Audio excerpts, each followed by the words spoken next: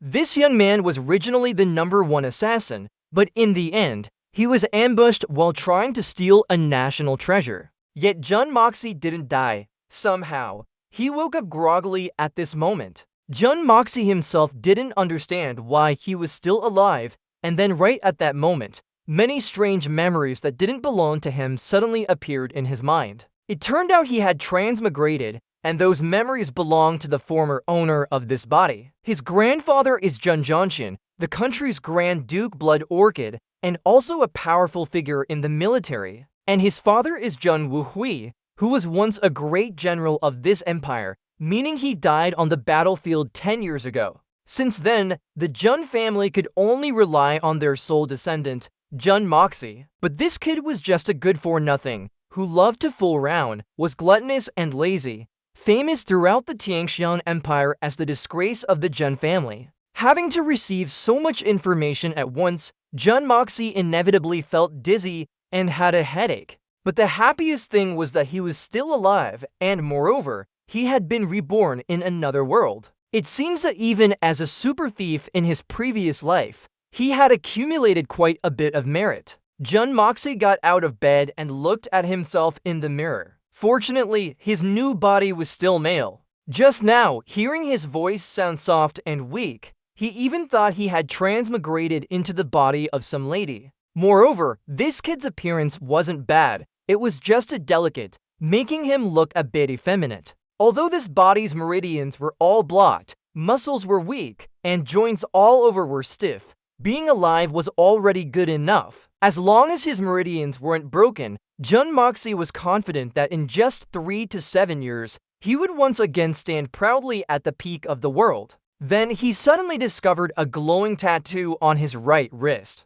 Jun Moxie immediately guessed that this was the very thing that brought him here, and also the national treasure he had risked his life to steal in his previous life. Fortunately, it was still in his hands now. If it had fallen into someone else's hands, then the life Jun Moxie sacrificed in his previous life would have been too wasteful. Just as he thought of this, a servant came to announce that the master invited Jun Moxie for a talk. The master they referred to was Jun Jianshin, the grandfather of this body. Jun Moxie, currently 16 years old, was the youngest grandson of the Jun family in the Tianxiang Empire, always dressed in fine clothes, indulging in debauchery, and completely worthless. No wonder Jun Moxie transmigrated into this body. His previous name was Jun Zi.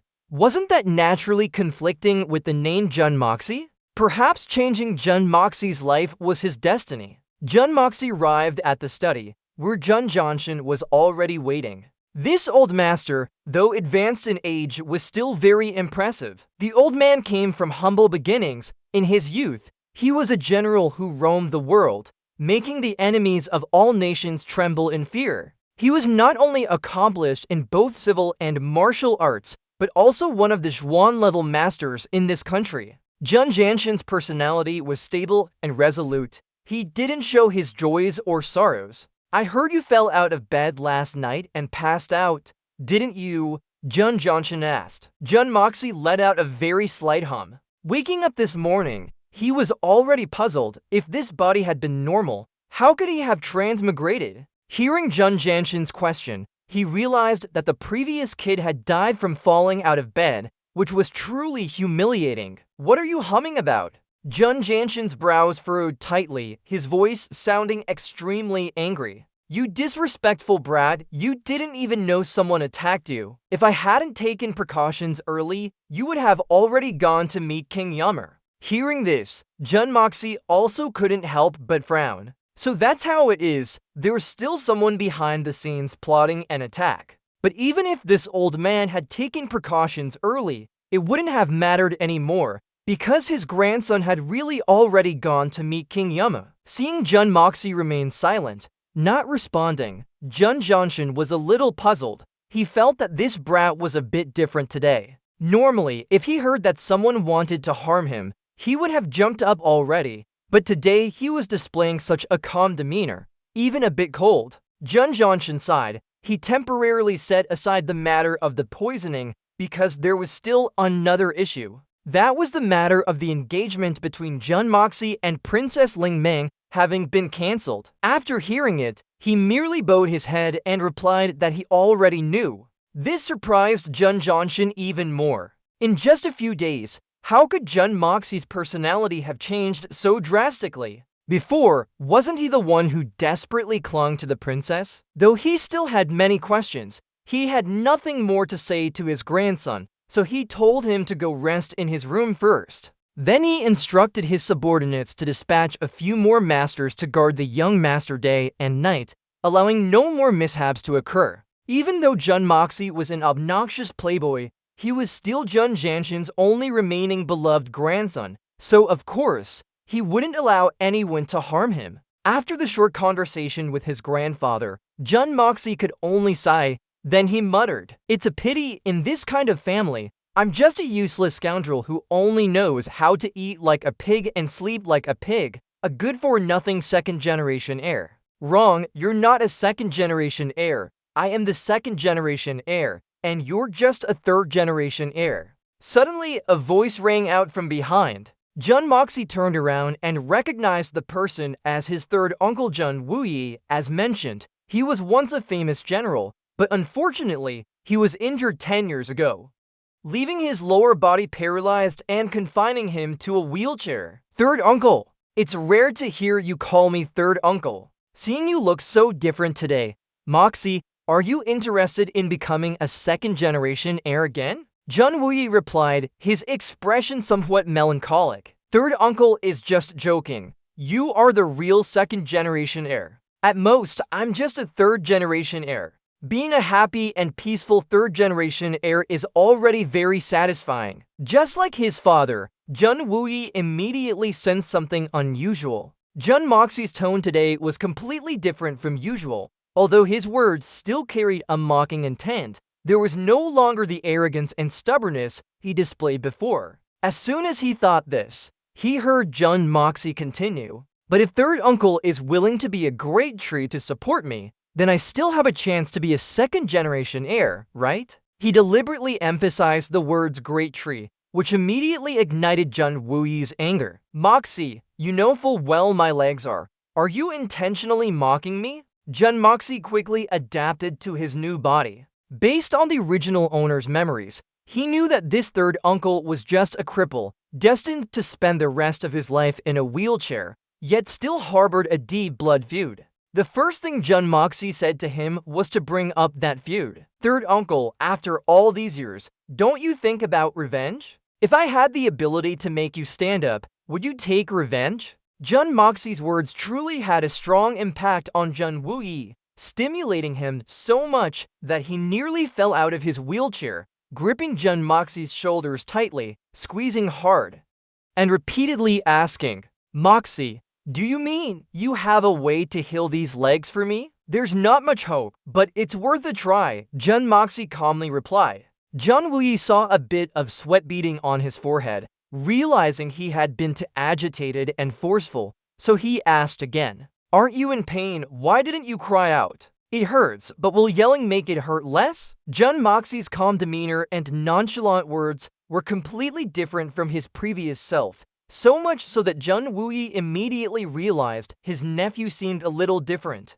At the same time, he also began to hold out hope that Jun Moxie had the ability to heal his injuries. With his third uncle's consent, Jun Moxie began to outline his treatment plan, the key still lying in acupressure. He asked Jun Wuyi to find a servant with a strong martial arts foundation to massage his entire body daily along the meridians, and then take a hot bath for 1 shikken every evening, without interruption. To be more certain, Jun Moxie also took charge of the preparations himself. "Alright, Moxie, third uncle will trust you. Even if it doesn't succeed, I'll just have to accept it." The other party replied, accompanied by a sigh. It had been so many years, and now, even the slightest glimmer of hope was something he wanted to cling to. Jun Moxie found it strange and asked in return, "Third uncle, could it be that you haven't tried to seek treatment all these years?" He asked because he realized that his third uncle's meridians in the hip area were completely blocked,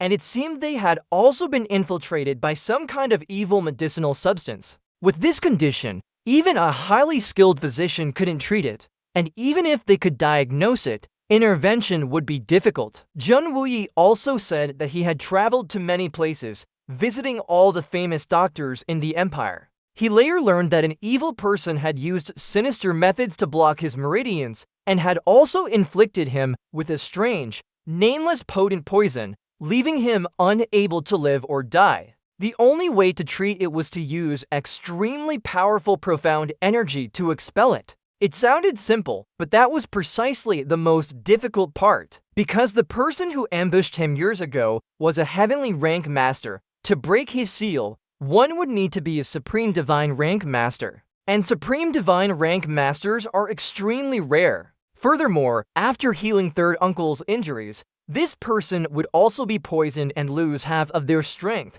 never being able to recover. Anyone with half a brain would know that no master would be willing to make such a sacrifice. Cultivating to the Supreme Divine Rank is as hard as ascending to heaven. Who would sacrifice half their cultivation for someone else for life? That is indeed treacherous. Jun Moxie clicked his tongue and replied, "To let Third Uncle know there's hope for a cure, but it's no different from no hope at all. It seems this person truly hates Third Uncle. Are they an archenemy of the Jun family?" Jun Wuyi became even more puzzled because Jun Moxie seemed very strange today. Not only did he suggest a plan to save his legs, but he was also curious about things he had never paid attention to before. Jun Moxie feared he would be exposed, so he had to talk nonsense to prevent his third uncle from becoming suspicious. Third uncle's illness. I've actually been thinking about it day and night. It's just that I only came up with a solution today. To be honest, I hope Third Uncle can stand up soon.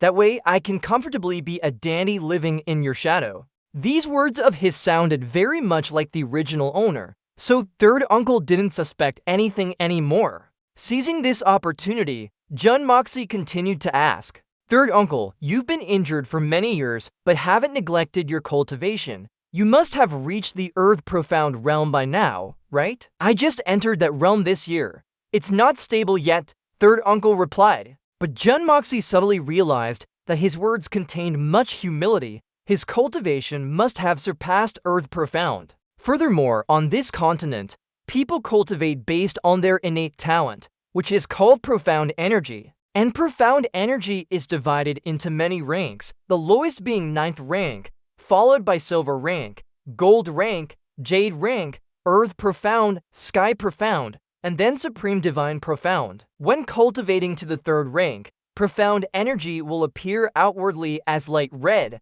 pink, and dark red. From 4th to 6th rank, it is purple, also divided into 3 stages as above. And from 7th to 9th rank, it will be black. If you go out and don't recognize the correct color and encounter a strong person, you might run into big trouble. Third Uncle spoke continuously, and Jun Moxie also received a large amount of information because the original owner of this body was merely a dandy.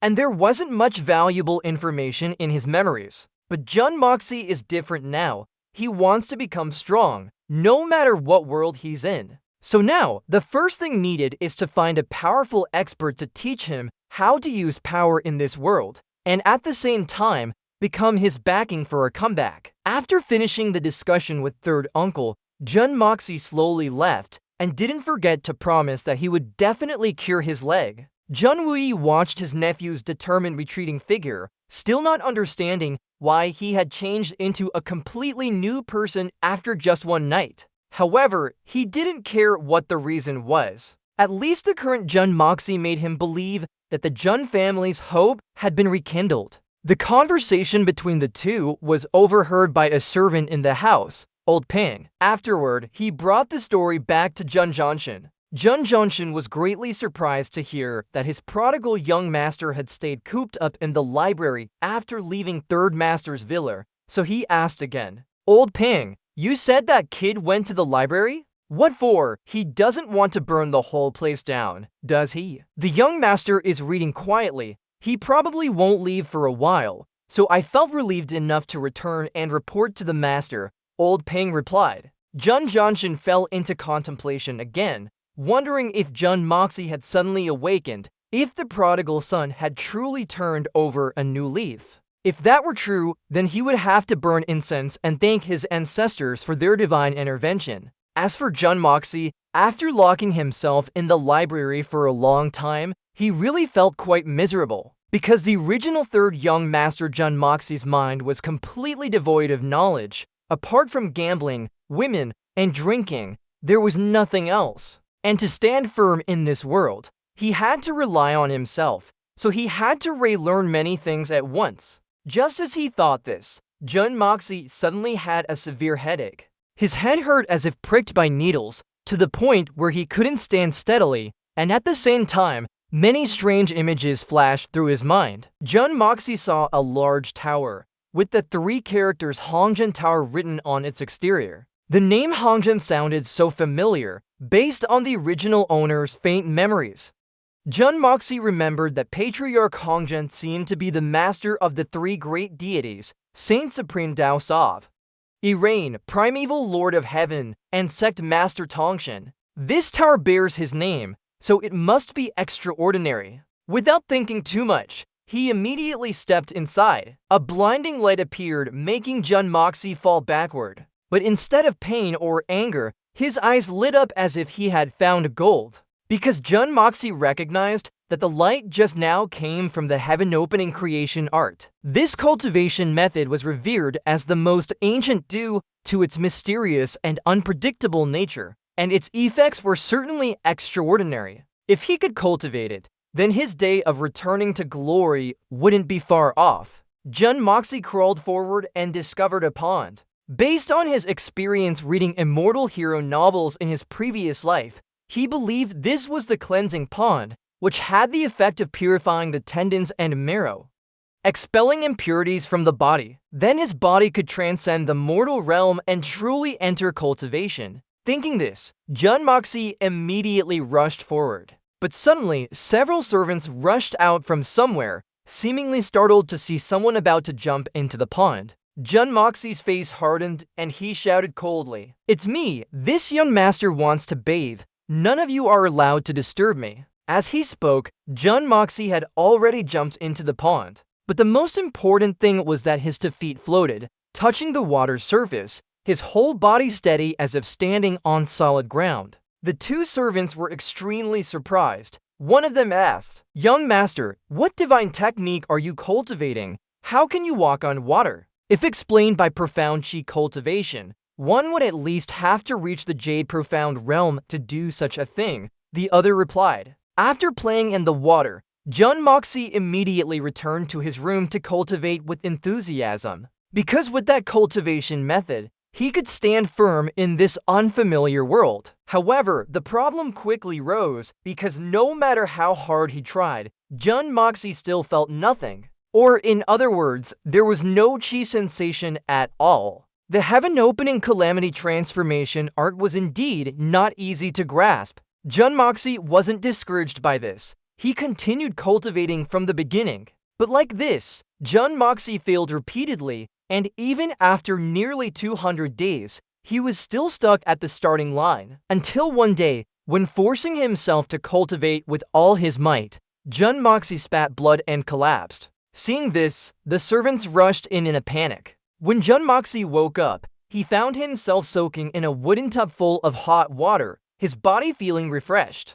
Behind him, a servant was massaging his acupoints, and in front of him was Jun Johnson, looking extremely worried. "Moxie, you're awake. What happened?" the old man asked. "Grandson is fine. My body is very good now. Truly very good," Jun Moxie replied. But of course, his grandfather didn't believe it. He kept asking who had done this, his tone extremely angry. It turned out Jun Johnson thought this was still caused by assassins, just like last time, to direct blows to the Jun family's face. Jun Moxie quickly guessed the other party's thoughts, so he replied, Grandson didn't clearly see who did it either." Jun Johnson angrily called him a good-for-nothing, then flicked his sleeve and left. In any case, Jun Moxie was fine. The most important thing was to find the culprit. Jun Johnson wasn't so old and confused that he couldn't hold a blade anymore. But the servant advised him to be cautious and not show himself. Because if this matter got out, outsiders seeing the old man personally protecting Jun Moxie would know that Jun Johnson valued him, which would certainly cause more disadvantage. Jun Johnson actually understood that principle clearly. But the Jun family was no longer what it once was, only he remained to support the family. If Jun Johnson were to fall now, his enemies would certainly not spare his descendants. If that's the case, then why endure it? It's better to get to the bottom of this now. So Jun Johnson and Old Pang got on their horses. The next morning, during the early court session, Jun Johnson, in his capacity as the Old Duke, caused a disturbance all the way to the Emperor's Golden Stream Palace. The civil and military officials in the palace whispered amongst themselves, and even the current emperor had to humble himself to comfort him. Of course, there were also those who didn't know their place, such as Imperial censor Song Shi,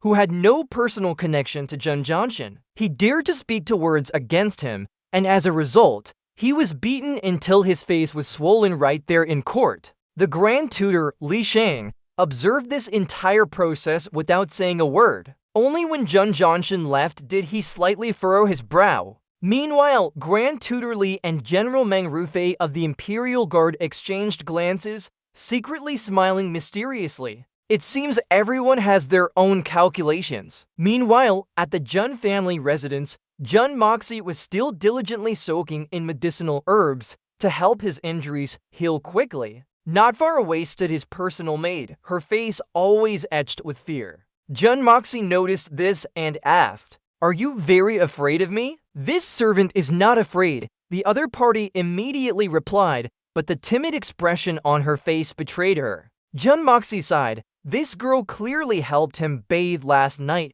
while he was unconscious. Now he had only moved a little, and she already displayed such fear. He wondered what this third young master had done to her before. After Jun Moxie finished changing, he approached the maid. In this world or his previous life, he had only encountered people who were greedy for fame and fortune, chasing material possessions, or those with ulterior motives.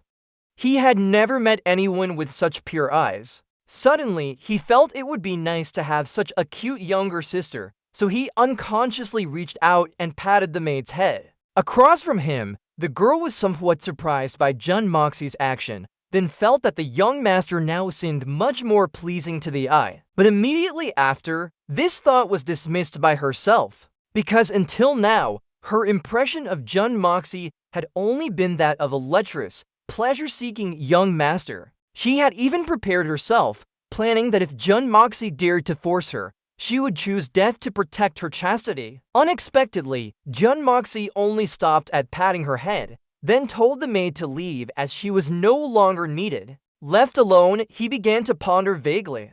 Although his cultivation method was not yet complete, after waking from his coma, Jun Moxie discovered that his body had many differences from before. Not only could his eyes see more clearly, but he could even see how many legs a spider 3 inches away had. He could also clearly hear the sound of insects crawling under the grass and even the movements of earthworms. Such a huge change in just one night. Perhaps this was the miraculous aspect of the heaven creation divine art. This gave Jun Moxie more motivation to cultivate. Subsequently, within a month, Jun Moxie diligently cultivated, finally completing the first stage of the cultivation method, solidifying his realm a bit more. The people in the manor began to buzz because young Master Jun, for a whole month, had stayed in his room, not causing trouble. No women came to serve him. And he certainly didn't make things difficult for the servants. Although they found it strange, they all agreed that their young master had truly changed his ways. Because all his senses were enhanced, Jun Moxie could still hear people gossiping about him even while in his room. He truly hated the original owner to death. That scoundrel had nothing he wouldn't do wrong, causing him to bear that bad reputation now. The quiet of the Jun Manor that day was broken when someone suddenly burst into Jun Moxie's study. As soon as this person arrived, he knelt down, kowtowing repeatedly while continuously begging. "Third young master, Brother Moxie, please save my life. This is bad." Jun Moxie recognized this person. He was the eldest young master of the Tang family. Tang Yuan. But for the dignified eldest young master of a large family to act this way was a bit too embarrassing. "Brother, listen to me." Tang Yuan grabbed Jun Moxie's sleeve and began to lament. "These past few days at the 1,000 Gold Pavilion, I lost 150,000 taels of silver to those guys from the Li family, the Mai family, and the Song family." Jun Moxie's face darkened when he heard this. 150,000 taels of silver was an enormous sum, not to mention why Tang Yuan was so greedy. The bigger problem was where he would get this money. "At first, I won 500,000, Tang Yuan stammered. Jun Moxie understood, winning first, then losing. Because of the desire to recoup his losses, he ended up owing 150,000 taels. But he had no intention of getting involved in this hot potato, so he said, "I mean, it's just 150,000 taels of silver.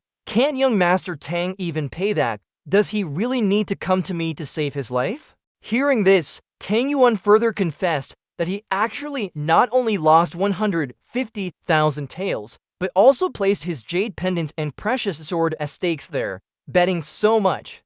He kept thinking he was about to win. Who knew he would lose everything? Hook, line, and sinker. Jun Moxie vaguely remembered that Tang Yuan's precious sword was something his father had acquired at auction for an enormous sum. It was a sharp, divine weapon called Blown Snow, and his jade pendant was crafted from a top-grade warm jade. Compared to those 150,000 taels, these two items were worth even more.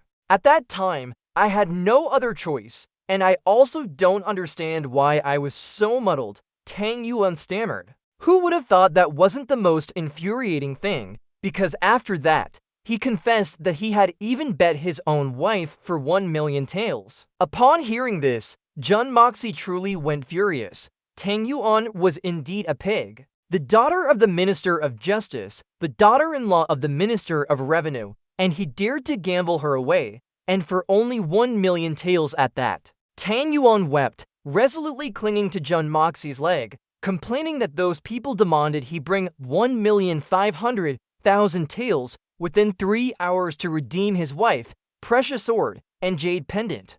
Or they would announce this disgraceful matter to the entire world. "Third young master, you must save me," Tang Yuan pleaded. "How am I supposed to save you now? Where would I get that much money?" Jun Moxie gnashed his teeth in response. "Are you kidding me? He avoids people addicted to gambling, let alone having the time to save them with his money. Not to mention he didn't have the money. Even if he did, he wouldn't lend it." Li Feng and Meng Heizhou made a condition, saying young Master Jun San hadn't visited in a long time. "As long as I bring you there a few times, they'll return my debt notes," Tang Yuan said, crying. Jun Moxie froze for a few seconds. So that's it. It seemed the matter wasn't simple. They deliberately set this trap just to lure him there. But the more that was the case, the more Jun Moxie wanted to see what those people's ultimate goal was. So he told his maid Kier to bring his coat, then went with Tang Yuan to the casino. The two rode horses to the casino. When Jun Moxie said he only brought a check for 50,000 taels, Tang Yuan seemed panicked. "This isn't even a quarter of it? Are you trying to corner me into a dead end? Alright, we just need to win back your things and your wife. Why would we need to bring so much money? Don't you trust my gambling skills?" Jun Moxie replied calmly, but he still received a look of doubt from the other party. The reason Tang Yuan looked at him that way was because Jun Moxie had never won at gambling before. In fact, when it came to losing money, he could truly be called invincible under heaven. "Tang Yuan, watch the road!" Tang Yuan was lost in thought until he heard Jun Moxie's warning, then hurriedly reined in his horse. Just now, he had almost run into a girl. Despite experiencing such a fright, the girl showed no sign of panic on her face, even appearing a bit arrogant. "Are you blind? Where did this young lady get hurt? Do you think you can afford to compensate me?" Jun Moxie sighed, as he realized this girl seemed to be the famously overbearing eldest young lady Dugu Xiaoyu of the Heavenly Fragrance Empire. It was just their bad luck to encounter her here. Seeing Jun Moxie's gaze fixed on her, Dugu Xiaoyu put her hands on her hips and asked fiercely, "Hey kid, what are you looking at? Lady Dugu, I actually have an important matter today, so please excuse me. I'll make amends next time we meet. Jun Moxie didn't want to make a big deal out of it, so he intended to slip away quickly, but who would have known that the other party wouldn't let them leave so easily? Dugu Xiaoyu thought they were up to something nefarious, so she was determined to stop them. If she didn't get to vent all her anger today, the two of them absolutely wouldn't be allowed to leave. Tang Yuan looked at Jun Moxie, and Jun Moxie let out a long sigh. Miss Dugu, we have to go somewhere, and this place isn't suitable for a girl like you to frequent. Are you perhaps going to the brothel, you lecherous perverts? Dugu Xiaoyu scolded. Being called a lecherous pervert, Jun Moxie's pride flared, and he blurted out the truth. Who said we're going to a brothel? We're just going to Heaven's Gold Hall to play a few rounds. Having said this, he realized he'd slipped up, but it was already too late. Dugu Xiaoyu had never gambled before, so she was extremely excited, especially since her two elder brothers at home often mentioned Heaven's Gold Hall, making her even more curious about the place. So Jun Moxie and Tang Yuan were reluctantly forced to bring this attachment along. Seeing Tang Yuan return with Jun Moxie, Meng Heizhou came out to greet them, secretly rejoicing in his heart. Because he knew that compared to Tang Yuan, Jun Moxie had a lot more money. Who would have thought that after seeing Dugu Xiaoyu poke her head out, his expression immediately changed? Miss Dugu, why is Miss Dugu here? What's wrong? Don't you welcome me?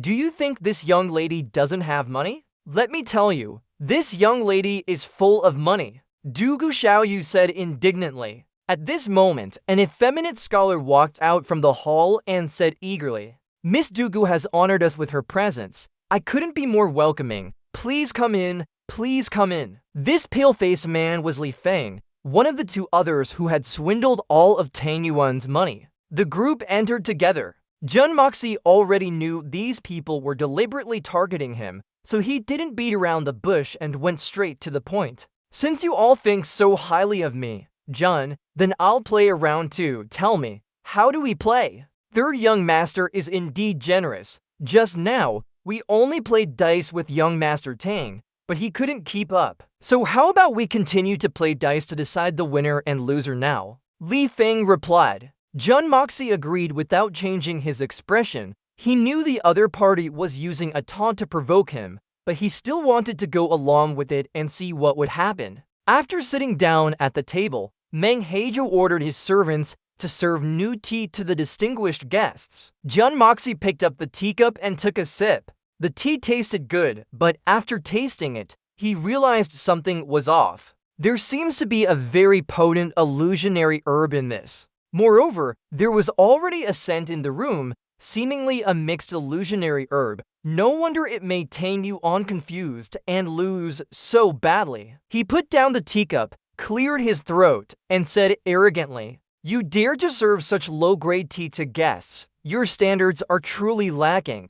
Meng Heizhou wasn't offended by the criticism. He even ordered a servant to switch to a different kind for Jun Moxie, but Jun Moxie refused. Never mind, no need for such trouble. I came here to gamble, not to drink tea. Let's start, I don't want to wait anymore. With that, he took another sip of tea, confident that this wouldn't faze him. As the game began, Jun Moxie proposed a wager of 10,000 per round, stating he didn't have much time. Meng Heizhou was overjoyed to see him act so generously. Young Master Jun San is as generous as ever. I like this way of playing the most. Everyone relies on luck, wanted to pay out for fairness. So let's play something simple, big small. What do you think, young Master Jun San? Jun Moxie nodded in agreement, then turned to Dugu Xiaoyu and said, Miss Dugu, as a lady, naturally cannot play with us. In my opinion, Miss Dugu, why don't you try floating red?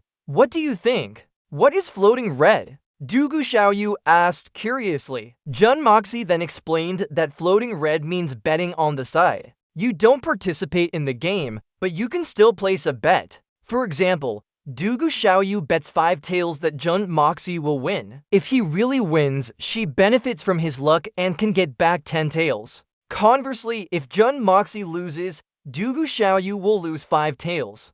Dugu Xiaoyu nodded after hearing this, immediately agreeing to bet on Jun Moxie. He grinned, provoking Meng Heijo. With a beauty betting, my luck will soar. I'm sure to win this round. Meng Heijo also secretly laughed, telling himself that Jun Moxie would soon be crying tears of blood. The betting round began, each person with their own mindset. Jun Moxie realized that not only had they put aphrodisiac incense in the tea and burned it in the room, but even the dice had been tampered with by these two scoundrels. They must have injected mercury, making the outcome unpredictable, and only someone familiar with the sound could guess the score. However, Li Feng and Meng Heijo's good fortune had truly run out, because Jun Moxie was no longer the Jun Moxie of before. With his experience as the #1 assassin in his previous life, he had long been familiar with these deceptive tricks.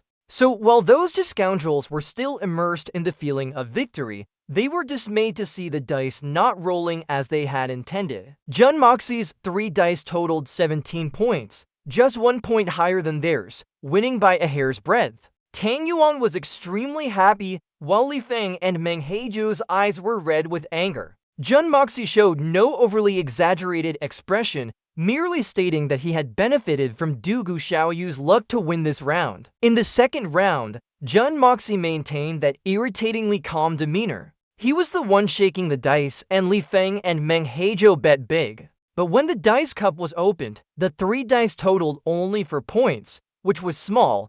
Jun Moxie won again. Li Feng was deep in thought. He had clearly heard at least 1 6 on the 3 dice, making a big outcome more likely. But when it was opened, none of the dice showed a 6. Was there something wrong with the dice, or had he really misheard? Miss Dugu, congratulations on your fortune. Thank you for your luck, miss. If I win big, I will share 1,000 taels with you, Jun Moxie said, and Dugu Xiaoyu was also very happy, continuing to bet on him. Tang Yuan, watching them laugh and chat happily, also had some thoughts. Didn't this little girl used to hate Jun Moxie? Yet now the two of them could be so close. The power of money is truly great. As for those two scoundrels, they were already starting to feel anxious. Although they verbally congratulated Jun Moxie on his smooth start, inwardly, they were furious. However, they were sure he had been affected by the bewitching incense,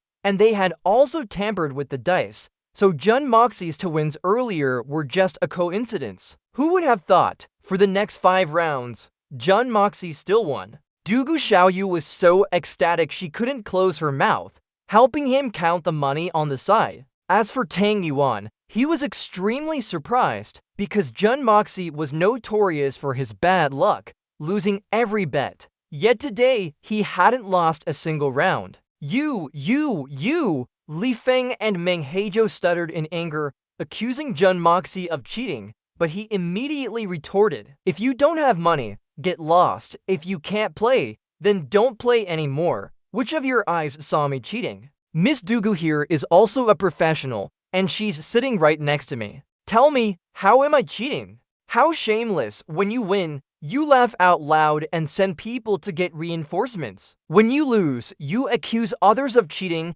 Yuli family people really will do anything. Dugu Xiaoyu also agreed. It turned out that even though no one revealed it, she had seen from the beginning that Tang Yuan had lost, which was why he ran to find Jun Moxie. She also knew that young Master Jun San was famous for loving to play and would find it hard to stay out of this, and Li Feng's true goal was to strip the Jun family of all their money. At the same time, at Grand Tutor Pavilion, a servant from 1000 Gold Hall ran breathlessly to report that Jun Moxie had arrived, but he had brought Miss Dugu with him. The person he was reporting to was Li Yuren, another member of the Li family who, at first glance, was clearly not a good person. Dugu Xiaoyu, why would she come 2000 Gold Hall? Li Yuren asked again. The servant shook his head, saying he wasn't sure, only that they met accidentally on the road. Jun Moxie was even scolded by Dugu Xiaoyu and forced to bring her 2000 Gold Hall,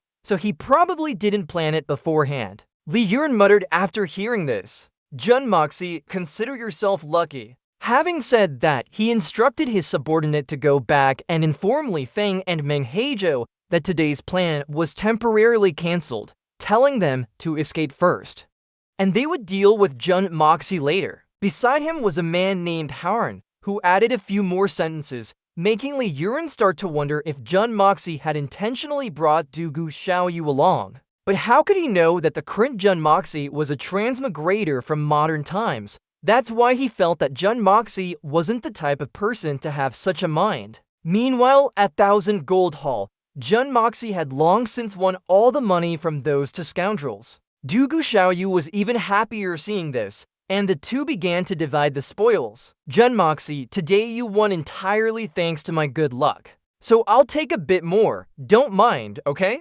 Dugu Xiaoyu said. If Miss Dugu's luck wasn't so good, how could I have annihilated everyone? Go ahead and take it. Jun Moxie said magnanimously. After that, he turned back to provoke those two scoundrels. Do you still have silver to play? If not, let's go home and sleep. Li Feng and Meng Heizhou's faces were as white as paper. Their plan to lure Jun Moxie here today was prearranged and went very smoothly. But it ended up like this, and both of them imagined how terrifyingly Yuren's angry face would be. So they gritted their teeth and took out their personal belongings to continue gambling, not wanting Jun Moxie to leave. Meng Heizhou took out two jade pendants, but Jun Moxie revealed a look of blatant disdain. Do you think I collect junk? You bring out this worthless stuff to bet against me? I'd rather go home early and get some sleep.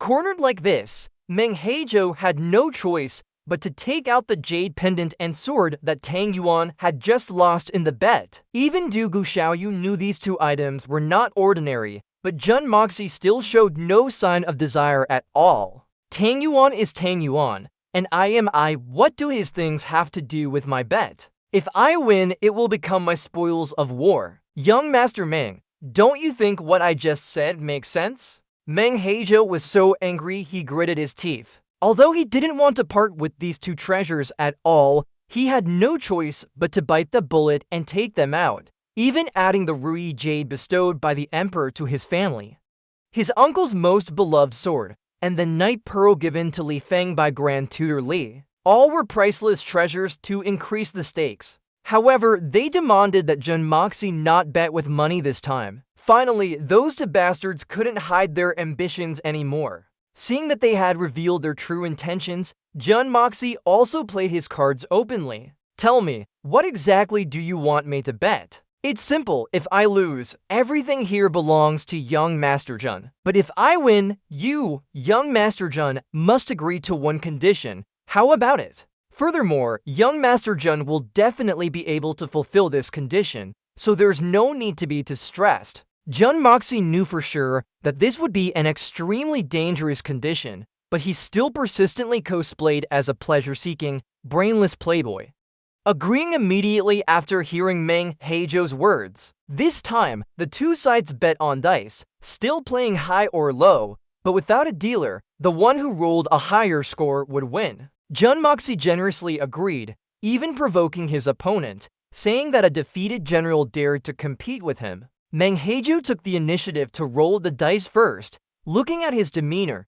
Dugu Xiaomi felt something was off and quietly asked, "Do you think he's invited ancestral spirits to help him? I find his aura strange, insidious, and sinister. It feels like something's not quite right." At this moment, the three dice in Meng Heizhou's hand were rolled. Those around, including Li Feng, Tang Yuan, and Dugu Xiaomi, all swallowed nervously. Only Jun Moxie remained very calm. As the amplitude of the three dice's oscillation gradually decreased, two of them had already landed on 6, and the last one was still spinning like a top. When Jun Moxie suddenly flashed a cunning smile, he knew he had definitely won this round. The whole group watched the dice intently, spinning in the air. Although they were all staring, Moxie was still able to use a trick of the eye on them, and the dice landed exactly as predicted. The two men's faces immediately changed color, and they stammered, "How can this be? You scared me earlier." Tang Yuan, standing next to him, immediately cheered, "Third young master, your luck is truly unmatched. The god of wealth is by your side." Moxie smiled and replied, "So, Brother Meng prepared everything for this extremely difficult move. I am impressed." Heizhou remained unconvinced, shouting loudly, "Don't talk nonsense. You haven't won yet. This time there's no dealer. What if your score is lower?" Moxie showed no fear, picking up the dice again and confidently declaring, "Then let this young master display my unparalleled gambling skills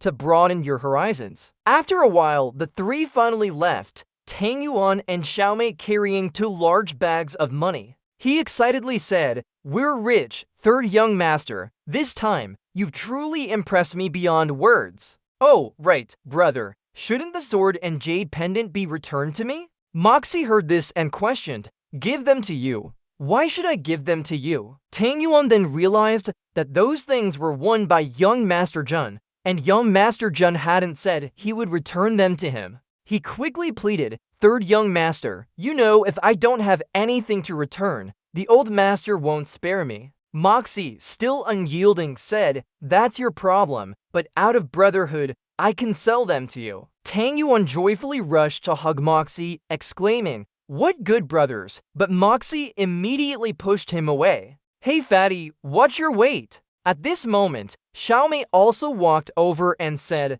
"Jun Moxie, today was fun. This young lady will forgive you, but next time you go, you must call this young lady." "Alright, whatever young lady Dugu says, goes." As soon as Moxie finished speaking, Tang Yuan immediately chimed in, "Brother, let's talk about the price." He ran his hand through his hair helplessly. "Young Master Tang, you're really something. You even lost your wife." Moxie sternly corrected him, "Tang Yuan, play if you want, but don't overdo it. Do you know how strange today's events were? You lost both your sword and jade pendant, and even bet your fiancé. Are you a muddled person? This concerns the reputation of 2 great families. Don't you feel like something is off?" He replied timidly, "I fell into their trap." Moxie immediately took out a cup of tea and continued. From the aroma to the teacup, they were all part of their trap. Tang Yuan's eyes widened in surprise. "How did you get it?" Then Moxie suddenly reached out his hand and said with a sinister smile, "I'm going home now. I'll tell your old man all the details of this matter. In this world, the first to act is the strongest. You are the victim, and the evidence is in this. Your old master probably won't blame you much." Tang Yuan nodded foolishly. "Okay, I'll listen to you. So, third young master, my sword." Moxie interrupted him again. "What's the hurry? Leave it with me for now. Then you take the bank draft to redeem the items, and they won't be able to produce them. Do you understand what I mean?" Tang Yuan finally agreed and even praised him enthusiastically. "Wow, what a brilliant move. I'll follow your lead, I'll follow your lead. I'm going to see the old master this time." With that, he immediately got on his horse and went home. Watching his retreating figure, Moxie thought to himself, "You want to settle scores with me? Then I'll settle scores with you first." The scene shifts back to the Li family's mansion, where Yurin was dealing with the 2 men from earlier. It's come to this. Talking more is useless. Just dismiss them. This time, Jun Moxie got lucky. As for you two, each of you will receive 40 strokes of family discipline. Half a year's salary will be deducted, starting tomorrow. What needs to be done and what must be done is all clear, right? The 2 men didn't dare to resist at all. Haishou only dared to think to himself, although it's 40 strokes of family discipline, even if they don't die, they'll be torn apart. This is considered merciful. He smiled sinisterly and ordered, "Men, investigate Jun Moxie more thoroughly. Why did he win money? Why didn't the anesthetic work? Also, was Dugu Xiaomei's appearance a coincidence?" The 2 shadow guards appeared, received their orders, and then vanished. At this moment, a man rushed in to reporting, "Young Master, the Tang family's Grand Marquis has arrived with young Master Tang and 100 men, angrily heading towards the Li family." At the same time, Moxie also returned home with his spoils. He gave the things to Kni and then left again. Zhangqian heard the news and was extremely angry. He furiously pushed open the door and stormed in. Mo Zi, that scoundrel, sneaked out to gamble again. The moment he stepped in, the dazzling gold coins immediately stunned him. "Where did these come from?" Kni immediately replied, "Old master, these treasures were won by the young master gambling." Zhangqian asked skeptically, "Won and brought back, won and brought back. He actually won money? Knee firmly affirmed. Yes, I heard he won them from Tianqin Pavilion. After returning, the young master told me to clean up and then go to the library to read books. After hearing Knie's account, Zhanqian no longer looked angry. He fell into deep thought. After walking a few steps, he spoke again. Old Pang, what do you think? He quickly replied, this old servant does not know, but the young master always acts very well. Zhanqian stopped, glanced at Old Pang, and asked, if he's interested in studying, what do you say about sending him to Wangsing Academy? Old Pang anxiously replied, the old scholars at Wangsing Academy are too rotten. If this old man were to go, I'm afraid it would cause trouble. Hearing this, Zhanqian sighed dejectedly. Oh, Old Pang, you tell me, how can I pave a good path for Mozi? Old Pang quickly added, there's a way that will protect the young master and not cause trouble for the old master later. Zhanqian asked in surprise, you have a way? Old Pang didn't beat around the bush and immediately told him a plan. Buy a young 8th level mystic beast for the young master, and then we will do everything we can to forcefully give birth to it. Zhanqian could only hold his head in helplessness after hearing this. Are you dreaming? 8th level mystic beasts are extremely rare. Raising a young beast until adulthood takes too long. How can you say that? Only then did Old Pang realize the problem and replied, it won't work. Zhanqian said dejectedly, never mind, let's go see what Mozi is doing. Back at the Li family, Yuran was discussing with his subordinates. I didn't expect Tang Yuan to have such intentions. It seems the plan needs to be adjusted. The subordinate quickly replied, yes. Yuran asked further among the people who came, is there anyone we should pay attention to? The subordinate immediately replied, there are 3 people. He seemed to have grasped the situation and immediately gave orders. 3 people are enough, informed Qin Hu, seized this opportunity to take the Tang family's possessions. Yes, the scene shifts to the Jun family's martial arts training ground. Mozi came here to see Wu Yi. Seeing him approach, he asked hesitantly, how is it? Mozi observed for a moment and then said, although the situation isn't optimistic, I believe there is a chance for third uncle to stand again. There are a few medicinal ingredients. Third uncle, arrange for someone to find them. He quickly asked, alright, what kind of medicine is it? He replied, Lit Tring Hoa, Thung Tam Thao, Sisu Dit Thao, Woen Ti A Sikin, and Phan Kin Ha, except for Phan Kin Ha, which is quite rare. The other medicinal ingredients are very easy to find. After speaking, Mozi further reminded, be careful not to let outsiders know about buying the medicine. Even if you have all the medicinal ingredients, you must hand them over to me for a thorough inspection. Wu Yi honestly stated, many people don't want me to recover. Mozi, with you, I'm at ease. Mozi, what do you think of their training? He indifferently remarked, it's just pretty movements, that's all. Hearing that, Wu Yi immediately questioned him. You said the 7th and 8th grade Zhuanqi guards are just doing pretty movements? Mozi, you're quite bold with your words. Mozi stuck to his opinion. Training is just practice. What they're practicing, if they went to the battlefield, they'd just be throwing their lives away.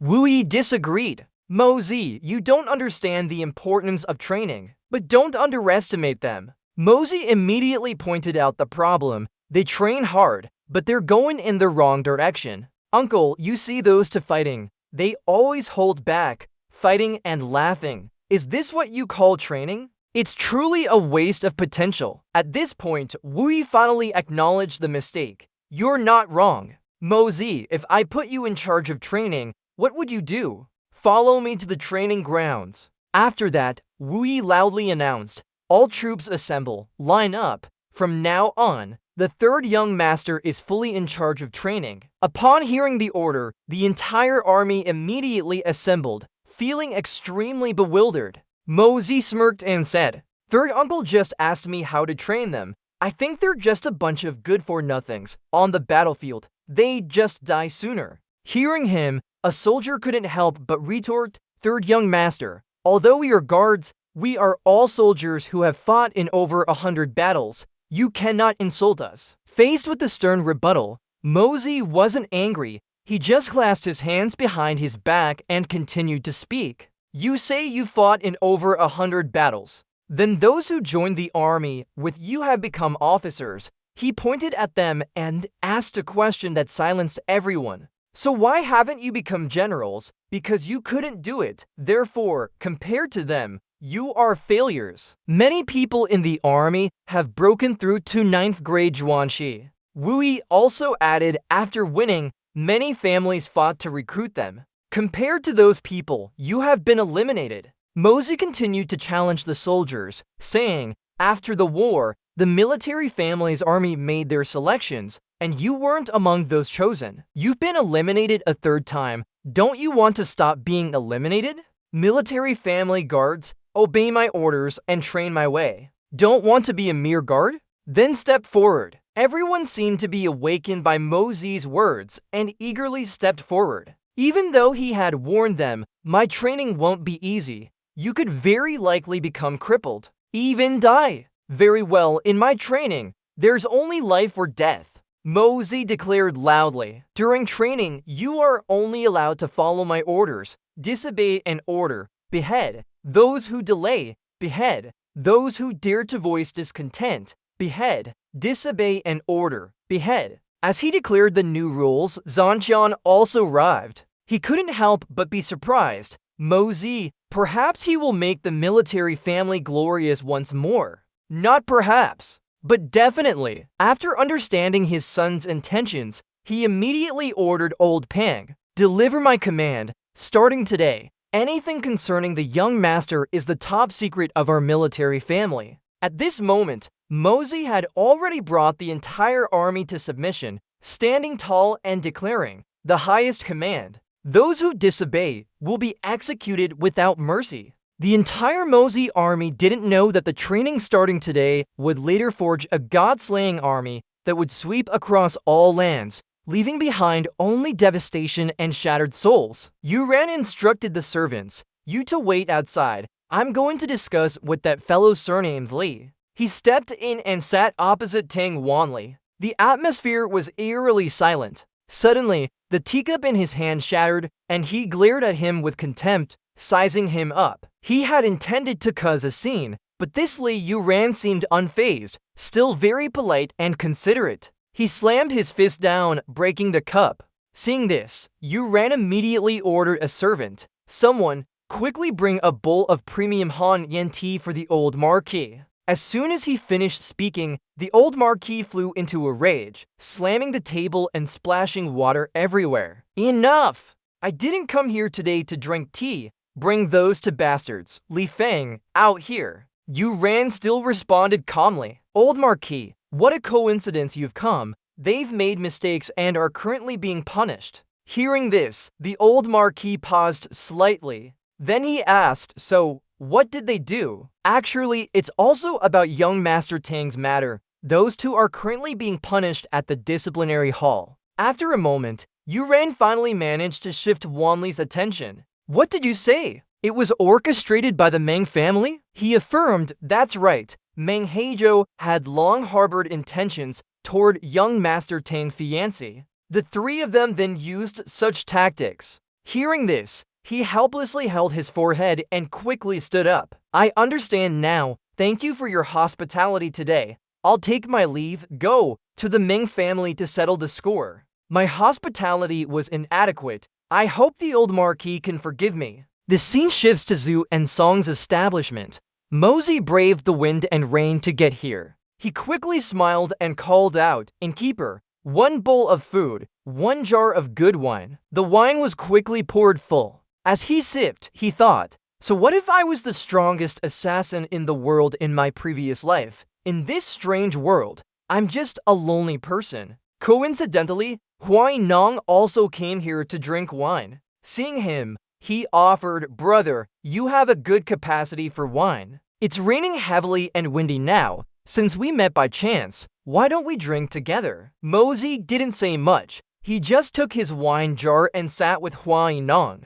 The autumn rain is melancholic, and meeting in this small shop is also fate. Why not? Cheers, both of them raised their cups. In that case, it would be disrespectful not to comply. Both of them drank and chatted. Huai Nong curiously asked, "In the capital, it's rare to see such a graceful young man. May I ask which esteemed family's descendant you are, young brother?" Faced with this question, Mosey replied casually, "Floating duckweed in this world has no name. Wandering in the human world, sir, do not ask, is it possible that in your eyes, only descendants of esteemed families possess outstanding demeanor?" Hearing the implied criticism in his words, Huai Nong laughed, admitting his mistake. "My apologies. I'll punish myself with a drink. May I ask your esteemed name, young brother?" Mosey also raised his cup and calmly replied, "After drinking, people go their separate ways. What names are remembered?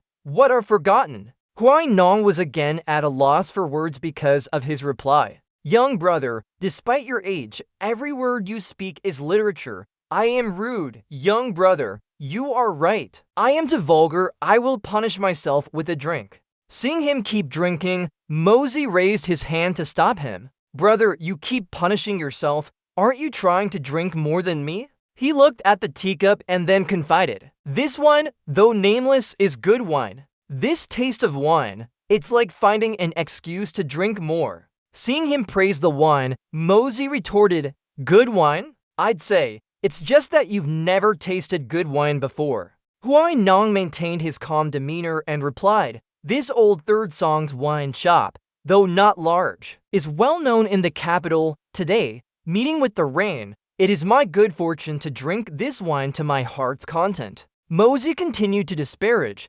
"1,000 cups are too few for a kindred spirit. Half a sentence is too much when words don't click. If the wine isn't good and the person is boring, what's the point of drinking? I'm leaving." With that, he stood up and left the shop. As soon as Mosey left, a guard appeared behind Huai Nong. "Your Highness, should we pursue him?" He shook his head. "No need. This fellow, though arrogant, has capability." As he left, he said one more thing interesting. "In this capital, besides my imperial brother, no one dares to scold me. This kid gives me a strange feeling." Outside, the rain continued incessantly. The entire street only held Mosey's solitary figure. He walked to an alley and happened to overhear a conversation. "Consider it a success. If it weren't for this heavy rain, it wouldn't have been easy to get the Tang family's goods. Heaven truly helped us." Mosey recognized them at a glance. It's the Tang family, Tang Yuan. The swords in their hands were stained with blood, and so were their bodies. One guy continued, "If that person hadn't lured away the Tang family's masters, and if 14 of our brothers hadn't risked their lives to cover our retreat, we probably would have been done for too. This time, brothers, we've succeeded. The boss will surely be very happy." Mosey stood behind the wall observing them. "Quickly, hand this item over to the boss. But, Brother Lang, if the Tang family investigates, I'm afraid the person who led the way won't escape death." Hearing this, Mosey grew even more curious. He couldn't help but wonder, what did they take from the Tang family? Such heavy losses, yet they're very satisfied. Just one sentence like that put him in a dangerous situation. One guy had sniffed out Mosey. He shouted loudly, "Who's there? Come out." Seeing that he couldn't hide anymore, he stepped out. The entire group immediately ran to surround him. Mosey took a quick look and concluded, 1 silver profound expert, 3 9th rank experts. A fierce battle is unavoidable today. Mosey's eyes gleamed. The way to break through this situation is in these profound weapons. He carefully took out 4 profound weapons and then threw them towards the group. Dazzling profound weapons in this world are like a monument, golden coin darts for cover, flying daggers for killing intent. The profound weapons flew at lightning speed, making the group shiver, stammering, "Golden killer profound weapons. Earth profound." Before they could react, Mosey continued to charge forward with his saber, using the blur of the rain. Assault in the rain. Each person was hit in an instant. Heaven wants to destroy me.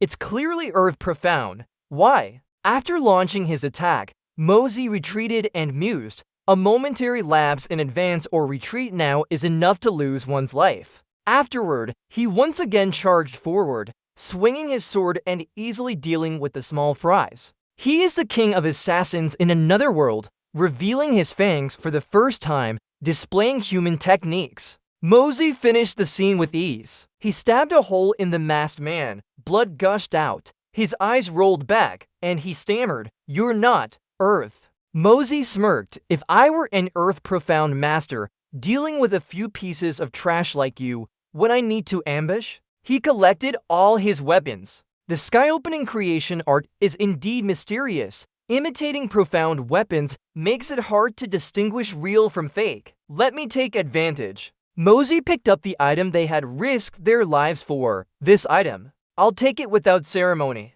After he left, another masked man appeared there. He secretly assessed, in a blink of an eye, a few men were killed and a treasure was stolen. How can there be such a powerful person here? It's a pity that even with 100 precautions, one oversight leaves a trace. I'll make you pay 100-fold. Thin Hand darted forward, but he quickly realized something. He hastily landed. Damn it. He deliberately left traces to lure me out. Instantly, Mr. Tang's voice rang out. "Capture them." Thin Hand cursed silently. The Tang family's men arrived so fast. Before leaving, he even acted against his own comrades to cover his tracks. Destroyed their faces, leaving no clues. A moment later, Mukta finally returned home. Khani quickly ran out to greet him. "Young master, why are you all wet? Hurry and change your clothes, lest you catch a cold." Who knows what madness has gripped the young master now, going out in such heavy rain. Although Khani said a lot, Mukta just lay still without saying anything. Suddenly, a sound came from outside. Where's that flute sound coming from? The flute's melancholic sound was like the wind and rain. Who is suffering from such sorrow and lamentation? Mukta followed the sound and met a girl. He sighed admiringly. The flute music is excellent, very beautiful. Countless lonely bones by the river are but figures in a deep boudoir dream. This person is Quan Thin Hand, daughter of the Quan family clan, a talented woman of Thian Hchiang Nation, and Quan Muk's sister-in-law.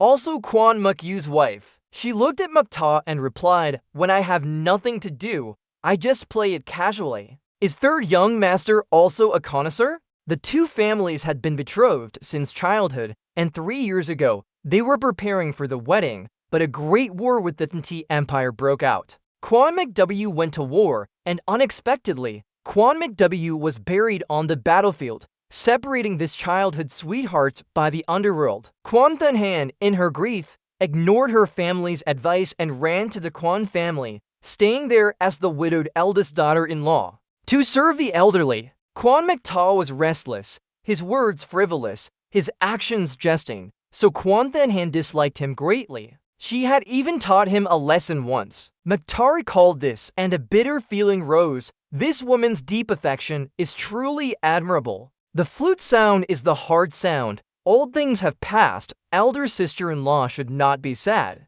Forgive my intrusion, I'll take my leave. With that, Mukta turned and left. His strange behavior surprised Thin Hand a little. Why is this stubborn fellow like a different person today? He picked up the package, examined and assessed it. So many masters were dispatched to snatch this thing. What kind of priceless treasure is this, after all? He opened the package, and inside was a top-grade golden silk sandalwood. He judged, or is it this? Top-grade cold jade. It seems the item inside is extraordinary. Staring intently at the wrapped object, then holding it in his hand, he thought, so many valuable items are in this ruined pellet. It's not that simple. Suddenly, as if thinking of something, he exclaimed, "That's right. Could it be a profound pill?" However, it's not that simple. Profound pills only exist in profound beasts of level 3 or higher, and the Tang family values it so much. It must be even more than that.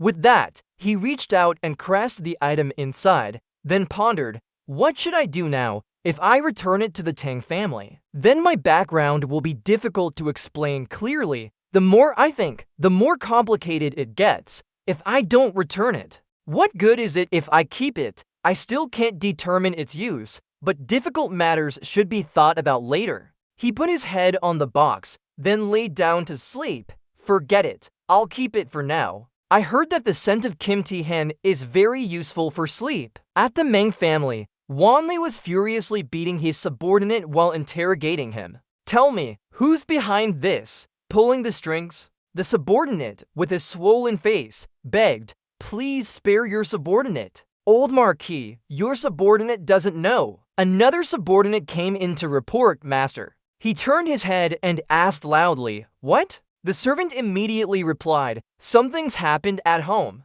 Profound pill, your profound pill has been stolen. The one who had been beaten black and blue earlier also looked serious. They succeeded. It sounded like thunder in his ears. He was startled. What did you say? He immediately grabbed his collar and pressed. Kid, what are you laughing at? If the ceremonial sword and jade pendant aren't presented within 3 days, I'll go report it to the emperor. Then he hastily left. Right back in a canyon with dust and sand flying everywhere, voices echoed. I didn't expect the third young master, despite his small stature, could keep up with our intense training. I heard the third young master had already trained for 2 hours before coming, warming up and practicing martial arts without any rest. Mektarin over, shouting, no talking during training time. 8 more laps. Everyone follow me. Haven't you eaten yet? It's lunchtime. One soldier interrupted. It's already hard enough to complete this intensity.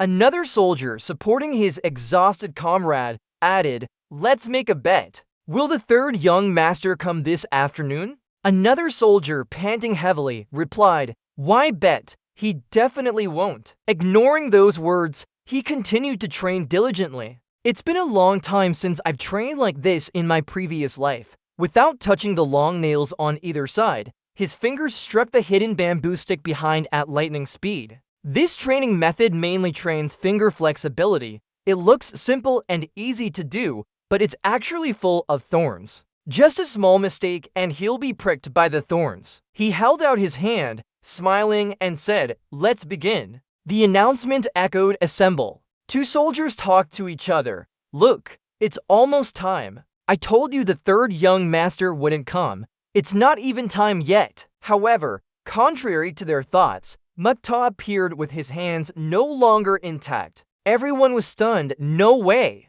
He loudly commanded, continue training. The announcement sounded, today's training concluded. The soldiers, panting, surprisingly said to each other, I didn't expect him to endure the whole day like us. How did he become so much more resilient than before? Third young master's physical constitution isn't as good as ours, but his will is probably beyond our imagination. He stood in front of them, loudly commanding, tomorrow, if this situation occurs, 300 people, no one will be waited for. All of you, get lost. To make them train even more intensely, he stated directly, if you're worse than a good-for-nothing, the military won't keep you. No one dared to defy the order. They shouted, understood. After training, he returned for his noon rest. Suddenly, he swayed, unable to stand steady. Car worried, young master, be careful. She helped him up. Are you okay, young master? She said, young master. Mosey still bravely replied, I'm fine. Afterward, he sat alone in his room,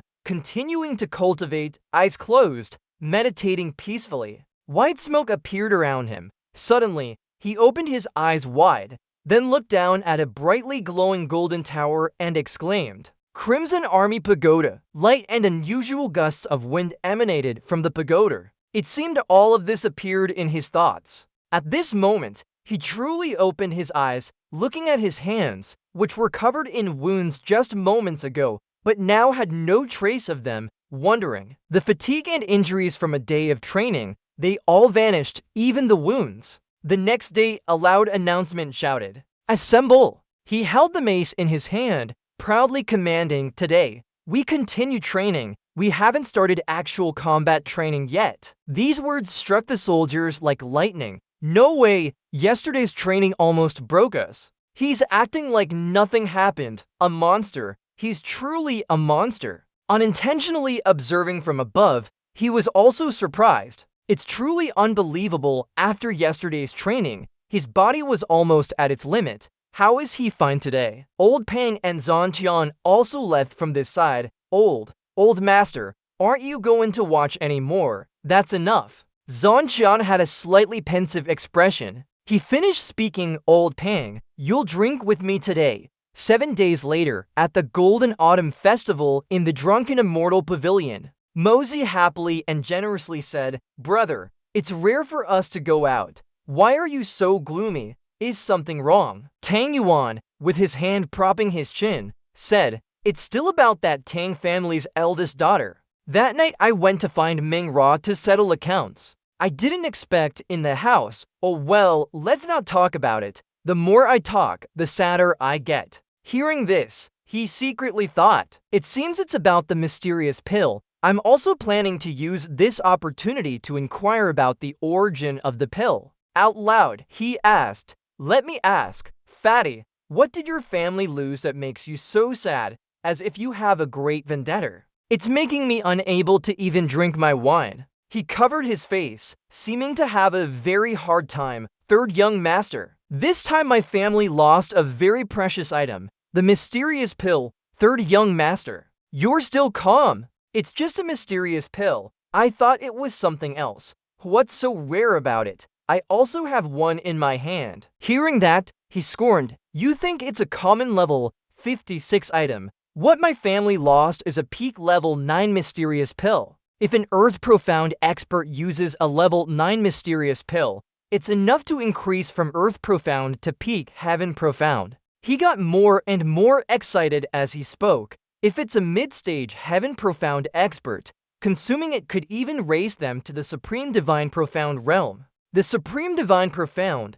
third young master, there are only a few experts like that in the world. Hearing its supernatural efficacy, he frowned and asked again, "Really? Such high efficacy?" Jijiang and Guyan blew his nose with a tissue and concluded, "You don't know. I'm truly suffering in this world. You're the only one, third young master, who listens to my troubles." Seeing that, he looked a bit disgusted. "Hey, Fatty, remember to throw your snot far away from me." As soon as he threw the used tissue, trouble started. A loud roar echoed. "Which bastard? Who threw that around? Come out." Titin Bo, holding a beauty, angrily roared, "Which bastard threw a snotty tissue round? Get out here, you bastard." His face was wrinkled like a monkey's, but I'll annihilate his entire 9 generations. McTaw glanced and called out, "Fatty Jijiang, you really hit your mark. Impressive. Did you hear that? He said he'd annihilate your 9 generations."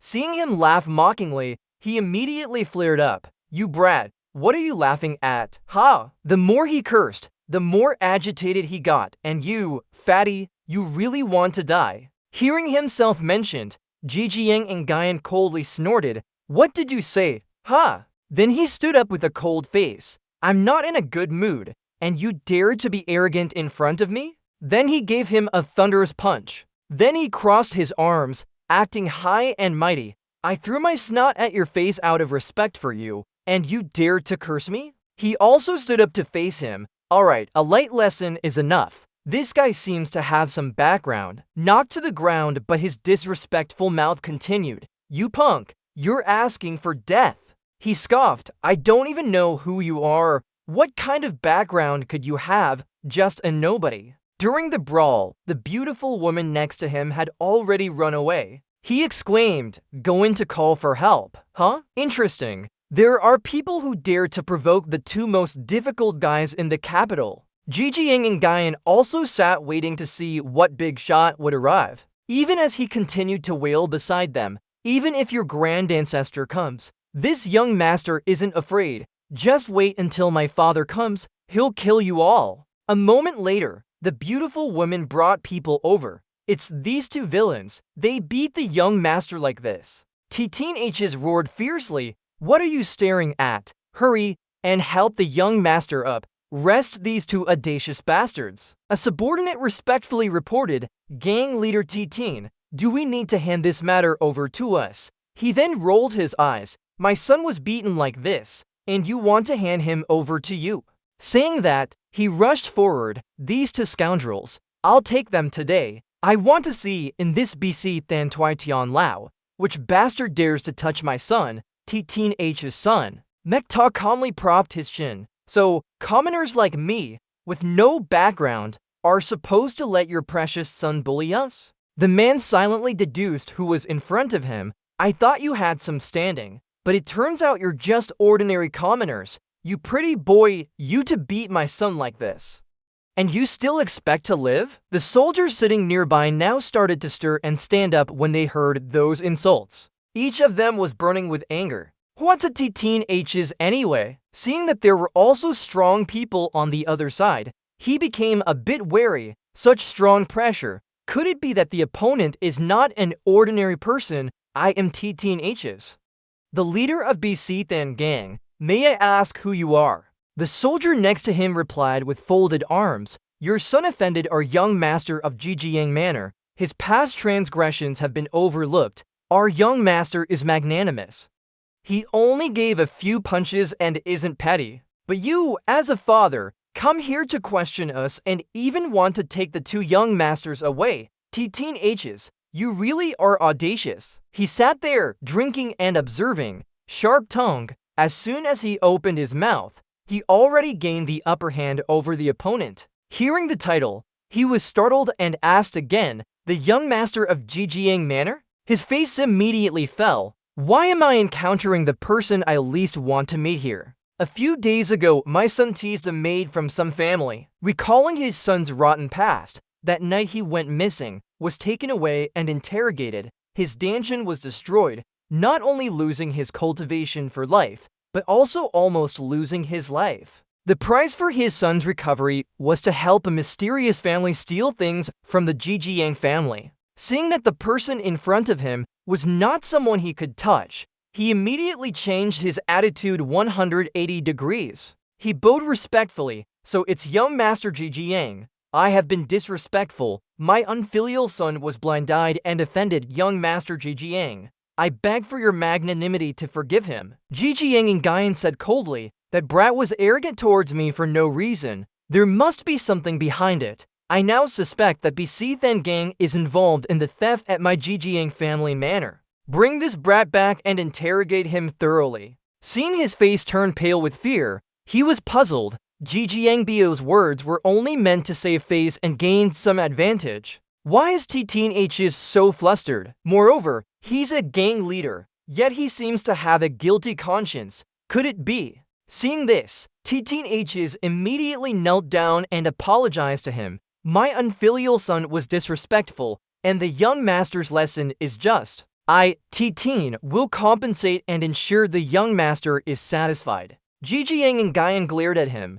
his tone challenging. I want to see how your BC Than Gang will compensate us. Immediately after, he stood up, cupped his hands in thanks, and spoke vaguely to finish. Thank you, young master, for your grace, your great magnanimity. Another day, I, T-Teen, will visit to thank you for your great kindness, young Master Jijiang. Jijiang Ingayan leaned on his large belly and ordered, your business is not here. But your son's insult to third young Master Quan was not light. If he doesn't press charges, then both of you may leave. T-H's face tightened upon hearing this, pondering deeply. Third young Master Quan, how did that brat offend Quan Mukta, the infamous evil young master of Thine Hchiang Nation? Mukta, sitting next to him, also smelled something strange. This father and son, T-H's, have been arrogant for too long. If I don't kill them, I won't be happy. If BC Than Gang isn't eliminated, I won't be happy. T-H's, originally, this young master wanted to teach you a lesson, but seeing your respectful attitude, I'll let this matter go. But I heard your BC Than Gang runs many casinos. This young master wants to see your attitude. He laughed upon hearing this, still sweating profusely. Do you want to directly give me money? Welcome, third young master. I guarantee you will be satisfied. He waved his hand after hearing this. Alright, go on. Jijiang Ingayan then sighed in annoyance. How disappointing, and T-H's turned around, dragging T-Teen Bo along. You stinking brat, I'll teach you a lesson when we get back. This time, he could only cry out, arg. Jijiang Ingayan then changed the subject and spoke to him. Third young master, tonight there's the Golden Autumn Scholars Feast at LCC in Gate Lake. Are you going? I heard there are many fun things to do. Mukta smiled faintly and asked, Scholars Feast? Young Master Jijiang, Do we look like scholars? He held the teacup in his hand, scoffing. What scholars? They're nothing but a bunch of people scheming for fame and fortune. Like that Zhao Than Tung last year, this young master promised him high office and a generous salary, so he clung to me, flattering me. Do you know what official position he holds now? Hearing this, Mata immediately wondered, what official position? Jijiang and Guyan chuckled. I had someone arrange for him to work in the Ministry of Revenue, and then my uncle found his flaws and transferred him several times. His job is to scrub my back when I bathe and wash my underwear every day. If he were truly noble, I wouldn't have tormented him, but this guy pretends to be noble while being a petty person, claiming to be some refined literati. I spit. He even exposed the situation. These graduates from Wangsing Academy, they all do things that disgrace literature. Jijiang and Guyan also had to agree, you're partly right. Neither of us are good people, but however bad we are, how many people do we actually harm? But those who act for profit, if they become officials, will harm countless common people. Then Mosey fiddled with his teacup and spoke eloquently. That's right, Fatty Tang. It's the first time this old man has found your words truly satisfying. Well said, I'll drink this cup to you. Anyway, besides the unscrupulous one who father and son, it's better to just hand this task over to the Tang family. Fatty Tang, we've eaten and drunk our fill. Let's change places to have a good time. I find Di Hong Lu quite clean. What do you say? He was overjoyed to hear that.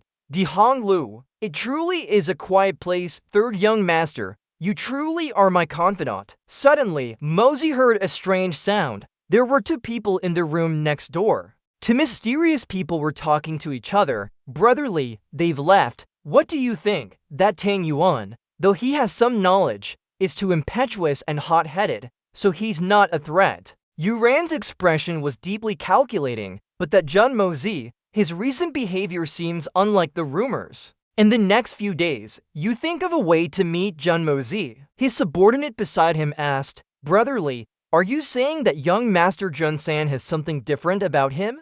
Yes, the second elder might make a move in the next few days. I don't know if the third elder's objective is still Ling Meng. Yuran slowly walked, planning, no need to worry, stillness is the best strategy for movement. However, that guy has the opposite idea. But that girl Ling Meng is someone you've taken an interest in. He opened his eyes wide, filled with deep meaning and implication. It's fine if Ling Meng makes the eldest, second, and third elders fight until blood flows like a river.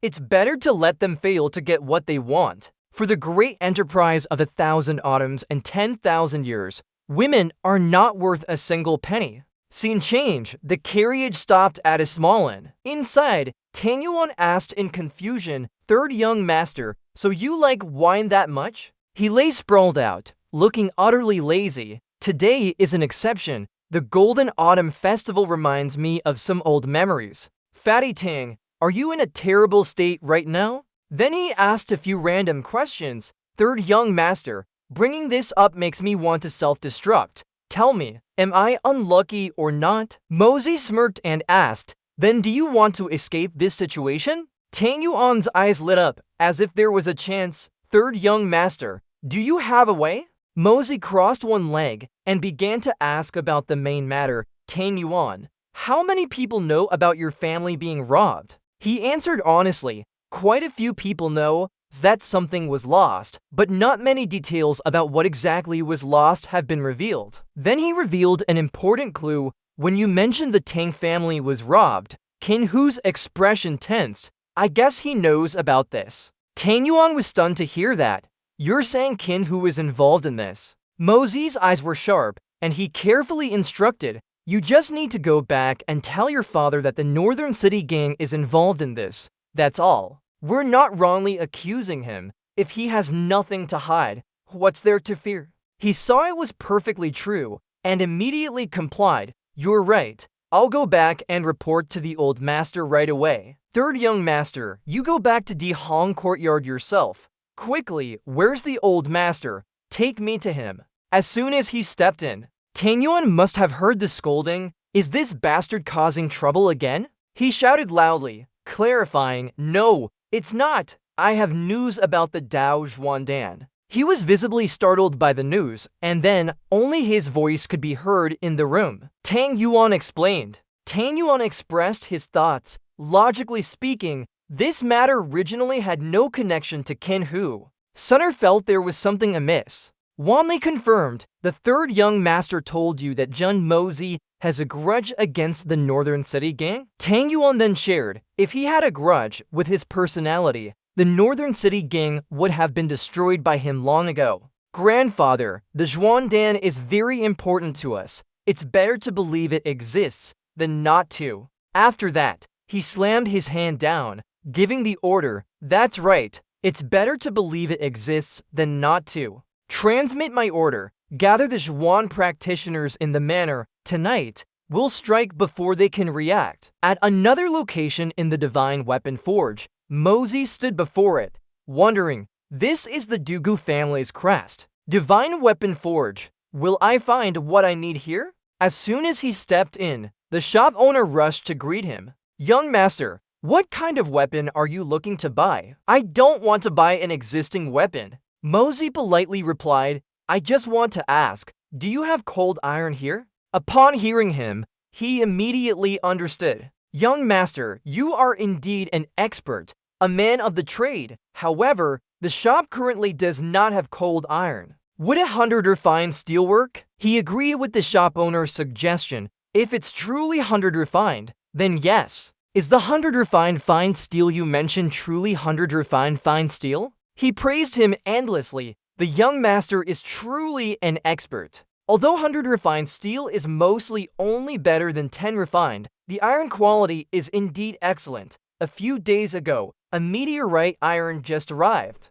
I wonder if the young master would be interested? After hearing the introduction, Mozi became interested. Meteorite iron. Take me to see it. The shop owner led him to another spot, the two walking one in front of the other along the corridor. They arrived at a clean room in the corner. Just then, Xiaoyu was also there, saying, alright, I'll take this meteorite iron. Upon seeing her, Mozi smiled and greeted, Miss Dugu, we truly are fated to meet. How about I pay for you, little sister? Xiaoyu glanced back slightly. She felt quite annoyed. Jun Mozi, you really are strange. Why do I keep running into you everywhere? You haven't even given me the money we won together yet. You little brat. You won so many good things. Just use one. I want to use it to forge a thin shirt dagger, perfect for hiding in a sleeve. Mozi noticed the pure black stone nearby. Using such a large piece of meteorite iron to forge a short dagger is truly a waste of natural resources.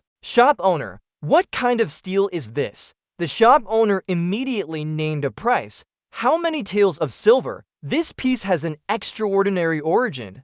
The shop is only asking for 80,000 taels of silver. He stepped on the stone, his voice slightly disdainful. That cheap. Your young master will buy it. And what about this iron? The shop owner, standing beside him, quoted the price for that item. 100 refined fine steel, though it can't compare to meteorite iron. It's still 2,000 taels. Mo didn't care about the price. He pulled out a stack of silver notes. I'll buy it all. Here's 90,000 taels. No need for change. Xiaoyu saw the scene and made an assessment. I was starting to change my opinion of him, but I didn't expect him to still be that annoying rich brat. Jun third young master, you paid the money, but this stone, this young lady will take it. He immediately winked. Alright, Miss Dugu, look, I'll buy both pieces. You take the large one, I'll take the small one. She was instantly annoyed. What's that? Do you want to die? Jun Moxie. Moxie's eyes flickered. What is Miss Dugu talking about? There are only 2 pieces in total. The big one is for you. Do you still want more? After that, Xiaoyu stormed off in anger and even muttered, fine, Jun Moxie, you've got guts. Moxie didn't care anymore. He looked at the shop owner. Shopkeeper, remember to send the 100 refined fine steel over there. Don't delay. Xiaoyu's figure is still far away. Don't let it fall into my hands. I won't let it go. He even asked for detailed instructions for use. And this refined iron, How many times does it need to be refined to be made into a weapon? He replied, a maximum of 3 times. When refined, it emits a cold glow. If made into a weapon, it will be incredibly sharp. Moxie fiddled with the stone. Can it cut through iron like mud? He gently explained to Moxie, young master, you must have misunderstood. To cut through iron like mud is a top-tier divine weapon, and only powerful experts can wield it. Not to mention in a small place. It's extremely rare throughout the world. After hearing that, he turned around and left. Forget it. I'll figure out a way myself. He told his workers to deliver it to the Jun residence. The shopkeeper bowed with both hands. No problem. If the Jun family wants to forge it themselves, and they manage to refine it, I'll write my name backward. Under the clear blue sky and rows of red-tiled roofs, Moxie walked out of the shop with a calm demeanor, his eyes scanning the bustling street. On the roof of the opposite building, an old man in a brown robe sat with his legs crossed, a wide-brimmed hat obscuring half his face. He watched silently. A flash of light and he instantly jumped down. Moxie subtly smirked. He's been following me for 2 days now, even though he's a protector sent by my grandfather. He gently pulled his sleeve and sneered. This old man's specialty used to be tracking. It would be strange if he didn't lose my trail. Moxie's footsteps echoed slowly on the stone-paved road. He slightly curled his lips, always sticking behind me. Such a bother. From afar, the old man in the hat watched him, murmuring, he's truly a dandy, walking straight into a women's shop. The wind gently blew his hat to one side, and he frowned. Could it be that he's discovered me? The old man's eyes flashed, then softened. With such a careless demeanor, how could he discover me? This brat's actions are truly erratic. An hour later, the old man looked up, his eyes showing suspicion. I don't sense any aura from the back door. When did he leave? He jumped up, his face panicked, and he quietly shouted, Brat. The sunset glowed on the red-tiled roofs. Moxie stood in the twilight, a faint smile on his lips, finally escaped. Suddenly, a mutter was heard, Brat, you're still too green compared to me. Moxie slowly turned his head, his eyes sharp. Recently, there's been the killing intent of a professional. Moxie stood in the crowded street, his expression solemn, and he softly said, what a coincidence. He looked at the crowd in front of him, slightly frowning. I just escaped from my protector, and now I encounter an assassin. Small bells chimed, and the sedan chair's curtain swayed gently on the road. The attendants shouted loudly, the princess has arrived, everyone make way. A palace maid stood next to the sedan chair, her expression slightly surprised, softly letting out an inarticulate sound. The princess's hand gently lifted the sedan curtain, her long nails painted, her movements elegant. She called out, Jun Moxie. Princess Lingming sat in the sedan chair, her eyes sharp, her voice cold. Why are you blocking my way today? Moxie stood in the middle of the street, bowing slightly, his voice both polite and gently teasing. Your Royal Highness, where do you wish to go? Princess Lingming sat in the sedan chair, her voice soft. I want to go to the Dugu Manor to find Xiaoyu. Young Master Jun San, please move aside. Moxie bowed slightly, his lips curved into a polite smile. Then Jun Moxie will not bother you further. Your Royal Highness, please proceed. The princess glanced out. Moxie's voice was soft yet distant. Be careful on your way. Moxie stood still in the middle of the street. His gaze deepened. He thought, how could a dignified princess royal go out with such little protection and no masters? What does this mean? Princess Lingming lowered her head slightly, her eyes half closed. Thinking of Moxie, she pondered, Jun Moxie seems to have changed. He looks different than before. Is he trying to warn me of something? Moxie's hand tightened around the hilt of his sword. Light flashed in the silent moment. He opened his eyes, his gaze cold as steel, and softly said, the sword is drawn, they're here. The wind whistled past his ears. Killing intent filled the air. A group of people simultaneously charged to attack the sedan chair. Moxie leaned to look. His eyes flashed. Indeed, it's a calamity from the heavens. The guards shouted loudly, protect the princess. The clang of steel resonated. A purple light flashed in his eyes. I'm also one of the targets. Two figures cloaked in black aura, their sword light flickering, Moxie frowned and said coldly, "To Zhuan practitioners of the 1000 grade level to deal with me. You truly think highly of me." Two gleaming sword strikes came down. Moxie leaned to dodge, his eyes flashing. He gritted his teeth and thought, "But if I reveal my true strength now?" His face contorted, his lips pressed tight, sweat ran down. His inner voice was urgent. This is the only way. One foot slipped, and Moxie stumbled heavily to the ground. Feeling completely disadvantaged, a startled cry escaped as he leaned to dodge the attack, but the sword still grazed his clothes. The other assailant continued to stab. This time, Moxie couldn't dodge in time. The blade pierced through his chest, and blood continuously gushed from his mouth. Moxie's eyes widened, but he had secretly activated the Heaven Creation Divine Art in time to protect his internal organs. Suddenly, the assailant forcefully pulled out the blade, causing Moxie immense pain. A drop of dark red blood was dripping from the cold, sharp blade, a scene signaling a cruel event that had just occurred. A soldier lay on the ground with a bloodied face and pained expression. He mumbled weak sounds, blood continuously gushing from his mouth.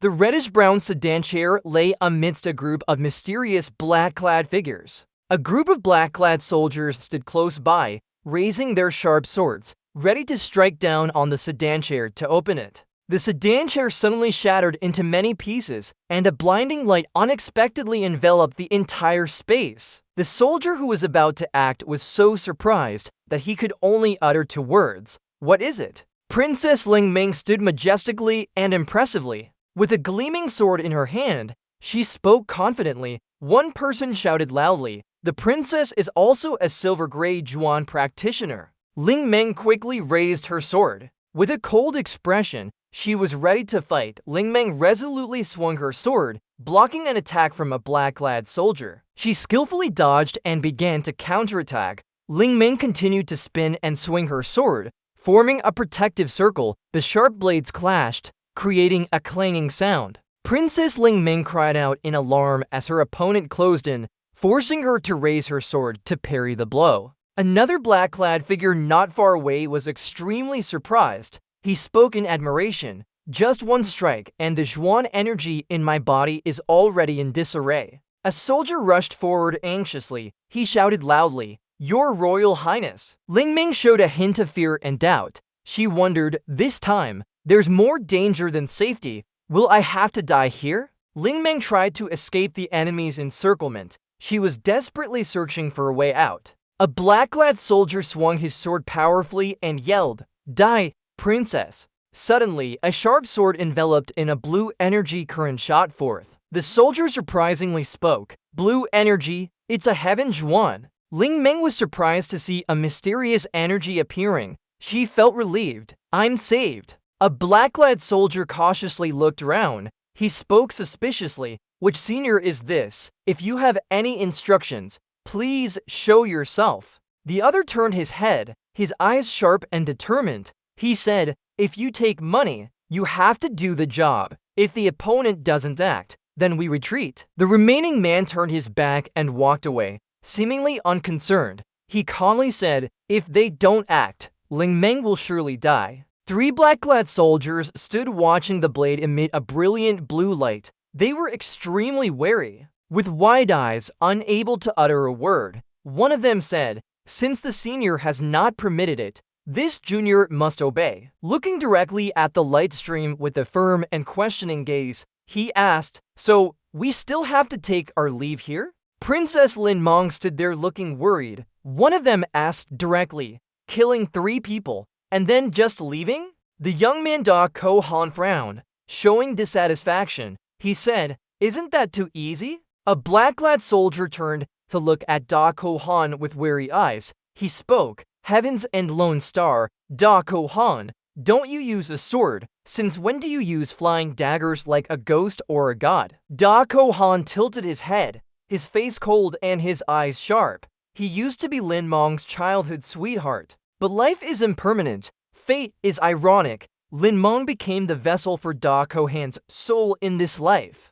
Da Ko Han continued coldly, "No matter what he uses, killing a few good-for-nothing wastes is more than enough." Princess Lin Mong stood behind Da Kohan with his solemn face. He gently asked, "Little Mong is disobedient again, secretly leaving the palace. Are you scared encountering such a big matter?" Lin Mong looked directly at Da Kohan with trusting eyes. She said with a confident expression, "With Uncle Da here, Mongni is safest." The black-clad man felt extremely annoyed by the opponent's attitude. He spoke challengingly, "If Jako Han wants to kill someone, use a sword, not your mouth." Jako Han quickly swung his sword, unleashing a powerful sword strike. He decisively thrust the blade forward, creating blue sword slashes. The black-clad soldier's face clearly showed terror as the powerful blue sword energy shot directly at his face. He sensed impending danger. Jako Han bent low with decisive and powerful movements. He was rushing forward at an extremely fast speed within the sword energy. He spoke confidently, "You're right." He swung his sword decisively and shouted loudly with great power, commanding, "Seal, disperse, go." At this moment, Mokta lay slumped on the ground with a blood-stained face. He lay sprawled on the ground, his face clearly showing exhaustion and pain. He mused, "If Jako Han avoided a direct confrontation, I might not have been his match in my previous life, but with heavenly profound initial stage, he already has such prestige." Mokta muttered to himself, "You are just a few petty assassins." He clutched the knife in his hand with sharp, determined eyes. "Having caused such a mess, do you still want to run?" On the ground, bodies lay strewn about. The black-clad man sped through the narrow alley, trying to catch up to his target. He turned his head in surprise, looking behind him, and spoke doubtfully, "What? Could it be that this brat isn't dead yet?" Mokta sat slumped on the ground with a calm expression. He remarked, "He really runs fast." With a contemptuous and malicious smile, he decisively evaluated his opponent.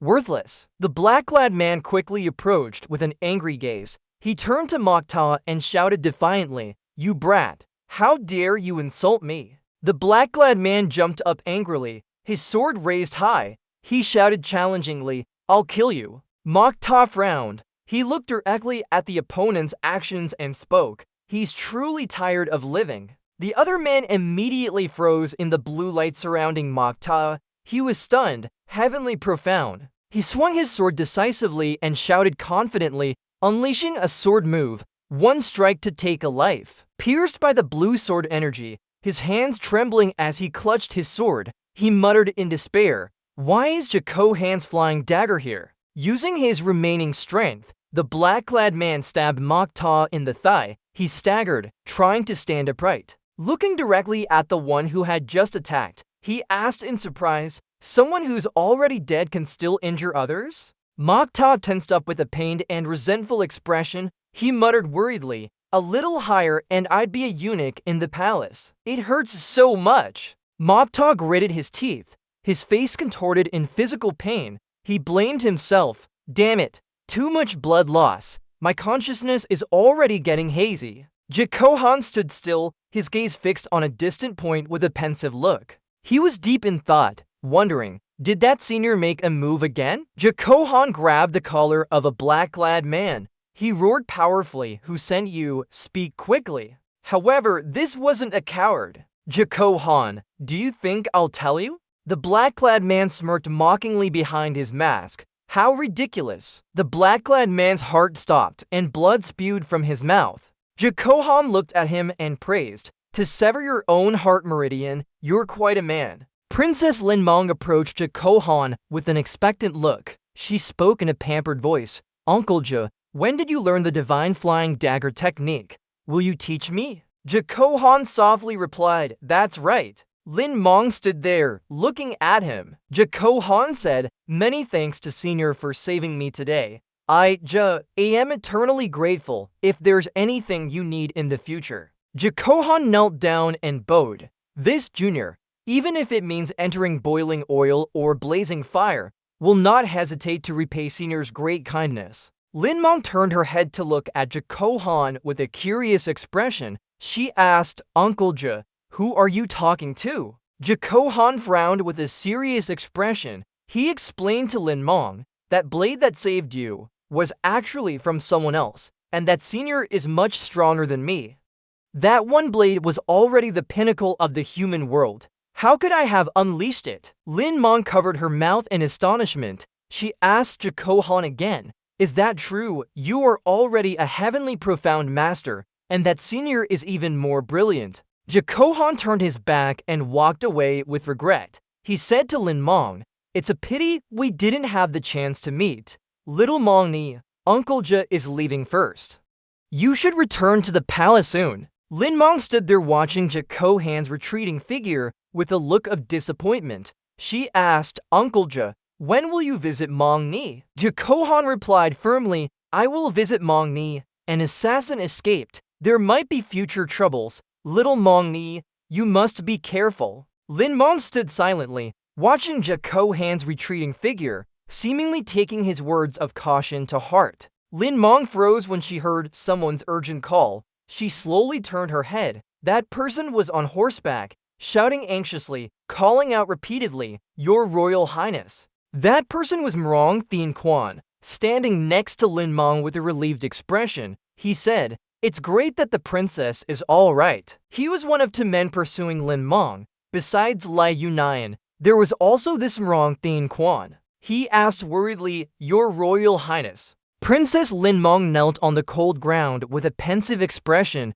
She was looking at the 2 abandoned swords. Lin Mong reached out and touched the sword's blade. She exclaimed in surprise, blinding blue. Lin Mong picked up a sword with admiring eyes. This is the divine weapon used by that master. Lin Mong sat with her back turned, her long hair falling loose. Behind her was Thien Quan. He said, Princess, you should be more careful with this kind of weapon. Lin Mong sat with her head tilted, her eyes sad. She thought, let them fight for the throne. Why do they treat me as a tool in their struggle? She lowered her eyes, her voice choked. If it weren't for that senior's flying dagger, this princess would have died at the assassin's hands. She thought bitterly, tears welling up. Do they truly not see me as kin? Lin Mong choked up. How could I still be waiting for everyone to come to my rescue like this? Tears fell. She gritted her teeth in resentment. She continued, all the guards who died in battle, list their names. They will all receive proper compensation. These people all died for me. Thien Quan immediately obeyed her words and left. She wiped away the lingering tears from the corners of her eyes. She regained her composure after the ambush. Her face still held a hint of sorrow. Lin Mong's voice was deep but resolute. Oh, that's right. Everyone, quickly go find young Master Quan Tam. See how he is. She spoke with a hint of impatience in her voice, as if afraid he had met with misfortune. A subordinate approached, his expression anxious, reporting, Princess, we searched around, but did not find young Master Quan Tam's body. We don't know if he ran away on his own. Lin Mong's eyes widened. She gasped. How could that be? The atmosphere grew heavier. Footsteps echoed through the building from the distant shadows. A figure vaguely appeared, making Thien Quan vigilant. Who's there? Lin Mong tilted her head and ordered, search one more time. If young Master Quan Tam's body is found, quickly bring it back to his family. An old man with white hair and beard stooped as he stepped out of the shadows. He said in a low voice, it's the one who came to find someone. Jian Quan, who was leading, immediately became vigilant. They must be with the assassins. Seize them. But the old man only gave a faint smile. He grabbed Mo Xia's shoulder, who was seriously injured, and said in a low voice, found him. He held a sharp knife, still stained with undried blood, and gripped Mo Xia's clothes. Let me bandage you, damn it, you brat. Someone stabbed you with a sword. The old man looked at Mo Xia lying on the ground, his hoarse voice echoing in the cold night. Let's see if you can still run next time. Jian Quan, from behind, frowned and said, you're all dead and still looking for a corpse. This guy has a problem in his head. Lin Mong suddenly spoke, her voice soft but decisive. Wait. Her eyes gleamed with suspicion. It's Quan Mo Xia. She looked at him and exclaimed, so he's not dead yet. Lin Mong slightly frowned. May I ask, venerable elder, who you are? The old man replied hastily, no time to talk to you, girl. I must treat his wounds first. Otherwise, this brat will really die. The old man, wearing a wide-brimmed hat, turned his head and said in a hoarse voice, "Young Master Mrong, you should be careful when speaking to this old man." Then he carried Mo Jia away and disappeared. Lin Mong looked at Qian Quan and said calmly, "This is bad. I just sent someone to inform Old Master Quan. Now Quan Mo Jia has been taken away. If Old Master knows, he'll be furious. And that won't be good." Qian Quan bowed and replied, "Princess, please return to the palace with peace of mind. Your subordinate will immediately send someone to the Quan family again." He added, "To report that scoundrel Quan Mo Jia is still alive." No sooner had he finished speaking than a cold gust of wind tore through the air, streaking across the night sky. Mo Jia, though carried away by the old man, still spoke arrogantly, "I say, old man, you've been following me for 3 days. Isn't it because you find this young master handsome and dashing? So you like me and followed me?" The old man, his face etched with angry wrinkles, snorted coldly, "You think I like following a prodigal son like you? I don't know what trick you used to escape my sight. Karmic retribution.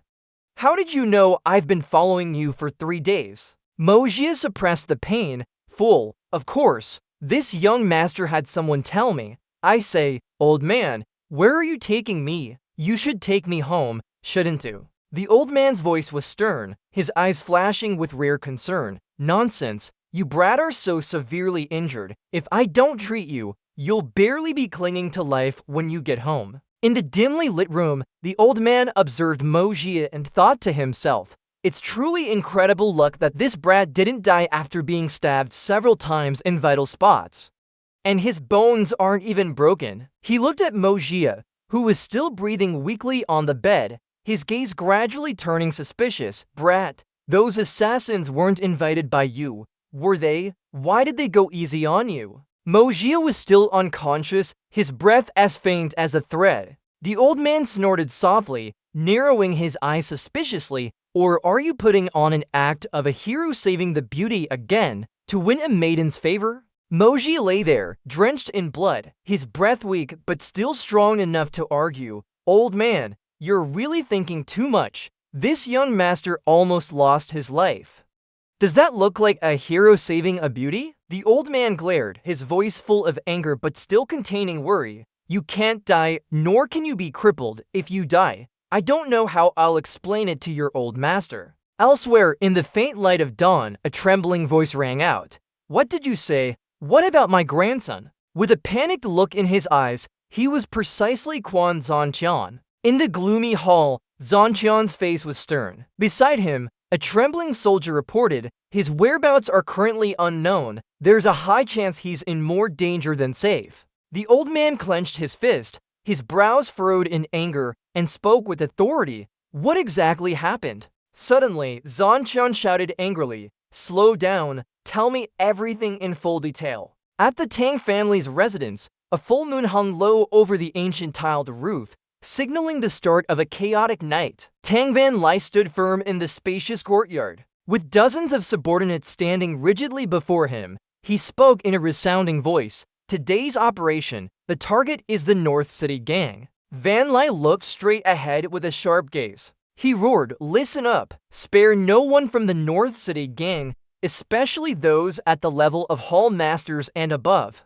Van Lai sternly and coldly shouted, "Do not kill, do not condone, capture them all. Is that clear to everyone?" The subordinates all responded simultaneously, their eyes firm in obeying his orders. Van Lai swung his arm powerfully, his cloak billowing in the dark, and he ordered, "Depart." Van Lai led the army charging through the night, his steps resolute and powerful. A childish voice called out, "Wait!" Duong Nguyen rushed over, his eyes eager, yelling, "I'm coming too." Van Lai angrily swung his leg, kicking Duong Nguyen backward. He growled, "Get back inside." Moonlight shone upon the quiet mansion of Back Then Gang. The scene looked truly tranquil, a hand resting lightly on the armrest. Tan Ho leaned back on the chair with a relaxed posture, his eyes closed, enjoying the peaceful moment in the warm, dim light. A subordinate rushed in, looking panicked, yelling, "Master,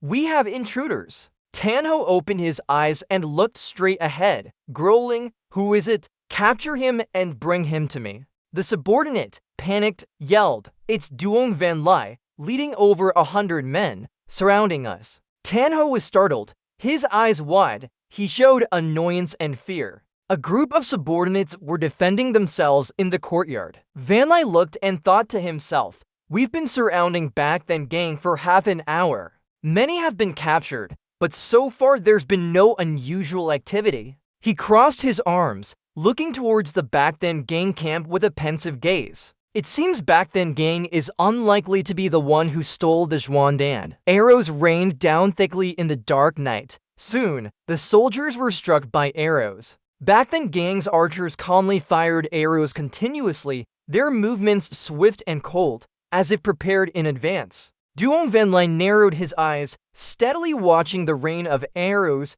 thinking, "No declaration, no war, not even negotiations." Van Lai said in a deep voice, "It seems there's a show to watch." A subordinate bowed his head and reported to Van Lai. He said urgently, "Elder Duong, it seems we've captured Tanho's son." He gave a decisive order, his voice deep and cold, "Bring him in here." Tan Bao, tied up, struggled in the soldier's hands, yelling, "You bastards, do you want to die? Father, come save me." The soldier punched Tan Bao hard in the face, making him turn his head in pain. Van Lai frowned and asked, "How did you catch him?" A subordinate explained to him, he originally wanted to escape through a secret passage, but he was greedy for money and returned to retrieve it, so we caught him. Bloodstained sword blades reflected the cold light, signaling the battle was nearing its end. Tanho stood amidst the pile of enemy corpses, gripping his sword tightly and shouting, "I, Tanho, will die here today, if I must." He looked into the distance with eyes full of hope, thinking, "Little Bao must have escaped." Tanho continued, "And I won't let you capture me either." Tanho gnashed his teeth and yelled, "Back Then Gang would rather die than surrender." A subordinate frantically cried out that the young master had been captured, leaving Tanho stunned. The grand gate of Back Then Gang was engulfed in the dark night, a tense atmosphere looming. Tanho knelt on the ground, two swords pressed against his neck. He trembled, pleading, "Old master, spare my life." A deep voice commanded, "You all withdraw first." The victor approached with an imposing presence. Van Lai leaned down, asking directly with a cold voice, "Tell me, where is that thing?" Tanho frantically lifted his head, his voice choked with pleading, "How would I know where the Zhuangdan is? Old Master Jijiang, why are you treating me like this?" Jijiang Van Lai leaned in closer, his icy eyes fixed on him, his voice full of hidden meaning. "Did I say it was the Zhuangdan?" Tanho broke into a cold sweat. His face stiffened as he realized he had accidentally revealed a weakness. Van Lai smirked contemptuously, "Not knowing is fine. I'll make sure you know right away." With two swords still at his throat, Van Lai yelled, "Bring that brat up here." Qin Bao was brought in by two soldiers. Van Lai then said, "Tanho, I hear this is your only son. What about the North City gang? As long as you're willing to tell me what you know, I guarantee nothing will happen to you to father and son." Unable to bear the humiliation, he screamed, "Dad, save me." Van Lai grabbed Qin Bao's head, saying, "But if you refuse to speak, no matter what." Sweating, Tanho spoke up, "You've won. Please, old Marquis, guarantee my safety." Van Lai praised him, as expected of a gang leader. "You understand the times very well." He didn't have time to respond to the praise. "I'm sure the old Marquis understands that I, Qin, was merely acting under orders in this matter. Otherwise, even if I had the guts of a dragon, I wouldn't dare steal from the Jijiang residence." He agreed, "I thought so too. Who ordered you?" A blurry silhouette appeared in Tanho's mind. "I don't know their origin, I only know they have immense power. They know the old Marquis' exact residence and where the treasury is hidden. I think they're from the capital." A sharp-eyed knight suddenly shouted, "Enemy attack." Unable to defend themselves, they cried for help. "Old Marquis, save us," but were immediately killed. A group of people in black appeared. One of them yelled, "Go after Jijiang Van Lai. I'll kill Tanho and his son." The others were surprised by the enemy, profound Earth Realm expert, take Tan Ho first." The man in black's eyes widened. "My apologies, Marquis Jijiang." They fought intensely. "Damn it, there's another one." Realizing something, Van Lai hurriedly yelled, "Stop him." Kim Hing appeared and calmly said, "Today, I will not harm the Imperial Guards." The man in the white robe, emanating spiritual power, said, "Don't try to stop a chariot with a mantis." Immediately after, he moved with lightning speed, his body a blur. This technique is the ancient heavenly profound. Just like that, the 4 leaders of the North City gang all died at once. Without protection, Qin Bao could only tremble and cry for help. Before he could utter a last word, Kim Heng struck him down. A gurgling sound escaped Qin Bao's throat. "Father." Tan Ho's entire body stiffened, his face pale. He yelled, "Xiao Bao." Van Lai, fending off an enemy, roared, "How dare a mere rat like you?" Kim Hing launched an attack, his voice provocative. "Let me take on the old Marquis." With that, both men fiercely lunged at each other. Van Lai groaned inwardly. "Damn it, an indirect strike." Neither yielded, their attacks growing fiercer and fiercer. Who would have thought? Kim Hae-chong's remaining spiritual energy pierced through Qin Hu, causing him to weakly cry out, "Old Master Jijiang, this person is." Immediately after, he coughed up blood and stopped breathing. Having achieved his goal, Kim Hing immediately retreated. Qin Hu's heart meridian is severed. Retreat. Van L wouldn't let them leave and shouted, "Stop."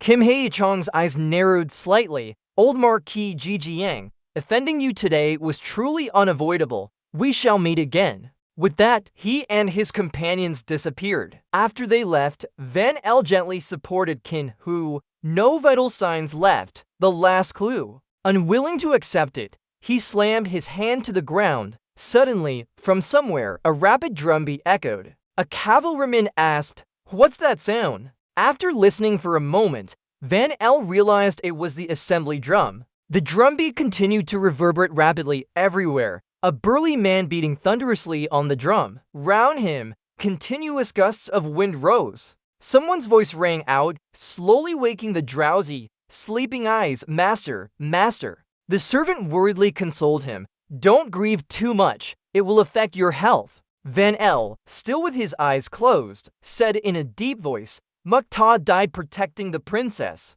The assassination target was the princess. He was dragged into the battle for delivering a message, which led to his death. Every time this matter came up, he couldn't help but think with emotion, "My military family has achieved countless glorious feats for the empire. 2 children died for the country. My youngest son was crippled for life, and 2 grandsons also fell in battle. Now my only blood relative is gone, lost while protecting the imperial princess." Van L looked at his cloak and sword, then gripped them tightly. He mused, "The military family's decline is already set. What's it matter if this day comes a little sooner? The military family, a loyal and noble house, yet to reach the point of extinction. Why should I cling to anything then?" Van L headed towards the massive drum, pondering as he walked, "Why not let those who oppose my military family die together?" He stood on the high platform. "Are all here?" The cavalrymen shouted in unison,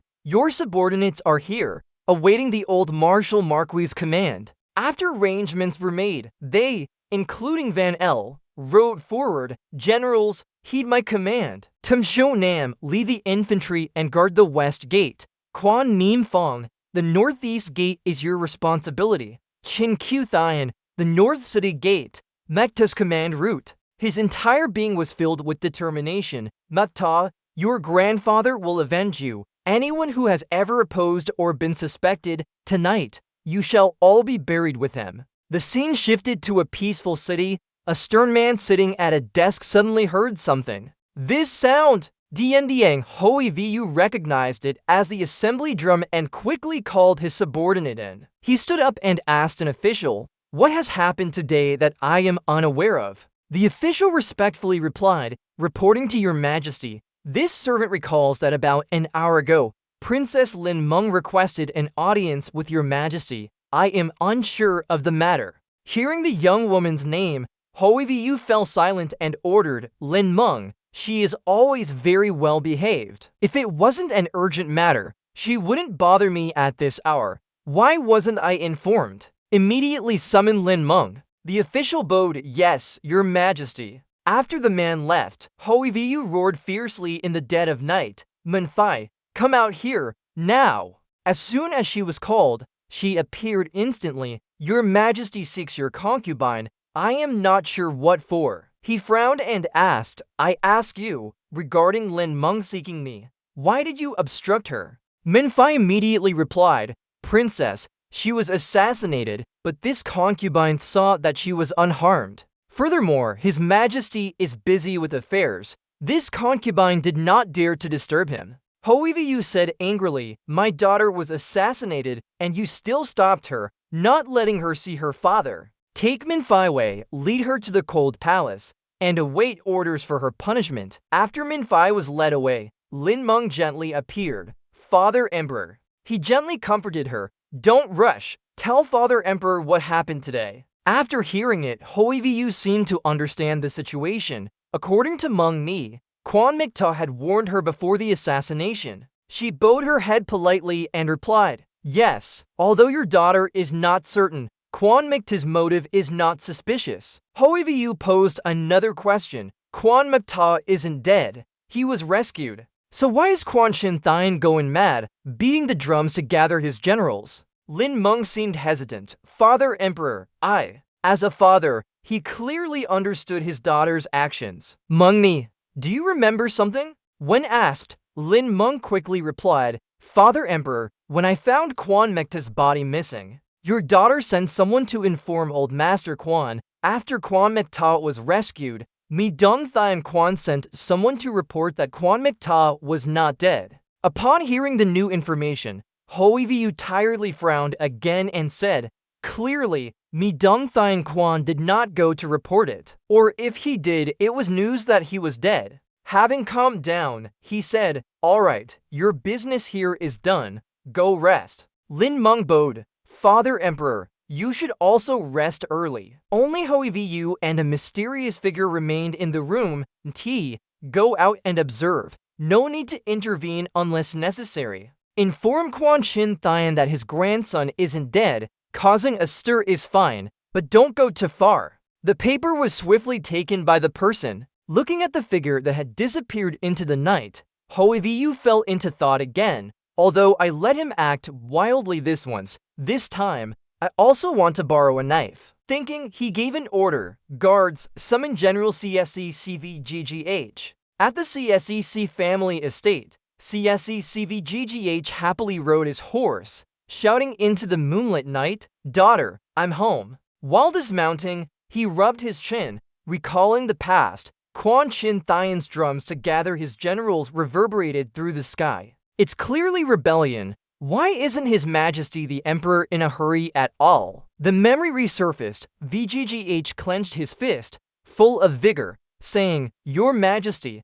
the elite troops have assembled, ready to depart at any moment." But the other party coldly replied, "No need." He had no intention of giving up, but that drum sound is. Hoiviyu had to gently advise, "Hold your temper." Deep in thought, he arrived at his daughter's room, but it was dark inside. "Where is she?" From afar, a woman gently approached, calling, "Husband." The person drew closer and whispered, "You're finally home, Tiuingite." Deep in a corner of a still-lit room, Tiuingite sat alone on the floor, head bowed in contemplation. The door suddenly opened, and the person was none other than VGGH.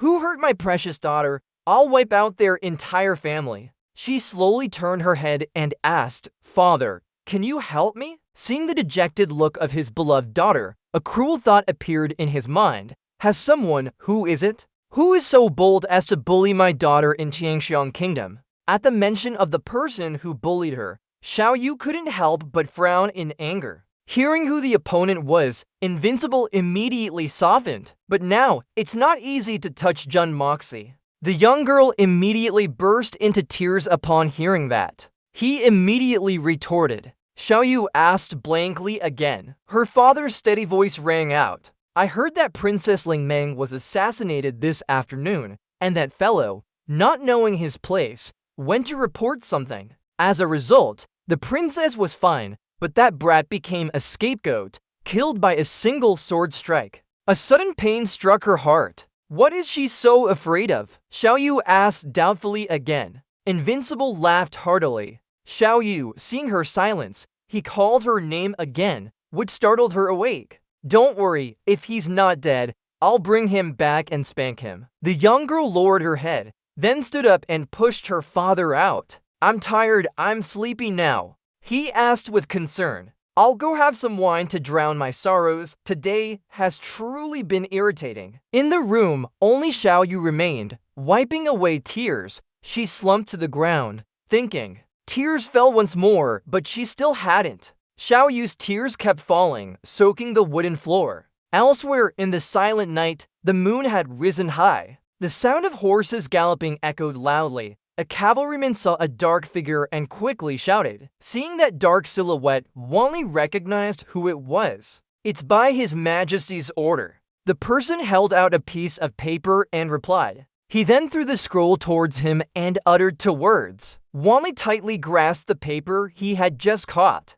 He thought to himself. Wanli asked another question. The other party replied very concisely. As if realizing something, Wanli suddenly glared. Speaking of which, the ones who usually oppose my grandson are the Meng family and the Li family. Even if today's incident isn't related to you, I'll make an example of you. Consider yourselves unlucky. Without wasting a moment, he spurred his horse faster, not forgetting to shout. Scene change in the dark and silent night at the Imperial Censor's office. Shi Tian, Ruxu awoke in doubt. Could it be Zhen Zanqian? He woke up with a start, seemingly realizing something. The chance to bring him down has finally arrived. Thinking this, Yufei quickly got out of bed and went to the desk, where a piece of paper was already laid out. He diligently wrote in the dim light of the night. As he wrote, Yufei thought, quickly draft an impeachment memorial against him. Reported to His Majesty tomorrow morning.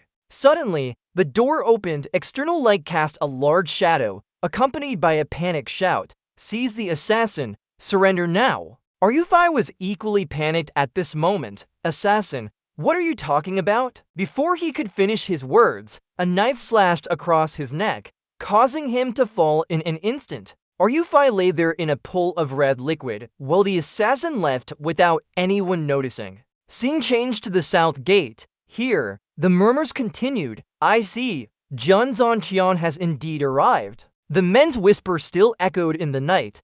I heard many high-ranking and influential officials had their homes burned by him under the guise of an assassin. Those 2 are Minister of Rights Jin Wanguan and Wu Yun, dispatched by the second prince. One of them, feeling uneasy, reminded, Stop talking, hurry up, we'll deal with it after tonight. The other replied, Right in front of us is the city gate. Seeing only the tranquil night ahead, they were overjoyed. No one perfect. Just then, a flickering torch suddenly appeared along with the question, Who's there? Minister of Rights Jin Wanguan and Wu Yun were now surrounded. A soldier said, During the period of apprehending assassins, leaving the city without cause is punishable by death. One of them, hearing this, immediately panicked and protested, No, that's not it. I am Minister of Rights Jin Wanguan. Before he could finish his words, the soldiers had eliminated him. Scene changed back to the Li family's secret chamber. The assassins had been holding out inside.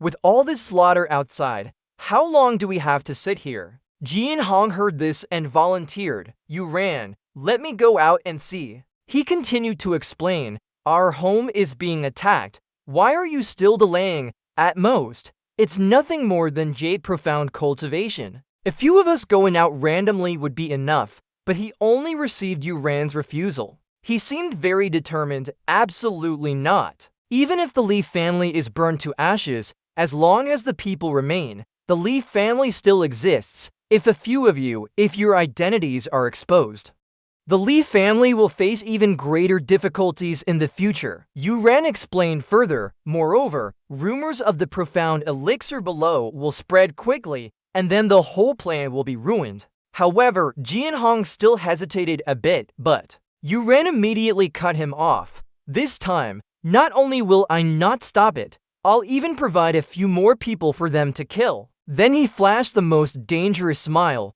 What Grand Duke Jun did is treason. Even if the court officials tolerate it, can the imperial family? Suddenly, a cluster of fireworks exploded in the night sky. Yuran saw it and realized the time has come. One of the assassins volunteered. "I'll go first. Junior brother, if you have time, visit home. Master is still worried about you." Yuran immediately refused. "Senior brother, don't worry, I will return." Scene changed back to the Li family residence. Zhang Qian led an entire army and commanded, "Surround the Li family compound." He shouted powerfully, "All members of the Li family, come out here for this Grand Duke." Grand Tutor leisurely rode out on his horse, his tone not without sarcasm. "Brother Jun, just do it yourself." He smiled meaningfully. "My manner is very honored. That is Grand Tutor Li Shang." Zhang Qian's face was visibly contorted, but he tried to remain calm. "Grand Tutor Li, please reign in your family.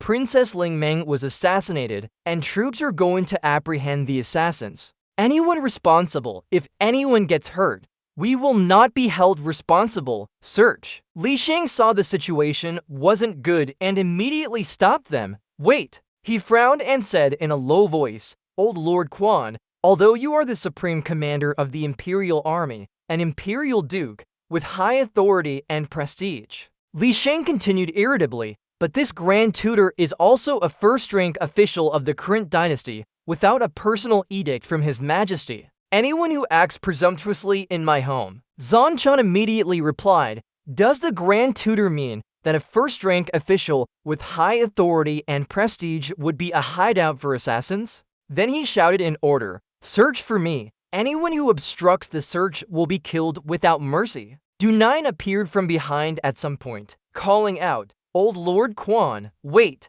He bowed respectfully and continued, "Would you be willing to listen to a word from this junior?" But no one saw that when he bowed. Du9's eyes glinted with sinister thoughts. Du9 gently said, "Old Lord Quan, if you were searching by imperial decree, the Li family naturally wouldn't dare to resist." He continued casually, unaware of the impending disaster, "But if there's no imperial decree from His Majesty, and in the end, no assassins are found." No sooner had he finished speaking than Du9 received a painful slap from Zhang Qian, along with the curse, "You rotten brat." After the slap, Du9 fell to the ground, but Zhang Qian was still furious. "I'm searching for assassins. Even your grandfather wouldn't dare utter such nonsense." He stood towering over Du9, asking in a low voice, "Who are you to tell me how to speak?" Du9 held his cheek, his eyes gradually becoming terrifyingly sharp. He wiped the blood from his mouth and said humbly,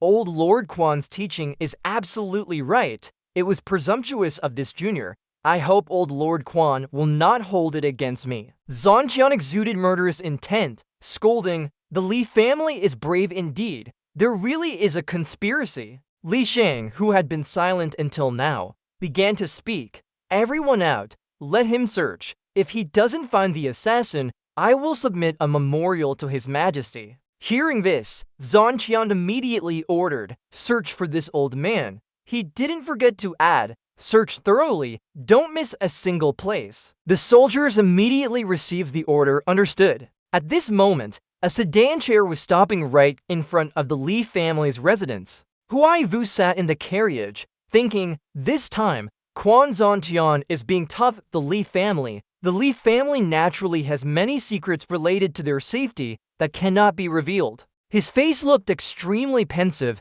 If they are revealed, the Li family will be destroyed. Having thought this, Huai Vu said, Quan Zhangqian clearly won't give up easily, but now, the Li family cannot be lost either. Then he ordered the Shadow outside the carriage. "Shadow, if anything unusual happens, you show yourself and resolve this noisy play." Inside the house, Zhang Qian was still shouting, "Search thoroughly for me." The soldiers turned everything upside down. Li Shang, seeing this, regretted his possessions and reminded them, "That's an ancestral artifact." He kept saying, "That thing is rare in the world." Li Shang seemed to have had enough. He cursed, "Quan Zhangqian, I think you old scoundrel are intentionally destroying my home."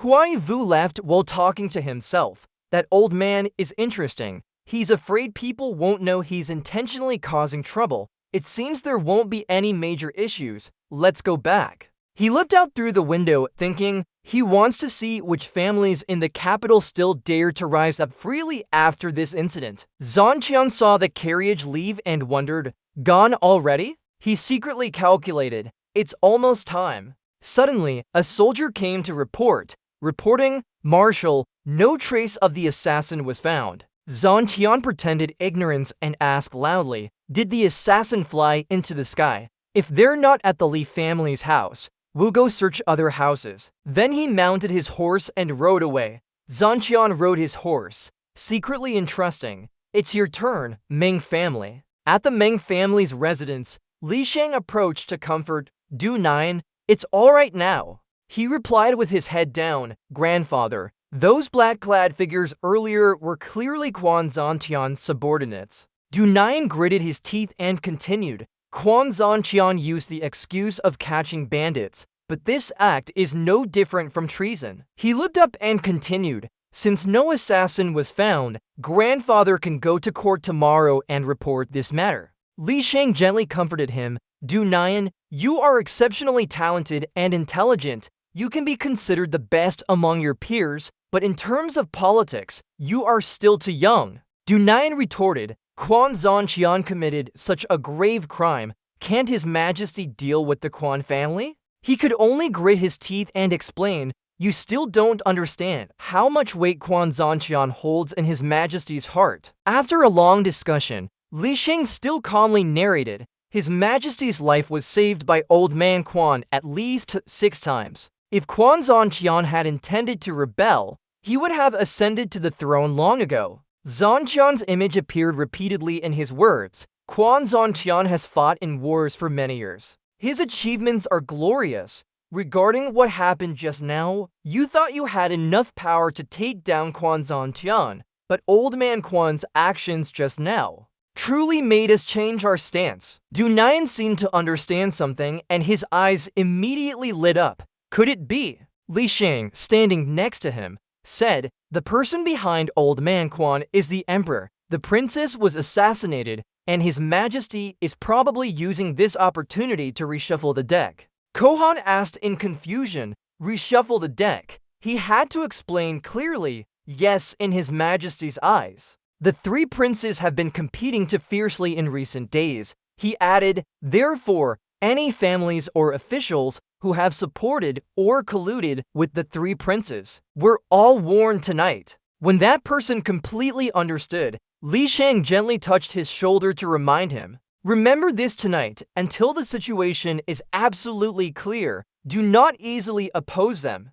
Kohan frowned and asked, are we just going to let today's matter go? The hand on his shoulder tightened slightly. How could we just let it go? Submit the impeachment tomorrow. That way His Majesty will have a reason to suppress the great noble families. Du Nine, you are intelligent, but you still lack a bit of political acumen. Think carefully about tonight's events. Kohan obediently replied, yes. He pondered for a moment, rubbed the red mark on his cheek, then resolved, Quan Zhanqian, I will never forget that slap from you. At the Meng family's residence, someone shouted loudly, search for me.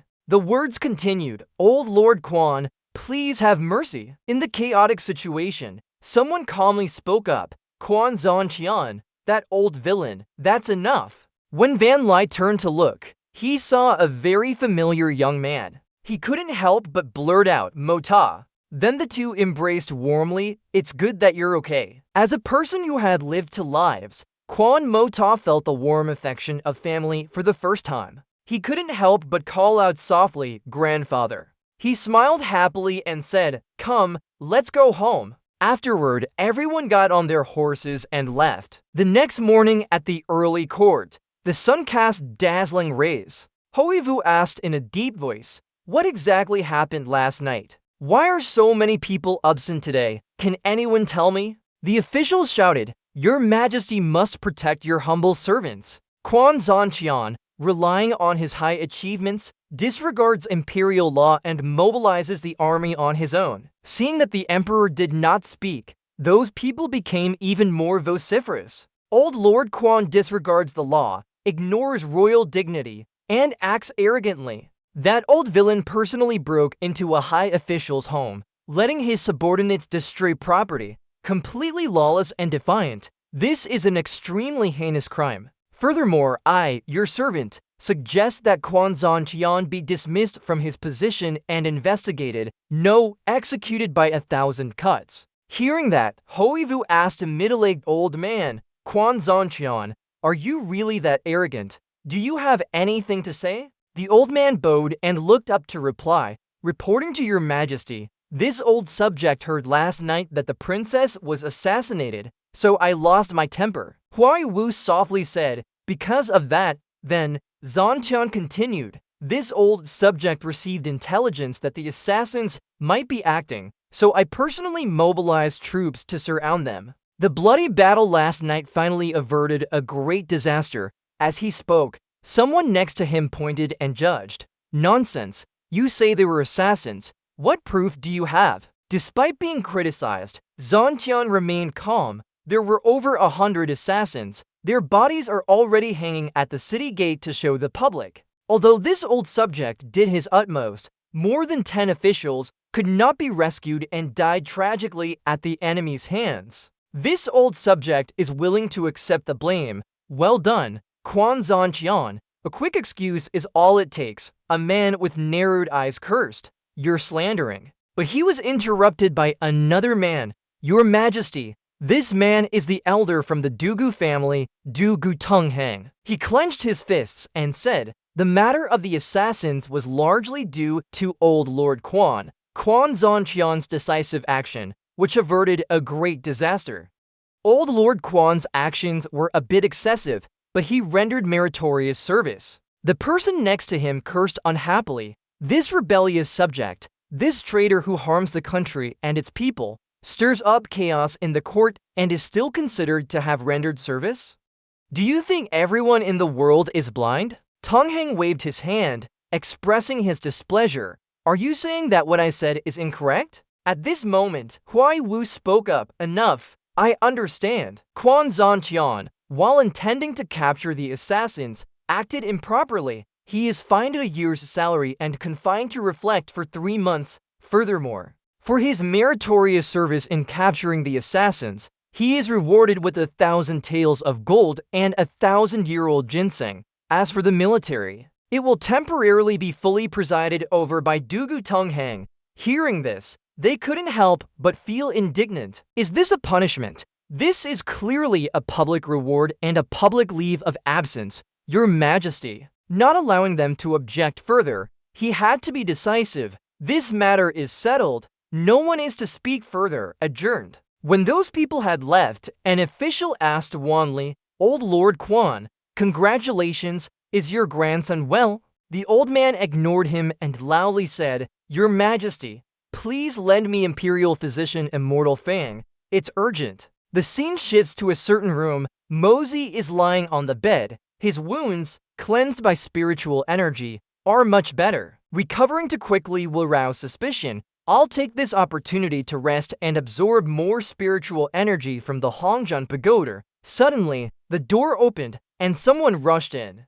Third young master, you scared me. Luckily, you're okay. Just by hearing the voice, he knew who it was. Don't panic, fatty, speak slowly. Tang Yuan asked worriedly, your brother is here to visit you, and he brought good things. Quickly, bring the Tang family's gifts for young Master Jun Mosey in here. Tang Yuan carried in a chest full of precious medicines, all the healing medicines in Tianxiang City, the sacred items, the masterpieces, are all in this chest. Mosey's face was pale. Fatty, you brought so many medicines. Even if I used them 7 or 8 times a day, I wouldn't finish them in 100 years. When the chest was opened, he eagerly pointed inside. Everything is recorded in this notebook, but you must carefully keep the last layer. Mosey glanced slightly. What is it? His eyes sparkled. The last layer is what you'll be most interested in. It's made in jade, joyful herb, chastity isle, golden god spear, unyielding staff. He felt that the look in his eyes was too cheesy. so he was a bit annoyed. "Spare me. Go quickly while you can. Don't let my grandfather see." Just then, Zhanqian walked in and asked, "What is it that you don't want me to see?" As soon as Tang Yuan saw his figure, he made an excuse to leave immediately. "Third young master, I'm going now." The old man, standing far away, wondered, "Why does this kid run away as soon as he sees me?" Zhanqian didn't bother to wonder anymore. "Never mind, Mo Zi, I've brought Imperial Physician Fang to examine you." He introduced the person next to him, Immortal Fang. The old man stroked his beard and said, "Give me your hand, Imperial Physician, is that so?" Mosey thought to himself, "I can't let him discover I'm faking illness." He concentrated his internal energy to simulate the phenomenon of stagnant meridians. After a while of examination, Zhanqian spoke up, "Old Fang, how is he?" Immortal Fang respectfully reported, "His life is not in danger, but his meridians are obstructed with signs of exhaustion." After hearing this, the old man felt as if he had been electrocuted. Combined with damage to his 5 organs, his profound energy cultivation, I fear, is hopeless for life. Tang Yuan, standing outside, opened the door and eavesdropped on every word. Zhanqian was about to say something, but then the old man took his leave, softly comforting him. "Please, old master, do not grieve too much. I shall take my leave now." Mosey only chuckled after hearing this. Immortal Master is nothing more than this. He clasped his hands behind his head, feeling content. The heaven-opening creation art is truly ever-changing. It's easy to deceive. Seeing this, Zhanqian asked in a deep voice, "What are you laughing at, you brat?" Mosey gently sat up. The old man had glared at him. "Look at you. What am I going to do with you?" He respectfully knelt slightly. "Please don't worry, Grandpa. When Master Fang diagnosed just now, I used a deceptive trick, and I hope Grandpa can ensure no outsiders are eavesdropping." Zhanqian was still a bit confused hearing this. Why did Mosey do that? He replied sincerely, "Grandpa's previous actions have intimidated the great noble families in the capital, and the Jun family's power is something the imperial family cannot tolerate. Grandpa is old, third uncle is severely injured and crippled, and I'm useless. Only then can His Majesty not be suspicious. If His Majesty knew I was fine, his jealousy would surely increase, and I fear the Jun family would face a great calamity then. I've never been accustomed to having my fate in others' hands. I want the Jun family to hold its own fate." Unexpectedly, the news spread, even reaching Wanli's ears. "Jun Mosey is crippled. Are you certain?" Tang Yuan confirmed again. "It's completely true. Imperial Physician Master Fang diagnosed it personally." He felt a little regretful. "I never thought the Jun family's only successor would only be a civil official. He deserves." On the other side, they were also buzzing with endless discussions. "I can't believe Jun Mosey is like that, but it's very bad." This was said by Divine Physician Fang. Li Shang seriously replied, "That's right. Immortal Master personally diagnosed that Jun Mosey's meridians are obstructed, making him no different from a cripple beyond saving."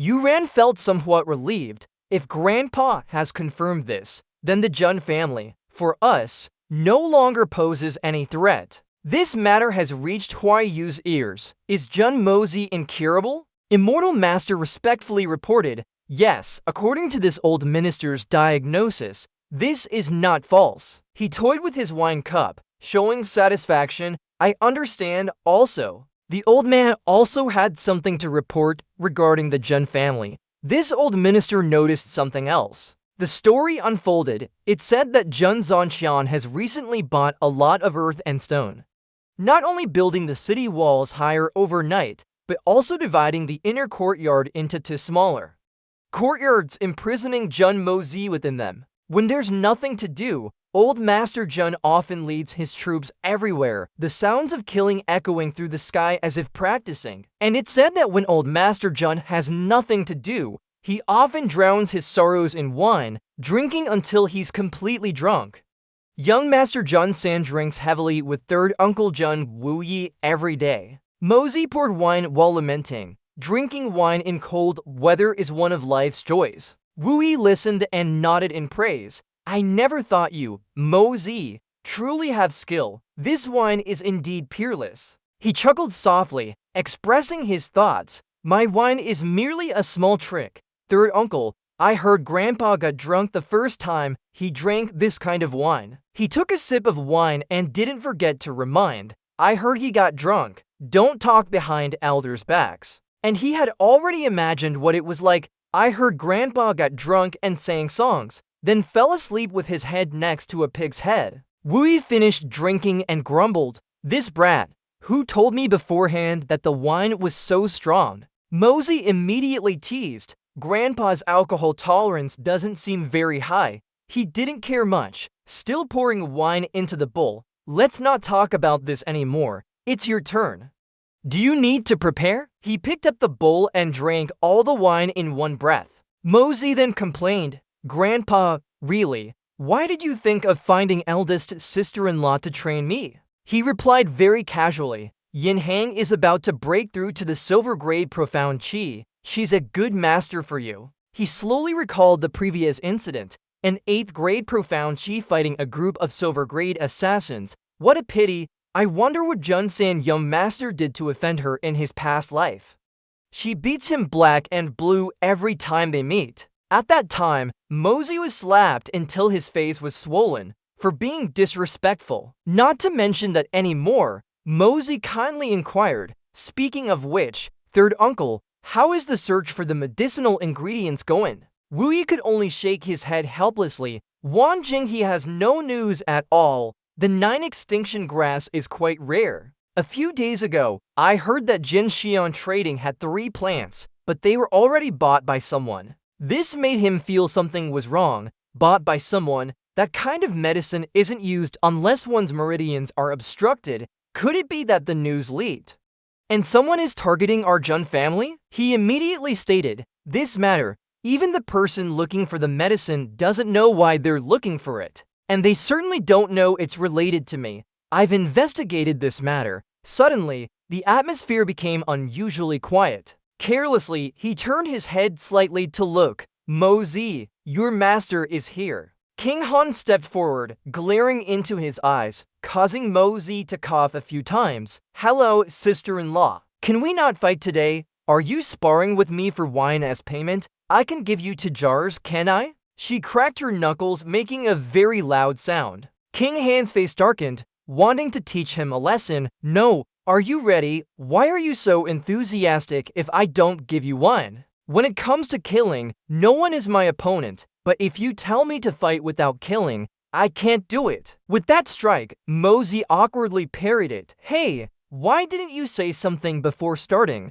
Such a despicable sneak attack. King Han's face was stern. Stop talking nonsense, quickly defeat him, and then we'll go home to drink. It turns out manager King Han is someone who really loves wine. He grabbed her wrist, parrying the blow more skillfully than before. Oh my, why are you so unreasonable and stubborn? King Han noticed every glance. She scoffed, dodging back and forth. Are you going to fight or not? Mosey jumped slightly. A thought flashed through his mind. If I don't dodge, am I supposed to just take the hit? In no time, King Han had grabbed Mosey. Got you, she said triumphantly. You're full of openings. With just one simple move, King Han slammed him down. King Han smirked, sitting on Mosey. Can't even take one blow. Quickly give me the wine. He was beaten so badly that his mouth was bleeding. Easy, don't press down like that. Grandfather said to beat me until I couldn't stand. But don't beat me like this. From a distance, Wui had witnessed everything. He was shocked just by watching. Mosey's previous moves only needed a slight force, and the attack point would be lethal in one blow. When he struck, he restrained himself. On the battlefield, killing enemies requires suppressing them. To decide life and death with one strike, has Mosey really reached this level? His fighting moves are extremely treacherous. Behind the back, no matter the position, the back of the head, these are all places for a one-hit kill. Wui briefly wondered, is Mosey really that skilled, or is it just a coincidence? At that moment, when Mosey made his move, it contained a hidden killing intent, and its sharp edge was instantly revealed. Wu Yi watched him fight King Han, and the more he watched, the more certain he became, but every time he was about to strike, he tried to pull back. Mozi's actions were completely unconscious. In fact, Mozi didn't even need to think. When attacked, he naturally aimed for a lethal blow. This is an instinctive reaction that one can only gain from killing countless people. When Mozi was knocked down, he let out a cry of pain. King Han let out a breath. Wu Yi thought to himself, "It's over." She stroked her hair and said, "Falling down 10 times, mission accomplished." King Han then seriously picked up the 2 jars of wine. Then she bowed to Wu Yi, excusing herself to leave. Mozi rubbed the bump on his head, complaining, "I told you I don't know how to fight. It hurts so much." Wu Yi looked at him helplessly. Don't know how to fight, meaning he only knows how to kill. Mozi stood up, letting out a sigh. She hits really hard. Wu Yi wondered, how did you do that? Hearing that, he pondered for a moment. Then Mozi admitted, "Uncle has found out. As expected, I can't hide anything from third uncle." He didn't know what to say. "Mozi, you." He poured wine as he spoke. "Third uncle wants to ask, how many people have you killed to reach your current level?" Wu Yi also voiced his suspicion. "Mozi, on the battlefield, you risk your life against enemies, but you've never served in the army." Mozi calmly replied, "The skill of killing isn't necessarily achieved through killing. As long as uncle understands the human body thoroughly, it can naturally be done." Wu Yi couldn't believe it. "That's all? No way! The intelligence organization of the military family knows where I go every day, what I do at every hour. Third uncle, do you really think I could secretly go around killing people?" Wu Yi was stunned. Could he be a born assassin king? He continued to ask curiously, "But why are you interested in killing? Your achievements are so great, and yet you." Mozi looked at him, his voice calm. "Third uncle, since Dyer came into this world, he has never killed anyone." Just then, Kier walked in and respectfully said, "Third master, young master. Someone at the door wishes to see third master. They say they have an urgent report." Mozi said, "Let him in quickly." A soldier ran in, bowed, and reported, "General, we found out who bought the 9 extermination grass." Wu Yi immediately asked, "Who is it?" The soldier scratched his head, stammering, unsure whether to speak. "It's the eldest young master of the Tang family, Tang Yuan." Mozi frowned. "Tang Yuan? What would that fat guy buy 9 extermination grass for? Does someone in the Tang manor need that medicinal herb?" Wu Yi suddenly became suspicious. Nothing was revealed, was it? Mozi stated firmly, "Absolutely not. But why would that fat guy buy 9 extermination grass?" He then changed the subject. "Third uncle, I remember you said there were 3 9 extermination grasses this time." He nodded. "That's right." Mozi reached out, smiled faintly. "In that case, it's better in that fat Tang guy's hands than anyone else's. I'll figure out a way to make him spit out 2 of them." Wu Yi nodded in agreement. "That's good too." He pondered for a moment and then said, "There's still one last medicinal ingredient missing. Fenjing." Scene change. Mozi had just arrived at the Tang family gate. When Tang Yuan ran out to greet him, his eyes full of curiosity. "Third young master, why are you here? Is your health all right?" He answered concisely, "I came to find you. Are you about to go out?" He nodded. "Yes, I was about to go to Shangyu Tang. They have some good items there. The old master told me to go bid on something." Mozi went straight to the point. "In such a hurry, did you buy 3 9 extermination grasses at Sanjing Herbal Medicine Store? Hand them over to me quickly." Tang Yuan was surprised. "When did you get into this kind of thing? 9 extermination grass, 7 extermination grass. I don't know what you're talking about." He frowned, his voice displeased. "Tang Yuan, do you know how hard it was for me to find out this information, and you dare to speak to me like that?" He hastily explained, "I really don't know, big brother. I wouldn't joke with you." Then Tang Yuan remembered something and exclaimed, "Jin Xiang Chang Han?" Mozi pressed, "Do you remember now?" He rubbed his chin and replied, "That's my family's business. I've only been there once in my life to buy medicine, and that was for you. 5 days ago, I brought all the medicine to your manor." He put his hand to his forehead, exasperated. Searched for half a day. Turns out it was at my own house. Tang Yuan spoke up, third young master. You've just recovered, and it's rare for you to go out. Come to the auction with me. I heard there are many good things there. Let's go buy some stuff. Mosey was about to refuse. I don't have time. But when his eyes scanned a list with Fen Jing, Xiang Jui, and King Xiangzi written on it, he looked slightly suspicious. Then he patted him on the shoulder, accepting the invitation. All right, let's go take a look. Mosey said confidently, the two of us will buy everything. After a while, the two arrived at the auction house. He exclaimed, Sheng Bao Tang is really big. Tang Yuan saw Mosey standing there stunned and urged, third young master, why are you just staring? Come in quickly. He glanced behind him and thought to himself, the people behind me, their bodies are exuding killing intent, and they're all on guard. What kind of place is Sheng Bao Tang?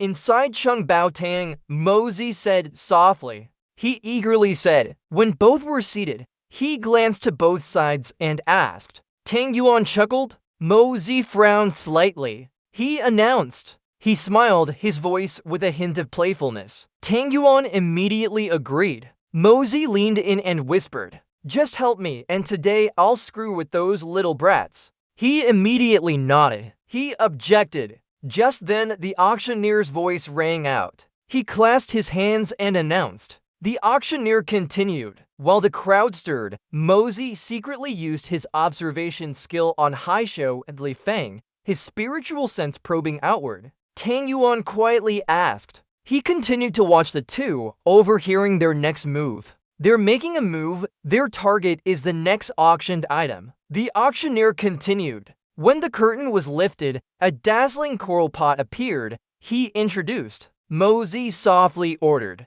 The auctioneer continued to introduce. As soon as he finished speaking, Tang Yuan stomped his foot on the railing and shouted. The entire hall was stunned, and all eyes turned towards him. Tang Yuan chuckled twice, clearly provoking them on purpose. Li Feng looked over, furious. Li Feng, with a disgusted look, thought. Haishou angrily said. He looked sorrowful and tired. At this moment, someone shouted loudly. Suddenly, the whole room became lively. Mosey looked down at the bidder. Tang Yuan found it amusing. On this side, Li Feng hastily raised the bid. Tang Yuan, do you want the coral jade that badly? This thing is useless to you.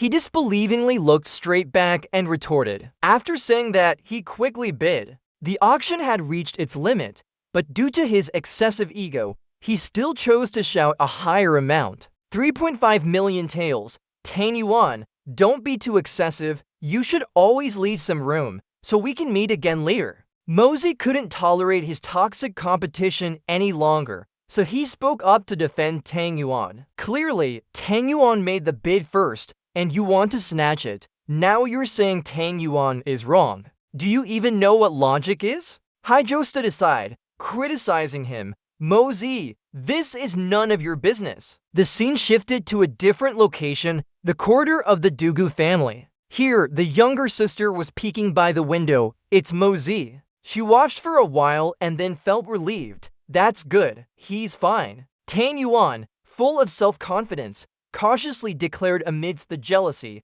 my business is young Master Third's business. I have nothing but money. I bid for million taels. He couldn't take it, gripping the railing tightly. You guys. Li Feng vehemently wanted to humiliate Tang Yuan. I bid 5 million taels. Tang Yuan, if you dare, bid again. Mosey thought carefully. To fight to the end, it seems this is the highest price the two of them can bid. If it goes any higher, Tang Yuan will truly get it. Feeling that it was time to stop, he ordered Tang Yuan to halt. Fatty Tang, that's enough. Following his advice, he immediately stopped. All right, this young master will concede to you. The bidding price was sky high, and both of them quickly became dazed by the foolish decisions they had made. Haizhou rubbed his aching head. More than 3 million taels, is it worth it? Li Feng comforted himself. Finally, he got it, realizing there must be a secret behind this incident. He became suspicious. It's just a superficial injury. Why would coral jade be needed? This thing must be very useful to them. What benefits the enemy is detrimental to oneself. I must destroy it. Mosey immediately called him back. Fatty Tang, let's go over there and see. From the corner of a corridor, a voice echoed, this is coral jade worth 5 million taels. Mosey and Tang Yuan appeared, and he pretended to praise. Indeed, even a fairy's fart is extraordinary. It seemed the praise just now was more meant to provoke than to flatter. He was bewildered. Fearing exposure. He whispered, Fatty Tang, your old master. Approaching the coral jade, he seemed a bit regretful. Young Master Third, my old master ordered me to buy this thing for the family, but now. He consoled him, then provocatively said, it's just coral jade. Why do the families need to fight to the end for it? Hearing this, one might expect a touching reconciliation, but Mosey preferred to tease. My family has a few more. What's so rare about it? He replied smugly, that's hilarious. Mosey, do you even know what coral jade is? It's coral jade. Seeing an opportunity, he quickly stepped closer. My family's coral jade is even bigger. As he spoke, he pointed his finger, and much redder than yours. Mosey secretly used magic on the coral jade to reduce its effectiveness. So, coral jade is useful for profound energy. He was utterly self-satisfied. Haha,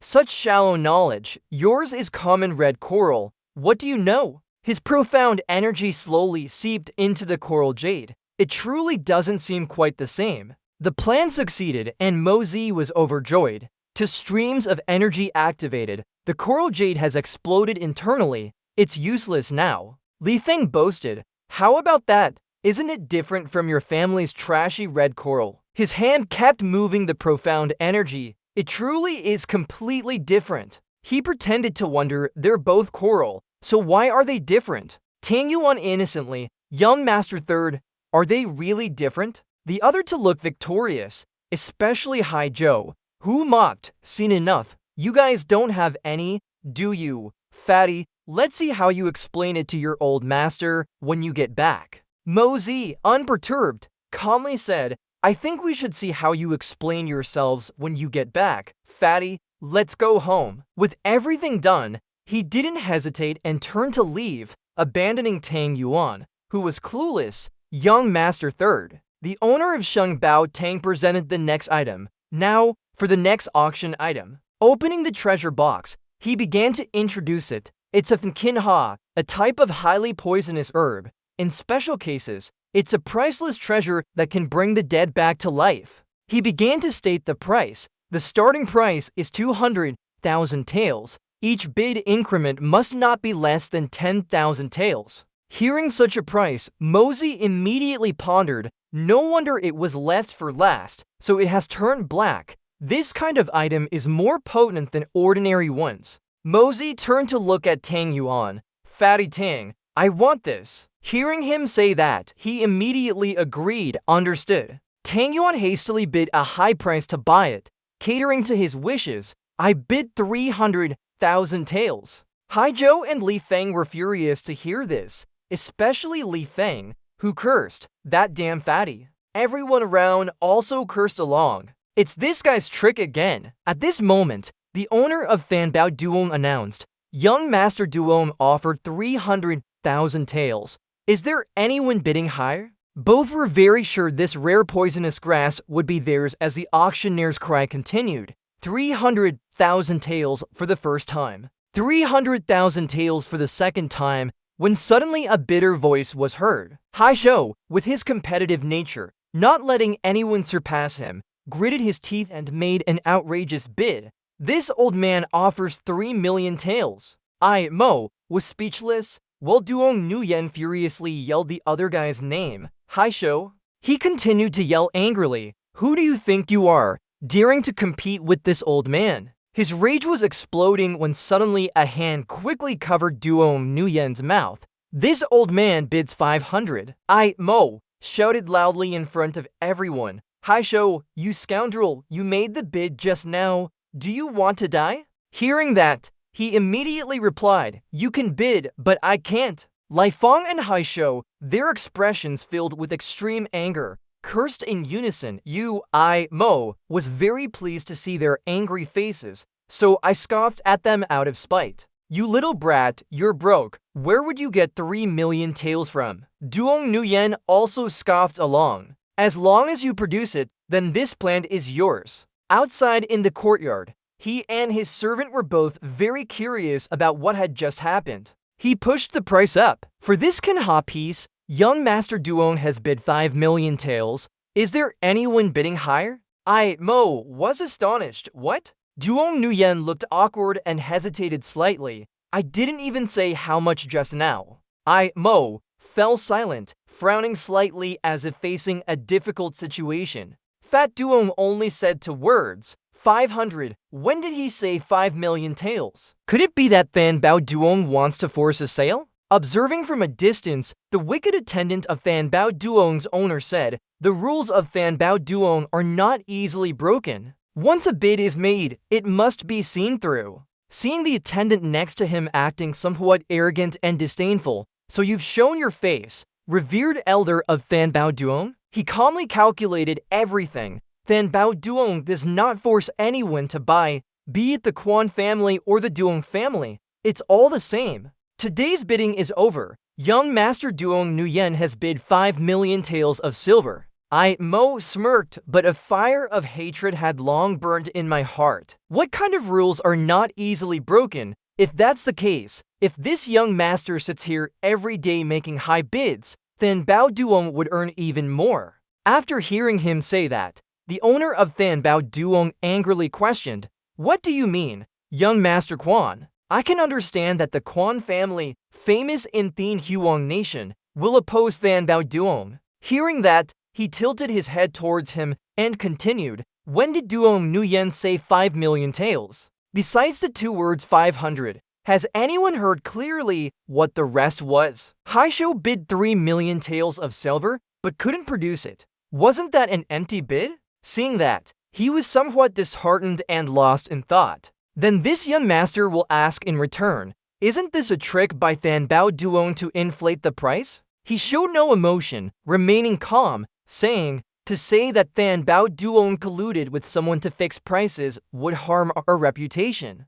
But Than Bao Duong was indeed careless today and got caught by this brat. In a corner of the small courtyard, there was a murmur of discussion. This is indeed a mistake. This humble one will investigate. Lai Feng and Haisho stood in the hallway. Haisho was dejected and speechless, while he mocked. Young Master Haisho of the Lai family, you bid 3 million taels just now. Can you produce the cash? It seemed that the surroundings also grew darker with that wicked thought. He gave himself a solution, saying, this junior was previously annoyed that Duong Nguyen raised the price 3 times. So I spoke up to stop it. He was stunned and afraid, saying, this junior currently doesn't have 3 million taels. Tiu Han appeared gloomily, damn it. Haisho panicked, sweat dripping profusely. Hearing his warning, not enough money, yet dares to bid, disrupting the auction. He suddenly grabbed his collar and kicked him hard. Tiu Han kicked and cursed, someone, throw this guy out of Than Bao Duong. He fell to the ground in humiliation. The Lai family of Thin Huang City no longer has the right to set foot in Than Bao Duong. Mo Ta, who had witnessed the entire incident, was ashamed and furious. Even if Haisho was wrong, you can't take away the Lai family's right to enter Than Bao Duong. Could someone be controlling this behind the scenes? A long figure exuded coldness. Hearing the curses, Quan Mo Ta, although this matter was caused by Haisho, you once insulted my Than Bao Duong. Standing on the city wall, he pieced everything together. When did this young master insult Than Bao Duong? Haisho caused a disturbance, but this young master didn't let him deceive me. He clapped his hands, cheering, come on, everyone, let's applaud Than Bao Duong. He sarcastically said, Than Bao Duong has keen insight. It's finally settled. This young master is impressed. Duong Nguyen added, why aren't you applauding? Do you still have objections to Than Bao Duong? Hearing his somewhat threatening words, everyone immediately responded with applause. Than Bao Duong is truly fair, impartial, shameless, truly shameless. Young Master Quan Moda's level of shamelessness has reached new heights. His thick skin makes me ashamed of myself. Under the forced circumstances, Tiu Nuyet gave a wry smile, saying, "This style is indeed still young Master Quan San's." The scene shifts to another room. Tiu Han bitterly held a grudge over this debt. Quan Mota, that cunning brat. I can't let him off. Tuyet Dong calmly went about her business and advised, "You were wrong in this matter. How can you blame that brat?" But this Fan Kin Ha, I'm afraid, concerns Quan Vo Wai. He burst into a fit of rage.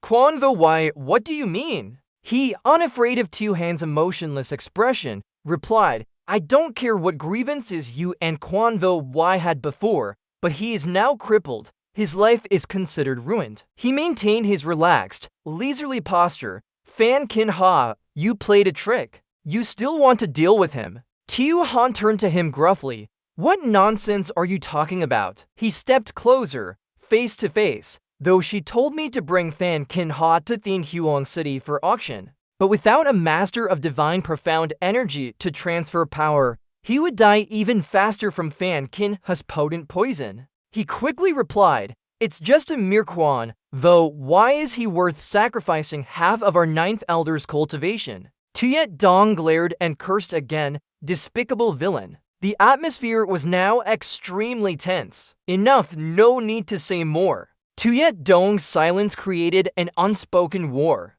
Not wanting to say anything more, Tiu Han turned, scoffed, and his image faded away. At a tall, ancient design city, Mota and Duong Nguyen stood high above, looking at the owner of Thanbao Duong. The previous auction of Fan Kin Ha was disrupted by the Lai family's high show, making the bid invalid. It will proceed based on the previously set price. Mota listened seriously. The voice was unlike before, so it seemed there were indeed two different people. "Just now, I thought they disagreed." The owner of Thanbao Duong bowed his head and continued the auction. For Fan Kin Ha, young Master Duong previously bid 300,000 taels, shouted twice.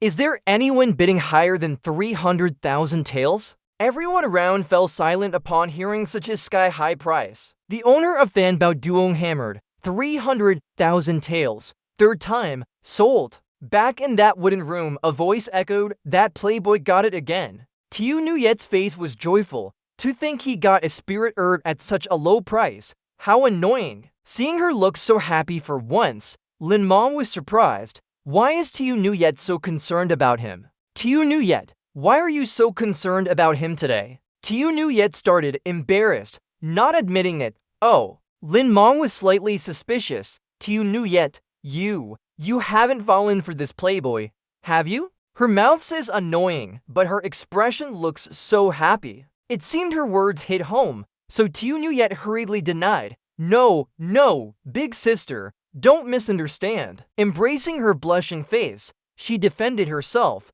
"That's because he's a rich kid, so he needs to be properly taught a lesson to let him know how formidable this young lady is." Then she mumbled to herself. In Tiu Nuyet's embarrassed state, she could only silently watch and judge. On this side, the auction continued. He opened with another item. Currently, the last item is the tendon of a level 6 mystic beast, the white-horned ox, Article 30. Starting price for million, each bid increased no less than 100,000. After the starting price was announced, everyone below vied to bid for 0.5 million taels, 6 million, 7.5 million taels. After a fierce bidding war, hearing the amount continuously increase, 13 million taels of silver, second time, 13 million taels, third time, sold. Mota, seeing the item was a level 6 mystic beast tendon, was somewhat interested, using a level 6 mystic beast tendon to make a bowstring. Then, the power of the bow and arrow could at least double or more, creating over 10 sets of bows and arrows and fusing ancestral techniques.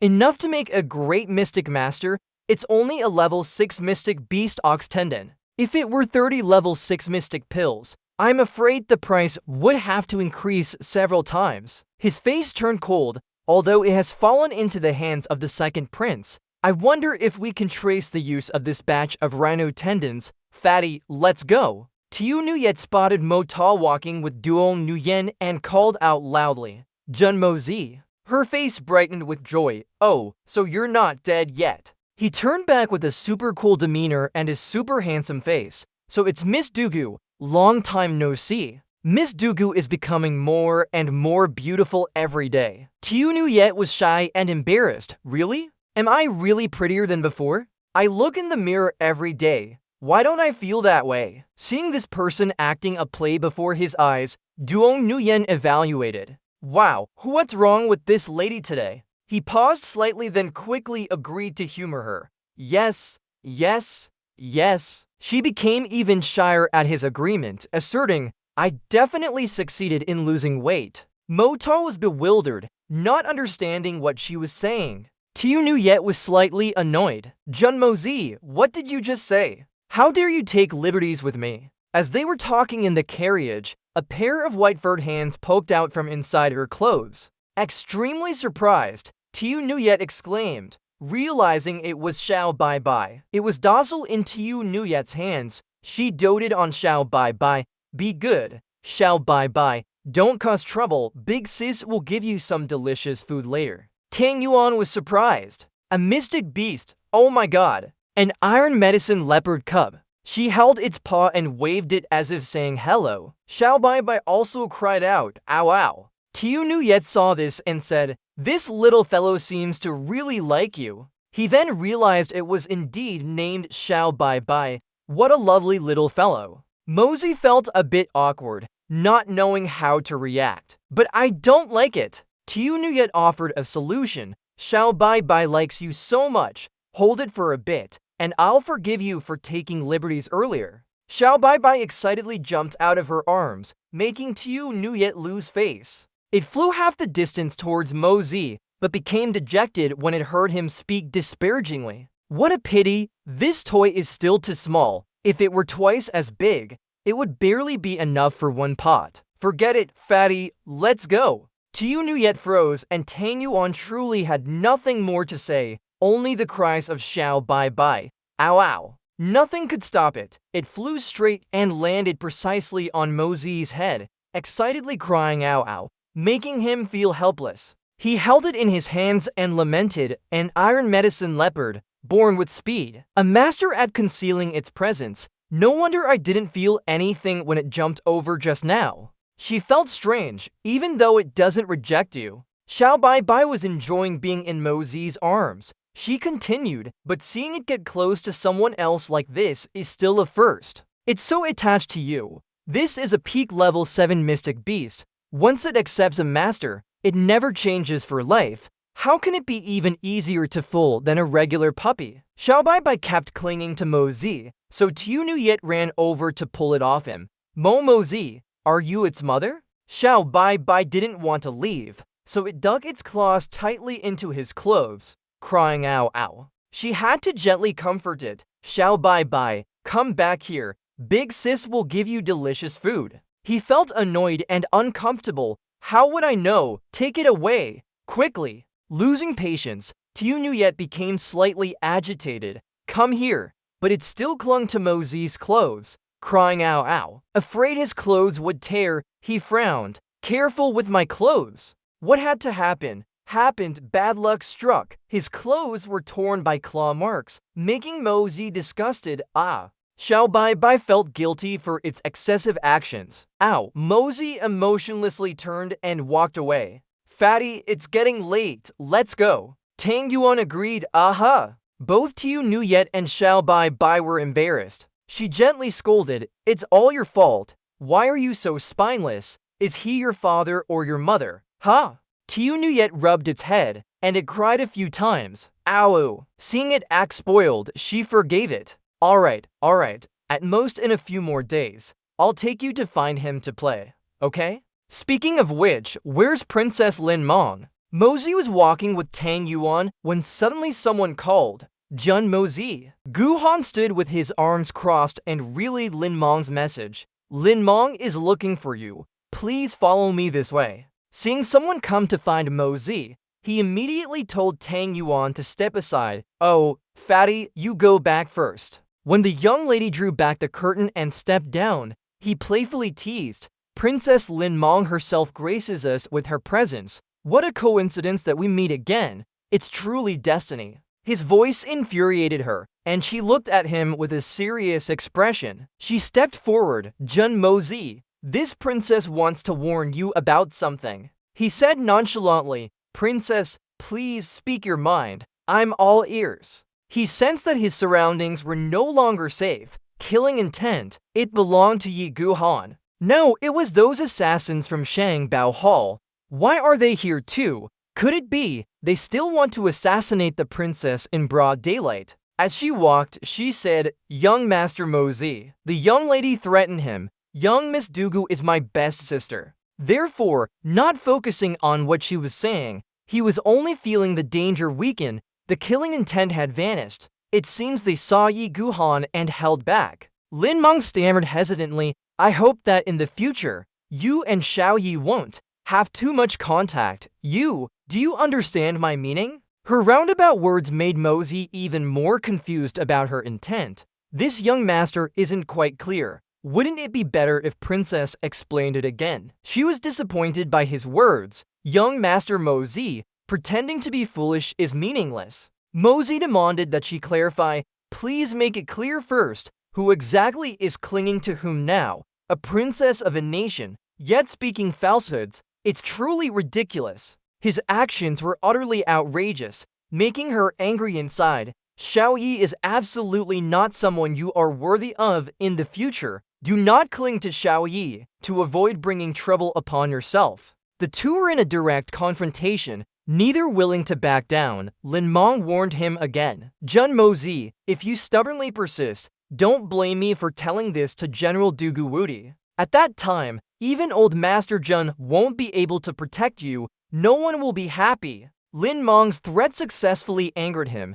Go tell him then. It's best if Dugu Xiaoyi is permanently confined by her father, so she stops bothering me. The situation was extremely tense. She flinched slightly then conceded. Alright. Jun Mozi's words came out like a whirlwind. Don't regret it when that time comes. Each went their own way, but Mozi was still angry, truly idle and well-fed. And she's not even my wife, yet she's meddling in who I go looking for. Guhan couldn't take it anymore and shouted Mozi's name, Jun Mozi. The young lady urged him, let's go, Uncle Yi. He admonished the boy, a scumbag like you is truly detestable. Today, I shall discipline you on behalf of old Master Jun, and also let you know that not everyone can be trifled with as you please. Mozi's rage reached its peak. HMPH. Who do you think you are, opening your mouth and claiming to represent a nation's high-ranking official, the Grand Duke of the Empire? How ridiculous. His killing intent flared. Without further delay, they prepared to rush into battle against each other. Who would have thought Mozi would turn around and run away? Heaven Profound Master is attacking people. Heaven Profound Master Yi Guhan despises you. Help, save me. To save his own life, he ran like a whirlwind. Run.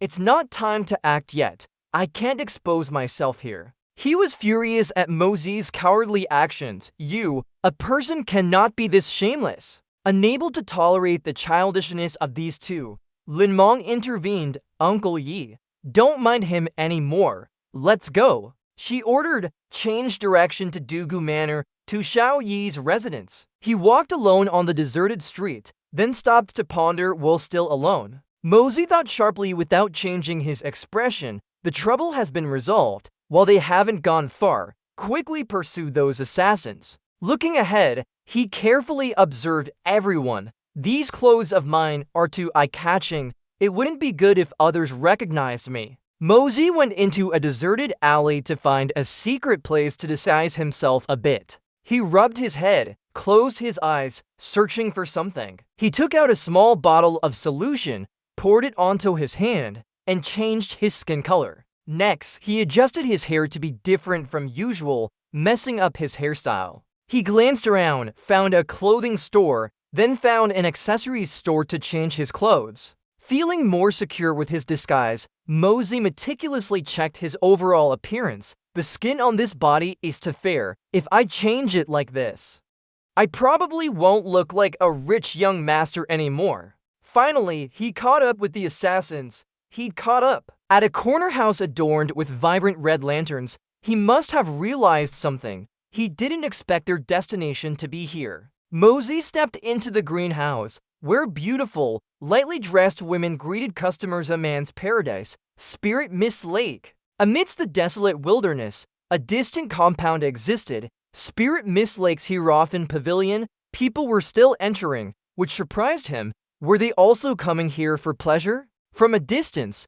he saw several people acting suspiciously. He thought there must be a problem. Something was off. Among a patch of wild reeds, a large, luxurious boat docked by the shore. Just as he went in, this pleasure boat arrived. What a coincidence. Two people stealthily boarded the boat. Mosey, fearing he'd lose them, followed. They were on the boat now. If he didn't follow, he'd probably lose their trail. He took a roundabout path through the reeds to remain unseen. Without further thought, Mosey decided to take a risk, to gamble on this one time. He quickly dove into the river. Once he stabilized and regulated his breathing underwater, he looked up to observe. He approached the boat with skilled swimming. If it weren't for his significant progress during this time, he probably wouldn't have been able to do it so silently. On the gently flowing river surface, Mosey intelligently used a tube to breathe, successfully lurking underwater. Now,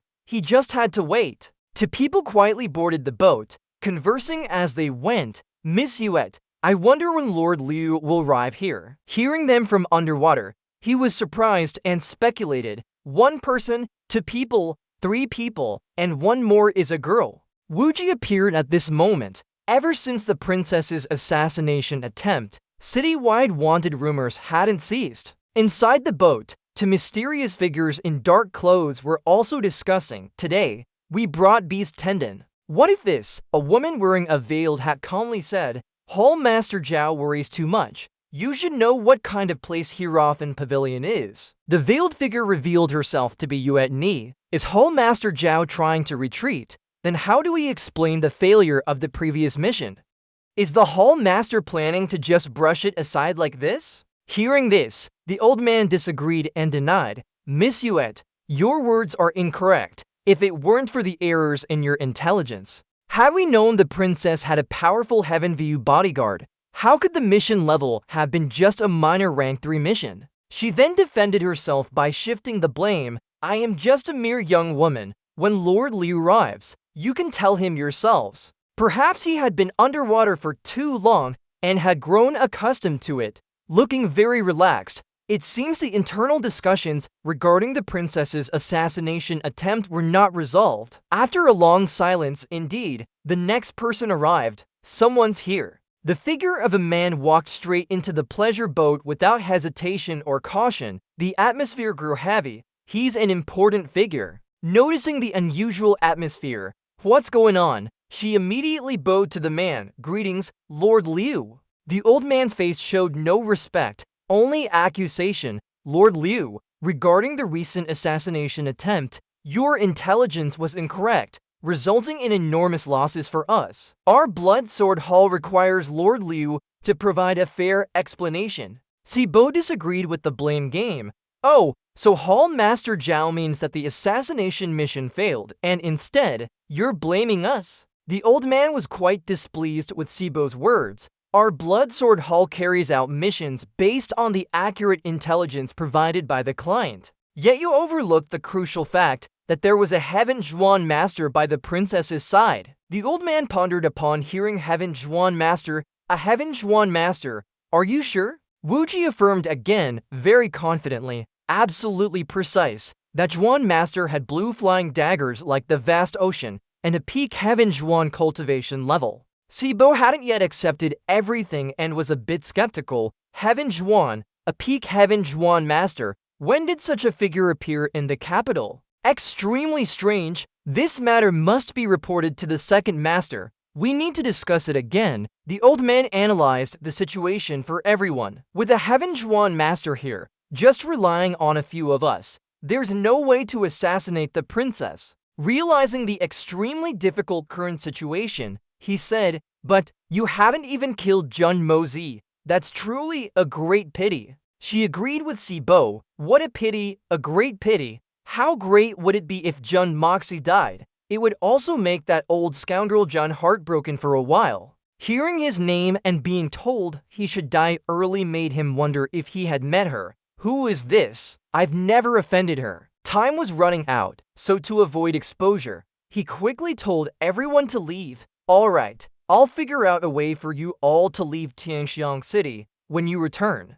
Please convey my regards to the Blood Sword Hall Master. Before he finished, he added, although this matter wasn't successful, the second master will still be grateful. They replied, yes. Sibo still didn't forget about her part. The Zhuan beast tendons are for you to handle. The people in the palace are also ranged, right? She accepted the order. Lord Liu, please rest assured. But I wonder, has there been any concrete result regarding the matter I entrusted to the second master? Hiding underwater, Moxie had heard the entire conversation, and the second master, who doesn't know you're talking about the second prince, all mysterious and secretive. Yor was filled with resentment. That old scoundrel Jun caused my nation to fall, my home to be destroyed, and my people to die and scatter. If the second master can't do this for me, then why should we rely on him? He quickly explained the current situation to her, telling her not to rush Miss Yor. That Zhen Zhanqian has always been a pillar of Tianxiang nation. To assassinate him, how could it be that easy? Once this matter is done, for a Supreme God Zhuan expert to deal with Zhen Zhanqian will absolutely not be difficult. They intended to kill his grandfather. Moxie was shocked and unintentionally moved forcefully, disturbing the water and making a loud sound. They actually conspired to assassinate my grandfather. And there's a Supreme God Zhuan expert wanting to make a move. The disturbance startled Sibo, who shouted, "Who's there?" Everyone frantically searched for the intruder. There's someone under the boat. Moxie worried. What do I do? Should I strike now or escape first? Sibo angrily roared to intimidate bold thief. Surrounded by a golden aura, he exuded terrifying killing intent. Moxie immediately dived deeper. Those to Blood Sword Hall assassins haven't gone far yet. If they hear the commotion and come here, I'm done for. Among the ways to save himself, he chose the easiest one. A single tree makes no forest. Time to bolt. He jumped straight onto the rooftop and saw Moxie's shadow in the water, hiding underwater. You think you can fool my divine senses? At this moment, Sibo was furious and eager for battle. Wishful thinking. Yor also wanted to see the intruder caught and praised him. No wonder it's Lord Liu, only at the peak of gold grade. Yet your divine senses can rival a heaven Zhuan, Sibo humbly replied.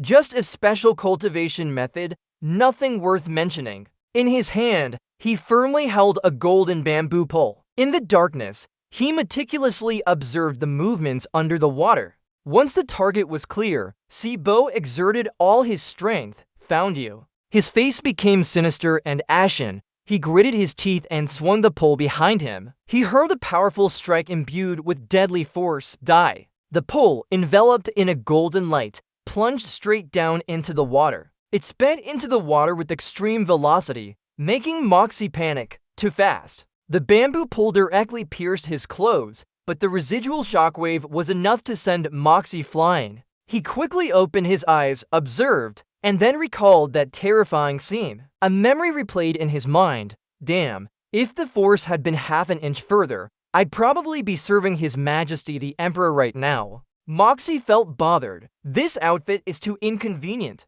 He held the knife ready for what was needed. This person was agile. Moxie tore his clothes into pieces. This guy threw a bamboo pole. He wants to attack me. Seeing the bamboo pole slowly floating up, he thought, if the attack doesn't hit, he can still use the force to stand up. No assassin had surfaced for a long time. Not wanting to wait any longer, Sibo personally plunged down to investigate. Moxie immediately assessed his cultivation. At this peak gold grade, he doesn't understand water techniques. He's temporarily staying on the surface with Zhuan Qi. With no other choice left, he decided to take a risk. There's no other way, so I'll just go for it. Swimming closer to the bamboo pole, he stopped at a blind spot and carefully inspected the pole underwater. This bamboo pole, used to propel boats, seems sturdy enough. Gripping the bamboo pole tightly, he would retaliate. His strong body moved forcefully, causing a section of the bamboo to bend. Seeing that the tip of the bamboo pole was gone, Sibo was surprised. The tip of the bamboo pole had disappeared without a trace. A huge propelling force created an undertow that pushed the bamboo tip upwards. Using that power, he rapidly shot out of the water in front of Sibo, making the old man unable to believe his eyes. What? His swift movement, like a whirlwind, created large waves that blocked the view. Moxie rushed off and even waved goodbye. He stood watching, regretful that he couldn't clearly see the perpetrator's face. There was too much spray. He couldn't see this person's face at all. Tonight's moon was shining brightly, and in parallel, Moxie was flying through the sky like a rocket, making the author praise, but that butt is really white. Standing in the water, the old man bitterly looked up at the sky and lamented, that damn little thief. Unexpectedly, the bamboo pole that he himself had plunged down to secretly attack Moxie was now approaching him. Suddenly, it ricocheted back towards Sibo. It bounced back. He was so engrossed in his humiliation that he didn't pay attention to his surroundings. This plan needs to be redesigned. Suddenly, a sky-shattering scream of agony rang out miserably. The bamboo pole struck him. After enduring a moment of humiliation and then being hit hard in the face by the bamboo pole, Sibo felt miserable. However, he still tried very hard to observe.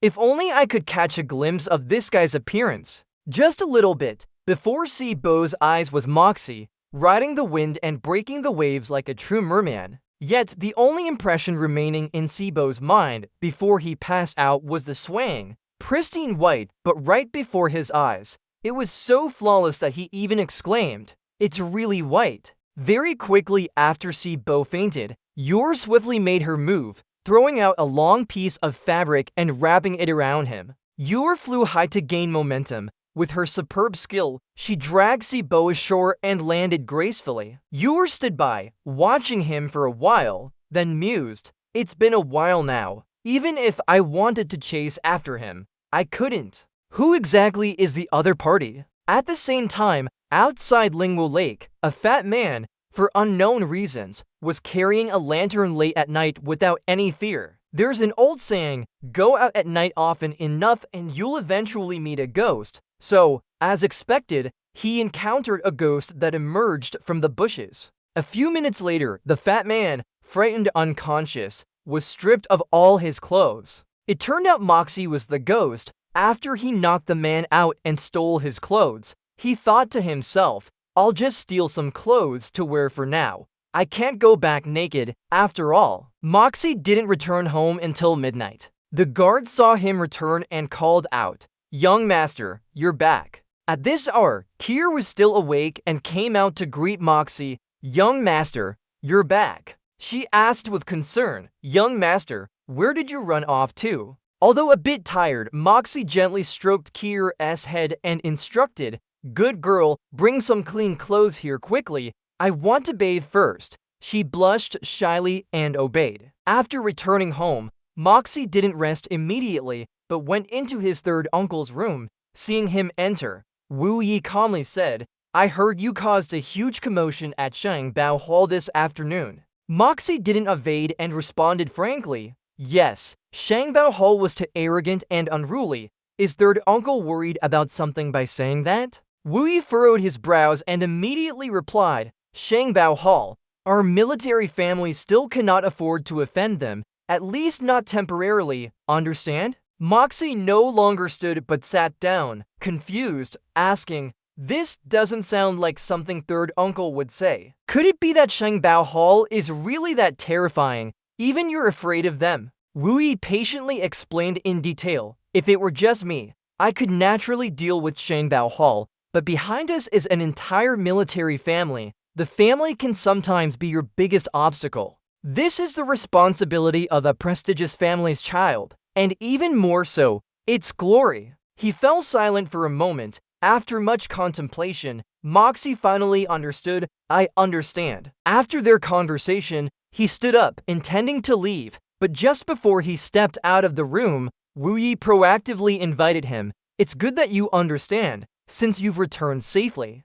Come have a drink with me." Hearing this, Moxie paused, gently declining. "Drink wine." "Not yet. I'm afraid third uncle won't be able to drink for the next 10 days to half a month." He smiled slowly and announced, "Because I want to congratulate third uncle. Those 5 types of medicine are now fully prepared." Wu Yi was startled as if he had heard earth-shattering news. Seeing his third uncle's astonished expression, Moxie continued, "And I had already properly prepared that spirit-piercing needle half a month ago. Third uncle only needs 10 more days. Then you can discard what you're sitting on. After that, we can slowly enjoy our wine." Saying this, he left immediately without lingering, leaving Wu Yi deep in thought alone in the room. A decade of chronic illness was finally being revived. The next morning, the palace was heavily guarded. Guards were everywhere, strictly following orders. From today onwards, no one is to be met unless His Majesty instructs otherwise.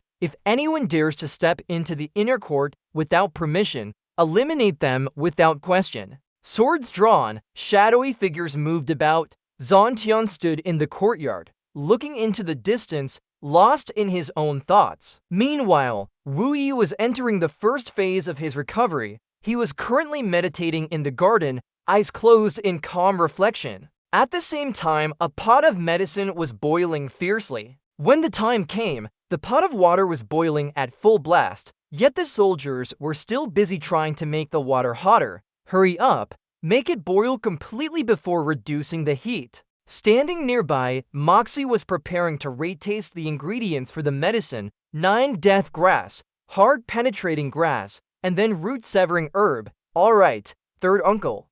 Each type of medicinal herb flowed smoothly into the jar under his control. Hearing this, Wu Yi exerted all his strength, releasing an immense energy that tore his clothes. Moxie exclaimed, "These 5 types of herbs are extremely potent poisons." A strange green mist flew out of the medicine jar. Then it enveloped Wu Yi's entire body, making him feel a bit uncomfortable. Seeing this, Moxie encouraged him, "This is just the beginning. Maintain your focus." In a moment, the green mist seeped into Wu Yi's body, gradually forming mottled tattoos all over him. Wu Yi screamed in pain. Moxie continued to warn him, "Hold on, third uncle." Hearing this, Wu Yi gritted his teeth, enduring the pain, breathing heavily to regulate his body. "Continue." Seizing the opportunity, Moxie held a bottle of paralysis flower medicine in his hand and quickly poured it directly into Wu Yi's mouth before he could react. With such a sudden action, Wu Yi flinched and spat out a little medicine. So he quickly took a clean cloth and stuffed it into Wu Yi's mouth for him to bite down on in pain, preventing him from biting his own tongue. Zhan Qian, also present, hesitated and said, "Moxie, this is too much." However, Moxie immediately retorted, "This is a necessary method, fighting poison with poison. Only this way can we force out the extremely potent secret poison that has been hidden away." 3 types of extreme poisons simultaneously took effect within Wu Yi's body, causing his body to tense up. Over time, the paralysis flower medicine gradually permeated Wu Yi's body. A mystical golden light converged in Moxie's hand and flew directly into Wu Yi's mouth. Then 3 other colored lights swirled and converged before his chest. Wu Yi was slightly horrified to realize. His legs trembled slightly. His legs and waist, which had been numb for many years, now intensely manifested the extreme poison in the injured areas from 10 years ago. The agony was like his soul being scorched. Just a moment later, Zhan Qian and Moxie noticed a change in Wu Yi. Zhan Qian joyfully shouted, "He's standing up! He's standing up!" Facing the old man's joy, Wu Yi groaned in pain, one sound after another. "Father, I'm here," Moxie, standing nearby, indifferently said. "Of course he's standing up. Why is he curled up here?" It turned out that under the excruciating pain that cut through flesh and bone, Wu Yi had directly passed out, his face frozen and darkened from the agony. But for Moxie, that was not enough. He continued to give Wu Yi more medicine. "Keep going. Quickly drink the soul-binding river." When Wu Yi received the last dose of medicine, Moxie quickly sat behind him, softly instructing him, and then began to guard him.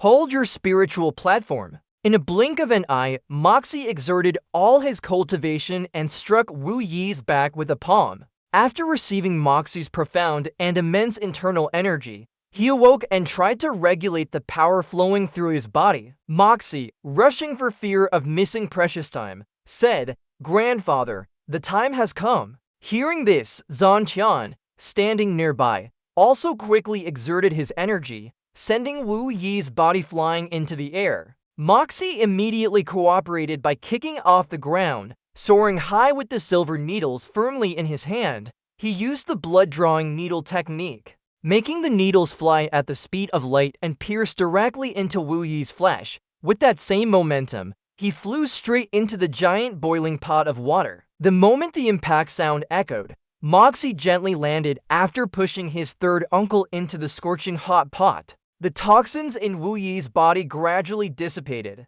Seeing this, Zhanqian couldn't believe it. The poison, it's all gone. He looked at the current situation and pondered, this treatment method is truly unheard of, never seen before. Meanwhile, Moxie was still seriously examining the detoxification process. Very quickly, he noticed that the appropriate time had come, so Moxie reached out and grabbed his arm, then used force to pull Wu Yi upwards. Afterwards, he exerted himself to help him unblock his meridians. Moxie focused intently, transmitting energy to help Wu Yi detoxify. At this moment, he regained consciousness and opened his eyes. At the same time, the toxins accumulated in Wu Yi's body were expelled. He couldn't help but cough loudly and expel the remaining toxins from his body. They fell to the ground, emitting an ethereal white smoke. At this moment, he thought with great satisfaction, mission accomplished. Then Moxie stood up, looked towards Wu Yi, and said,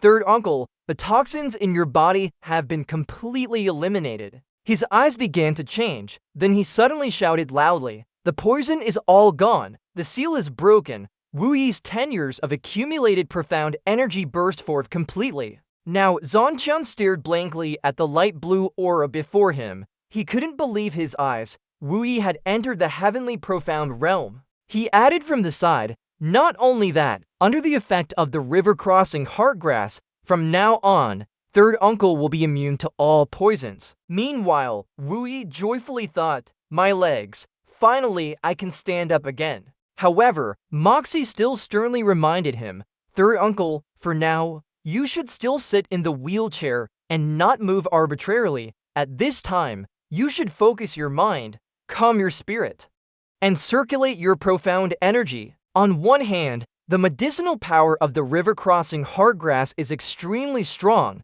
If it's not dissolved early, it will be detrimental. Furthermore, third uncle's legs haven't moved in 10 years. It requires 360 more celestial cycles to ensure there are no worries. With everything completed, Zhanqian was deeply moved and softly called his name. Moxie calmly looked at him and called out, "Grandfather." Zhanqian's tears fell. Grandfather is just a happy. Not only does the Jun family have descendants, but they are also formidable young talents who surpass their teachers. Even if I close my eyes now, I can smile in the underworld with no regrets. At the same time, his feet trembled violently. Wu Yi tried to move towards him, and the young man, when he was finally able to stand on his own, he still couldn't believe it. Zhanqian stared blankly at the scene before him and softly called Wu Yi's name. He feared he had seen wrong, so he reached out and rubbed his eyes.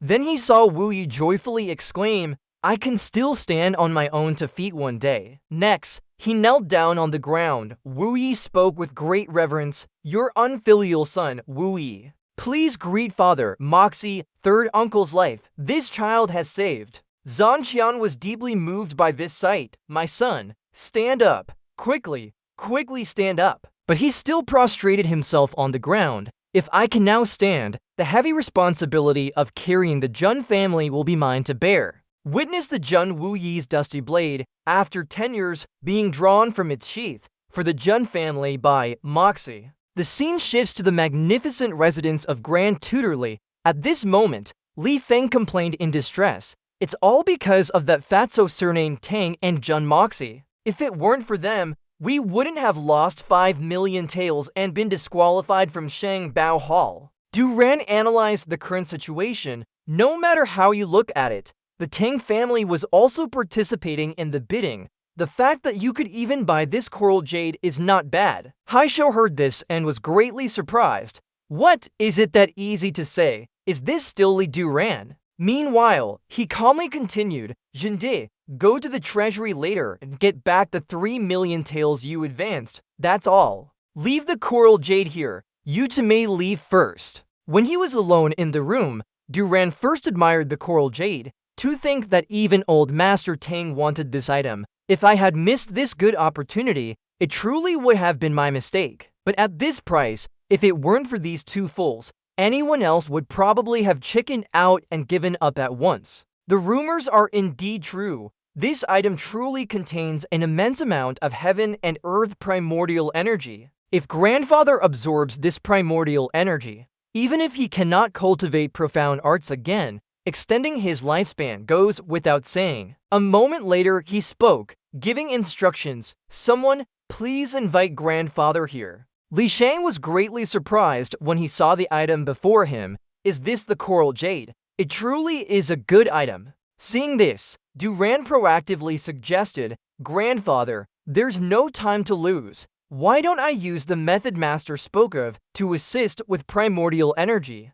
And then grandfather can quickly absorb this good item. He thought it was a good idea. Alright, you go call those people over here to guard us. He immediately followed Li Shang's order and went out to call people. Outside, Tuan Lin directed, strictly guard 30 Tring around the study, absolutely not allowing anyone to disturb, and the soldiers quickly obeyed. Inside the room, he suddenly remembered, oh right, Dunan, your senior brothers, they've returned, haven't they? It's a pity your master couldn't come personally. If he could, our Li family would have the greatest protection. At this moment, he calmly explained, Master is preparing for the Qitian Peak appointment 3 years from now. Temporarily, he absolutely cannot be distracted, but with the assistance of several senior brothers, as long as it's not a full-scale war, we don't need to worry at all. After understanding everything, Li Shang urged, alright, let's begin. Dunayan didn't dare delay and proceeded to assist him with primordial energy, and the abundant aura contained within the coral was transmitted out. Li Shang gently raised his hand and felt the primordial energy entering his body. He felt the abundant spiritual energy and assessed, the moment this aura entered my body, my meridians felt much more comfortable. My Danshan, which was shattered by Quan Chen 10 years ago and had no feeling for many years, now seems to be recovering. He noticed a change in his body. The essence left behind by Quan Mo Ta was tightly enveloped by a violent white spiritual energy. Li Shang absorbed the primordial energy and sighed, Dunayan, my Danshan has probably recovered. He was also joyful and said, today, the shackles that old villain Quan Chen Thien placed on you can be considered removed. Our Li family can finally roam freely. However, as the two slowly absorbed and freed themselves from their restraints,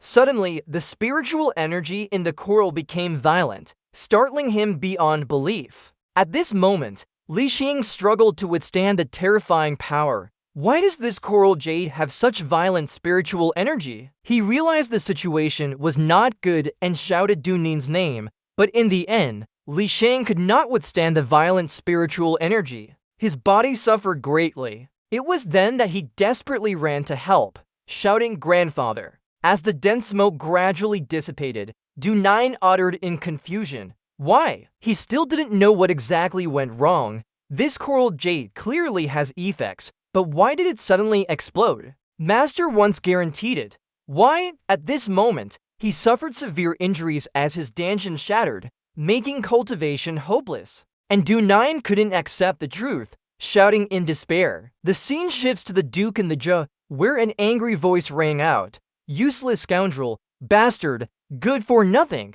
Vodic, frightened by Tung Hon's aura, screamed. Father, he was extremely furious. I told you to watch your daughter, and this is how you watch her. Even if she fell for a pig's head, it would be better than falling for Quan Mo Ta. That's Quan Mo Ta. Are you blind? He stammered slightly. This. I didn't know either. If I had known sooner, Tung Hon cut Vodik off before he could finish. If you don't know, who knows, you're her biological father. While Tuing is in the palace accompanying the princess these few days, you quickly put an end to this matter for me. If I hear any news like this again, I'll beat you black and blue. He watched him huff and leave, then wondered, damn it, how could something like this happen? Then Vodik loudly ordered, someone, relay my command. Du kan en, du kan hung, du kan hao, du kan kiet, du kan shung, du kan thong, du kan tien. Immediately return to the army camp outside the city.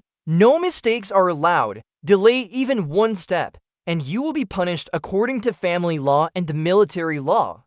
The 7 Duke and the Jib brothers were very surprised to hear this command. After giving instructions, he grumbled angrily that hateful Quan Mota. How dare he seduce my daughter? Does he think his life is too long?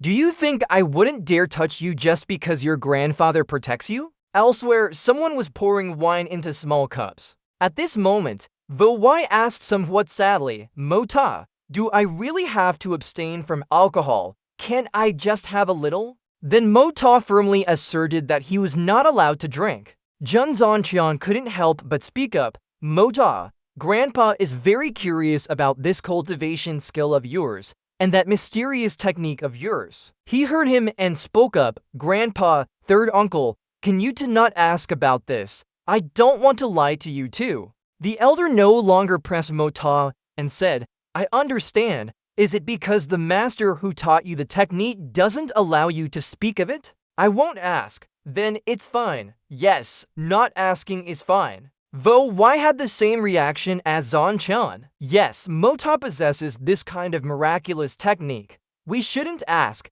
and should try our best to keep it a secret. Who wouldn't want such a technique? Even just a little rumor spreading would be very dangerous. Mota saw them explaining and thought, I didn't even have to make up an excuse yet, and these to have already figured out all the reasons. The elder suddenly felt curious. Mota, now that your third uncle has recovered, what are your plans next? Tell Grandpa. He said he had no plans yet. What plans could I possibly have? Continuing to be an idle young master, how wonderful. But for now, third uncle's recovery shouldn't be spread outside. You should continue to look troubled. Then, he heard it and fell silent. Well, Zhanqian immediately retorted, nonsense in the past. I worried because of you two brats. Now you're capable. Vo Wai has also recovered. How can I keep pretending? Then Mota smiled and explained, that's easy, Lair. I'll go out and create some trouble for you, so you can look troubled, alright? For example, I could go smash a prosperous treasure haul, capture the 3 princes and beat them up, or flirt with some village girls. Now the elder glared at him, bringing up an old matter. I haven't settled the score with you for that day at Prosperous Treasure Hall yet. Let me tell you, some things transcend the mortal world. Like Prosperous Treasure Hall. Mota suddenly felt curious. Prosperous Treasure Hall. What exactly is its origin? Zhanqian recounted it without concealment. I'll just tell you, Prosperous Treasure Hall is merely the tip of a massive iceberg of power, but even that is enough to threaten the world. As for anything deeper, I don't know. I just know that it cannot be provoked. Things have come to this point. The hidden forces of the family will now all be transferred to Vo Wai to manage, and you, Mota, you handle your own affairs and help your third uncle when you're free. Only then did he agree to the elder's command. Alright, but before third uncle takes charge, we must first get rid of all the internal spies. Third uncle's recovery is indeed a threat to the outside world. At this moment, Zhanqian cautiously asked, You're just the imperial family. Mota seriously analyzed the current situation. Although the Jun family's secret forces have been purged, there are still imperial family members lurking within. Now is a crucial time. We must cut them off. The elder closed his eyes and fell silent, seemingly pondering. After a while, Zhanqian compromised. You're right. I'll give you the list. As for how to do it specifically, you two can arrange it yourselves. You don't need to tell me. Vo Wai, after hearing the elder and the young man converse, felt worried. Mota, isn't what you're doing too cruel? Even if they were once imperial family members, now they are teammates. Mota calmly replied, "What needs to be severed must be severed, or there will be great chaos, once exposed, if it causes the imperial family to suspect. All members of the Jun family will be implicated." He still hesitated, muttering, but before Vo Wai could finish speaking, the young man interrupted, "Third uncle, are we just going to keep hiding until we die? Isn't your perspective too limited, uncle? Look at Prosperous Treasure Hall now. It roams the world. What emperor dares to touch Prosperous Treasure Hall?" The elder heard this and exclaimed in surprise, "Mota, you actually have such great ambition." Mota sighed softly, then curiously asked, "Have the 300 trainees from earlier still not returned?" Then he saw Wu Yi recount the information he had received. "You said that the special troops you ranged to train have died. They went into the Heavenly Punishment Forest to hunt for mystic pills, low-grade spoils, and furs, right? Up until now, 27 people have shown traces or written surrender letters, confirming all of them are dead." After hearing these reports, he commented, "The remaining people can probably rest assured. As long as they can eventually return, it will be well worth it." Time passed like this. The current Grand Tutor Li Shang suddenly fell seriously ill, and the news that his life was in danger spread throughout the capital. Mota silently drank his wine and wondered to himself, "It wasn't me, was it?" Inside the imperial palace, Huai Wu was annoyed. Such a good civil official, yet he went to cultivate that mystic chi technique. Now look, the mystic chi wasn't cultivated, tormenting his old life until he's barely breathing. How could this not grieve us? He gnashed his teeth and looked down, "You all." Meanwhile, everyone was silent because the relationship between civil and military officials had always been poor. Meanwhile, Wanli was dozing off right in the grand hall. Huai Wu's face was dark seeing them, not focused on the discussion. And the relationship between those highly respected civil officials was also just ordinary. He mused somewhat helplessly, "If you have strength, just follow these great ministers. Why bother confronting these old men? Isn't it like playing a lute to a cow?" Finally, Huai Wu spoke up and ordered, "Go, all of you, go. It's all our fault. Why bother, you venerable immortals? Go, go, go. All of you, hurry and leave." Everyone heard this and responded in unison, "Thank you, Your Majesty." Zhang Qian had been looking forward to this moment for a long time and hurriedly left. He urged impatiently, "Go back and sleep.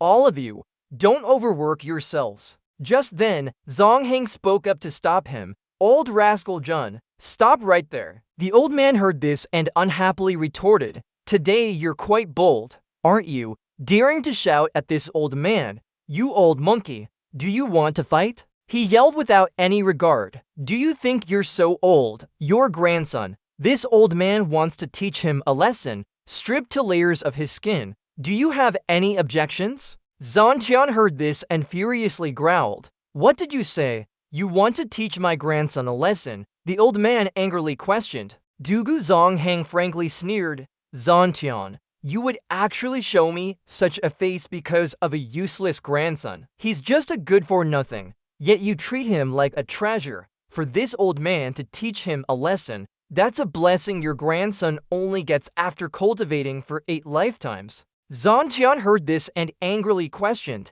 "Dugu Zhang Heng, I don't know what my grandson did to offend you that you want to personally take action. Explain it clearly." He spoke up to warn, "If offending this old man was good, your grandson absolutely shouldn't have. He actually went and provoked our little girl, Xiaoyi. I'm telling you, if anything happens, be careful not to even see your grandson's corpse." The old man heard Zhang Heng's words and remained silent. Then Zhang Qian angrily roared, "If Mota loses even a single hair, Dugu Zhang Heng, I guarantee your Dugu family will regret it for life." Wanli saw the situation was getting out of hand and hurriedly intervened. "What did I say wrong? So it turns out you 2 old men are just joking around here. Look at yourselves. Aren't you afraid the younger generation will laugh at you?" The old man didn't want to continue arguing with him, so he snorted coldly and left. Zhang Heng still didn't give up and said, It's too late for you to go back now.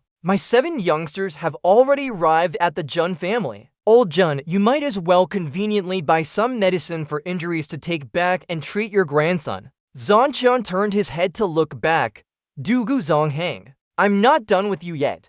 Just wait and regret it. With that, the old man flew away. The scene shifts to the Jun family with its ancient architectural style. At this moment, Kaya Chenni was receiving a large bottle of wine from her subordinate. She looked at the things in front of her and commented, "Not bad. Although I don't like drinking strong liquor, I can sell this for some money, and it's also good for those young masters to broaden their horizons." Mukta looked at the boiling wine bottle and gave instructions. Little Kha, prepare to warm the wine. Your young master will enjoy some freshly distilled wine. While the distillation pot was still boiling, someone suddenly appeared nearby, making a loud noise. Seeing this, he was very displeased. This is the Kwon family, daring to cause trouble here in broad daylight. Interesting. Then, the 7 Dugu brothers majestically appeared before Mukta. One of them angrily roared, "Kwon Mukta, you brat,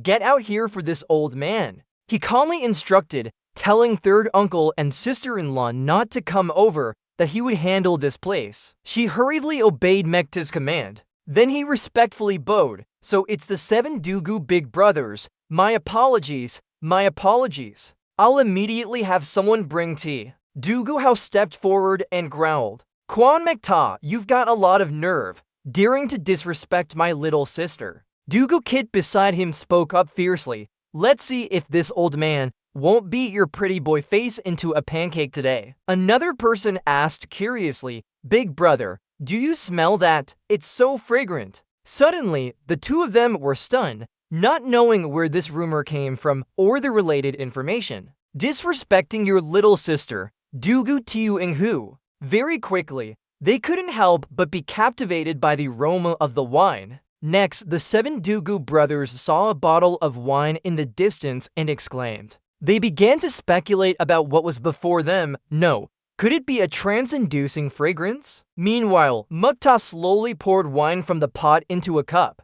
After pouring, he coughed softly to attract their attention. He glanced at the group and asked, "Is this what you're looking for?" Duguther stared longingly at the wine bottle. "Brother, look at that. Is it really fragrant wine?" He quickly confirmed the information. Finally, Dugusheng couldn't resist asking, "Kwon Mukta, what is that in your hand?" Mukta sat there calmly and explained, "Isn't it obvious? It's wine. What else could it be?" Then he calmly poured the cup of wine onto the ground. Seeing this, their faces immediately darkened. To waste such an exquisite wine was truly a heinous crime. "Can you still drink it after it's spilled on the ground? We can't waste it." Now Mukta asked curiously, "Right, why are you here? Speak up quickly. If there's nothing, please leave." Then Dugu-en, among the 7 Dugu brothers, explained, "We are here by order to capture you." Just then, his foot was stepped on by the person next to him.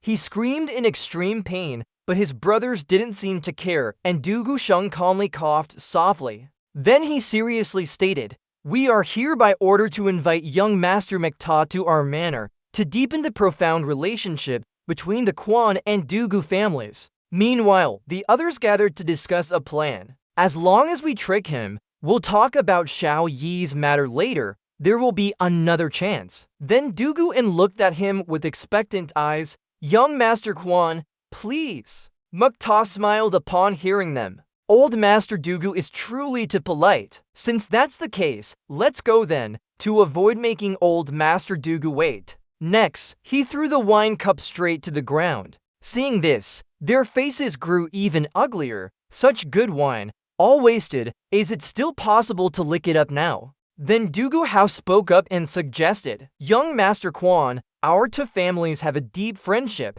We brothers have come together to invite you, Your Excellency. Shouldn't this wine of yours be given to us brothers to enjoy?" Dugu Sheng agreed, saying, "Second brother is right." Mukta immediately refused after hearing this. No, I don't have much left here either. Look at these few jars of mine. Once they're all drunk, there will be none left." He listened, then looked at him with longing. At this moment, Mukta was still chattering endlessly. So that's how it is. I understand. The 7 brothers are giving me a hint. Someone, quickly seal these jars of wine. The smell hasn't dissipated yet. Then move them away from me. In an instant, they rejoiced. Move them away? Could it be that he wants to send them as a gift to our old master? Dugu and couldn't help but praise. Young Master Quan is an honest person. Who would have thought he would continue? Move them to my private cellar. Tonight I'll return and host a banquet with my grandfather and third uncle. Kaya Cheney immediately followed Mukta's command.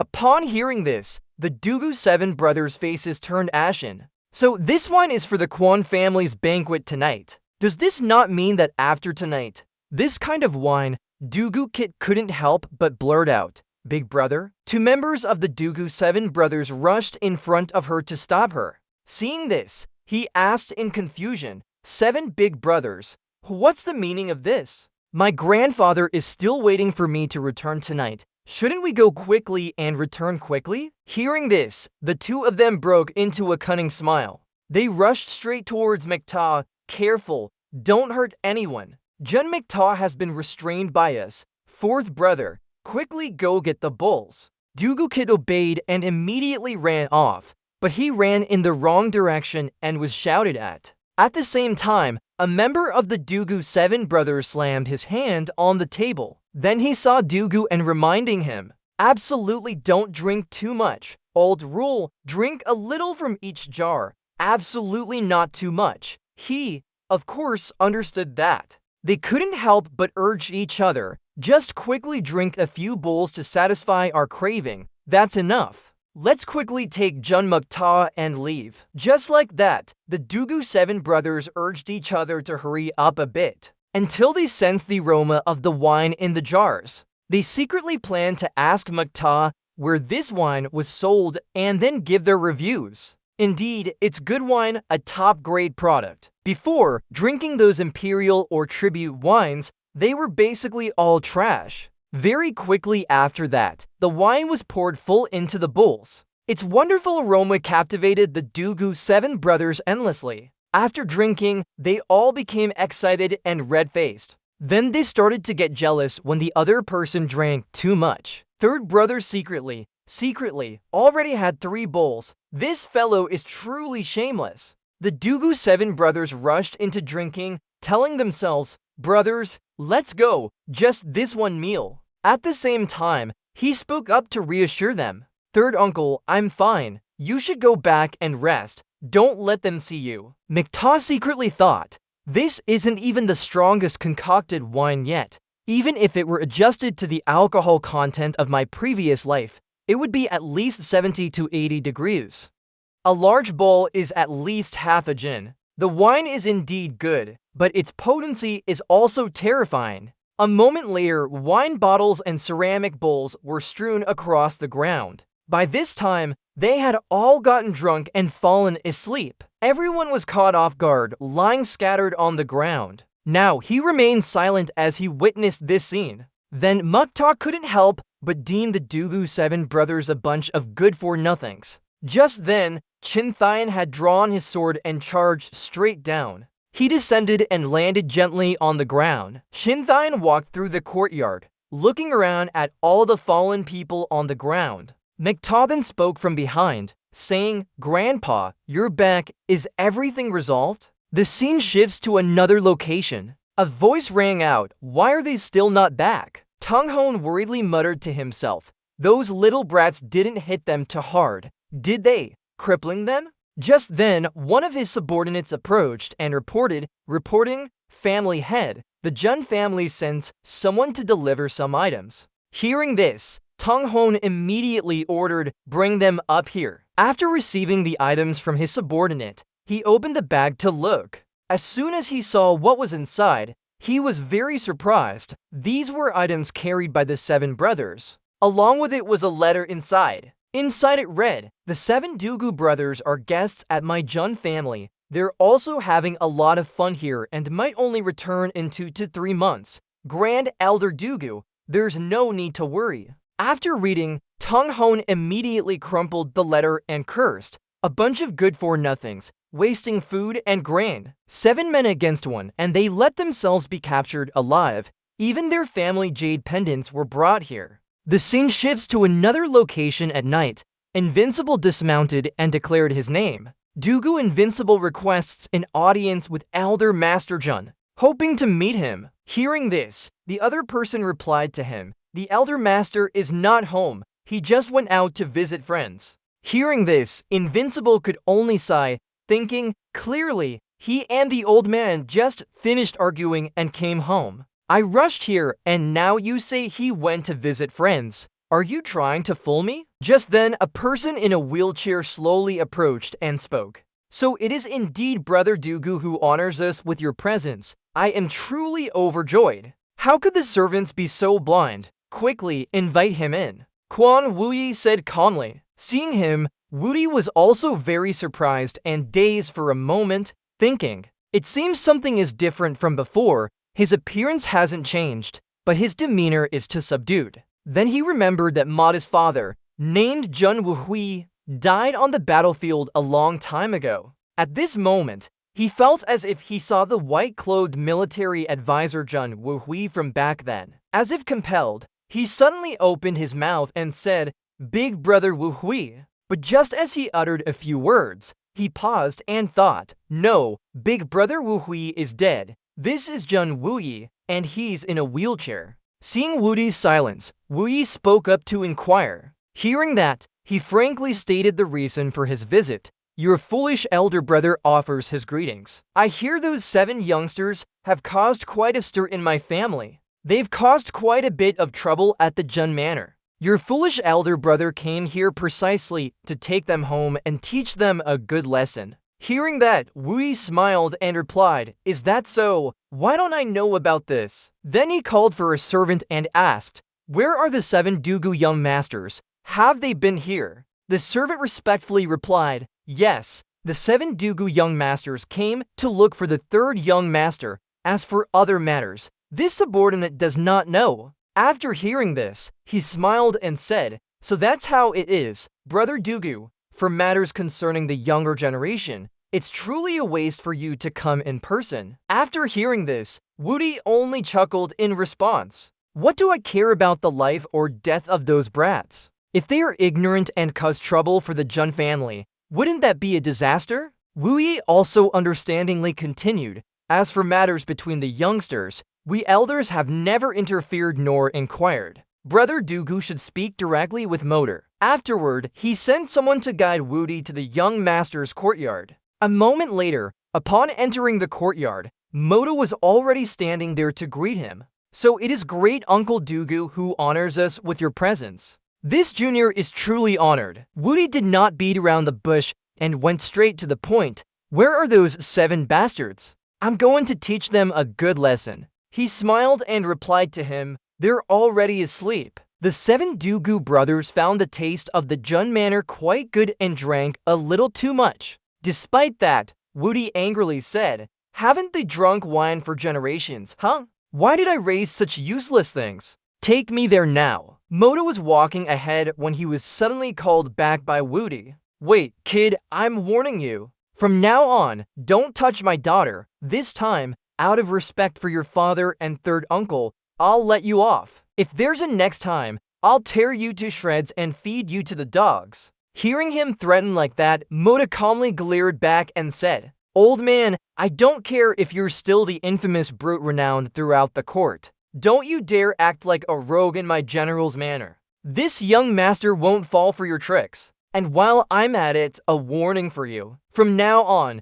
don't let your daughter cling to me. If there's a next time, this young master will make sure you become my son's grandfather. As soon as he finished speaking, Invincible angrily raised his hand, intending to hit Motor. But after raising his hand high, he suddenly pulled it back. Invincible thought to himself, no matter what, this is Big Brother Wuhui's son. Hitting his own son is one thing, but it wouldn't be right for me to personally hit him. A moment later, both of them went to another mansion. Invincible shouted loudly from outside, all of you, get out here for this old man. After stepping inside, Invincible saw his sons passed out, and he was quite surprised. What kind of wine is this? Why does it smell so good? Invincible looked at the people in the room and angrily shouted, "Not getting up? Then I'll beat you conscious." As soon as he finished speaking, he punched those guys. But even after punching their faces until they swelled, they still didn't wake up. Seeing Invincible so helpless, Moda thought, "Do you think the wine this young master brews is ordinary? Even if you beat them to death, they wouldn't wake up." Seeing this, Invincible helplessly rubbed his forehead and said to Moda, "Youngster, help me call some people to carry these lads out." But from behind, you scoffed and said, "General, you just show up whenever you want and leave whenever you want. What do you Dugu family members take our general's manner for?" Hearing that, Invincible frowned and turned back, saying, "What else do you want?" Just waiting for that, Moda boldly declared, "The 7 Dugu brothers just arrived at the general's manor, and from the main gate to here. They broke the sandalwood wooden doors worth 1,000 taels of silver each." Then he seized the opportunity to list a series of other fees, totaling 25 million taels of silver. Then Invincible could take them away. As soon as he finished speaking, Invincible was indeed astonished and yelled, "How did they drink 25 million taels of silver?" Moda replied indifferently, "This wine of mine is a unique, supreme quality wine in the world. Furthermore, your esteemed sons drank the first pour wine." Moda slowly explained to him what first pour wine was. "1 jar of this sells for 10,000 taels of silver." Invincible, of course, didn't believe it. "Bah, do you think I'd believe what you say?" Seeing this, Moda didn't hesitate to pour the wine and slowly said, "This wine is exclusively mine in all the land. If I say it's 10,000 taels a glass, then it's 10,000 taels a glass. If it were anyone else, I wouldn't even bear to sell it for 10,000 taels of silver. Please enjoy." He placed the cup of wine in front of Invincible. He picked up the wine glass and mumbled, "Can drinking this rotten wine of yours make me an immortal? I think it's just ordinary." With that, Invincible drank the wine. As soon as he drank it, Invincible's eyes widened in surprise. Then he suddenly became drowsy, muttering, "It truly is good wine. My first time tasting anything like it." Seeing this, Mosey continued to ask, "This is the finished wine. May I ask, isn't it worth 10,000 taels a jar?" Invincible, still dazed, said, "To worthy." But then he suddenly sobered up and said, "Not worthy. What a load of crap. You're selling a jar of wine for 10,000. Why don't you just go rob someone?" But Mosey didn't give up and continued to pour another glass of wine. "If the great general is lying to his conscience, I have no choice. This is the first batch of wine, General. Would you like to try a glass of this 10,000-TAEL wine?" Invincible still didn't believe it. He picked up the glass and mumbled, "The wine is indeed not bad, but no matter what you say, it can't be 10,000 taels a glass." With that, he took the entire glass and drank it. Sure enough, in the next second, Invincible's eyes flashed. He exhaled deeply, his face flushed from the wine. "Good wine, truly worthy of being the first batch," he said excitedly. At this moment, he had forgotten his previous anger. "Another glass." Seeing this, Mosey said, "General Dugu, you just chugged 10,000 taels, and you still want more?" Hearing Invincible's exclamation, he just sighed and said, "The previous glass, I gifted it to you. If you want to drink more, this humble one cannot afford to give it away. Moreover, your son broke into my manor, hitting and smashing, humiliating me, and even stealing my supreme fine wine. Are my family, the Jun family, to be so casually looked down upon by you?" Invincible's face naturally turned pale, and he stammered, "These are all things the little brat said. I didn't say them." Mosey smiled and replied, "If you didn't say it, does that mean the great general believes we should be compensated for this? That's great then. Quickly hand over 25 million taels of silver." Hearing this, Invincible was furious and cursed. "Your wine has never been sold, so why is it necessarily worth 10,000 taels? The price is sky high, completely unreasonable." Hearing this, Mosey said, "If I can sell a jar at this price, then you'll acknowledge the debt, right?" Invincible, drunk, agreed without hesitation. If you can sell this type of wine for that exact price, then my Dugu family will accept this debt. If you can't sell it, then from now on,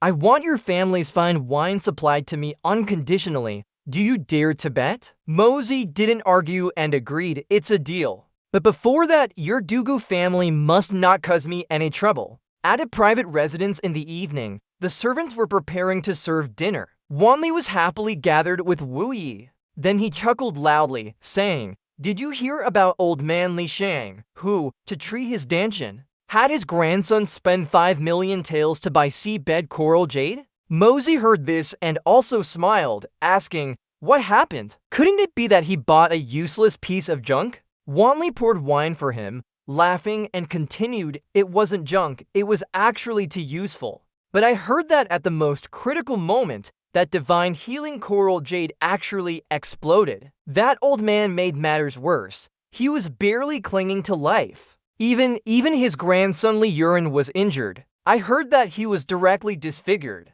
Mosey neither responded nor objected. He just thought to himself, "Although I already knew, I didn't expect such a glorious outcome." Then Wanli picked up another piece of food, scoffed, and said, "Just for this, we have to get drunk today." It was then that Wu Yi spoke up. "This matter truly makes people laugh." But Li Shang's blood god guards back then were a powerful force for a time. If Li Shang dies, the targets of these people's venting will likely be our military family. Wanli also agreed with him, replying, "Exactly, we can't help but guard against this point. Wu Yi, currently the majority of our military family's power is in your hands. I believe you will make proper arrangements." Upon hearing this, Wu Yi replied, "This matter will still require you, old man, to make some arrangements for me. No matter what, safety always comes first." Just then, another man appeared and bowed at the door. The lively dinner table of the three suddenly fell silent after another voice spoke up.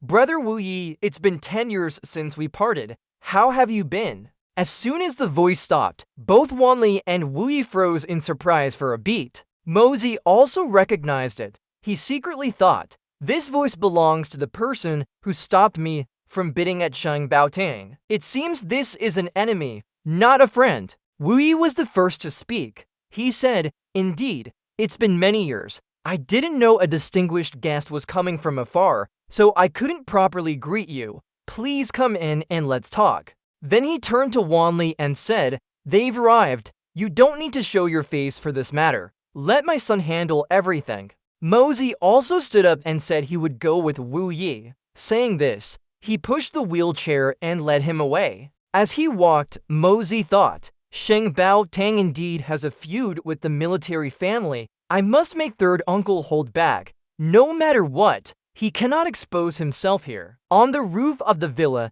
two dark figures vaguely appeared in the night. One of them laughed loudly. Mosey pushed Wu Yi's wheelchair outside. He looked at the two dark figures and made a silent judgment. He sat in the chair and gently said, "Brother Mu, it's been 10 years since we parted. You're still as dashing as ever." Under the bright moonlight, the two figures became clearer. They were Mu Zutong and Xiao Han. Zutong subtly asked with a sarcastic tone, "Have you been doing well these 10 years, Wu Yi?" Hearing this, Mosey thought to himself, no wonder on that day at Sheng Baotang, their opinions were so hard to unify. Zutong looked down and scoffed, saying, "It seems your cultivation has reached the earth-profound realm. I believe if our young lady knew, she would definitely be at ease." Unexpectedly, not only was he not angry, but he hesitated and asked, "Is she doing well recently?" Before he could hear the answer, Xiao Han jumped down from the roof.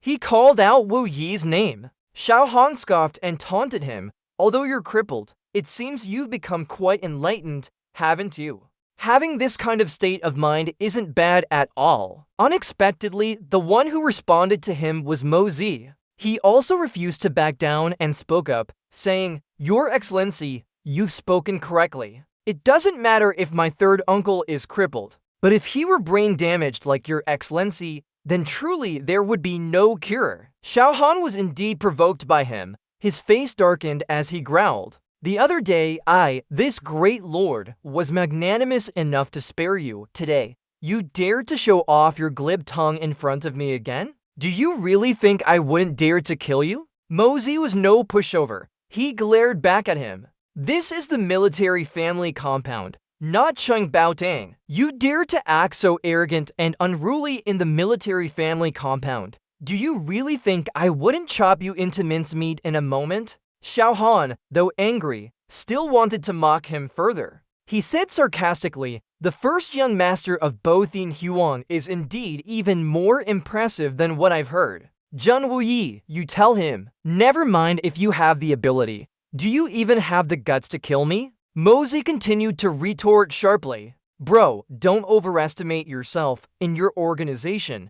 What do you amount to? Even if my Jun family kills you, will your master really go to war with my Jun family over a dog's life?" As expected, this statement struck a blow to Xiao Han's pride. He angrily charged forward to attack him. Mosey also quickly retreated a few steps and counterattacked. The two separated for a moment, then Mosey charged forward again, closing in on Xiao Han. He grabbed his arm. Then Xiao Han managed to break free, but he seemed very surprised. Trading blows? After retreating a few steps, Xiao Han worriedly thought to himself, "I am a heaven profound master. How could I have let this kid find a weakness? How could I have let this kid find a weakness?" Finally, he decided to unleash his strongest move, his entire body glowing with emerald flames. Not bad, just considering his fighting spirit. He's already a formidable opponent. It's a pity he's a waste who can't cultivate profound qi. Wuyi, sitting in his wheelchair, slowly spoke. "Brother Mu, you've come from afar this time. Is it just to exchange words with my nephew?" Hearing him say that, Zhu Tong clearly stated the reason for his visit. "It's been 10 years. Finally, it's my turn to go out. So, someone entrusted me to bring you a gift." Finally, it's my turn to go out. So, someone entrusted me to bring you a gift. As expected, at this point, Wuyi seemed to realize something and asked, "Is it her?" But at that very moment, Xiao Han angrily darkened his face and rushed forward, exclaiming, "What did she ask someone to bring? Why don't I know about it?" Then he ran over, intending to snatch the item. One rushed forward while the other retreated. Xiao Han grabbed Zhu Tong's lapel. Then they began to fiercely contend. Mosey below muttered, "These two are going all out, and they're both very strong." But Xiao Han couldn't withstand a single move from Zhu Tong. Wuyi also looked up, quite surprised. "You can tell? This is nothing like you and Xiao Han fighting." On the other side, Xiao Han was beaten until he spat out blood, crying out as he tried to resist. But moments later, he had to flee, not forgetting to leave a message. "I will remember what happened today. You will surely pay the price." When he landed below, Zhu Tong sighed and said, "Wuyi, your nephew is truly not simple." That last move injured Xiao Han. If I hadn't seen it with my own eyes, it would be hard to believe. Saying that, he took a wrapped package from his pocket. Zhu Tong held it out and said, "The young lady has been waiting for you." Ever since their farewell 10 years ago, Wuyi took the bag and stared at it intently. Zhu Tong slowly and very seriously said, "She resisted with death, even to this day." Wuyi opened the package and found a piece of paper and a lock of hair inside.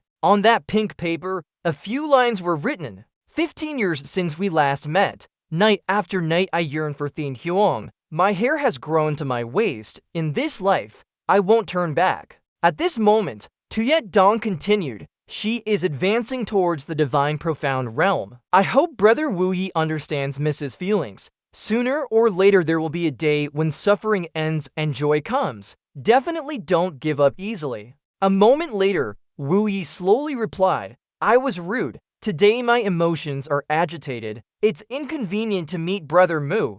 Then he bowed his head and softly said, "Another day, I will come to your door to atone." Tuyet Dong also bid farewell. "This junior has finished everything, so I bid you farewell here." With that, he leaped back towards the roof, and it wasn't until late into the night that Quan Wuyi, who had been silently lost in memories, finally came back to his senses. According to the hoarse narration, 10 years of hardship, 10 years of torment, finally everything was laid out before Quan Mo Ta. 12 years ago was the peak glorious time for the Quan family. 19-year-old Quan Wuyi was at an enthusiastic and passionate age, refined and elegant. During an auction at Thin Bao Duong, Quan Wuyi, on a whim for amusement, accidentally met a girl there. The two talked very happily and developed feelings for each other. A few days later, the two held hands and strolled all over Thin Huang City. At this moment, they looked incredibly happy.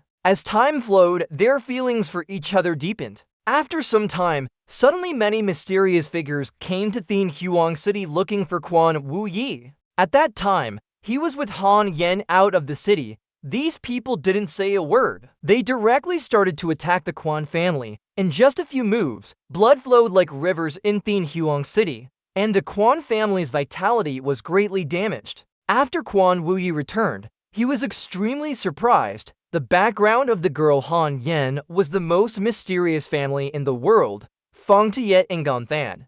And Han Yen was the daughter of the city lord of this place. Wuyi slowly recalled and explained, Thin Bao Duong is a branch of Fang Tiet and Gonthan's power on the continent. Outside, it is Thin Bao Duong. Inside Fang Tiet and Gonthan, it is Thin Bao Duong. Hearing this, Mo Ta, also curious, immediately asked, Third uncle is also a descendant of the Quan family, so why did it turn out like this today? Wuyi answered him, that year, I had no idea that Han Yen and the grandnephew of Fang Tiet and Gonthan's grand elder have been betrothed since childhood. After we returned, the Xiao family threatened the lives of everyone in the Quan family. Han Yen could only agree to return to Silver City that one time. She never returned again. He recalled their last conversation. Yan Zhao turned her back to Wuyi and said, if you can reach the divine profound realm, our matter might have hope. And in the 2 years that followed, the Quan family suffered a great defeat in Thin Huang Nation.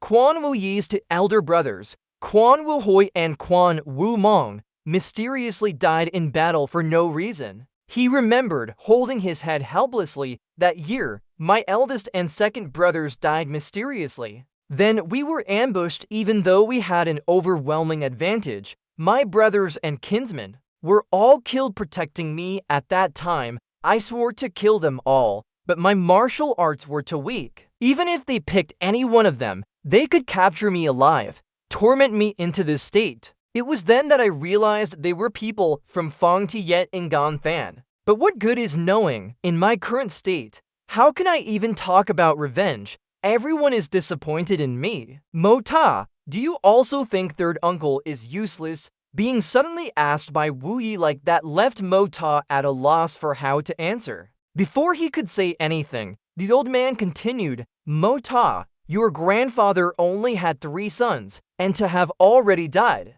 If I were to die too, your grandfather would truly collapse. It's late at night, and the moon is high. The Quan family cannot be destroyed by my hands. Mo Ta stood in the mansion, thinking to himself, if I have reincarnated into this body, then this hatred should be resolved by me. He silently vowed to himself. The scene shifts to outside Thin Huang City, where autumn winds and autumn colors sadden the heart. In the middle of Bak Kong Forest, Bak Kong was riding a horse, humming a song as he went. Suddenly, Bak Kong stopped his horse and asked a passerby how far Thin Huang City was. The person enthusiastically pointed it out to him. It's not far ahead. Are you coming to visit, young master? But at that very moment, some people recognized Bak Kong by the sword on his back. Bak Kong chuckled, replying that he was here to retrieve something. The scene shifts to some narrow alley where a torrential rain is falling.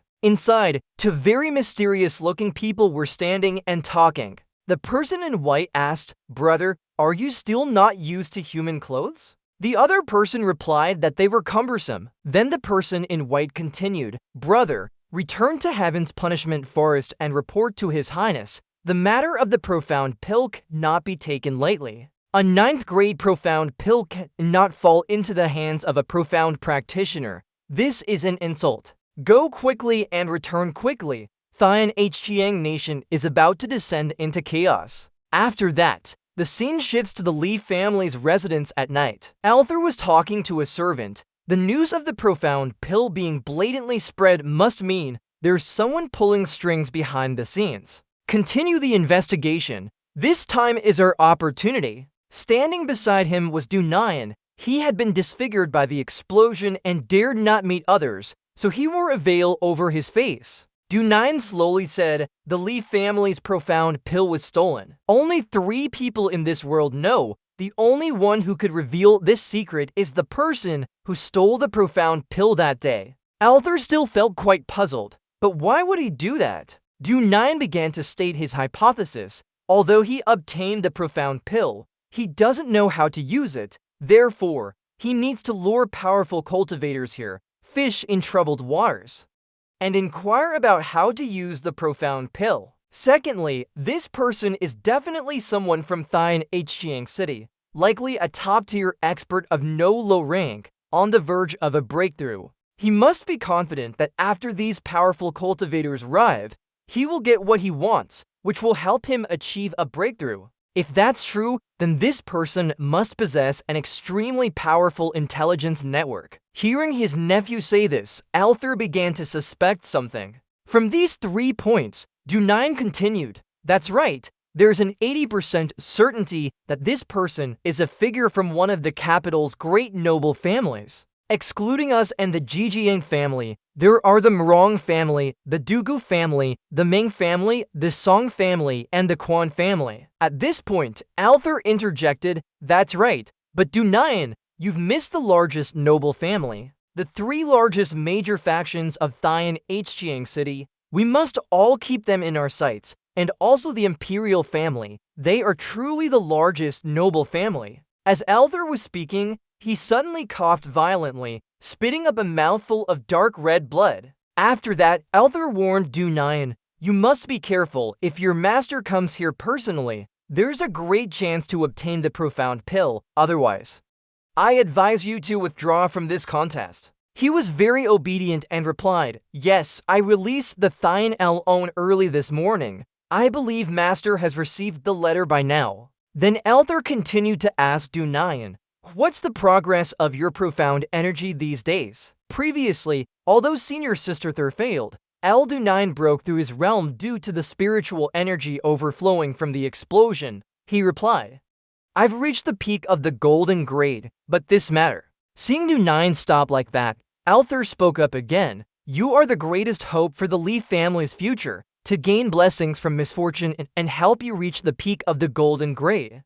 This time was worth it. The scene shifts to Thailand Hchiang on a beautiful sunny day. Two people were walking on the street. The person in green softly said to the other, Third uncle truly understands me less and less. Makta, where on earth did you learn this disguise technique? It turned out they were Quan Makta and Quan Vie in disguise. Hearing him ask that, the young man smiled and replied, Uncle, you've asked how many times already. Just let me keep a bit of mystique, please. But in these 10 years, Thailand Hchiang City has indeed changed quite a bit. Don't you also feel like a generation has passed? You'll get used to it. Hearing that, Vie looked around and said, This place 10 years ago was the gathering place of the first prince. I can't believe it's become home Hoa Jijiang today. Vie heard that name and found it quite confusing, so he asked again, Home Hoa Jijiang, what does that mean? The young man continued, according to our Quan family's intelligence network, Hong Hoa Jijiang seems to be a place like a brothel, but the ages are all young. It's essentially a transfer station for buying and selling young boys and girls. Even Vie was astonished after hearing that. Child exploitation, I didn't expect such a low-class, inferior place to appear even in Thailand Hchiang imperial capital. Don't the authorities care? Makta silently replied, even light has hidden corners it cannot reach, let alone places that fundamentally have no light. Just then, they were drawn by a large crowd gathering. In the middle of that crowd, a thug was whipping a young girl, cursing as he did, You want to run? Ha! Run, run. The girl's entire body was already covered in whip marks, but she still cried and pleaded, Please, I beg you, spare my little brother. Don't let him. On the other side, another thug was lifting a small boy, snarling, running away. Ha! You think you can escape from the palm of our hands? No sooner had he finished speaking than the boy suddenly kicked out to try and escape. The thug was infuriated, gritting his teeth and cursing, "You stinking brat." The boy charged straight towards the girl who was being beaten, yelling, "Sister." But just as he rushed over, the girl's face turned pale and she warned, "Be careful, kid." At that very moment, a burly hooligan appeared behind the boy. Immediately, he mercilessly punched the boy square on the head. The punch sent the boy sprawling to the ground. The girl quickly rushed over and embraced the boy. The boy's body was bruised, and he coughed up blood, trying to whisper, "Let's go home. I saw Mom and Dad." With those words, the boy drew his last breath as the girl wept profusely beside him. Seeing such a scene, the surrounding people were also indignant, but the hooligans yelled back at them, "You penniless nobodies, don't meddle in others' business." At this point, Mukta and Va had pushed their way to the front to assess the situation. After witnessing the scene, both of them froze in disbelief. Va, furious, snarled, "Animals, to be so cruel to children. Do you even have any humanity left?" A hooligan heard this and retorted sarcastically, "Humanity? Huh, you want me to treat these two beasts as humans? If you dare to say another word, this old man will make you end up like these two pieces of trash." Just then, a coin fell out of the boy's pocket. The coin rolled straight forward after falling out. Finally, it reached Mukta, stopping only when it touched the tip of his shoe. He bent down, looked at the coin, and slowly said, "To travel so far and stop at my feet, is this fate? Rest assured, I accept your entrustment. My first transaction in this life. Debts must be paid. Heaven has eyes." Mukta picked up the coin, held it between his hands, clasped them in front of him, and murmured. Va, grinding his teeth in anger,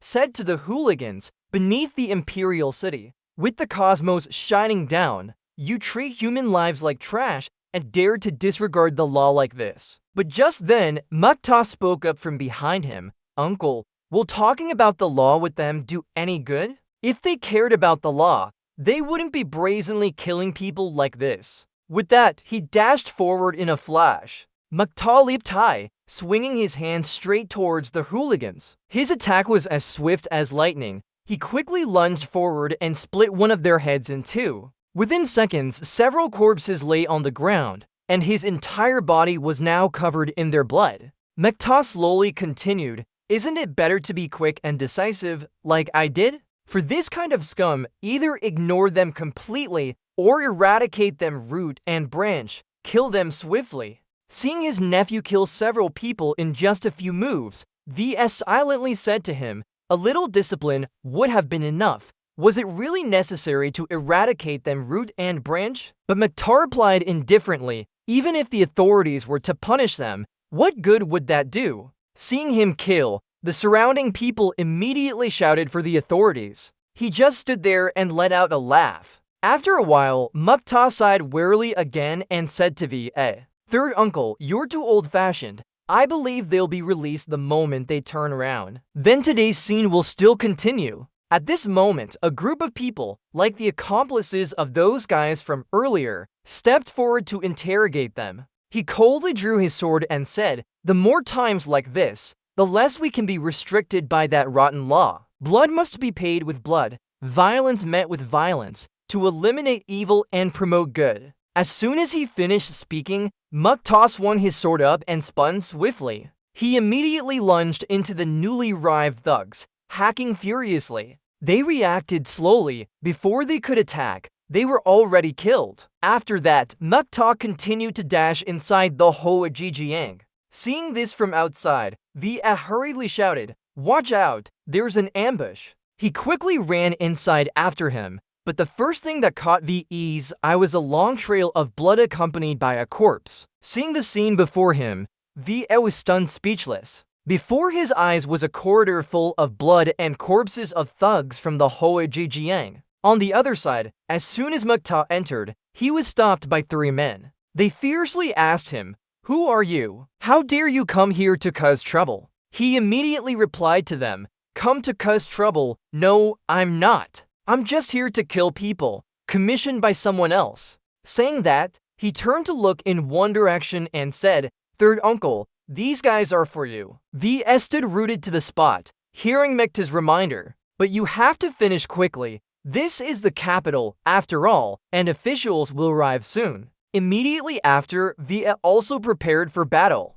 He used his length and Y move to attack the three men. Seeing this move, the three men were terrified and fled. While the east side was quite bloody, Mekta on his side was looking for something. He found several chests and muttered to himself, "Found them." He brought them out and continued, "It must be here." Mekta opened the door to that room. Inside were many young women and girls being held captive. He told them, "Everyone, come out.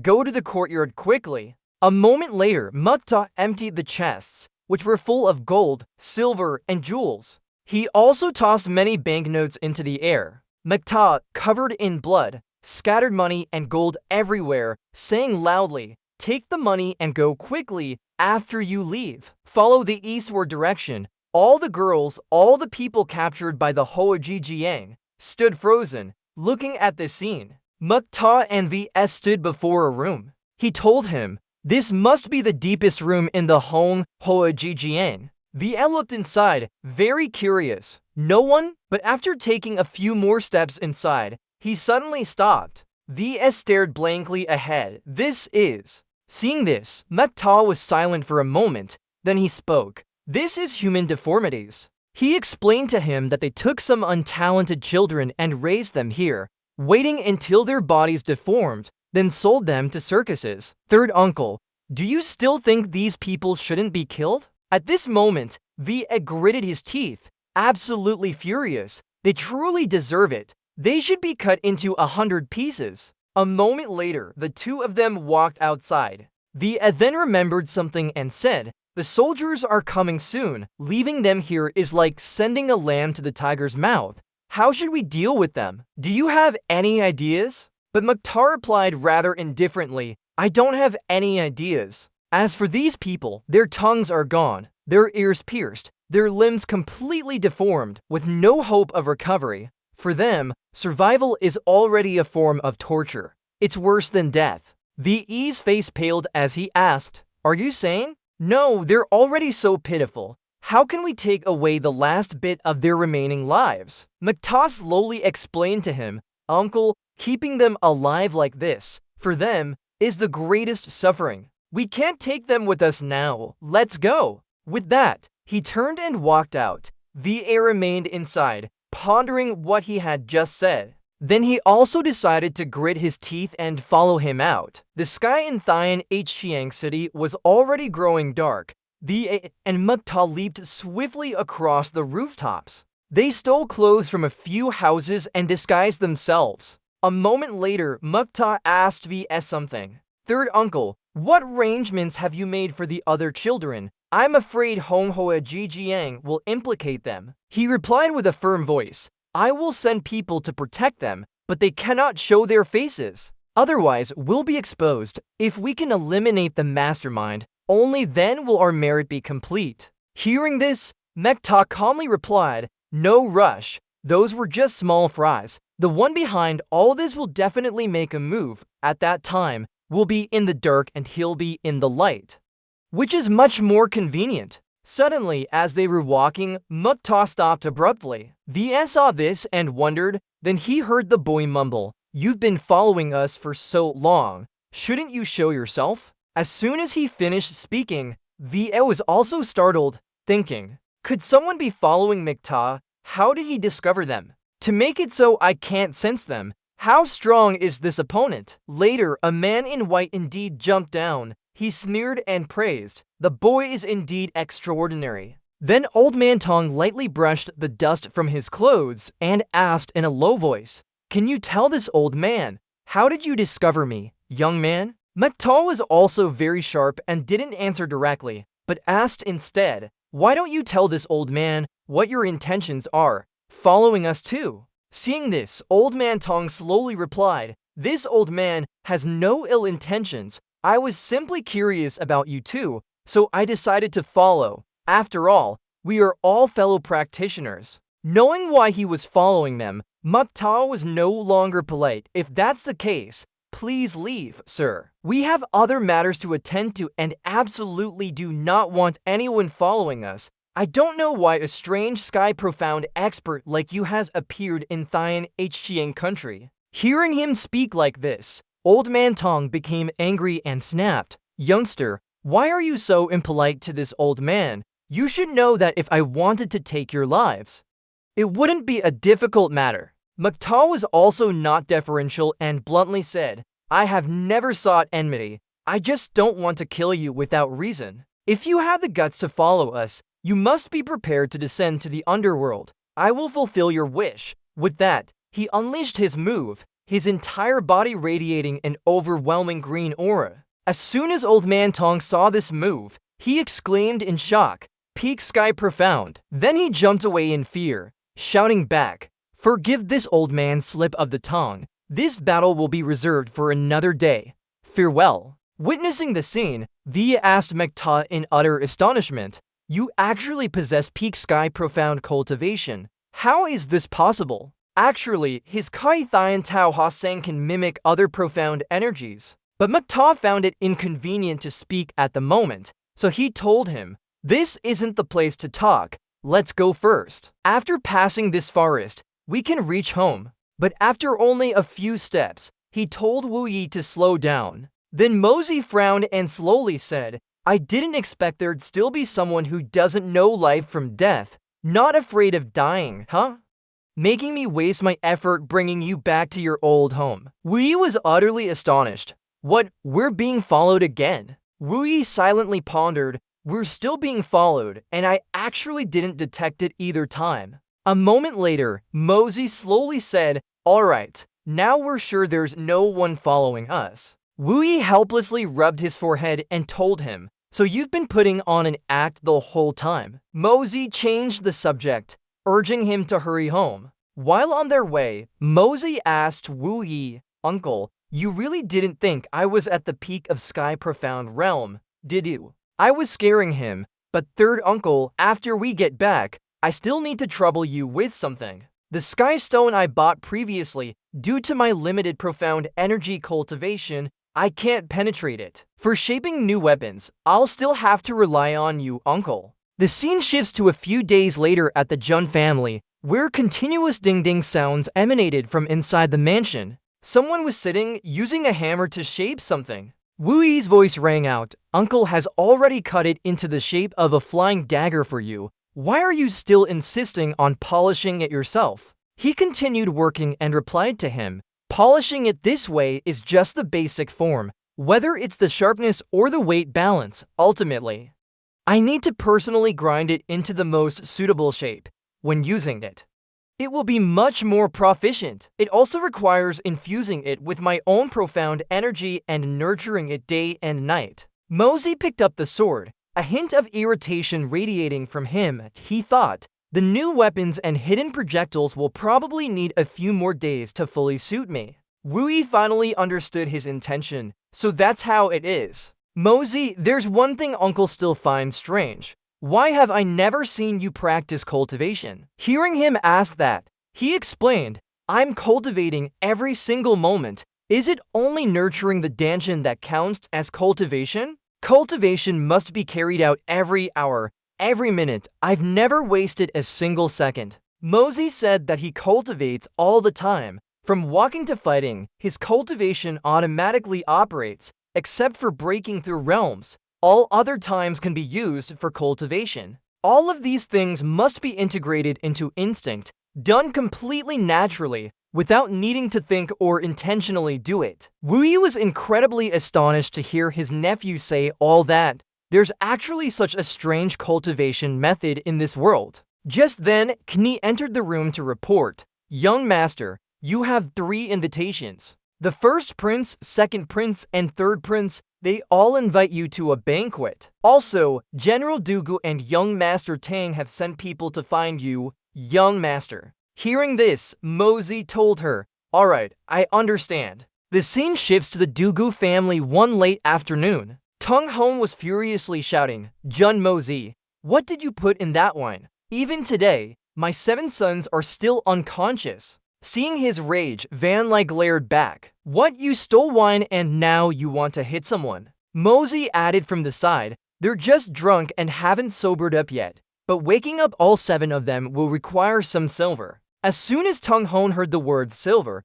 he immediately held up his hand in refusal. "Wait, you're trying to cheat me again?" Mosey smiled and said, No, it's not that expensive." It was then that Tung Hone was willing to listen to him. "Speak first, don't say anything to deceitful, please." Then Mosey slowly stated his condition. 70,000 taels of silver is enough, absolutely no deception.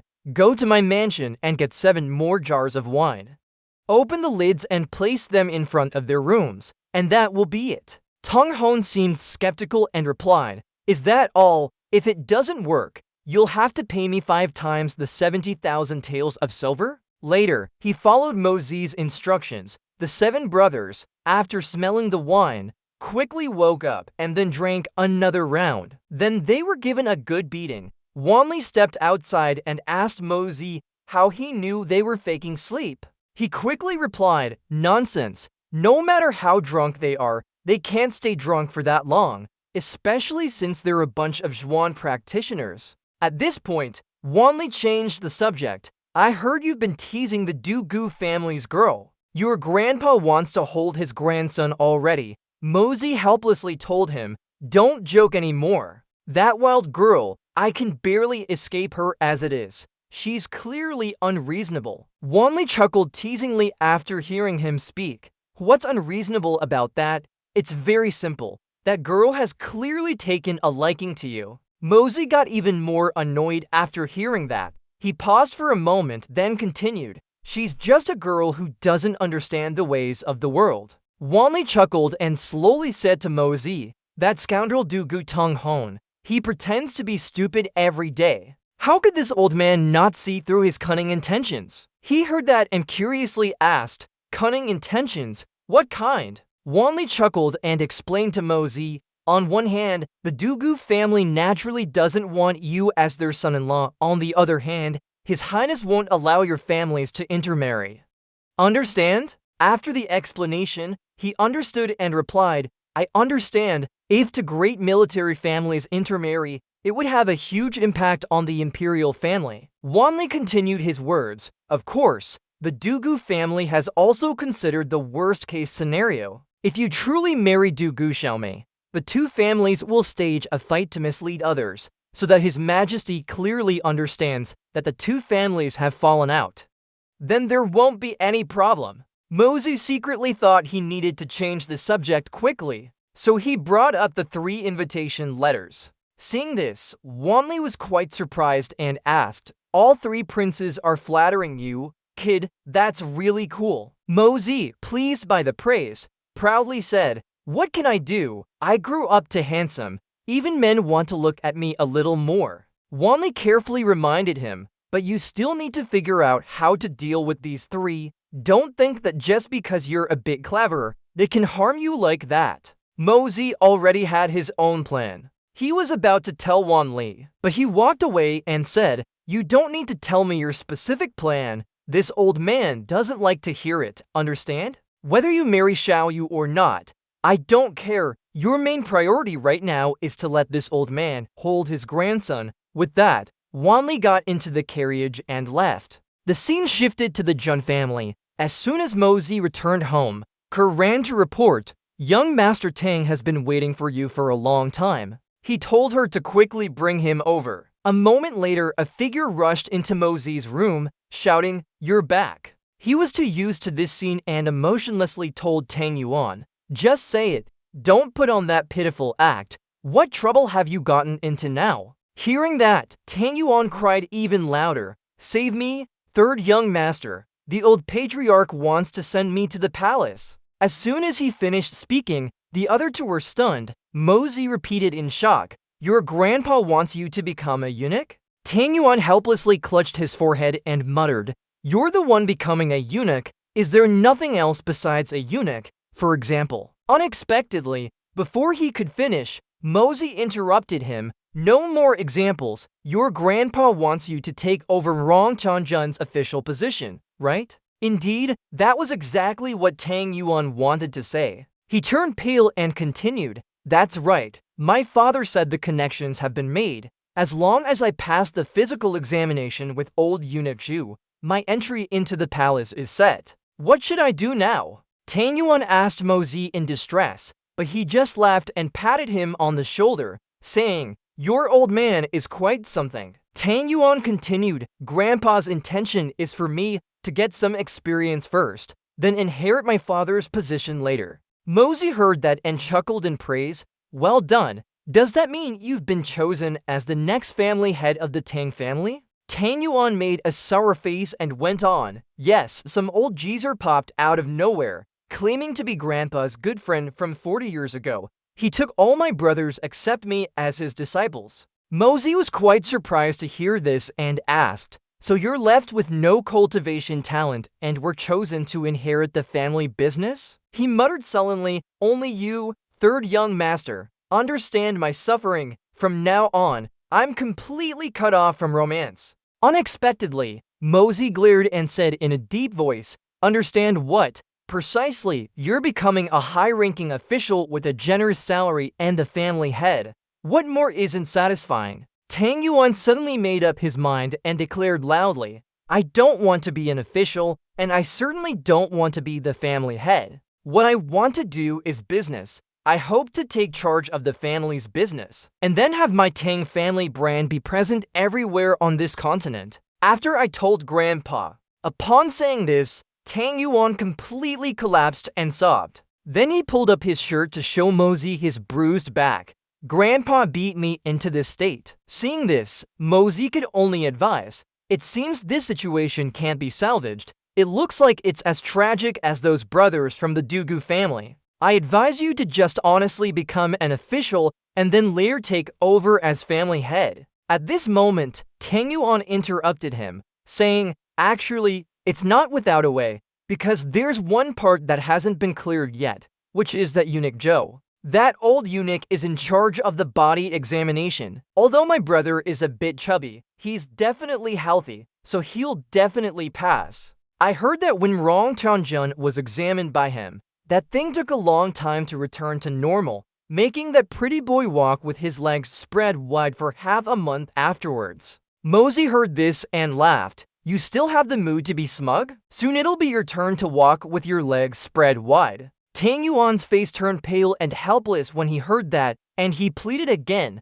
"Third young master, you have to save me. I don't want to walk with my legs spread wide." Mozi didn't answer but asked, "Is the body examination a full body check? Is the rear also checked?" Tang Yuan glumly replied to him, "They say it's to check for hemorrhoids or something. If you have any unspeakable conditions there, you won't pass. Come find me on the morning of the examination, and I'll help you prepare." Mozi silently thought for a moment, then told Tang Yuan that he would help him prepare. After hearing this, Tang Yuan sighed anxiously, "I don't understand any of it, but will it work?" Mozi smiled slowly and said, "You don't need to understand. Actually, I can't bear to let you enter the palace. I still want to cooperate with you in business and get rich, so leave it to me." Mozi walked down the road, secretly thinking, there's still time for Tang Yuan's matter. Before that, why not deal with these 3 invitation letters first?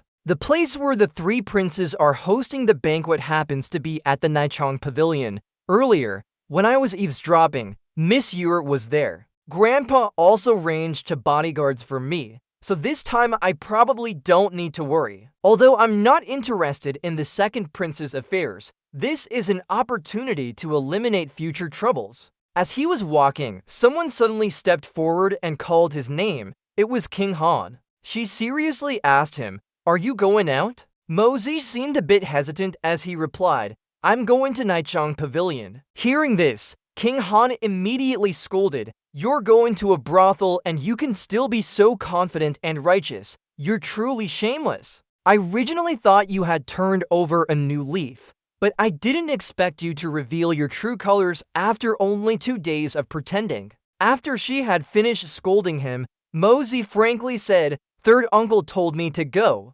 Indeed, King Han fell silent. But she still didn't quite believe him. Are you tricking a ghost? I don't believe you. Come with me to see third uncle now. Mosey quickly refused and left. No, I'm not going. Someone's waiting for me. As he walked out the door, he left another remark. Sister-in-law, actually, you look quite beautiful when you're angry. King Han watched Mosey's retreating figure and thought to herself, this brat has shown a bit of humanity these past few days. I absolutely cannot let him continue to degenerate. If that's the case, how can I face his parents and his deceased elder brother? A moment later, King Han arrived in front of a room and knocked. She went inside and said to Wu Yi, third uncle, you're not even managing that scoundrel Jun Mosey. Today, he actually dared to openly tell me he wanted to go to Nishang Pavilion at Lingwu Lake. He smiled after hearing it and said, I know about this. I told him to go. King Han was stunned speechless. Wu Yi understood her meaning and explained, you've misunderstood. This time, the second prince actively sought him out to talk, and the location just happened to be that Nishang Pavilion, Mosey. He's actually very sensible. Only then did King Han let out a breath, muttering, sensible. Then she turned and left, so I wrongly blamed him. I understand. Wu Yi smiled and whispered, you'll naturally understand later. Someone invite Uncle Bing here. A servant opened the door and stood outside asking, what's the matter? Please give me your orders, third master. At this point, Wu Yi suddenly became very serious. He ordered, the previous matter must be resolved. I heard that after the incident at Huanghua Hall, the child became disabled. Go on a trip to see how many people are still alive. Then bring all of them to the Jun family. If you can avoid exposing your identity, then don't expose it. If anyone resists, tell them directly that it's my will. The scene shifts to Lingwu Lake, Nishang Pavilion. It was already evening and the moon was high. Inside a room, people were sitting around a long table. The second prince stood at the head of the table and asked them, this time I've gathered you all because I want to ask you, what do you think of Jun Mosey? At this moment, Di Thou, who was also in the room, spoke up. He's nothing but a pampered young master. Why does His Royal Highness need to personally deal with him? This is giving him too much credit. Then Bovin replied to him, His Royal Highness isn't giving Jun Mosey face. Behind him is a powerful family. The face is given to Jun Zhantian. Hearing this, Di Thou sneered. Even if he is Jun Zhantian's grandson, so what? He's nothing but a Skyzhuan expert. If we truly want to eliminate him, as long as my father makes a move, it would only take a little effort. Just then, another person spoke up. Sibo contemptuously said, there are only a few Skyzhuan masters in the entire Tianxiang kingdom. Can your Cheng family, a Jianghu noble family, compare in strength to the Jun family, who dominates the military? Everyone's face turned pale when they heard Sibo say that. Only Di Thou mumbled, I heard that ever since Lord Liu was gravely injured, he's only been interested in people's backsides. And it must be the backsides of young men. The wider, the more he likes it. Just then, a girl walked in. Her figure was exceptionally beautiful. I am Yuni, the top courtesan of Nishang Pavilion. As soon as she appeared, the second prince exclaimed, you've become more and more beautiful recently.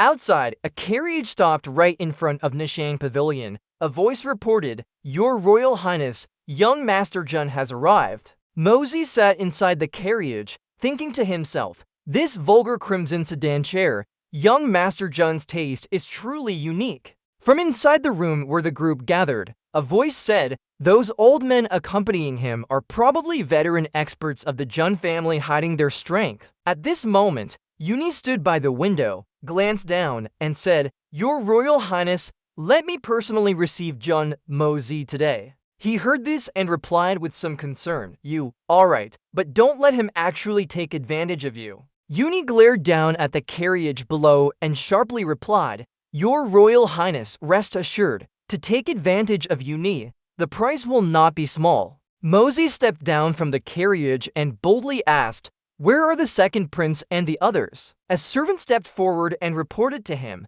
The second prince and the others are waiting for young master in VUY Hall on the 3rd floor. As soon as Mosey heard the words VUY Hall, his face flushed, and he stammered, "Is VUY Hall where the girls take off all their clothes?" Not bad. The second prince truly knows how to pick a spot. It's exactly to my liking. Seeing him so happy, that fellow secretly thought, "Do you really think the second prince called you here to play with courtesans?" When he stepped inside, the second prince came out to greet him, saying, "Brother Mosey, it's truly been a long time. You truly possess extraordinary elegance and grace now." He also respectfully greeted him back, "Greetings, second prince. How could Mosey dare accept such an honor from you?" Seeing this, he smiled and glanced at Mosey. "No need for formalities. Let's not speak of lord and vassal. I remember when we were children, we often played together. Brother, let me introduce you to some good friends of mine, so everyone can get acquainted." How could Mosey not see the second prince's intention? He secretly thought, still emphasizing the lord-vassal relationship, this person is determined to subtly hint at the hierarchy in his words.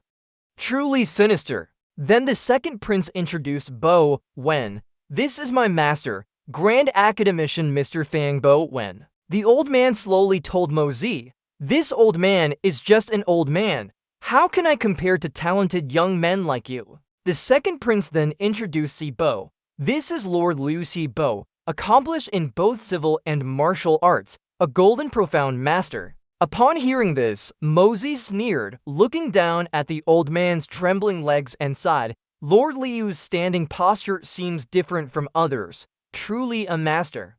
His stance is incredibly straight and wide open. Truly a man with a great saber and a draped banner." Si Bo, upon hearing this, could only lower his head and reply, "Young Master Jun San is also the same, much more handsome than others." Seeing the old man praise him like that, Mosey innocently said, "You notice too, a kindred spirit. For your words, I'll treat you to drinks another day." Just then, Di Thou stepped forward, laughing loudly and saying, "Young Master Jun San's reputation truly precedes him. Hearing of him doesn't compare to meeting him.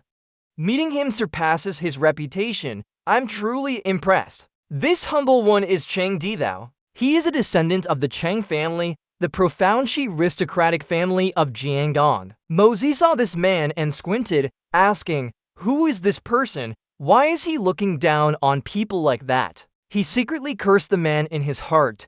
What reputation? Isn't it just a reputation for debauchery? Do you think I don't know? At this moment, Bowen stroked his beard and intervened. "Young Master San, this is the young master of the Chang aristocratic family. It's understandable that young Master San isn't familiar with him." The more he spoke, the angrier Mosey became. He gritted his teeth and said, "Where did this vagrant come from? I've never heard of him." Mosey secretly thought, "He's been giving me a sour face since the beginning, and he dares to provoke me. You bastard, who do you think you are?" Indeed, Di Thou was enraged by him. He gnashed his teeth and said, "I've long heard of young Master Jun's great reputation, and your esteemed father's prestige is like thunder to my ears today, meeting young Master Jun. You truly possess the demeanor of a great family member." His intention was to imply that Jun Mosey had a mother but no father to teach him since childhood, lacking any upbringing. But he wasn't as angry as Di Thou, just chuckling and asking, "Indeed, it's rude of me. Forgive me for asking on our first meeting, Cheng Di Thou. How's your mother?" These four words left his mouth as light as a feather, but they made Di Thou so furious that he gnashed his teeth, unable to utter a word. Just then, someone stepped forward enthusiastically. "Esteemed guests, please proceed to the banquet hall. Ewer has specially brought her sisters to entertain you all." A moment later, inside the room, the dancers, including Ewer, were dancing gracefully. Sweat drenched their bodies, beautifying their powdered faces like silk, urging their dancing robes to fly. Falling petals twirl around trees as if without shadow. Returning snow follows the wind with hidden affection. As the dancers were dancing enthusiastically, the second prince spoke to Mosey, "Brother, please take a seat." He sat down below and said with a smile, "Excellent dancing. Exactly to my liking. This girl has grown quite well. I like her. Upon hearing Mosey's words, the second prince's face darkened, and he secretly thought he actually took a fancy to my Yor. Even I can't have her. How could it be your turn to fantasize? A moment later, Yor continued to play the guzheng, performing the peace dance pauses. Strings and flutes begin. As she played, she pondered, Jun family, Jun Mosey. An opportunity to kill him? No, not yet. The second prince was about to turn and say something to Mosey, but he clapped his hands and shouted praise. Excellent playing. Only after he finished speaking did the prince say, let's discuss serious matters. Currently, the major aristocratic families in the capital, although bearing the name one family, are too insignificant. These major aristocratic families have formed a fundamental formation that is both offensive and defensive. Mosey stared straight ahead and replied to him, that's right, that's right. The second prince heard this and smiled, nodding, that's exactly it. We need even more too, but before he could finish, he heard Mosey exclaim again, Your Highness the second prince is right. Monsieur S' bottom is very round and full. It must feel great to touch. I really want to pinch it. How should I put this? Although it's a bit vulgar, but After that, the second prince's group spoke in veiled terms, vehemently showcasing the second prince's powerful strength and hopes for the Jun family. But Jun Mosey acted foolishly, talking nonsense, or otherwise stuffing his mouth with food and drink. The second prince finally couldn't stand it anymore and thought, if I had known this would be the outcome, why bother spending so much effort? This useless fellow. He's just wasted so much of my energy. Only Bowen glanced at Mosey and concluded, this young man is not as simple as he appears. Mosey held the wine glass in his hand and slowly said to the second prince, besides drinking today, are there any other activities? I've had my fill of this wine. Shouldn't we do something else? When he heard this, he was also very frustrated and thought, this guy is useless. It's best to cut ties with him soon. Thinking this, the second prince then spoke up, it's getting late today. Everyone should go home. Mosey didn't reply, but pondered, he must have realized he can't persuade me, so he's letting me go home. My objective for this trip hasn't been achieved yet, so of course, I can't just leave like this. You little brat, relying on that girl, you dare say you want to destroy my Jun family. After thinking, he immediately walked up to Yor. Then Mosey began to speak with intent. Miss Yor has grown to be truly beautiful. Sure enough, she was slightly angered and replied, please have some self-respect, young Master Jun. Meanwhile, Mosey was still observing, thinking, she's emitting a hard-to-detect killing intent. But he still spoke playfully, little lady, don't be shy, young Master Jun has chosen you to spend the night with today. At this moment, Mosey also realized something. This Yor was carrying a sharp weapon. Sure enough, she spoke loudly and clearly, young Master Jun, although Yor is a woman of the pleasure quarters, I sell my art, not my body, please forgive me, young master. Mosey still smiled after hearing that, then moved closer and said in a perverse tone, so, it's not that I'm not paying, it's just that you don't sell your body, right? Young lady's kind reminder, this young master is extremely grateful. Everyone else in the room was stunned, thinking, why would this Jun Mosey take a liking to Miss Yor? She's the one the second prince is interested in. But the second prince remained quite calm, instructing, third young master, Miss Yor is here to entertain everyone. She is noble and pure. I hope you won't make things difficult for her. No sooner had he finished speaking than Mosey's face darkened, and he growled, make things difficult? This is a business establishment. What's noble and pure about it? This beauty has charmed this young master so much. She clearly likes this young master. How can she be? Before he could finish, Yor interrupted him. Young Master Jun, it's better to act like a gentleman towards us women. Mosey's expression darkened when he heard this, and he scoffed. A gentleman? This is a brothel. You want to find a gentleman in this brothel? That's truly ridiculous. She was left speechless and turned to the second prince for help. Please save me, second lord. Just then, Mosey suddenly swung his hand out and grabbed her wrist. Without saying a word, he pulled Ewer straight towards him. After doing so, Mosey chuckled and said, "Beauties truly say one thing and mean another. Your mouth says no, but aren't you actively throwing yourself into my arms?" Didao immediately shouted, "Jun Mosey, let go of Miss Ewer. What kind of decorum is this? Publicly offending someone like that." At this moment, Ewer looked up at Mosey angrily. After that, she suddenly swung her hand back, intending to slap him. "You bastard." But before her hand could reach Mosey's face, it was blocked, and then he slapped Ewer back directly. After hitting her, Mosey even said loudly, "A mere prostitute dares to hit me. You must be looking for a rebellion." Ewer, trembling all over from the slap, stumbled back a few steps and fell onto the floor. Suddenly, someone shouted, "Third young Master Jun, why bother getting angry with a courtesan? Today is His Royal Highness the Second Prince's banquet. How can you disrespect His Highness like this?" Hearing this, Mosey feigned thought and said, "How strange, Chung Di thou. Are you implying by your words that this little bitch pretending to be noble in front of me is at the second prince's command?" Seeing this, he couldn't help but yell angrily, "Don't be insolent, Miss Ewer is." But before he could finish, Sibo's face darkened and he interrupted him, "Don't talk so much." Seeing this, Mosey continued to glance slowly and said, "What is she? Does this girl have some important background? Today, this young master will have his fill of fun." The second prince could no longer tolerate it and spoke up, "Jun Mosey, you're drunk. You should return to your residence soon." But how could he comply with him? "I haven't had much to drink. How could I be drunk?" Seeing this, the second prince's face darkened and he growled, "If I say you're drunk, then you're drunk." The two of them silently stared at each other for a moment. Then Mosey sneered, gazing at him, and exclaimed, "Ridiculous, ridiculous. If His Royal Highness says I,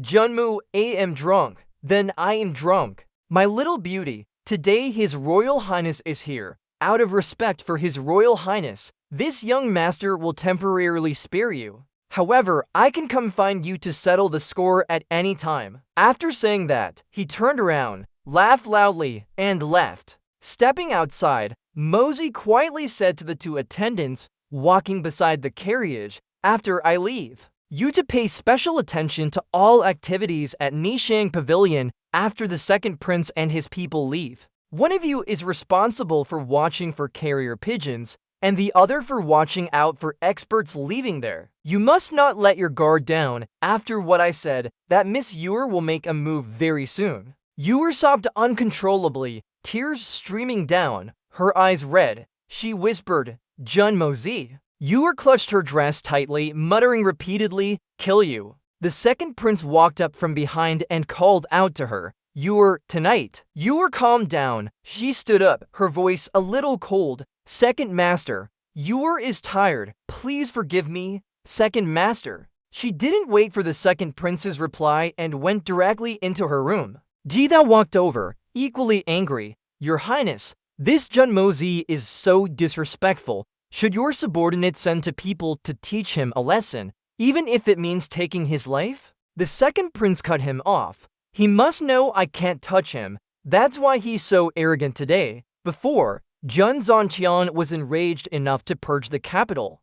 Do you want him to purge my princely residence?" Mr. Feng spoke up. "This seems to be Jun Zontian's intention. Jun Mosey's behavior today is clearly intentional, which means that before he came here, he had already prepared for a decisive confrontation with your highness." The second prince didn't quite understand Mr. Fang's meaning. "Why do you say that?" He explained, "The Jun family has never contended with the imperial family, and no matter which prince can win over the Jun family, they can be assured of victory." The second prince then guessed, "So he is unwilling to side with me." Mr. Fang continued, "He wants to extricate himself from this muddy water, which also means that no matter whose banquet Jun Mosey attends, the outcome will be the same." The second prince was furious, killing the chicken to scare the monkeys. This bastard Jun Mosey actually dares to treat this prince like nothing. He added, "Moreover, everyone now knows that Jun Mosey and your highness have fallen out. If Jun Mozi gets injured in the next few days, the biggest suspect will be your highness. The second prince's expression darkened. What kind of talk is this? Today I was humiliated by him, and yet I still have to send people to protect him? Mr. Feng offered a suggestion that made his face turn grim. If your highness is not afraid of Jun Zantian going berserk, then naturally you don't need to heed these words. The second prince was so angry that he knocked over the entire table. He couldn't accept it. Bastard, dishes and plates flew everywhere, scattering across the floor. After that, the night also settled into quiet. Yor stood on the balcony, her heart full of resentment. In that situation, you were still so wary. And you were afraid she would affect your reputation. You hadn't even provoked her at first. If you're so wary of Jun Zantian that you dare not act, then would you still insist on you taking action? Jun Moxie, the humiliation I suffered today,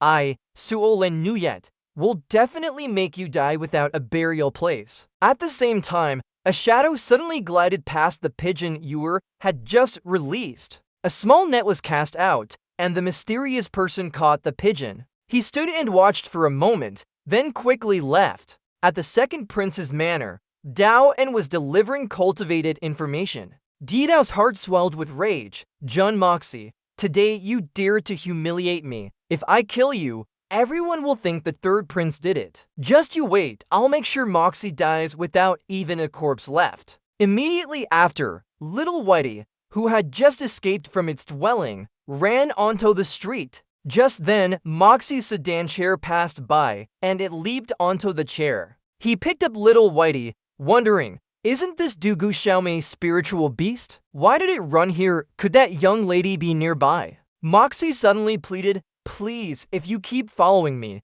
your vicious master will cause trouble for me. Understand? Please go somewhere else, I beg you. Outside the sedan chair, Xiaomei's voice echoed as she searched. Little Whitey, where are you? Little Whitey. Moxie could only sigh. He lifted the sedan chair's curtain and sighed in his heart. This ill-fated connection. Assistant Han, following behind, spoke up. The person inside, please come out. Xiaomei, eating candy, innocently asked, is little Whitey really in there? Moxie lifted the curtain, exasperated, of the hundreds of thousands of people in Tianxiang City. Why do I, this young master, always run into you to whenever I go out? Are we truly fated? Or just sworn enemies? Xiaomei's eyes lit up as she saw a familiar face and exclaimed, Moxie. Assistant Han, on the other hand, darkened his face upon seeing him. Moxie then stepped out with little Whitey, reciting a poem, with fate, even 1,000 miles apart. We can still meet. Moxie slowly walked forward. He stood before Xiaomei, forcing a smile. Miss Dugu, we meet again. Xiaomei's face immediately flushed, her mind in a whirl. Fated, he said he's fated to meet me. Could it be that Xiaomei and he are truly fated? She felt shy and dared not look directly into Moxie's eyes. Assistant Han questioned, Youngster Jun, you truly are cunning. For Miss Dugu, you really resort to every trick in the book. Moxie looked confused. What tricks? He gritted, thieving brat of the Jun family. Hand over the mystic beast to Miss Dugu at once. He retorted, hey, Assistant Han, you're meddling into many things. On what grounds do you interfere in matters between me and this little girl? Just protect your princess. He angrily said, what kind of reasoning is that? Moxie teased Xiaomei. I say, Miss Dugu, this little Whitey of yours is really too easy to fool. This young master, was tempted to catch it and stew it, but it's so small. There isn't much meat anyway. She immediately looked crestfallen. What did you just say? Stew what? He put on an incredulous face. My dear young lady, haven't you heard that your father and brothers have completely torn down the Jun family? It was truly tragic. Xiaomei was shy, her eyes sparkling and her voice soft. Oh, really, I know I shouldn't really blame you. When I get back, I'll tell my father to help you repair your house, and any losses will be compensated. Moxie gave a slight cough but was also a little scared. It's fine, to be honest, this isn't your fault. I'm the junior, so I can just bear with it. Miss Han chided. Jun Mozi, you're too despicable. The Dugu brothers suffered greatly at your hands, and you can still say such things. Xiao Yi wondered, how is that possible? He immediately shouted his innocence. That's not true. How strong are your 7 older brothers? How could I possibly collect them? Miss Han explained to Xiao Mei, Miss Dugu, you've been in the palace these past few days. You'll know once you get home later and see for yourself. It's already dark and must return to protect the princess. He advised her, we should still continue on our way. Xiao Yi smiled and went to little Whitey. Little Whitey, come to your big sister. Good. Big sister will take you home. Mosey was puzzled. Why did this baby leopard, whom he'd never met before, like him so much? Xiao Yi picked it up. Come on, come to your big sister. Mosey gave a wry smile. It's very well behaved this time. He secretly wondered, could it be because of the exquisite pagoda and the heaven creation divine art? She shyly made a suggestion to him. Jun Mosey, can I come find you tomorrow? Little Whitey really likes you. It won't be happy if it doesn't see you. Mosey agreed verbally, all right, tomorrow I'll help you coax it. But in his heart, he thought differently. I still need to clarify the relationship between Zhuan beasts and the secret within my body. Otherwise, it will certainly cause future trouble. Mosey and Xiao Yi exchanged smiles, both saying, it's a promise. He secretly let out a sly chuckle. Little leopard, tomorrow this young master will use you as an experiment. Upon returning to the mansion, Mosey called out for third uncle. As he walked inside, he stopped. The smell of medicine is too strong. Wu Yi came out and said, I've brought those children back here. Mosey, not quite understanding, asked again, which children? His voice, a little cold, rang out, the young men and women we released earlier. We found 45 of them. As for the deformed ones, there are 39 in total. Wu Yi's face was slightly tense. I tried using profound energy to circulate their meridians, hoping they can live normal lives from now on. Mosey was surprised. Third uncle, did you really do that? He said seriously, Mosey, your actions are too goal-oriented, and your desire for benefit is too strong. Although kindness shouldn't be given out recklessly, it also shouldn't be easily discarded. Just like these children, we cannot not care. Mosey was deep in thought. Perhaps this is the difference between me and a true gentleman, but does such kindness truly have meaning? Wu Yi suddenly remembered and asked him, that's right, why were you in such a hurry to see me? Mosey explained, it's like this. I need a batch of Zhuan beasts from low to high grade. Every type, preferably. There should be some high-grade, level H1 beasts. Wu Yi burst out laughing. Level H1 beasts? Are you still dreaming? Level 4, 5 might still be found. As for level 6, level 7, unless they are young ones, capturing them alive is truly too difficult. He continued, only low-grade ones? That's fine, those grades should be enough. I need them tomorrow morning. Wu Yi nodded and walked ahead. Then I'll immediately go give orders. Mosey immediately thanked him. Thank you, third uncle. Wu Yi continued. You go back first. I still have a bit more to do. Saving them a moment earlier can alleviate their suffering a little. Mosey had no intention of leaving, so he smiled and replied, I'll go observe with third uncle. Wu Yi led him inside. They are ranged within the military family's barracks. Come with me. Everyone here is a trusted military family member, so there's no need to fear the information leaking out. Military doctors from the barracks have also been assigned here for treatment. The manpower should be sufficient. And there's the work of boiling medicinal herbs. After rehabilitation, they should be able to recover some of their physical abilities. A guard ran out and bowed. Wu Yi nodded and ordered. He led Mosey to a child being treated. He commented based on his understanding. I've just made a round. Some of them are beyond saving. 3 of them have even had their bones rot. Even their lumbar bones are rotten. Death is just a matter of time. Some others have completely damaged meridians and limb skeletons beyond recovery. As for the remaining ones,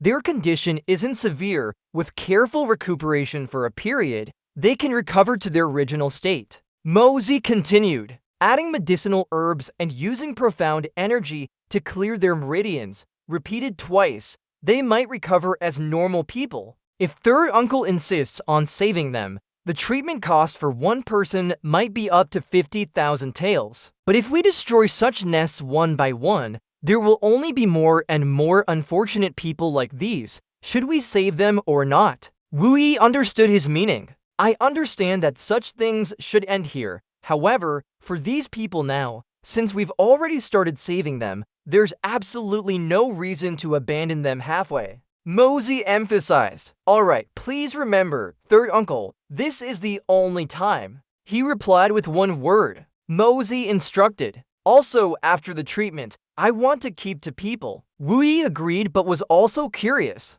He explained briefly. Only to people here have some celestial gate abilities. Oh, by the way, third uncle, I want to inquire about the military family's financial income situation. Wu Yi said without hesitation. In recent years, there hasn't been any war, so the military family's income has also decreased significantly. Currently, that fiefdom earns nearly 2 million taels each year, and there's nothing else. Mosey sighed. That seems too little. I'm afraid it might not even be enough to sustain a normal great family. Hand it over to me first. I might have a way to help the family improve a bit. At this moment, Mosey had already left Wu Yi's residence. His subordinate came to report. Young master, this is a pigeon that flew out from Nichang Pavilion. Mosey asked. You didn't hurt it, did you? The subordinate presented the pigeon and assured him, no, if I let go now, this pigeon can still fly far away, to wherever it wants to go. Mosey took out the paper attached to the pigeon's leg and read it. Mosey must be killed within a month, irreconcilable. He immediately laughed. This woman's temper is really too petty. If we let this pigeon go, can we still track it? The subordinate shook his head, unable to track it. Unless we catch or kill it right as it takes flight. At other times, my abilities are limited, I'm powerless. Mosey reattached the paper to the pigeon's leg, not very surprised. Oh, that's fine then. He released the pigeon. Alright, just fly away then. The pigeon then spread its wings and flew away. Mosey smiled triumphantly. He gave his subordinate a plan. Set up a trap to catch the mouse. Wait for the mouse to leave the trap. Spread a net from heaven and earth. What fish or shrimp can escape? Scene change. Inside the carriage, Feng was voice questioned. Grandpa Lu, I wonder if this Xuan Dan matter is true or false. We rushed all the way here from so far away. Have we perhaps blown things out of proportion? Moreover, there are countless experts in Qianxiang City. How could anything escape their grasp? Elder Lu explained. Feng Wu, there's something you don't know. First, an elder was sent to deliver a message, saying that a powerful divine Zhuan pinnacle expert had appeared. Then, news of a 9th grade Zhuan Dan spread, which is enough to prove the truthfulness of this matter. Now my worry is that even if all of us come here, it might not be enough to obtain the Zhuan Dan. He seemed quite confident. Look at the world, who dares to oppose our Feng Zuyan city? What's more, this time we have third elder and you, Grandpa Lu. So what if it's a divine Zhuan pinnacle expert? The elder still remained humble. There are so many powerful experts in the world. Even if our Feng Zuyan city is strong enough, we cannot be careless. Speaking of which, this trip out also has the intention of letting the little princess gain experience. Otherwise, there wouldn't be a need for so many miscellaneous personnel to follow along. Of course, Silver City's strength is formidable. How could ordinary people contend with it? Yan Meng, hearing herself mentioned, continuously asked, Third Elder, you're talking about something important. Why don't you continue? She reached out and tugged at his robe. Don't leave people curious. What happened after that? Elder Lu secretly sighed. This young lady is causing trouble like this. No wonder those guys, knowing that the princess and I were coming down the mountain, had such gleeful expressions. After thinking, he said kindly, I've been telling you stories ever since we left Silver City. Young lady, you should let an old man like me rest. She said, completely unconcerned. Who told you to stop talking suddenly when you got to an important part? What happened to that Jun Wuyi and big sister in the end? Their love story is really too beautiful. It's so touching. Elder Lu looked like he was about to collapse. He thought to himself, will they ever leave me alone? It's been 15, 16 cans already.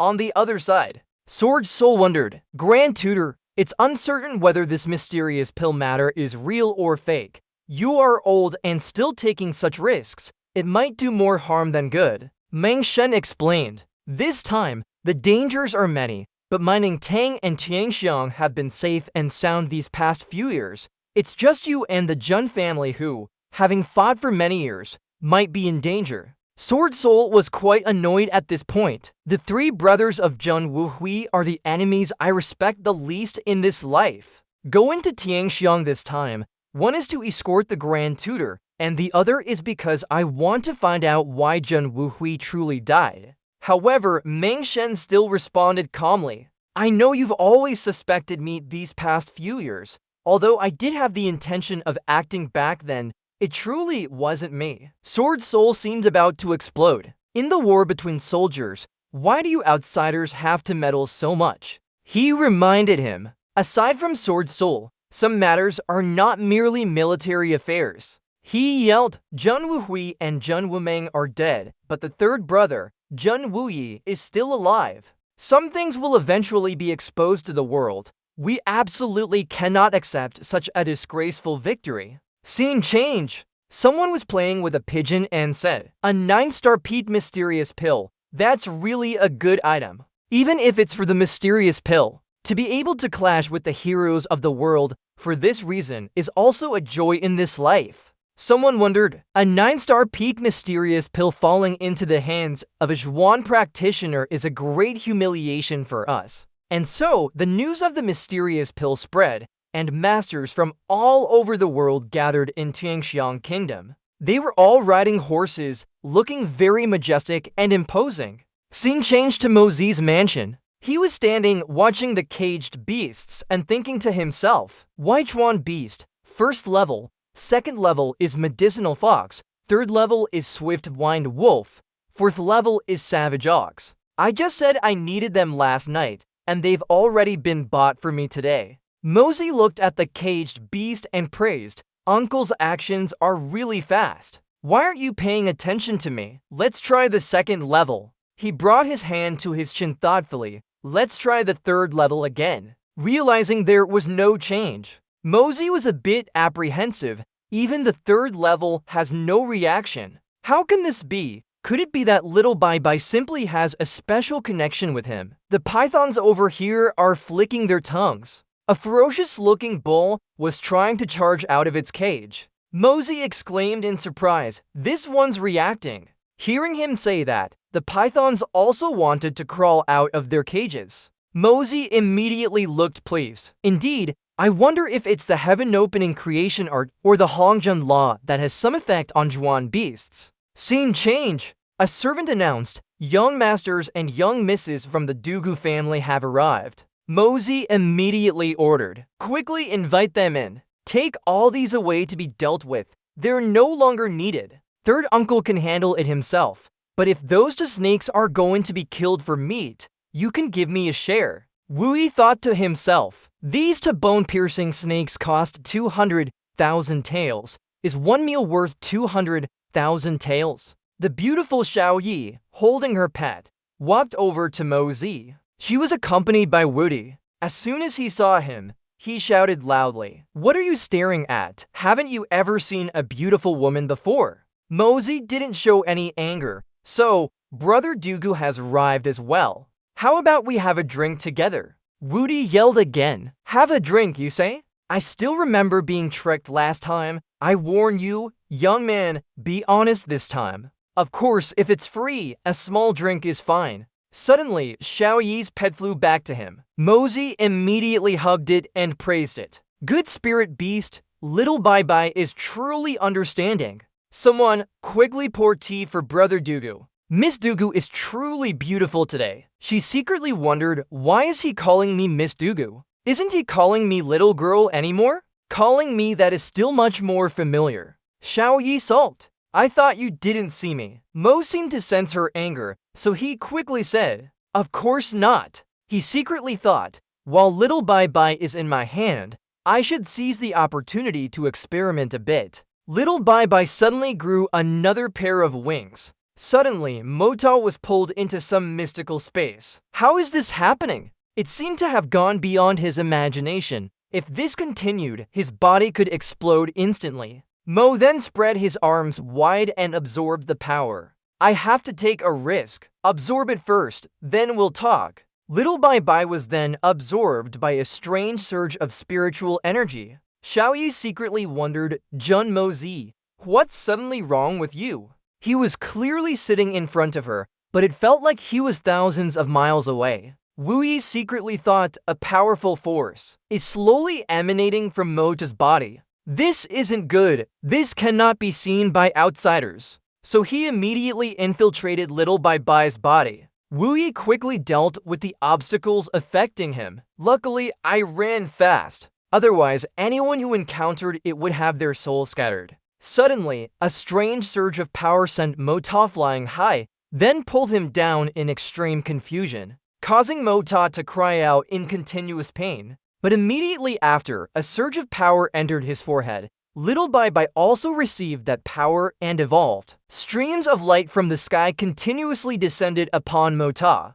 The ninth elder couldn't help but wonder, what kind of cultivation is needed to create such an earth-shattering commotion? He exclaimed, this cultivation level, I'm afraid, has surpassed the realm of Supreme Divine Profound. I never imagined that such a powerful expert existed in Tianxiang City. Xiaohan also couldn't help but ask, Ninth Elder, can a human really be this powerful? He replied, powerful is no longer enough to describe this person. Even a higher realm, with your current cultivation, it's better not to know. Spiritual energy gathered at the Hongzhen Pagoda, covering the heavens and earth. The heavens and earth lost their color. The sun and moon were without light. The sixth elder spoke. Such terrifying power. What kind of trouble has old ninth gotten into this time? Third brother, if that person is also because of Xuanan. The third elder replied, with a figure like this in our Tianxiang City,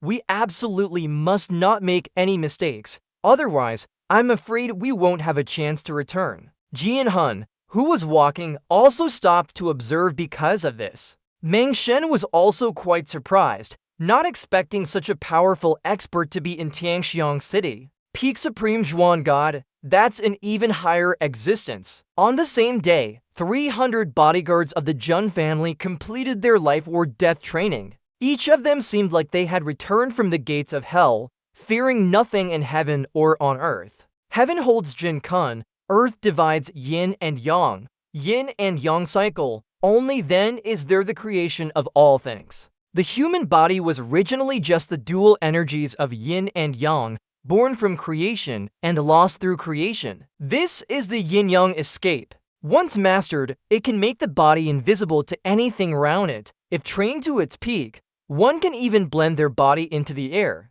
Moving from my room to the courtyard to absorb spiritual energy, and yet I can control it without harming the surroundings. Wu Yi inadvertently called Mo Zi's name softly. He obediently replied, here I am. Third uncle, I don't understand what this is all about. This little fellow seems to be dependent on me. He wondered, it actually leveled up? How is that possible? Mo Zi added, its feathers really changed color. Wu Yi secretly assessed, the anomaly when a spiritual beast levels up is that its feathers temporarily change color due to spiritual energy. Wu Yi's face was filled with thought. The cub is only a month old and it's already. Mo Zi pushed the responsibility away. Leveling up is leveling up, but this has nothing to do with me. What do I know? It leveled up on its own. Wu Yi, his body aching, stepped through the door. My head hurts so much. What happened just now, third uncle? Why did you hit me? Wu Yi immediately denied it. Hit you? No, I didn't. It must be because you drank too much just now. Your alcohol tolerance is really too low. Wu Yi believed him after hearing that. So that's how it is. This one of yours is really strong. Because it had leveled up, Little Bai Bai was extremely smug at this moment.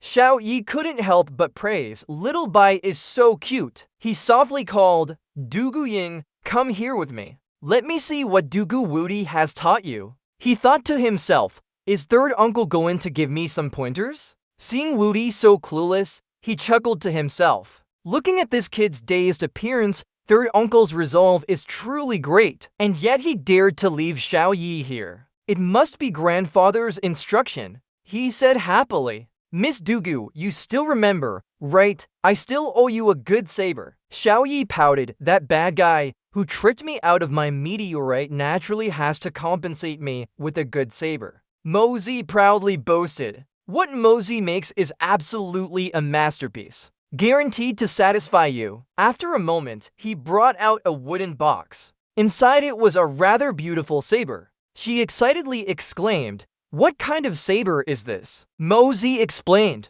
red sleeve hidden blade. So the saber's name is Hongzhu Red Sleeve. It was made in Heavenly Fragrance City, so it's called Hongzhu Tianxiang Red Sleeve Heavenly Fragrance. This saber is the first one I've ever crafted in this life, so it's named the first Hongzhu Tianxiang saber. She praised him. You made it yourself? It's beautiful. He handed her the saber. The short saber was crafted based on the saber hidden in the sleeve. See if it suits you. She suddenly felt a bit hesitant. Are you really giving it to me? But I don't have anything to give you. Mosey appeared quite calm. This is what I owe you. There's no need to repay it with a gift. Xiao Yi fell silent, after thinking for a long time. Then she took off the necklace from her neck. How about this? I'll give you this instead. At this moment, John Mosey had never considered what special meaning this jade piece might hold. So Mosey didn't refuse her kind gesture. Then I'll accept it. Xiao Yi blushed and whispered,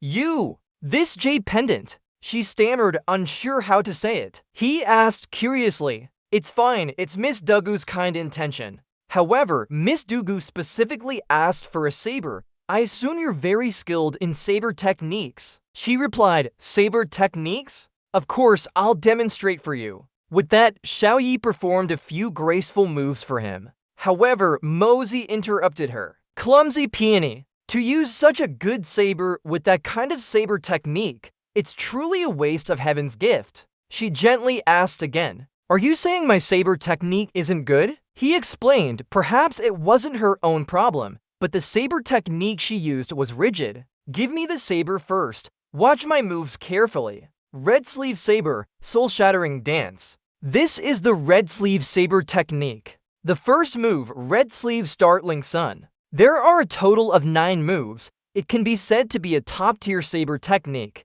Do you want to learn it? Xiao Yi excitedly praised him. It truly is a top-tier saber technique. She excitedly came closer to him. Quickly, teach me. Mosey blushed, secretly thinking at her closeness. Too close. Seeing this, Xiao Yi secretly chuckled. Blushing, are we? How interesting.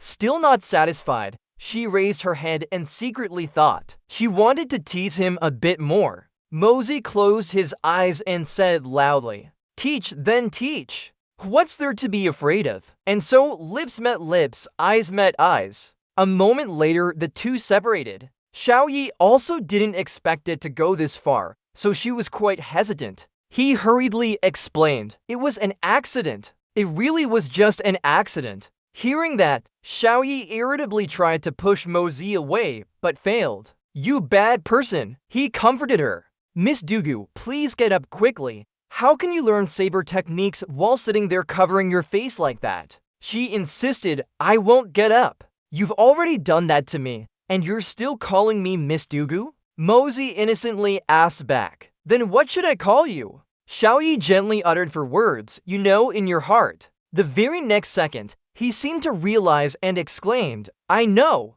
So Xiao Yi secretly rejoiced. He finally figured it out. But his answer was quite abrupt. Little girl, disciple, quickly stand up. Later, this master will impart exquisite saber techniques to you. Mosey secretly affirmed. That's right, the relationship is different now. He taught her saber techniques, so this is a master-disciple relationship. Xiao Yi cried out in dissatisfaction. What?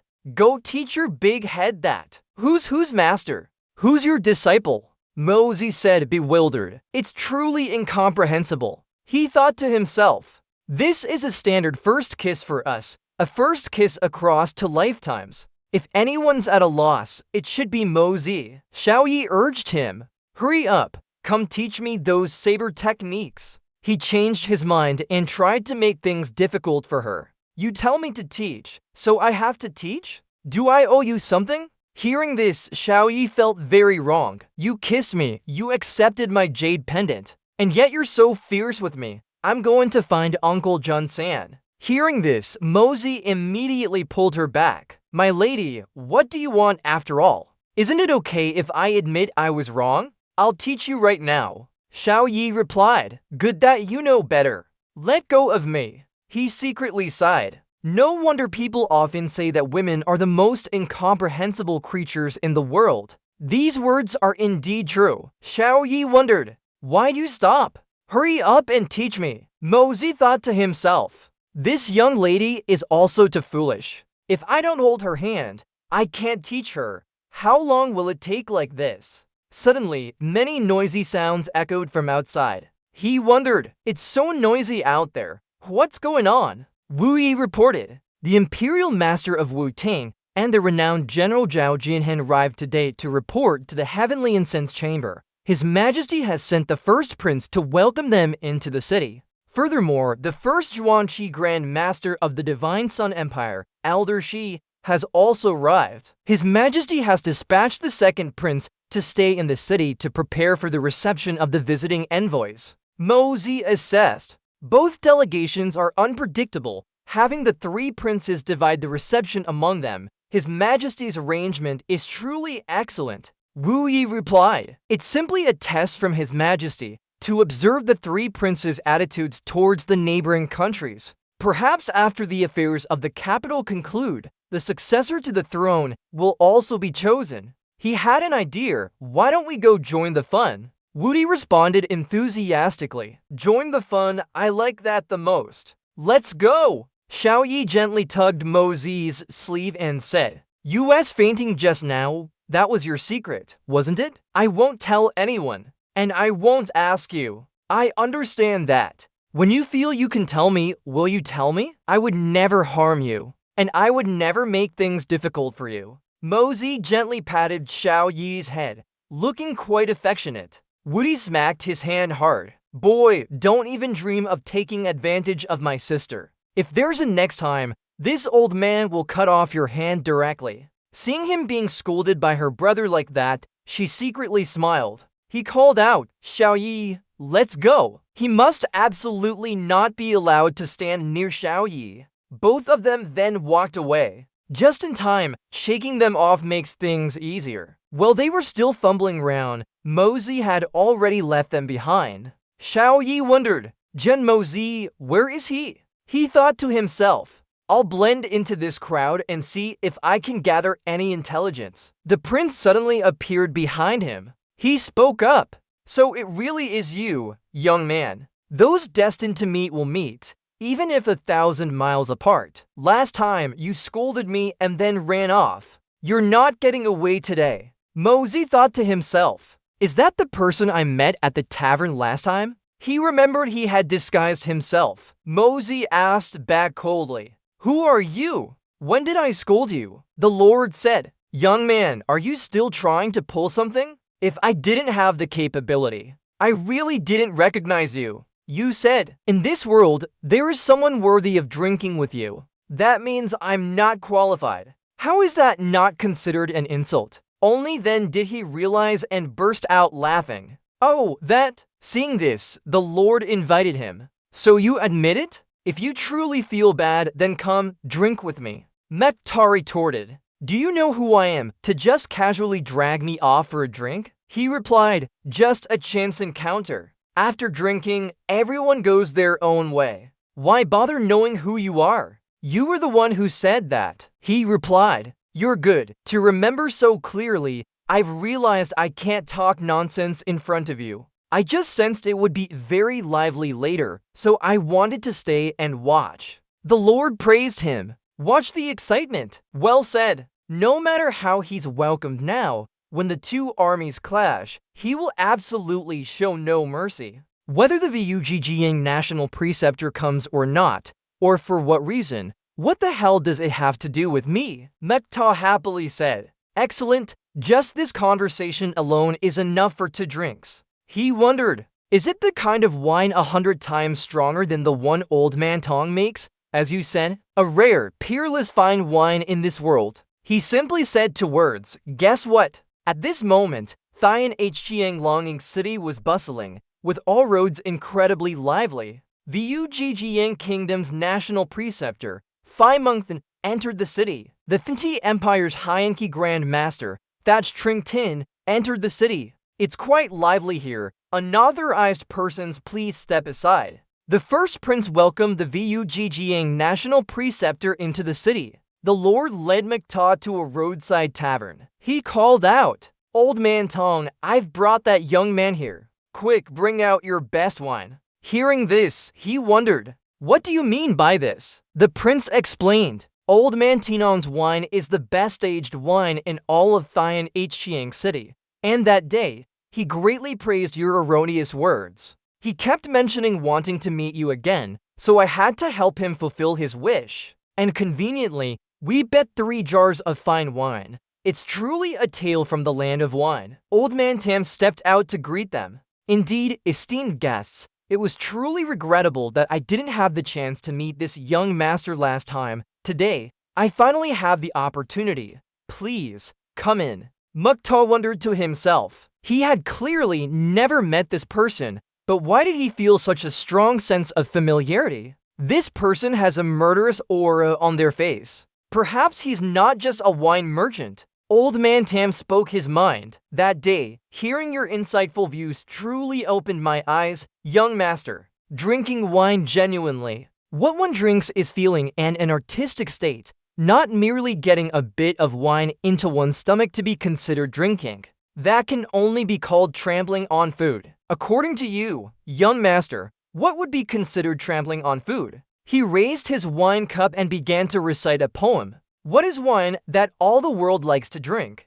What is sorrow, then? What aspect of wine is liked? Old Man Tam asked again. What is wine? Could it be that wine is not a type of drink? But besides that, what else could it be? Mukta poured wine as he spoke. Alone, drifting in a foreign land, uncertain and rootless, the wine drunk then is wine of homesickness. In a good mood, work is satisfying. Drink a little wine to celebrate. That is celebratory wine. Feeling frustrated, borrowing wine to drown sorrows. That is sorrow-drowning wine. Good friends visit. Confidence raise a cup together. That is soulmate wine. Bidding farewell to friends, lifting a cup in sadness. That is farewell wine. On the battlefield, fighting each other, the soldiers drink passionate wine, enemy-killing wine, heroic and tragic wine. Wine is emotion. The flavor in wine is merely one of the aforementioned circumstances. Hearing this, the prince couldn't help but praise him. Profound, young master is truly a genius.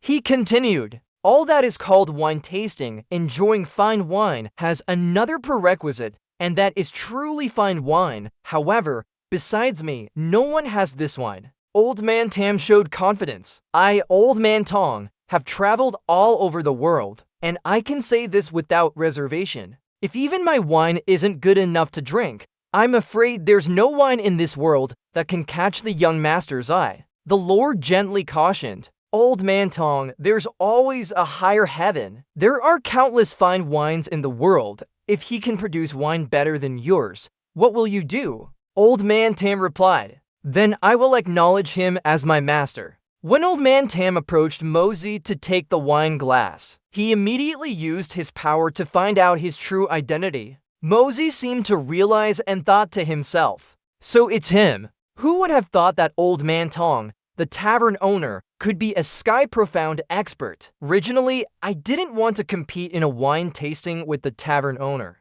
but a sky-profound expert is willing to compete with me, and even spoke of taking me as a master, so I can't be blamed. Mosey showed immense confidence. Every matter has its own merits, and there will naturally be a public verdict. I will naturally find a way to make you submit wholeheartedly. The Lord wondered, that's for the best, young man. A bet should be fair. If you lose, what then? Old Man Tam declared, if you lose, I only hope you won't be allowed to discuss wine anymore. His face darkened. Because you don't deserve to. Mosey happily agreed. It's a deal. The Lord asked, for fairness, I, your humble servant, will act as the judge for your wine competition, alright? Old Man Tam readily agreed. Alright, 3 days later in the afternoon, I will close early. Will everyone gather here again? Suddenly, Uncle Kong appeared without warning. 1 caddy of beef, 2 jars of wine. I will also be present at the wine competition in 3 days to serve as a judge. Mosey secretly wondered, when did this person arrive? I didn't sense his aura at all. Old Man Tam politely asked, may I ask who you are? He introduced himself simply. Wu Ta, a wine lover. Let's settle it then. Now bring the wine and meat. The Lord stood up and left. So let's meet here in 3 days. I'll take my leave now. He thought as he walked. What the hell? Why did such a character suddenly appear in Tianxiang City? Who exactly is he? The Lord asked the guard at the door. What was that person who just entered all about? What's their background? His answer was even more shocking. Did someone just enter? No, there wasn't. Back to Mosey. He asked, is the scenery on the prairie beautiful? The elder didn't ask back. Can you tell I'm from the prairie? Mosey deduced like a detective. Your shoes aren't the kind found on the Central Plains continent. Your belt, on the other hand, is woven from special colored threads found only on the prairie. Are these 2 points enough? The man replied, these things alone aren't enough. Moreover, I never gave you permission to sit in front of me. Though dismissed, he remained calm. Then let me add a few more things. You carry the special scent of the prairie and also the scent of solitude. If you're not qualified to drink with me, I'll stand up. Thus, the elder also agreed to let him stay seated. If you said that, then sit down. Old Third walked over carrying things. Sorry to have kept you waiting. Here's your wine and meat. As he poured the wine, he said, Tianxiang City is indeed extraordinary. Even a tavern owner is a figure in the Changshuan realm. Interesting. Exposed like that, Old Third didn't seem surprised at all. He humbly replied, Your Excellency has incredibly keen eyes. This old man is impressed. It's just that this old man is but a flickering candle, barely making a living here to pass the rest of his days. The elder gently reminded him, if you just do well with brewing wine, it wouldn't be bad at all. As for other matters, it's better not to think about them. Old Third was silent for a moment, then said, Thank you for your guidance. Mosey called out, Old Third, bring me these 2 jars of your wine. He wondered, You're not drinking my wine? He replied, If drinking your wine means owing you a favor, there are countless types of debts in this world, but a debt of gratitude is the hardest to repay. The old man didn't raise his wine cup for a sip, then uttered 2 words, as you wish. This wine isn't bad at all, much better than Granny's wine. It's just that this beef was cooked a bit too long, but it's still edible. Mosey replied, I can't believe it, you're quite a picky eater. When Old Third brought out an earthenware jar of wine, Mosey directly lifted it and drank it like spring water. He thought to himself, drifting in a strange land, separated from home, who can understand this? Only wine can bring back a few memories of the past. The 2 of them just sat there, enjoying their wine in their own way. The old man spoke first. Young man, you're very special. Mosey wondered, do you think I'm now qualified to sit here? He said while drinking wine. Based solely on your damaged meridians and your cultivation reaching the 7th grade Zhuangqi, yet you can maintain an unwavering mind in front of me.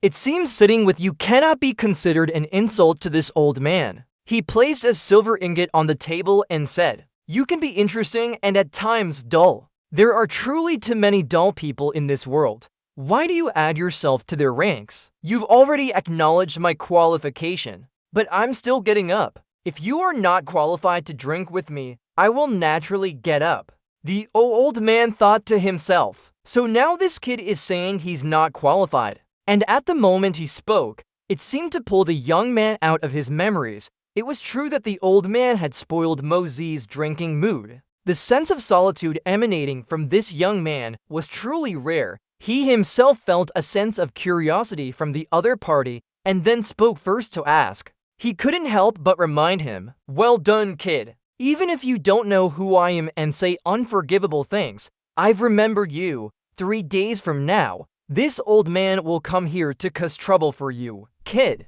On the military's side, Tang Yuan reminded him, "Third young master, the date has been set. It's tomorrow. You agreed with me before. This time, it's all up to you." Mosey said firmly, "Don't worry, as long as you do exactly what I say, I guarantee there won't be any mistakes." Mosey thought to himself, "Before, I investigated and found that Eunuch Zhu has a very strange habit, an extremely severe obsession with cleanliness." Mosey reminded him, "Fatty, tomorrow, 1 gig before Eunuch Zhu inspects you, drink this pill. Then at that time, you'll do this, then this, and then it'll be done." Tang Yuan was a bit apprehensive. "This is so gross. After this, I'm afraid the old master will skin me alive." Mosey was reassuring. "All I can say is that I truly sympathize with you. Anyway, my idea has been given already. You can consider it yourself. After the storm of this matter passes,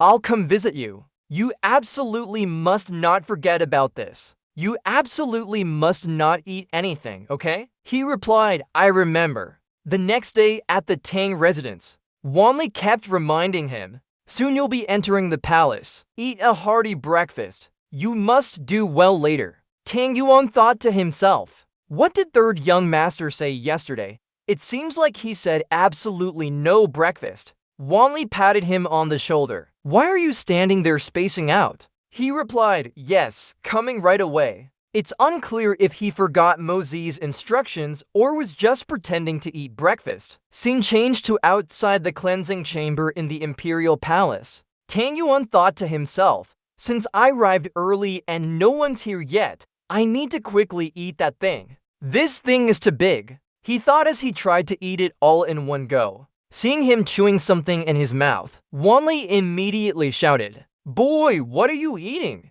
What's in your hand? Show it to this old man." He explained, "I'm just eating candy." Wanli reminded him, "If you say one more word now, this old man will break your legs." Time slowly passed and more people arrived. One person wondered, "Brother Song, do you know what old Chu will be examining?" The other person replied, "I don't know either, but after the examination, it's definitely going to be terrible." Duong Nuyen also chimed in, "What's so terrible about it? Isn't it just having to hobble for a few months after the examination? What's the big deal? You guys can definitely endure it." The soldier announced, "Enough people have arrived. Whoever is called, proceed to the purification chamber for examination." Duong Nuyen thought to himself, "The medicine the third young master gave me, wasn't it just chi boosting medicine? Why does it feel a bit off now?" The soldier called out loudly, "First one up, Duong Nuyen." He was struck by lightning, frozen on the spot. When Wanli heard his name, he quickly grabbed him. "Your name's been called. Why aren't you going in for me?" So he was kicked inside before he could even react. Eunuch Chu asked, "You're Duong Wanli's son, aren't you? Take off all your clothes and stand up there." Duong Nuyen was a bit hesitant. "Can you please turn around?" Eunuch Chu didn't say much, just repeated one word, "Strip." Strange sounds kept coming from his stomach. Duong Nuyen thought in a panic, "The feeling is getting more and more." He turned around and said, "Your Excellency, I can go." Of course, Eunuch Chu would never agree. He made a few gestures towards him. As a result, Duong Nuyen's clothes were all removed. Unable to react in time, he unexpectedly screamed. But he didn't care at all. He raised his left hand, exposing his armpit. Then he continued to request, "Now raise your right hand. Use your hands to hold your stomach, revealing your lower abdomen." At this point, Duong Nuyen was so embarrassed that sweat was pouring down him. He reassured himself, "Endure it." Eunuch Chu continued to command, "Put them down, spread your legs, cross them, bend your back, raise your buttocks high." His voice was steady. He thought to himself, "It's here, it's finally here. I don't have to walk with bow legs anymore." This pervert never expected that this young master wouldn't escape his grasp. He lay prostrate on the ground, enduring the terrible examination. He didn't hold back, directly kicking him, You fatso, still trying this trick? At this moment, Duong Nguyen could only cry inwardly, I'm about to explode. Suddenly, old eunuch Chu went silent to sense something. His internal energy gathered in his eyes, his gaze fixed as he stared. That day, old eunuch Chu had a hellish and pointless time. Outside the purification room, a loud noise suddenly erupted, startling Van Lai, who was drinking tea. Duong Nguyen, completely naked, was thrown out. His butt was smoking profusely at this moment. Van Lai wondered, what happened? What happened to Duong Nguyen? He hurriedly asked. Duong Nguyen couldn't stand up anymore and weakly said, my butt. He looked at him, wondering, what's this smell? Chu Truck Show, what do you mean?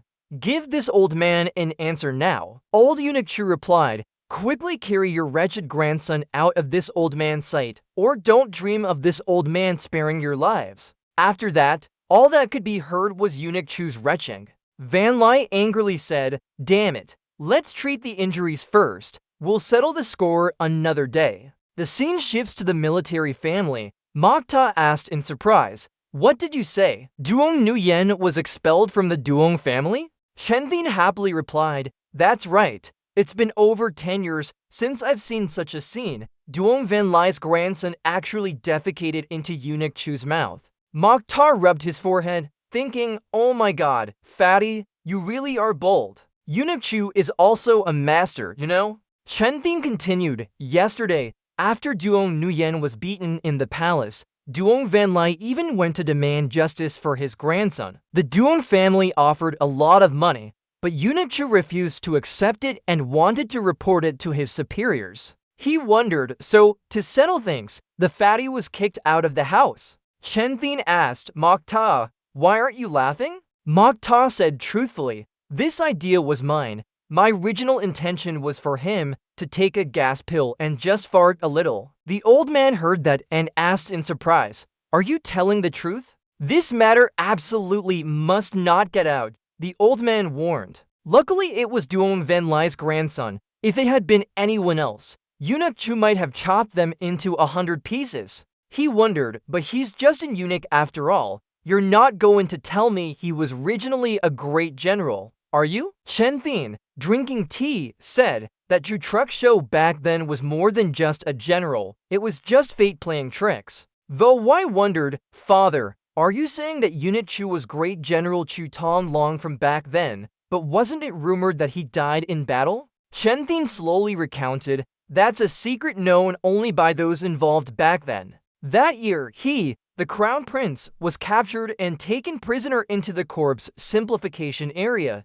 When he was rescued, he had countless wounds from poisonous insect bites. What a pity for a great general from then on. As the old man was telling his story, he was suddenly interrupted by an announcement. The Duong family has arrived and requests an audience with old man Quan. Chen Thin worried, why so fast? Has the matter been exposed? The women of the Duong family came in carrying Duong Nguyen. Here's the situation. To calm things down, Duong Nguyen has been temporarily expelled from the Duong family. We ask old man Quan to temporarily take him in. The old man replied, I understand, temporarily entrust Duong Nguyen to us. Duong Nguyen is currently lying in pain on the sick. He questioned, third young master, what kind of trick is this? You said it was a gas-inducing medicine, but it's basically a laxative. He affirmed, I prepared the medicine myself. How could I be wrong? Duong Nguyen said, I did exactly as you said, ate a full belly of it before going to the imperial palace, and only ate that pill before meeting old eunuch Chu. Mosey asked in surprise, what? I already told you yesterday not to eat breakfast. He replied, so I did the opposite. This can also be considered completing the mission and achieving a not bad goal. Anyway, I was already mentally prepared to take a beating. It's just that back then, I was still beaten severely, and Grandpa wasted his breath, directly kicking me out of the family. Luckily, I had already prepared quite a bit of my own savings. Third young master, from now on, your older brother will follow you. Mosey asked, then I'll see if you, brat, can establish a commercial empire for me. Then, Duong Nguyen replied, I was born to do this. A moment later, Mosey stood alone, muttering to himself, "Above, there is Jin Kun heaven. Below, yin and yang are divided, yin and yang cycle, and all things are born and transformed from them."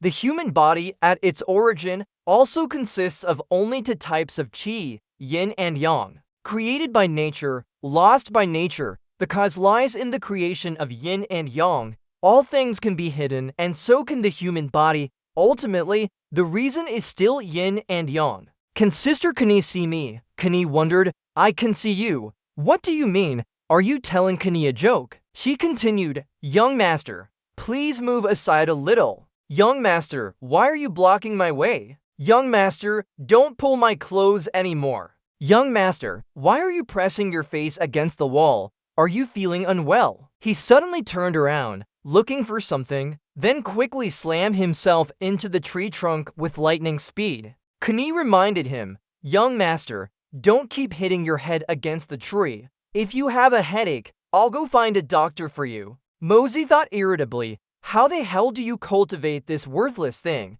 Isn't this just messing with me? If I keep practicing, I might transmigrate again." His actions made Kani even more confused. "Young master, what are you doing?" "I'm going to find young madam right now," she said, then quickly ran off. She quickly informed Than Han, "Please come see the first young master. He's really acting strange." Seeing Mosey sitting on the ground, Than Han immediately questioned, "What are you doing? Do you enjoy tormenting yourself?" At this point, Mosey was not thinking clearly. "I have to quickly finish my cultivation so I can peep at my beautiful sister-in-law bathing." Than Han immediately frowned and asked again, "What did you say?" Before he could say anything more, only the sound of a slap was heard. Despite being hit so hard, Mosey still didn't seem to regain consciousness, so he took a few more slaps. Now he seemed a bit more awake, so he asked sternly, "Sister-in-law, what are you doing all of a sudden?" She blushed slightly and said softly, "You know, in your heart." Only then did Mosey notice her cold, knife-like gaze. Mosey could only sweat, not understanding what was happening. Than Han, with tears in her eyes, coldly drew her sword. She quickly held the sword to his neck. Just then, a servant reported, "Young master, young madam, Butler Zhang Nan, Master Guan, and two young masters have come to visit." Mosey secretly wondered, "I haven't even done anything, so why has her maiden family come to the door? Does the butler also want a 9th grade mystic pill?"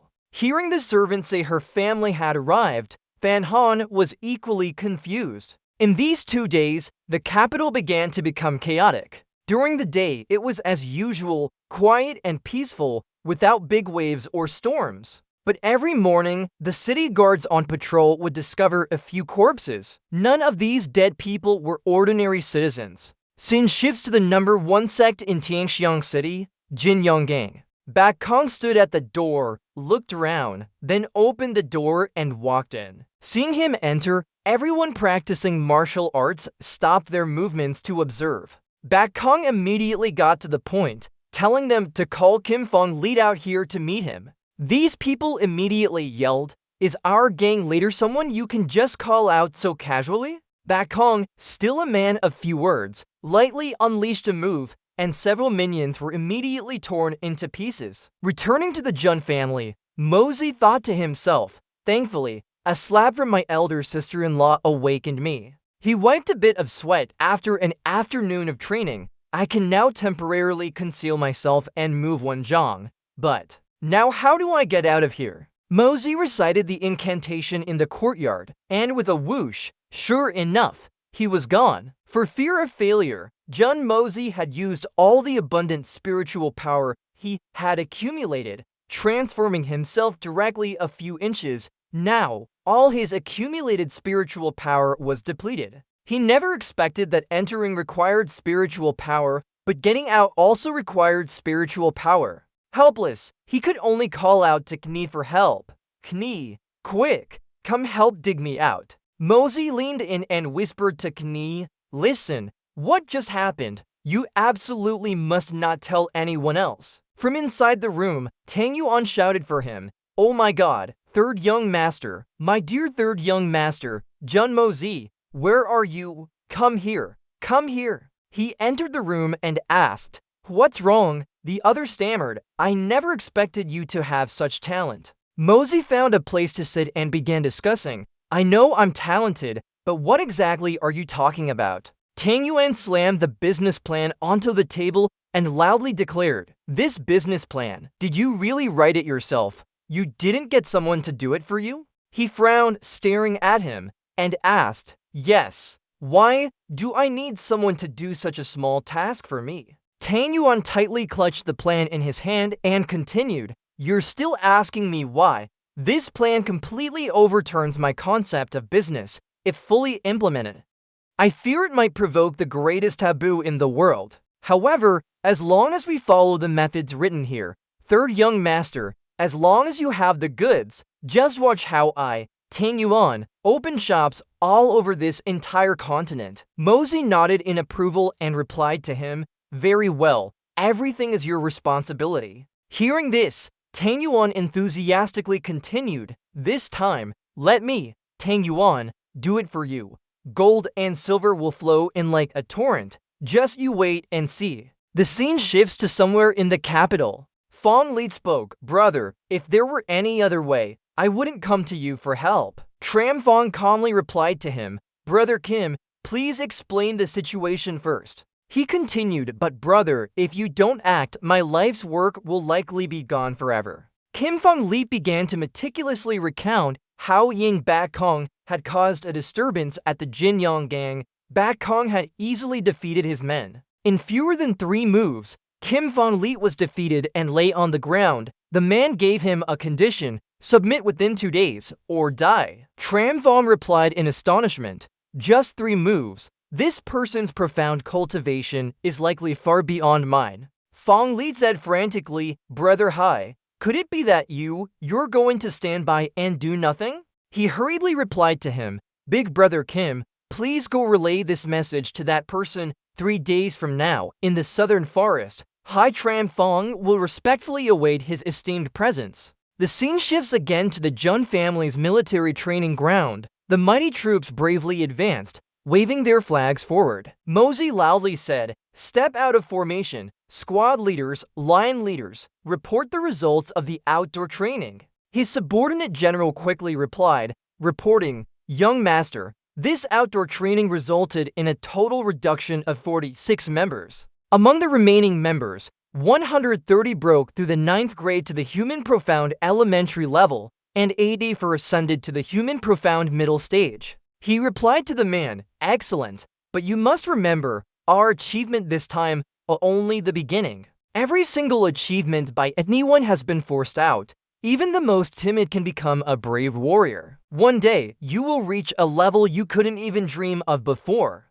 The soldiers under him simultaneously responded, "Yes, we will obey your instructions, young master." "Young master, can we follow you?" Mosey coldly told them, "Go find third uncle and see how he arranges your positions." A moment later, Wu Yi told Mosey, who was sitting next to him, "Those people, you can arrange them yourself. I'm very busy." He then said, "Since one has uncle, who masters the art of disguise, been busy killing people, cleaning up places like Huanghua Hall last time." He then continued, "After I returned, I cleaned it up very thoroughly. You little rascal, how did you figure that out?" Mosey tilted his head and said, "After killing, the malevolent aura doesn't disperse, so the aura on one's body will naturally be different from the usual. Besides me, there might not be many people in this world who could tell. Third uncle, you can rest assured." Wu Yi asked, "This brat, never mind, do you have anything important this afternoon? Remember to come back early. Tonight, there's a family banquet to welcome the Guan family and cleanse their dust." Mosey showed a look of doubt. He then continued, "The first objective is, of course, the 9th grade profound pill. The second is to bring your eldest sister-in-law home. They've already hinted at this second matter." He shook his head and said, "I think this matter is probably not that simple." Wu Yi then continued, "King Han's departure or stay is a family matter of the Guan family. If King Han has a good marriage, our Jun family can also marry her off with a grand ceremony, like a daughter. She is indeed a very good girl. Our Jun family, your eldest brother, doesn't have this good fortune. Mosey spoke up, third uncle, if sister-in-law finds a good match, we will naturally be happy for her, but I still find the Guan family a bit strange. Wu Yi then said, if the Guan family is visiting for Kingdon's happiness, only considering family interests, then that's naturally another matter. The Guan family is indeed Kingdon's maternal family, but the Jun family is even more like Kingdon's maternal family. He interrupted him. Third uncle is indeed enthusiastic, worthy of being a heavenly profound expert, the great general of the first-generation Blood Cloak army. Wu Yi suddenly laughed heartily and said, don't bring up those old empty titles to make fun of third uncle. He pulled out a newly refined pill and continued, that's what you need. Mosey lightly caught the pill that was thrown over. After catching it, he lowered his eyes to look at the pill in his hand. Seeing his doubtful expression, he said, a newly made 6th grade profound pill. Scene shifts to that afternoon at the Song family tavern. Huai Nong entered the tavern and said loudly, Song Lao-san, you are too peculiar. Today is the drinking contest day. Why prepare so grandly? It truly scares this prince. I almost didn't dare to enter. He glanced at the table and said, why prepare so many cups and goblets? A row of sparkling clean cups was meticulously ranged on the table. Lao-san heard him and said, wine might be a small matter to others, but to me, it's the most important matter in the world. Moreover, I have a premonition that this drinking contest will be the most cherished memory of me. Song Lao-san. The prince was surprised. Song Lao-san, you are Song Lao-san. It is said that Song Lao-san was elegant and refined, with an extraordinary demeanor. I wonder how Brother Song has become like this. He calmly replied, what's past? I dare not recall. What's the point in bringing it up again? Yang Mo peeked out from behind and called out, Prince, father. He explained to the people in the room, this is my son, Yang Mo. Bai Kong sat with crossed legs, sipping his wine, and said, his bones are not bad. Huai Nong nodded slightly at him and replied, thank you for the compliment, sir. Suddenly, Mosey pulled back the curtain, entered the room, and greeted, I'm here. He looked around the room once, then, sweating profusely, continued, old song, today isn't your wedding night, is it? After saying that, Mosey walked to the table and placed 2 jars of wine on it. Huai Nong looked at him and curiously asked, is that all, just 2 jars of wine? Mosey calmly said, 1 jar is 1,200 silver taels. These 2 jars cost 2,200 silver taels. You're drinking for free and you still complain it's too little? Old San brought into more jars of wine. To be fair, you brought 2 jars, so I'll bring 2 jars too. This wine took 5 years to age, gathering over 30 types of rare flowers and herbs. The wine is brewed from the essence of 5 grains and water from the peak of a snow mountain. Bai Kong spoke in surprise. 5 years to collect ingredients from all over the world, just to brew a dozen jars of wine. For this point alone, this wine is worth tasting.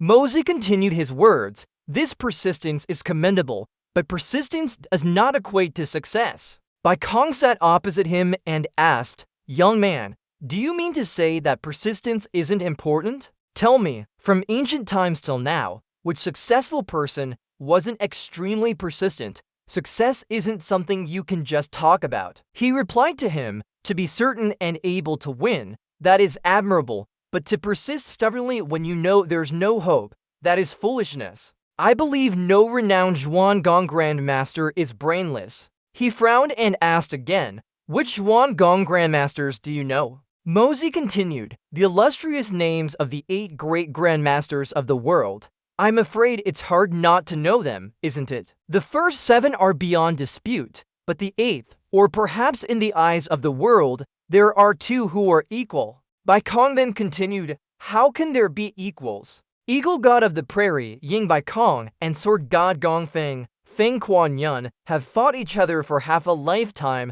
and to this day, neither has emerged victorious, so I say. The 8th position is shared by the 2 of them. Is that Feng Quan Yun truly capable? In short, it's just an empty reputation. Mosey said again. Singer's words make sense. It's said that Ying Baikong often goes to the snow mountains to fight thousands of eagles to practice martial arts. From this point of view, Ying Baikong far surpasses Fang Kuan-yun. Baikong nodded in approval. You kid do know a few things, but this old man still doesn't agree with your argument about persistence. Mosey thought to himself, I only suspected it, but it seems Ying Baikong really can't be found anywhere. Then he questioned, how many people went to the snow mountain peaks to cultivate, but only Ying Baikong became a grand master? What's the reason? Huai Nong, standing next to him, curiously asked, because those people all died? He replied to him, that's right, effort doesn't equate to success. Old Sand's wine might not be bad, but it's not necessarily the best wine. Old Sand continued his words. Just as you said, whether wine is good or bad, you'll know after tasting it. He opened a jar of wine, and its aroma filled the room. Huai Nong inhaled the aroma and exclaimed, indeed, it's top-grade fine wine. Baikong praised, I can only find 2 or 3 other wines comparable to this one. Mosey thought to himself, although this wine's aroma is strong, it's a bit mixed. It seems that if you pour a dozen bottles, the scent would become ordinary. Old San carefully raised the wine jar high. Mosey, seeing this, blurted out a compliment, excellent skill, Zhuangqi sobering wine. He poured the wine from the jar into small glasses, then offered it to everyone in the room to enjoy. Huai Nong quickly drained his glass of wine, then, full of satisfaction, exclaimed, good wine. Ba Kong sipped the wine and said, it's really not bad. This old man, have tasted countless fine wines, but no wine can compare to this one. It's truly supreme quality. Mosey looked at the glass of wine in his hand and said, it's still not professional enough. The impurities haven't been filtered out, which is a major taboo in winemaking. Old Sin asked him, not professional enough, but this is the best wine I've dedicated all my effort and passion to making for so many years. Seeing Mosey's arrogant attitude, Huai Nong continued, little brother, it seems we should try your wine then. He pulled out the wine jar he had brought and said, it seems the king doesn't think much of me. At this point, victory and defeat haven't been decided, so how can we know whose wine is better? Ba Kong stared at his wine jar and remarked, why is there no wine aroma, and it's wrapped in a layer of oil paper? He calmly peeled off the oil paper from the wine jar and continued, don't rush, it's still early.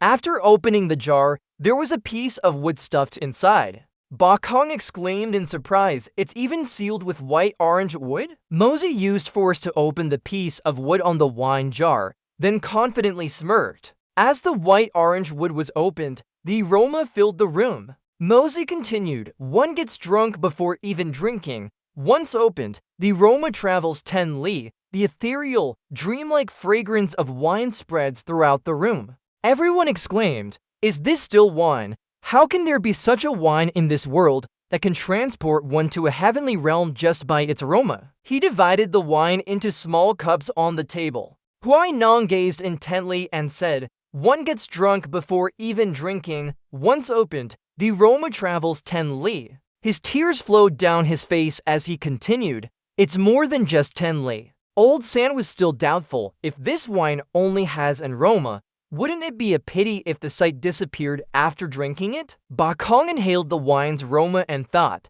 just this wine's fragrance is already a beautiful dream. I only wish to remain drunk and never awaken. He looked at the wine glass and ravenously swallowed. The wine in the glass shimmered, looking incredibly enticing. Ba Kong's hand, holding the wine glass, began to tremble uncontrollably. He carefully raised the wine glass, wanting to taste it. The wine in the glass touched the corner of his lips, leaving him stunned. Ba Kong froze, his whole body began to tremble. Then he excitedly shouted, good wine. This is truly the finest wine in the world. This is the wine a man should drink. Huai Nong gulped down the wine in his hand. He slammed the glass onto the table and stared at it, stammering, only today do I realize. I've truly wasted over 10 years of my life. Old Sen slowly sipped the wine beside him and sighed to himself, I've lost. But to lose to such a superior fine wine, There are no regrets in defeat. Old San's hand trembled as he held the wine cup. Having drunk such fine wine today, I have no regrets in this life. My first half of life. Tears streamed down his cheeks. Life wasted, alas. The king thoughtfully looked at the wine bowl on the table. Today's wine contest. Old San loudly declared his concession. I'm ashamed. What more is there to say about a wine contest? My wine is completely unqualified to compete. Old San, am utterly convinced. He knelt before Mosey to pay respects to his master. Master, please accept a bow from your disciple. He looked at the awkward scene before him, speechless. Uncle Kong casually advised Mosey, if you dare to play, you must dare to take the consequences. Old Sam becoming this young brother's master. Based on his winemaking skill, it won't make him feel ashamed. He closed his eyes, sat down on the chair, and humbly said, Senior, you're too kind. Mosey opened his eyes and smiled. It is I who should rely on you. The king laughed loudly and asked him, Young brother, how much of this wine is left? Is it true? Mosey calmly stated the price and asked, Look, I've said it before, this kind of wine, 1,200 taels of silver per jar, you tell me. Is it worth the money? The king heard the question and replied, It's certainly worth the money, but to actually spend 1,200 taels to buy it, I'm afraid it's not easy. Old San sat with his arms crossed, a serious expression on his face. If it is truly a rare, premium wine of the human world, it truly cannot be compared with gold and silver, let alone 1,200 taels of silver per jar. Even 1,200 taels of gold per jar would be worth it. Then he presented his plan. If that's the case, I'll just auction off a limited quantity of the wine. Perhaps I can sell it for quite a bit of money. The king asked in surprise, an auction, when will it start and where? Mosey smiled, not saying where the auction would be held. About this, Old San will be given priority knowledge when the time comes. Old San will participate in my wine auction. The king happily cheered and then pleaded with Mosey. That's excellent. Can this old man participate? Share some with me. He suddenly remembered. Old San stood up and introduced the king, who had been talking just now. Master, this is the current prince of Pingding, Yang Huinong, the heavenly fragrance empire's emperor's only younger brother. Mosey heard the identity of the person in front of him and merely smiled lightly. So it's Prince Pingding. My apologies for the oversight. The two looked at his expression, quite surprised, thinking, this young man seems like an ordinary scholar. He met the king but isn't stirred in the slightest. Huinong didn't think any further and openly offered Mosey a benefit. How about this? This old man agrees to invest 1,200,000 taels for 10% of the shares. Consider it this old man paving the way for my descendants. I sincerely hope young brother agrees. Yang Mo pondered at his words. This king, who has always lived frugally, is now paving the way for his descendants. Mosey looked at the young boy and praised, that little girl is quite cute. Yang Mo glared at him and scolded, nonsense, I'm a boy? But Mosey didn't care and agreed with Huinong. Alright, you're pleasing to the eye, so I'll let you profit. He extended his hand in farewell. Regarding the auction, I'll have Old San inform everyone. I have something urgent now. I must go home. Uncle Kong saw him about to leave and quickly stopped him. Wait a minute. Kid, you recognized me, but are leaving without a word? I haven't settled the score for you making a fool of me before. His voice deepened threateningly. You should know, my debts aren't easy to renege on. Mosey wasn't afraid and walked closer to Uncle Kong. Senior, it's not very graceful to demand a debt from me, especially a debt without any evidence like this. He jokingly threatened back. Those who want to collect debts from me usually end up owing me instead. Do you want to try? Uncle Kong held his wine cup, not believing Mosey's words. Nonsense, you're too green to play tricks on me. No matter what, you will definitely pay. He didn't stay at the inn any longer and turned to leave. Alright, after today, if you can find me, then we'll talk. The sky outside suddenly became gloomy, and there wasn't a soul on the streets. On a tall tower, a young lady stood observing. That person was Ewer. She stood there lost in thought. Jun Moxie, today, Don't even say Jun Jianshin is backing you up, even if the 8 Great Supremes are all your solid backing. Your eyes turn sharp and cold. Tonight, you must die too. Suddenly, a man in black stood behind her. Young mistress, it's about to rain. The man's face was covered, only his eyes were visible, one with a rather long scar. The wind is strong out here. Go inside to avoid it. Yur was resolute, her eyes gleaming with hatred. No, I want to see Jun Moxie die with my own eyes. The information we obtained with such difficulty, we must seize this opportunity. A moment later, it was already dark. A carriage was carrying someone along a deserted road. Mosey sat inside the carriage, his face serious and alert. Why do I feel so uneasy? When was the last time I felt this panicked? Sensing a heavy killing intent, Mosey became more vigilant. A life-threatening danger is approaching. The coachman outside shouted an alert when he saw 3 men in black rushing towards them. Enemy attack. One of them jumped onto the carriage roof and stabbed his sword into the roof. Sharp iron arrows flew into the carriage, but fortunately, Mosey quickly dodged them. At the same time, thousands of arrows flew from outside. His subordinate yelled and jumped out to avoid the incoming arrows. He worriedly turned his head and shouted, "Young master." Mosey loudly ordered his subordinate, "Don't worry about me. After you send the signal, break out of the encirclement immediately. I'll find a way to escape on my own." Mosey's subordinate took out a spherical object and threw it up. It flew high and then suddenly glowed. The assassins looking at the column of light announced, "It's the Jun family's special distress signal." They couldn't wait any longer and rushed forward. "Go! If Tiangshuan arrives, we'll be helpless." But there was no one in the carriage now. Mosey had quickly darted out long ago. Fortunately, I had already prepared for a situation like this. He muttered an incantation. Heaven possesses Jin Kun. Earth divides yin and yang cycle. Then creation rises and ceases. Therefore, it can hide within the creation of yin and yang. The assassin's sharp sword struck the carriage. He chopped the carriage into many pieces. Die. When the dust cleared, the assassin looked around. Where is he? On the tall tower, where Yur had been observing until now. She was surprised and astonished. What's going on? The man who destroyed the carriage immediately gave an order and turned away. Search for him. In the sky, a huge lightning bolt struck with a boom, followed by a downpour of rain on the rooftops of that street. At the same time, on other rooftops, several of Yur's subordinates were ambushing with bows and arrows, having prepared beforehand. Suddenly, a shadow quickly ran past an archer. It was Mosey, whose face was covered and who wore a cloak that concealed his body. He stood behind the archer, who was about to turn around when another lightning bolt struck.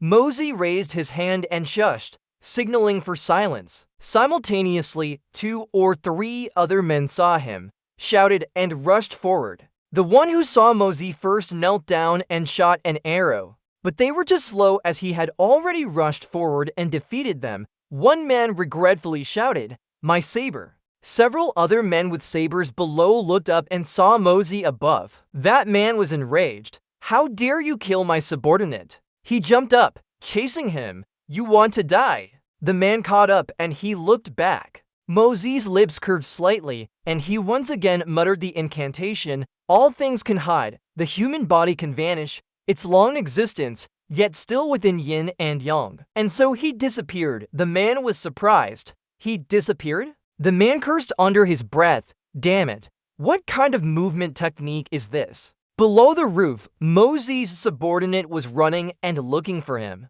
The assassin saw him and shouted, "Chase him quickly." They all closed in very near to Mosey's subordinate. Suddenly, a sword cut them down to the ground. His subordinate turned back, his face a little stunned. "Is it a senior from the Jun family?" "Thank you for saving me, senior." But he didn't leave immediately, instead asking, "And young master, please, senior." Mosey, not wanting to reveal his identity to his subordinate, lied.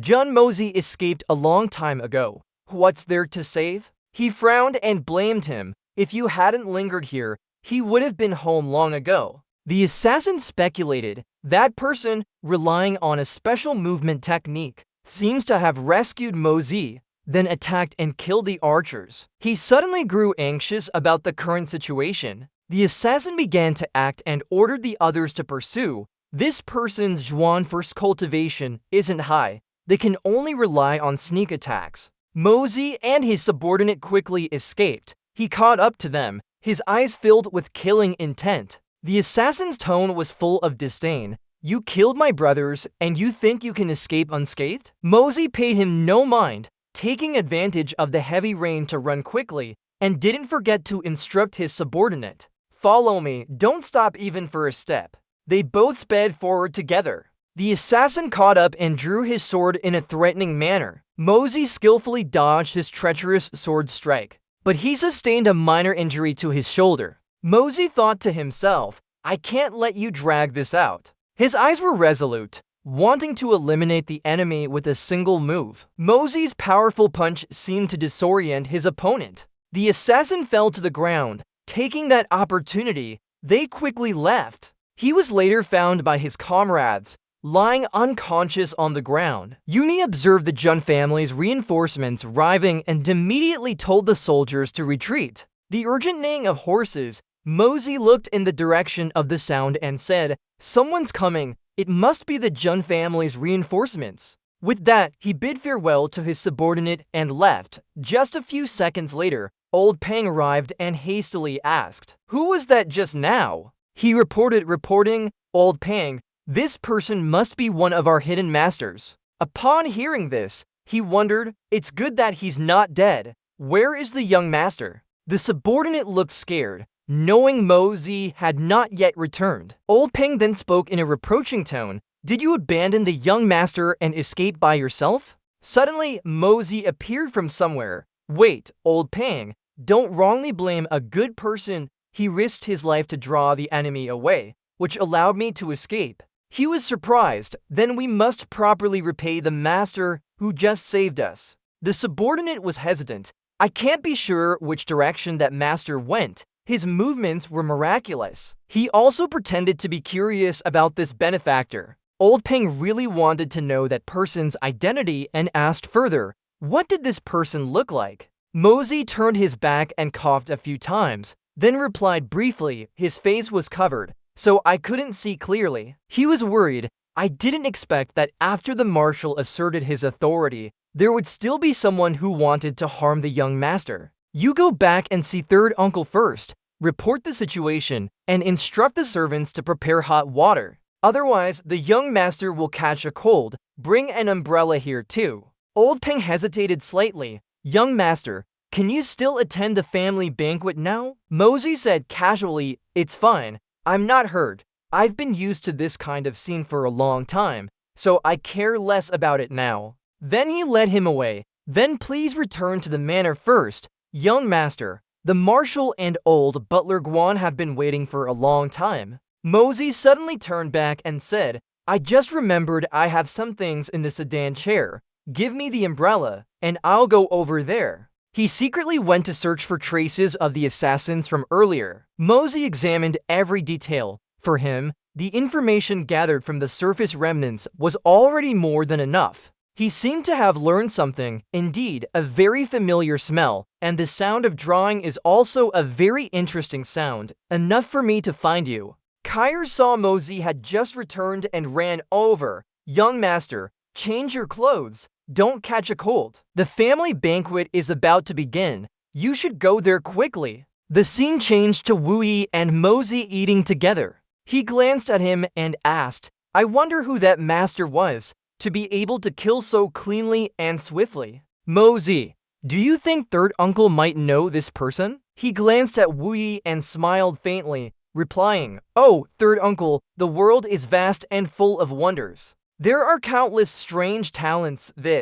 He cut him off. "I'm not discussing this with you. I'm sure you understand the people involved this time, don't you? Do you need me to send someone to help?" Mosey said softly, "I'm about 30% sure, but the time isn't right yet. The items they are making for me haven't arrived. Making a move now would be like startling a snake in the grass." Wu Yi wondered, "Are you referring to the crossbows you mentioned before?" He confirmed immediately, Third uncle truly has foresight. Speaking of which, where are the butler's people? Isn't today their welcoming banquet? He explained, right now they are in your eldest sister-in-law's small courtyard. It seems King Han is feeling unwell, and they just arrived. Dongyu appeared with her and Kinggan's expression seemed unhappy. Russian, Kingbo, and Qingyu also entered one after another. Dongyu exclaimed in praise, Jun third brother, this must be young Master Jun San, right? As expected, handsome and refined, with extraordinary bearing. Because young Master Jun San really disliked socializing with those boys his age, the atmosphere was a bit awkward. Mosey quickly sized them up. The eyes of this second young Master Guan keep darting around. It's not right. Qingyu and Kingbo then approached and greeted him. Mosey politely replied, My two Guan brothers, you didn't mind the long and arduous journey to Xiangchang. He thought to himself, they called me third young master instead of third brother. Does that mean they don't acknowledge me as a younger brother? So that's how it is. Mosey smiled. These past 2 days, your little brother has been busy and couldn't properly entertain my esteemed brothers, which was truly impolite. King Ba said, not blaming him. Moreover, these past 2 days in Xiangchang,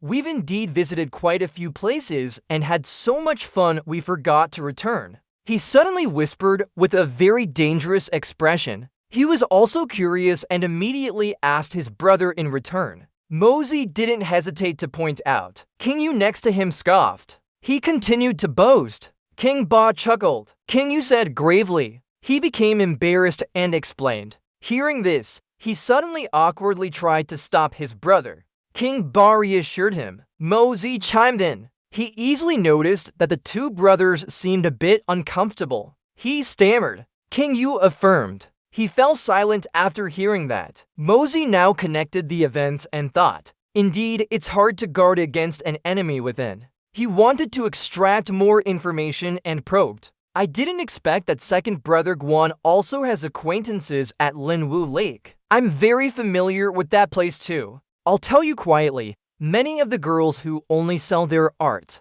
not their bodies, were deflowered by me. For example, the Lady Yu from Misty Lake's Naichang Pavilion. King Yu made a strained face. Third young master isn't bragging, are you? Lady Yu is a girl who only sells her art, not her body. How can you be so disrespectful? Mosey pulled him aside and continued to whisper in his ear. You still don't believe me? Let me tell you, Lady Yu has 3 red moles on her bottom. When night falls, that fair skin, that soft waist. When she was with me, she even took the initiative to share her thoughts. It was truly intoxicating. I originally wanted to give her a lot of money, but she loved me deeply. Insisted on saying she only sells her art, not her body. I could only follow her wishes. His anger was stirred to its peak. Fan Nuyet couldn't take it anymore and yelled loudly. That's enough, Jun Mosey, you scoundrel, you bastard. You are the most shameless person in the world.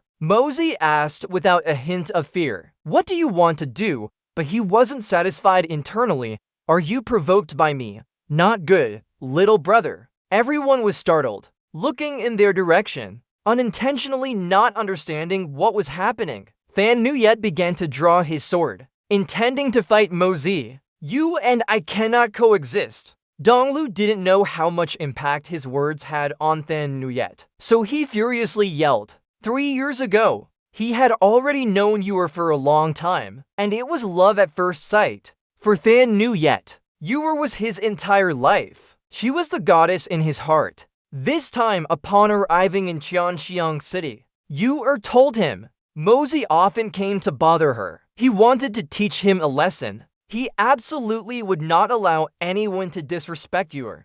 Fan Nuyet originally didn't think much of it. Of course, he agreed immediately, but he didn't expect that now. He was so angry that tears welled up in his eyes. You, Mosey, if I don't kill you, I'm not a man. He frowned, assessing Fan Nuyet. This foolish young man actually has real feelings for Yuer. His family members at this moment felt like they were struck by lightning, feeling extremely embarrassed. Donglu struggled to get to Fan Nuyet. What nonsense are you talking about? Apologize to young Master Jun, the third son. Now, he directly slapped him hard in front of everyone. Fan Nuyet still insisted. I won't apologize to him, and I'm not talking nonsense. Mosey, as a man, I want to challenge you to a duel. As soon as he finished speaking, Donglu kicked him repeatedly. You wretched fellow, didn't you hear what this old man said? Wu Yi saw that the situation was getting increasingly unstable and immediately tried to stop him.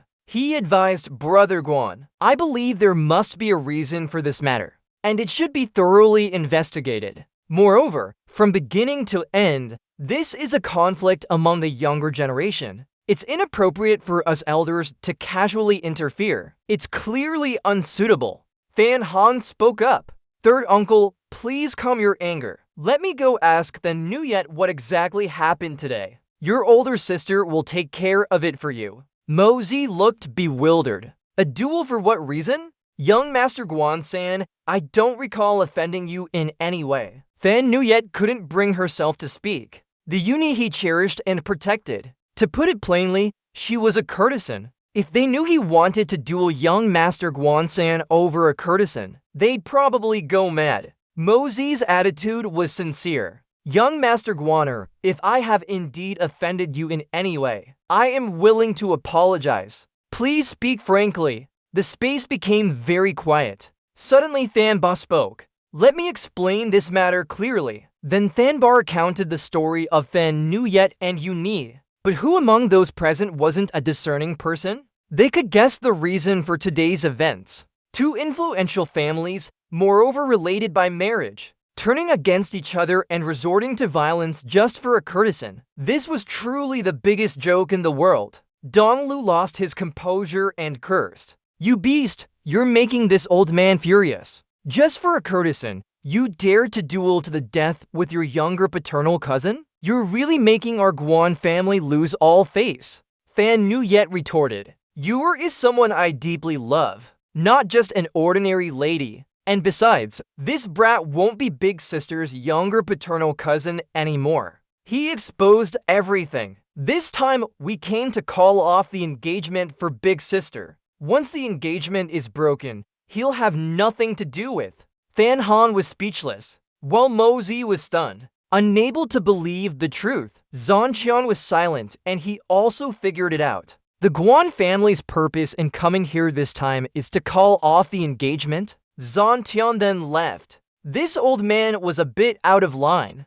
Please excuse me for not being able to entertain you. Donglu was wary. Please make yourself at home. Please take better care of yourself. The old man quietly returned to his manor. Fan Han in the Jun family was a figurehead, originally, even if the Guan family didn't mention it. For Fan Han's happiness, Old Master Jun and Third Master Jun would also agree to push this matter forward. Wu Yi was also in a difficult position, because the Guan family stating it in front of everyone was no different from giving the Jun family a painful slap, although it was just a matter of face. The Jun family couldn't afford to lose this face. Once the matter of breaking off the engagement spreads, it would instantly be exaggerated by ill-intentioned people, leading to unforeseen consequences. After a while, he inquired, Now, I just want to know, what exactly does second young Master Guan want to do today? Fan Nuyet growled in response, Mosey, since you insulted and disdained Yur, you are my sworn enemy. He insisted, if you were lucky enough to escape and return today, then today I will seek justice for Yur. If you are still a man, then gladly accept this young master's challenge. Wu Yi coldly repeated Fan Nuyet's words. If today you were lucky enough to escape and return, second young Master Guan saying so. The assassination this afternoon, did you also have a hand in it, or were you the one who arranged the plan? Fan Nuyet tried his best to explain. Assassination, I didn't. It was merely a simple lesson. If this young master wanted to kill him, could a good-for-nothing like him have escaped? Mosey and Wu Yi now clearly knew that this second young Master Guan, in the eyes of Monsieur, was merely a tool to be used. Donglu was so angry he couldn't say a word. You idiot, you've been used by that vile woman. Fan Nuyet clutched his head in pain. Used? I, of course, know that clearly. He softly recounted. Earlier, when she was still in the East, she also used me. But do you know? To be used by her, I'm actually very happy. I'm willing to be used by her. I'm truly very happy. To be used by her shows that I still have value in her eyes. If she doesn't even want to use me, then what value do I have left? Everyone who heard him sighed. From ancient times until now, the bonds of love are hard to break. Ask the world what love is. That makes lovers vow life and death. Mosey spoke up to mediate. So that's how it is. The truth of this matter is clear. It turns out second brother Guan is truly a deeply infatuated man. The earlier drawing of swords was also an overreaction. It was probably just us children playing around at the time. Can the uncles and elders overlook it? Donglu respectfully said, "Thank you, third young master, for your generous forgiveness. You two little brats, why aren't you going back to your rooms to reflect on your mistakes? I'll skin you alive when I get back." Mosey was greatly surprised to see Thanba smiling at this. Donglu approached Wu Yi and made a promise. If anything this shameful ever happens again, I'll personally offer my head. He didn't want to dwell on the blame, saying, "This misunderstanding can stop here. Regarding Fenhan's matter, I hope you, Elder Guan, can honestly state the real reason for breaking off the engagement." He hesitated slightly. "Third brother Jun, when it comes to this matter, it's best you don't know. Otherwise, it will only bring more trouble to the Jun family." Wu Yi smirked. "Am I the kind of person who's afraid of trouble? Is there truly someone in this world who dares to force an annulment of the engagement between the Guan family and the Jun family?" Donglu glanced at his daughter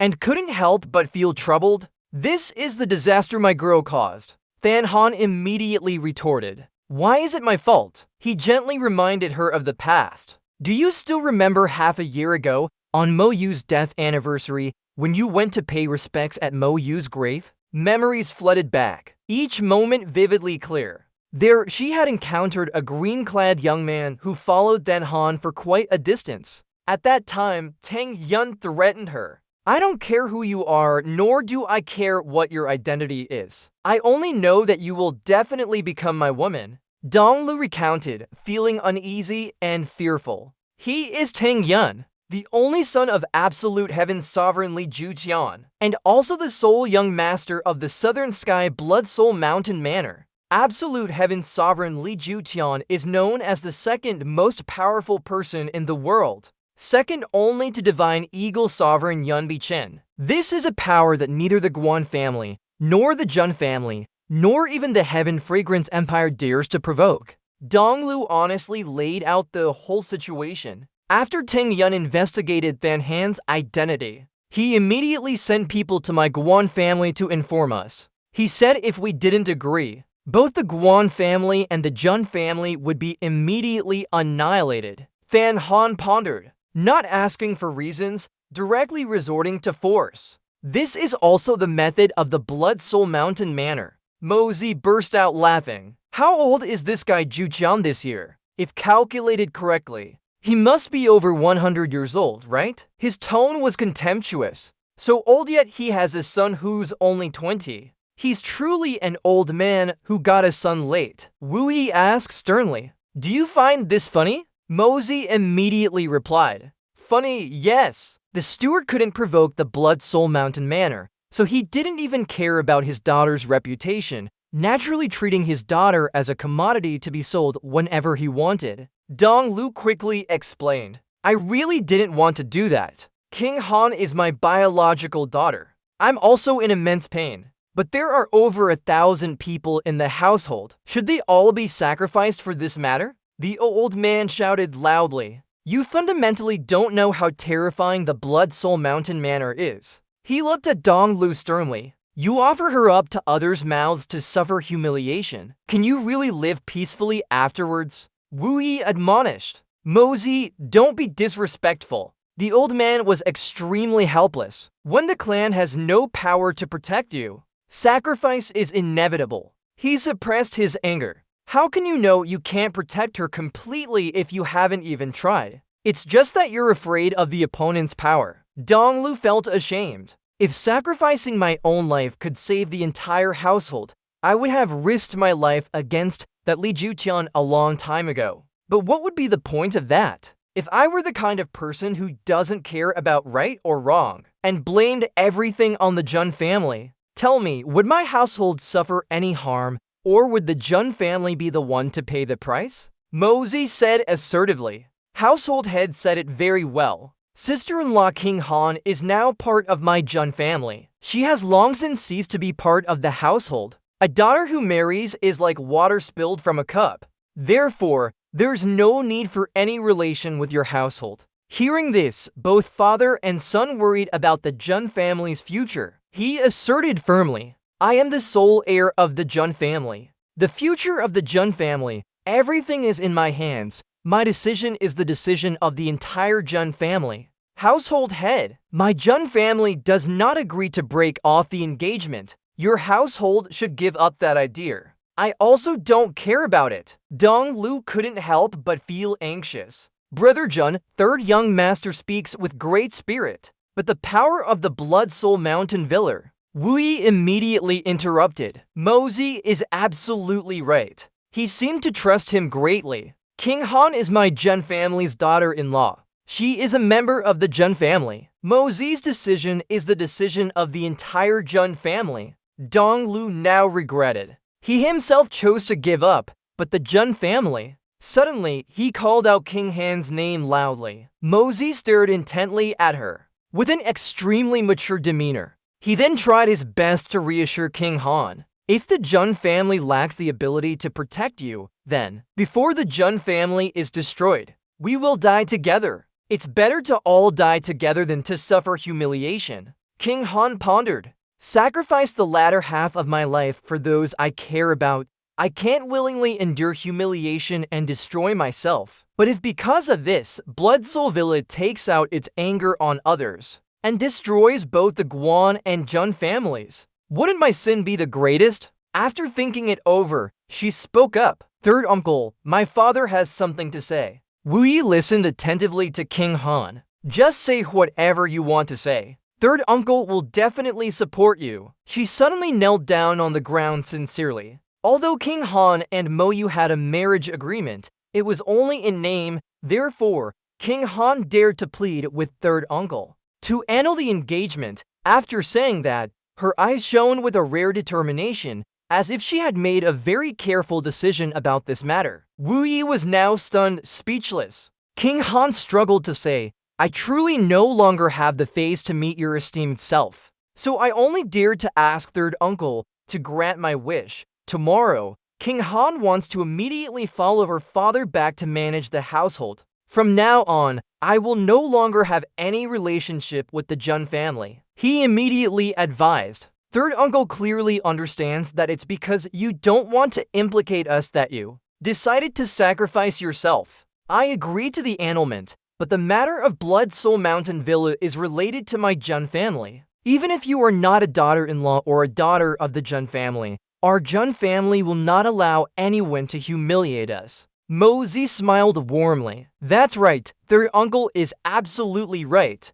Do you think we are only doing this for a marriage certificate? This matter has already become an unbearable humiliation for my Jun family. King Han was so touched that tears welled up. Dong Liu hesitated and asked, Third brother Jun, how can I make you understand this? Isn't it for the country, for the family, for others, and for yourself? Wu Yi said frankly, our stances are not the same. The political faction desires stability, while the military demands iron will. Our Jun family is the leading family of the military. How can we endure such humiliation? The old man paused at this, thinking, why did I forget this? Go into the home of a family that fights alongside the nation and talking about annulling an engagement is acceptable. This clearly indicates that this is not a rash act by the Jun family. Dong Liu left reassured. Originally, they only gave us 2 months. I hope third brother Jun will prepare early. At this time, at the Li family, heavy rain poured down on the eaves. Yuran sat sternly, working, and questioned in a raised voice, something happened to Jun Mosey today. Is he dead? The subordinate immediately reported, he's not dead. At the crucial moment, a mysterious person appeared and killed several assassins, seeing his strength was too high.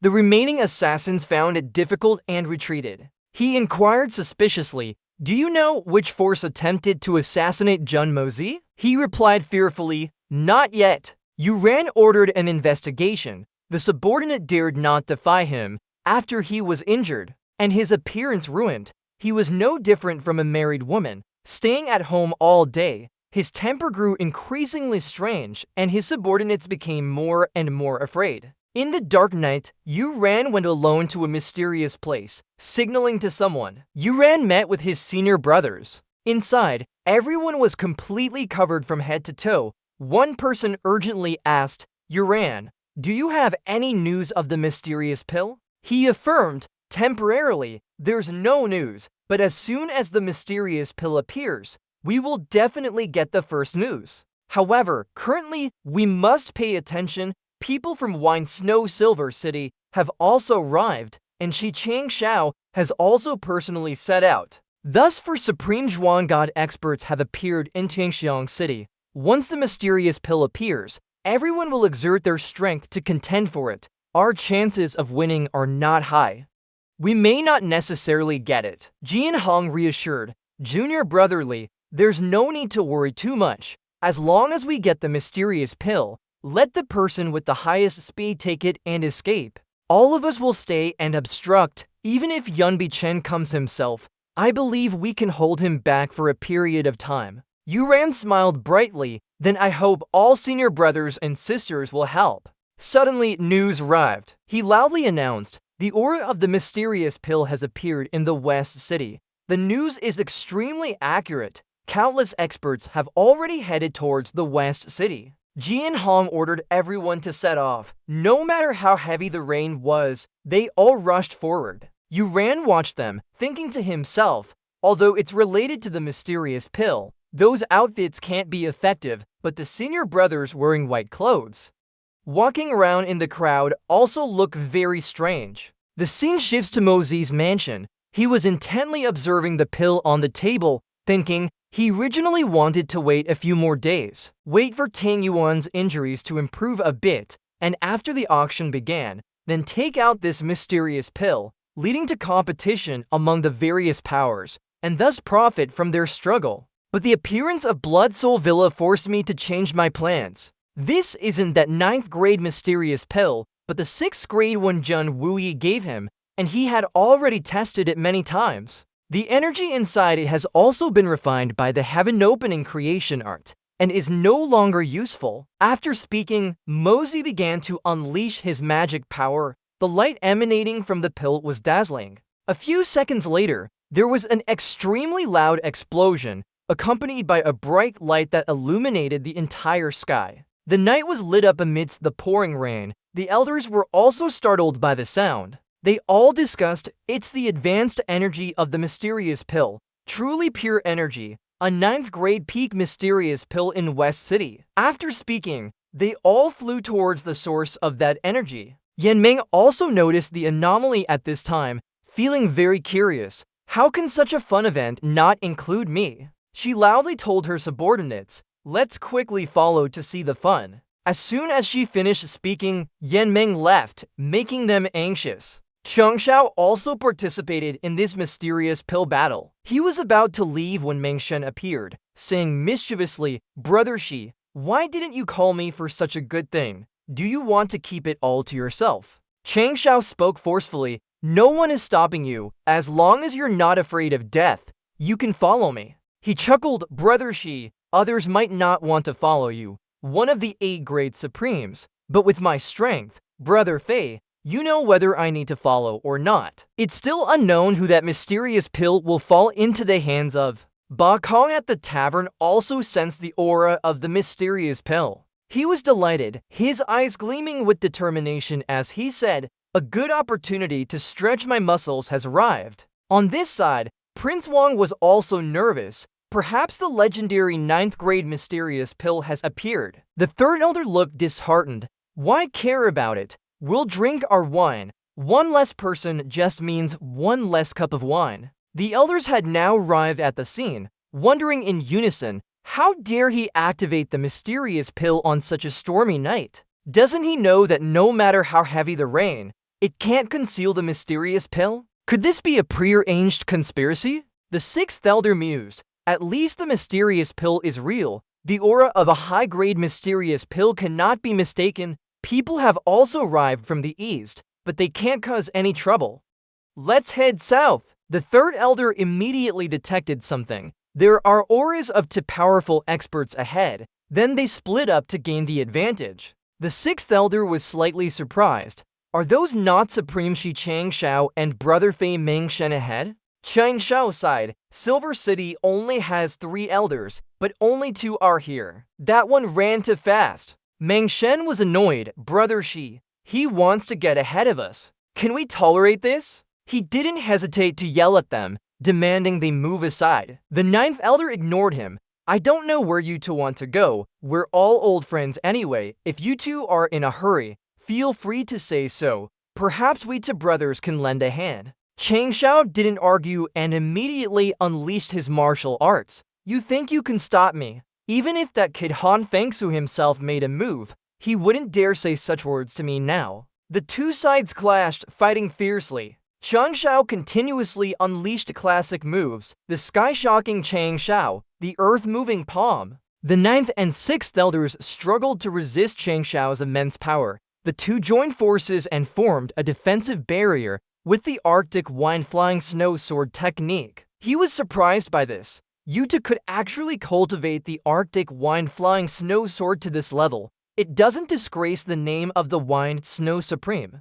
Suddenly, Chang Shao gave a dangerous smile. He abruptly surrounded them, leaving the elders no time to react. Chang Shao's eerie laughter echoed all round. He didn't forget to use contemptuous words to provoke his opponents. Wind and Snow Supreme can't even withstand a single blow. Meng Shen took that opportunity to run away first, making Chang Shao furious. Mozi was now gradually executing his plan, acting very swiftly. The third elder appeared from nowhere and stopped him, saying, "You shouldn't keep the profound pill in your hands. It's best to hand it over to this old man for safekeeping." He tried hard to convince Mozi, "This old man will protect your life. 1 pill for 1 life. That's very fair, isn't it?" He replied indifferently, "Is it really fair? The profound pill and my life are mine. On what basis do I need your protection?" Mozi was slightly worried when he saw only one person approaching,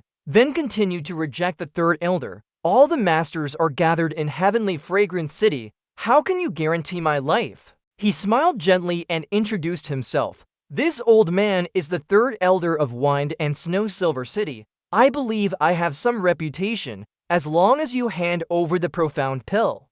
This old man guarantees you can leave here safely." Mozi showed arrogance. "You say so, and I should believe it? I could say I'm Yun Beacon." In his heart, he scorned, "This is a genuine supreme profound god, but should I let him take advantage of me so easily?" Mozi couldn't help but feel anxious, not understanding why the others were so slow to arrive. He then got an idea, and Mozi's body began to emit special green lights. The third elder scoffed, "Peak Jade Profound? Still not enough." But when he looked again, it had transformed into a powerful yellow light. He broke into a cold sweat, thinking, why did his profound chi just change from Jade Profound to Earth Profound? According to the explanation, when profound chi is cultivated to a certain level, after advancing, even if one can suppress the power, it will not emit the lower profound chi color it had before advancing. The third elder consoled himself,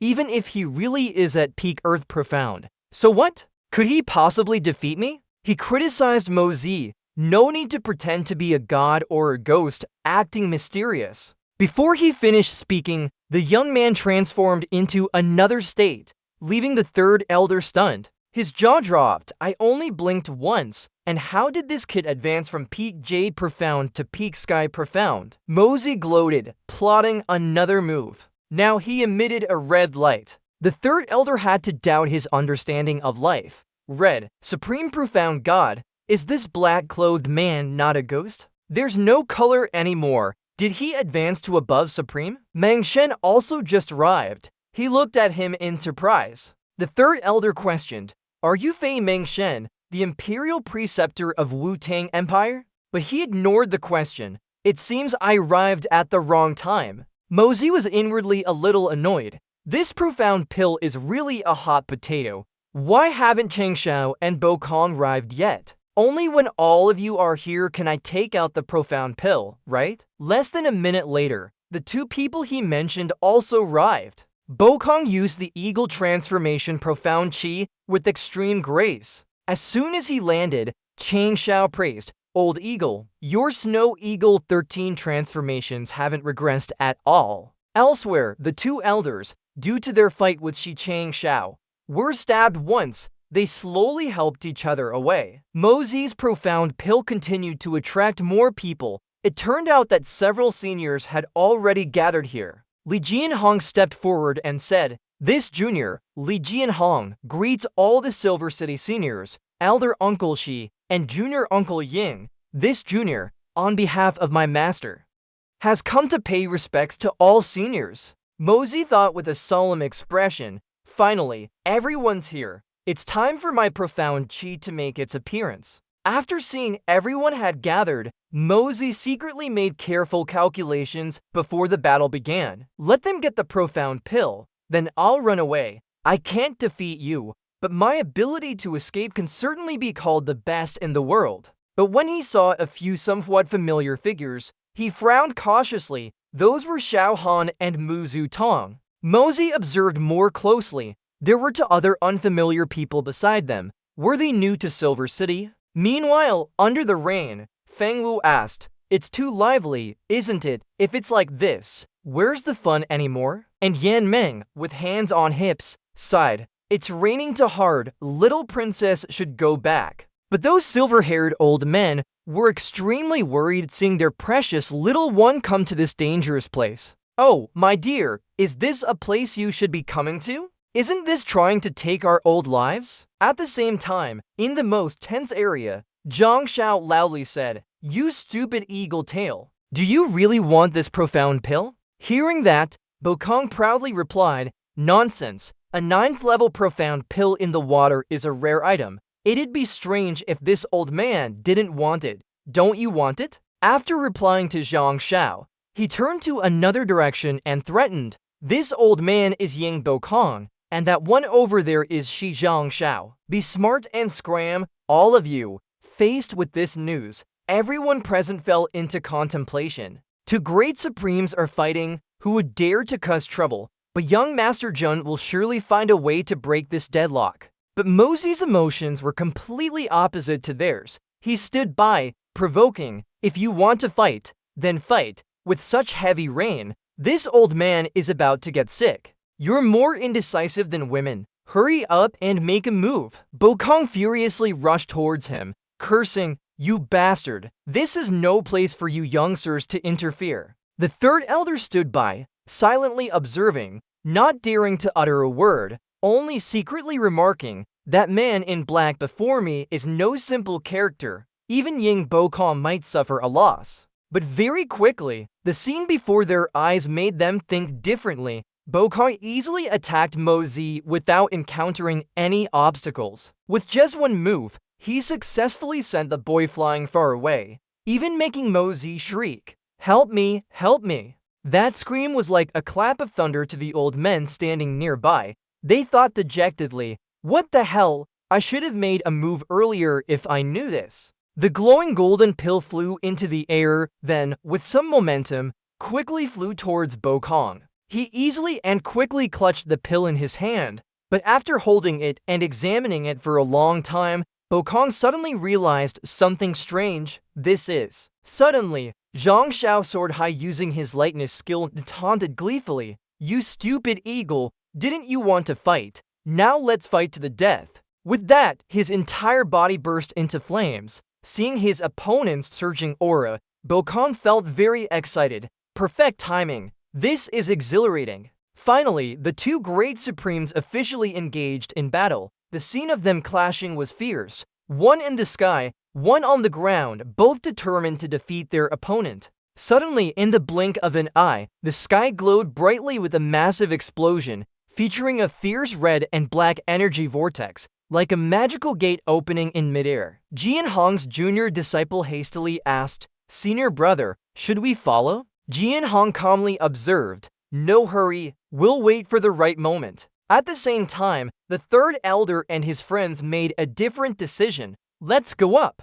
Bokong became even happier as more people joined, feeling his strength surge even more abundantly within him. Excellent. This is truly addictive. With that, he tore his flimsy shirt, revealing his powerful, sculpted muscles, and casually clawed at his opponents several times, instantly injuring the old man. At the same time, but in the Jun family, it was unusually peaceful. King Han leisurely sat gazing at the moon, lost in her thoughts. "I can't believe that fellow has such a heroic demeanor." Just this point alone proves he's worthy of being a disciple of the Jun family. If elder brother Mo Yu were there, King Han's eyes sparkled with conviction, believing he would also make the same choice as Mo Zi. As she was deep in thought, Dong Liu entered. He softly called, "King Han." Hearing someone call, King Han turned her head and recognized her father. She also asked, "Father, is something wrong?" Dong Liu stood in the rain as if wanting to wash away all his mistakes,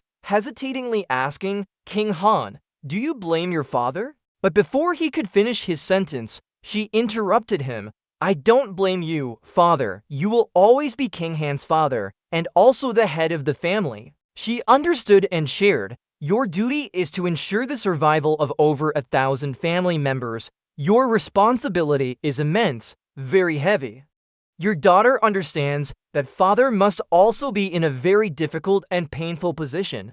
Dong Liu decided to sit next to King Han. Though sympathetic, he still spoke frankly. "You've suffered, but regarding the Blood Return Mountain Manor matter, I want you to understand it more thoroughly." Seeing her father quite serious, she softly replied, "Please tell me, father." Dong Liu frowned deeply and explained clearly. "At that time, after receiving the letter from Blood Return Mountain Manor, several elders in the family simultaneously advised me to agree to the matter. Their reason was simple. If you married there, our family would also have a connection with Blood Soul Mountain Manor, which would be a good thing for the family." King Han uncomfortably retorted immediately, "How could they be like that?" Dong Liu didn't react to her emotions and continued, "At that time, our family was also divided into two factions. Third uncle has always been ambitious, wanting to dominate the southeast. King Yu and your mother, however, firmly disagreed. Your mother cried every day because of this." Seeing her father hesitate for a moment, King Han also sank into her own painful memories. "Mother." The heavy rain continued to fall outside, making both of their moods even more somber. Dong Liu continued to clearly recount the events of the past. Finally, Hyatt Hoi Mountain Villa made a condition. Hyatt Hoi Mountain Villa agreed that, apart from the status of the legal wife, all other treatments would be carried out according to etiquette.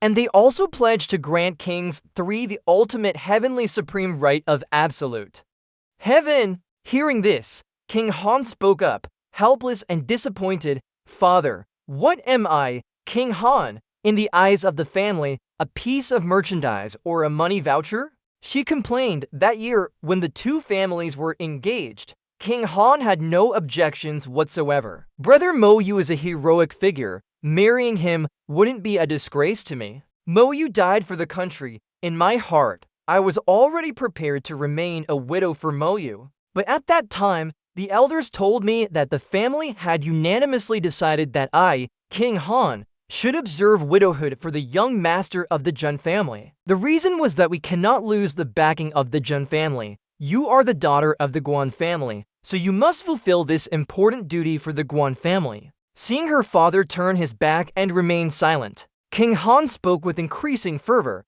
"I was doing it for my husband, but they treated me as a tool to solidify the relationship between the two families. Regarding this, I only feel my heart filled with humiliation. And today, history repeats itself. They're marrying me off to Hyatt Hoi Mountain Villa, a force more powerful than the Jun family." The first ones to change their stance were the elders. The more she spoke, the more King Han felt wronged and saddened by her fate. She clutched her clothes. If one day another force stronger than Hayat Mountain Villa wants to take me as a concubine or a slave, I suppose everyone would agree, wouldn't they, father?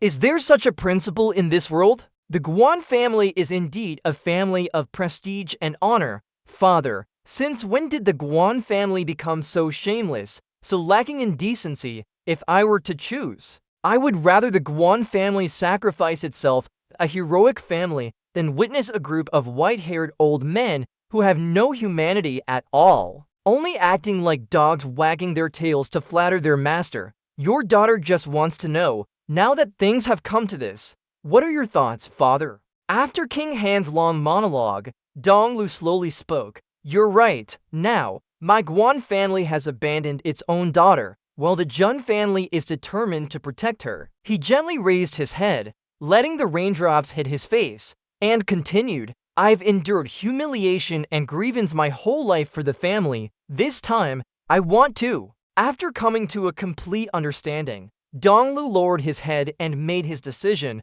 I want to be a true father. After saying these words, Guan Donglu suddenly felt much lighter in his heart. It was as if a 1,000-pound rock had been lifted from his chest. King Han calmly called out softly, Father. Donglu sighed in the rain. Your younger brother-in-law has a sharp tongue, but thanks to his scolding, he made me realize that a person living in this world, there are some things that, even if you know it's a path to death, you must still stand up and accomplish them. Seeing her father had come to a clear understanding and mentioned her brother-in-law, King Han gently replied, during this time, Mosey has changed a lot compared to before.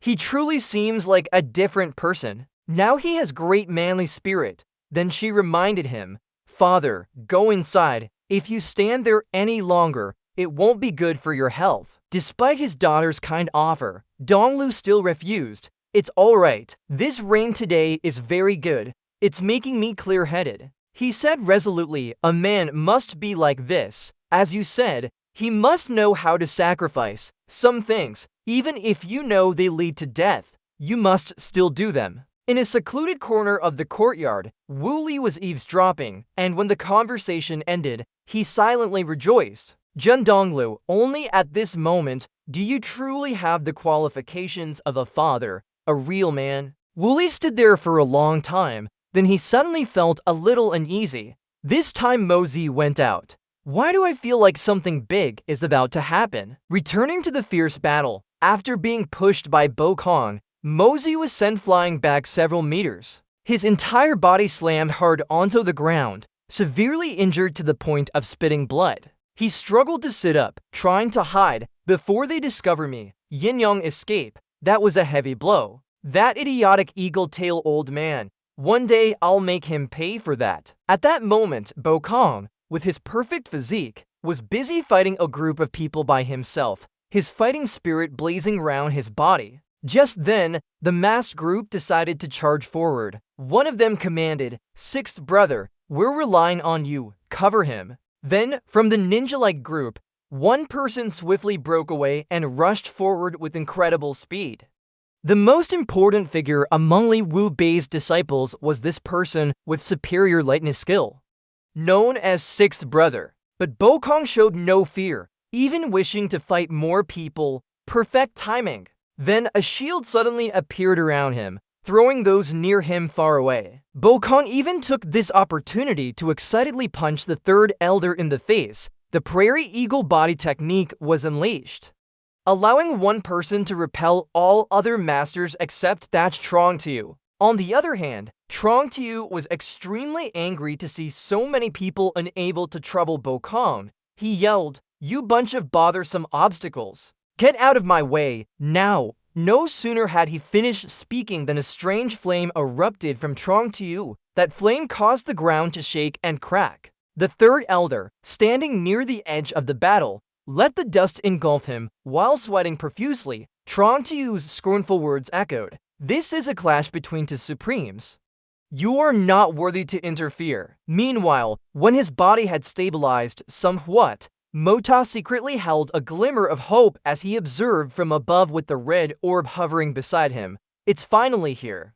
The plan is halfway successful. He just didn't know if it was possible. He suddenly gained more hope because the person Mota's army was waiting for was approaching. Even though he was fighting intensely, Bokong still paid attention to Mota's movements, so he was slightly distracted. "Hey, what are you doing?" But he wasn't distracted for too long. When someone's hand reached out, he quickly realized it. He quickly turned his back, not sparing words of praise for the guy. "Well done, you little thief. If I hadn't noticed in time, my mystical pellet would have been stolen by you." Saying that, he punched the guy hard in the head, causing his head to stick to the ground. Then Bokong delivered another kick, sending the guy flying far away. The kick was so strong that it even tore up the ground. The group of people in masked clothes shrieked in panic, "Sixth brother." They quickly surrounded the one who had just been kicked, then shouted with great hatred,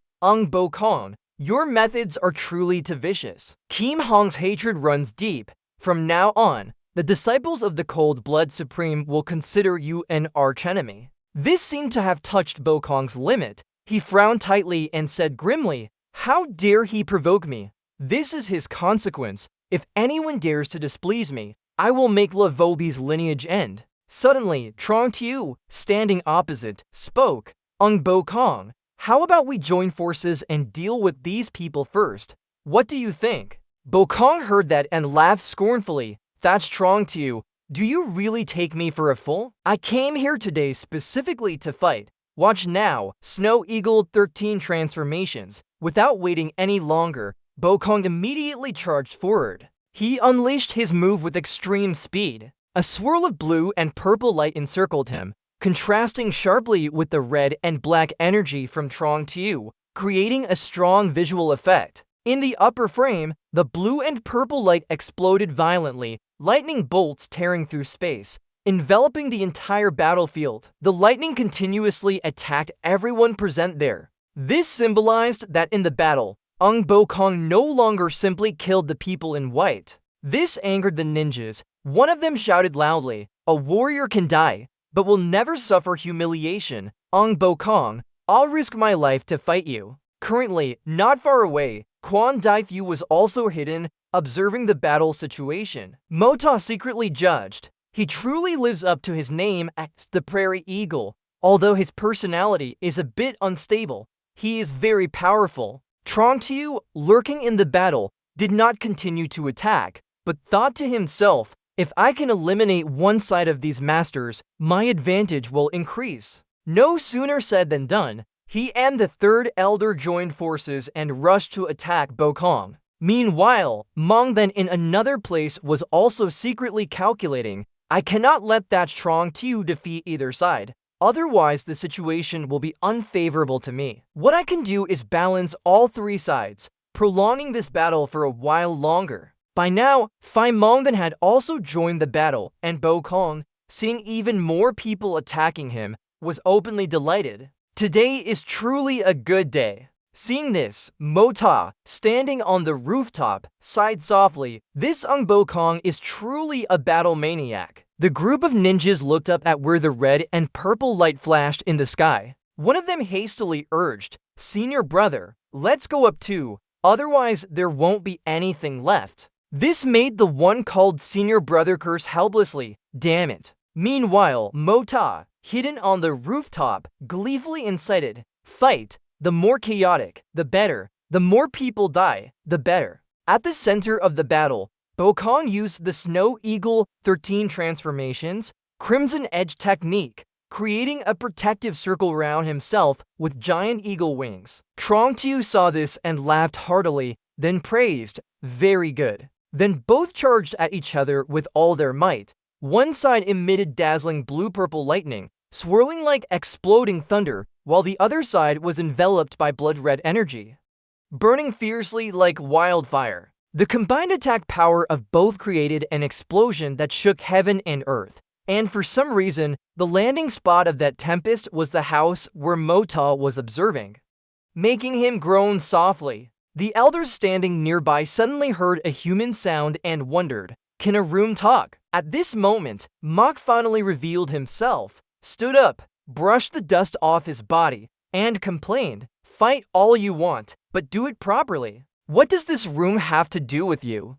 Seeing this, the elders angrily shouted, "It's that elusive guy in black." The commotion at this street corner caught the attention of Bo Kong and Trong Tiu. Trong Tiu paused his fighting and said, "So that's where he was hiding." Bo Kong also stopped attacking and asked, "He's the one causing all this?" Then, for some reason, both of them agreed and charged at Mok together. Go die! Another deafening explosion occurred, but luckily, he managed to escape the battle quickly. Trong Tiu angrily punched the wall. HMPH, he got away again. Bo Kong didn't care much. He wiped the corner of his mouth and urged, "Stop blabbering, let's keep fighting." A moment later, on another street corner, Mok slowly floated up from the ground, sighing in relief. Good thing this young master is quick on his feet. Bo Kong and Trong Tiu continued to fight. However, due to fighting one-on-one, Bo Kong had previously fought Trong Tiu, and then was hit by a combined attack from the three Great Elders. He was about to lose his defense, so he shouted, "I don't need this useless thing anymore." With that, he tossed the elixir out. For some reason, the elixir flew through the air and landed directly in Mong Thon's hand. This left him stunned for a moment before he exclaimed, "Can there be such a good thing?" But very quickly, he realized, no good. He's trying to shift the target of those guys, using me to escape. So Mong then also hastily threw the elixir away. "I don't need it either." The three elders saw this and secretly rejoiced. The opportunity has come. Trong Tiu also stared at the elixir up there. He angrily urged Bo Kong, "Get out of my way, you foolish eagle."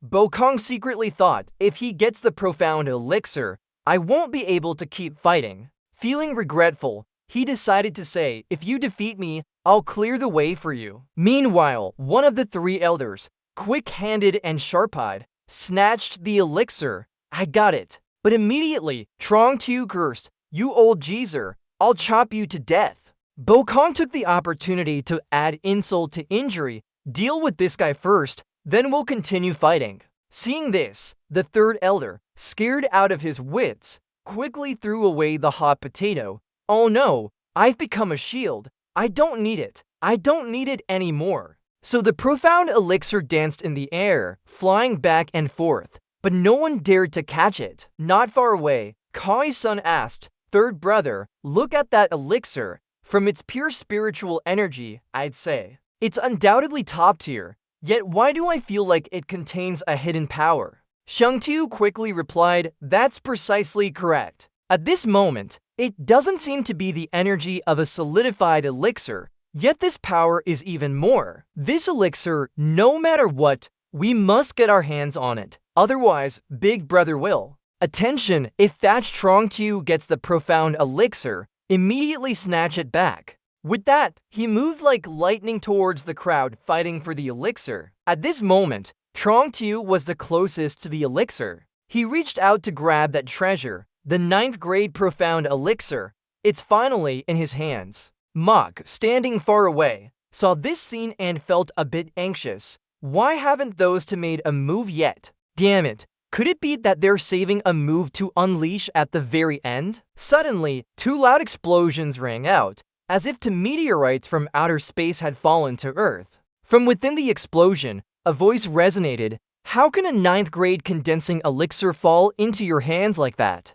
A sudden attack occurred, sending Trong Tu flying far away. This made him furious. "Who's there?" The smoke and dust gradually cleared, revealing the figures of Shang Tiu and Kai's son. Shang Tiu spoke first. "How can you just take a treasure of our clan whenever you please?" With that, the elixir suddenly flew towards the two of them. Given their status as members of the Heavenly Punishment Forest, it was easy to see that no one dared to block their path. So Shang Tu quickly gave the order, "We got it. Clear a path. Let's retreat." After obtaining the elixir, Shang Tu and Kai's son quickly decided to leave the battle. Mok stood on a rooftop, observing silently. Then he pulled his hood down to cover his face and mused, "They're here. How can we just let them go like that?" So he quickly deployed the primordial pagoda formation, a gigantic pagoda illusion swiftly appearing behind him. This technique requires using all one's spiritual power to activate the primordial law,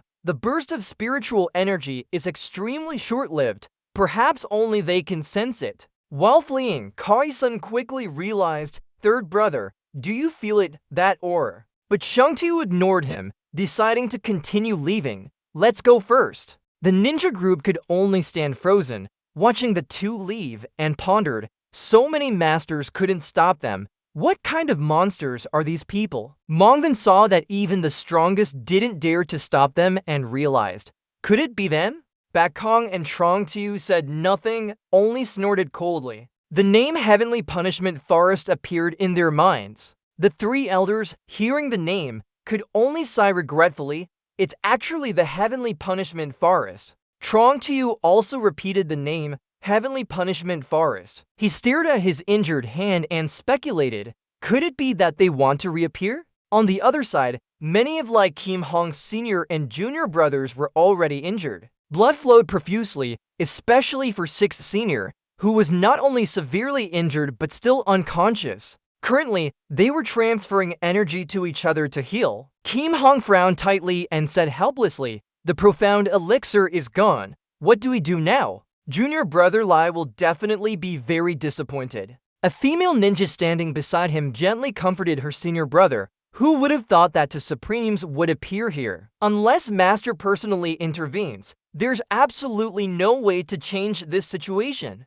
Kim Hong also had to accept the truth, but what still bothered him was, junior brother Lai also wanted junior brother Luke to investigate the movements of Mok's army. So what do we do now? Mok, standing nearby, heard this information, increasing his vigilance. What? Lai Du Nyan also wants to find someone to monitor me. On the other side, after the battle, the third elder quickly clasped his hands and bowed to apologize. Imperial Advisor Thatch, Eagle God, today my Silver City has more or less offended you all. In the future, if we are fated to meet again, my 3 brothers and I will definitely prepare fragrant tea to atone for our actions. Shang Xiao also generously replied, one must look out for oneself, so the 3 elders don't need to take it too much to heart. I've long heard that Silver City's Snow Bright is the finest among all teas. Perhaps one day I will personally come here to taste it.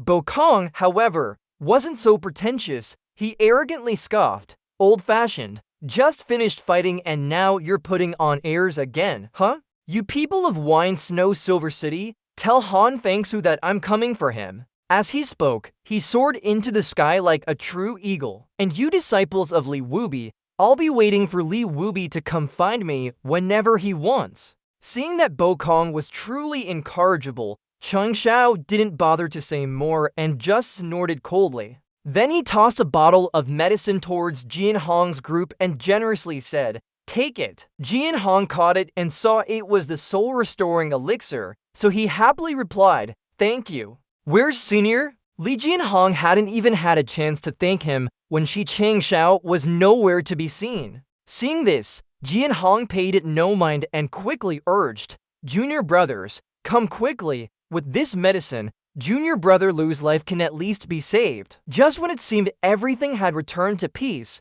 with his keen senses, Kim Hong perceived a murderous aura, and his eyes flashed with vigilance. Then he quickly flipped over to dodge a flying dagger. But Jian Hong's junior brothers were not as strong or as quick to realize it, so they were hit. Jian Hong cried out in horror, junior brothers. The remaining people were also startled and heightened their vigilance. Jian Hong angrily shouted, who is it? Who is it? Come out here now, you old bastard. What kind of trick is it to hide in the shadows and launch a sneak attack? If you're brave enough, come out and fight me. Jian Hong cursed hatefully and pulled out a flying dagger to examine it. Damn it. I've never seen this type of flying dagger before. This must be the unique weapon of that assassin. As long as this type of flying dagger appears, kill without question. If I don't avenge this hatred, I swear I won't be a human. The whole group erupted with strong killing intent. Suddenly, one of them spoke anxiously,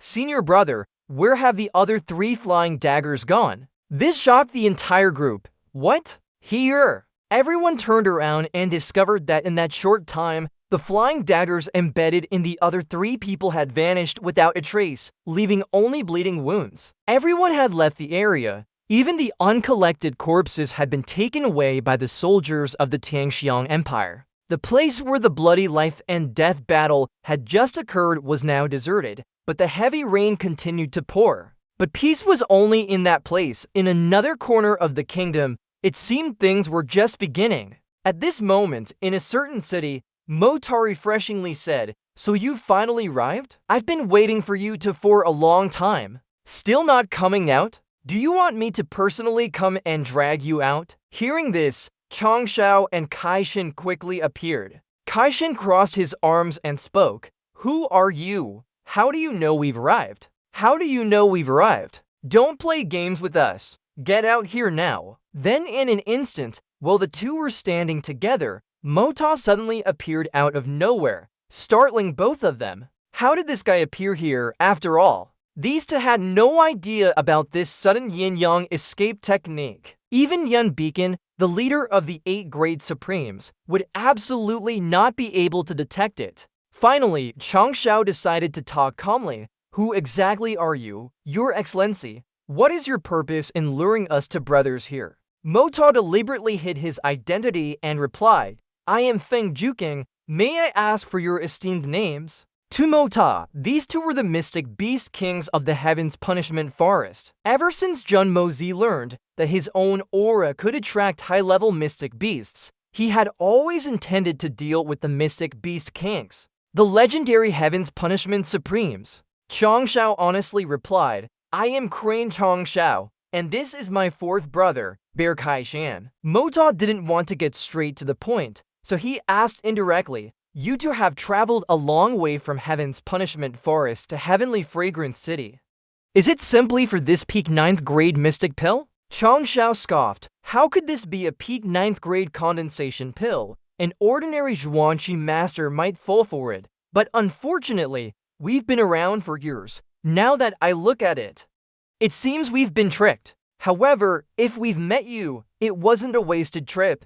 Who knows, this might even be a great bargain. Kai Shan was very hot-tempered. For him, his patience had reached its limit, so Kai Shan demanded, "Third brother, why are you talking so much to this kid? Kid, be honest, hand over the treasure in your hands now. Otherwise, one slap from me is enough to finish you off." Hearing this, Mota showed no fear and retorted, "Finish me off. Are you sure you have the ability to do that?" Kai Shan heard this and cleverly countered, "Of course not, but you're certainly not capable of killing me either." But then he was stopped by Chang Shao. Chang Shao also didn't want to waste any more time, so he straightforwardly said, "Tell us your intentions." Mota didn't expect Chang Shao to be so direct, so he paused for a moment before explaining, "My intention, it's actually very simple. I just want to bother you two to help me do something." This made Chang Shao find it very amusing.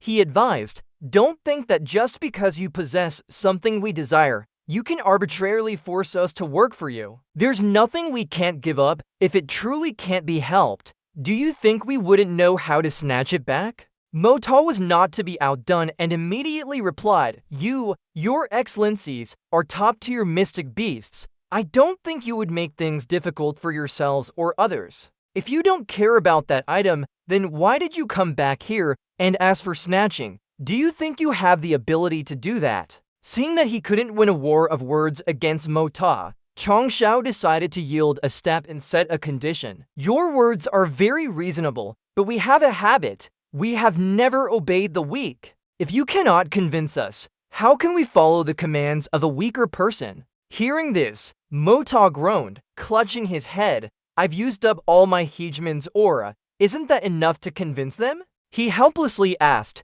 "How do you two want to be convinced?" Kai Shan had been waiting for this moment and quickly said, "Isn't that easy? A fight will tell immediately." He was quickly stopped by Chang Shao again and loudly reprimanded, "What nonsense are you talking about? Always wanting to fight. That's the behavior of a brute. We are all masters." Chang Shao secretly thought, "Fourth brother truly doesn't know the immensity of heaven and earth. This guy is so mysterious. What if we can't beat him?" After a long moment, Changshao decided, alright then, let's have 3 rounds. Whoever wins 2 rounds wins. If you win, my brother and I agree to help you with one thing, but our benefits cannot be excluded either. Mota quickly agreed, alright, but since it's a contest, for fairness, I will set the challenge for the first round, and you will set the challenge for the second round. If a third round is still needed, then the winner of the second round will set the challenge.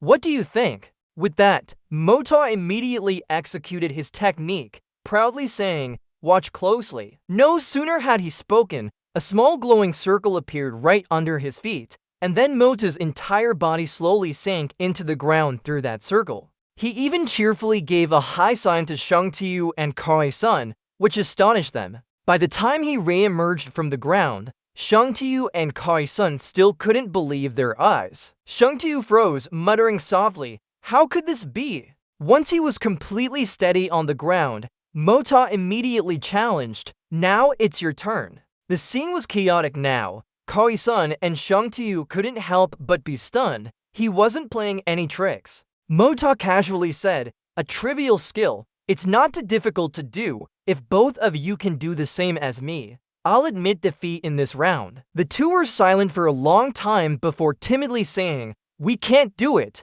We admit defeat. He solemnly replied, I accept, next round. It's your turn now, or you two can charge together. I don't mind. Hearing that, they discussed it carefully together. Fighting against a master like this, what should we compete in? It seems we'll lose no matter what we compete in. Mota, looking annoyed, said, are you done discussing, or you to just keep discussing? I'm going home to take a nap. Kai-sun snapped, what are you being arrogant about? I'll fight you. He sneered, I wonder what he wants to compete in now. Kai-sun boldly laid out the rules of the match. I'll fight you. I'll have a peeing contest with you. Shang Tiu, standing beside him, was utterly horrified when he heard what Kai-sun said. Mota was speechless, just looking at Kai-sun. Kai-sun proudly declared, that's right, a peeing contest. You just didn't act. Now I'll do one too. If you can't do it, then you lose.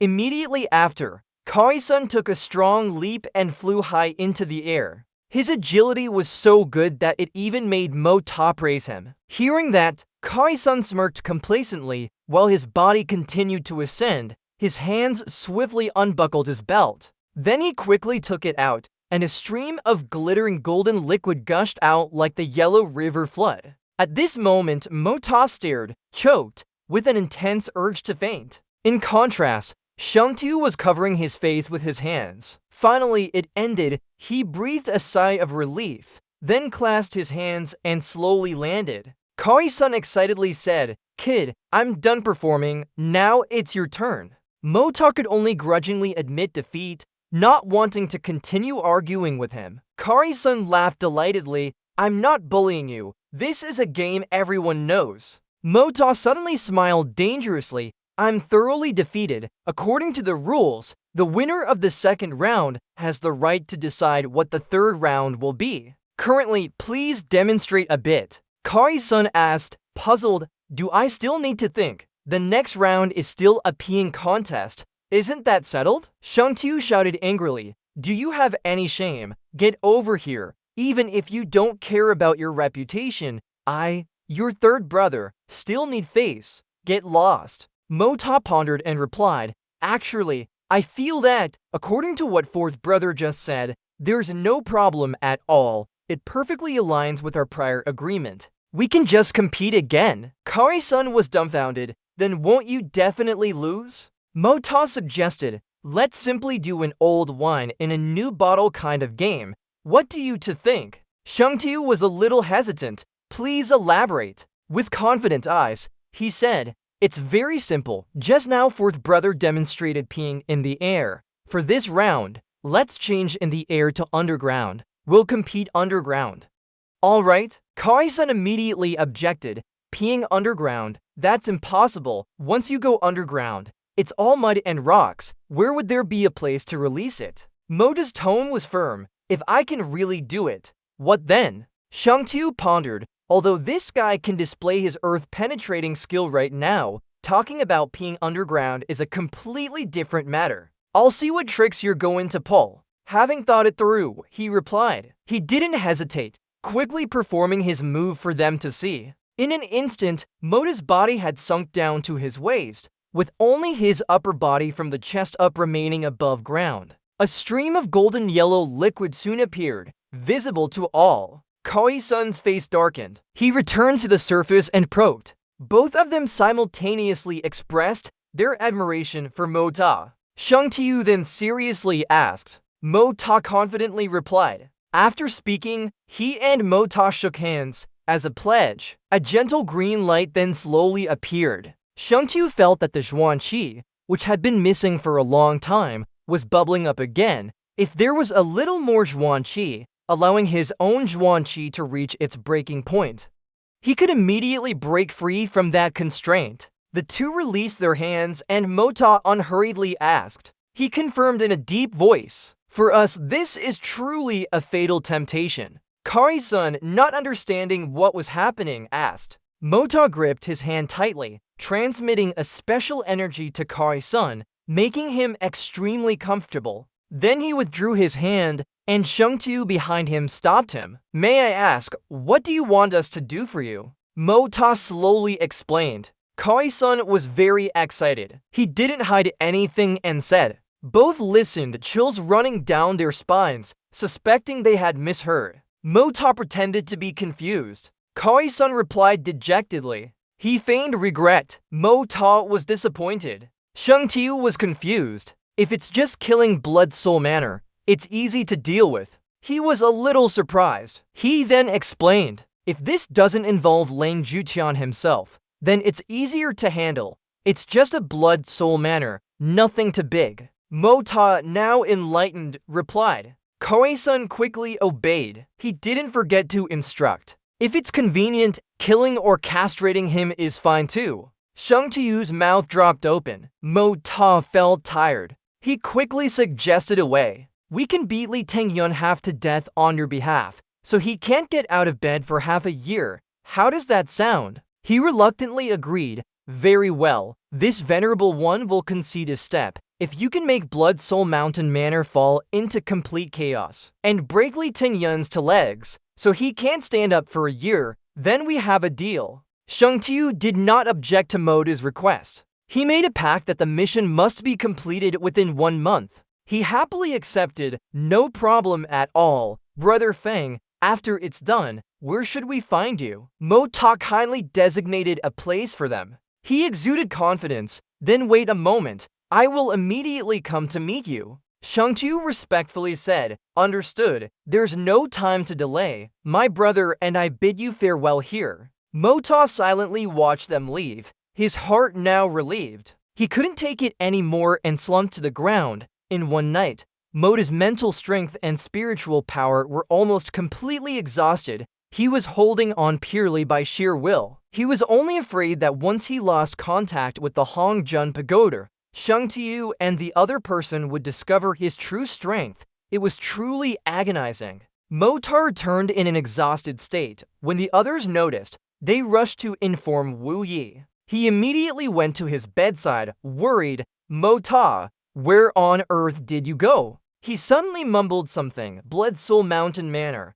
There's nothing wrong for now. The next morning, the sun was already high in the sky, warm rays shining through the windows of the manor. Mota woke, looking tired, when he saw Wu Yi by his bedside. He asked, "Why are you here, sir? How long have I been asleep?" He slowly recounted, "You were out for a long time and came back half dead. How could I not worry? What did you do?" Mota stammered for a long time, annoying Wu Yi. "Don't make me angry. Tell me what those words you said when you came back meant." With an awkward expression, he said that he was just guessing and didn't know anything at all. He stared at Mota suspiciously. "You're quite good at guessing. Can you just randomly guess something?" He quickly fabricated a story. Yesterday, a large number of peak masters gathered in the West City. A masked man in black appeared with a Zhuan Dan. "Third uncle, your intelligence network is truly impressive. You weren't there then, were you?"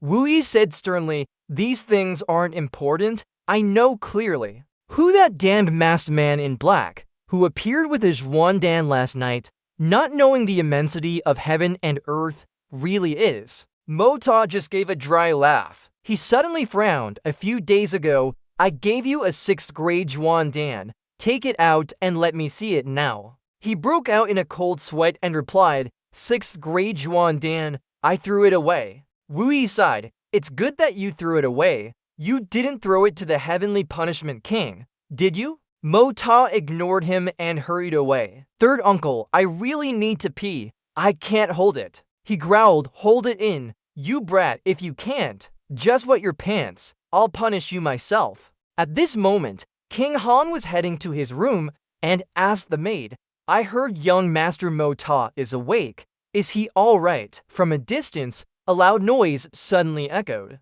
Mo Ta was thrown towards her. Luckily, King Han caught him. His face was now covered in bruises, leaving her bewildered. King Han, startled, immediately put Mo Ta down. Then Wu Yi burst through the door and roared, pleading for forgiveness is useless. I'm going to beat you to death today. The two kept bickering without any sign of stopping, to the point where King Han next to them had to beg him to stop hitting him. Hearing that, Wu Yi stopped, which slightly surprised Mo Ta. Deep down, both of them were agitated. What the hell? When did my niece-in-law start caring about young Master Mota's life and death, and my sister-in-law start caring about mine? Seeing their awkwardness, King Han quickly urged, I'm just afraid you, third uncle, are tired. Go on, beat him to death. After saying that, she left. Mo Ta watched her go, puzzled. Wu Yi hesitated. I don't know either. Who told you to stand up? It seems you're still not being honest.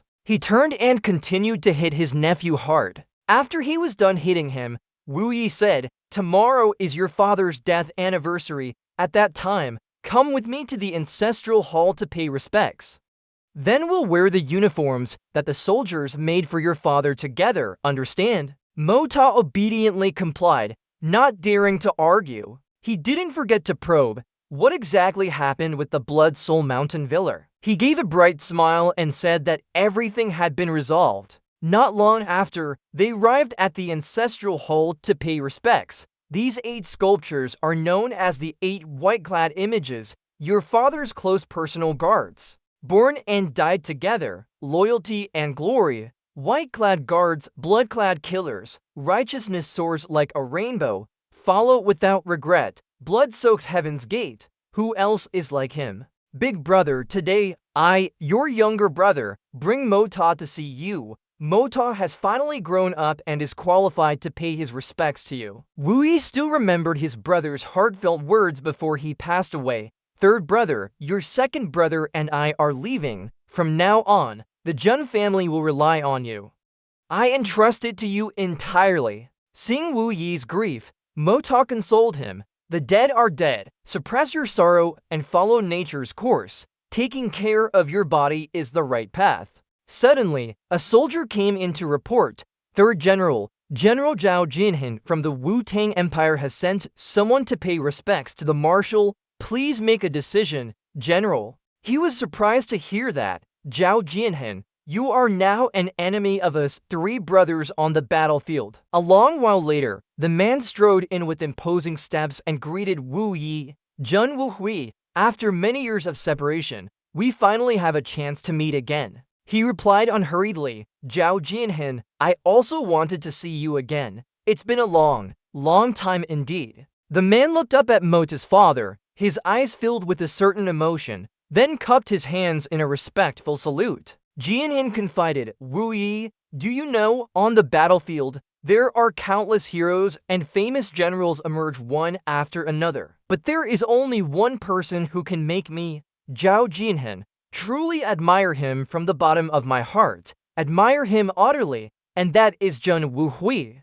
At that time, when our two nations were at war, Jun Wu Hui and I, though acquainted, always met on the battlefield. It's a pity that such a heroic figure, such a talented commander, unexpectedly didn't die on the battlefield. Wu Yi was startled to hear this. He didn't die on the battlefield. Zhao Jinhin, what exactly do you mean? Or do you know something? He spoke defiantly. I didn't kill Jun Wu Hui, but he died, and he died mysteriously while fighting me. I absolutely won't take the blame for others.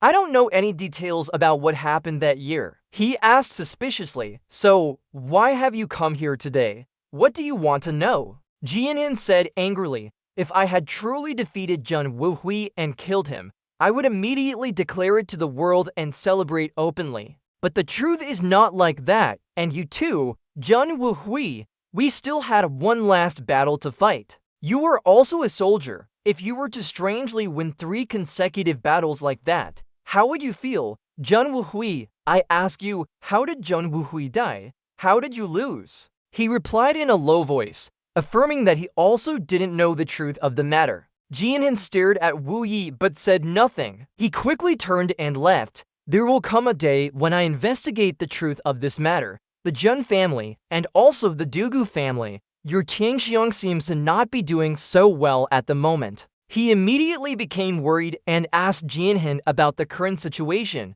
Could it be that Brother Zhao knows something? He said with a mocking tone, they also say that other countries want to instigate war against you. After the national preceptor and I arrived in Tianxiang, the 3 princes all wanted to visit, and their attitudes were very strange. Wu Yi's expression turned grim, unable to believe what Jianhin had just said. He calmly said, the Zheng family and the Dugu family are both fiercely loyal to Tianxiang's Yang Huaiyu, but the 3 princes have never settled their dispute over who will ascend the throne. A military coup is probably their only option, but the Zheng family and Dugu family give them a headache in finding ways to eliminate them. He finished listening and scoffed contemptuously. Jianhin continued confidently, honestly, I'm really looking forward to that happening. When that day comes, I will command the great army to march north, flatten Tianxiang, and expand the map for my Wu Tang. Wu Yi appeared calm. If so, why would you even say it, making my Zheng family wary?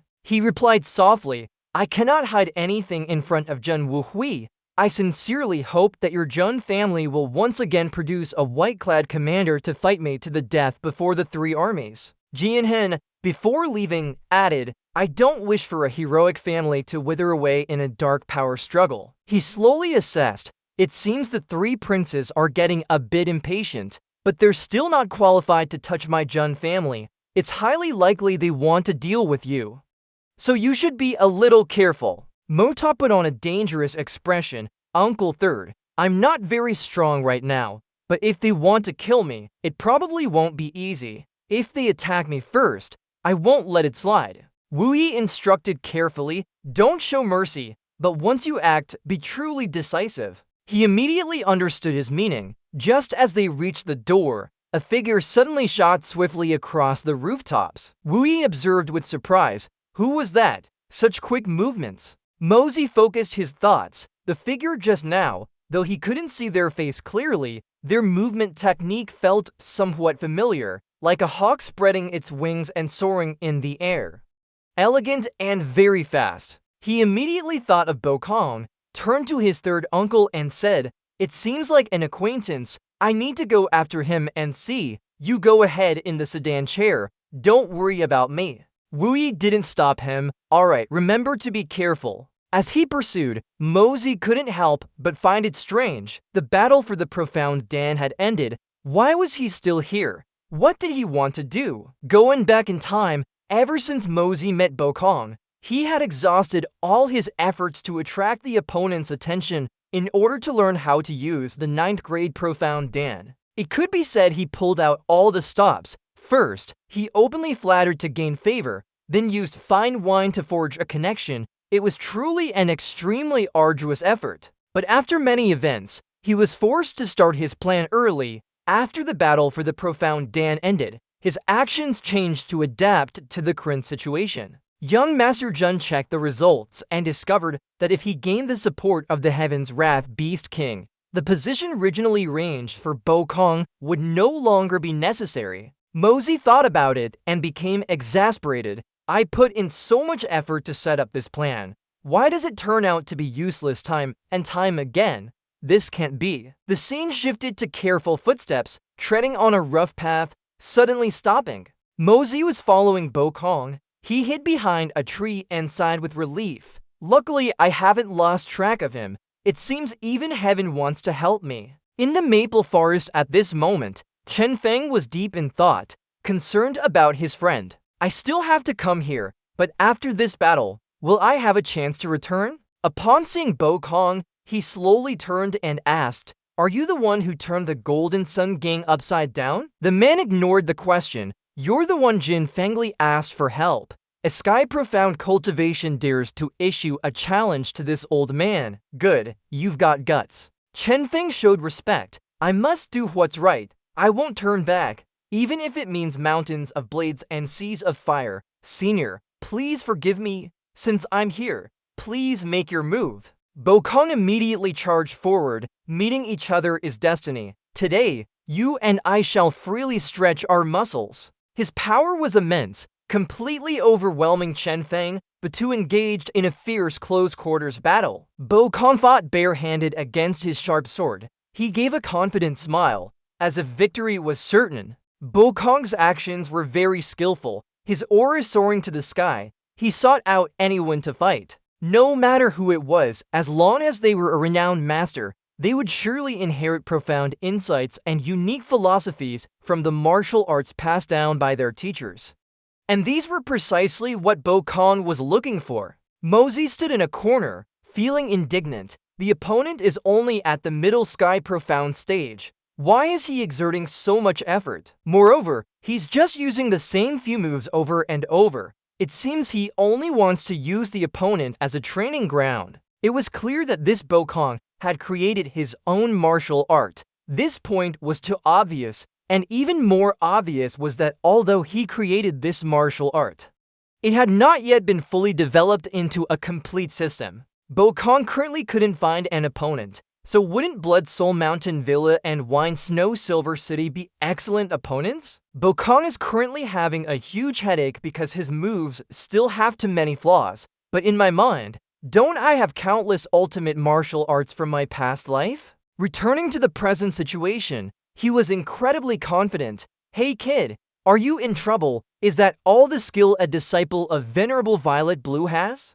Suddenly, Chen Feng counterattacked, infuriating Bo Kong. "Damn it, he guessed it. If this continues, I'll lose. It's time." His sword strikes were incredibly powerful, creating a solid defensive barrier. He looked on in utter shock. Is this move perhaps Venerable Violet Blue's ultimate technique? Chen Feng's sword strikes seemed to want to engulf Bo Kong. He yelled in anger, "Kid, are you crazy? Using this move will surely kill you. I am Bo." Before he could finish, he quickly interjected, shouting his move, "Wave Fist Kun." A green dragon then appeared, accompanied by terrifying lightning bolts. Bo Kong was furious. "You little bastard. Stop quickly, I'm your martial uncle, I'm Bo Kong." Chen Feng couldn't help but be astonished, but by now he had already burned all his profound energy and vitality. Like an arrow already on the string, it must be shot, now. Even if he wanted to stop,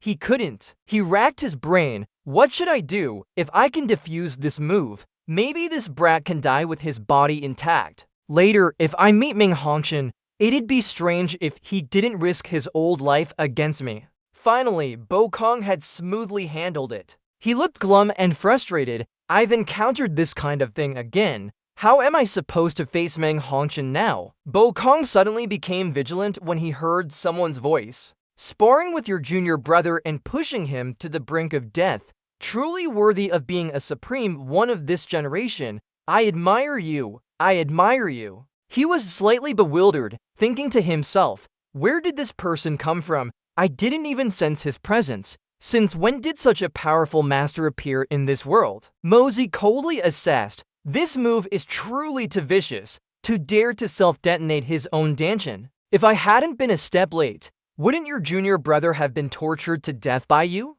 Bo Kong was stunned. My friend, do you mean he can still be saved? He stated confidently, with me here, he won't be able to die even if he wants to. Stand aside. Mosey began to circulate his energy, while Bo Kong threatened, if you can't cure him, I'll make you pay with your life. He scoffed, you dare to threaten me, you're quite bold, then I won't cure him. Bo Kong, cornered, asked Mosey in a weakened voice, Then what do you want? He stared intently at Bokong and quickly replied without much thought. Beg me to save him. Bokong was as if struck by lightning, so angry he was speechless. Mosey lowered his head and sighed. If you won't beg, then fine. Then he turned to leave, but Bokong stopped him. He reluctantly said, I beg you. Mosey was satisfied. That's more like it. He teased Bokong. Just for 3 moves of that little eagle fighting style, you turn someone into this state.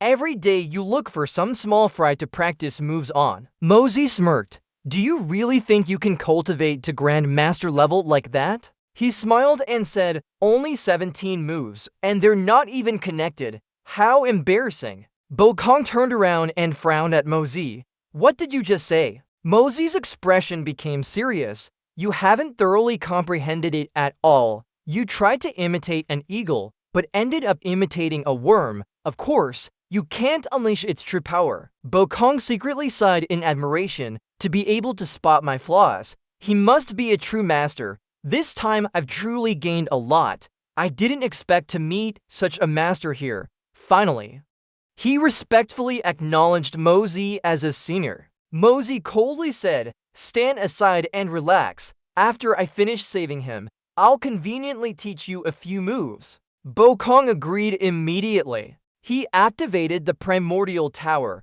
and dense spiritual energy surged forth.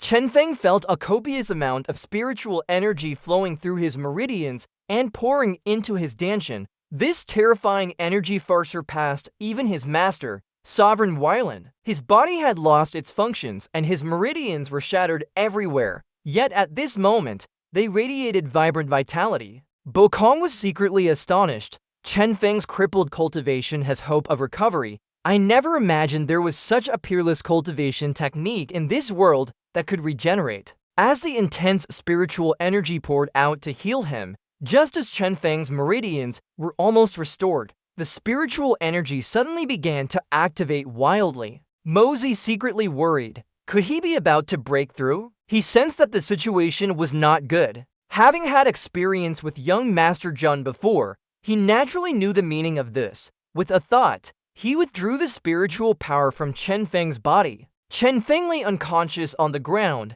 Mosey spoke up. I have stabilized his injuries. His life is temporarily no longer in danger. He continued, however, to fully recover, he'll need a few more treatments, but I have something I need to attend to now and must leave. Bokong seemed about to say something. Mosey instructed, please ask him to treat this young man, and for the techniques I've passed to Jun Mosey, if you want them completed, go find him. He bowed his head in thought, as if memorizing the name Jun Mosey. When Bokong looked up, Mosey had already vanished. He exclaimed. At this moment, he prepared the yin-yang escape. Mosey performed the yin-yang escape, delving deep into the ground, and suddenly sensed a more violent tremor in his mind. His consciousness no longer resisted the pull of the primordial pagoda, and in an instant, it detached from his body. Like lightning, it flew towards the primordial pagoda. The grand gate of the primordial pagoda abruptly opened without a sound.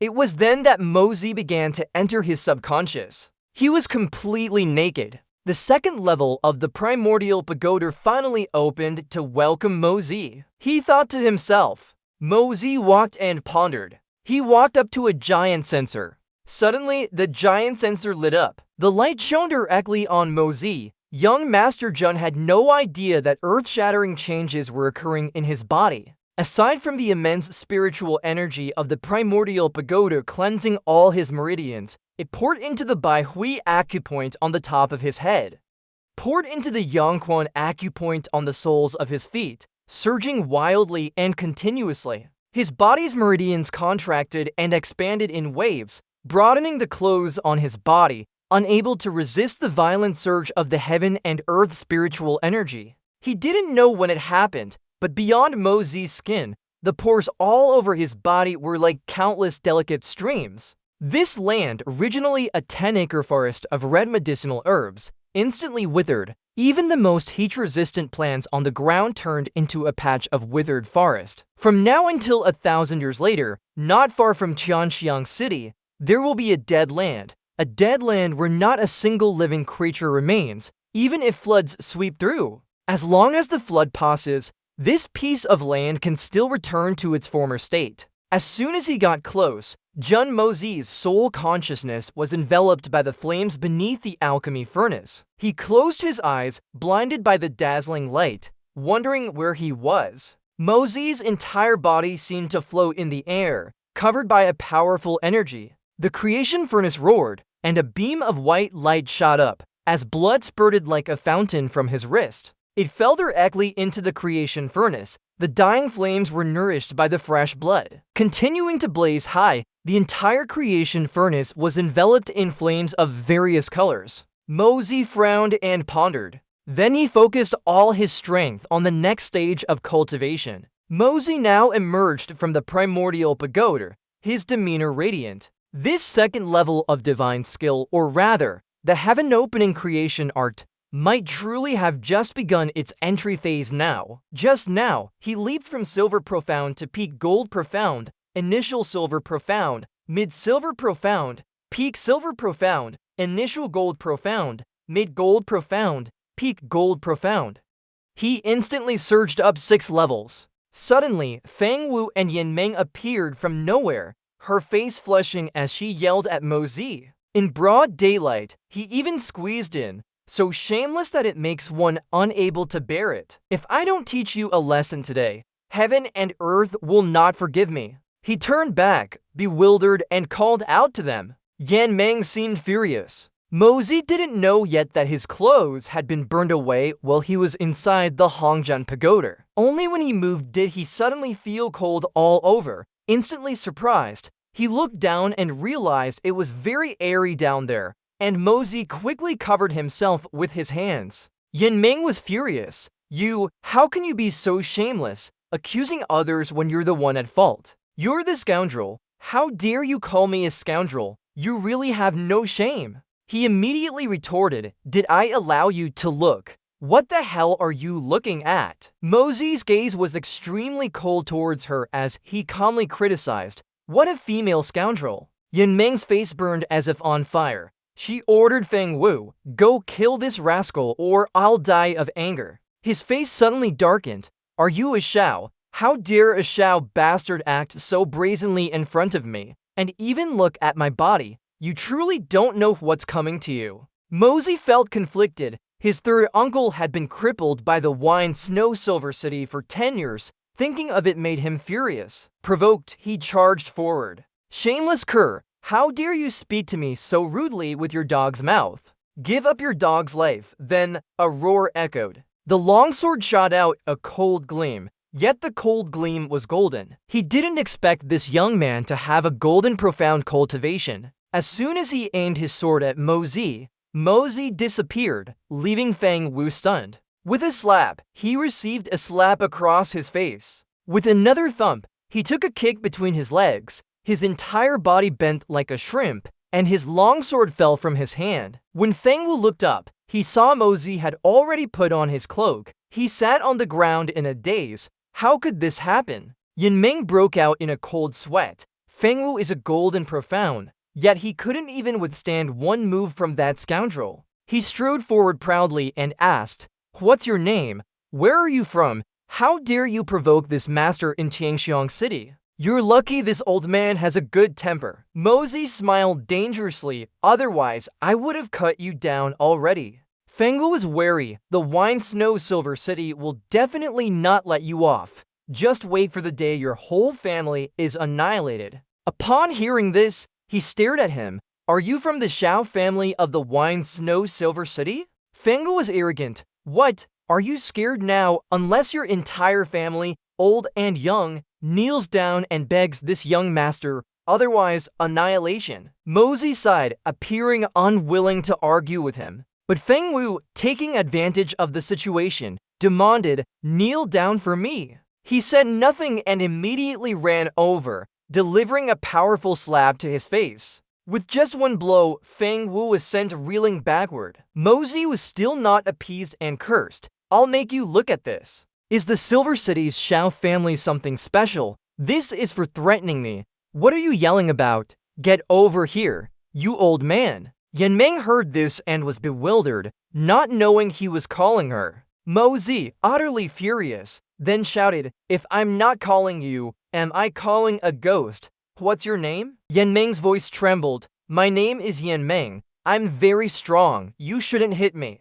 He mumbled her name, then asked again, "Han Yanmeng, this kid is from the wine Snow Silver City. So you must be too, right? Oh, and what is Han Yandao to you?" Her eyes welled up with tears. She is my elder sister. You shouldn't hit me. My sister is very powerful." Mozi pondered, so it's that little princess of the wine Snow Silver City that Zhu Tong mentioned last time, and also third uncle's little niece. Seriously speaking, isn't this technically my elder? He glanced at Feng Wu. Is this the dog your family raised? Yanmeng stammered, No, he's not a dog raised in my house. Mozi listened with disgust. I told you he had no upbringing. He scoffed, so he's a stray dog. She repeatedly denied. He's not a stray dog either. He's my senior brother, surnamed Xiao, is. Mozi growled, if I say he's a dog, then he's a dog, an untrained dog.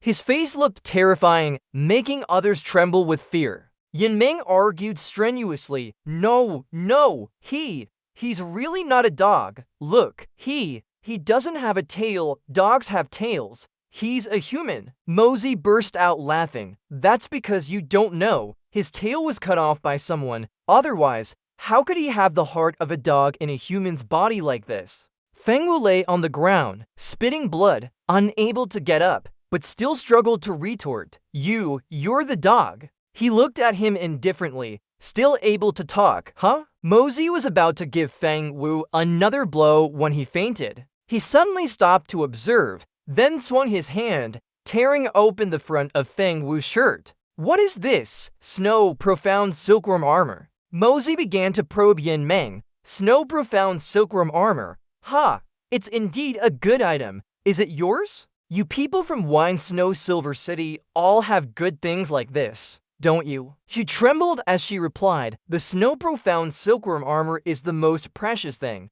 I don't have anything precious on me. He moved closer, threatening, Really, don't worry, I know you still have Snow Profound Silkworm Armor on you. But I'm a cultured person, so I naturally won't take things from a girl. Miss Han, this brat, from now on you can just call him senior sister. No need to call him senior brother anymore. We'll meet again. With that, Mozi turned and walked away. Yanmeng collapsed onto the ground in despair. Afterward, she tried to calm herself. The autumn wind swept everywhere. Feng Wu was gravely injured with no sign of waking up. Yanmeng was completely at a loss, standing there dazed for half a day, still filled with fear. Just then, an extremely bizarre phenomenon appeared. Her face turned pale, not knowing what was happening. After the gust of wind passed, the entire patch of forest slowly turned into dust, gradually and silently dissolving into the heavens and earth with each passing breeze.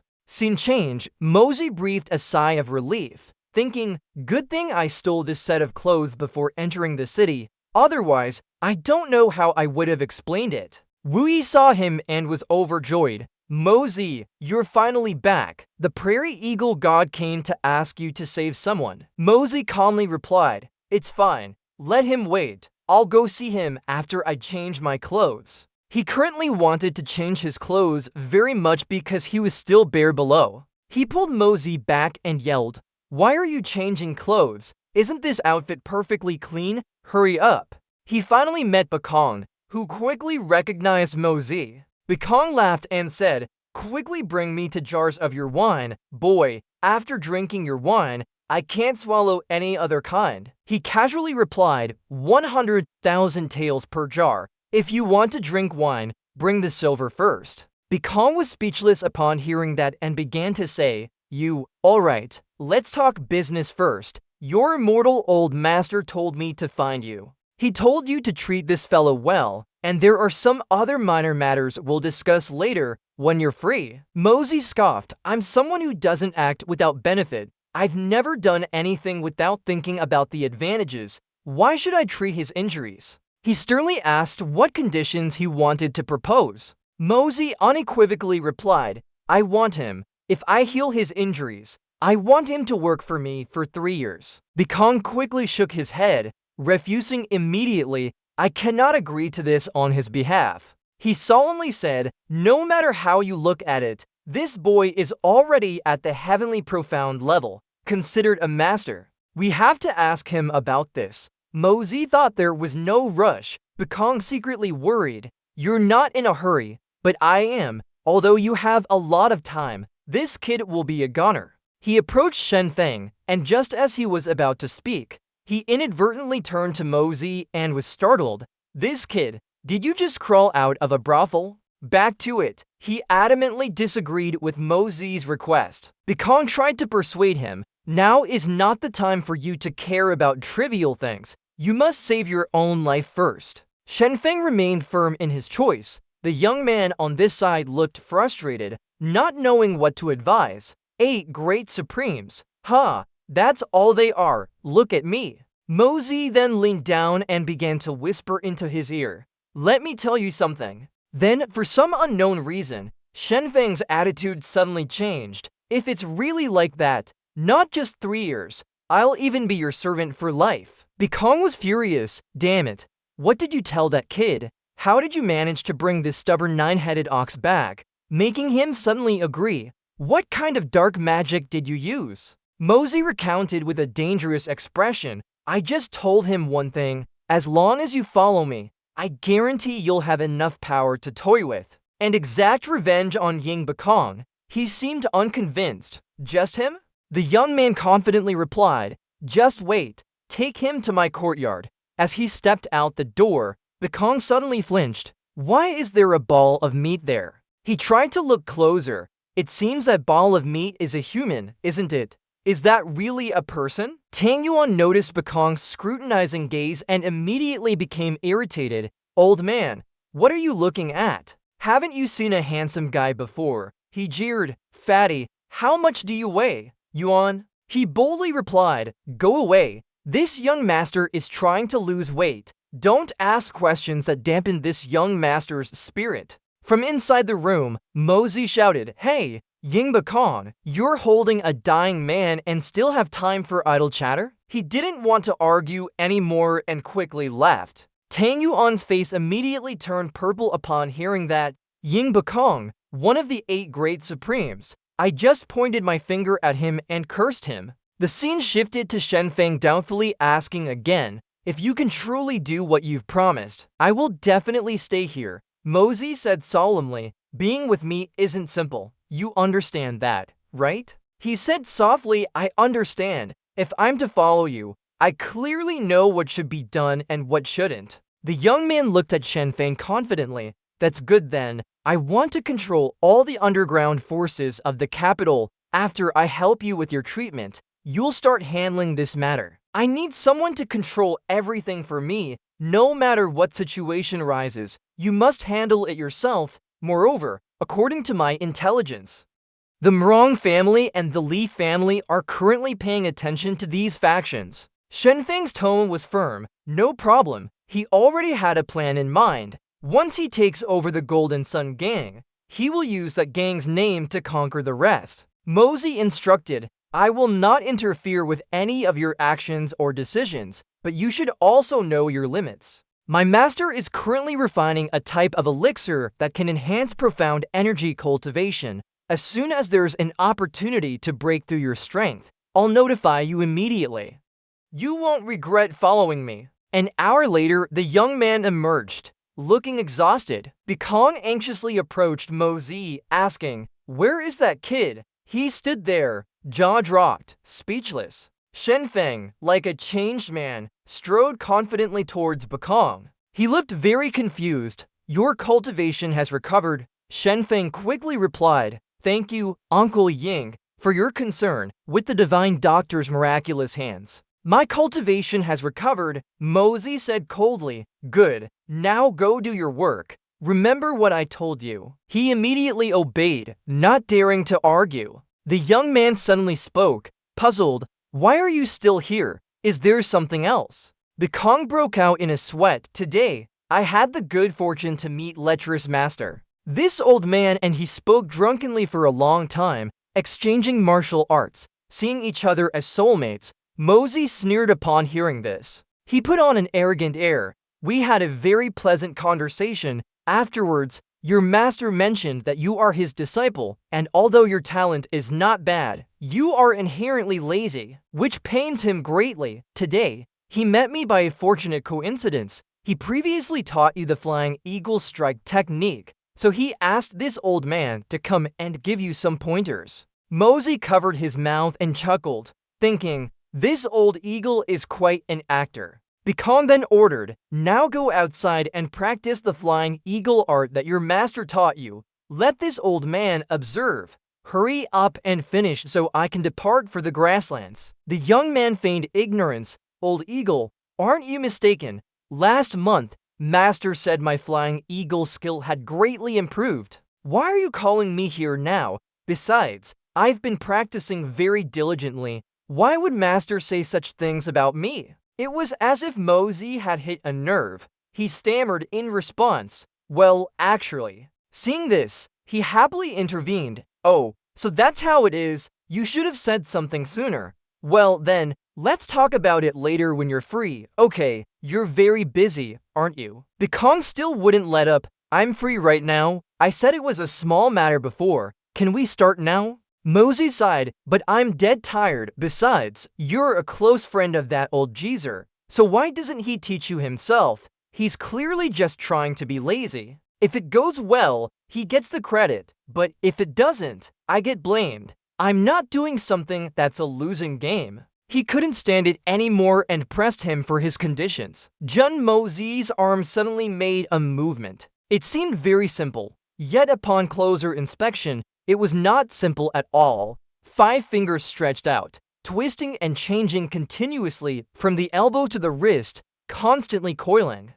Each twist and transformation added a degree of power. After performing, he stared at Bekong and asked, this is one of the moves from the 9 Phantom Eagle forms. What do you think? He replied delightedly, of course it's good. The 9 Phantom Eagle forms truly lives up to its name, strangely unpredictable and incredibly exquisite. What do you want, kid? Just say it freely. Mosey said frankly, I don't need any favors from you. On the contrary, I'll give you benefits. I can help you perfect your moves. You'll have to stay in Tianxiang City for a long time, and we can slowly discuss it. Bekong suddenly interrupted. What exactly are you trying to pull? Just spit it out. Don't beat around the bush anymore. He put on a cute expression. How about I serve you for a year? My demands aren't high. And for this year, I'll cover all your food, lodging, and drinks. It's much better than that other liquor. You can drink freely for a whole year. How about that? Upon hearing this, he clenched his fist in anger. You mean you want this old man to be your errand boy for a year? Mosey waved his hand in denial. No, that's absolutely not what I mean. My meaning is that you just need to be stationed here. You don't have to do anything. I only have one request. Seeing that Bekong's patience was wearing thin, he said solemnly, that is, should the Jun family ever face a perilous situation, such as an extermination-level threat, I hope you can ensure that within this year, the Jun family remains safe and peaceful. Mosey tried to persuade him, when you practice the eagle form technique, you also need time and a place to train, and you need opponents. I can provide all these for you. I just want to use your reputation to bring safety to the Jun family for 1 year. No more, no less. He was silent for a long time, concentrating on thinking about what the young man had just said. Mosey promised, as long as you agree, for this 1 year, you will be the most revered person in the Jun family. Your status in the Jun family will even surpass my grandfather's. Plus, my master will also visit me frequently within this year. Bekong's eyes lit up. Good, your master and I, though we just met, feel like old friends. I agree. He suggested contentedly. Excellent. Since our agreement has been successfully negotiated, I've decided to go have some fun at Lingwu Lake tonight. Are you coming? He refused. The scene shifts to the main hall of Shangbao Hall at dusk. All 3 elders looked worried. The third elder and sixth elder looked at Feng Wu lying unconscious on the bed and spoke in unison. What happened? Yan Ming cried. It's all because of that hooligan.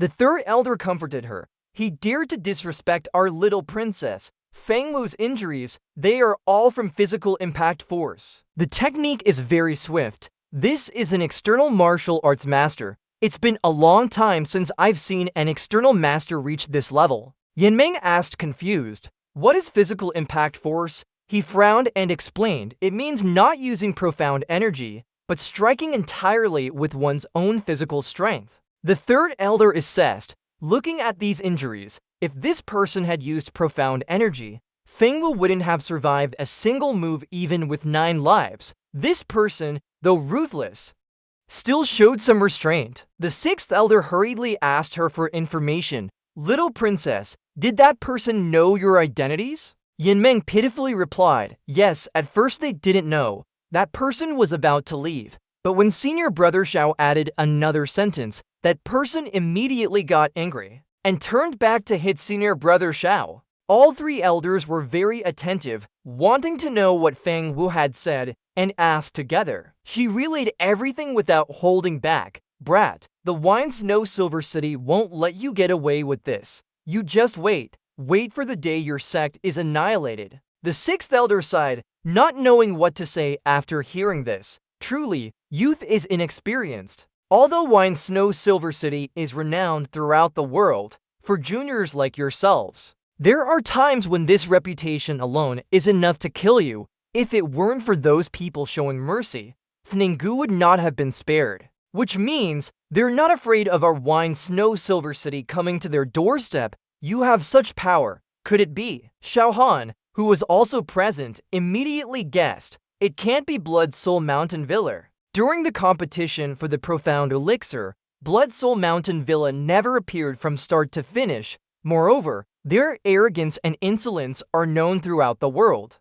But this person didn't leave a name. Sixth elder sternly probed his thoughts. So, who do you think is behind this incident? Xiao Han said defiantly, it's the Jun family. He seemed to have thought this through and added, in Tianxiang City, the Jun family's hatred for us is probably deeper than any other family.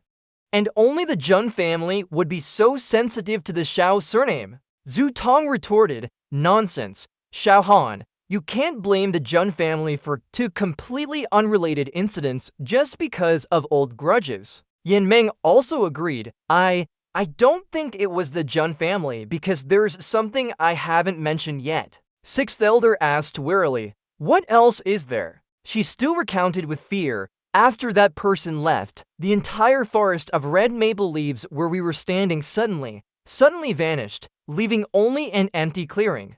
Nothing else remained. He asked in surprise, wanting to confirm again, is this true? You didn't see it wrong, did you? Yan Meng firmly reconfirmed her words. Third elder spoke up, I will take the princess to the maple forest to see. Xiao Han, invite Imperial Physician Fang to diagnose and treat Fningu. Old Ju, send a carrier pigeon back to Silver City and send a letter to Blood Soul Mountain Villa to inquire. Zhu Tong, you and sixth uncle go to the Jun family. Observe their reaction. Let's decide this way. Act immediately. Yan Meng and the other person arrived at the location. Third elder still asked in disbelief, girl, are you really sure it's here? You didn't get the direction wrong, did you? She didn't hesitate to prove her words were correct. It's really here, third elder. Go over there and see. There are still traces of senior brother Xiao's blood. He froze, slowly touching the ground beneath his feet.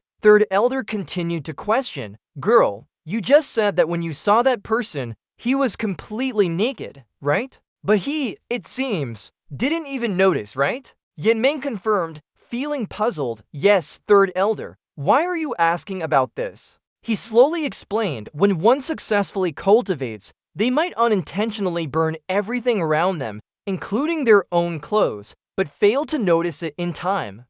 Third elder now had many hidden concerns about that person. He suddenly decided, go to the Jun family. We must exert pressure from all sides on this matter. This person, Silver City cannot touch. Elsewhere, at the Leaf family's place, for bodies lay in the morgue. Dunayan and his people gathered. The atmosphere was very tense. A young woman in red among them stated firmly, "Once you step into the martial world, your fate is not your own. For our fallen brothers, all we can do is avenge them, help them claim this blood debt." Dunayan grimaced. Sixth senior brother's revenge. The opponent is Ying Bo Kong. Master needs to show up in person, so revenge probably won't happen anytime soon. As for the revenge for the four senior brothers, the key lies with this monster's flying dagger. This flying dagger has probably never openly appeared on the continent, but last time, when Princess Lin Mong was assassinated, it's said that a celestial profound master drew a flying dagger in time to assist,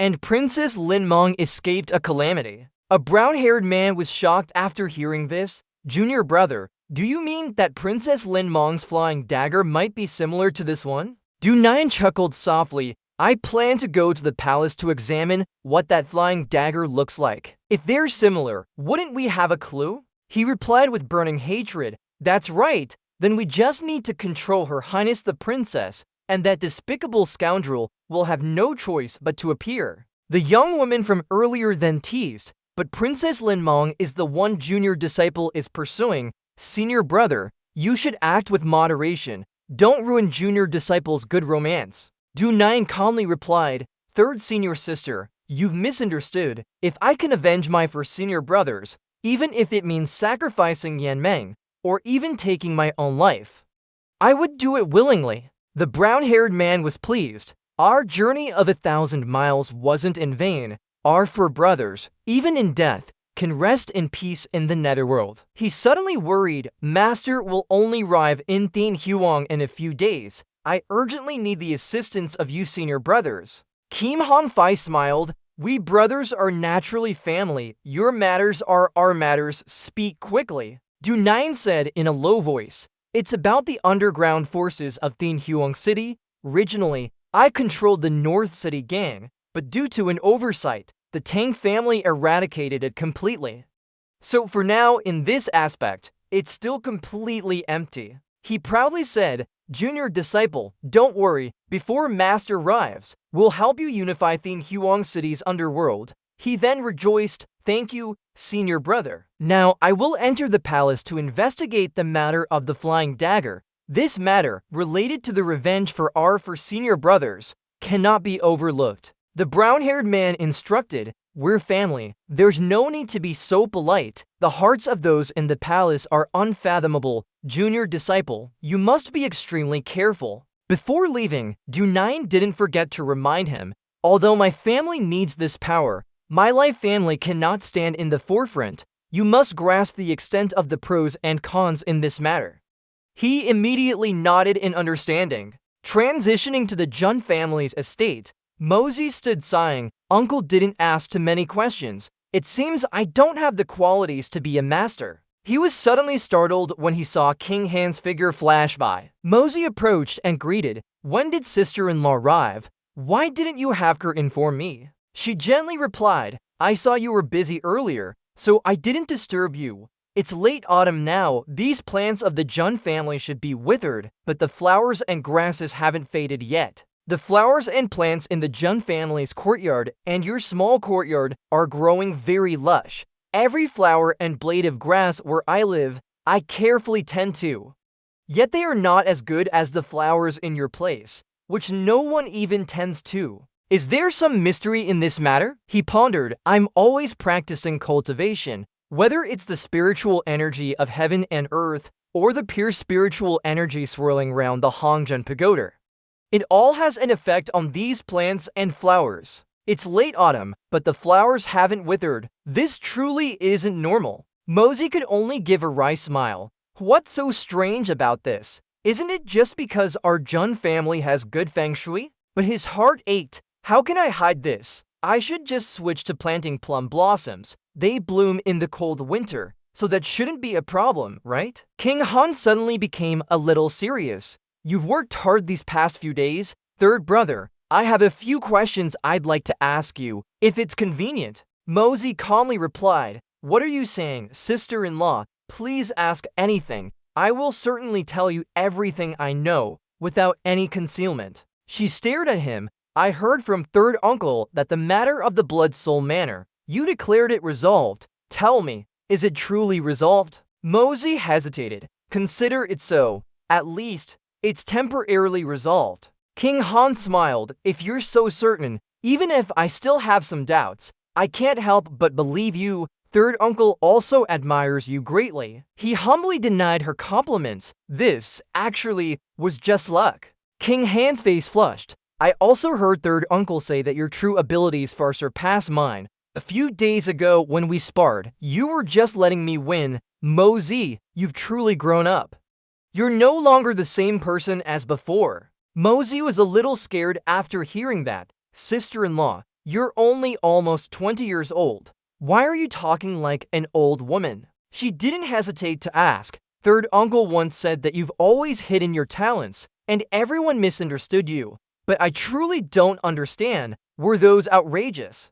Disgusting things you did before also a way of hiding your talents? He stammered, looking very suspicious. Yes, sister-in-law. You also know the situation of our Jun family. I was also helpless. King Han interrupted Mosey before he could finish. I naturally understand the Jun family situation, but does it really relate to those outrageous things you did in front of me before? He froze. That was also a disguise, an act. Mosey cursed inwardly. Damn it, that cowardly scoundrel, but I'm the one paying the price. She then said coldly, if there's ever that kind of disguise again, I will leave the Jun family and never return. How can a woman's honor be made a joke of by you? Tang Yuan suddenly appeared and remarked, third young master, your sister-in-law is still as beautiful as ever, even when angry. Mosey took his anger out on him. Damn it, you fatso, I haven't even settled scores with you yet. When will your plan be finished? Give me a straightforward answer. I'm not happy today. Don't force me to help you lose weight. He panted as he broke free from Mosey's grip. It's done. It's done. It's been done for a long time. Master, boss, this is what I've revised according to your instructions. See if it's acceptable. Mosey focused on it and secretly praised. I only wrote a rough outline of the general stages of the previous world, and he could write it into a thick stack of books like this.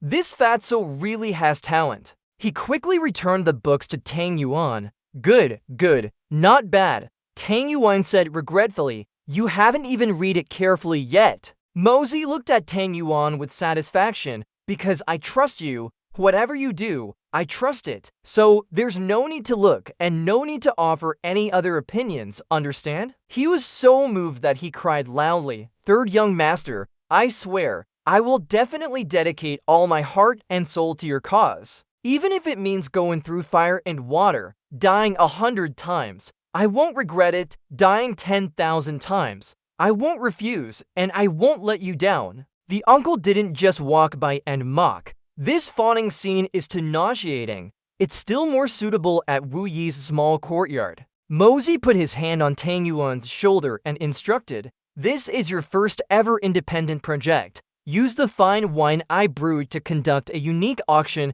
and create as much wealth as possible. He was confident. It's not a big problem. Normally, ordinary wine would be very difficult to be an auction item. But our wine is different. I think a starting price of 520 taels per jar shouldn't be a problem. He immediately scoffed. 520 taels per jar? Are you kidding? My goal is 12,000 taels per jar. Tang Yuan strongly objected. That's impossible. It won't sell at auction. Mosey still insisted. 12,000 taels per jar. The price I said is the starting price. He reassured him. Don't worry, fatty. I've already figured out the strategy. The location is planned to be opposite Shangbaotang. You'll be the manager later.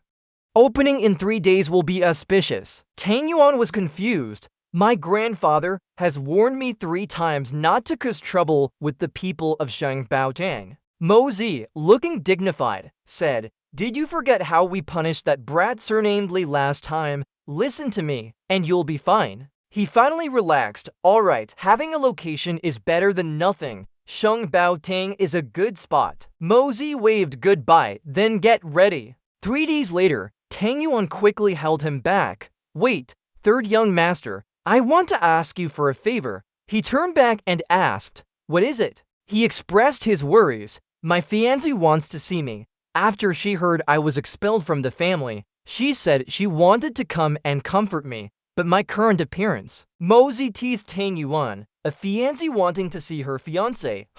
Yours is really open-minded, but someone like that is good too. Fatty, don't bully someone else's daughter. He was also a little scared. I hope you can come with me. If I get beaten tomorrow, you can at least carry me home. I heard rumors that her temper isn't usually very good. Mosey immediately refused. I'm not going. Isn't that just a green leaf making a red flower shine? Your handsome appearance now is too much for your future in-laws. And yet you want to bring someone as handsome as a jade tree in the wind like me along.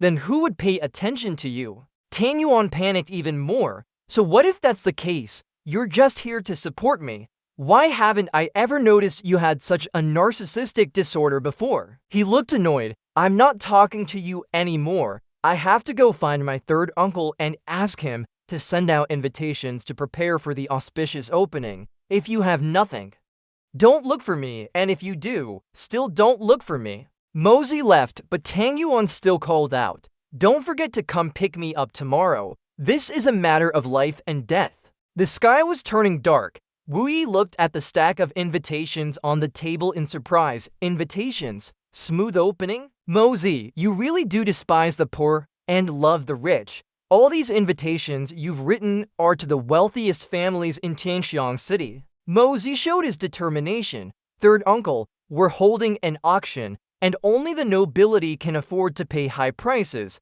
I've already thought of a name for it, Noble's Hall. This time, if I don't strip a layer of skin off the wealthy of Tianxiang City, I swear I'm not human. He scolded him. That's too crazy. Mosey reassured him. Third uncle, don't be too surprised. This is just the beginning. After auctioning all this wine, I'll restrict it, only auctioning 1 or 2 jars each day. I want to sell my wine at sky-high prices. A servant from outside stepped in and reported, Third Master, Master Mu Zutong and an elder who claims to be the 6th elder of Feng Zuyan Cheng have arrived and wish to meet Third Master. Should I invite them in? Mosey frowned and thought, Feng Zuyan Cheng, could it be that they found their way here so quickly? Isn't that efficiency terrifying? He turned to Wu Yi and asked, Third uncle, this elder has unexpectedly reached the divine profound cultivation level. Your body has recovered, so I'm afraid it won't escape his eyes. Do you need me to use some tricks to hide it? Wu Yi stopped him. No need. Sooner or later, they'll know about this. The news of my recovery isn't necessarily a bad thing. Zhao is still waiting for news of me. If I can bring her the news that I've recovered. He had no choice but to comply. As third uncle wishes, Wu Yi ordered the servant, invite them in. As soon as he entered, Zutong laughed loudly. Wu Yi, we meet again. Your complexion now looks much stronger than when we last met. Wu Yi didn't care and feigned surprise. So it's the 6th elder. You've personally paid a visit. Wu Yi is truly honored. The 6th elder still stood there, looking at him. You are Jun Wu Yi. Wu Yi politely replied, that's right. He praised him. Not bad, you're not even 40 and have already reached the mid-stage heaven profound cultivation. For your age, achieving such success in the secular world is extremely commendable. I heard you were injured before, but you've progressed so rapidly. Hasn't your body already recovered? Zutong was surprised upon hearing that and blurted out, really? Wu Yi smiled faintly. It's also thanks to the senior's blessing. Wu Yi was fortunate to have eliminated the toxins before, but my legs still need more recuperation. This ridiculous thing has troubled me for 10 years. The cultivation of these 10 years is truly unforgettable. Elder Lu didn't think so. Everyone has their own destiny. Heaven doesn't let good people down. Is this the only son of brother Jun Wugui? He continued, yes, the only son who is lucky enough to still be alive until now. My Jun family has finally managed to preserve its bloodline. Elder Lu continued to praise him. Meeting this old man, his expression is still natural, his demeanor poised. The descendants of the Jun family are indeed not ordinary people. Mosey politely inquired, so, Is this venerable elder the sixth elder of Wine Snow Silver City? May I be so bold as to ask, what is Elder Lu's surname? He replied without hesitation, my surname is Xiao. Xiao Han is my grandson. Mosey thought to himself, as expected, he came for that matter. He outwardly praised, I truly admire Elder Xiao. Your cultivation has reached the divine profound realm. With such cultivation, you stand above all in the world.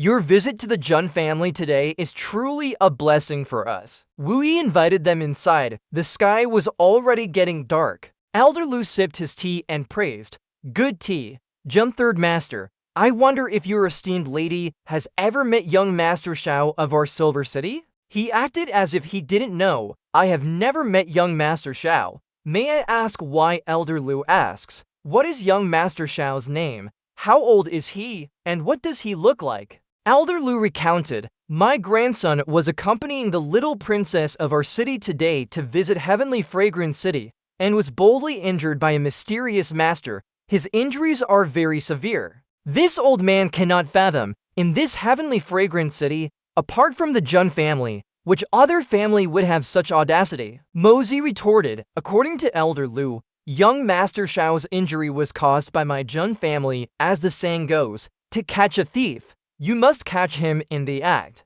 Elder Lu is a master of this era, so you must have extremely solid evidence, right? He was annoyed when elders speak. It's not a junior's place to interrupt. Such rules are truly a laughingstock to the world. Is this the only third-generation descendant of the Jun family? He roared with his aura, get out of the way. This roar stunned Mosey, the condensed divine profound Zhuan Qi. This single roar was like thunder, aimed at our young Master Jun, directly attacking his ears. Mosey was affected by Elder Lu's attack, feeling a burning sensation both inside and out, as if everything was about to be incinerated. He cried out in pain, a thread of blood flowing from his nose. Half of this injury was real, half was feigned, given young Master Jun's cultivation, if he had been on guard.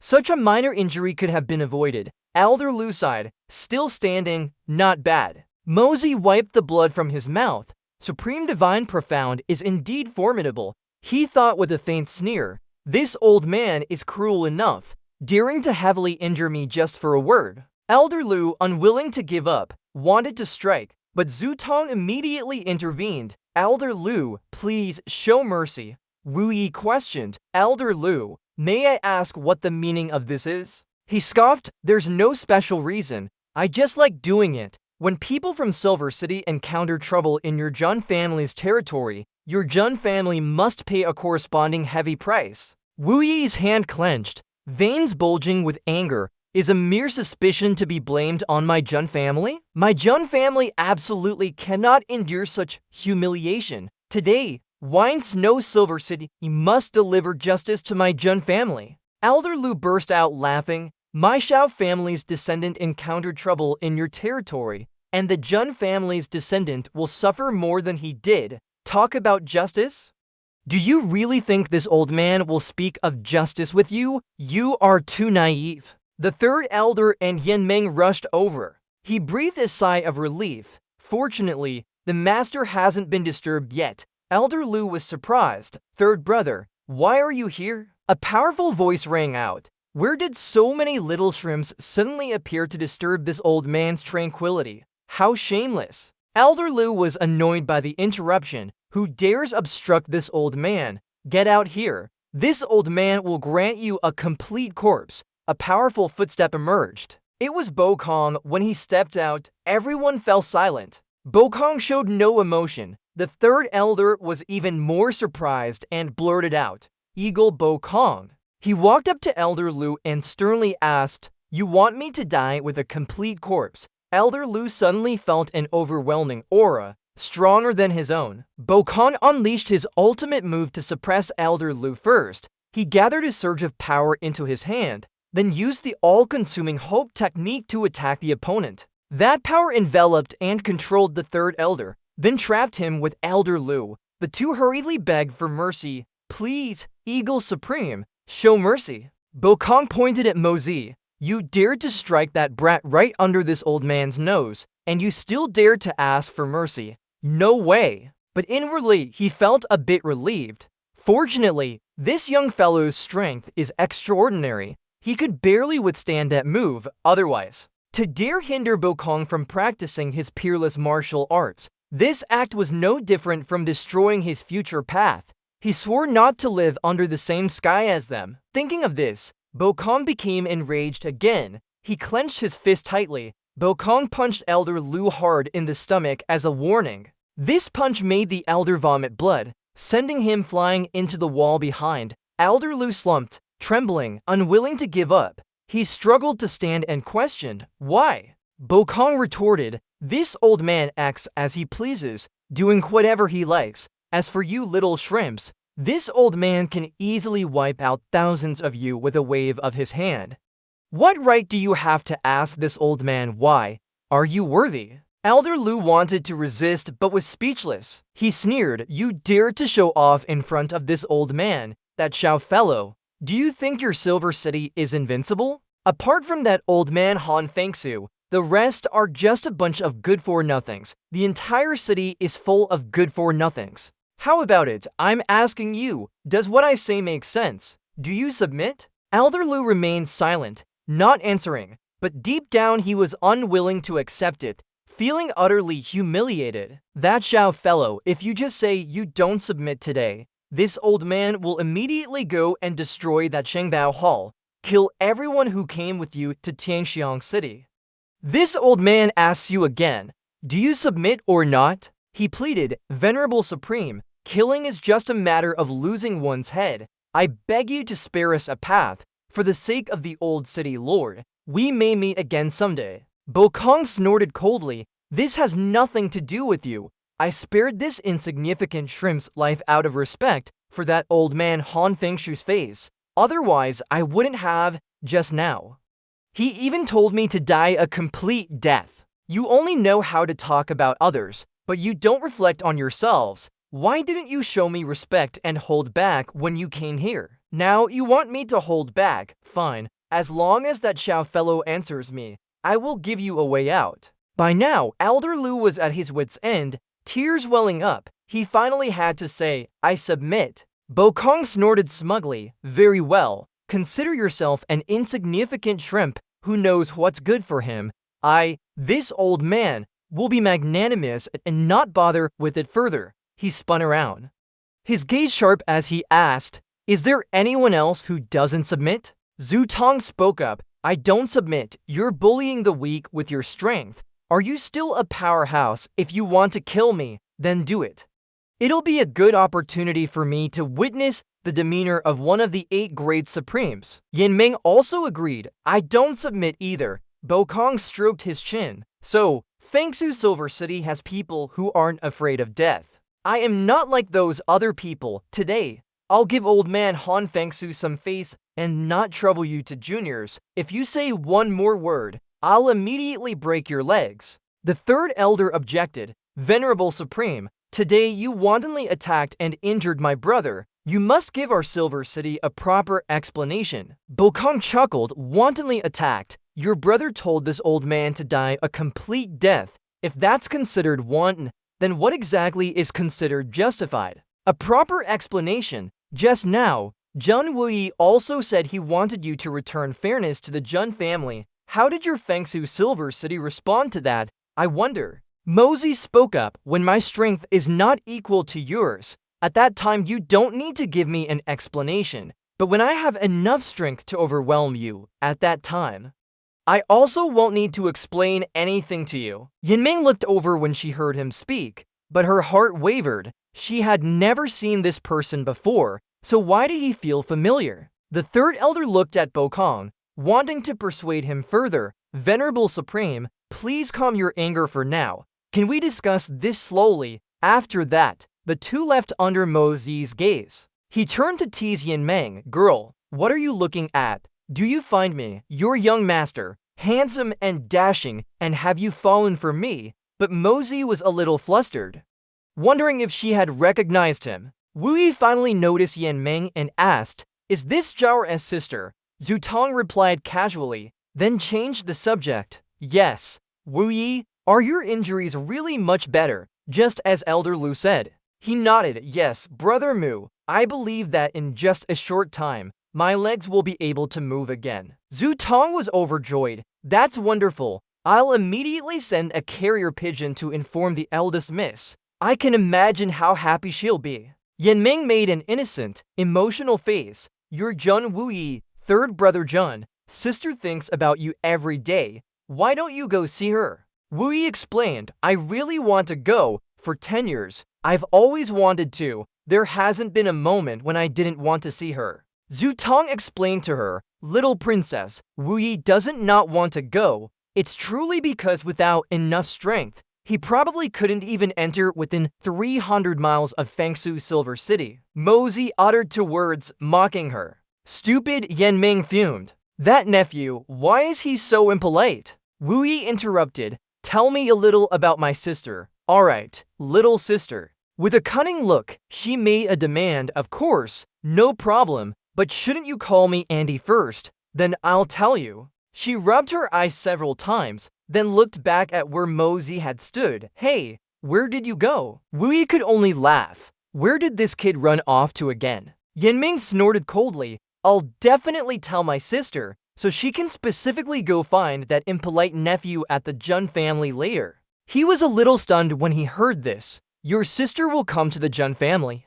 Her eyes sparkled with joy and certainty. Of course, she wants to marry you so badly. She'll definitely come to the Jun family. Sister has been cultivating so hard for so many years because she wants to marry you. Wuyi burst out laughing amidst his own tears, and the tears just kept falling. He gripped the front of his robe tightly, his heart constantly stirred. It's been 10 years, and I can finally confirm her feelings. She's still waiting for me, still thinking of me. If that's the case, why don't we directly choose a family, like the Mrong family or the Li family? At this moment, Ba Kong and the third elder had arrived at a private place, and he then wondered, may I ask you, Venerable Lord, why are you here? His voice was a little cold. I haven't even asked you why you're here. What exactly is going on between the Wine Snow Silver City and the Jun family? The third elder's expression became serious. You don't know the full story behind it,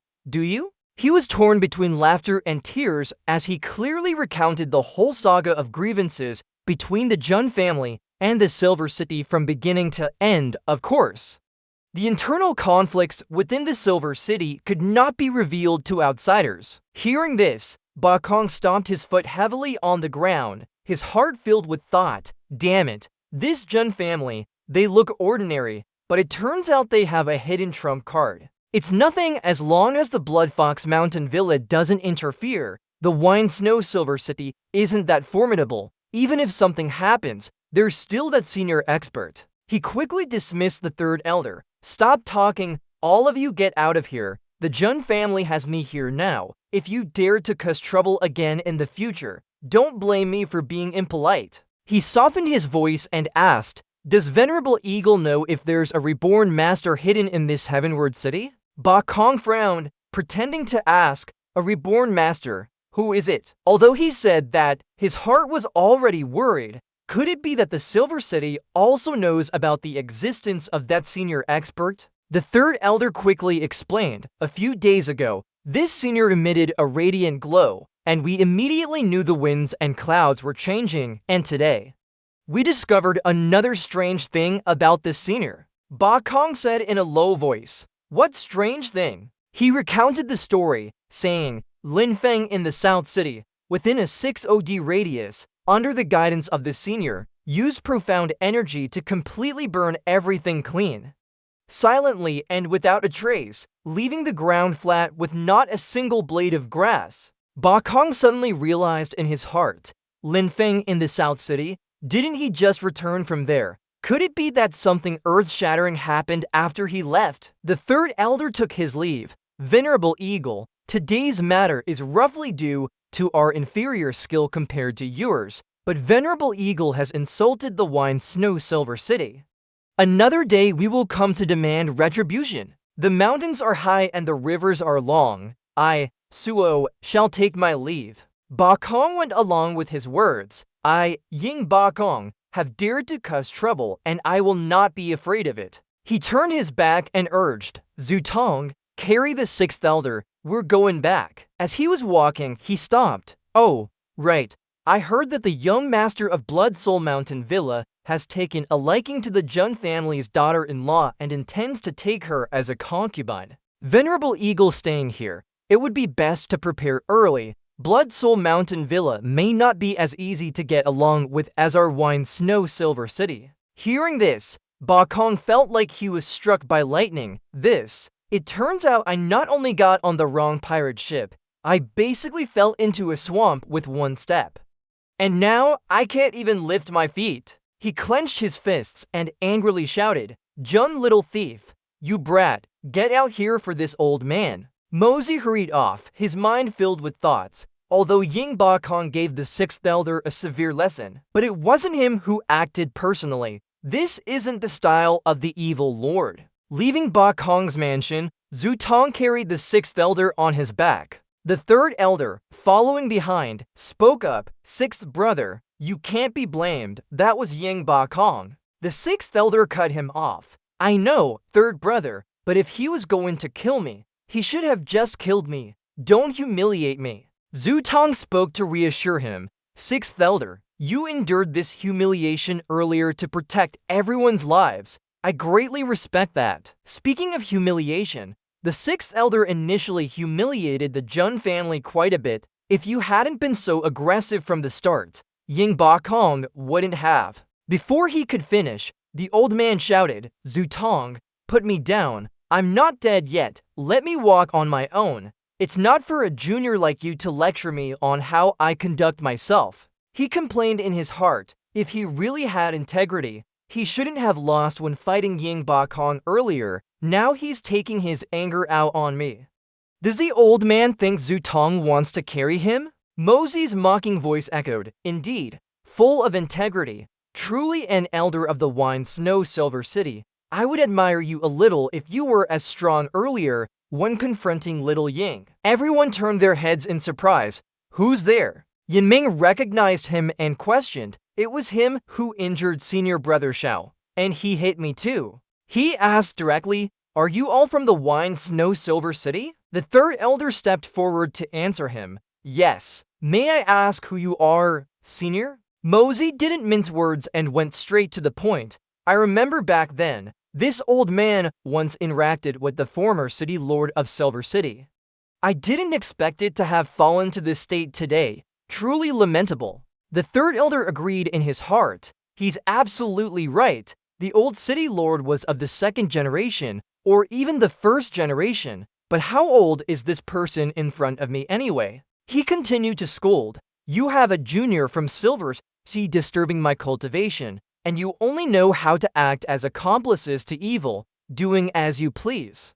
Is this the rule of the wine Snow Silver City? Yiming sensed, this person is completely filled with the aura of a reborn expert. Is this the violent man from before? Why is there such a huge contrast? Mosey cracked his knuckles, exuding an imposing aura. I heard you're looking for me now, want to find me for revenge. This esteemed one has delivered himself to your doorstep today, giving you an opportunity to prove yourselves. The third elder quickly pleaded, please forgive this junior. Senior, the cause of this matter was also due to our two young juniors going out and being taught a lesson, if there was any offense.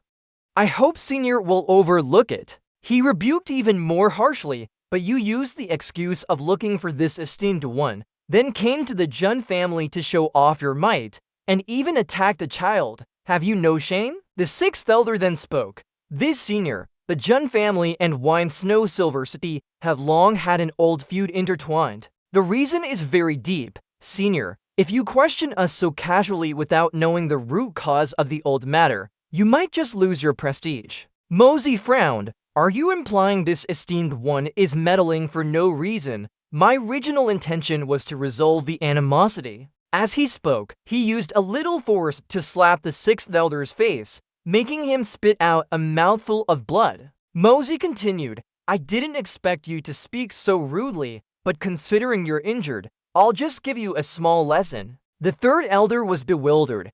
I didn't see his movement at all. Can you do that? Mosey said calmly, this is enough for today. From now on, you can find this esteemed one for trouble whenever you like. He continued, please grant us your title, Senior, so we can explain to Silver City. Suddenly, he moved behind the sixth elder. Mosey grabbed the green jade and vanished, astonishing the third elder, Shao family's soul-nourishing jade. His laughing voice still echoed, go back and ask why in Snow Silver City. Wasn't it very satisfying for him to break up a pair of lovers that day? The third elder called out, but there was no response. This item is the strange warm jade that the Shao family ancestor discovered in the collapsed snowy mountains that year. Even if one's heart meridian is shattered, with this jade protecting the wound, it can regenerate on its own. The jade was cut into 3 parts, and only those of important status in the Shao family are qualified to wear it. The third elder was a bit gloomy.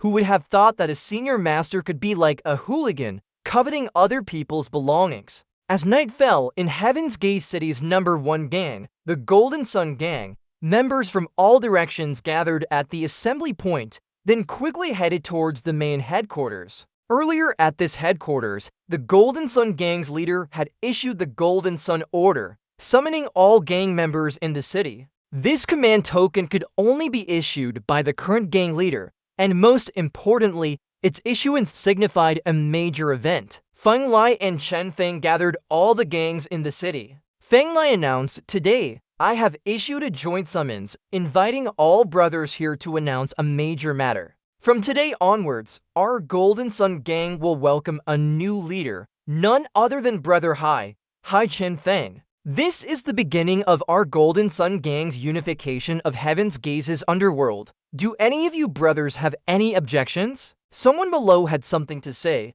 I have an objection. Brother Hai's martial arts are peerless, but becoming the new leader isn't just about having strong martial arts. He seriously replied, right now, experts are gathering everywhere in the capital, and several places have already demanded our surrender. Hall Master Luo, what do you think? If I were still the gang leader, how far could I lead our brothers? We can't defend any powerful families. We can't get entangled, but some people aren't like that. Brother Hai is someone who can shoulder great responsibility and even maintain our gang, continuing to raise the banner of our Golden Sun Gang. Hall Master Luo was quite disappointed. Another person raised their hand. I have an objection. As the gang leader said earlier, if we don't do that, even if we are the capital's #1 gang, we'd only be barely begging for survival. Chen Feng's face darkened upon hearing this. He swung his hand, attacking the person who had just voiced an opinion.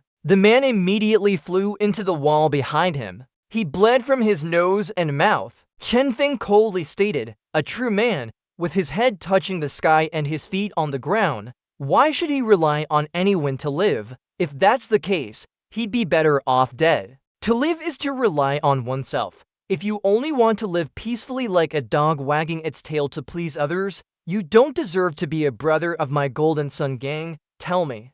Does anyone else have any objections? Everyone fell silent. Not a sound was heard. He said with a murderous voice, from today onwards, I, Chen Feng, am the new leader of the Golden Sun Gang. Whoever wants to, follow me. Those who don't agree, just stay here. Tomorrow marks the beginning of the Golden Sun Gang. The scene shifts to Mosey standing, gloating and chuckling to himself. Not only did I repay Elder Lu's debt, but I also stumbled upon a very mystical jade pendant. He thought smugly, but I still haven't figured out what this jade pendant is made of. For now, I'll just toss it into the Hongzhen Pagoda and research it later. Returning to Bokong's mansion, he furiously yelled at Mosey, you stinking brat, you finally showed your face. Do you know you've screwed me over? You smooth-talking brat, you tricked this old man into staying with the military family. So there was such a huge trap hidden inside. Why didn't you tell me earlier?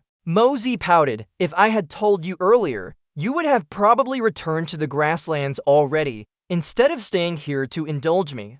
Bokong seemed to have softened his tone. When will your master be able to get here? This old man wants to discuss the matters of the Wind and Snow Silver City and the Blood Soul Mountain Villa with him. He scratched his head innocently. That old man wanders the four seas. How would I know when he'll arrive? He was fuming but pretended to be aggrieved. Do you mean this old man has to shoulder this burden alone? Mosey confidently said, how could it be alone? I'll fight alongside you. Bokong was disappointed. What good are you going to do, kid?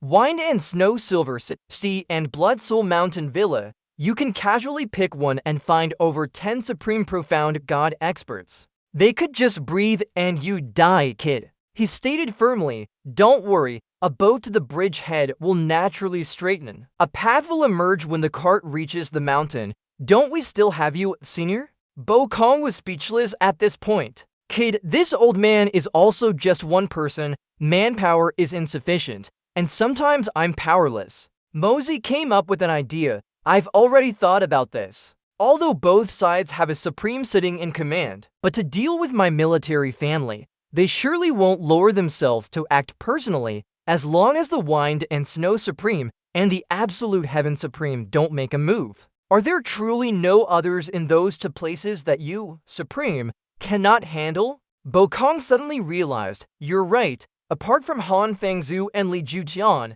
everyone else in Wind and Snow Silver City and Blood Soul Mountain Villa are just chickens and dogs in my eyes. Even mid-stage profound gods are no exception. They can't withstand a single blow. Mosey could only smile wryly in his heart. This old man, he only gave him a bamboo stick.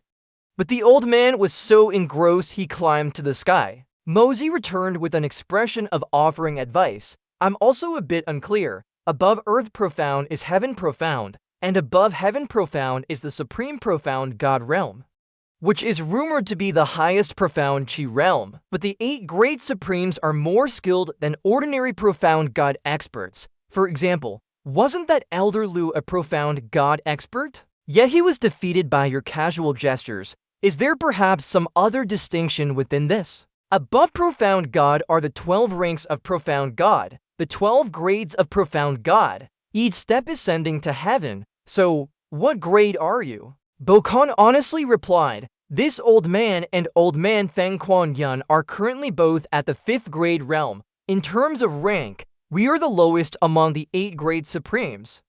I wonder if I can break through to the 6th grade before I die. Below the 5th grade is the profound God realm. Above the 5th grade is called Supreme. The so-called Supreme Profound God, as widely rumored, means one must first achieve profound God before being called Supreme. Mosey further asked, then Yunbi Chen and Li Jutian must be at the 12th grade profound God realm, right? He immediately refuted, certainly not. Yunbi Chen is at most 8th grade profound God. Any higher is impossible. Mosey finally understood, so that's how it is. So, if someone from 8th grade attacks and reaches 9th grade, would he be the number 1 in the world? Bokong explained in more detail. Above 8th grade profound God is a new horizon, a realm that even I am not qualified to know about. In today's world, only Yunbi Chen, Li Jutian, and that person in the Heaven's Punishment Forest are qualified to discuss it.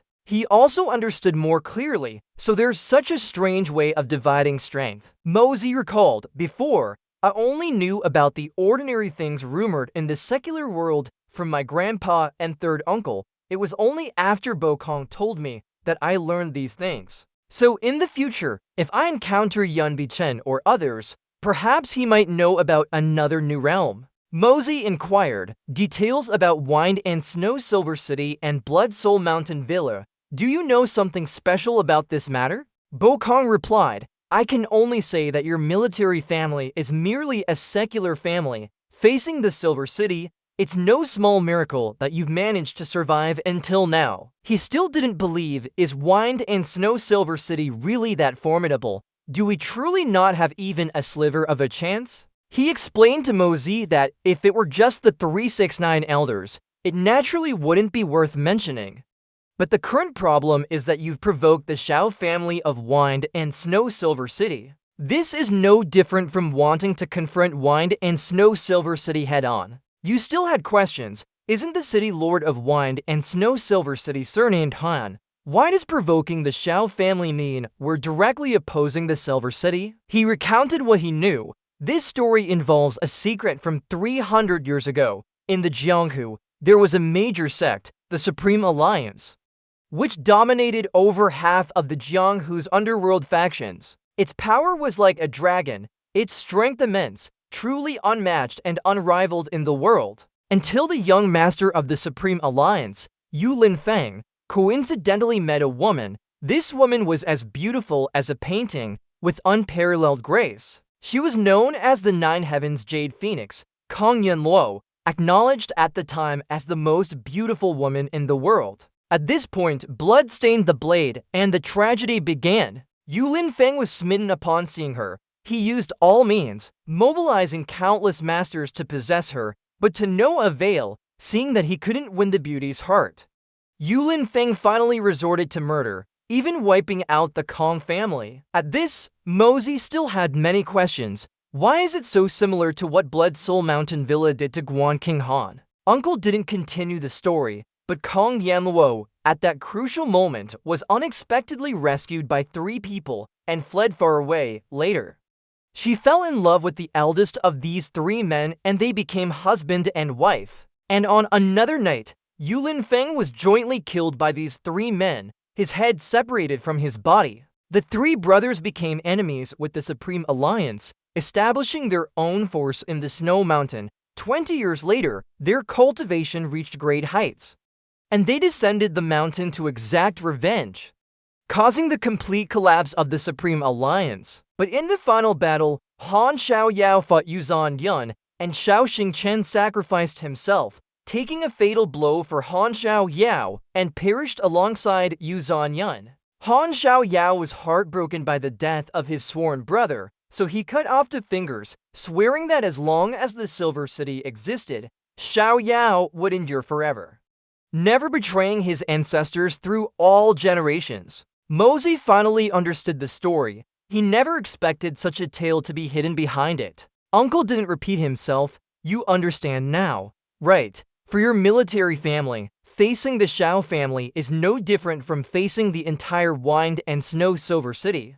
There's really not much difference. I really don't know how that woman, your 3rd uncle's wife, managed to accomplish such a difficult feat. He was troubled, given the Shao family's status in Wind and Snow Silver City. If they had already moved against the military family back then, why didn't they eradicate them completely? Who knows what price Han Xiaoyao paid, and how much effort he put in to prevent the military family from being completely annihilated. Mosey's gaze changed as he asked him, Old Eagle, you just said you're a divine profound 5th rank, an initial stage supreme, but advancing to the 6th rank isn't easy, is it? Uncle nodded, roughly so. What do you want to say, kid? Just say it. Mosey spoke directly. My master is engrossed in concocting pills. A few years ago, he researched a very good type of pill. This type of pill can increase a person's rank and ability. Do you understand its significance? He understood the implied meaning of his words. What are your conditions?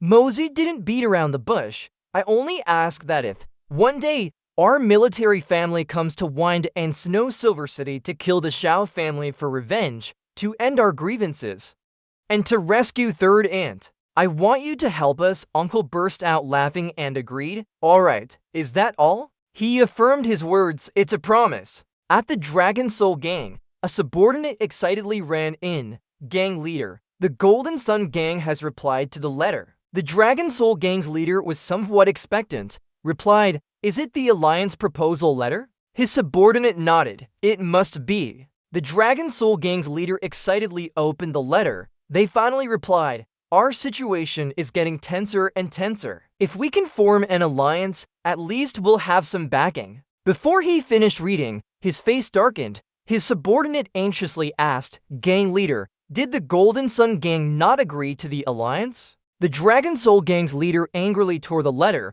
They actually dared to demand that our Dragon Soul Gang surrender and submit. What kind of person is Jin Fang Lai?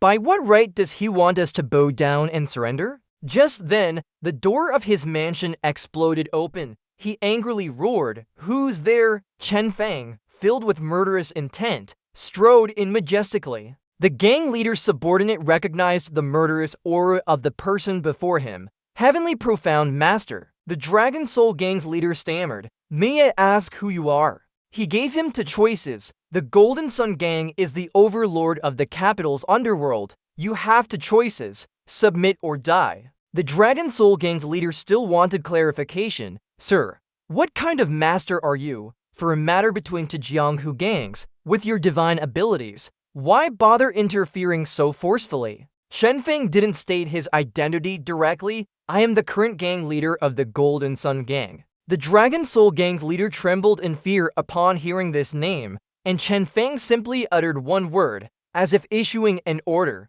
"Kill." Surrounded with no escape, the Dragon Soul Gang's leader could only tremble and retreat. Chen Feng threatened with murderous eyes, "I'll count to 3, surrender and live, resist and die, leave no one alive." The subordinate behind him nervously called out gang leader twice. Seeing that he had raised a finger to count, he immediately trembled. Immediately after, Chen Feng extended his hand, signaling the archers to prepare to fire. The entire squad instantly took their positions. Faced with this situation, the Dragon Soul Gang's leader could only surrender helplessly. "Wait, I agreed to submit." He smiled smugly. "Since that's the case, from now on, we are family." After speaking, Chen Feng immediately ordered Feng Li to take charge of the Dragon Soul Gang. Receiving the order, he solemnly obeyed him. The Dragon Soul Gang's leader couldn't help but be astonished by Feng Li's appearance. He burst out laughing. "It is me. This lord is abdicating today to yield to the worthy. Surprising, isn't it?" Suddenly a voice rang out. "What a display of power! With just a few empty words, you've subdued a gang." It turned out that the voice belonged to Jian Hong, a heavenly profound master. He truly was out of the ordinary. Chen Feng and Feng Li immediately frowned in caution, asking who had just spoken. He boldly declared, "This capital's underworld is a big cake, not something you can monopolize alone. Even if you swallow it, you'll have to spit it out for me." As he spoke, Jian Hong was suddenly stunned, as if seeing something astonishing. Chen Feng said nothing more, calmly uttered an "oh," and began circulating his internal energy, preparing for battle. A confident smile remained on his face as he said, "You just spoke, and now you want to seize it. The strong prey on the weak. The victor is the strong. That's the rule of the game." Jian Hong had also regained his composure, a heavenly profound master, quite rare indeed. Then both of them gritted their teeth and charged, commencing an intense battle. Both used all their strength, rushing swiftly towards each other. Chen Feng and Jian Hong were both determined to fight to the end. The clash of their powers emitted dazzling electric sparks. Below, Du Nin's men saw the current situation and stealthily rushed towards them. He plotted to help Jian Hong defeat Chen Feng. Suddenly, he sensed something and spun his head around. In an instant, Du Nin's man's fist had already struck Chen Feng. He defensively countered, "This is the heartless Iceblood Finger. Are you a disciple of the Iceblood Supreme, Laveau Bai?" Recognized, he didn't flinch. "You have some knowledge. Recognizing my heartless Iceblood Finger. Since you've recognized it, why haven't you knelt down yet?" Chen Feng, provoked, frowned and roared, telling the other to keep dreaming.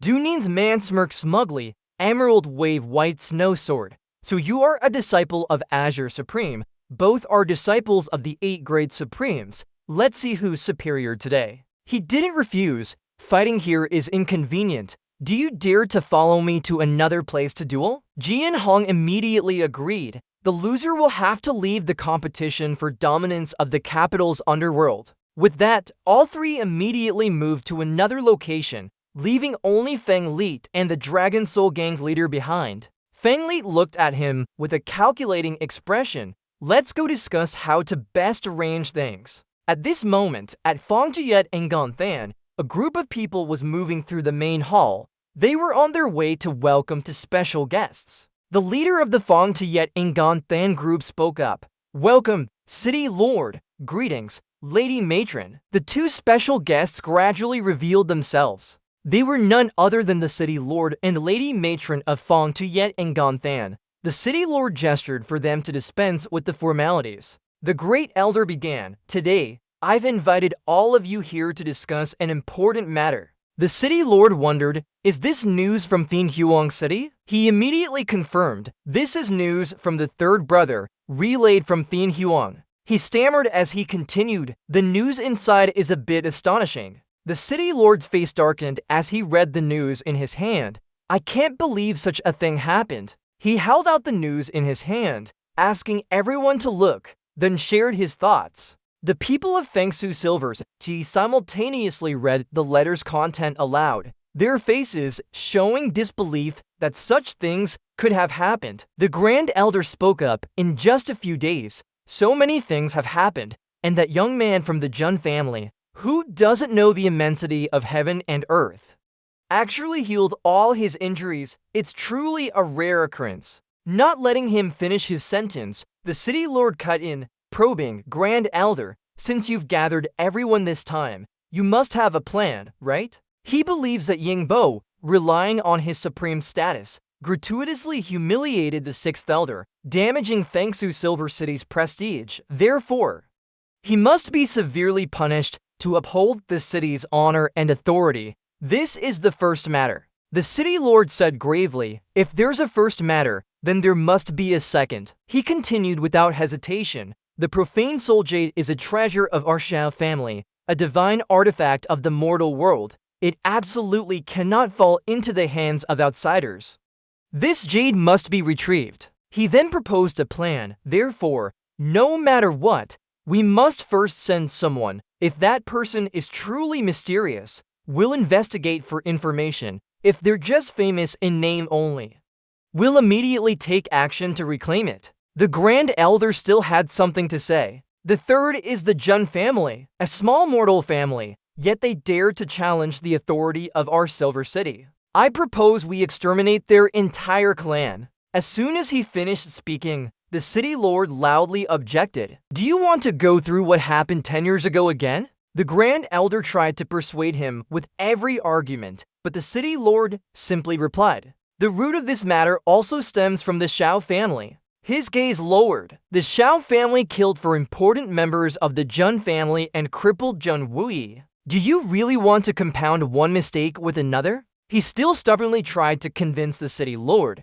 but the latter interrupted him. "This matter requires more thorough discussion. Have you forgotten what happened 10 years ago? Do you want to force Zhao to her death to the point of no return?" At the city lord's reminder, the Grand Elder could only let out a helpless sigh. 10 years ago, when Yin Zhao returned to Silver City and heard that the Shao family was dealing with the Jun family, she went into a frenzy. In front of Han Yanming and the Grand Elder, she severed her own meridians and made a blood oath to live and die with the Jun family. Her life was barely snatched back from the brink of death by the old city lord. The Shao family thought the matter was settled, so they made a move against the Jun family again. Unexpectedly, upon learning about it, she drew to swords and stabbed herself, then implored the Grand Elder to revoke the order he had issued. He had no choice but to cancel the secret plan against the Jun family. But it was precisely because of Yin Zhao's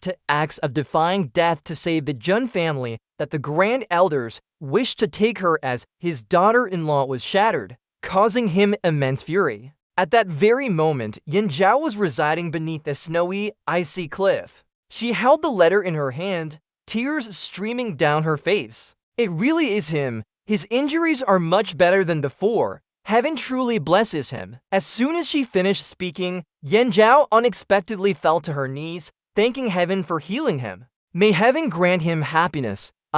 This humble girl, am willing to shorten my life by 10 years, even 20 years, to exchange for Wuyi's peace." Her voice echoed in the snowy wind. "Though you and I cannot live in the same place, I will forever be your Zhaoer." Meanwhile, at the Jun family's manor, the utterly quiet atmosphere was broken by Tang Yuan. "Third young master, wake up, the sun's already hitting your butt." Mosey woke up grumbling, "You're so loud, what are you doing?" As soon as he finished speaking, his mouth dropped open and his eyes widened in utter shock at the scene before him. Tang Yuan was dressed in an incredibly unsightly getup, swaying and posing, asking if he looked beautiful. Mosey immediately retched. Do you know your face caked with makeup will scare people to death? With this much thick powder, are you trying to pretend to be a ghost? After a moment to compose himself, he seriously asked what he was called to wake up for so early in the morning. Tang Yuan stammered,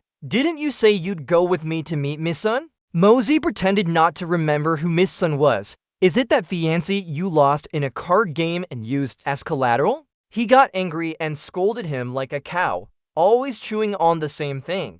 "That's the only time I accidentally messed up, damn it. Don't bring that up again. I don't look bad now, do I?" Mosey smirked indeed, much slimmer. Tang Yuan beamed at that. It's best to leave a good first impression when meeting Miss Sun for the first time. After a long while, the two finally arrived at the Purple Tower. Mosey spoke up, "Fatty Tang, you didn't arrange to meet your fiancé here, did you? I'm surprised you weren't the one who picked this place, were you?" Tang Yuan was confused. "It wasn't me, but isn't meeting at the Purple Tower good?" "I think it's fine." Mosey smiled meaningfully. "A young lady arranging to meet her fiancé at a Purple Tower. It seems your future wife isn't an ordinary person." Tang Yuan didn't understand. "I don't see anything wrong with it. If not the Purple Tower, should we meet at a doctor's house? That would be truly strange." Just then, something unexpectedly darted towards them. Little Bai Bai pounced into Mosey's arms from who knows where. He was surprised as he picked it up. "Little fellow, why are you here too? Could it be?" The two of them, along with Little Bai Bai, went inside. Tang Yuan eagerly searched for Miss Sun. Suddenly, he spotted Little Yu ahead with a man. Mosey guessed that person must be her brother, escorting Little Yu here. Tang Yuan recounted, "I heard that for this meeting, Minister Sun expended a lot of effort and resources, booking out the entire Purple Tower." He frowned slightly. "Besides Miss Dugu, there's no other woman here." Thinking, Mosey asked Tang Yuan if he had ever met his fiancée, Miss Sun. He truthfully replied, "Never. My fiancée is from a noble family. She never leaves the house. How could an ordinary person meet her?" At this moment, Little Yu spoke up, "Brother Mosey, come here." She pressed close to him. "I knew you'd definitely come with Fatty, so I pestered Sister Sun, insisting on coming with her." Mosey uncomfortably changed the subject. "Miss Dugu, we truly are fated. Where is Sister Sun?" Little Yu held Little Bai Bai and pouted. "You're still calling me Miss Dugu?" She huffed, "Sister Sun is right here." Tang Yuan and Mosey stared at the other person with blank expressions. Hearing that, the person slowly turned around. Little Yu happily greeted, "Is this young Master Jun, the third young master and my future husband from the Tang family, Tang Yuan?" Hearing her introduce herself as Sun Xiaoyu, he immediately widened his eyes, mouth agape, and stammered. Mosey awkwardly curled his lips. "They're truly a perfect match, a pair made in heaven," he silently remarked to himself. This girl even had a man's top knot tied on her head. Her hands clasped in a fist salute, exuding the demeanor of a general. Tang Yuan, in extreme agony at this moment, collapsed to the ground, to the bewilderment of the other three. Little Yu softly said, "It seems this humble daughter truly scared her fiancé quite a bit. Please, third young Master Jun, have a seat." Little Yu explained, "Sister Sun's appearance isn't outstanding, but her character is very kind, beautiful on the outside and intelligent on the inside, extremely smart and generous. So we all adore her." Mosey politely replied, "Not bad at all." He smiled and thought, indeed, this Miss Sun, whether in her gestures or words, surpasses many ordinary men out there. Little Yu poured tea and started a conversation. "Third young Master Jun, I see you seem to be very knowledgeable, unlike the rumors circulating outside." Mosey retorted, "In what way is it different?" She immediately replied, "To be honest, this humble daughter is not here today because of Tang Yuan. This humble daughter and Tang Yuan's marriage was arranged by our parents. Being a woman and moreover, alone and extremely ugly, I've long accepted my fate. Everything Tang Yuan has done in the past 5 years, including where he went, what he said, and for what purpose each day, I have recorded. Every detail is as clear as the palm of my hand." Mosey felt a slight worry in his heart. Oh no, this fat guy is going to suffer greatly. Little Yu honestly shared, Tang Yuan is not a good person, nor is he a gentleman. However, he is a genuine person, saying what he means. He curled his lips with interest. This evaluation can be said to hit the nail on the head. She continued to confide, he doesn't hide what he likes or dislikes. I like people like that, so even though his reputation is bad and he's as fat as a pig, I have no opinion about it at all. This Miss Sun Xiaoyu could openly discuss her own appearance. Moreover, regarding her marriage, she held no taboos and had nothing to hide, truly embodying the spirit of a heroine amongst women. Looking at Mozi, she secretly thought, I had heard of the third young master's great name before, and seeing the young master help the Tang and Han families avoid embarrassment. This humble daughter is very grateful. With the young master's intelligence, you can surely guess the reason this humble daughter came to meet you today. Mozi seriously got straight to the point. Why did you insist on meeting me? She confidently replied, first, I wanted to see how fat my fiancé truly is. Second, and most importantly, I came here today to meet third young Master Jun. I have two best sisters, one of whom despises you to the core. Then Little Yu looked at Little Yu, making her stiffen. And another holds deep affection for you. Little Yu shyly reminded Little Yu. Mozi smirked. I still don't know who this sister of yours with deep affection is, to have such good judgment. She immediately used a pitiful gaze to beg Little Yu not to reveal her identity. Little Yu then vaguely said, that person is far away at the end of the horizon, yet close at hand. Third young Master Jun, you've even accepted the token. Are you confused now? Upon hearing of the engagement token, Mozi's mind finally recalled Little Yu's image. Seeing her shy and embarrassed demeanor, he vaguely began to guess. Mozi hadn't expected to have his lifelong commitment settled so ambiguously by a mere girl. Little Yu noticed that something wasn't quite right with the situation. She spoke up to ease the atmosphere, saying, now I can finally confirm why that person hates you to the bone with such deep-seated hatred. As for another sister who is faithfully devoted to you, it's not entirely without reason either. Mozi frowned. Miss Sun, your words make me feel very confused. I still don't understand what your purpose is for coming here today. Little Yu answered arrogantly, not clear? That's good. If you truly understood, then it would instead bring misfortune to our daughter. I'm also very curious about something. Exactly how many people in this world can truly catch your eye? Mozi was now truly enraged. What did you say? Little Yu didn't flinch. You should rein yourself in properly. After all, this isn't the time for you to be arrogant. Seeing this, he couldn't help but sigh with admiration. This girl is truly impressive. Her mind is meticulous, and her sixth sense is incredibly strong. If it weren't for that, she wouldn't have sensed the arrogance he was hiding. Suddenly, Little Yu turned to encourage Little Yu. Your taste is not bad, but things don't stop there. She changed her expression, saying with a cold, solemn face,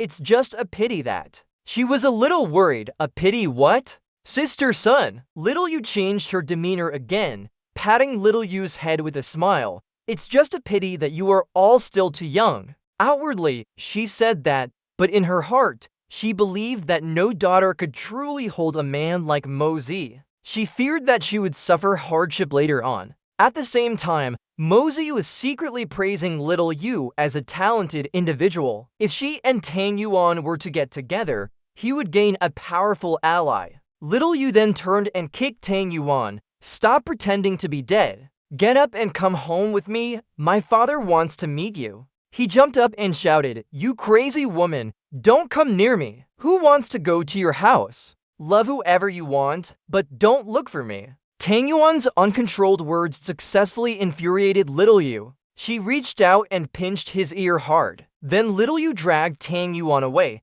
despite his struggles and pleas for help.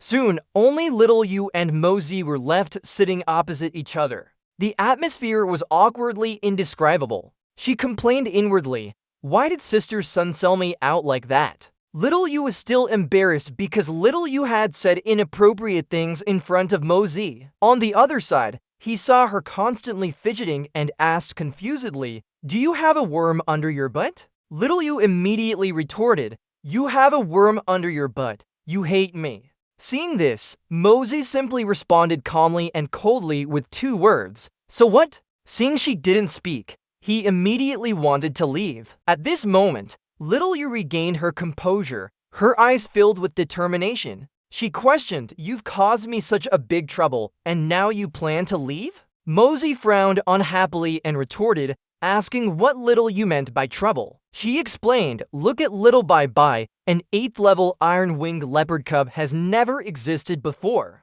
Now it's living right here in my house. Isn't this a huge problem? These past few days, the capital has been in an uproar. Everyone is pressing my father and me, asking what's going on." Mosey asked solemnly, "So what did your father say?" Little Yu boldly recounted her father's words. "How would I know what happened? Otherwise, I'll give you a slash and you can go underground and ask its to iron-winged leopard parents." He couldn't help but laugh. "Your father is really a talent. That's an excellent idea." She agreed. "I thought so too." As soon as my father finished speaking, everyone ran away. Then little Yu suddenly became serious. "Little Bye is mine. No one can have any designs on it. It's also a witness to our relationship. Our family received an invitation from the military family yesterday." Mosey was a little surprised to hear her words. Little Yu pouted, "If I hadn't received this invitation, I wouldn't have known that you and my father made such a big bet. What kind of wine is it that costs 10,000 taels a jar? Alright, did my father force you to make that bet?" He didn't hide his arrogance. "This was my idea. How could a young master as exceptionally wise as I be forced by others?" Mosey rubbed his chin, calculating. Once he successfully auctioned the wine, the Dugu family would immediately owe him a debt never before seen on the continent. However, what would General Dugu use to repay this debt at that time? Little Yu worried, "Are you sure? I don't understand why you agreed to such an unfair bet with my father." He scratched his face guiltily. "Well, whether it's fair or unfair, it's really hard to say." Little Yu firmly said, "Otherwise, I'll go see father tomorrow. If my father makes things difficult for you, I'll cry loudly. No matter what, I can't let my father bully you." Mosey gently patted her head. "Little girl, don't worry, I won't suffer any losses." Little Yu blushed shyly and stammered, "Are you leaving? I'm fine." Although she said that, in her heart she felt regret. It's so rare to meet. "Aren't you going to ask me to stay? Mosey was also a little flustered at this moment. Turns out this little girl has grown up to be so beautiful, not inferior to any beauty. Mosey just stared at her blankly. Little Yu spoke up, embarrassed. "You idiot. Didn't you say you had to go? Why aren't you leaving yet? Are you dazed?" He scratched his nose honestly, seeing the little girl's beautiful face. "I almost didn't want to leave. If you hadn't spoken up to awaken me, I would have almost turned into a pervert." Little Yu showed a proud expression. "Am I afraid of a pervert like you? If you have something to do, go quickly." Suddenly, Mosey reached out and touched Little Yu's cheek, startling her. He quickly pulled his hand back and gave an awkward laugh. "You're truly beautiful." With that, Mosey leaned into Little Yu's ear and whispered, "Well, I'll go first then." She touched her face and watched his retreating figure. "I'll come see you tomorrow." Mosey waved back in agreement. As he walked, he pondered, "It's clearly nothing special. So why is my mood so good? Suddenly, Mosey was startled, realizing something was wrong. Damn it. Could it be that I was enchanted by that little girl? Little Yu's shy face appeared in his mind. It's truly a headache. This body's age seems to be only 16 years old. Damn it, falling in love too early isn't good. Isn't this a special case of student-teacher romance? A long while later, Mosey had also returned to the Jun family. As soon as he saw him approaching from a distance, Uncle Kong quickly came over. "You finally decided to come home, kid, today. I've comprehended a few moves." He arrogantly wanted to show off. "Kid, come here and take a look." Mosey looked annoyed. "I'm very busy. Don't bother me." He secretly blamed him for ruining his beautiful dream. Uncle Kong was disappointed. "What's going on?" Just a moment ago, he clearly returned with a smiling face. looking elated and joyful. Why did he instantly become like this the moment I spoke? At the same time, in several other noble families, a servant respectfully informed his master that there was an invitation. He took the invitation and wondered, what kind of invitation? Inside the invitation, the three prominent words "aristocrats" hall were clearly written. Upon closer inspection, there were also several different seals inside. He trembled as he looked at it. Not only did it have the private seal of the Jun family's Jun Wui and the Tang family's seal, but it also bore the seal of the Prince of Equality's estate,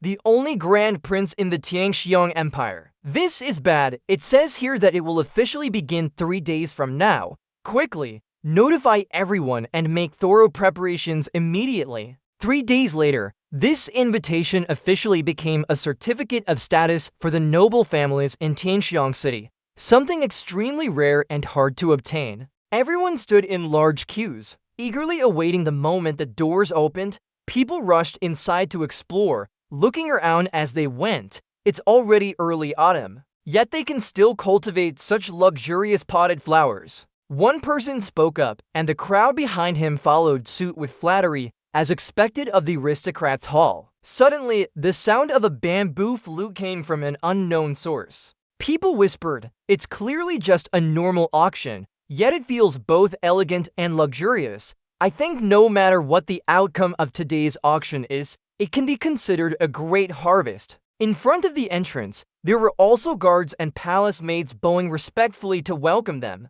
Tang Yuan looked at the crowd and said, "Third young master, it's only the first day, and it's already this crowded. It seems your investment in renovating this place wasn't in vain. You're really smart." Mosey smiled smugly. "It's only the first day. Just you wait, the best part is yet to come." At the same time, even in the imperial palace not far away, a sir spoke up. "I never thought that someone in Tianxiang City could come up with such a brilliant idea." Huai Yu looked at the go move his opponent had just made and couldn't help but praise it. Shen Yu said, "No matter how delicious that person's wine is, even if it's rare to find anywhere on earth, it cannot be worth 10,000 taels per jar. But this move can make the capital's nobles compete with each other, not only selling it for 10 to 20,000 per jar, but even much higher." Huai Yu disagreed. "This decision seems simple, as if anyone could come up with it,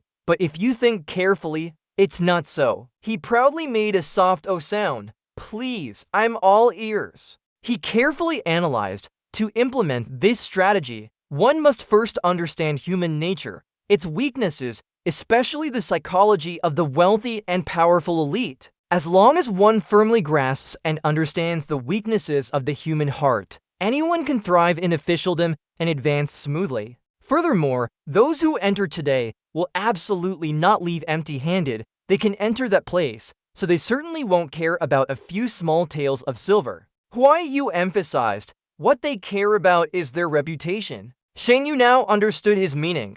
Huai Yu continued, regarding the content of the invitation, consider this. In Yansheng capital, the Su, Mu, and Zhao families are the most famous, forming a tripod, yet the list only invited the Zhao family, with no mention of the other two. In reality, everyone knows those two families also possess immense wealth. Why didn't they receive invitations? Sheng Yu speculated. The previously balanced situation has been broken, leading to conflict. Huai Yu confirmed decisively after hearing this. Precisely. For other major industries, he essentially used the same tactic, only inviting the most powerful representatives within a single industry. One could say this person is a master among masters. If such a talent could be used by me. He trailed off, expressing regret. Shang Yu assessed, although this person is formidable, he still needs to borrow the influence of the three great families. He himself does not have the ability to stir up such a big storm.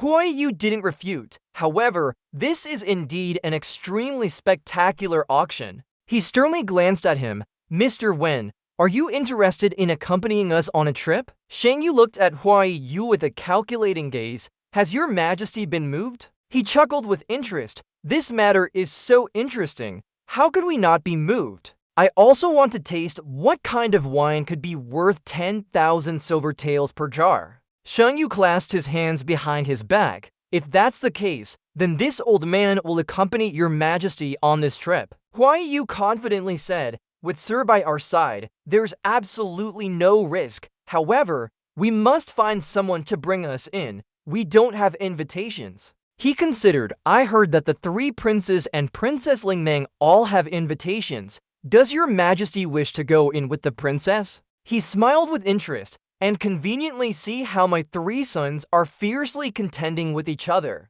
Returning to the noble's manor, a carriage was parked in front of the entrance. Wudi stepped down from the carriage and asked little Yi next to him, is this the place? Upon Jun Wuyi's greeting, he replied, the Jun family is opening a business. How could my older brother not come to congratulate them? Wudi smiled. How dare I trouble third brother to personally welcome me? We're not strangers after all. He spoke courteously, searching all over the capital. The only person who can make me, Wu Yi, personally welcome them is Brother Dugu. How dare Wu Yi be late? Wudi thought to himself, Brother Wu Hui, third brother has forgiven you. He called you Brother Dugu again. I'm so happy, truly very happy. Just then, a group of people suddenly galloped into the capital. A voice announced, people from the Mrong family. A line of guards stood into neat rows. The approaching individuals were Qian Jun and Yuer. Following the 2 of them was Mrong Fengyun, the old patriarch's younger brother, the second most important person in the family. The old man being supported was Mrong Fengwu. Suddenly, a mocking voice, extremely grating, rang out, the Mrong family, huh, are they really that great? Xiao Han stepped forward, his tone full of disdain. What a display of arrogance. Qian Jun, provoked, became angry. Who dares to be so bold? Are you tired of living? Xiao Han gritted his teeth. Lately, Fangsu Yincheng hasn't been going smoothly. The noble's manor opening right opposite Shengbao Hall is one thing. After much difficulty, I managed to secure the task of representing Shengbao Hall's prestige to assert dominance, but as soon as I arrived, a carriage splattered me all over with mud and dust. Qian Jun continued to shout louder, you people in mourning clothes, do you want to die? He thought to himself, I can also say that 100 things have gone wrong. I wanted to find Princess Lingmeng, but my own subordinates gave incorrect information to my master, directly crushing all my hopes. It's just the right time for me to find someone to vent on. Fengwu, from behind, coughed a few times in warning. This junior has indeed been disrespectful. This old man apologizes to Sir. Judging by Sir's attire, you must be a hero of Fangsu Yincheng. May I ask how you are related to Sir Xiao Buwu? Xiao Han replied, he is an elder in my family. I appreciate your concern. In his heart, he assessed, the old man before me is truly cunning. First, he apologized, then he brought up an elder. This truly makes it impossible for me to get angry. Fengwu immediately bowed in gratitude. In that case, we are all not outsiders. Regarding the incident just now, my Mrong family will certainly give Sir justice. He spoke with an extremely humble attitude. I hope Sir will forgive us. Xiao Han coldly snorted, flatly refusing his goodwill. Unexpectedly, the sound of horses galloping rang out once more. People around discussed and pointed in one direction. It's the imperial carriage. The princes are here. Inside the carriage, Ling Meng was displeased. I don't understand what father means. We travel a bit and then stop, blocking all 3 princes' carriages behind us. She irritably lifted the curtain slightly. It's as if he's intentionally trying to stir up more conflict among my 3 imperial brothers, wanting to see who arrives first, who arrives last. As she lifted the curtain, a very dangerous scene appeared right before her eyes.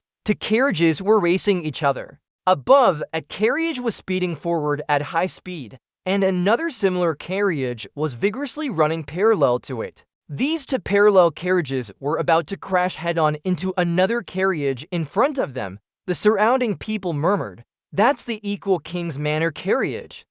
The prince's carriages and the Equal King's Manor carriage are about to crash. At this moment, inside the auction house, Jun Wuyi called Mo Zi's name. He instructed him, to handle this matter well, you need to use some rogue tactics. You're the most suitable person for this.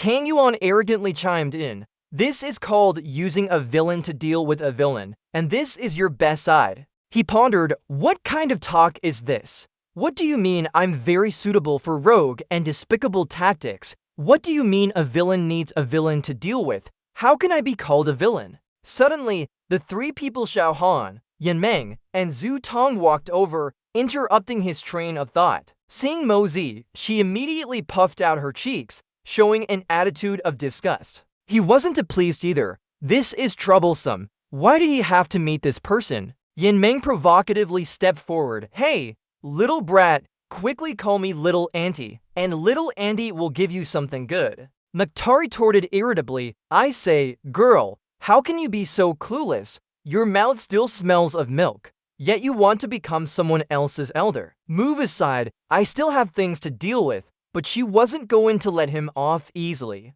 Yan Meng spread her arms out, looking at you. It seems you're in a hurry. If you don't call me Little Auntie, I won't let you go. Mo Zi sighed and gave in. Alright, I'm scared of you now. He gently did as she wished, but deliberately mispronounced her name, calling her a pig. Yan Meng, innocent and oblivious, saw Mo Zi doing as she wished and smiled brightly.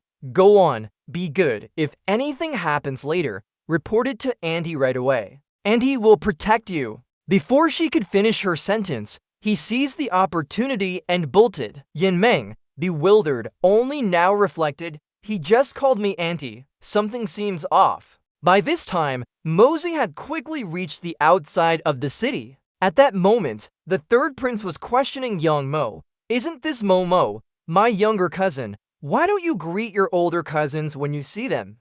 You're getting more disrespectful as you grow older. The scared boy immediately bowed respectfully and stammered a greeting to him. The third prince said coldly, What third highness? Over there are the first highness and the second highness. Can't you say a proper word? Your etiquette is atrocious.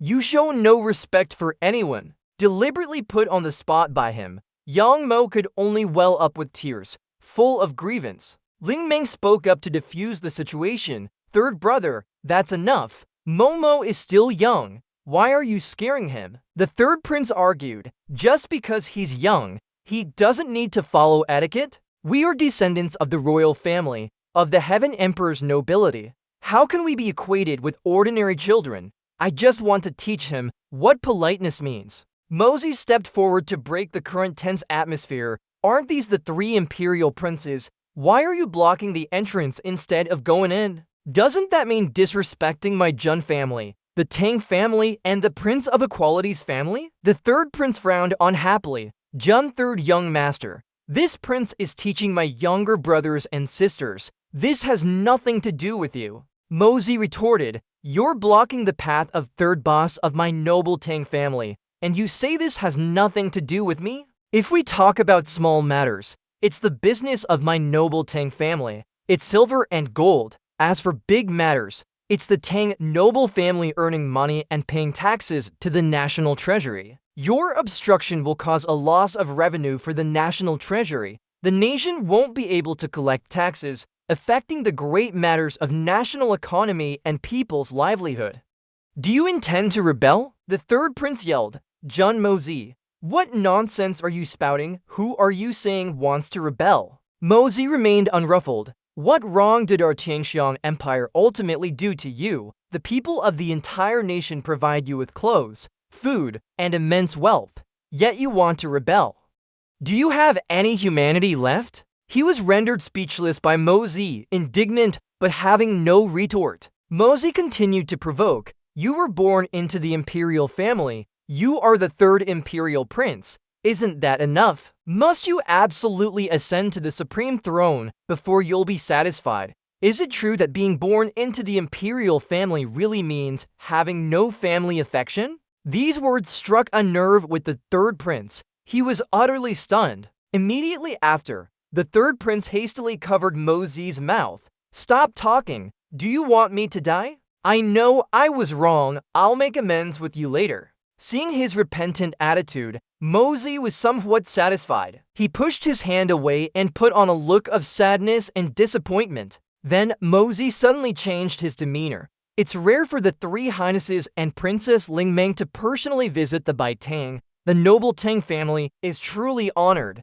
Please, come inside. At this time, the auction house inside was extremely crowded and lively. The first prince observed closely and asked his close minister, "How do you feel about the situation?" The old man replied sternly, "This third young master is indeed exceedingly unruly, truly living up to his long-standing rumors. However, his handling of today's matter can be described as ingenious, truly unpredictable if your highness deems it necessary. Then you can observe more carefully." He sneered, "This young fellow truly surprised me a bit. However, such rogue and hooligan tactics are truly a headache. As for careful observation, do you all think it's truly worth it?" The second prince and two others standing nearby also witnessed the scene that just unfolded. Only GC that was utterly furious. He still hated Mekta for the previous humiliation and was determined to get his revenge. Back then was calmer. Today's events were very strange. Hoi Vu, disguised and hiding behind Lin Meng, spoke up, was that the legendary third young master Quan Mekta earlier. His current appearance is exactly the same as several years ago. Truly an interesting young fellow. Not only did she confirm, but she also deliberately spoke loudly for Mekta to hear. That's exactly the kind of silk-robed wastrel. Interesting, huh? His hooligan-like appearance made people feel disgusted, making them want to vomit just by looking. Mekta waited to receive, and then invited the second prince and two other guests to enter. But when it was GC Dao's turn, he suddenly raised his hand and spoke up to stop him. Mekta gave a sly smile. "My apologies, young Master Than. Each guest with an invitation card can only bring 3 people in. His second highness's party is already full. You cannot enter. Perhaps you'd like to go outside and get some fresh air while we serve you some tea and cakes when we have time." GC Thou yelled angrily at Mekta, "Why should I stand here?" He immediately said, "You are currently violating the rules of this hall. This young master here works according to the rules, so naturally, I won't let you in. If anyone could casually break these rules, what would be the point of the hall's prestige?" He retorted, "Quan Mekta, don't go too far." Mekta asked him with a disdainful look, "I am bullying you, so what? Want to bite me?" GC Dao's face turned beet red, and he gnashed his teeth, muttering a curse. Then he angrily turned and walked away, grumbling, "Fine, I'll leave then." Lin Meng rolled her eyes at him, then turned and left. Mekta watched her retreating figure and thought, Princess Lin Meng didn't bring any mates? Who are those two people in black cloaks? A moment later, Ji Jiying and Guyan stood on the stage and "Greetings, esteemed guests. I am the manager of the Noble Hall, Ji Jiying and Guyan. I, Ji Jiying and Guyan, on behalf of the Qingding Royal Residence, the Quan family, and the Ji Jiying family, extend our well wishes and warmly welcome your presence here today." The crowd below burst into laughter upon hearing him speak. Ji Jiying and Guyan fidgeted with his hands and continued, "Noble Hall. What is noble? What is called noble is a person of high class, a person belonging to the upper echelons of society. Everyone knows that potatoes in the market cost only 3 copper coins per caddy, but in a tavern or brothel, even if they're just shredded or mashed, the price can go up to 20 taels of silver." Everyone sitting below burst into laughter. Lin Meng was embarrassed, her face flushed red, and she gnashed her teeth, unable to utter a word. Ji Jiying and Guyan lowered his voice and continued to ask, Is this eating potatoes?" He slammed his hand on the table and shouted, "No, this is eating with style, eating politely, eating according to status, eating according to class, and even eating according to price. Only then is it truly the enjoyment of a genuine noble." Dieng Mek turned to Mekta and teased, "So, being noble means eating shredded potatoes, huh?" He tilted his head and teased the young boy back. "What's wrong? Are you very emotional, young Miss Dieng?" The young boy immediately frowned and scolded him, "Don't call me young Miss Dieng." Mekta continued, "Pouting for nothing. When someone bullies you, all you can do is pout. You can't do anything else. How pathetic." Dieng said dejectedly, "Brother Quan, what should I do now?" Those three have been bullying me since we were little. Brother Quan, please tell me, what should I do to become strong enough so they can't bully me? And how can I get my revenge? Mukta calmly replied, You're a prince, just bear with it. Who told you you're not as good as them? The young boy lowered his eyes and continued, Why isn't my father the emperor? We're both sons of the emperor, so why is my father just a prince, while my uncle is the emperor? He gently reminded, How would I know? Maybe your father was like you too, bullied by others from childhood to adulthood. That's why when he grew up, it was even easier for him to be bullied, and naturally, he couldn't become emperor. Yang Mo clenched his fists firmly and said, I don't want to be bullied anymore. I definitely don't want to be bullied when I grow up either. Is it true that only by becoming emperor can one avoid being bullied? Wu Yi sat behind Mozi and cleared his throat softly. He secretly thought, aren't we just comforting a child? How did it turn into a discussion about ascending to power after just a few sentences? Up on stage, Tang Yuan was still rambling. You've heard enough. The time has come. The auction for fine wine officially begins. Everyone below immediately turned their eyes towards the stage. Everyone started whispering, a toast to Jun Yi. For dear Jun Yi, old third song, the great sky profound master old third song, is here brewing wine. The aroma of the wine spread throughout the room. Everyone was once again abuzz. Just based on the aroma, it truly lives up to its name as a top-grade fine wine. Glasses of wine were brought out to everyone. Old Third took a glass and said, the wine being auctioned this time is precious because it has never appeared on the continent before. This is truly a top-grade fine wine. Now, first, I invite everyone to have a taste to examine it, so you know what item you are bidding on. Huai Yu, sitting in the corner of the room, also smelled the wine. Curiously, he picked up the glass of wine on the table. Then he drained the glass in one gulp. Huai Yu felt the flavor of the wine with great excitement. His whole body began to tremble, and his face turned red from intoxication. After tasting the wine in his glass, Meng Long curved his lips. As expected, it's a top-grade fine wine. When will the auction for this wine begin? This family head must buy at least 10 jars. Wu Di shouted at him in a deep voice, sit down and then talk. Where is your dignity? What are you shouting about? I've never seen anyone like you. Don't you see who's here? Do you have any aristocratic demeanor at all? In his mind, he thought, he came here to see how Jun Mozi would lose face. 1 jar of wine for 10,000 taels. What a joke. If he really can't hold up later, then I'll just ignore that kid. Seeing Xiao Yu giggling next to him, Wu Di teased, you're laughing so much. Tomorrow I'll find someone to marry you off. She pouted and replied, Dad, you see you're about to lose, so you're scared, aren't you? That's 25 million taels. You know, selling you wouldn't even be enough. He continued, what do you mean not enough? I have many ways. If I don't have money, I'll marry off my daughter as collateral. Let that kid be my son-in-law to cover this debt. That'll do it. Xiao Yu's face turned red. She was embarrassed but still stubbornly said, I don't want to. What about conversion? On the other side, Wu Yi asked Mozi, aren't you going down to watch? He calmly replied, I feel something's not quite right. It seems that person has also arrived. Not only has he come, but he's also brought a formidable individual to avoid unnecessary trouble. It's best if I don't show my face. He looked puzzled, wanting Mozi to explain. He then said, today's matters are all left to Tang Yuan and Little Yang. The two of them are enough. I will only appear at a critical moment with my current strength.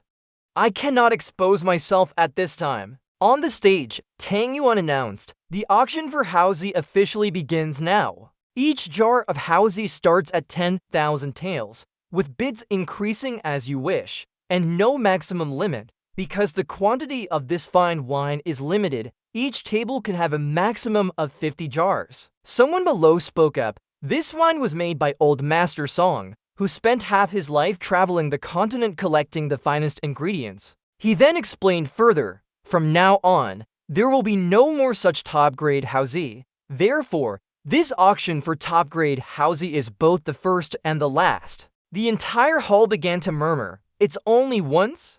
Tang Yuan announced, "The auction officially begins now. The first batch of fine wine, 50 jars." Shen Feng was the first to raise his hand. Starting the bidding, "I bid 1 million taels of silver." Everyone murmured, "This is just the first round, and you're playing like this. If you bid like this, won't the prices be sky high when it's our turn later?" He loudly introduced himself. "I am Hai Shenfeng, the leader of the Golden Sun Gang of..." Shenfeng pondered for a moment, then continued, "Heavenly Fragrant City. I cherish wine as much as my life. This kind of heavenly grade fine wine must be obtained at any cost. I don't think 1 million taels is a large sum, but I hope everyone will show Hai Mu some respect. Hai Mu thanks you." Mozi was extremely smug. He had arranged for Hai Shenfeng to be here as a precaution. Of course, he would participate in the auction, and also to allow him to enter the ranks of the empire's upper-class figures.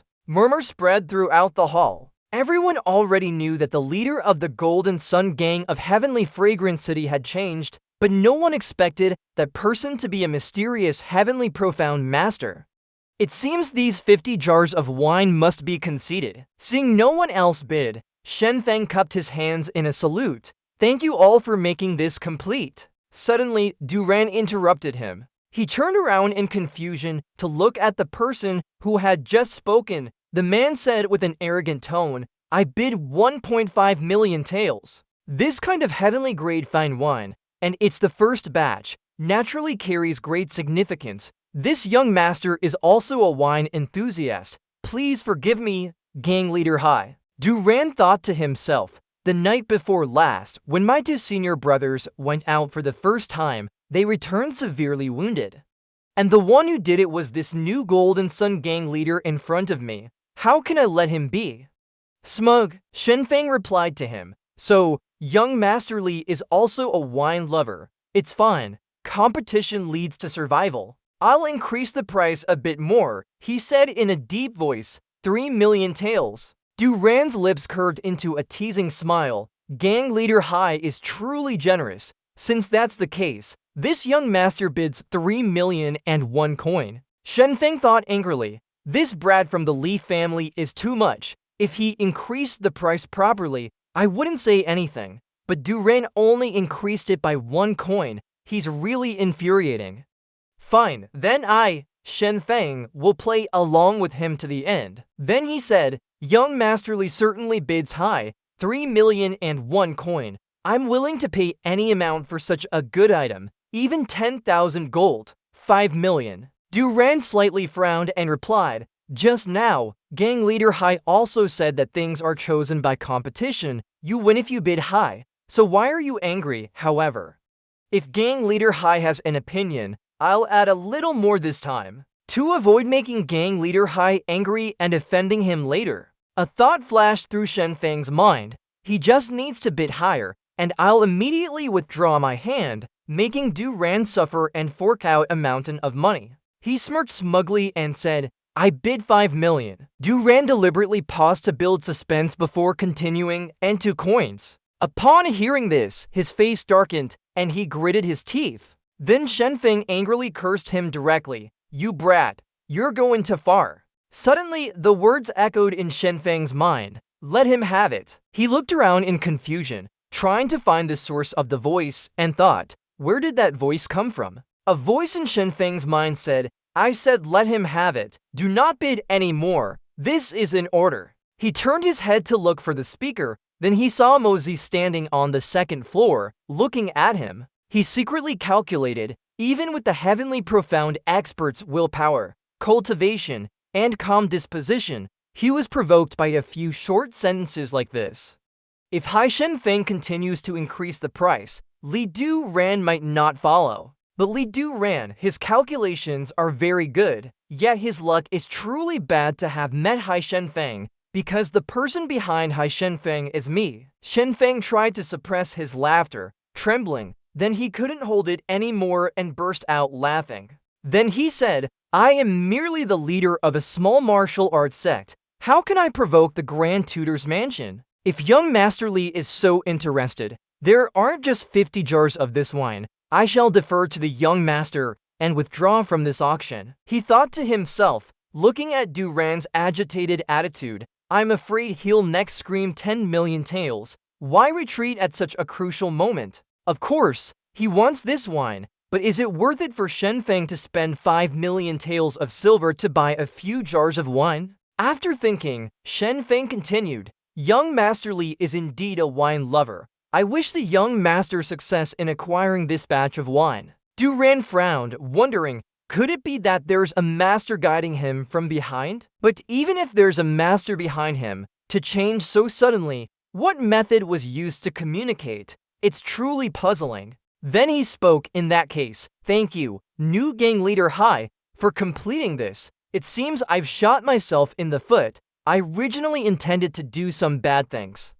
But gang leader Hai simply saw through them. Clan leader Hai's wisdom leaves Du9 utterly impressed. I hope to have the opportunity to seek your guidance another day. Shangwu and Huai Yu cautiously exchanged glances. Their eyes met. Then they spoke in unison. Shangwu spoke, able to pick up, able to put down. This Li Du9 is also a talent. Does your majesty not wish to consider this person? Huai Yu replied, worth considering. However, the person truly worth my attention is the one behind Hai Chen Feng, guiding him. His intelligence is likely far superior to Li Du9's. I even suspect this person is the mastermind behind this auction. Therefore, we only need to pay attention to Hai Chen Feng to catch this person. He then continued, if that's effective, why don't I, this old man, capture that brat Hai Chen Feng and interrogate him?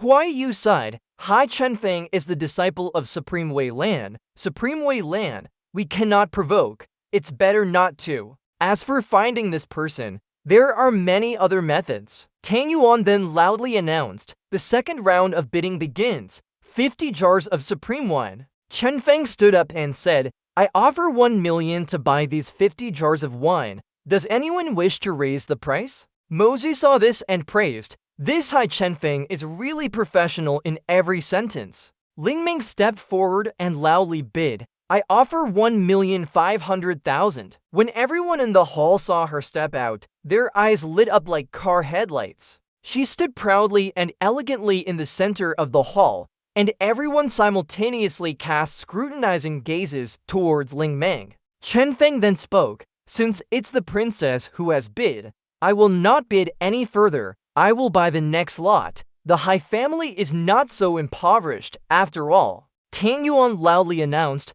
Princess Ling Ming bids 1,500,000 taels. Are there any higher bids? 1,500,000 taels for the first time, 1,500,000 taels for the second time, 1,500.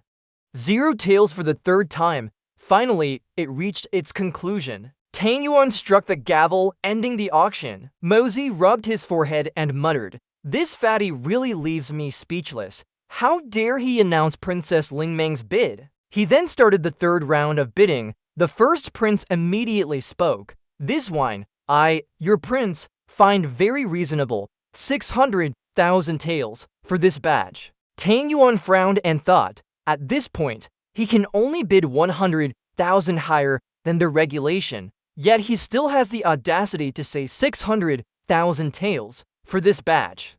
Isn't this openly warning everyone not to contend with him? Seeing him frown, the first prince said, is there anyone else who wants to bid? No problem. This is an auction. The highest bidder wins. Gentlemen, rest assured, I, your prince, will certainly not mind. Tang Yuan annoyedly thought, you say you don't mind in your heart. Do you have to explicitly say you'll kill anyone who bids against you for it to be considered minding? Chen Feng said to him, His Royal Highness the First Prince said the highest bidder wins. For this batch of wine, I still bid 1 million as before. The First Prince immediately responded to him, Clan Leader Hai is truly bold. In that case, I, your prince, bid 1,500,000 taels. Chen Feng secretly thought, that's reasonable enough. He is the first prince. If he continues to raise the price, it would seem too inconsiderate. Invincible thought to himself upon seeing this situation, 1,500,000 taels, it has clearly become a fixed price. All 16 batches were snatched by the great aristocratic families for 1,500,000 taels. 900 jars of wine have already fetched over 30 million taels, even higher than what Jun Mosey said earlier. The total compensation owed is 25 million taels. And there are still over 2,000 jars remaining. Are they going to use a daughter as collateral for the debt? After many more rounds of fierce bidding, this grand auction finally neared its end. The summary report showed that out of 3,000 jars of wine, 2,700 had been auctioned off. Suddenly, someone loudly said, "Wait, your prince, have something to say." At this moment, the third prince slowly stepped onto the stage. He looked very imposing. The third prince gently tapped the gavel he held. Then he announced before everyone, "Gentlemen, please hear me out. Today, we are fortunate enough to taste such fine wine. It is truly a blessing for 3 lifetimes. However, I just remembered that in our Tianxiang Empire, there are only 300 jars of this fine wine left. And there's one person worthy of savoring such a heavenly grade wine who is not here right now. That person is His Imperial Majesty, the Emperor of the Tianxiang Empire, and there are only 300 jars of this fine wine left. I, your prince, propose that all the remaining fine wine be presented to our beloved emperor. What do you all think?" Everyone listened and secretly analyzed in their hearts. His intention was to end this auction, then not pay a single coin to the aristocratic hall, but directly seize the remaining wine to offer to the emperor. Chen Feng was displeased with the third prince's proposal. "If you want to show filial piety to your father, then you buy and present it to him. Didn't you also get 50 jars just now? Now you're demanding that others present something." Yet he dares to speak as if it's perfectly reasonable. Meanwhile, the third prince calmly asked, "I wonder what Manager Tang's opinion is." Tang Yuan quickly replied, "If the third prince wishes to present wine to His Majesty, I, Tang, dare not object. However, I, Tang, cannot do business at a loss. Of these remaining 300 jars, 100 belong to me, Tang. If the third prince is sincerely willing to buy them, you may pay the lowest price of today's auction for my 100 jars. As for the remaining 200 jars, the third prince may deal with them as you wish. I, Tang, have no objections." Upon hearing that, he secretly analyzed. To buy at the lowest price, 100 jars would cost 3 million. I, your prince, don't have that much money to waste like this. Behind this fat man is the entire Tang family. Forget it, 200 jars is not a small amount. After some thought, the third prince spoke. "All right then, guards, take the remaining 200 jars to my carriage. I will present this grand gift to Imperial Father, and of course, I will make it clear that this is due to the efforts of the Tang nobility." Just then, Mosey couldn't help but speak. "Third Highness, are you putting on a one-man show here? Tang Yuan is merely the head steward of the Tang nobility. This young master is the true owner of this place. Of these 300 jars of wine, 100 are mine. Do you want them? You can, but you must buy them at today's highest auction price. Don't even think about touching them if you're a cent short." Wu Di, witnessing everything, remarked, "Why have I never noticed that this kid has such guts? Damn it. These words are truly refreshing to hear." Xiao Yi, hearing this, unhappily reminded, "Father, can't you speak more elegantly? I always like how Brother Mosey acts like a ruffian. Look, how handsome he looks like this." At this moment, her face darkened as she thought, it's not okay for her father to say a vulgar word, but if that kid acts like a ruffian, he's considered handsome and dashing. The third prince then irritably spoke. "What do you mean, young Master Jun? Do you mean you won't even give a single jar of wine to my imperial father?" He immediately spoke frankly. "I don't mean anything. However, I'm running a business, not a charity." The fat man said his portion of wine can't be bought without money. "And you don't dare do anything, but you think you can do whatever you want with the rest? My Jun family would rather die than surrender. For 100 lifetimes, today, in front of everyone, the third prince has disdained my entire Jun family. Hundreds of people here are witnesses. How can I tolerate this situation?" Seeing that the situation was unfavorable, He changed direction. In that case, I won't take your 100 jars of wine. As for the remaining 100 jars, it's not a problem if I take them, right? At this, Mosey coldly replied, the third prince doesn't need to worry about that. The remaining 100 jars are Yangmo's share, the heir of the Prince of Equality. It has nothing to do with me. Infuriated, the third prince shouted Yangmo's name. He looked up and ordered, get out here for me. Yangmo, singled out, curiously asked, what's wrong? He then cunningly asked, I'm taking your 100 jars of wine to present to your imperial uncle. Do you agree to this? The boy hesitated, not knowing what to do. He's a prince. You two aristocratic young masters don't dare to be displeased. Yet you try to bully a child like Yangmo to save face. Then the boy pursed his lips and uttered a soft sound. Finally, Yangmo sadly said, as the third highness wishes. Below, Huai Yu quietly observed everything happening. Then he couldn't help but evaluate. The third is digging his own grave. The first and second completely ignored him, just standing aside mocking. Huai Yu's eyes held a hint of sadness. I am very disappointed. Shengwu turned his head upon hearing him say that. However, the royal family has always been heartless. Your Majesty doesn't need to take this to heart. Being a monarch means being lonely. There's no need to be troubled just because of one or two incompetent grandsons. Huai Yu frankly pointed out, to openly make demands in front of so many people,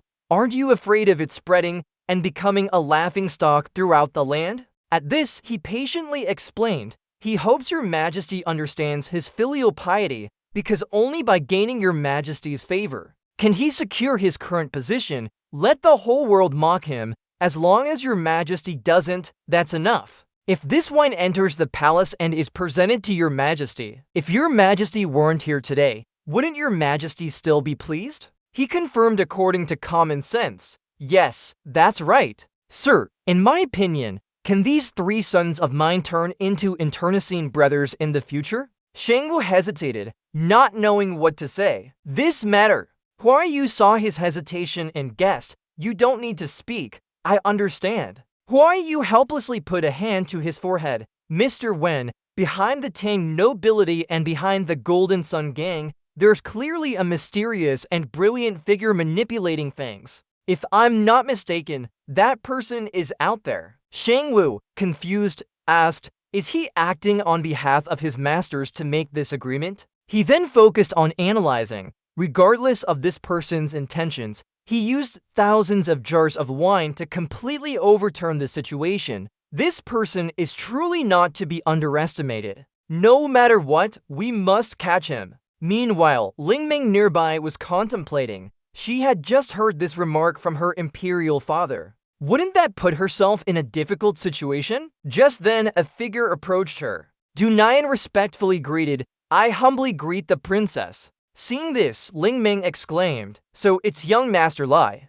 He then quickly said, the other day I came to the palace to request an audience with the princess, but unfortunately, I couldn't meet her. Today, I am fortunate to see you. The princess is even more beautiful than before, a beauty that graces the nation, a peerless splendor, truly admirable. She listened and politely replied, young Master Lai, you flatter me. What business brings young Master Lai to see Ling Meng? Dunayan answered frankly, I heard that when the princess was in trouble before, a mysterious heavenly profound master helped her by throwing flying daggers. And afterward, 3 flying daggers were kept by the princess as treasures. I wonder if Dunayan might be fortunate enough to see the appearance of those flying daggers. Ling Meng was a little surprised by his request. I really don't know why young Master Lai is so eager to see those flying daggers. I hope young Master Lai can explain the reason to avoid putting this palace in an awkward position. Dunayan no longer concealed it and spoke. Perhaps the princess doesn't know, but the other day I went out on business and encountered a mysterious assassin. Fortunately, at the critical moment, a sky blue flying dagger appeared out of nowhere, saving my life. A life-saving grace is like a birth-giving grace. I still wish to find information about my savior. Suddenly, I remembered that day The princess was also rescued by a mysterious master, and both of these esteemed individuals specialize in flying daggers. I truly don't know if they are the same person. She listened and exclaimed, so that's how it is. Then he took something from his clothes. After my benefactor left, only an exquisite flying dagger was left on the ground. I consider it a treasure and keep it close to me. Dunin's face became thoughtful, not daring to part with it for even a minute. Ling Ming looked at the flying dagger and assessed. Although their appearance is similar, the materials used to create them and the craftsmanship are not the same. These two flying daggers are quite different, I can confirm that. He suddenly felt curious. Are only their shapes similar? How do the flying daggers of the princess differ from mine? If we really had to compare, who would be superior? After a moment of examination, she affirmed, young Master Lai's flying dagger has a chilling, bone-piercing aura. It has a special quality. My 3 flying daggers are tens of times more exquisite. After Ling Ming finished speaking, she thought to herself, this must be from the mysterious benefactor who saved her life. Only such a peerless master could use a flying dagger so extremely elegant, yet both lethal and beautiful. At this moment, Dunain cautiously proposed, I wonder if I, Lai, could be fortunate enough to see the princess's precious dagger? She hesitated, blurting out this. Seeing this, he quickly persuaded, I, Lai, really want to know if our 2 saviors are the same person. In the end, Ling Ming agreed. Although this flying dagger is something this palace cherishes, she carefully took out the tightly wrapped flying dagger, but hearing young Master Lai's words, Ling Ming will make an exception this once. She then unwrapped the cloth. Soon, she took out an intricately carved flying dagger. Seeing it, Dunain exclaimed, these 2 people are indeed one. Heaven has eyes. I finally found the person. Ling Ming looked up at him and said, I can't believe young Master Lai also had the fortune of being helped by benefactor. Just then, Dunain bid farewell. Please, take care, princess. Dunain bids you farewell. I will pay my respects to the princess in the inner palace another day. Then he walked away, pondering, indeed, that damned culprit is connected to Princess Ling Ming.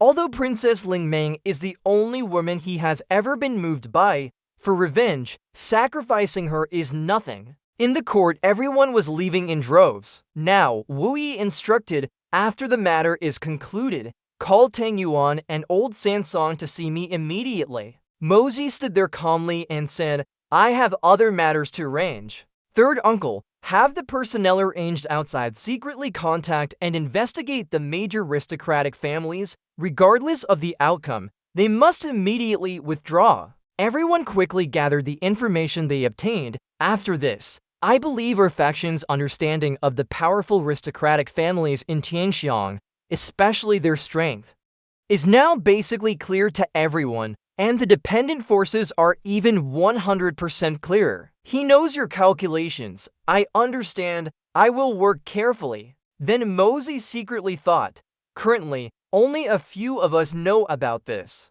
Those 3 people are no problem. As for the Wang family, after a moment of thought, he instructed, Yang Mo, I have a message. When you return, give it to your father. Absolutely do not let anyone else see it. Yang Mo understood Mosey's intention and quickly replied, understood. He suddenly remembered an important matter. Oh right, there's also Hai Chen-Feng, even though he's a sky-profound master. Meanwhile, Ling Ming thought sadly in her private room, father, elder brother, all sharing the same blood. These people were originally closest to me. But why? Sadness enveloped Ling Ming's mind. I really want to talk to Xiao Yu, want to find a shoulder to lean on. Unfortunately, where can I find such a person? Meanwhile, Tang Yuan happily exclaimed, this is a huge profit. I, Tang Yuan, earned 90 million taels today. Old San assessed the situation from before. Selling supreme-grade liquor to these nobles is simply a waste. Xiao Yu complimented him from the side. Master's wine truly is a rare masterpiece in this world. How can it be measured by money? Just then, Mosey spoke. Fatty, this time your commission alone is over 10 million taels of silver. He suddenly felt curious. Do you have any plans? He quickly replied, of course. Since childhood, I've had a dream. When I get rich, I'll go to Misty Lake, gather all the girls who claim to sell their art but not their bodies into one room, strip them all naked, and have them sing and dance for me. Everyone was stunned after hearing Tang Yuan speak. She immediately scorned, Tang Yuan, you're truly shameless. Mosey, feeling a bit helpless, raised his hand to his forehead. Fatty, don't rush. Let me tell you something about this auction. He was utterly confused after hearing him speak. Then Mosey reminded him, this auction was your idea. Tang Yuan, do you understand? Tang Yuan, still not understanding, asked again, this auction was my idea? He immediately confirmed, yes, this entire auction was your idea. No matter who asks, it was your idea, understand? And as for the original intention, it was just to make money. He didn't ask anything further and said, understood, from now on. Even if you ask, it was my idea. I can't believe my brain is so good. Then Mosey explained thoroughly, this place is called the Noble Hall precisely because nobles have money. The reason some people were invited and some were not is to stimulate consumption. In short, it's all for money, understand? Tang Yuan quickly replied, I understand it all. Third young master, I call you brother and I'll bear any grievances for you. He gratefully walked over and patted his shoulder. Thank you, Tang Yuan. Just then a maid entered and announced, Miss Dugu, Princess Ling Meng invites you downstairs. Shall you receive the information with annoyance? All right. Then she awkwardly looked at Mosey. Brother, everything must be a little careful. Xiao Yu's face flushed crimson. I won't be foolish. When she left, he spoke. It's fine now. You all go about your business. All right, Fatty, you can't take this silver elsewhere for now. Tang Yuan heard him and shouted in astonishment. Why? Then Mosey took out a notice and calmly instructed, spread the word, spare no expense, by all the herbs I've listed here. He immediately read the names on it. Heavenly Spirit Herb, 3-colored Spirit Ganoderma, 9 profound root. This so much. After buying all this, will there be any of my share left? He answered Tang Yuan's question, as long as you can buy these herbs, you can have as much silver as you want. You're opening the aristocratic hall just once like this. Let people know what a grand gesture is. He was a little regretful. All right then, so this young master's wine is really only auctioned once. It's a bit of a shame if it won't be sold anymore. Mosey confirmed it again. Absolutely not for sale. If too much of it is sold, it will lose its value. Furthermore, this is fine wine. It can make them spend money to taste it. Old Third agreed with him. That's right, master's words make sense. After discussing everything, Mosey instructed, you all go down first. The herb procurement must begin immediately. Just then, Wu Yi spoke up. Mosey, this operation is too big. I'm afraid. He confidently said, I believe it can be done. Third uncle, you've stayed here so long without leaving. Something interesting must have happened, right? He was surprised that Mosey had guessed. Indeed, nothing can be hidden from you. News came from Jiangnan. The Zhuan Beast Tendon crossbows have been completed. Also, recently, many experts have suddenly gone missing. It seems the second prince wants to do something big this time. Wu Yi recounted the information he had gathered. The Zhuan Beast Tendon crossbows will soon be transported into the capital by Zhao's merchant group. Not only has the second prince spent a large sum hiring experts to escort them along the way, but the Jiangnan's #1 guild, Bloodsword Hall, might also send people to follow. The more Mosey listened, the more excited he became. We must acquire this batch of crossbows. The bigger they make it, the more advantageous it is for us, hiding in the shadows. However, he was still worried. It's just that, knowing there are so many escorting forces, trying to snatch the Zhuan Beast crossbows from their hands will be as hard as climbing to heaven. He didn't care about that problem. Just do it. We'll figure out a way. Third uncle, how long will it take them to reach the capital? Wu Yi provided the information. At least 10 days. Then Mosey confidently said, 10 days is enough for us to prepare. Third uncle, please give me the most accurate information about them so we can adapt accordingly. He suddenly felt curious. That's no problem. The only thing I want to know is what kind of force we need to prepare. At this point, he revealed his plan. We can use 300 guards and 3 Skyjuan masters, third uncle, Hai Chenfeng, and old third Song. The 3 of you are our pillars. Wu Yi's brows furrowed after hearing this. Just the 3 of us might not be enough. We could have Eagle. He hadn't finished speaking when Mosey interrupted. Absolutely not. Uncle Eagle cannot easily expose his identity, and his temperament wouldn't accept this kind of secretive matter. This will be an unprecedented intense battle. Whether now or in the future, our Jun family can only rely on ourselves. Outside, Xiao Yu and Ling Meng were strolling together. They both suddenly noticed someone high up. At this moment, Xiaomei was on the upper floor looking at the two. She immediately urged, "Come up quickly." Then she went into the house with her. Xiaomei came down from upstairs to greet the two. She quickly realized, "Your complexion is really not good. Did something happen?" Now Ling Meng recounted sadly, "Something did happen. It's a pity you weren't inside just now. Otherwise, you could have helped me see someone." As she sat down on the chair, Xiaomei asked, "Who was it?" She immediately replied, "Li Yuren, the Li family's first third-generation disciple. His words and actions are very strange." Based on the information she knew, she said, "I've also heard of Li Yuren. He's just like Jun Mozi, making people unable to understand him." Ling Ming disagreed with what Xiaomei said. "Can these two be compared?" Then she affirmed, "These two are both not simple. But I feel Jun Mozi is even more dangerous than Li Yuren." Xiao Yi, who was beside them, couldn't help but speak up. "Sister Xiaomei, I don't understand. That day you said Brother Mozi was arrogant, but I really didn't see it. Brother Mozi was too handsome today, too outstanding." Seeing Xiao Yi's reaction, she reminded her, still calling him Brother Mozi, "Xiao Yi, you shouldn't act on impulse now and regret it your whole life." She immediately retorted, "What's so bad about Brother Mozi? Are all your brothers so good then?" Xiaomei quickly interjected to mediate. "Alright, Xiao Yi, Ling Meng, you're not feeling well. You should go back to the palace and rest early."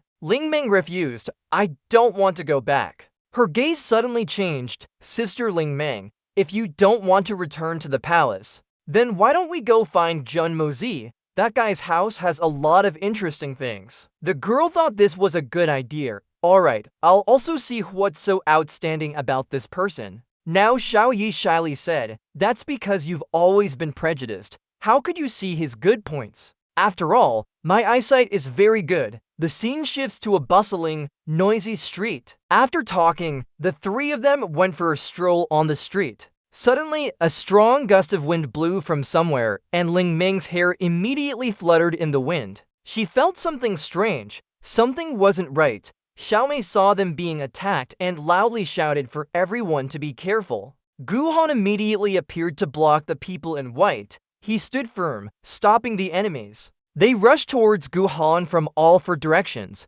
Die! A member of the people in white launched a vicious attack towards him. When he saw the others attacking Ling Meng, Gu Han immediately yelled. One of the attackers seized the opportunity and instantly swung his fist. He punched while Gu Han was off guard. Gu Han was caught by surprise and reeled backward. The pain made him curse out loud. A member of the people in white bravely charged forward. Gu Han, sitting on the ground, struggled to resist.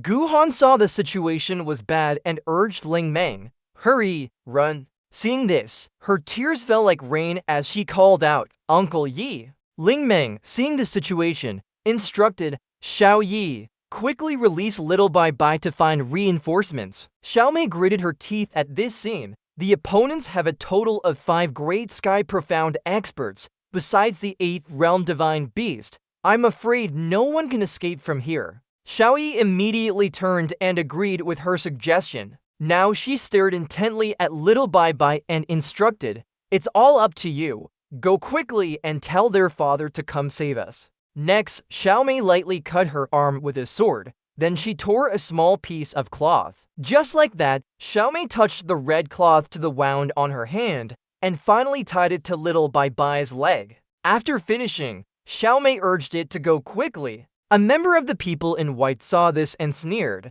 "Where do you think that little beast is going?" He raised his hand, wanting to stop little Bye-Bye from running, but the member of the people in white couldn't stop it and even got scratched on the hand. In the end, they could only watch helplessly as little Bye-Bye ran away. A member of the people in white furiously yelled, "Yi Gu-han, originally our target was only Princess Ling Meng. If you want to die, then we brothers can only fulfill your wish." At this moment, Gu-han glared at them. "Who are you? If you have the guts, don't hide your heads and tails. State your names." He listened and sneered, "State our names? Based on you, old white-faced man. You're not worthy to know who we are.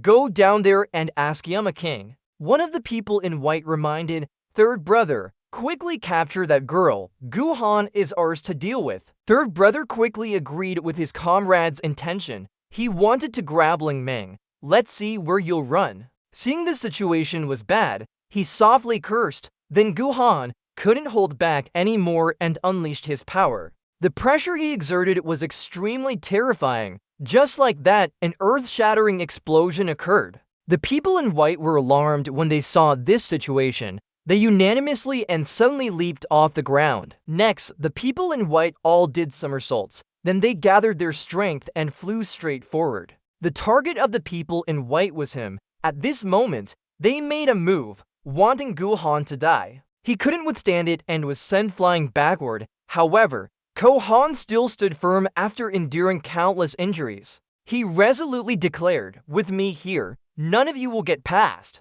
After Gu-han shouted, he gathered his strength, preparing to make his move. Now he concentrated on unleashing. One sword strike severs the guts. Solitude and loneliness are constant companions. A member of the people in white was startled upon seeing this scene. While Gu-han was still seriously making his move, deep affection for the plum blossom at the end of the sky and river, lonely and absolute human life, lonely and absolute sword. Then he poured his own power into the sword, and the absolute lonely sword attack was quickly unleashed by Gu-han. Immediately, an earth-shattering explosion occurred. He instantly guessed the situation. He was risking his life to protect that little girl. They could only watch helplessly as Lin Meng and her group fled. A member of the people in white said grimly, "Let's deal with this guy first." The scene switches to the grand and magnificent Lai Manor. At this moment, Dunayan was seriously examining the painting on the table. The painting depicted Lin Meng's beautiful countenance. His eyes were filled with sorrow. "I suppose the operation has already begun, Lin Meng." Dunayan punched the wall to vent his anger. He blamed himself. "Forgive me, my beloved, for the sake of my eternal empire. I can only sacrifice you because I, right now, still cannot do without the support of my sect." At the same time, at the aristocrats' hall, Makta was pushing Vo Y out to sunbathe. Suddenly, Tiu Bok Bok appeared from nowhere and pounced into his arms, startling Makta. At this moment, why was Gu-han engaged in a tense battle? Gu-han pointed his sword at his junior brother, Kim Hong, and shouted loudly, but the latter remained extremely calm. Seeing his opponent like that, he angrily roared again. This time, the man showed annoyance. Just a second later, Kim Hong actively advanced to fight him. Their internal energy was equal, creating a stalemate. A few seconds later, Gu-han retreated, and then another junior brother of Kim Hong quickly charged forward. Minutes later, a sky-shattering explosion occurred. Thus, both retreated backward, avoiding the shock of the explosion. Seeing Gu-han still able to stand firm, Kim Hong's fellow disciples became slightly displeased and wanted to surround him. With blood flowing from the corner of his mouth, he mumbled to himself, filled with worry, "It seems my old life must end here today. I wonder if that little girl, Lin Meng, has run far enough." No sooner had he finished speaking than Du Nin's men shouted in unison, "Die!" Gu-han knew full well he had no way out and gave a bitter smile. "Tutu, from now on, I'm afraid I can no longer protect your Lin Meng." Du Nin's men simultaneously charged forward, determined to give him a beating from which there was no return. Back at the aristocrats' hall, after learning that Tiu Ing was in trouble, Makta loudly told Vo Y, "I must go see." Even though he called out, the boy still got on his horse and left Magta. At this moment, Magta's heart was burning with anxiety. Little girl, you absolutely must be okay. Thinking this, Magta spurred his horse to gallop like the wind. After riding a distance, he noticed someone chasing him. When he saw Voy, Magta frantically called out, "Third uncle." He looked stern. "Third uncle will absolutely not let the tragedy of our past happen to you again." At Kohan's location, the battle was still fiercely raging. Junior brother Kim Hong intended to strike him with a palm. Fortunately, Kohan nimbly dodged in time. The next second, he suddenly vomited blood because the man had stabbed him in the left chest with a sword. Taking advantage of the moment, junior brother Kim Hong followed up with another palm strike and shouted, "Give me your life." As soon as the palm strike was unleashed, Kohan vomited blood, and then he cast a hateful gaze at his opponent. Immediately after, Kohan retaliated with a sword strike directly to his left chest. Injured, junior brother Kim Hong displayed a surprised expression, adding with delight, "Let's go to hell together." Kohan gave him another sword strike amidst the cries of his fellow disciples. Wanting revenge, someone loudly shouted, "I must kill him." However, Kim Hong loudly stopped them. His profound energy is depleted, his internal organs completely destroyed. He absolutely cannot survive. Quickly, go catch that little girl. Let's go. Finally, exhausted, Kohan collapsed to the ground. With a body full of bleeding wounds, he cried and spoke his last words. Lin Mong was fleeing with Tiuing's group. She turned her head back, whispering. As she spoke, Lin Mong suddenly stopped, then looked back with a worried expression. She stood and looked, then discovered Kohan was lying motionless, so Lin Mong cried out. At the same time, Kim Hong's men had caught up to them. She didn't worry about herself, but just stood stunned, calling out. Having no choice, Tiu Mai and Tiuing decided to charge into battle, but Du Nin's man kicked them both away. Kim Hong coldly glared at them. Tiuing fell to the ground, but was still concerned about Lin Mong's safety. She cried and asked who these newcomers were, why they wanted to harm her, and why they wanted to kill her uncle Da. He just coldly replied. Lin Mong loudly threatened. Hearing this, Kim Hong frowned in anger and slapped her hard. He looked at her sitting on the ground and loudly cursed. However, Kim Hong's junior brother stopped him. Hearing that, he gnashed his teeth, glared at Lin Mong, then threw her down and told his men to take her away. Tiu Mai hugged her injured arm and shouted. Du Nin's man angrily unleashed his power. Then he delivered a palm strike, knocking her flying. A few seconds later, they carried the person away as fast as lightning.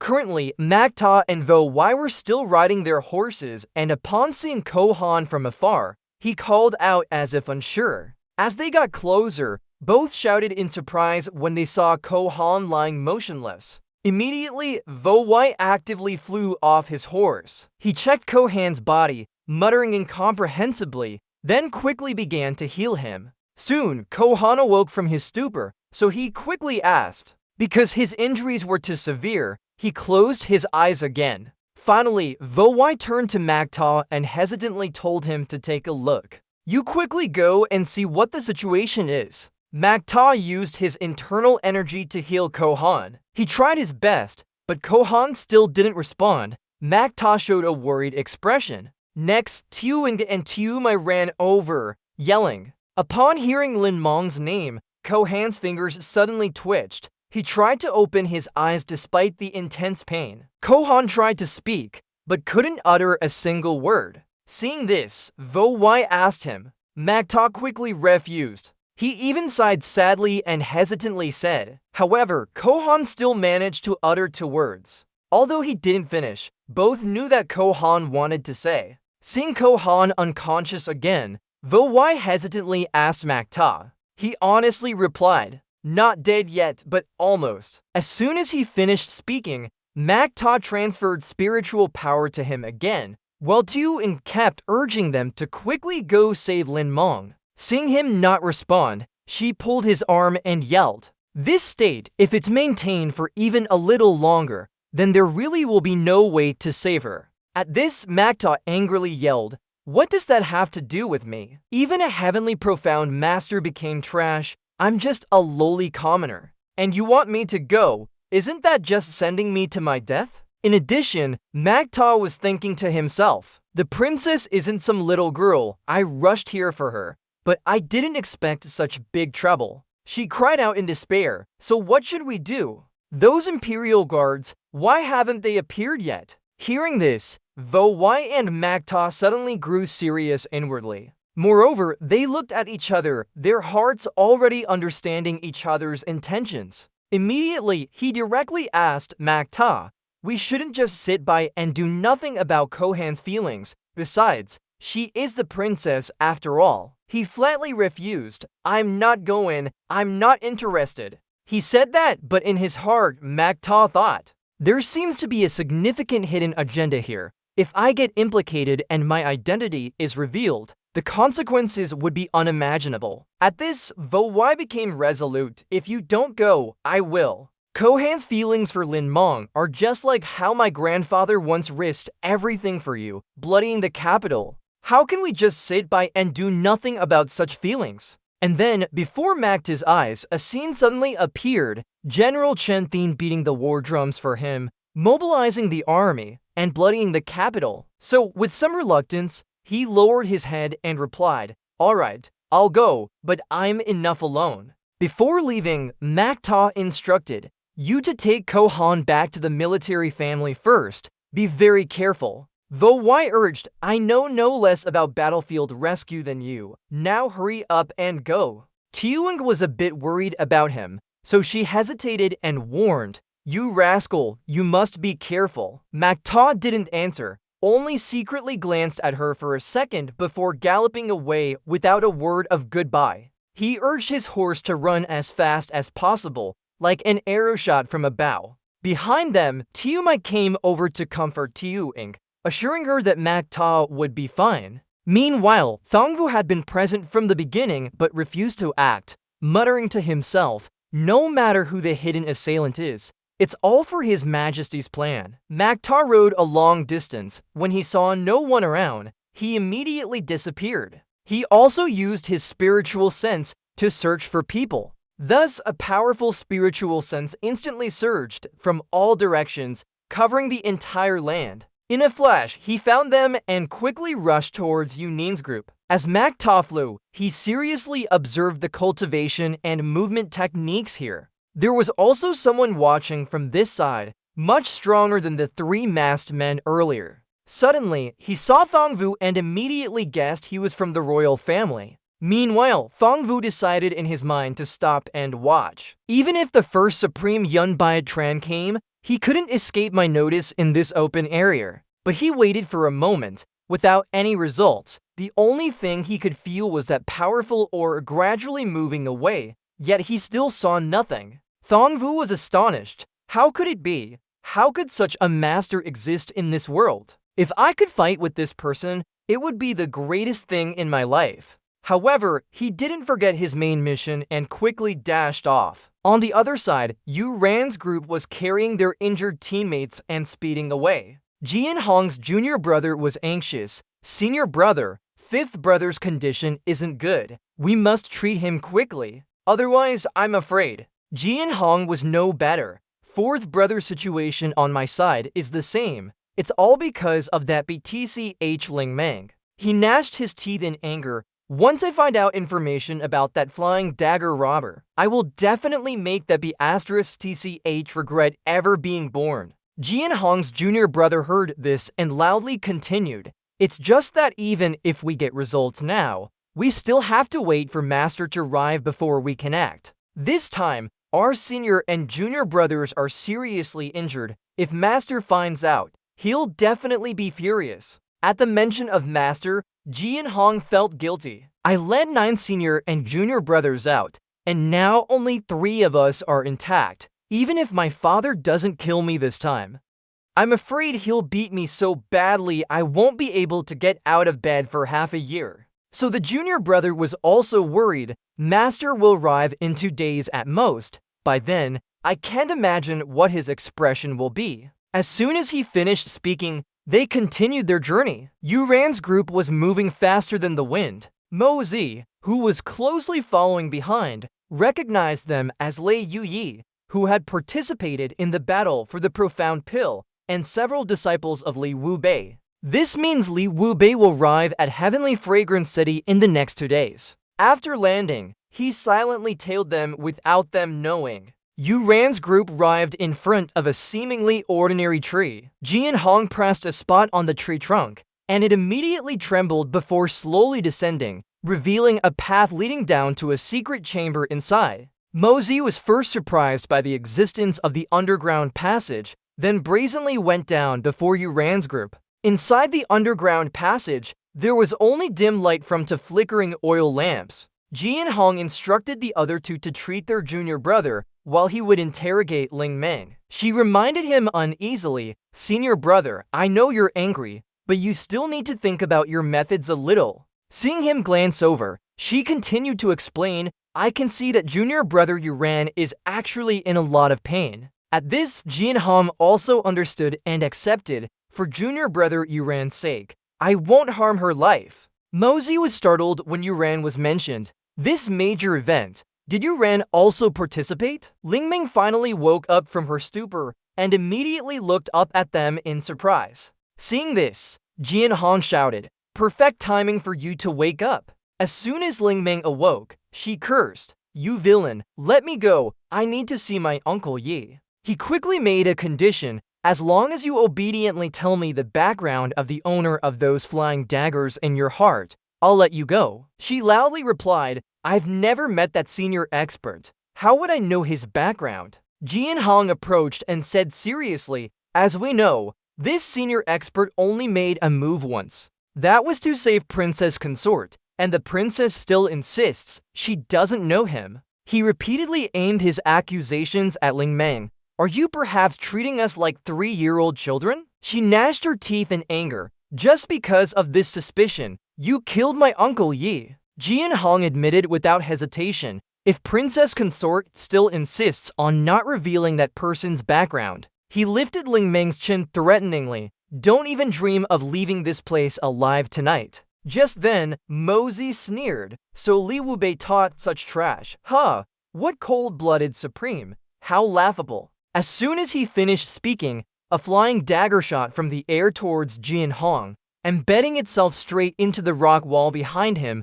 while he was still stunned. Immediately, he unleashed his spiritual power and loudly shouted, "You've arrived. Why hide your head and show your tail? I've been waiting for you for a long time." Meanwhile, Jian Hong's fellow disciples frantically looked around, searching for the person. He scoffed again, "Just you junior disciples. Are you worthy of shouting at me, overestimating yourselves?" Ling Meng seized the opportunity and loudly pleaded, "Senior, are you human? Please, take me to see my Uncle Yi. Please kill them, avenge my Uncle Yi." Immediately after, a gust of wind blew through, startling them. "What's going on?" Next, she suddenly flew up, to their surprise, as if being pulled away by an invisible force. Jian Hong then chased after her, yelling, "Stop right there." At the same time, Shang Wu stood by a tree, muttering to himself, "They lost their trace near here." He was certain that just now, the sound truly came from this spot.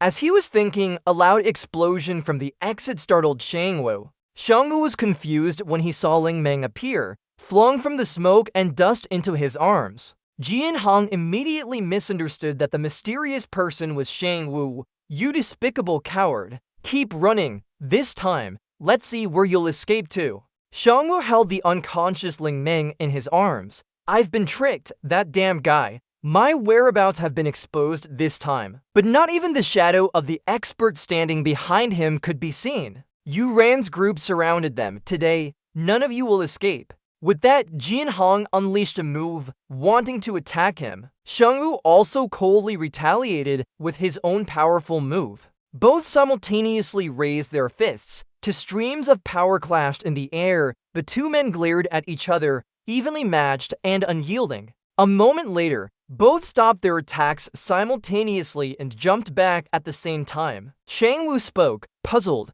"So, those earlier were disciples of the cold-blooded Supreme. I wonder where our heaven's fragrance empire has offended the supreme sect. Your disciples have conspired to abduct the royal princess, has supremely forgotten the original supreme pact. Jian Hong was secretly alarmed. How does he know about the supreme pact from back then? Under Shang Wu's intense gaze, he secretly thought, moreover, that father has no real power. The more Jian Hong thought, the more he hated, but no matter how high this old man's profound art is, I cannot leave my junior brother's revenge unsought. Having thought this, he arrogantly challenged, "Old man, if you're so great, leave your name. The blood feud between us will eventually be settled." These words immediately angered Shang Wu, who unleashed to move Jian Hong before he could even defend, was punched and sent flying backward. Shang Wu glared and growled, "My name, a junior like you isn't qualified to know it."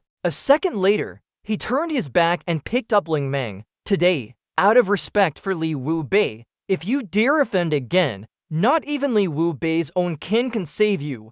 Get out of my sight." Without waiting for Jian Hong's reply, Shang Wu flew high up using his spiritual power, sending a message back to that old Li Wu Bei. "Tell him that regarding today's matter, will definitely seek him out for a clear explanation." Seeing him gone, Jian Hong's two teammates finally dared to step forward and call out, "Senior brother." One of them rubbed his neck indignantly. "That old geezer, he killed four of our junior brothers and still dares to speak so arrogantly." Then they helped each other away. "When master arrives, let's see where that old geezer can run." On another side, Mosey was leisurely riding his horse. "All of you, keep a steady pace for me. Let these two dogs bite each other, shall we?" He sneered disdainfully. "This master doesn't have much spare time to play with you." Then Mosey rode off slowly, but now I should pretend a little. After riding for a long while, he finally returned to the Jun family,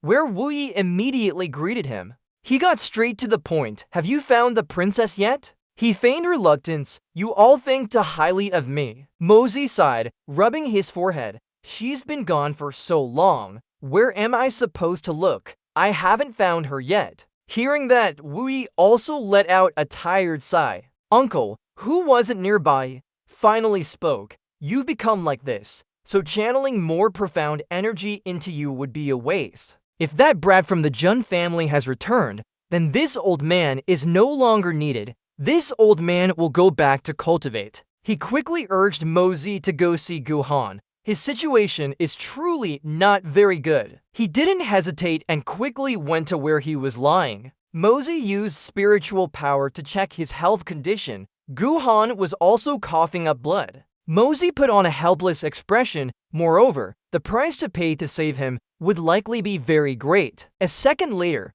he turned and told the two people behind him to quickly go rest a bit over there. Wu Yi sympathetically advised, "You guys go find Sister Than Han. We're here, so don't worry." Then he added, "Although Little Yi is your elder, he's still a man after all. If you stay here, Mosey won't save him." Hearing that, Little Mei quickly took Little Yi, who was pouting, away. "Then we'll go first." After they had completely left, Wu Yi brought up the main topic again. "Did you truly not find the princess? If you didn't find her, why did you, a little brat, come back?" Mosey didn't hide it any longer. "You know that, so why did you still say it? Our Jun family is simply unstable. For today's matter, third uncle is truly overthinking." Wu Yi listened and became pensive. "I've thought about everything you said, but the descendants of the Jun family have the pride and resolve of the Jun family. That year, before your ancestor passed away, he left behind the ancestral teachings of the Jun family." Mosey asked Wu Yi in surprise, "What ancestral teachings?" He then solemnly read, "He who has a bird beneath his waist shall be a man, head reaching the heavens, feet planted on the earth." He then repeated emotionlessly, "He who has a bird beneath his waist shall be a man, head reaching the heavens, feet planted on the earth." Mosey clenched his fist. Good ancestral teaching. A great man, a man of iron will and courage, a great man who stands tall between heaven and earth. After a while, he folded his arms and commented with a smirk, "It seems this ancestor, before he died, was indeed a man." Wu Yi agreed, "No matter what happens, you must remember your conscience." Only by having a clear conscience can one stand tall. Mozi, do you understand my choice? He replied that he understood. First, one must have a clear conscience to be able to act according to one's will. Just then, someone loudly announced news, interrupting their conversation. Your servant reports, General Dugu, Minister's son, and Princess Lingmeng have all come to visit at the same time. Wu Yi quickly ordered them to be invited in. Immediately after, someone, unable to wait, hurriedly walked in. Lingmeng ran in, muttering Uncle Yi 3 times as she went. She rushed to Wu Yi and asked, Third Uncle Jun, where's my Uncle Yi? Where is he? His expression darkened. Brother Yi's life is temporarily out of danger, but his situation is very unstable. The imperial physician accompanying them also quickly stepped forward to diagnose Mr. Yi's internal and external injuries are both fatal, and he has lost more than half of his total blood volume. Then the old man concluded with a sentence, I hope the princess can suppress her grief. It would be best to prepare for the funeral soon. Lingmeng immediately froze. What, you mean Uncle Yi can't be saved? She quickly asked again. I don't believe it. Old imperial physician Fang, you are the foremost among the 3 great divine physicians. Please find a way. But the answer was no more optimistic. Reporting to the princess, besides losing too much blood, Mr. Yi's internal and external injuries are extremely severe. With such injuries, even if immortals came, there would be no hope.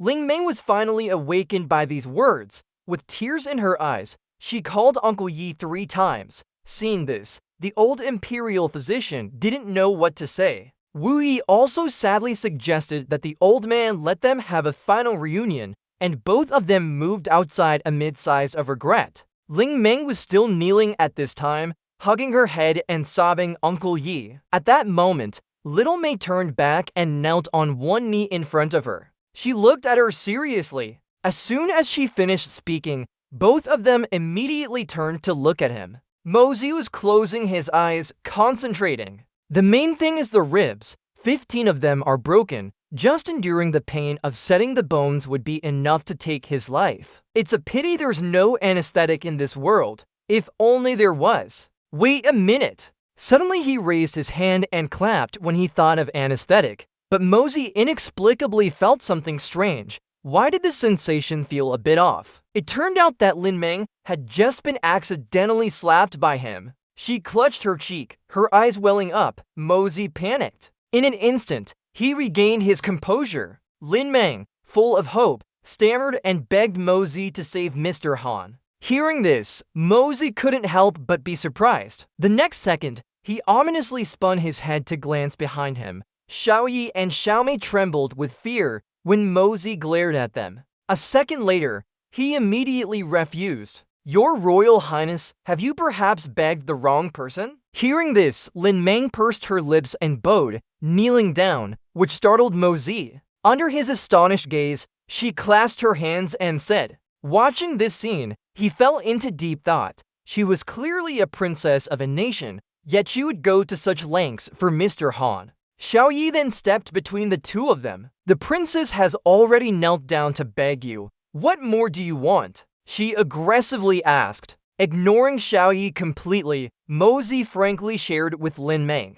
Your Royal Highness, I actually really want to save him. But you also know the current situation of our Jun family. At present, I'm only suspected at most. But if I truly save Mr. Han, a figure whom even the 3 great imperial physicians couldn't cure, then it would be a certainty. Hearing Mozi say that, Lingmeng pressed her lips together. She understood the problem. Immediately after, Lingmeng stood up and turned around. She spoke solemnly. She swore that if Mozi could save Mr. Han, she would immediately return to the palace and ask her father to grant her marriage to him, and whether as wife or concubine, she would be faithful to Mozi for life. If she broke this vow, her entire family, young and old, would not die peacefully, and Lingmeng herself would suffer countless calamities and never be able to reincarnate. After speaking, she took out a knife and cut her palm, using her fresh blood to draw a red circle in front of them. This was the most sacred and most vicious oath in the Zhuangxuan continent. Heaven and earth bear witness. The gods attest, in the name of ancestors, with blood as soul, this oath is established. Princess Lin Meng kowtowed once right in the middle of the blood circle, signifying that the oath was established, irreversible for this life and the next. Xiao Yi watched this scene in astonishment. Once everything was done, Lin Meng stood up and turned around. Jun Mozi, like this. Do you believe me now? In her heart, Lin Meng secretly analyzed. Her eyes welled up with tears. Mozi frowned, looking at Lin Meng. So the three of them just stood there silently looking at each other, the atmosphere as tense as a stretched string. Xiaoying saw the two of them staring at each other and got annoyed, even exchanging flirtatious glances. She felt resentful in her heart. Mozi Jij, what's going on? You just suddenly made a vow, wanting to take what's mine. Absolutely not. There's no discussion between sisters about this. So what if you're a princess? Is that so formidable? Seeing Lin Meng's determination, he had no choice but to sigh and agree to save Miss Han. Hearing this, Xiao Ying teared up again, scolding Mozi as a scoundrel. But after only a few seconds, he immediately interjected, however, your vow, I do not accept. You and I are not compatible, and talking about marriage like this is far too absurd. Mozi didn't like it in his heart either. This old man hasn't prepared himself mentally for such things. Don't think that just because she's beautiful, she can be stronger than that little girl. No matter what kind of woman she is, once their face is covered, they're all commanded the same way. At this moment, Lin Meng retorted, the blood oath has been made. Even if you don't accept it, it cannot be changed. I only hope that the truth of this matter will forever remain unknown to my Uncle Yi. After hearing this, Mozi had no choice but to accept. I can only guarantee that I will do my utmost. Yi Guhan's injuries are truly too severe, even with all my strength. I cannot guarantee a complete recovery. To avoid some trouble, you should still announce to the outside that Yi Guhan has passed away from severe injuries. In the future, if you wish to visit him, you must notify me first. Do you have any objections? Lin Meng reluctantly agreed, but Xiao Ying kept stomping her feet in a corner. She also threw up her hands. Silly sister, I'm not competing with you. Is it worth it for you to be like this for this man? Xiao Ying finally spoke, really, but earlier you were still. Lin Meng appeased her. Of course it's true. At most, after you've passed through the threshold, I'll ask Imperial Father to bestow the marriage. It's just a promise. Simply fulfilling the vow is enough. So why not? These words truly made Xiao Ying ponder seriously. A second later, she blushed and wanted to yield to Lin Meng. You're older than me. You go first. Mozi helplessly watched the two women excitedly discuss. The 8 characters for the marriage are not even drawn yet. What are these two women talking about? He silently approached the bedside and told Xiao Ying to have third uncle immediately send someone to the noble's quarters to retrieve some medicinal herbs. As soon as he finished speaking, she stood up straight and agreed. Only Lin Meng and Mozi were left in the room. She suddenly wondered, why is it that when I'm next to him, I have this strange sense of familiarity? Lin Meng put her hand to her chin, pondering, where have I met him before? The more she thought, the more curious she became. A few words appeared in her mind. Intimate, safe. Suddenly, Lin Meng looked to the side and remembered that Xiao Mai was still standing there. She decided to strike up a conversation with her. That's right, Sister Xiao Mai. Why did you all come to the Jun family? She pondered, trying to recall the reason. After you were captured, little by led Jun third uncle and Jun Mozi there. Then we returned to the Jun family first. And young Master Jun went alone to investigate your whereabouts. Hearing this, Lin Meng was even more surprised. What? Jun Mozi went alone to investigate my whereabouts? Then she suddenly remembered the mysterious flying dagger master who carried her out of the underground lair today. She looked at him with dawning suspicion. The feeling of being in his arms is very similar to the feeling I had next to Jun Mozi earlier. Lin Meng shook her head, trying to dismiss the thought that had just occurred to her. No, how could that be? She frowned and thought again. But last time I was assassinated, Jun Mozi was also at the scene, and then he suddenly disappeared. Could it really be him? Lin Ming looked at the strong figure in front of her. He's actually very handsome. Time passed, and soon Xiao Ying returned after finishing her task. Lin Ming immediately asked, I heard that young Master Jun made a precious dagger for you. The crimson sleeve heavenly fragrance first blade you showed off last time. Can I see it? She replied not very kindly. Last time I said I wanted to show you, but you didn't care. But in the end, Xiao Ying agreed. Now you want me to show you again. Alright, I'll show you. Hearing the two of them happily chatting, Mosey flinched. He angrily shouted, Dugu Xiao Ying, I gave you this knife to cut people. You tied it to your arm. It takes a while to take it out. How is that different from an arm guard? She stubbornly argued back. This is a token you gave me. How could I bear to use it, and you still blame me? In the end, Xiao Ying still showed it to Lin Mong. Examining the item in her hand, she secretly nodded indeed.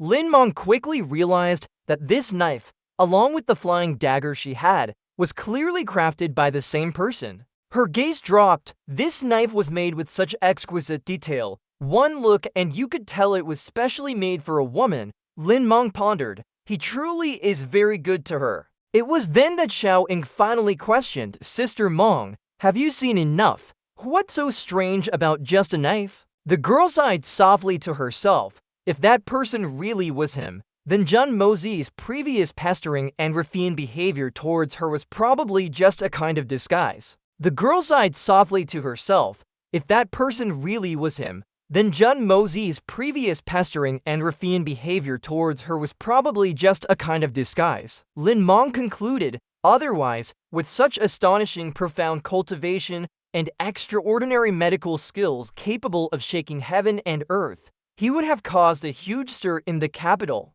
A hint of disappointment flashed in her heart, so he had no interest in her at all. Perhaps we truly are very mismatched, but it's definitely not that he's unworthy of me, but that I am unworthy of him. Xiao Ying innocently said, although this knife isn't particularly rare, I heard Brother Mosey say that no matter the material or style, it is unique. Those words sounded like bragging to Lin Mong, and she proudly refuted, unique. I don't think so. I have several small knives like that. They're just a little smaller in style. She waved her hand. You have several. I don't believe it. Xiao Ying angrily questioned. That rogue said he only crafted this precious knife for me. How could it be? Lin Mong deliberately added fuel to the fire. You must make time to see Sister Mong's treasures. She was equally defiant. What's so impossible about that? You'll know when you go and see then, won't you? It was as if streaks of jealous lightning clashed between the two. Seeing the awkward atmosphere, Xiaomei couldn't help but sigh. Xiao Ying is infatuated with young Master Jun San. Fine. She had a bad premonition. Why did this girl Lin Mong's attitude change so quickly too? Mosey turned away at this moment. Finally stabilizing Yi Guhan's injuries, the other three immediately asked all sorts of questions about the current situation. He sighed and lamented, women, indeed. I originally didn't want to say much to you, but now that I think about it, if I don't say it now, this young master will sooner or later be implicated to death by you. The three of them were slightly stunned and confused when they heard that. Mosey sat down by the bed, leisurely calling out Ling Meng's name, starting with her. He sternly reminded her that Yi Guhan shouldn't have been so seriously injured, and even had a chance to retreat safely. When faced with assassination and kidnapping, if you can't fight back, don't you know how to run, but you just turn back. Even when Yi Guhan was critically wounded and near death, you hadn't even run 100 feet away. If it weren't for Xiao Yi and Miss Sun pulling you, you wouldn't have run. His voice clearly carried a reproachful tone. Perhaps she wouldn't have even run this short distance. What were you thinking? Ling Ming was speechless when questioned, only able to stammer out no words. Mosey growled, don't cry. If you dare shed a single tear here today, I'll immediately throw you and your Uncle Yi out. The girl was so scared she trembled, trying to hold back the sparkling tears in her eyes. Mosey continued, have you thought about your two good sisters beside you? If you didn't run, could they abandon you and run by themselves? You're directly causing their deaths. Ling Ming felt wronged and wanted to explain with a pitiful expression. He waved her off. But what? He used his own life to shield you so you could escape.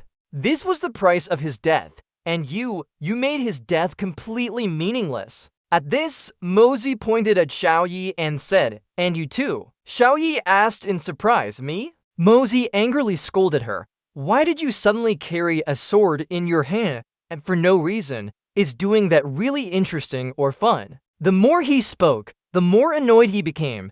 "Do you know that this sword technique needs to be used with your sword to unleash its full power? Do you know how much effort, energy, and time I spent forging this sword? What a complete waste!" Meanwhile, Xiao Yi just stood still, taking the scolding and listening to Mosey's continued nagging. Not to mention, at that time, their target wasn't you. Princess Ling Meng couldn't escape anymore. Why didn't you two run for help?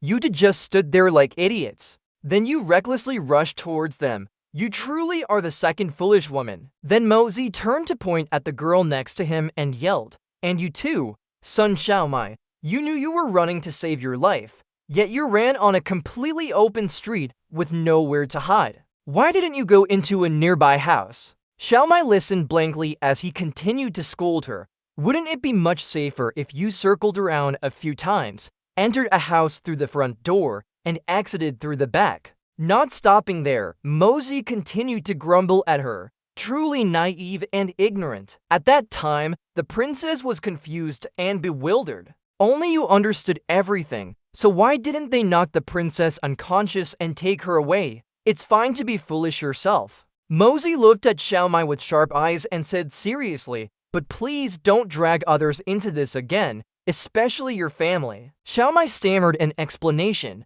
"But we are only at the golden profound level, and the opponents are at the heavenly profound level. What could I do against them?" Mosey crossed his arms and lectured, "Does strength come naturally? Does dressing up and grooming every day help increase strength?" He believed that true strength could only be achieved by gambling with one's life and soul in battles. Mosey then said seriously, "My purpose in telling you all of this is simply to hope that everyone won't make such foolish mistakes as today." He instructed the three of them, "I'm afraid similar incidents will surely happen again in the future, but I don't want anyone to become a second Yi Gu Han, because such a sacrifice is completely meaningless, understand?" After Mosey finished speaking, he turned back to the bed and dismissed them. "Go back. Young master has been busy for a long time, so now it's time to rest." Xiao Yi was a bit annoyed but didn't dare to argue, only pouting and saying, "That's so unreasonable. I was anxious to bring you something, and you're scolding me. Later, I'll remove the knife from my hand and see what happens." At this moment, outside, someone's voice rang out. "I say, third young master, does third senior brother intentionally want to make me run until my legs break?" That person also kept complaining as he walked. "Why do you need this kind of medicine so urgently, and specifically asked me to deliver it personally?" It turned out to be Tang Yuan. He walked over and then said, "All right, the work's done now. Let's go have some fun at Lingwu Lake this afternoon, okay?" After that, Tang Yuan walked straight through the door without paying attention to his surroundings. He cheerfully muttered to himself, "Just thinking about the girls at Lingwu Lake makes my mouth water. Oh, right, why don't we try that method you just mentioned earlier? If you use it without paying, it doesn't count as buying it." Third young master, you're truly a master. At the same time, the three young ladies looked angrily at Tang Yuan. He innocently walked in. "Third young master, do you have something to say?" It was only then that Tang Yuan saw the girls, and the medicine packet in his hand immediately dropped to the ground. He was stunned for a moment, then exclaimed, "Oh!" Tang Yuan panicked and trembled. "Oh my god!" Then he immediately turned and fled, ignoring the medicine packet lying at his feet. Tang Yuan ran, screaming loudly, "Help!" However, Xiaomai quickly caught him. "You despicable Tang Yuan! How dare you lure third young master to those frivolous places today? I'll burn off all your excess fat." Then the three girls all surrounded Tang Yuan and verbally attacked him. "You ungrateful wretch! Let's just beat you to death, you lecher." Xiao Yi furiously turned around. "Jun Moxie, I can't believe you." But before she could finish her sentence, Jun Moxie was nowhere to be seen. Where did he go? Suddenly, an announcement came from outside. Old Master Tang has arrived.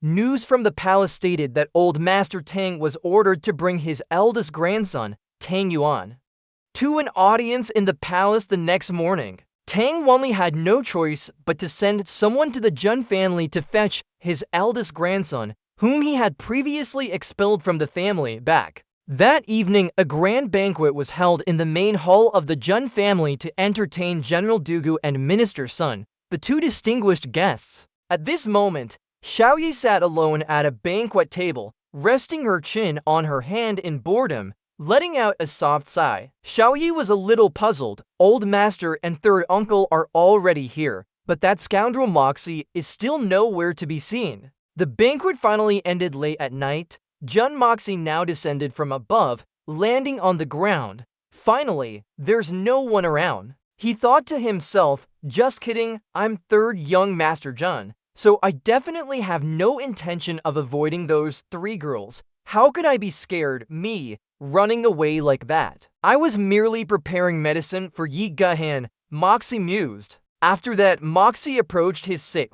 He painfully looked at Yi Gahan. With wounds like these, how long will it take to heal? Moxie secretly sighed. This is truly inhumane. Jun Moxie suddenly felt an inexplicable chill run down his body, a domineering aura like a tidal wave crashing towards him. He immediately scanned his surroundings vigilantly. Who's there? Indeed, outside, the cold-blooded Supreme, Li Wubai, stood on the rooftop, shouting loudly, Ying back on, Wen Chang Yu, you two hateful bastards, get out here now. His long, roaring shout was like a dragon's cry, shaking heaven and earth. He added in a stern voice, you have the guts to kill people, but not the courage to face me? Then Wubai said with disdain, Ying back on, Wen Chang Yu, are you to dead? Cowards who dare to act but refuse to admit it. Bakong slowly walked over, cold-blooded Supremely Wubai. So it's you, old man, who has come.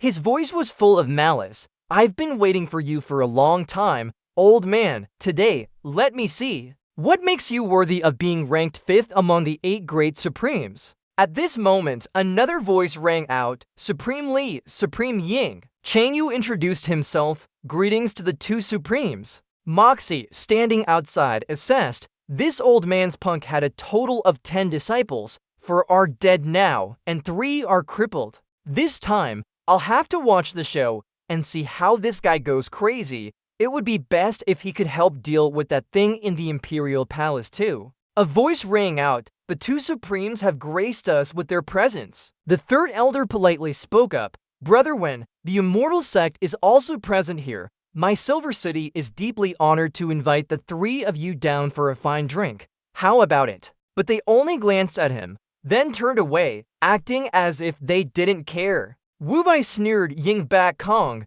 my 6 disciples' broken bones and fractured meridians, crippled for life. You were the one who did it, weren't you? The third elder, being ignored, huffily turned away. Bak Kong calmly replied, Brotherly, why do you have to be so angry? It's just a disciple, that's all. It seems he's also the only one among your 10 disciples who hasn't entered Heavenly Profound. If he's crippled, he's crippled.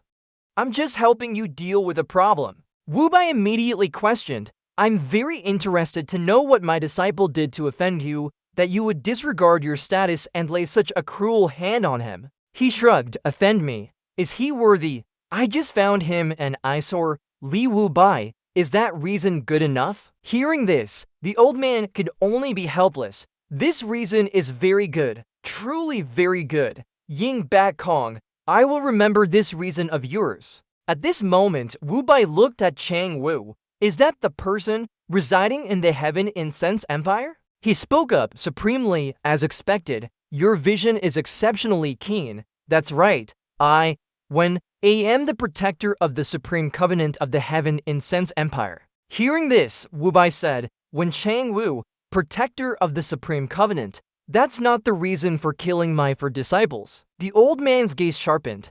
Do you think that being a protector of the Covenant allows you to act recklessly? He replied unhurriedly, Supremely, believe it or not, your disciples were not killed by me. When? Regardless of whether you believe it, Wen will certainly seek your guidance on your high moves one day, regarding your questioning and ridicule today. Wu Bai hesitated. If Brother Wen says so, how can I, Li, not believe it? But who exactly killed my disciples, if Brother Wen is willing to tell? Li Wu Bai is willing to apologize for his previous disrespect. Chang Wu said honestly, that person is extremely mysterious. Wen am also a bit interested in him, but unfortunately, there are still no clues to find that person. Supremely will have to personally take action. Wen have already admitted defeat. Powerless. Wu Bai clasped his hands. Then I must thank Brother Wen. Brother Wen, please make yourself at home. I apologize for bothering and offending you today. Chang Wu then took his leave. Mountains high and rivers long. We shall meet again. Wen still have duties. Please excuse me. I cannot stay. After that, he flew away using his magic. Mosey stared blankly at this scene. These supreme figures explaining misunderstandings. This is too simple. He gritted his teeth in annoyance. Someone says it wasn't him, and this Li Wu Bai immediately believes it. He's too easily fooled. Wu Bai turned to Back Kong and said, Old Ying, now it's just the two of us. The old master gestured to the people behind him. This isn't your business anymore. You're not Han Fangzhu. You don't have the qualifications to meddle in this. Get down. The third and ninth elders, though inwardly furious, could do nothing but cup their hands and leave. Back Kong sneered, good, such deep master-disciple affection. He flew up and gestured, if you want revenge for your disciple, follow me. Wu Bai frowned, muttering Ying Back Kong's name. Mosey sighed, they're changing locations. No problem, I can still follow. A moment later, deep in the forest, the two men confronted each other. Ying Back Kong and Li Wu Bai arrived at the small forest where Ling Meng was kidnapped that afternoon. The two stood 10 zhang apart, facing each other. Mosey couldn't help but disdain. These two old men, I thought I'd lost their trail. His heart was full of frustration. He didn't expect to circle back to this very place. Mosey hid behind a large tree, observing, is the feng shui here particularly good? Then his eyes suddenly lit up with astonishment. Before Mosey could even stand firm, two extremely powerful bursts of energy erupted from the forest, like mountains roaring and seas raging, engulfing the entire area. Amidst the spreading poisonous gas, Mosey covered his nose and quickly ran out. How uninteresting.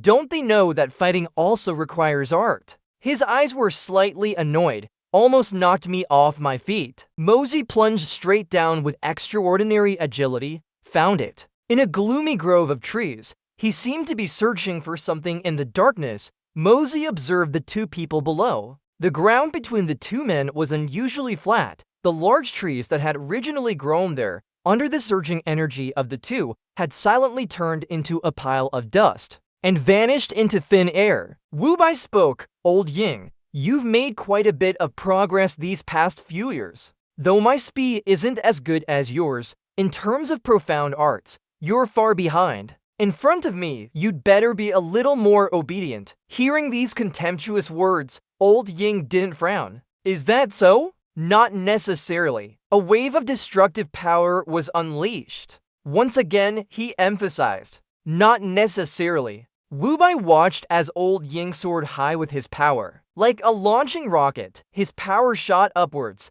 standing out in the night. The old man found it irritating, sneering with a chuckle. Wu Bai channeled his power, emitting an equally formidable force. He spun rapidly like a top, and in an instant, a small whirlwind appeared on the ground. Old Ying reached out and looked down, speaking provocatively, let me teach you a lesson then. He swung his hand down like a flying javelin. Wu Bai was ready for battle as the power descended. Good, very good. The whirlwind on the ground suddenly rose, flying towards the strong, black and red figure. The two powers collided, creating a violent tremor. The aftermath left the area filled with smoke, dust, and residual lightning. Wu Bai quickly retreated far back to dodge. Old Ying, without prior agreement, made a similar move on the opposite side. Another collision erupted, shrouding the entire sky in smoke and dust. The sound of a breaking branch made Mo Ta,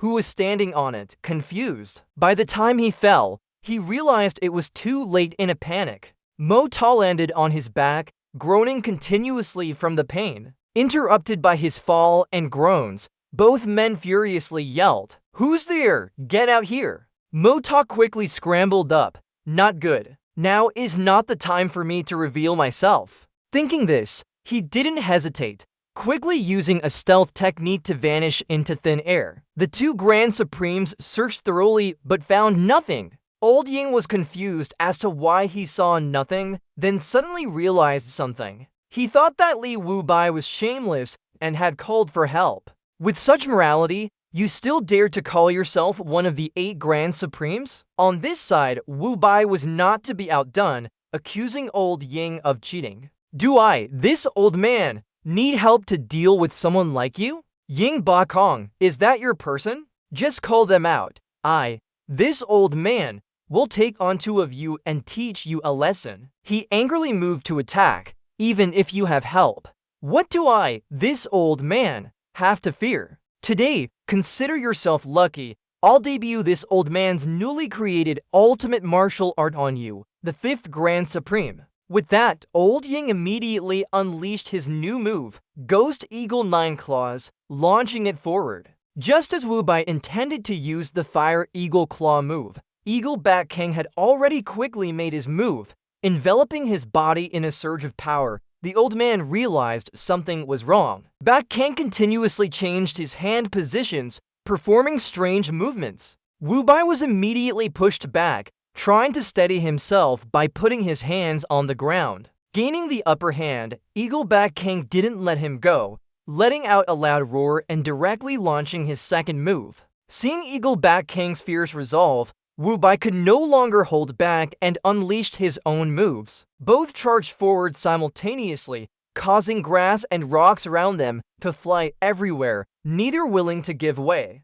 Amid such intensity, Wubai again felt something was wrong. After a while, the two finally separated. Blood dripped to the ground as Wubai stared in surprise at the wound on his chest. Enduring the pain, he asked, "What's the name of this Eagle Claw divine art? How many moves does it have in total?" Bat King, gloating, asked, "How does this old man's new move taste?" "This is called Ghost Eagle 9 Forms. As the name implies, there are 9 moves in total. Has it broadened your horizons?" Wubai frowned. 9 moves? Eagle Bat King, you truly are different from before. What happened today is very strange. This old man is just leaving for now. I'll come find you anytime. Bat King's voice held a hint of arrogance. How's the taste of this old man's unique ultimate move? If you wish to experience it, this venerable one awaits you anytime. Wubai reminded him, recalling that they were all members of the 8 Supremes. I'll warn you one more time, stay away from the Jun family. The Jun family is simultaneously provoking to major powers, and now they've added this old man. If this old man wanted to wipe out the Jun family right now, I absolutely wouldn't let you off so easily. Bat King coldly replied, "Wipe out the Jun family? Why, when it comes to my Eagle Bat King's actions, when did it become Li Wubei's turn to speak?" Seeing that his advice was ignored, the old man didn't bother to explain further, leaving with a remark about Bat King being. Bat King finally breathed a sigh of relief. "You are truly in danger. I've only managed to comprehend the first 2 moves of these Ghost Eagle 9 forms. If we continued fighting..." He paused, looking towards the distant forest, recalling what had just happened. Thinking of this, Bat King felt grateful to the mysterious person who had made the sound. At the same time, in another part of the forest, the moon remained bright and full. Mosey recalled Wubei's words. If this old man wanted to wipe out the Jun family right now, I absolutely wouldn't let you off so easily. His face furrowed in a frown. True, the Jun family is currently embroiled in grievances with 2 major powers, but that doesn't mean just anyone can step all over our Jun family. Mosey cursed silently. This old man finally managed to trick a Supreme to become a guardian, and you threatened Bat King, urging him to leave the Jun family. For of your immortal master's 10 disciples have died, it seems too few have perished. I can't deal with you for now. But wouldn't assassinating those few crippled disciples be as easy as flipping my hand? At the Lee family mansion, Moses stood behind a large pillar observing. He wondered to himself, what's going on? I've circled twice, but haven't seen anyone. Could those guys be in the Lee family? Suddenly, Mosey remembered something, clapped his hand, and then burrowed into the ground. As Mosey gradually delved deeper, various voices intertwined. Mystical beast sinew crossbow, a matter of great importance. Be careful with everything. That's good stuff, you guessed it just from a few words. This old man is planning to get his hands on the mystical beast sinew crossbow. Someone here also wants to get involved. This is an unexpected gain. This exquisite handheld crossbow made from mystical beast sinews is truly a rare killing weapon, a voice rang out. Dunayan continued, it's just a pity this time, we can only reluctantly give it up. Kim Hong was unwilling. Why? For our Lee family, this is a once-in-a-thousand-years opportunity. Mosey recognized the voice, realizing it was senior brother Kim Hong. Dunayan showed understanding. How could this junior not know the great importance of this matter? But today, 10 senior brothers are severely injured. How could I, this junior, have the face to ask my senior brothers to exert themselves for me again? Kim Hong comforted him. If this crossbow truly falls into the second prince's hands and causes trouble, how could he tolerate it? Now, the emperor's reliable forces are on your side. He was dejected, this time with the crossbow. The second prince will certainly deploy his largest contingent to escort it back to the imperial city. If anything were to happen to you, senior brothers, I might as well just die. Even Mosey sighed. This Lee Dunayan is truly too much of a manipulative bastard. He clearly wants these people to take the fall for him, yet he makes them willing to do it. On the other side, Kim Hong had fallen into the trap. He and two companions agreed to act together and seize the mystical beast crossbow for Lee Dunayan, who then expressed extreme gratitude. The person in white raised his hand and offered an opinion. Junior brother Lee, if you speak like that, you're not acknowledging us as your senior brothers. In that case, I'll leave immediately and never meet junior brother Lee Dunayan again. Dunayan straightened his face and said, since that's the case, senior brothers, you must be extremely careful. He earnestly instructed, please remember, senior brothers and sisters, Dunayan would rather not have this crossbow than have anything happen to you all. They responded in turn, rest assured, leave everything to us. Kim Hong placed a hand on his chest and smiled, junior brother, just wait for our good news. Dunayan lowered his voice, thank you, senior brothers and sisters. According to my intelligence, the crossbow should arrive in Nam-o capital in 13 days. At that time, we'll act according to the plan. Witnessing the touching scene, Mosey sneered inwardly, another group of fools being sold out by Lee Dunayan and still stupidly wanting to make money for him. It seems these three have been completely brainwashed by Lee Dunayan. A figure slowly emerged from the ground. Mosey thought deeply, no wonder I couldn't find them. This is basically outside the Lee Manor. It's the courtyard next to the Lee Manor. A house nestled amidst a dense bamboo forest appeared. Mosey's lips curved slightly, found you. Inside the house, dim light illuminated the silent space. A person in white rift, a faint groan echoing softly. Raising the dagger high, Mosey sneered, how pitiful, seeing you in such agony. Let your big brother come and save you from this sea of suffering. At the moment the tip of the knife was about to touch the person in white, he opened his eyes wide and blurted out, knife!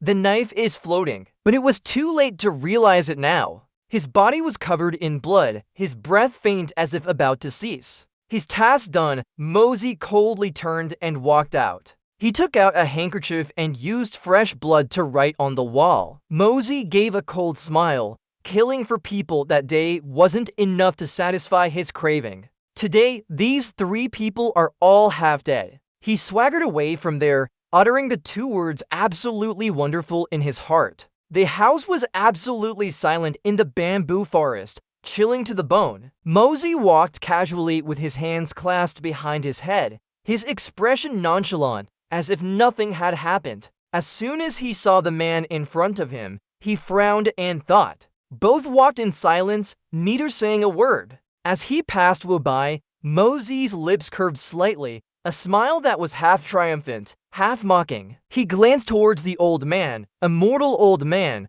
you're one step too late. Li Wubai suddenly stopped as if he sensed something. A terrifying aura of pressure expanded in all directions. Mozi suddenly felt a chill, truly formidable. If I can't provoke you, can't I at least avoid you? He secretly provoked the old man. Now I'm right in front of you. Come if you dare. But he might be detected by him. It seems I can't ambush him covertly in the future. He rested his chin on his hand in thought for a moment. Then, Mozi wondered to himself, he must have left by now. However, as soon as he poked his head out, Wu Bai suddenly spun around. Mozi cursed silently. This old geezer is really too free. No choice, I'm stuck in here. I can't get out before dawn. Wu Bai felt something was amiss and wondered to himself, who could it be? This sharp killing intent, only the highest level assassins of this era could possess it.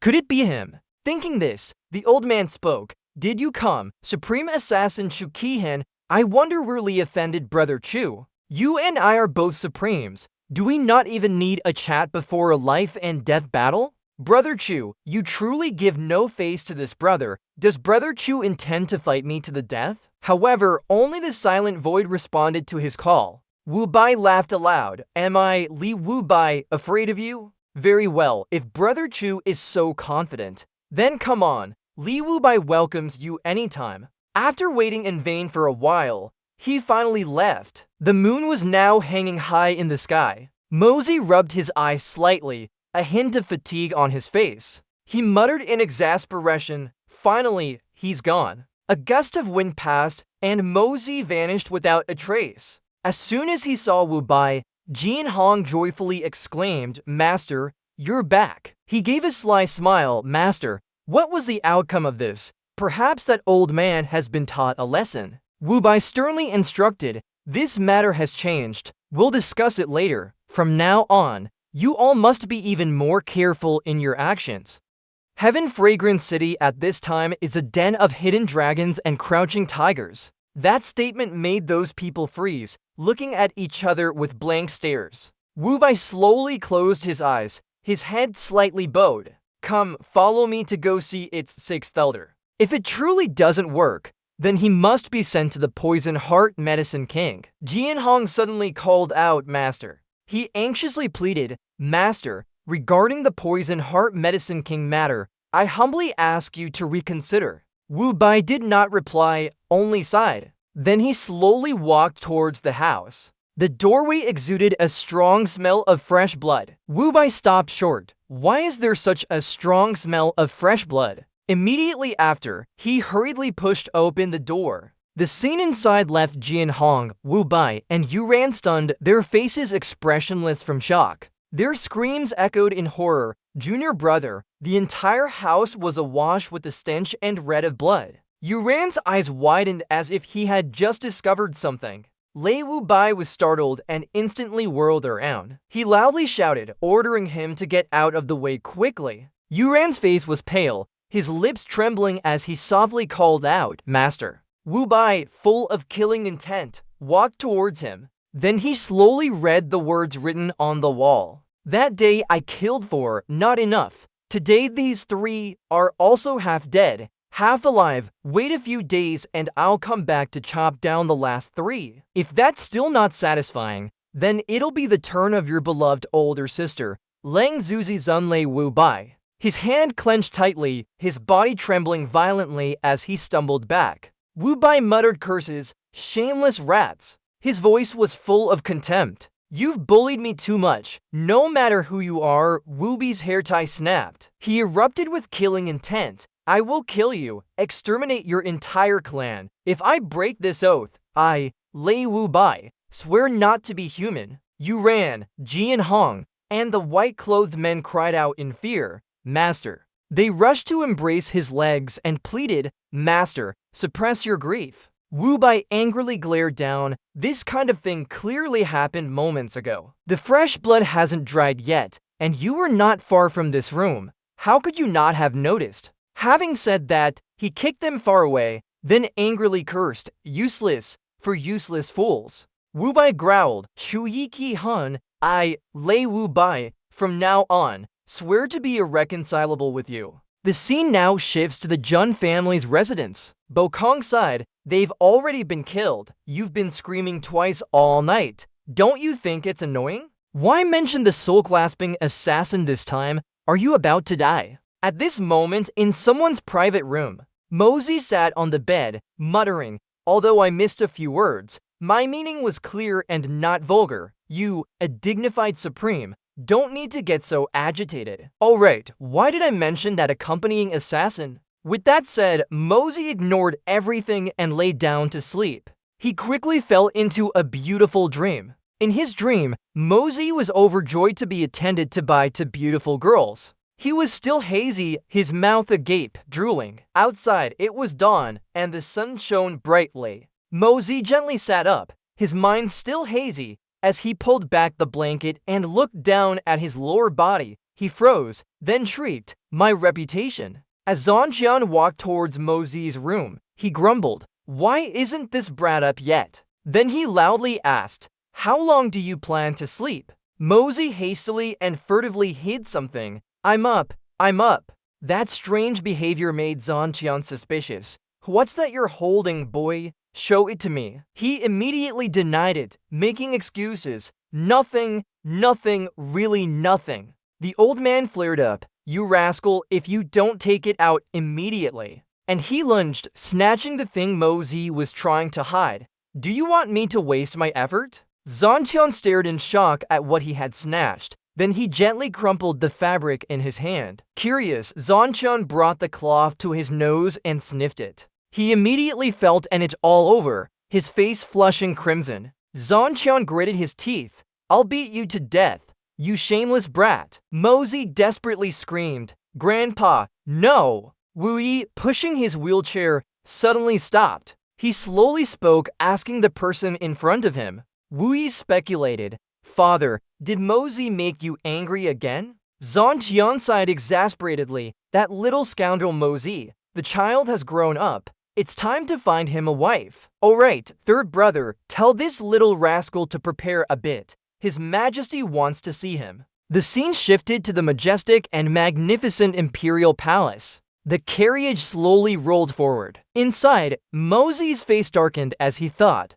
"I've lived two lives and never been so disgraced." Jun Zhangqian unexpectedly stroked his beard and cleared his throat. He glanced at his grandson. This year's Golden Autumn Scholars Feast has clearly passed, but His Majesty suddenly wants to hold it today. "Mosey, this matter. I feel like something isn't right." Mosey agreed with him. "Isn't that right? Moreover, it was suddenly decided last night to hold it today. How many people won't make it in time? And about the Scholars Feast, even someone like me was invited." Zhangqian cautiously instructed, "In short, you must try your best to hide your incompetence." He asked playfully, "Grandpa, do you still believe me? Pretend to be foolish. You're the best. You're the #1 good-for-nothing in Tianxiang City. What are you hiding? You *** incompetent." Zhangqian chuckled delightedly after hearing that. "You little imp." At this moment, inside the imperial palace, silence enveloped everything.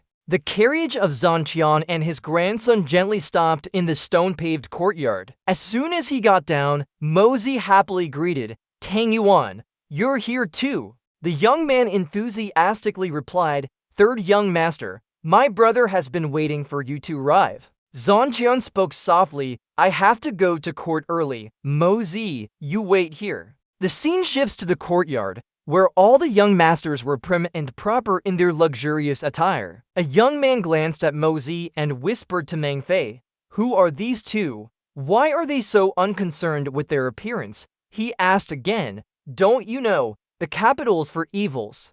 You must know about them, right?" He stroked his chin. "I do know about these. It's simply Fatty Tang, Tyrant Jun, and also the toilet flea and the dining table fly. Could it be?" Meng Fei nodded. "That's right. These two in front of us are none other than the legendary Fatty Tang and Tyrant Jun. They are the two other great scourges.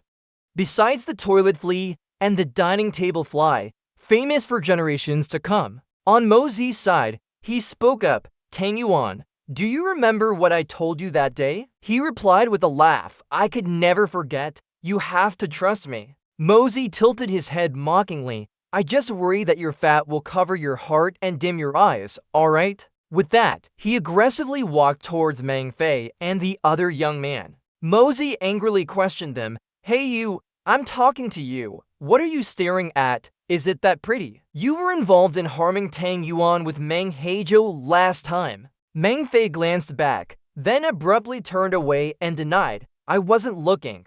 Mozi imperiously asked, Which family are you from? Do you know who you're talking to? He angrily rolled up his sleeves and warned, Stare at me again, and do you believe I'll gouge out your eyes and shove them up your ass? Meng Fei could only stammer, You.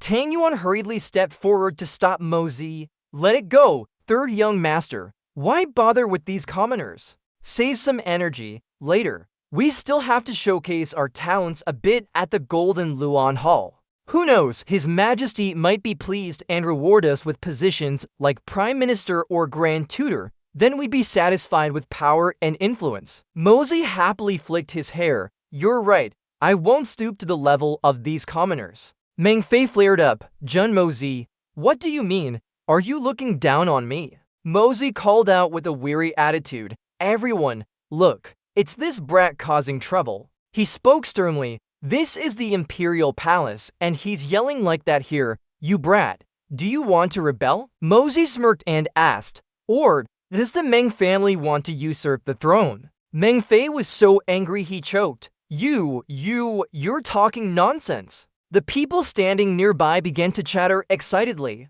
Mozi seized the opportunity, stepped forward, and slapped Meng Fei hard. He instinctively raised his hand to touch his cheek. You actually hit me. Mozi stared intently at Meng Fei with murderous eyes. Then he grabbed and pulled his head towards him. Meng Fei clutched his head, the pain making him wince. Qianli appeared from nowhere and tried to stop them. Let it go, young Master Jun. Please show some leniency. Mozi turned back, his voice full of power. Who are you? Is this your place to speak? He coldly let go of his hand while saying, Who the hell are you? Qianli introduced himself. I am Mrong Tianli, the third-generation grandson of the Mrong family, Mrong Tianli. Third young Master Jun, please, would you give me some face? He sighed. It's just a small misunderstanding. Why has it turned into such a huge fight? Mozi sneered, the Mrong family, you scare me so much. He clicked his tongue. You're actually using the Mrong family to threaten me.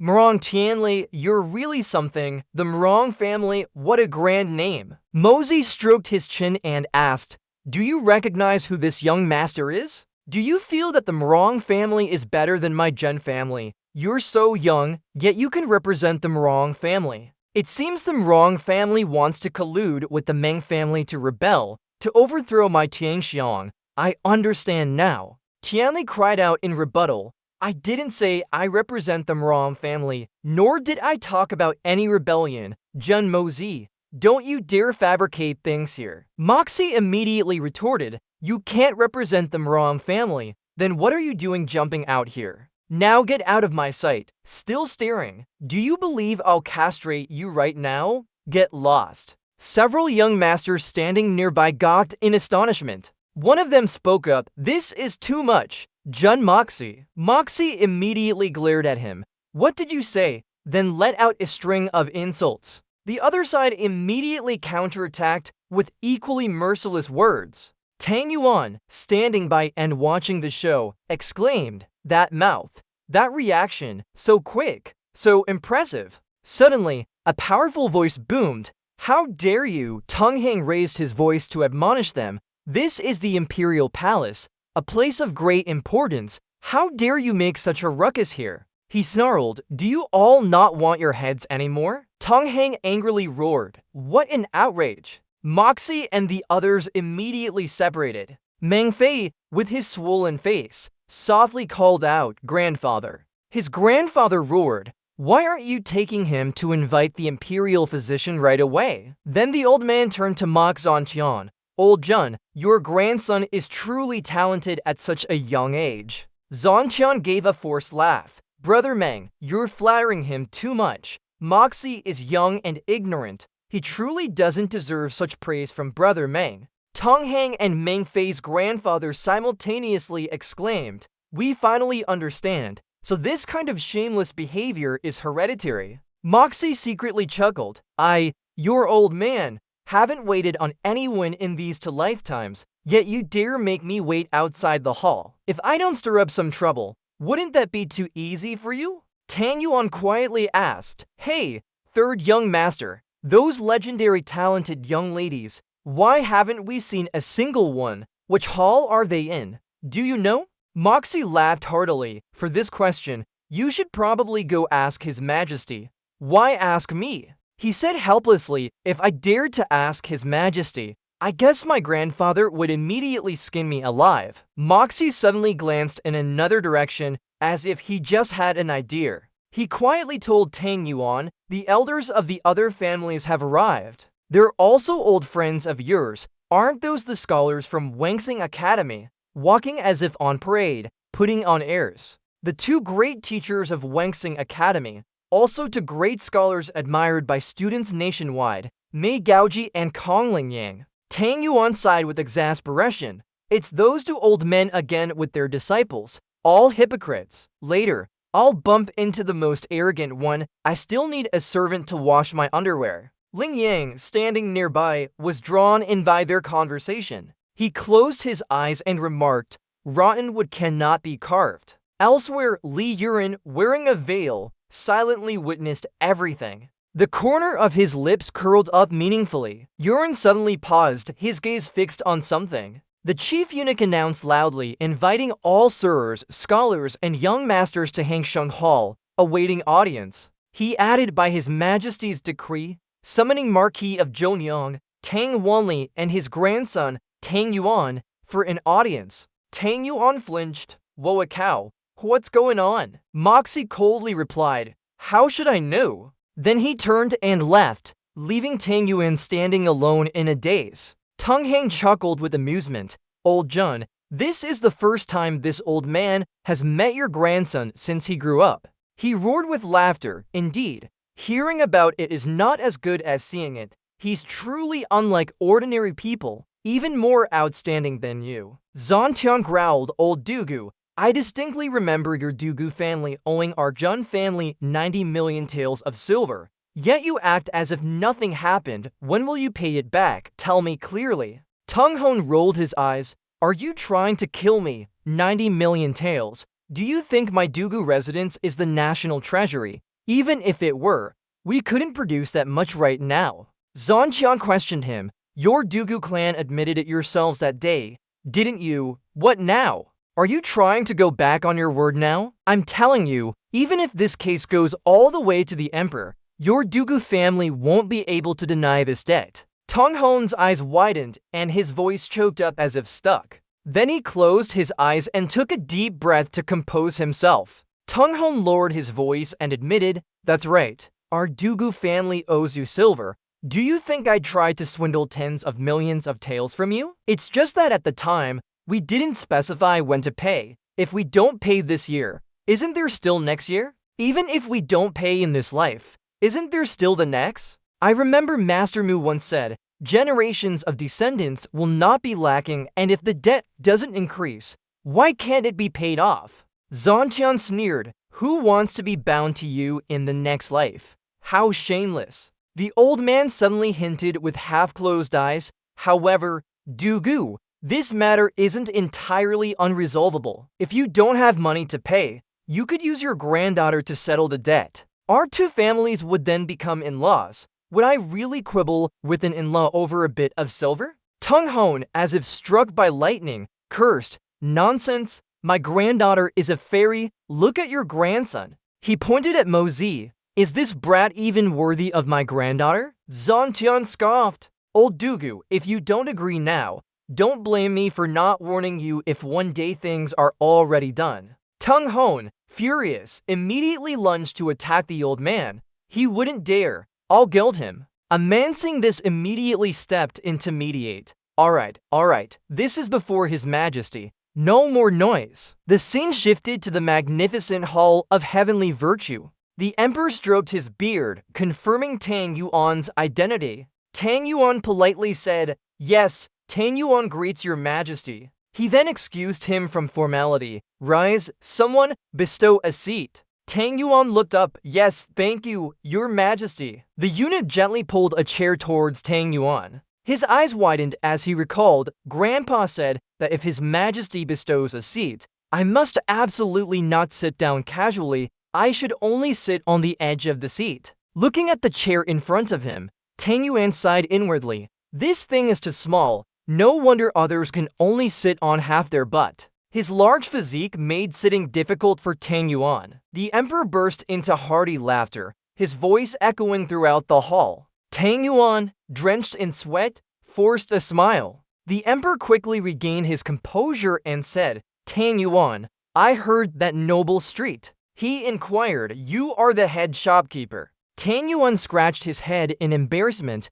"Your Majesty, actually, it's like this. I made a small mistake at the time, and my grandpa expelled me from the family. At that time, I thought I must accomplish something to show the old man, but I didn't know anything. I was just interested in making money." The emperor's expression suddenly turned serious. "You're saying that this idea actually came from you?" Tang Yuan humbly replied to the emperor, "That's right, your majesty. This is actually nothing at all.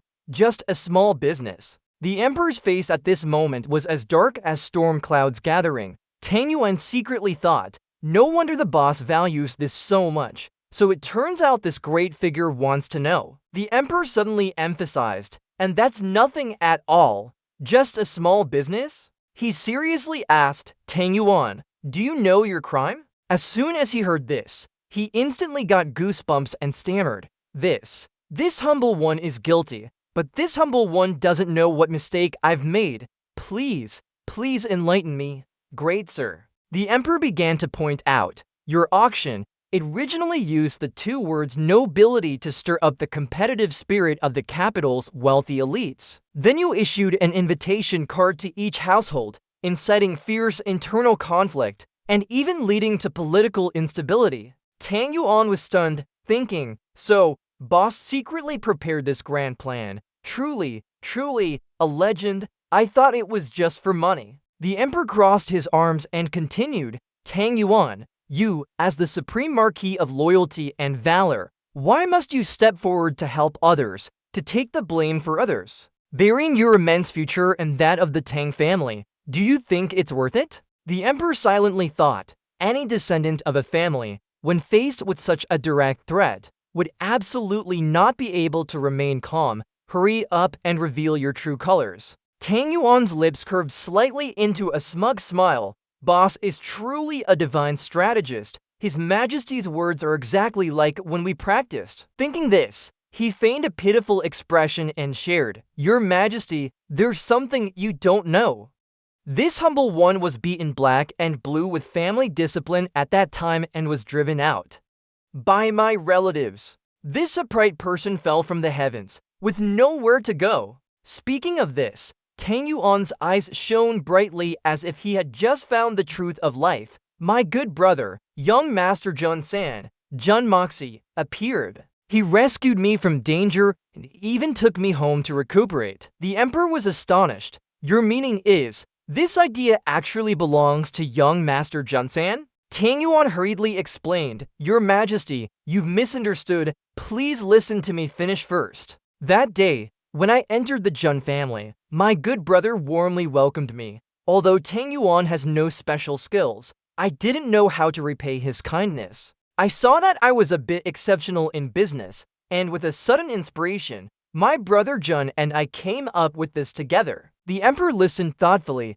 The two of them together, squandering fortunes, ruining families. If they're not fiercely competing, then what are they doing? Tang Yuan continued to explain, "Your Majesty also knows that the rumors in the streets say that the number one and number two spendthrifts of Tangxiang are my brother Jun and I. If being a spendthrift is a title, then being called nobility is well-deserved. This can also be considered a way to make money. And earlier, by a lucky coincidence, This humble one met Elder Song San, the world's #1 master of the Tao of beauty. After the nobility road acquired his peerless secret of beauty, it coincidentally led to today's results. The emperor closed his eyes and sighed. Tang Yuan's answer is too fluent. It seems I won't get anything out of him today. He turned around and told Tang Yuan, I understand, you may withdraw. He breathed a sigh of relief. Oh heavens, oh earth, it's finally over. Tang Yuan smiled brightly and thanked the emperor, but before he could finish his sentence, the emperor interrupted, came up with this idea. The emperor glanced back and declared it was Zhun Wei. Tang Yuan gasped in surprise, then froze on the spot. Seeing this, the emperor asked again, could it be that it wasn't him either? Scene shifts outside the palace hall. Moxie waved at the young man in front of him. Hey, you masked kid, don't you recognize people? Yuran spoke up. May I know what young Master Junsan wishes to impart? He was curious. I just wanted to ask you, why do you wear a mask all day? Is it to show off? Or to avoid being recognized? Or perhaps your face is disfigured? Moxie secretly mused. That fellow named Meng Fei just now was probably Li Yuran's younger brother. His younger brother was scolded, yet this fellow showed no reaction at all. Instead, he seemed to be observing me. Could it be that he's already wary of me, or has he discovered something? Yuran replied, young Master San guessed correctly, I am indeed disfigured. Moxie actually demanded, take off that tattered cloth and let me see. I heard you used to be quite a handsome lad. It's a bit of a pity. Jun Moxie had another reason for targeting him. He remembered that in the past, Li Yuran pursued Princess Ling Meng with all his might. But when faced with his own interests, he could, without hesitation, send the one he loved to her death. Lei Jianhong and his group are Li Yuran's senior brothers, and it was they who acted against Princess Ling Meng. Moreover, the one who masterminded the plot was Li Yuran. Moxie was silent. The feelings weren't fake, but he could abandon them at any time, like discarding worn-out shoes. Can such a person still be called human? Yuran retorted sharply, of course it's not beautiful if your face is disfigured. If young Master Jun dares to slash the cuts on his own face, he can see it by looking in the mirror when he gets home. Moxie glared at him and asked back, is that so? He chuckled with glee, but this young master also wants to know a bit what it truly feels like in your heart when a once quite handsome face suddenly can't be seen by others anymore. It's quite stimulating, isn't it? Yuran immediately described. Indeed, it's very stimulating. If young Master Jun wants to try, I can help. It will surely make young Master feel like he's soaring to heaven, completely infatuated. Moxie stepped forward, rested his hands on his shoulders, and burst out laughing. Brother Yuran is truly impressive. Just one sentence hit the nail on the head for your little brother.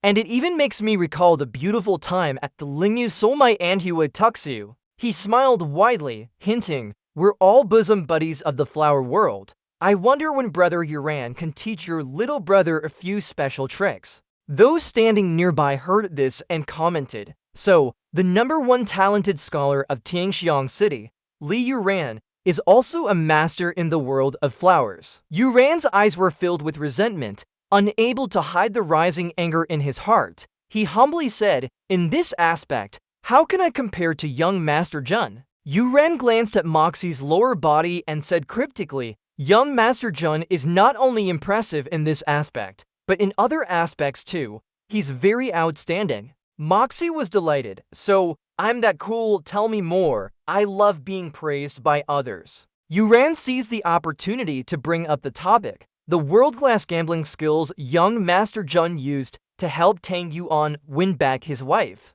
Or for example, after young Master and Tang Yuan finished off Qin Bao, the North City gang vanished. Moxie chuckled, the god of fortune follows me. There's nothing I can do about it. Such a minor character. Is he truly worthy of young Master Yuran mentioning? It seems young Master Yuran has quite a deep connection with the North City gang. Yuran continued to argue. Then, young Master Jun pointed out the direction in Shibu Hall, causing Li Feng to pay a high price to buy coral jade, which then unexpectedly exploded. I also heard that Eagle King, one of the 8 great supremes, is staying at the Jun family. He asked pitifully, "Young Master Jun, do you want me to continue? I truly don't understand why in every story, there's always a shadow of you." Moxie pondered, his eyes thoughtfully gazing into the distance. Then he feigned waving his hand, his face innocent as he replied, "Actually, I'm also very curious.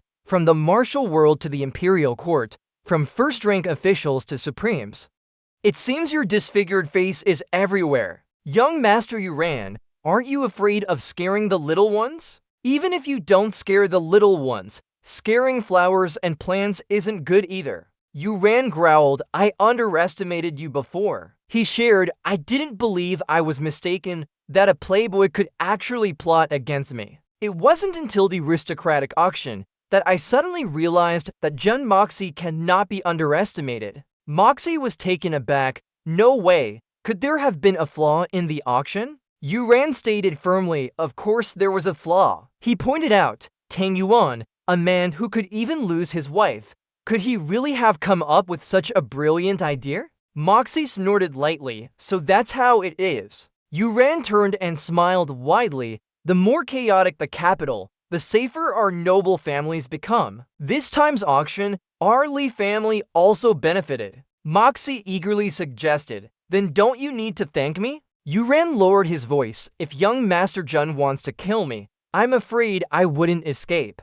But if I wanted to kill young Master Jun, it's not certain I wouldn't succeed. The balance between us, I believe young Master Jun wouldn't want to break. Right?" Moxie praised, "Young Master Yuran has great foresight. I truly wasn't mistaken. Nowadays in this world, balance is good. Harmony is very good indeed." Finishing his words, he inwardly warned him, "This balance, though temporarily unbreakable, truly, at some point, this old man won't mind coming at night to take your head." Yuran politely suggested, "Young Master Jun, a few years ago, was probably no less difficult than Yuran. Frankly, both of us are pitiful people without a childhood. So we don't mind playing a little. It's rare to find a playmate. Don't you agree?" Mosey immediately retorted, "Haven't you killed anyone yet, or are you playing with arson?" Yuran stroked his chin, "Killing and arson, we've already played all those among the younger generation.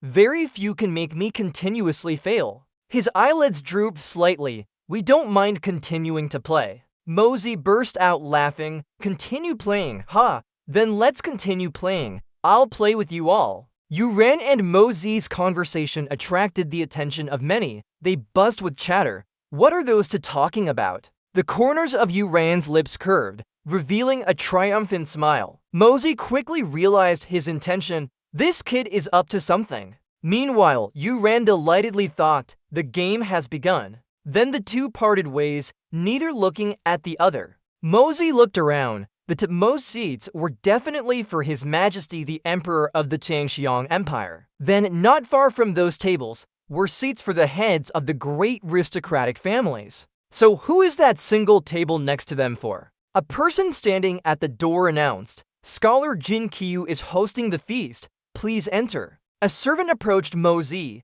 guiding him. "Third young Master Jun, this way please." The grand hall doors slowly closed, and the space inside became incredibly quiet. Mosey and Xiao Yu were startled simultaneously as their eyes met. Xiao Yu's cheeks immediately flushed red with embarrassment. Mosey, standing opposite, was no less awkward. A strange feeling made him suddenly turn his head back. Lingmeng blushed and lowered her head shyly, not daring to look directly. Mosey wondered inwardly, what's wrong with this woman? Just his turning motion, and Lingmeng seemed to freeze in place. Mosey recalled last time she swore that dog-shit oath. Though quite solemn, I didn't take it seriously. Xiao Yu's face darkened as she mumbled, yet he's still glancing back and forth. Then she forcefully pinched Mosey's hand. As if electrocuted, he immediately pulled his hand back. Mosey angrily asked Xiao Yu what she was doing. Her face was sullen, her eyes spitting fire, but she said nothing. Mosey thought bitterly, how can I, this old man, be disrespected by a woman? Thinking this, he forcefully slapped her backside in retaliation. She jumped, letting out a surprised gasp. All eyes in the room immediately turned towards Xiao Yu. She and Mosey stared at each other intently. Clicking tongues resounded everywhere. The eyes of those nearby held little warmth for them. Xiao Yu's eyes welled up with tears, looking at the crowd mocking her. She bit her lip tightly, trying to hold back the imminent tears. Then she turned and ran out of the place in humiliation. Mosey secretly thought, who would have thought it'd be such a coincidence to hit exactly that spot? But this girl, who looks like a green apple, has already become a ripe peach. If one were to take a bite, the guests settled into their seats, wine glasses were filled, and the atmosphere immediately became lively. Looking at the food on the table, Mosey thought warily, everyone has arrived, only His Majesty is missing, right? If His Majesty doesn't come, we can't even touch our chopsticks. The creaking sound of hinges echoed, and the grand hall doors slowly opened. Everyone simultaneously looked towards the door. His Majesty has arrived. Soft footsteps echoed, and a person slowly walked in. It turned out the person walking in was the eunuch and Tang Yuan. He gripped the armrest tightly because his heavy body was stuck to the chair. Tang Yuan worriedly thought, though the question just now wasn't related to young Master 3, it implicated third uncle. These two things are not different at all. This time, it's serious. Those present in the hall burst into laughter simultaneously. Someone furiously slammed the table. You wretch. It turned out to be Wanli. He yelled loudly, scolding, what are you so furious about? Tang Yuan, with tears and snot streaming down his face, called out, grandfather. A man burst into sarcastic laughter. Young Master Tang is afraid there's no seat here, so he brought his own chair. Truly admirable. Wanli was furious, his breathing heavy like an animal about to lose control. He swung his hand, a surprisingly decisive motion, and the heavy wooden table lifted and shot straight at the man. Wanli secretly speculated, it seems an unexpected incident has occurred. Could it be that His Majesty completely disregards our decades-long friendship and intends to make things difficult for my gran? Sen, Mosey suddenly coughed several times in a row. Then he reminded Tang Yuan, Fatty, look up. He touchedly called out, young Master 3. Mosey smiled brightly and confidently said, even if the sky falls, I can hold it up. Come here and drink with me. Tang Yuan froze, his eyes wide with surprise. He gently raised a hand to rub his eyes and burst into laughter. Tang Yuan quickly regained his composure. It seems the wine for guests today. It's the precious wine our Tang family auctioned off. Third Prince is not bad. He didn't steal it. Suddenly a voice rang out, you young ones go drink over there by yourselves. A moment later, Mosey was stunned, his expression frozen. The people sitting opposite him were Xiao Yu and Du Guying.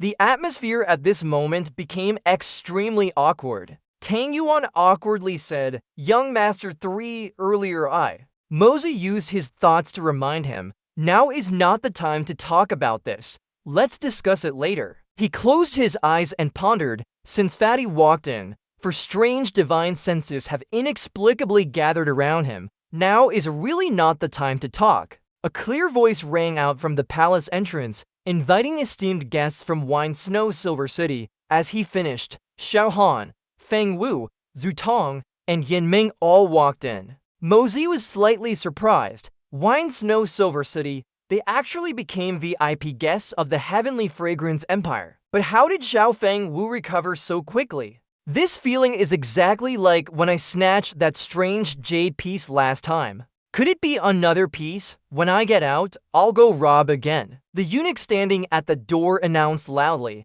His Imperial Majesty has arrived. Mosey secretly lamented, just arrived. All the food is already cold. When the emperor was seated on his throne, his voice rang out majestically, my subjects, rise. Below the dais, several guests continuously yielded to each other. Please, you first. Please, you first. Please, you first. While everyone was politely chatting and laughing, Mosey couldn't care less about anyone and simply ate and drank. Du Guying angrily questioned, can't you be a bit more civilized? If you eat like that, how can anyone else eat? Mosey paid no mind. He calmly picked up the soup bowl. Then, while pouring it into a bowl, he scoffed, civilization, What's that worth? His actions made Xiao Yu extremely surprised. Mosey tilted his head back and guzzled the entire bowl of soup. The gulping sounds echoed throughout the hall. After eating, he let out a loud burp.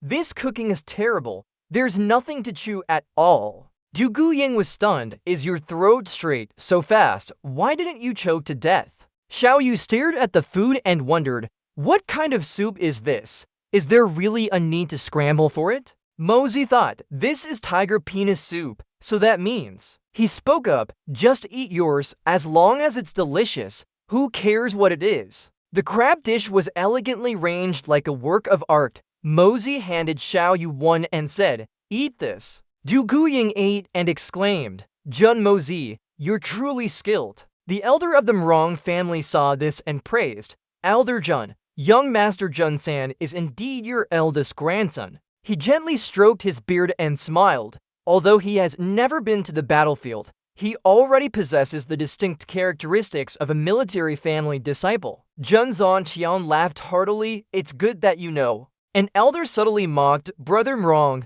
how can you tell? He pointed at Mosey and said, look, the shameless behavior of this lad. It's quite reminiscent of old General Jun back in the day. At this, the three elders burst into laughter. The emperor lightly coughed, signaling the officials to be silent and listen. Then he raised his wine cup to invite everyone, his voice majestic yet gentle. All the officials simultaneously stood up, clasped their hands before their chests, and bowed in gratitude for the imperial grace. The eunuch struck a chime, announcing, the Golden Autumn Scholars Feast officially begins. An elder spoke, Your Majesty, esteemed lords, this year's Golden Autumn Scholars Feast, on the Double Ninth Festival, is truly a wonderful time in one's life. So that is Ling Yang, this old man, on behalf of millions of disciples of the Wenxing Academy, respectfully wishes Your Majesty eternal life, and may our Jianhu Tianxiang last forever. Suddenly, a voice interrupted him,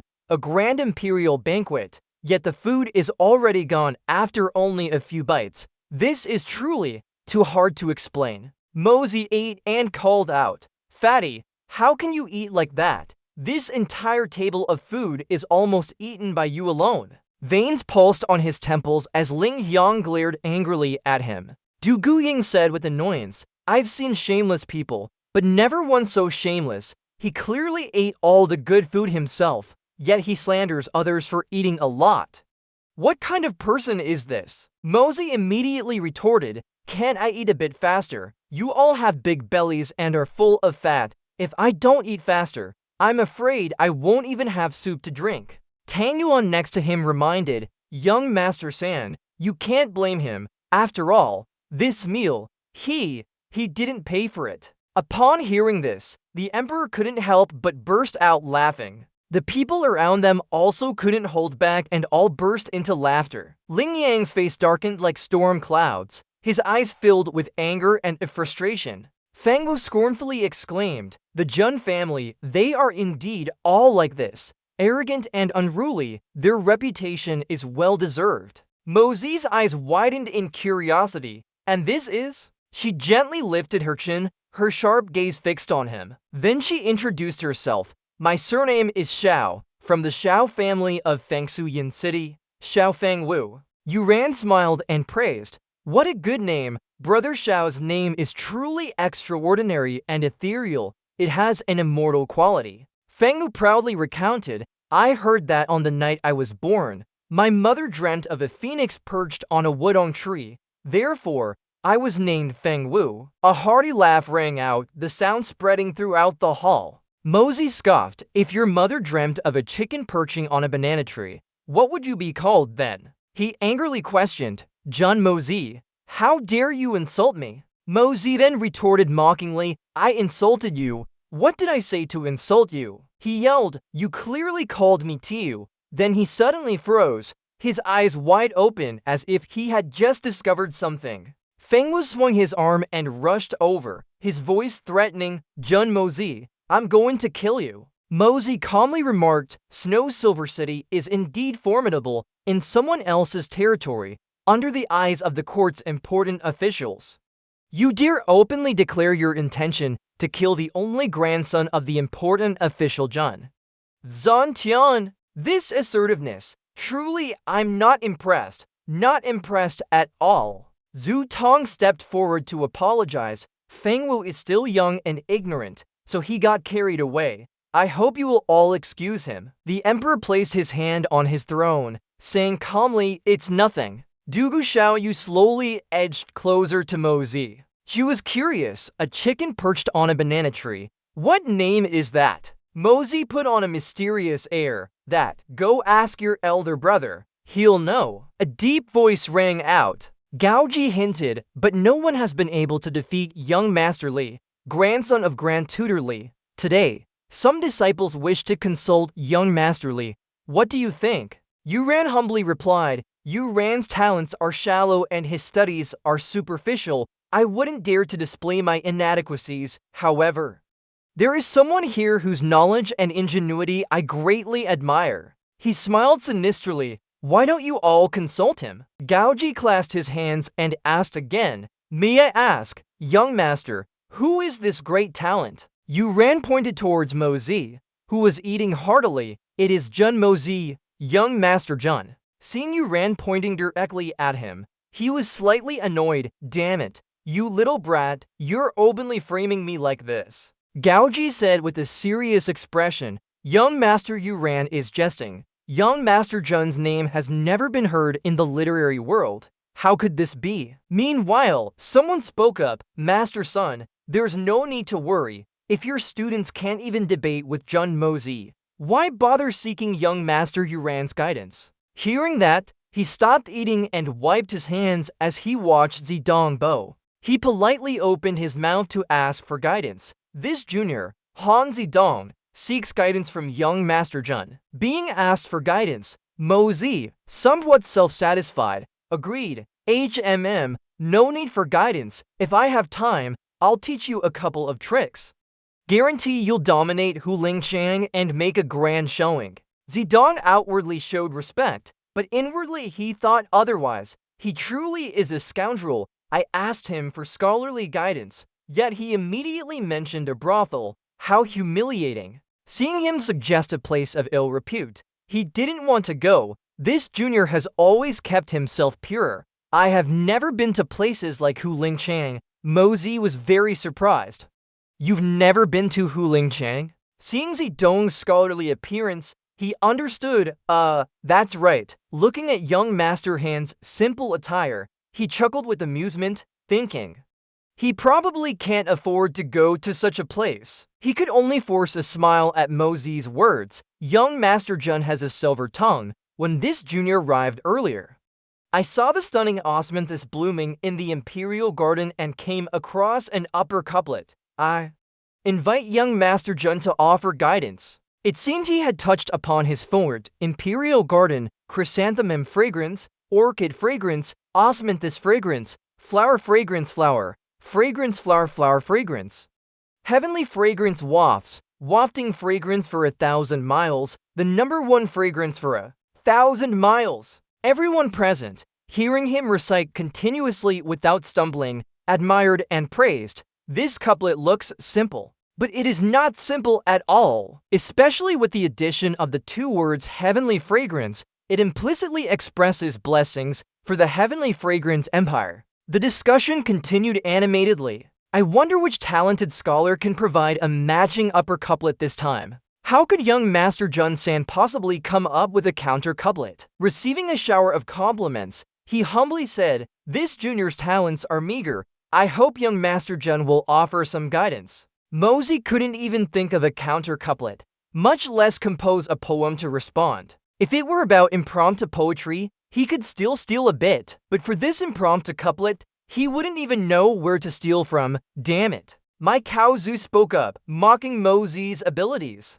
Young Master Jun, if you can't come up with a counter, just say so. For you, this isn't anything to be ashamed of. Mo Zi grimaced uncomfortably at his sarcastic remarks. He calmly handled the difficult matter in a snap. What's so difficult about this? Isn't it just an upper couplet? Mo Zi boldly retorted to his provocation. Watch as your big brother counters it for you. Someone who will stomp on Wenxing Academy. Du Nian, wearing a veil, said doubtfully, I couldn't even counter it. Could he really? He's stronger than me. Van Like Yi Hoke saw Mozi about to show off. You little brat, didn't I tell you to hide your talent? Why are you exposing it now? He still didn't forget to put him down, uttering unpleasant words. Young Master Jun is truly confident. How about this? If young Master Jun can come up with a counter within the time it takes an incense stick to burn, my Wenxing Academy will admit defeat. But if you can't,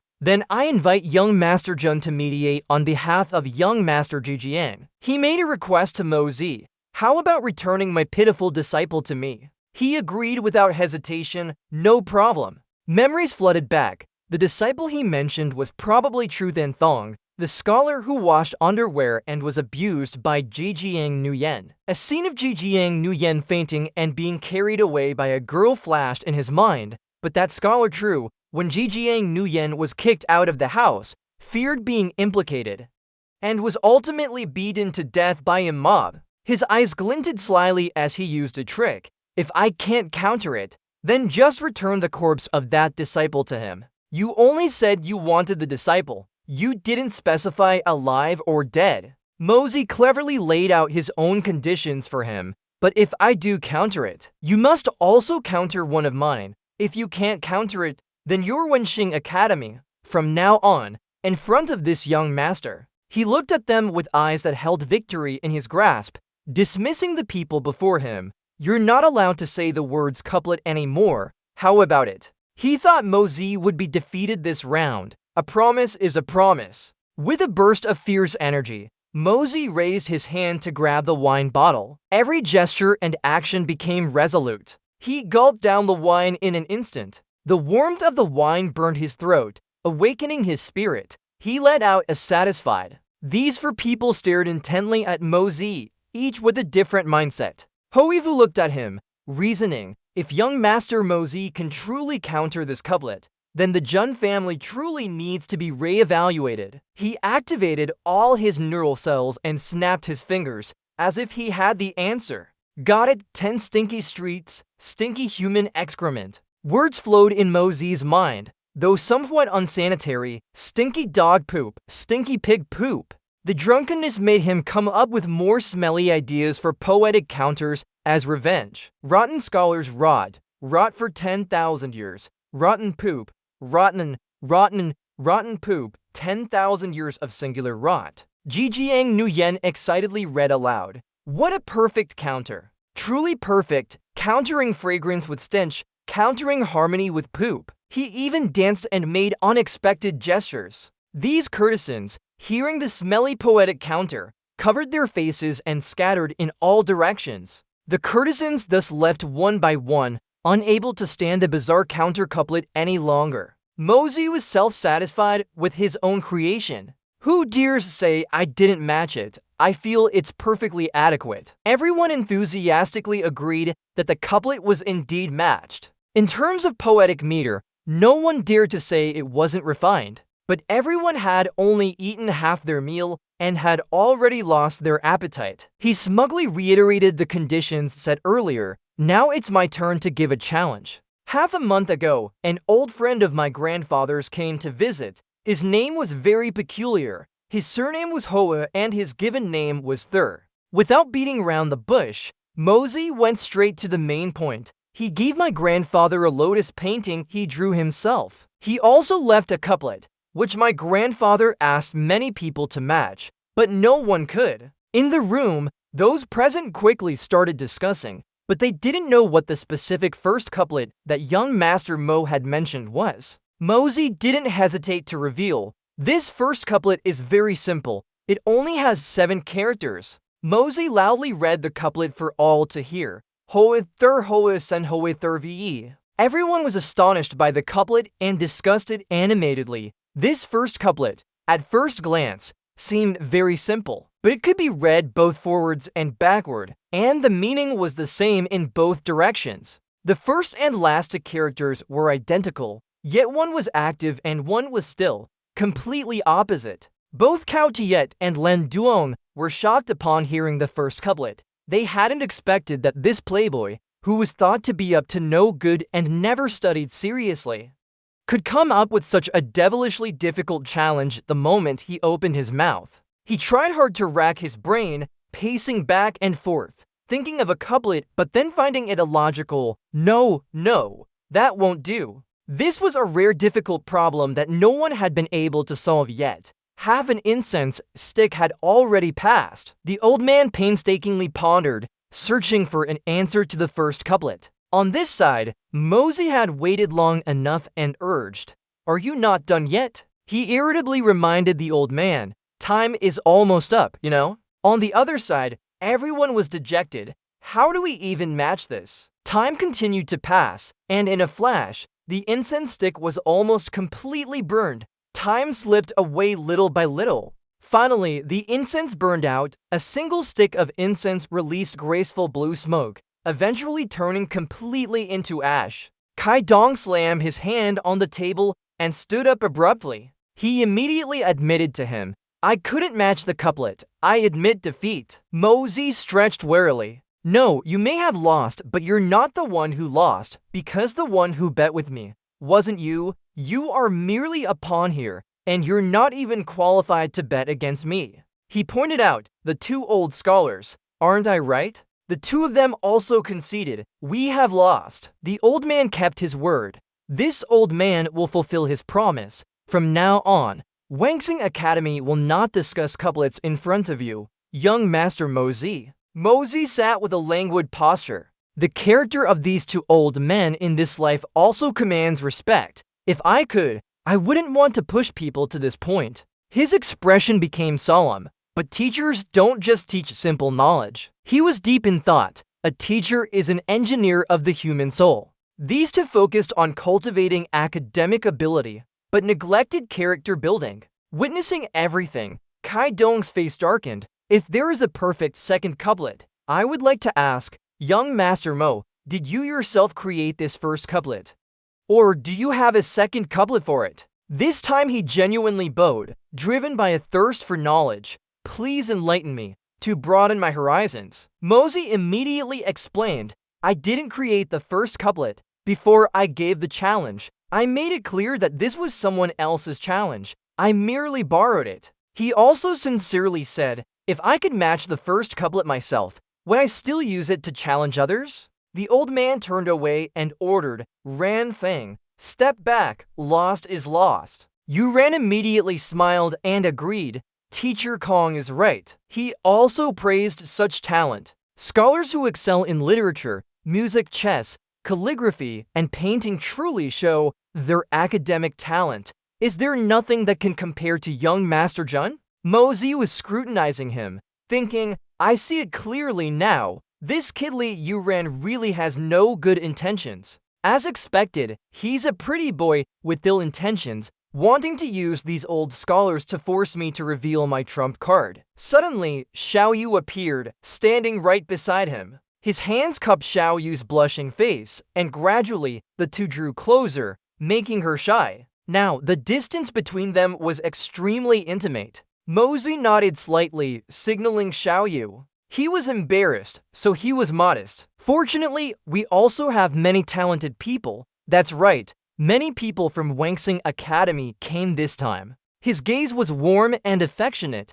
"We, the descendants of the great noble families, how can we be afraid?" Mosey arrogantly reveled in his victory, but young Master Yu Ran also just said that he admires this young master in many aspects. In other words, this young master is much stronger than Li Yu Ran. Realizing he would be busy once he became famous, he was delighted. "So, if you can't even compare to young Master Yu Ran, then don't come looking for me. This young master is very busy." Everyone looked on with admiration, but the object of their admiration was not Jun Mosey, but Dugu Xiaoyu. This one statement not only tied all the aristocratic disciples to her side, but also pushed Li Yu Ran out as the #1 scapegoat. This was definitely Dugu Xiaoyu's move. Suddenly, a voice spoke up. "In that case, mysterious figure, then we will ask young Master Li for guidance." In the lavish gathering, Yu Ran stood up and showed courtesy. He spoke softly upon receiving the challenge. "It's an honor."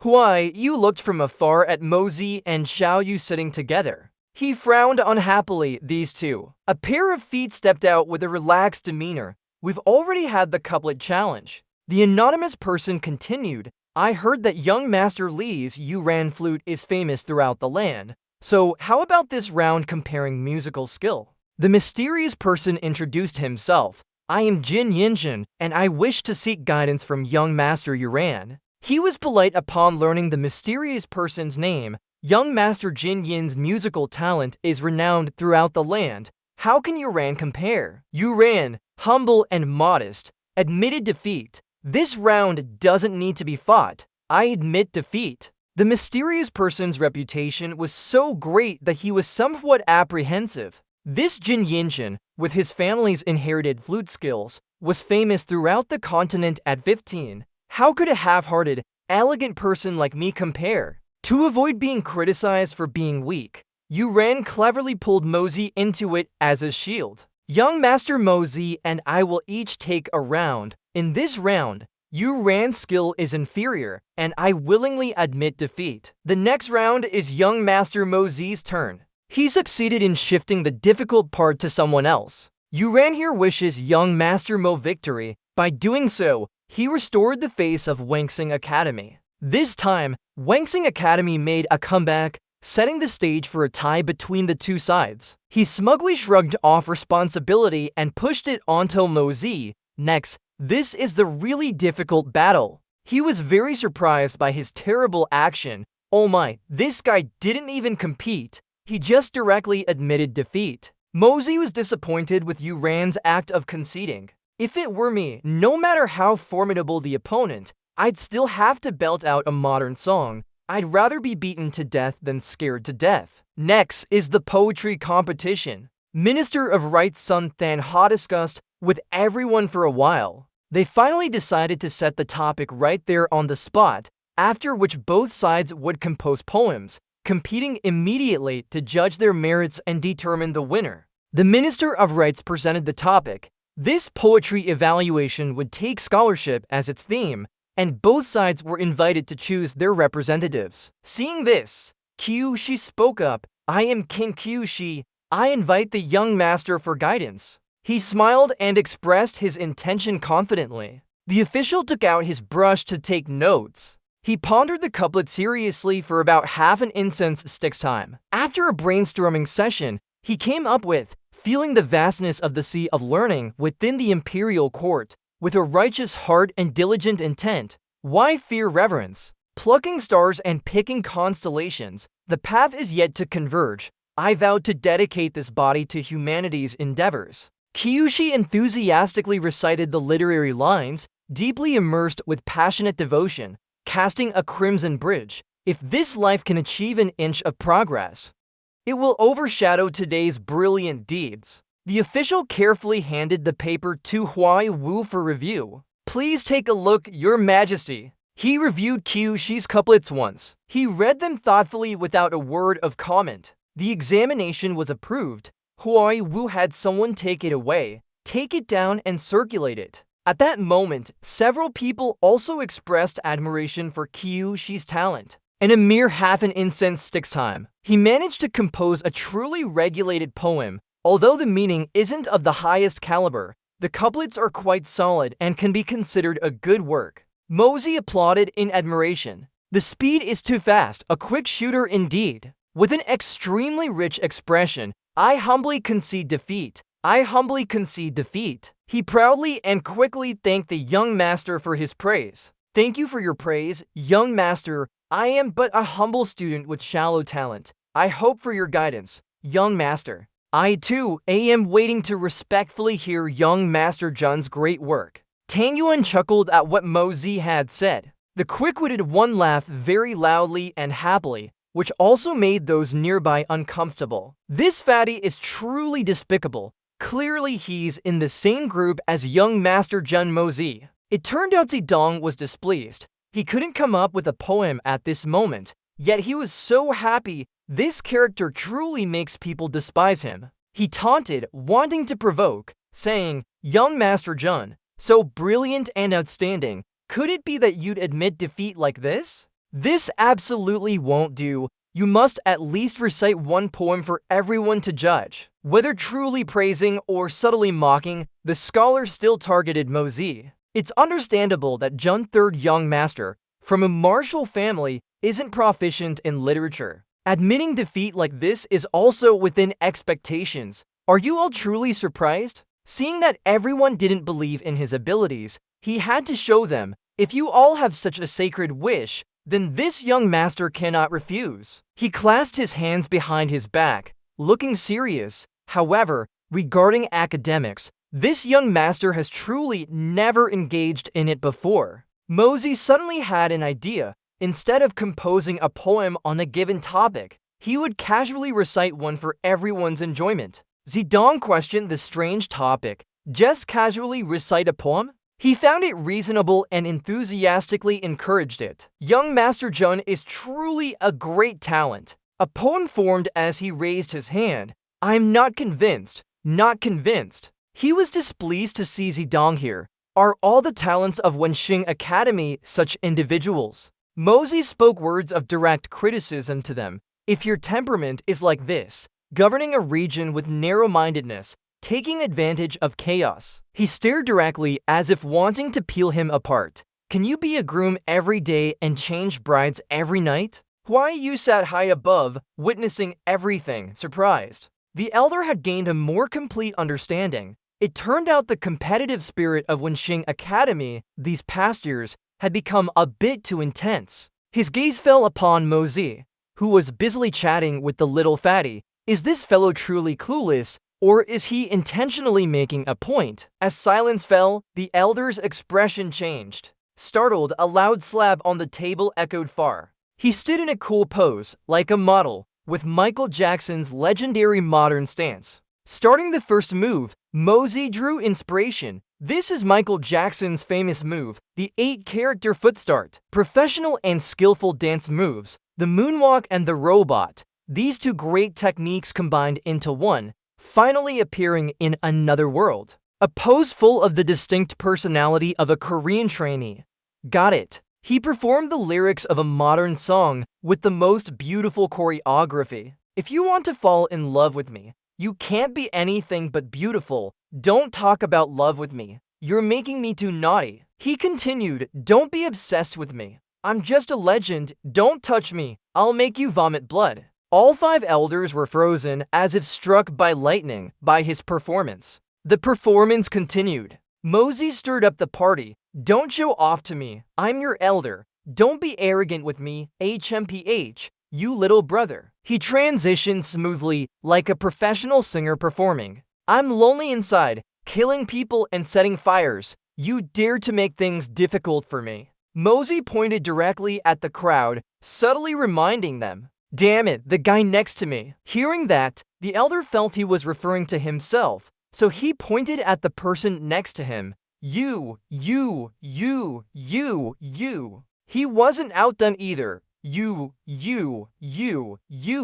The elder's eyes bulged, his mind tormented until it reeled. He could no longer endure it and fainted on the ground, which momentarily surprised him. Damn old man. Unable to watch any longer, Chen Thin slammed the table forcefully. He angrily shouted fiercely, wretched creature. He immediately kicked Mok Ta hard. The boy was surprised, still reeling, and looked at the elder. Chen Thin was also staring at him. Quan Mok and Quan Chen Thin exchanged glances. Quan Mok Ta cooperated by being kicked flying, shouting loudly as he crashed into a pillar in the main hall. The force of that kick was fierce, able to send him flying far. Fortunately, Dak Ko Tung Hon arrived just in time to catch Mok Ta. Once again, I caught an exchange of glances. Dak Ko Tung Hon held Quan Mok Ta firmly and exchanged glances with him. He turned to the elder and said, You've cooperated with this old man your whole life,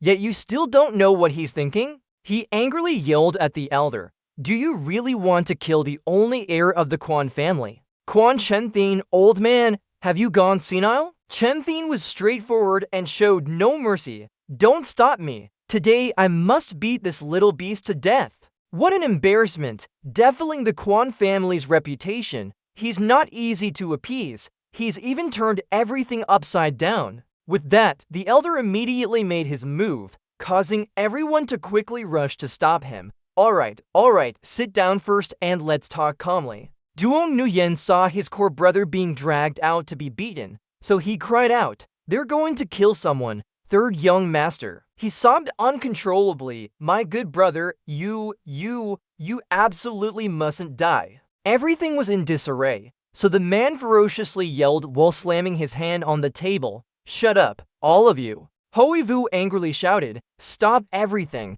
What kind of decorum is this?" The fists that were about to strike immediately stopped. The officials below stopped their actions and turned towards Hui Vu. They knelt down, aggrieved. "We beg your majesty to mete out justice for us and severely punish this shameless, heartless person." At this moment, Mokta lay motionless on the ground, pretending to be unconscious. Hui Vu frowned. "This matter today displeases me greatly. The great noble families are causing trouble, and the talented students of Vanton Academy are narrow-minded and vengeful. How can they bring blessings to the common people in the future? Today, let's leave it at that. Go back and reflect on yourselves." Those below, though unconvinced, could only keep silent and accept. After a while, someone finally left. At this moment, someone came running at full speed. "Urgent war report." Chen Thin and Tung Hon stared intently at the person in front of them.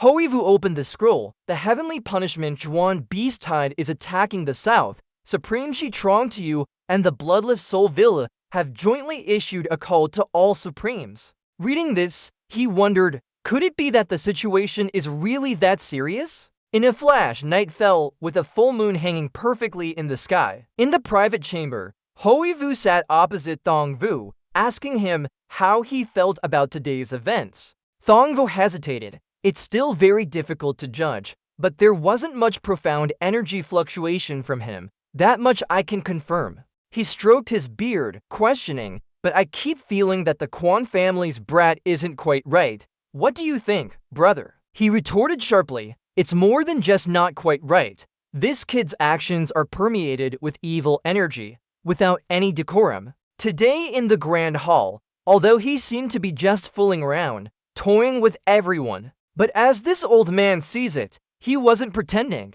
Hui Wu confirmed again. "You mean when Hui?"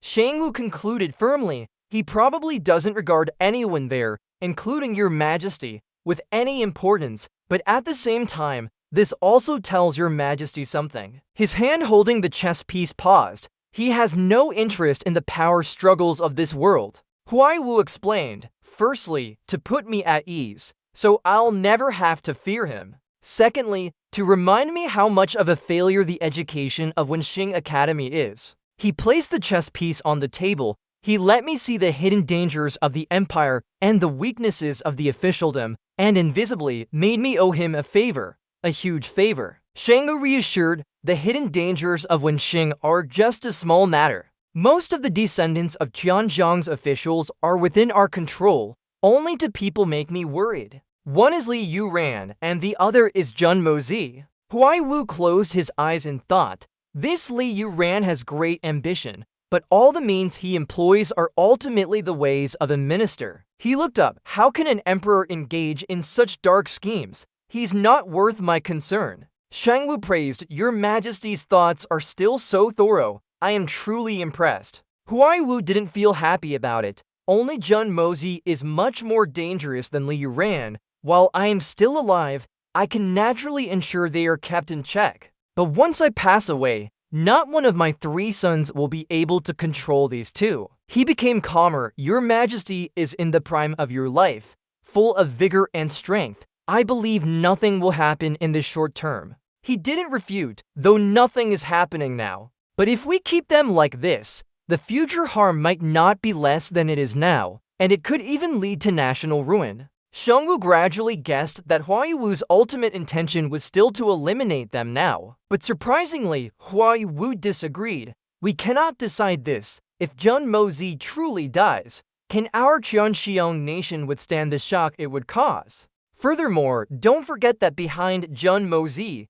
there's another family involved." He could no longer control his emotions. The Dongfang family. The assassins recognized by the entire world. Didn't they disappear 8 years ago? Could the Dongfang family be Jun Mozi's maternal grandparents' family? Huai Wu didn't wait and revealed directly. You guessed correctly, that year, Jun Wugu passed away. Jun Wuming unexpectedly died in battle. The Dongfang family continuously sent out 17 top-tier dead assassins, exchanging their lives for injuries. His face contorted. It caused me injuries that I still haven't recovered from, a wound that will never heal. Huai Wu let his emotions of anger rise. At that time, the Shao family, Wine Snow Silver City, and Blood Soul Mountain Villa, founded within a year, finally suppressed this frenzied wave of assassins. He recounted emotionally in the final battle, old Madame Dongfang lost by half a move. She declared her reclusion and simultaneously made an oath. Unless the Sword Peak collapses, snow mountains erupt, or Zhuan beasts appear to unleash heavenly punishment. Huai Wu continued, the assassins of the Dongfang family will absolutely not show themselves on the continent. Shang Wu understood. Old Madame Dongfang's statement is equivalent to declaring that the Dongfang family has permanently withdrawn from the world. Huai Wu somewhat objected. That's not necessarily true. If someone touches the Dongfang family's ultimate limit, they will naturally have a reason to act. Finally, he decided, therefore, we absolutely cannot touch the Jun family, no matter what. Huai Wu also understood and reasoned, even if there's a reason to eliminate him, he must die by a true accident. Shang Wu felt it was not very feasible, a true accident. He thought to himself and wondered, to make someone like Jun Mozi die in an accident, is there a way?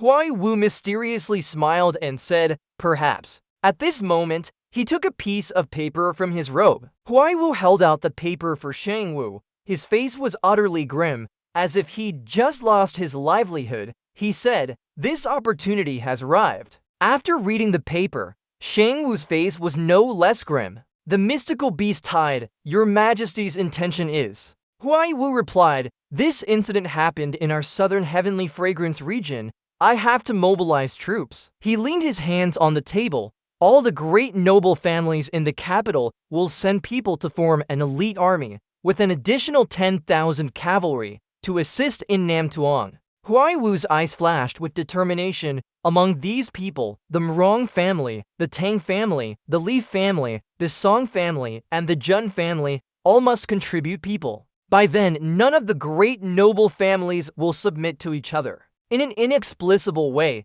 he laughed heartily for some reason. This army, though powerful, yet, Shang Wu thought to himself, discord between superiors and subordinates is a great taboo in the military. Such a unit, if it encounters the mystical beast tide, will only face death. He then asked, who does your majesty plan to appoint as the commander? Huai Wu immediately replied, Jun Wuyi. Besides him, is there really a more suitable choice? On the other side, outside the imperial palace, Mozi and Tang Yuan rode horses together. Tang Yuan spoke first. It's just the beginning. How much do you think we can get? Mozi replied, Fatty, how many of the herbs I asked you to collect do we have now? Mozi adopted a demanding tone. Listen, no matter what, collect as many herbs as possible quickly. He commanded, starting tonight, bring me the herbs 3 times a day. Even if you only collect 1 stalk, you must deliver it to me quickly. Tang Yuan obediently complied. Understood, I will do my utmost. Next was a protagonist-worthy scene. Jun Mozi turned his head, looking at the splendid golden imperial palace under the sunlight. It seemed that there, a pair of hot eyes were always watching him. Zhan Tian, following behind, secretly sighed. I must say that Kid Mozi's scolding those sour scholars made this old man feel incredibly relieved. He couldn't help but praise, this is a true man. This is someone from our Jun family. Suddenly, a bolt of lightning struck down from the sky, blocking Mozi's path. Zhan Qian shouted in alarm, Mozi!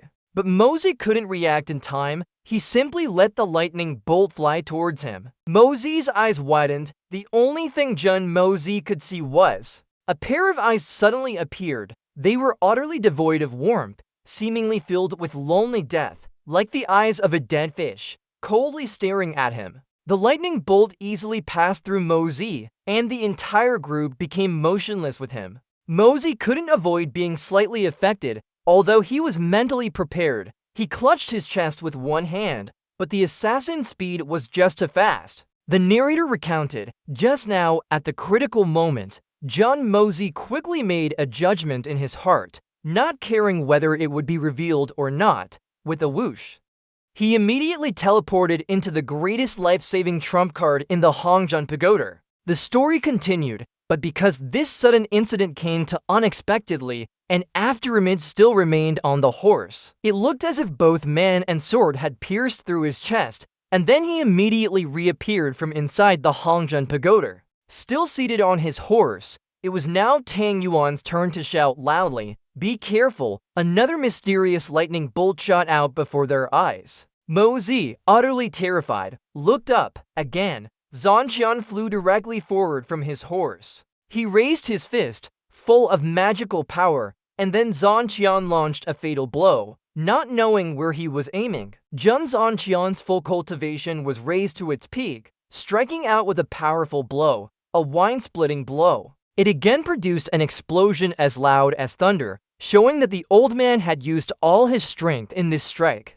Zhangqian felt something was amiss. He looked at the dense white smoke in front. As if standing beside him, Mosey showed no sign of worry. He calmly analyzed, this person's Zhuan-Qi cultivation isn't very high, only at the peak of Earth Zhuan. And to conclude, this is an afterimage. But even so, he felt puzzled in his heart. But he could compress the Zhuan-Qi light emanating from his body all behind him. What a terrifying speed this is, and then he wondered, how could an Earth Zhuan peak possess such supreme-level super speed? It seemed only Mosey was calm in this deep forest, while everyone around him looked as if they had encountered a great enemy. Guessing their thoughts, Mosey smiled slightly to reassure them, no need to worry. With his extensive knowledge and rich experience, he analyzed again, with such terrifying speed, I believe this person can only unleash one attack. If he could continuously cast it, wouldn't he be even more formidable than Fenbi Chen? But then his eyes became thoughtful. The speed of Earth Zhuan couldn't possibly be this fast. Unless it's a self-consuming ultimate technique, similar to say sinking wind, only then could the speed be boosted to that level in an instant. If that's the analysis, then the assassin from earlier must be very weak now. It's even possible they're suffering from 5 fatigues and 7 injuries. At this moment, Mosey's eyes darted around as if he had already planned everything. And then he secretly evaluated, this person is truly too dangerous. After returning to the Jun family manor, it was already late afternoon, and the sun was gradually setting behind the brilliant red clouds. Wanli still couldn't understand what had happened earlier. He asked, Mosey, that attack just now, how did you avoid it? Mosey heard the question and replied, Grandpa, as long as your grandson doesn't want to die, no matter who it is, they won't be able to kill me. This involves my biggest secret. You don't want me to reveal it, do you? Wanli sighed after hearing his grandson's words. So that's how it is. Mosey, if such a thing is true, then consider it your biggest secret in this life. In the Jun Manor's living room, Wanli led Mosey to meet his father, Jun Wu Yi. Wu Yi, who hadn't attended the Golden Autumn Talent Banquet. Listen to the two grandfather and grandson recount the events. Wu Yi then quietly said, this time, His Majesty definitely wants to mobilize troops, and he wants to appoint generals. Otherwise, His Majesty wouldn't have slipped that out at that moment. After hearing this, Wan Yi pondered silently. It seems I must prepare. Every word uttered by Wu Yi seemed to hold a deeper meaning.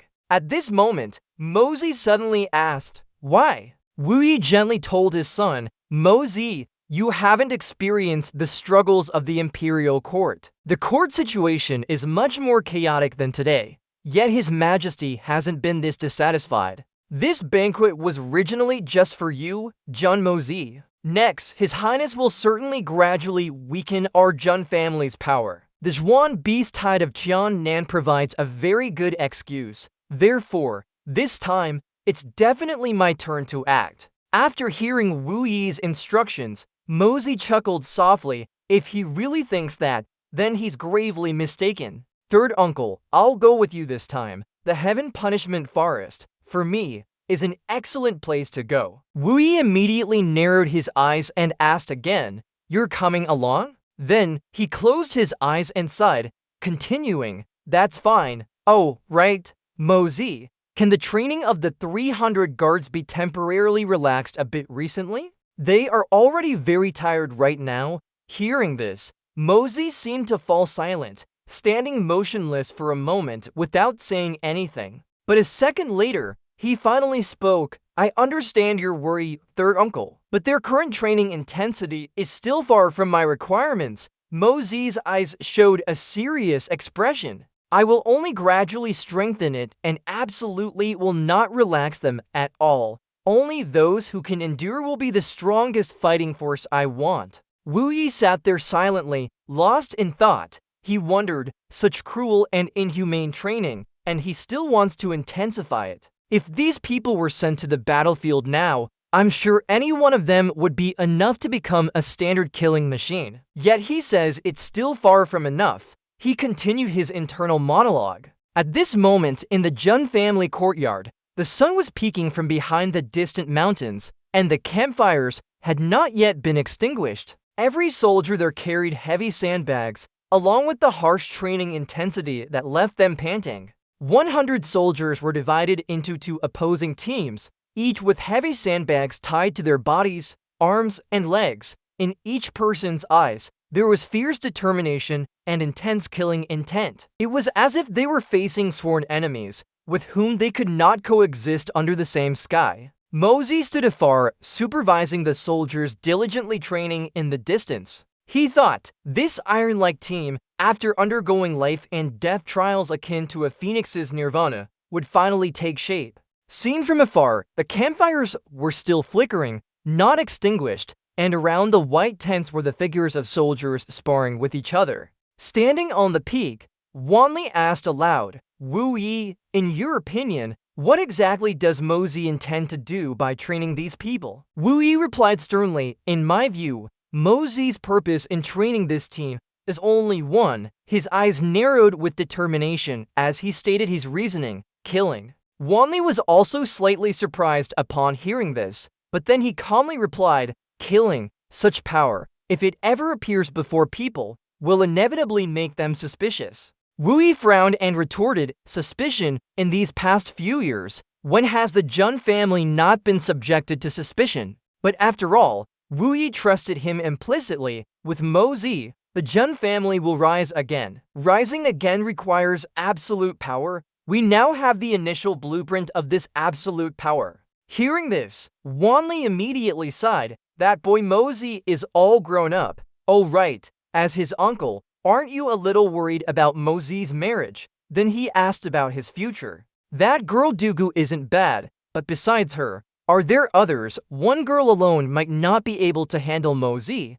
he said, secretly assessing. Wu Yi was a little surprised upon hearing this. Then he began to say, besides that, didn't he used to often visit Lingchang Lake? Perhaps there, but before Wu Yi could finish, Wanli Fei coughed to cut him off. Then he said, forget about those people. Are there others? I remember back then, Mosey also harbored ambitions for his sister-in-law, King Han. Wu Yi also pondered and brought up the past. Hearing this, Wanli paid no mind. He immediately got angry and chased Wu Yi away, making him flee in panic. Wretched, get lost. Below, Mosey heard some noise on top of the city wall. He thought to himself, what's up with the old man? He's gone crazy again. Then he continued, alright, it seems it's getting late. Time to prepare for tonight's business. But at that moment, he closed his eyes tightly and pondered, that item on Xiaofeng Wu Yincheng is good stuff. I don't know what it is, but I'll snatch it first, then talk. And the assassin's items from earlier can't just be left there either. At a courtyard, it was already late afternoon. When Mosey arrived, he saw 2 figures kneeling outside the door. His face showed surprise as he murmured, among the teenagers rescued from Huanghua Hall last time, only these 2 refused to go to the assigned place. They insisted on staying here. He immediately sighed. These two's injuries aren't too severe, but they're both mute, with half their tongues cut off. One of them even has only one arm. For me, their use is indeed not great. Thinking this, Mosey immediately approached the two and ordered, "Look up, look at me." But the two didn't listen. They continued to kneel prostrate as if pleading for something, their limbs trembling with each pulse. Yet their eyes were completely opposite, looking incredibly sharp. Standing before the two, Mosey spoke again. "It's the 9th day. Do you intend to keep kneeling forever?" Seeing the look in their eyes, Mosey secretly assessed these are the eyes of peak assassins, eyes that, after being pushed to the extreme, come to view human lives as worthless grass. Even themselves, they see as worthless grass. After thinking, he began to speak, probing, "Tell me your reasons. Let me see how determined you truly are." Immediately after, the two looked at each other, then suddenly nodded vigorously in unison. They bowed their heads, trembling, and gritted their teeth. Their hands clenched on their knees. Then they unexpectedly raised their hands, looking extremely urgent. Very decisively, they simultaneously bit their own hands until they bled, and then they used the blood to write their reasons on the ground. After writing, both bowed respectfully to Mosey, looking incredibly sincere. Mosey read aloud at this moment, 1,000 cuts and 10,000 slices, no regrets in death. If not a strong person, only death awaits. In this moment, Mosey's army felt a strange sensation. His hand clenched and his heart gave a strong tremor. But then he made his decision. "All right, if you have such resolve, I won't be stingy in giving you a chance. I hope you don't disappoint me." Hearing this, the two looked overjoyed. And immediately after, Mosey pulled the two inside. He thought, "These two endured such great suffering without a single groan. Since I've agreed to shape them, I absolutely cannot allow any more unexpected incidents to befall them." The surroundings grew quiet. Night had fallen and one room was still lit. Inside that room, Mosey watched the two frail figures lying on the bed. He frowned, full of unspoken worry. Immediately after, he went out onto the porch alone. Standing before the night sky, Mosey spoke. "The strong ones." Looking at the bright crescent moon in the sky, he wondered, is it truly worth aspiring to be such a person? Just then, a graceful figure appeared, and a fair hand placed a cloak on Mosey's shoulder. Knowing who it was, he spoke, "Kani, tell me." Then Mosey looked up with pensive eyes and asked, "Do you hope to become a powerful expert yourself?" Hearing that, Kani, not understanding, softly spoke, "A powerful expert." Looking at his back, she asked again, "What's the point of that?" Mosey, feeling melancholic, lowered his gaze and said, "If you just become as strong as the old eagle, by then you can kill whoever you want, roam the world freely, live a carefree life.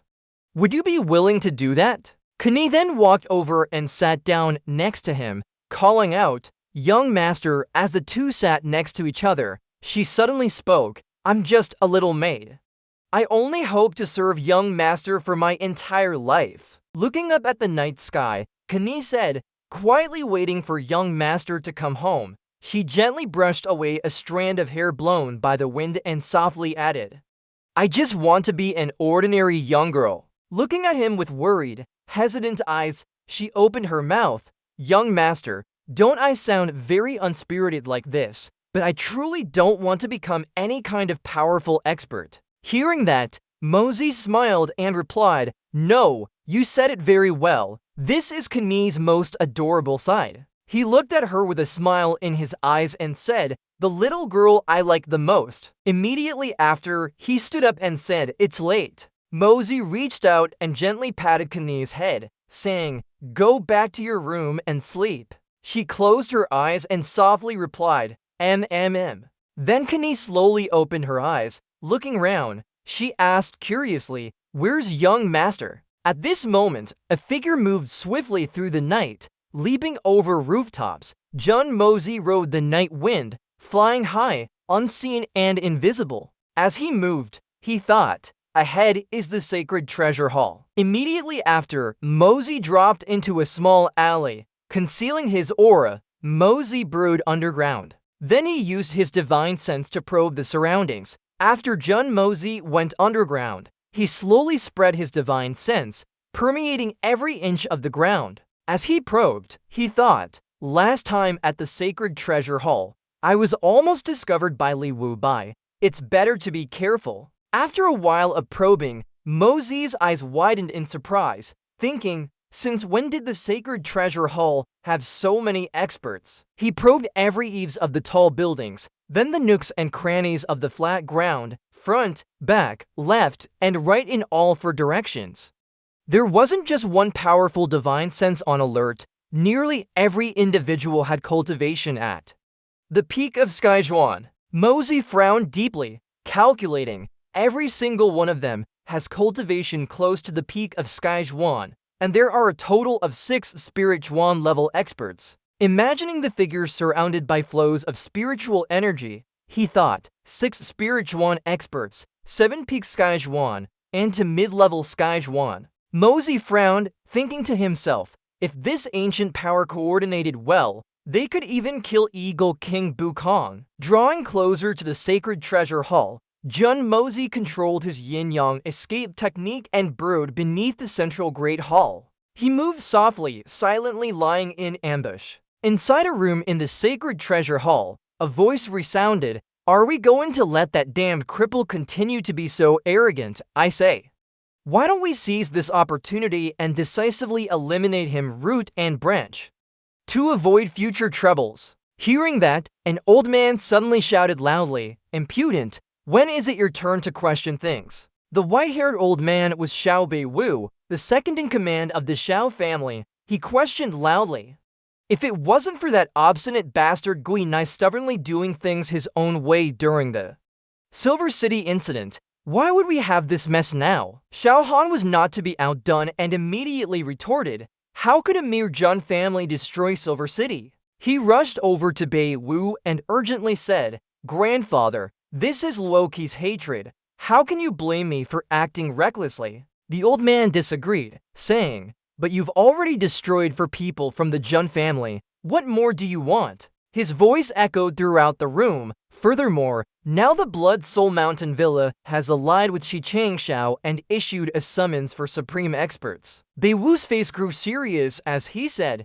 "We also need to go to southern border immediately. How can we delay because of a little grudge from your bastard son?" Suddenly remembering something, Xiao Han said, "Speaking of this, today, before leaving the Imperial Palace, I received a piece of paper." He frowned and recounted. It said that Jun Wuyi is leading troops south this time to deal with the Zhuan beast tide in southern heaven. His face darkened as he made a request, "Grandfather, why don't we?" Bei Wu paced the room, lost in thought, muttering, "Southern heaven Zhuan beast tide." At this moment, his expression changed as he agreed and spoke. "Yes, that's right. If that's truly the case, this might indeed be an opportunity." Third elder walked over and spoke. "Second brother, this is indeed an opportunity." With profound eyes, he said in a deep voice, "But the supreme summons has just been issued, so it occurs to me that Eagle Bokong will also have to go to southern heaven." He approached Bei Wu and spoke,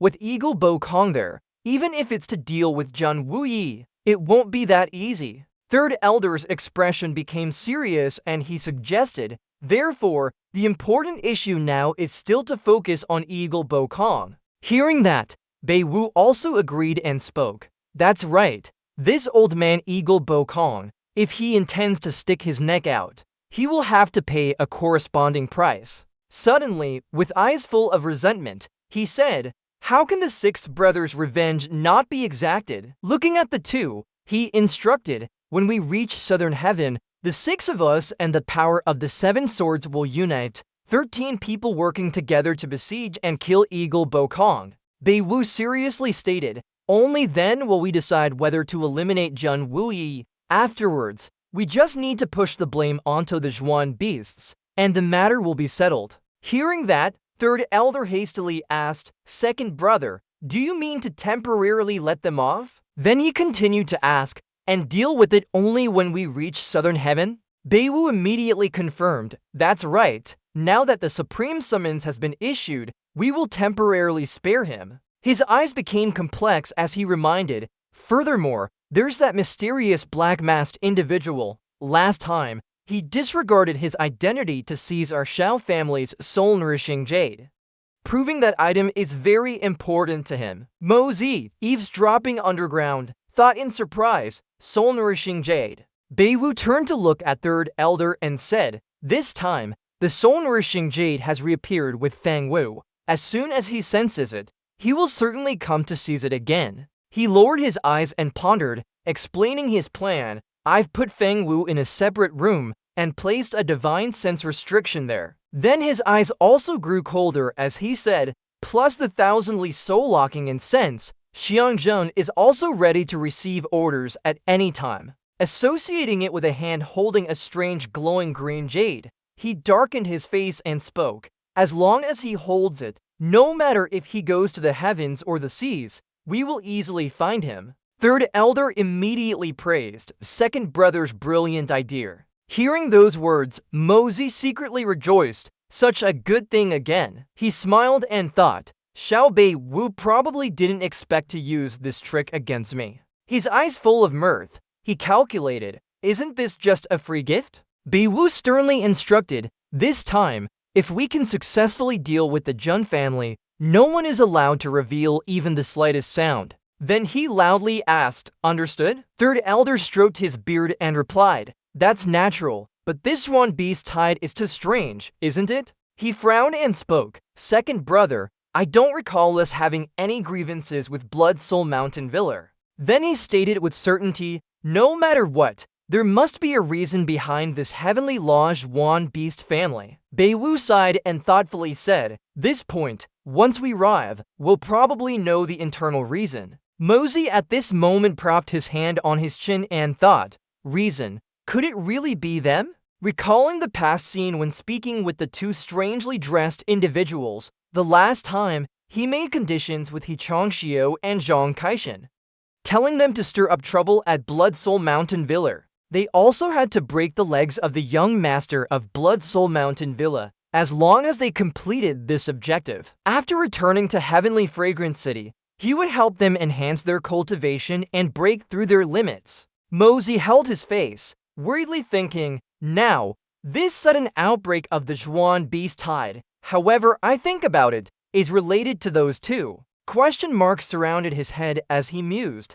but back then I only asked them to tie up Blood Soul Mountain Villa. How could they brazenly confront all the Zhuan cultivators of the world? But in reality, Jun Mosey didn't know. Actually, this incident, even the two Zhuan beast kings who enthusiastically went to Southern Heaven were utterly exasperated. Recalling the scene where Blood Soul Mountain Villa was engulfed in a massive fire, He Changxiu and Zhang Kaishan had freely smashed, robbed, and burned at Blood Soul Mountain Villa, turning the entire place into utter chaos. Then the servants of that villa cried and pleaded, you two great Zhuan beast masters, please spare us. Hearing that, a deep voice echoed, let you off, fine, call out your young master. Kai Shan cracked his knuckles and spoke fiercely, let this old man break that kid's legs, and this old man will wipe his butt and leave immediately. Unable to bear those arrogant words, the villa guards angrily rushed forward, shouting loudly, arrogant, we can be killed, but not humiliated, we'll fight you. Kaishan laughed scornfully, saying, you said you guys. Changxiu also mockingly provoked, even if all of you come together. The battle ensued, the entire villa engulfed in huge flames, the two of them like tigers among a flock of sheep. They fought with great excitement and ease, even having extra energy, directly rampaging through Blood Soul Mountain Villa, causing the Zhuan gods of Blood Soul Mountain Villa to become utterly enraged. Changxiu stomped his foot powerfully in the silent night. His figure emerged, carrying an surging aura, but joy turned to sorrow as the two Zhuan beast kings were wreaking havoc excitedly. The Life-Death Supreme, Shi Changxiu, arrived. Changxiu and Kaishan faced each other, their fists colliding and creating an earth-shattering shockwave that sent debris flying. Seeing this chaotic situation, Shi Changxiu naturally chose to side with Blood Soul Mountain Villa. Without a word, he immediately joined the battle, holding off Zhang Kaishan alone, while the others also charged forward simultaneously. Changxiu frowned slightly, his gaze as cold as a blade. The remaining people fully targeted Changxiu. With the participation of a great supreme, the situation immediately reversed. In just a short while, the two were completely at a disadvantage. Surrounded by layers of swordsmen, Changxiu and Zhang Kaishan immediately fell into an inferior position. Sensing the dense killing intent, Kaishan gritted his teeth and roared, "Go!" Two figures flashed in the dark night, their forms swiftly gliding over walls, disappearing in the blink of an eye. After the battle, the remaining people were exhausted, collapsing amidst the rubble, their breathing ragged. The people of Blood Soul Mountain Villa let out a sigh of relief. Beginning to clean up the aftermath and tend to the injured, the scene shifts to daybreak. The second day, an urgent voice cried out, "It's not good." His arm was still bandaged, but he reported meticulously, "Those two are here again." Changxiu and Kaishan appeared with an arrogant aura. It must be said, the intentions of these Tezhuan Beast Kings were very real. Truly genuine people, of course, accept commissions from others and must work for them. Changxiu clenched his fist, his voice impudent and angry. "If we couldn't beat them yesterday, we'll come again today. Let's see who can endure it." He roared, a beast-like sound. "That's right, we still need to break that kid's legs." At that moment, a majestic voice rang out, "Zhuan gods, quickly summon all the Zhuan gods here." After a cloud of flying dust, smoke mixed with earth formed a thick, hazy screen. They had finally endured it, but before everyone could even catch their breath, they came back to harass them at dawn on the second day. They thought they had endured to their limit, but before they could breathe, they came again. For several consecutive days afterward, people rushed to report. Their breaths ragged, "They're here again." On the third day, those two came again. Then amidst the deep echoes, heavy and steady footsteps resounded. Days like these continued until Li Jutian returned. Jutian's expression subtly changed. He angrily watched Changxiu and Kaishan wreaking havoc in front. Jutian's eyes darkened, killing intent surged. In an instant, his fists clenched, veins bulging across his arms. He immediately dashed forward. Jutian unleashed a palm strike, its force twisting the void, causing surges of spiritual energy to roar around him. Li Jutian furiously took action, seemingly defeating the two great Zhuan Beast Kings on the spot. In the end, the two beasts were severely wounded and fled. And Blood Soul Mountain Villa achieved a great victory. The scene shifts to another corner of the courtyard. This was when the old villa master returned, having also defeated the two great Zhuan Beast Kings. Blood Soul Mountain Villa held a banquet that night, so the servants of the villa were carrying trays of gifts through the long corridor when the ground suddenly shook, causing them to worriedly exclaim, "What's that, an earthquake?" The ground shook, causing a wine glass to lose its balance and shatter. One servant's eyes darkened, his lips trembling, unable to speak. He was stunned, terrified. "What is that?" A giant black shadow rose from a nearby mountain, followed by a dark, evil aura like a surging wave. The servants shrieked, "It's Zhuan beasts! So many Zhuan beasts!" The two great Zhuan Beast Kings suffered losses. How could this be? They directly triggered a Zhuan Beast tide. It is said that at that time, Blood Soul Mountain Villa was shrouded in darkness for 2 consecutive days. In the murky gray mist, countless Zhuan beasts surged out in waves. Jutian was covered in injuries, but still struggled to resist. Although Li Jutian possessed extraordinary methods, he was only one person, and he continuously retreated in defeat. Amidst the smoke and fire, Kaishan laughed loudly, his voice hoarse and full of mockery. "Old man, hurry up and bring your son out here." He smirked, a wicked glint in his eyes. "We'll gently break his legs. A couple of days of recovery will be enough." Kaishan roared, "What the hell? It's such a simple matter, yet these old guys keep wanting to fight to the death." Jutian's expression subtly changed, his eyes flashing with extreme resentment. But what kind of person was Li Jutian? If he handed over his son in this situation, how could he possibly maintain his standing afterwards? Suddenly, an ancient token engraved with mysterious floating characters appeared. Therefore, Li Jutian and Shi Changshao reluctantly joined forces to issue the Supreme Summoning Order, seeking aid from the world's Zhuan practitioners. By then, the moon was high in the sky. Elsewhere, Mosey was silent, truly not thinking of the reason. A moment later, his face thoughtful, he sighed softly. Forget it, ignore it. What does this Zhuan beast tide have to do with me? Mosey's gaze gradually became resolute. Those old guys on the ground were still more important. Mosey quietly landed in the courtyard.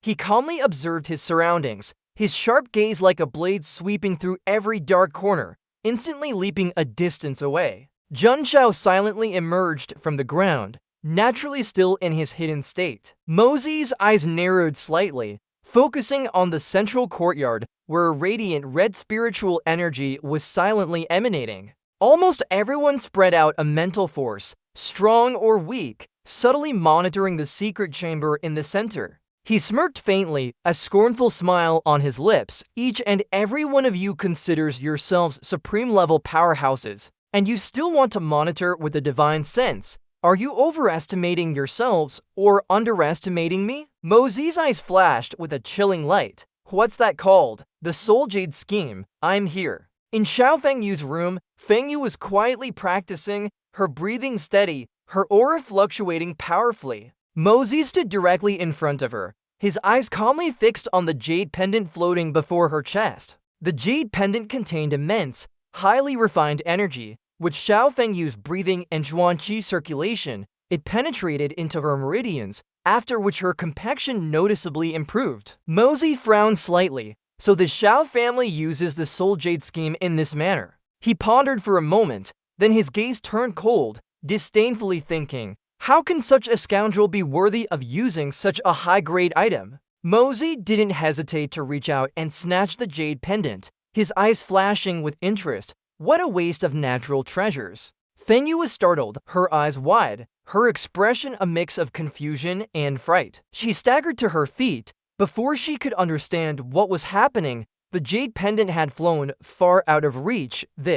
What is this? Fengyu screamed, her voice trembling with panic. The jade pendant ran away. At the same time, in another room, Bei Wu was meditating. The moment Mosey made his move, the instant the jade pendant fell from Xiao Fengyu's hand.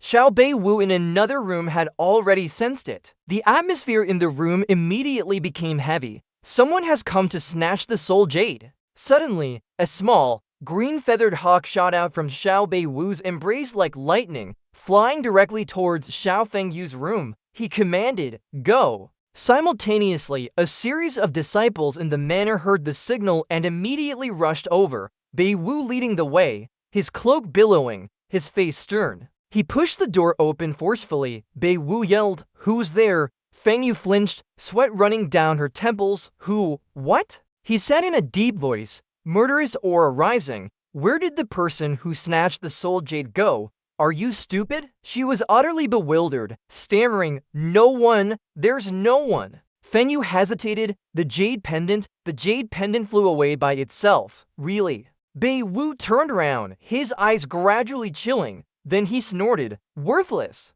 Without another word, he soared into the sky, his divine sense spreading in all directions. Bei Wu was slightly startled. That person left just as silently as they came. He approached the hawk. Even the hawk's specialized scent for tracking couldn't find them. Bei Wu frowned, his eyes filled with doubt.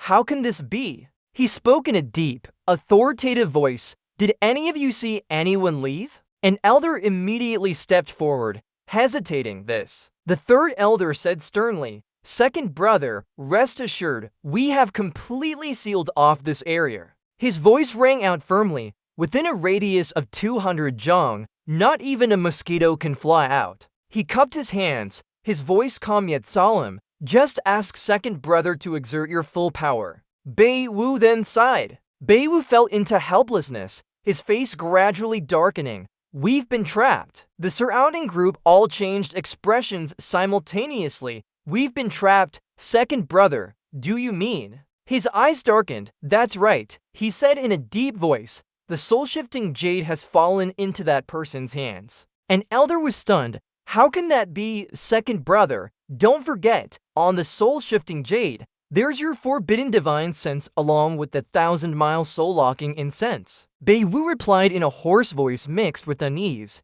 It's useless. When that person obtained the soul-shifting jade, they easily wiped away the forbidden divine sense I set up, and at the same time, eliminated the scent of the 1,000-mile soul-locking incense. He leaned back, looking towards the eagle. Now, even little Xiang'er has no way. Third elder exclaimed in panic. How can this be? The forbidden divine sense and the divine sense itself are one. No one can sever them. His gaze became serious. Also, the 1,000-mile soul-locking incense can only be removed by our sect's unique antidote. Otherwise, it can never be escaped in a lifetime. How did this person eliminate it? Beiwu gritted his teeth slightly, his voice deep as if suppressing anger. No matter what, the result is exactly this. He paused for a moment, then an indescribable glimmer of doubt flashed in his eyes. But with this person's strength, he could even force us to hand over the remaining soul-shifting jade. But why? A cold wind blew in from outside the courtyard. Everyone was puzzled. Exactly. Why would such an unparalleled master stoop to the reputation of stealing from a junior? Facing the bewildered questions from his fellow disciples about the stolen treasure, Beiwu simply clasped his hands behind his back and calmly said, "Report today's incident to Silver City immediately." His demeanor became solemn. Tomorrow, we set off for Cheonnan. Beiwu decisively turned and left. This is not a good place. It's better for us to leave quickly. A bewildered cry followed him. Second brother. His voice deepened. Overthinking is useless. Everyone, go to sleep. Scene transitioned to the next morning, when the sun was high on the second day. The busy convoy of goods was slowly setting off. Mosey sat calmly from above, sighing softly. They're finally gone. Tangxiang City is mine now. At the Jun family's courtyard, Mosey stretched his arms comfortably, his voice playful. I'm home. Suddenly, a mysterious scent permeated the air, making him widen his eyes in surprise. What is this smell? The atmosphere became noisy and bustling. A group of soldiers gathered with more than a dozen large carriages in front of the Jun family's main gate, while another team was consecutively unloading crates from the carriages. The scent grew stronger. Each trunk and box was neatly unloaded and carried into the Jun family's residence. Pungent medicinal smells emanated from the trunks and boxes. Mosey slowly approached a group of people nearby to observe. Suddenly, one of them turned around, tears welling up as he realized Mosey had returned. Suddenly, he and many others urgently ran towards Mosey, their voices trembling. Third young master, please be lenient and spare us. They spoke each word with choked, aggrieved voices. We are willing to worship your immortal tablet for life. Have pity on us small business owners. We have elders above and young children below. Please show mercy. Mosey frowned slightly, his expression changing. What exactly is going on here? Tang Yuan then excitedly ran over. Third young master, all the medicine you needed, I've brought it to you. He patted his chest with satisfaction, his tone smug. These were all handled by us brothers. Don't worry. Hearing this, Mosey sighed, his face looking dejected. All kinds of medicine were neatly ranged. So Tang Yuan asked in wonder, so much medicine, how did you manage it? Mosey helplessly looked at him clinging to his leg. And these people, who are they all? Tang Yuan softly sighed, third young master, everyone here is one of us. Why speak like strangers? His expression changed slightly, his voice sarcastic. You're just pretending to be confused, aren't you? Mosey frowned slightly, his eyes filled with killing intent. You. The two immediately bowed their heads in fright,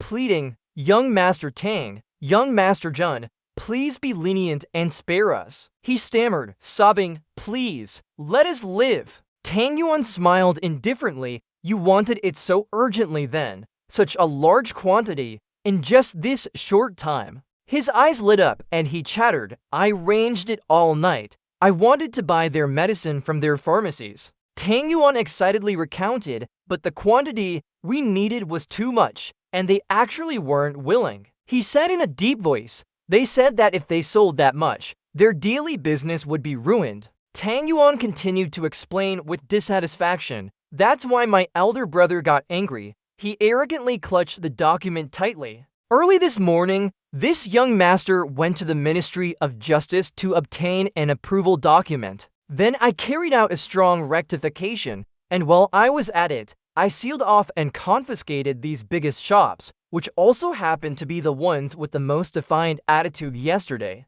Tang Yuan smiled brightly, showing off his achievement as if he had just performed a great deed. Now, all the medicine has been brought here. Hearing this, Mosey forced a smile. His whole body swayed as if about to fall. He stammered, You are too authoritarian and overbearing. Meanwhile, everyone was still kneeling, pleading, Two young masters, please be merciful. Mosey quickly calmed down and spoke, Everyone, please stand up first. Then he stood tall and spoke firmly, At present, our noble house indeed needs a large quantity of medicine. His gaze became resolute. We had no choice but to use such methods to collect this batch of medicine. Later, you all arranged to go to the treasury to settle the bill. Whatever amount of silver is needed, that's what you'll get. Hearing this, a worker from the medicine shop was moved and choked out. Thank you, third young master. Mosey's expression turned arrogant. Alright, it's nothing, just do as I say. After saying that, he gave a few more instructions before calmly walking away. Everyone dispersed. Standing before this situation, Mosey pondered for a moment. Using power to suppress people isn't a good method, but it just happened to solve my urgent problem. He gently rubbed his chin, looking focused. That Fatty's move was truly brilliant. If the medicine is already gathered, I can officially start refining elixirs tonight. Also in the Jun family residence, but in a hidden corner of the villa, a long roar like a dragon's cry suddenly echoed, causing the ground to shake slightly. Wu Bai exuded an oppressive power. Currently, he was hovering in mid-air. He crossed his arms and sternly shouted, Ying Bakong, what time is it already? The people from Silver City have already made their move. How long do you intend to delay? Are you perhaps afraid of the beast tide? Bakong frowned, looking at Wu Bai, and grumbled, If this old man wants to go, he goes. If he doesn't want to go, he doesn't go. Can you control me? Wu Bai snorted coldly upon hearing this. This old man is making his move today. He threatened, You should know what the consequences are for violating a supreme's order. This old man originally intended to go with you, but I didn't expect you to be so ignorant. At the same time, Mosey, who was hiding in a nearby corner, overheard their argument and was a little startled. He murmured in confusion, Did that old man drink the wrong medicine? He rubbed his chin in contemplation. The cold-blooded Supreme always wants to invite people to go together, and he's inviting Ying Bakong, who has a grudge with him. And at that very moment, Wu Bai also sensed Mosey's aura. He thought to himself, Why hasn't the Assassin Supreme, Chu Qihan, shown himself yet? The enemy is in the dark. I am in the light. Acting alone is indeed disadvantageous. Suddenly, Ying Bakong disappeared. In a flash, he appeared before Wu Bai. Li Wu Bai, what exactly are your ulterior motives? He calmly observed Bakong's attitude and asked, Are you afraid? The man suddenly burst out laughing. Afraid? This old man knows this is your old man's trick to provoke me. Then I insist on accompanying you. Let's see what tricks you can play. As soon as Bakong finished speaking, Mosey emerged from behind the wall and slowly said, Wait. He slowly walked towards the two men. His eyes held a hint of thoughtfulness. The people from Windfall Silver City have gone ahead. They might be waiting for Ying Bakong somewhere right now. Although Li Wu Bai wants to use Ying Bakong to deal with Chu Qihan, if Ying Bakong runs into trouble, he absolutely won't help. Not kicking him while he's down would be good enough. Bakong impatiently asked Mosey, What is it? A cunning look flashed across his face. When my master came before, he had a few words for this junior to tell you. Upon hearing this, a look of undisguised joy appeared on his face. Bakong hastily landed on the ground. He ran closer to Mosey and happily asked, What words? You, young man, speak freely. He calmly recounted, My master said, Remember these phrases. The eagle flies in the void, like clouds drifting in the void. Elegance in the void. It is not in the eagle, nor in the wind and clouds, but in the void. All dharmas are not void. All dharmas are void. After hearing this, Bikong repeated in confusion to ponder, all dharmas are solely void. All dharmas are void. Mozi quickly explained, this profound state can only be intuitively understood, not verbally transmitted, and it cannot be fully grasped in an instant. Because my master knows that Senior is about to arrive in Tianan, so he mentioned this first, to avoid delaying Senior's advancement and cultivation. Hearing this, a look of gratitude appeared on Ying Bakong's face. He clasped his hands and bowed, thanking him. Thank you very much. He added, my master also said that the 6 elders of Wine Snow Silver City and the 7 swordsmen of Silver City, all with formidable cultivation, have already arrived in Tianan ahead of time. Preparing to deal with Senior. Please be careful about everything. Only with caution can one last long. Bikong was extremely puzzled at this moment. Silver City's 6 divine profound, 7 swordsmen. Could it be Silver City's 7 swords? His expression darkened. If that's truly the case, going with Li Wubai has more benefits than drawbacks. I wonder if your esteemed master said anything else? Mozi replied, Master said, when Senior returns, it will be the time for the divine eagle to soar into the sky. Smooth sailing, be careful. He cupped his hands in thanks again. On my behalf, thank your esteemed master this time. The matter of the Jun family, Ying Bakong will always keep in mind. Please rest assured, farewell. After conversing, the figures of the two flashed across the sky, disappearing without a trace in an instant. Mozi stood there and suddenly sighed. Then he turned and left, muttering, Supreme experts are indeed no ordinary people. The scene shifts to the second prince's mansion, where a stern voice rang out. The crossbows will arrive in the capital city soon, just as the two supremes jointly issued the call for supremes. With a large number of masters leaving, the capital city's forces are weaker than ever before. With the help of super strong weapons, wouldn't it be easy to cause some trouble in the capital city? As soon as the second prince finished speaking, those seated below nodded in agreement. They responded in unison. The second prince is absolutely right. The second prince's stern voice rang out again. Mr. Fang, inform the Divine Wind Guard team that they can depart now and quickly make their way to the capital city. Bao Wen confidently replied, Please rest assured, Your Highness, this time, the Shanghang Zhao clan and vice president of the First Guild of Jiangnan, Meng Jitong, will jointly lead the escort. Furthermore, Bloodsword Hall will dispatch to Heavenly Profound Assassins, 5 Earthly Profound Assassins, and other assassins to secretly escort them, ensuring a foolproof plan. The second prince suddenly snorted coldly. Bloodsword Hall has never dispatched assassins above the Jade Profound level for me. Yet this time, with the Profound Beast Sinew Crossbow appearing, they are sending to Heavenly Profound and 5 Earthly Profound experts at once. This manner of operation truly breaks my heart. Upon hearing this, Bao Wen stroked his beard and pondered for a moment before speaking. This batch of crossbows is also a matter of great importance to Bloodsword Hall. Their caution is not without reason. One must know that if a person doesn't act for themselves, heaven and earth will destroy them. Bao Wen suddenly froze mid-sentence. The second prince paid no attention to the old man's unusual demeanor. He mused, forget it. Once the crossbows are in hand, we won't need Bloodsword Hall much in the future. It's also a good thing, avoiding their unprovoked anger. Bao Wen reached out to say something but then pulled his hand back, sighing helplessly. The second prince turned his back, slowly walking forward as he spoke maliciously. If I can use this opportunity to truly get rid of the eldest and third brothers. He stopped speaking abruptly, then suddenly turned his head to look at Bao Wen and called, Mr. Fang, what about the arrangements with Yuer? The old man calmly replied, Miss Yuer seems to have had no activity whatsoever in recent days. Even when we sent people to contact her, the attitude of Nichang Pavilion was somewhat ambiguous. This point is truly puzzling. The second prince's expression suddenly darkened, but it quickly returned to normal, and he weighed in. Let's not mention that side for now. After all, her meager strength can't cause much trouble. What about Cheng Didao?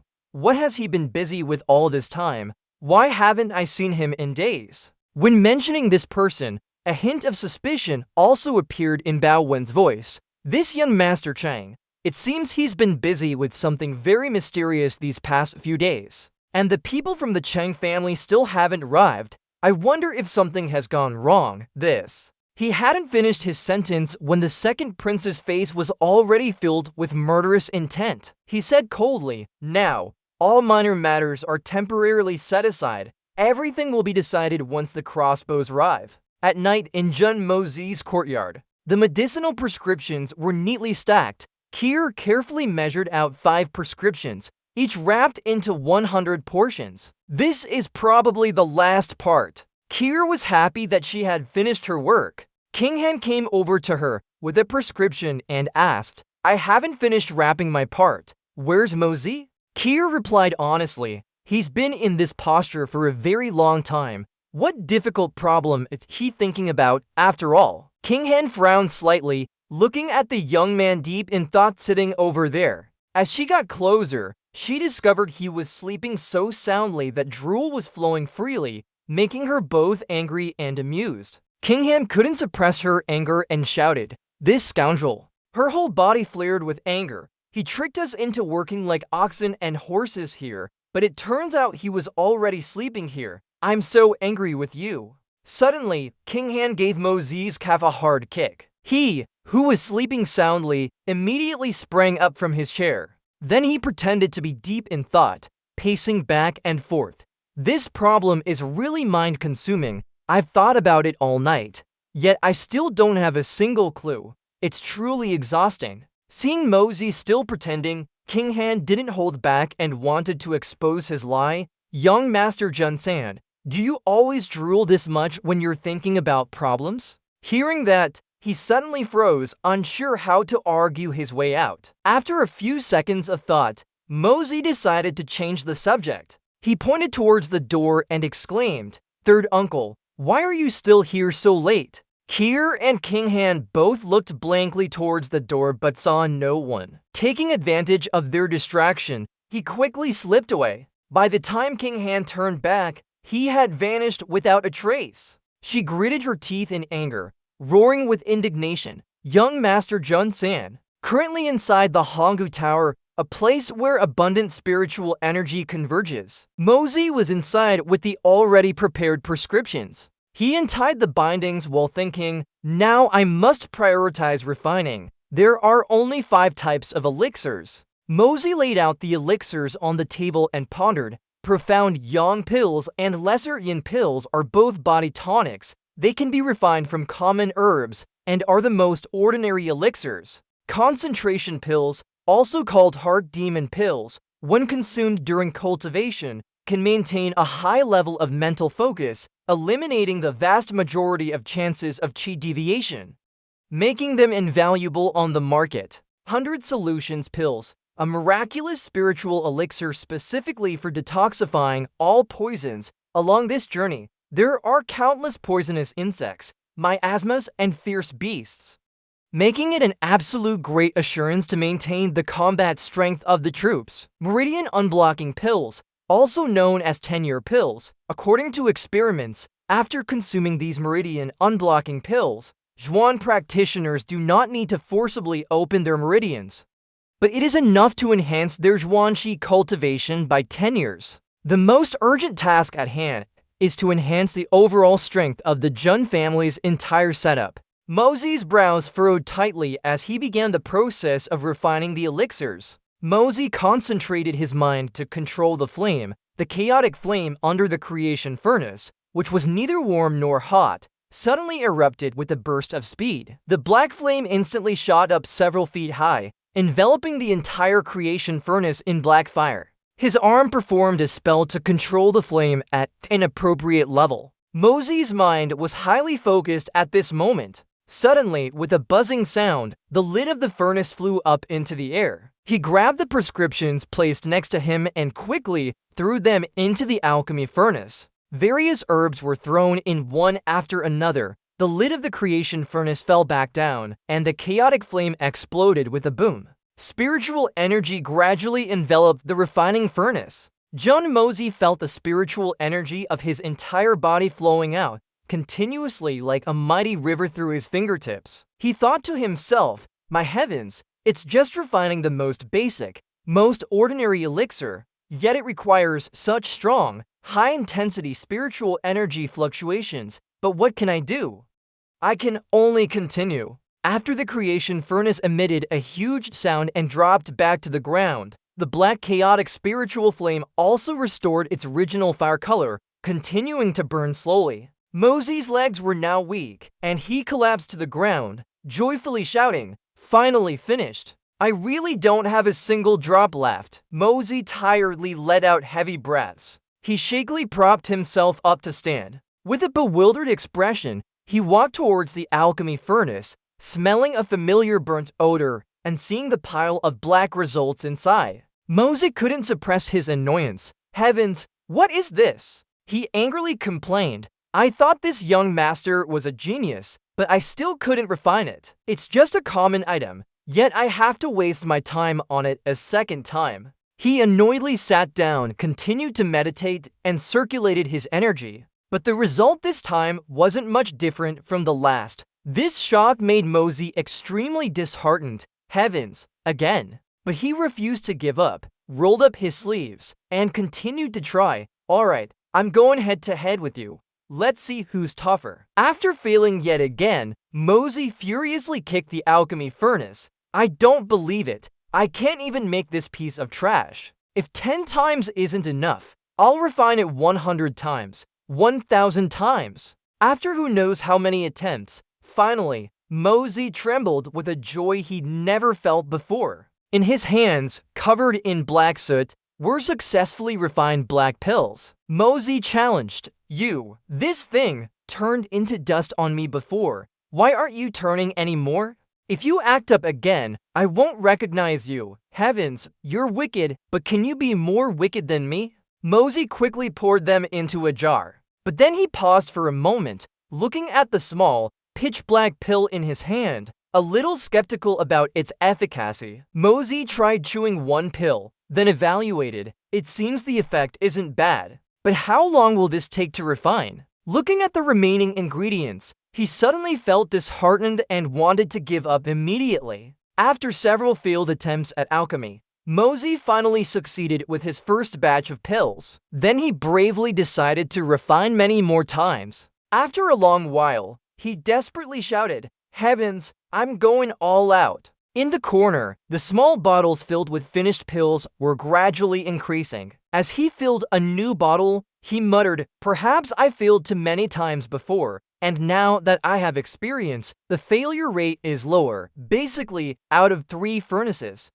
at least one will succeed." The most important thing is that the speed of spiritual energy recovery is also getting faster and faster. Before, refining one furnace left me tired as a dead dog. Now, after refining one furnace, sitting in meditation for a bit allows for complete recovery. Mozi sat with his chin propped up, looking disheartenedly at the piles of pill bottles around him, secretly thinking, "It seems this alchemy session yielded quite a lot." Mozi sat cross-legged on the ground to rest and regain his strength, when suddenly his stomach started to rumble in protest. Mozi rubbed his stomach, his voice also sounding tired as he said, "How long have I been in this red gorge anyway?" In the outside world, at the Jun family, inside the main house, servants were constantly bustling in and out, creating some noise. A servant rushed in to report, reporting to General, "We've searched all the major brothels and courtesan houses, but we still can't find young Master 3.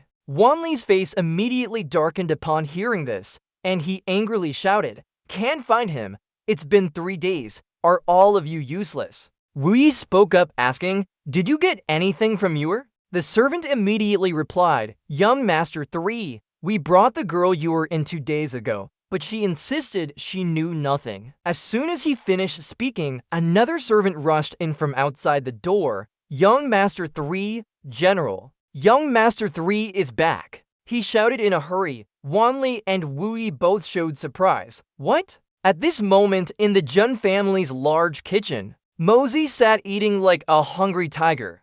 Kenny looked at him in fear. Young Master 3, you don't need to eat so fast. No one is going to snatch it from you. Mosey paid no mind, looking at the plump fried fish in his hand. He took a big bite, and soon only the bones remained. Wanli and Wuyi quickly ran to the kitchen after receiving the news. Oh, Mosey! He turned his head to look at them, his face covered in black soot. Being stared at by them, Mosey asked, puzzled, "Why are you all looking at me like that? Is there a flower on my face or something?" Wanli asked him, "What have you been doing these past few days?" Mosey scratched his cheek, happily replying, "These past few days." As he spoke, he walked over and put his arms round their shoulders, intimately recounting, come on, I made this." Mosey reached into the front of his robe to search for something. Then he took them out and shared them with the two, giving each 3 pills that he had personally refined. Grandfather Jun and Wuyi each received a set of pills, 1 mysterious yang pill,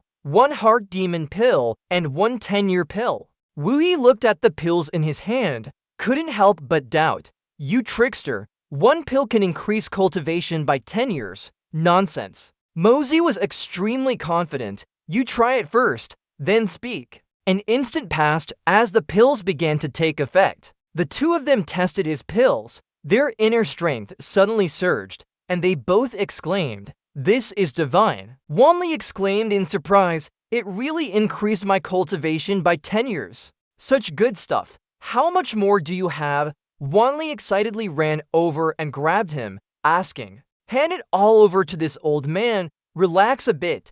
Don't make this old man waste time. Understand, kid?" Mosey was shaken back and forth by him until he felt dizzy. Wuyi, standing behind, also softly interjected, "See, your grandfather spoke first, so of course, you must take care of the elderly first." He wiped the corners of his mouth, demanding, "I don't need much, kid. Just casually give me 100 or so bottles. That'll do. Whatever's left, no matter how much, you can give it all to your grandfather." Mosey replied dizzily, "Let go. I can't take it anymore. I'm about to faint. Can't I just give them to you?" He took out several bottles of pills from his person. Then he presented them to the two, placing 4 bottles of pills on the table. He calmly said, "That's all. There's only this much." Seeing the meager amount, Wanli and Wuyi were both dissatisfied. "I don't believe it. Bring out more." Mosey smiled, replying, "There really isn't any more. My master gave me this much. Grandfather, this here is enough for 100 people." Wanli was shocked to hear this. "What, your bottle has enough for 100 people?" After taking out a few bottles of supreme-grade pills, Mosey lied without blinking an eye. "It's true, these are spiritual medicines that my master painstakingly refined. Otherwise, how could I have sent people to collect so many herbs back then?" But Master said he suffered a major depletion of vital energy this time, and it'll take at least 3 to 5 months to recover. There's only this much, so use it sparingly. Wuyi nodded, hearing this, thinking it made sense. Indeed, such divine medicine isn't easy to refine in large quantities. 2 pairs of greedy eyes simultaneously stared at the pile of medicine on the table. Then their eyes met. Neither had any intention of yielding. So the 2 old men simultaneously lunged to snatch them like children. "Mine," while Mosey calmly clapped his hands to dust off his clothes, turned, and left, showing no concern. A moment later in King Han's courtyard, she stood under a tree, her gaze pensive, lost in thought. A strong gust of wind blew, carrying leaves, and a figure gradually approached. King Han looked over cautiously. After knowing who it was, she coldly asked, "Is something wrong?" Mosey rubbed his nose, awkwardly coughed twice. "It's nothing big. I just have some pills. They're not bad. Want to try them and see if they're good?" King Han turned her head blankly. She asked curiously, "What pills?" He handed her 2 elixirs and said, "These are some pills I made. Their effect is very good. Do you dare to eat them?" King Han looked at Mosey's actions and suddenly burst out laughing. She reached out and took the pills from his hand. She replied without hesitation, "What's there not to dare? Are you afraid you'll poison me to death?" King Han asked the person opposite her with a shy smile. Jun Mozi was instantly mesmerized by her smile. King Han quickly tasted the effects of the two elixirs. Just after King Han took the elixir, she suddenly felt a gentle wave of heat surge up in her danshan. The profound qi in King Han's body suddenly began to circulate on its own. She was utterly astonished. These elixirs actually possessed the miraculous effect of enhancing cultivation. Suddenly, she bent over. King Han suddenly felt unwell and clutched her chest. She was originally at the peak of Silver Profound, on the verge of breaking through to Gold Profound. After taking the elixir, given the immense medicinal power she was currently feeling, breaking through to Gold Profound was almost imminent. She looked at the person opposite her. King Han bit her lip and thought, "There's only one junior martial uncle beside me, and out here, there's no one to protect me. Could it be that this life will end like this?" King Han's cultivation was too low, only reaching the peak of Silver Profound, now suddenly gaining 10 years of cultivation power. It was almost equivalent to all the profound qi she had cultivated throughout her life. Moreover, it was much purer, and her body naturally couldn't withstand it. She uncomfortably thought, Jun Mozi finally became kind, and even gave me such a heavenly spiritual medicine. But I never expected that due to my insufficient endurance, I would be killed by such a heavenly spiritual medicine. Goodbye then. Two drops of sweat ran down King Han's face, looking like tears. Suddenly, King Han felt a sense of loss. With her identity, before death, she should have said, "I've arrived," not goodbye. Goodbye. Who should I say goodbye to? Who is it that I ultimately cannot let go of in my heart? While she was lost in confusion, a hand reached out, and a strange spiritual energy entered her body. Her eyes widened in surprise. A pure power slowly flowed out from that warm palm into her meridians, guiding the chaotic qi flow and explosive energy caused by the elixir to circulate rhythmically within her meridians. In her mind, her divine sense also suddenly entered a new level, a new realm. King Han had finally broken through to Gold Profound in one go. After a long while of taking the elixir and feeling dazed, King Han seemed to fall into a semi-conscious state. She sat still, her eyes tightly closed. A moment later, she slowly opened her eyes, her gaze somewhat vacant. King Han blankly gazed at her fingertips. She couldn't help but feel a little confused. I broke through. Who helped me after all? Could it be that brat?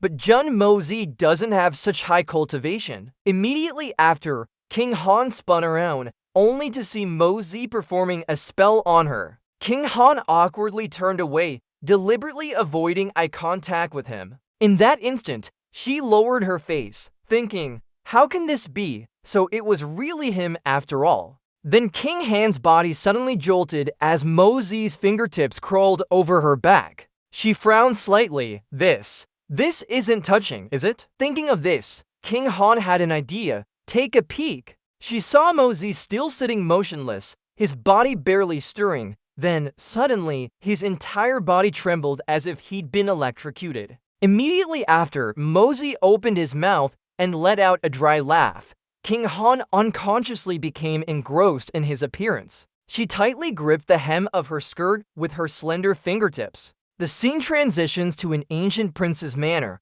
followed by barracks built in neat rows. At this moment, the soldiers began their training.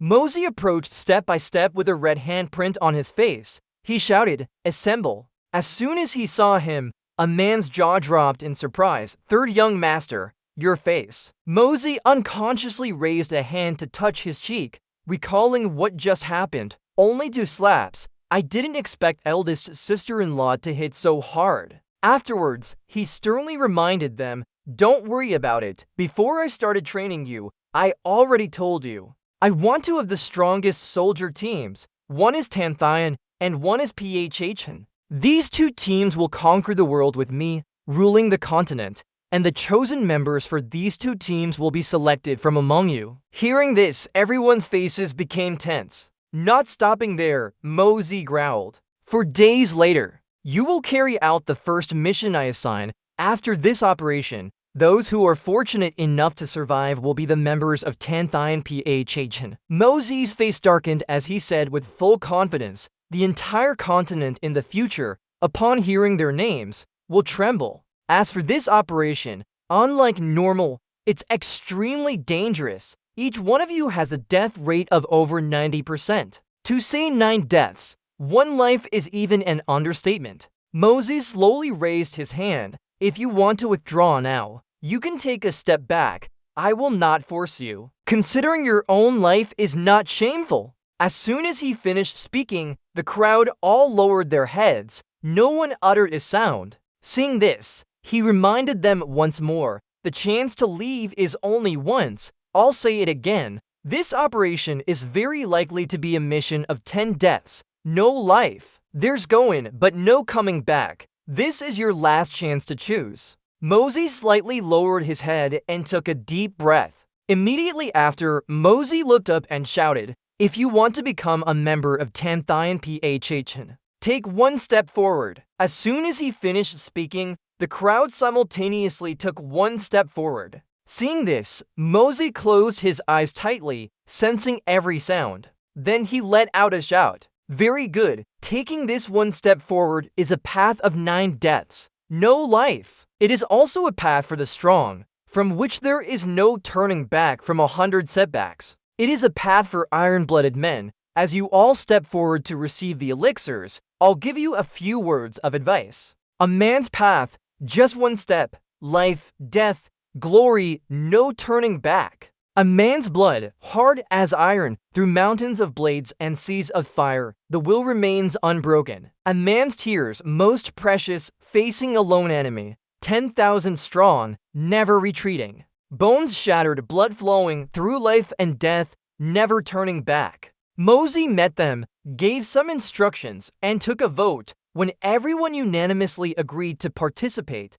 he turned to look at the crowd. He explained loudly, these elixirs are rare spiritual medicines that seize the creation of heaven and earth. Once ingested, this elixir can add 10 years of refined profound energy to each person. At this point, Mosey paused, his gaze sweeping over each face. My lords, do not disappoint my hope. Just then, trembling voices echoed one after another. Young master, after a moment of hesitation, the group collectively bowed their heads. Yes. Seeing this, Mosey silently observed, his brow furrowing slightly. Although it was in his own territory, upgrading over 200 people simultaneously like this was absolutely unprecedented. Thinking of this, he secretly reminded himself, his hand gripping the sword tightly, he couldn't afford to not be cautious. At the same time, Wu Yi had already observed everything. He said in a low voice, I knew this kid would definitely keep quite a bit for himself.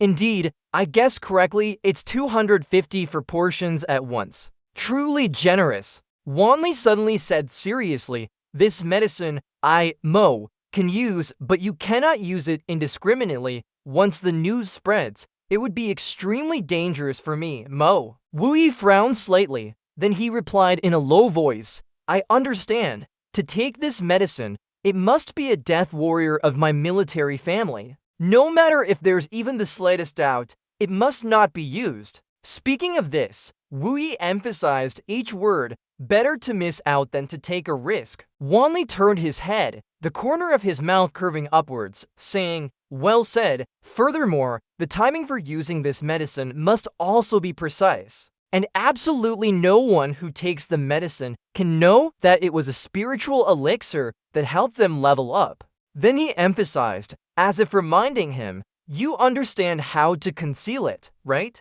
Wu Yi didn't answer. He just nodded silently. After a long moment, Wu Yi softly continued, General Wu Yi has been crippled for 10 years. His body may be broken, but his spirit is not, by a fortunate coincidence. I created a method of using one's own internal energy to help others improve their cultivation. Just like that. Wanli glanced over. In that case, the danger lies with you. His eyes lit up, containing an indescribable resolve. Father, I know full well that this way, no one will come looking for me, Mo, because of this matter. Hearing that, Wanli pondered for a moment, then he didn't forget to remind him, Then son, you must be careful. At the caring remark, Wu Yi nodded slightly. I know. Finished speaking, he spun around, his gaze fixed forward. Father, look, the warriors are reacting. Just then, below the city where the two stood, the warriors who had taken the elixir showed reactions, their blood vessels filled with surging vital energy. A small number who had already reached the golden profound realm themselves, very few could easily inherit such pure profound energy. One of them was seen erupting violently. Over 90% of the strong men who were only at silver profound cultivation almost fell into great suffering. Witnessing that scene, Van Lyck couldn't help but sigh. Besides the sound of grinding teeth, there wasn't half a groan of pain. These over 200 people are all truly iron-blooded men. Truly tough, even this old man is moved. In a fleeting moment, golden lights appeared among the crowd. Though Wai showed excitement, someone had succeeded. One by one, they began to transform. Everyone was happy. A large patch of silver light emerged in midair. On this side, Van Lyck calmly observed. He lowered his voice and evaluated. Among these people, the lowest strength has reached the mid-grade silver profound realm. The vast majority are peak silver profound, and a few have upgraded to gold profound. The four with the highest cultivation have already reached the peak gold profound level. If such a team were to go to the battlefield, though Wai suddenly interrupted, they will not go to the battlefield. He firmly said they will only fight for Mosey alone for their entire lives. Mosey once said that he wanted these people to reach at least peak earth profound. At the time, I merely thought he was bragging, but now it seems it's not impossible. Hearing this, Van Lyck frowned. At least peak earth profound, then that means. He exclaimed in surprise, a unit of over 200 heaven profound experts. My heavens, such a grand undertaking. Even if the Ice and Snow Silver City and the Blood Soul Mountain Manor combine their forces, they might not be able to produce it. A few more minutes passed, and all 254 people finally completed their upgrades. Not a single person failed. At the same time, Mosey stood with his arms crossed. Looking at the crowd, he loudly commanded, I'll give you 2 days. Use the most brutal methods to adapt to your body's changes. Then, on the 3rd day, go to the armory to receive your weapons, along with changes to your profound energy and techniques to use in coordination with everyone. The scene shifts to John Mosey's small courtyard. Mosey sat alone, contemplating. Everyone has upgraded, only I'm left. Thinking of this, Mosey felt a little restless. The elixir he personally refined, he hadn't even tried it himself. However, he had only just upgraded to mid-stage Jade Profound. Mosey lowered his head. Looking at the pill in his hand, he couldn't help but feel a little worried. Next, if I take this, will the effect be good? Immediately after, Mosey didn't hesitate to put it into his mouth. The moment Mosey put the pill in his mouth, as soon as he swallowed it, his face instantly changed. Then Mosey's body suddenly erupted with energy. He gasped, it really works. Immediately after, John Mosey calmly composed himself, entering a state of complete self-forgetfulness in an instant. The 2nd day, the prince's estate remained in a quiet state. Just then, the eunuch slowly walked along the corridor. Amidst the silence, his voice suddenly rang out, appointing Junvo Wai as the Tiannan general. He commands an army of 20,000, deploys troops and generals, and departs today for Tiannan to assist the great noble families in stabilizing the profound beast tide. The scene shifts to the palace, which is extremely majestic. Huai Vu's low voice rang out, vaguely carrying a hint of indifference. Are you perhaps wondering that I sent Jun Mosey away? He paused for a moment, then continued, yet I kept Li Du Nyan. Besides Junvo Wai, His Majesty the Emperor also named several individuals from the great noble families. Among them, Jun Mosey was implicitly on the list. Besides him, there were several acquaintances from the Meng family, Mrong Thien Quan of the Mrong family, Mrong Thien Lai, and 3 individuals drawn from the heroes of the Duong family. The Song family also had someone on the list. Thong Vu then spoke, yes, Jun Mosey is indifferent to power, but Li Du Nyan clearly has ambitions. I don't quite understand His Majesty's decision to keep Lee Do-9 and send Jun Mozi away. Hoiviyu raised his head. He appeared thoughtful. Lee Do-9 has desires, so he has weaknesses, making him easy to control. As for Jun Mozi, he has no desires, no wants. This kind of person comes and goes as he pleases, stays if he wants. He has a taste for freedom and independence, which makes him impossible to control. Hearing this, Thenviyu couldn't help but feel a bit puzzled. I still don't understand. If he has such a free-spirited nature, why must he? He suddenly interrupted. Freedom and independence alone are not enough to worry about. But if such great power protects that freedom and independence, then it's very worrisome. As soon as the words fell, Thenviyu bowed his head. He pressed his lips tightly together. Just then, Hoiviyu unexpectedly changed the subject. The second son should have made a move by now, shouldn't he? He quickly reported, yes, by Wednesday morning, the crossbows should reach Namjiao capital. Receiving the answer, Hoiviyu looked satisfied. Very good. Of these 10 crossbows, I will not allow a single one to fall into outside hands. Thenviyu looked at him with determined eyes. Your Majesty, rest assured. He hesitated for a moment, then asked again, but, Your Majesty, why not issue a direct decree? Hoiviyu leaned slightly. He spoke in a heavy voice. If that were the case, my second son would be done for. At this moment, whether it's the imperial court or the realm, it would be a huge shock. He continued, now, all forces are subtly moving. They cannot endure such a shock.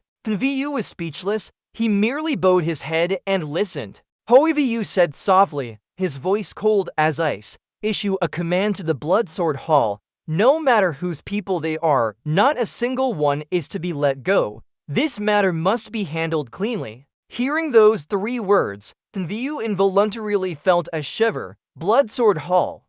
No wonder it was said that every time the second prince previously requested the Bloodsword Hall to do something, it was in vain. How many cards does this emperor truly hold? In another development, Linmeng Kimshio gazed at the lake. Just then, Toltol slowly walked closer. She gently called, Mengni, Empress Midong Toltol, Princess Linmeng's birth mother. Hearing the familiar voice, she was startled and spun around. Toltol continued, tell your mother honestly, has something happened? She looked at Linmeng with a worried expression. Could it be that you're ill? She smiled awkwardly, waving her hands in denial. No, nothing. My body is perfectly fine. Everything is normal. I don't know why mother would say that. Finishing her sentence, Linmeng secretly made a resolution. She absolutely could not let her mother know about the current plight of Uncle DTC. Toltol chuckled softly. Normal? This child.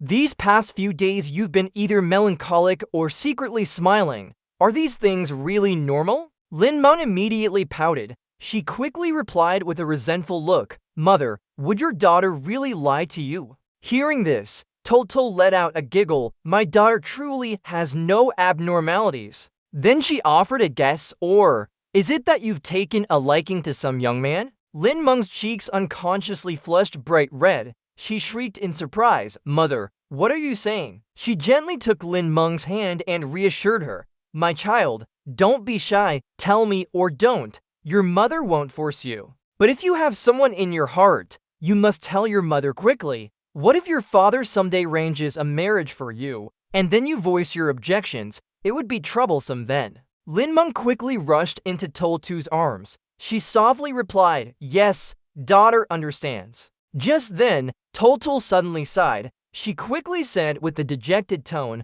I don't know why, but these past few days I've felt unsettled. Toltul looked down at Linmeng and continued, it feels as if something bad is about to happen. She wore a serious and anxious expression, her voice sounding slowly and urgently. What could possibly happen? I just feel a pang in my heart. In that moment, Linmeng Kimshio looked at Toltol. Her heart couldn't help but feel a little uneasy. I wonder how Uncle DTC is doing now. And that damn nemesis, he also won't let this princess visit Uncle DTC. Scene shifts to the Jun family. A small voice suddenly rang out, drawn out like whining. I also want to go. Tiuengite quickly chimed in. She seemed excited. I also want to go. I also want to go. McTaw turned around, raised an eyebrow, his lips curving into a smirk.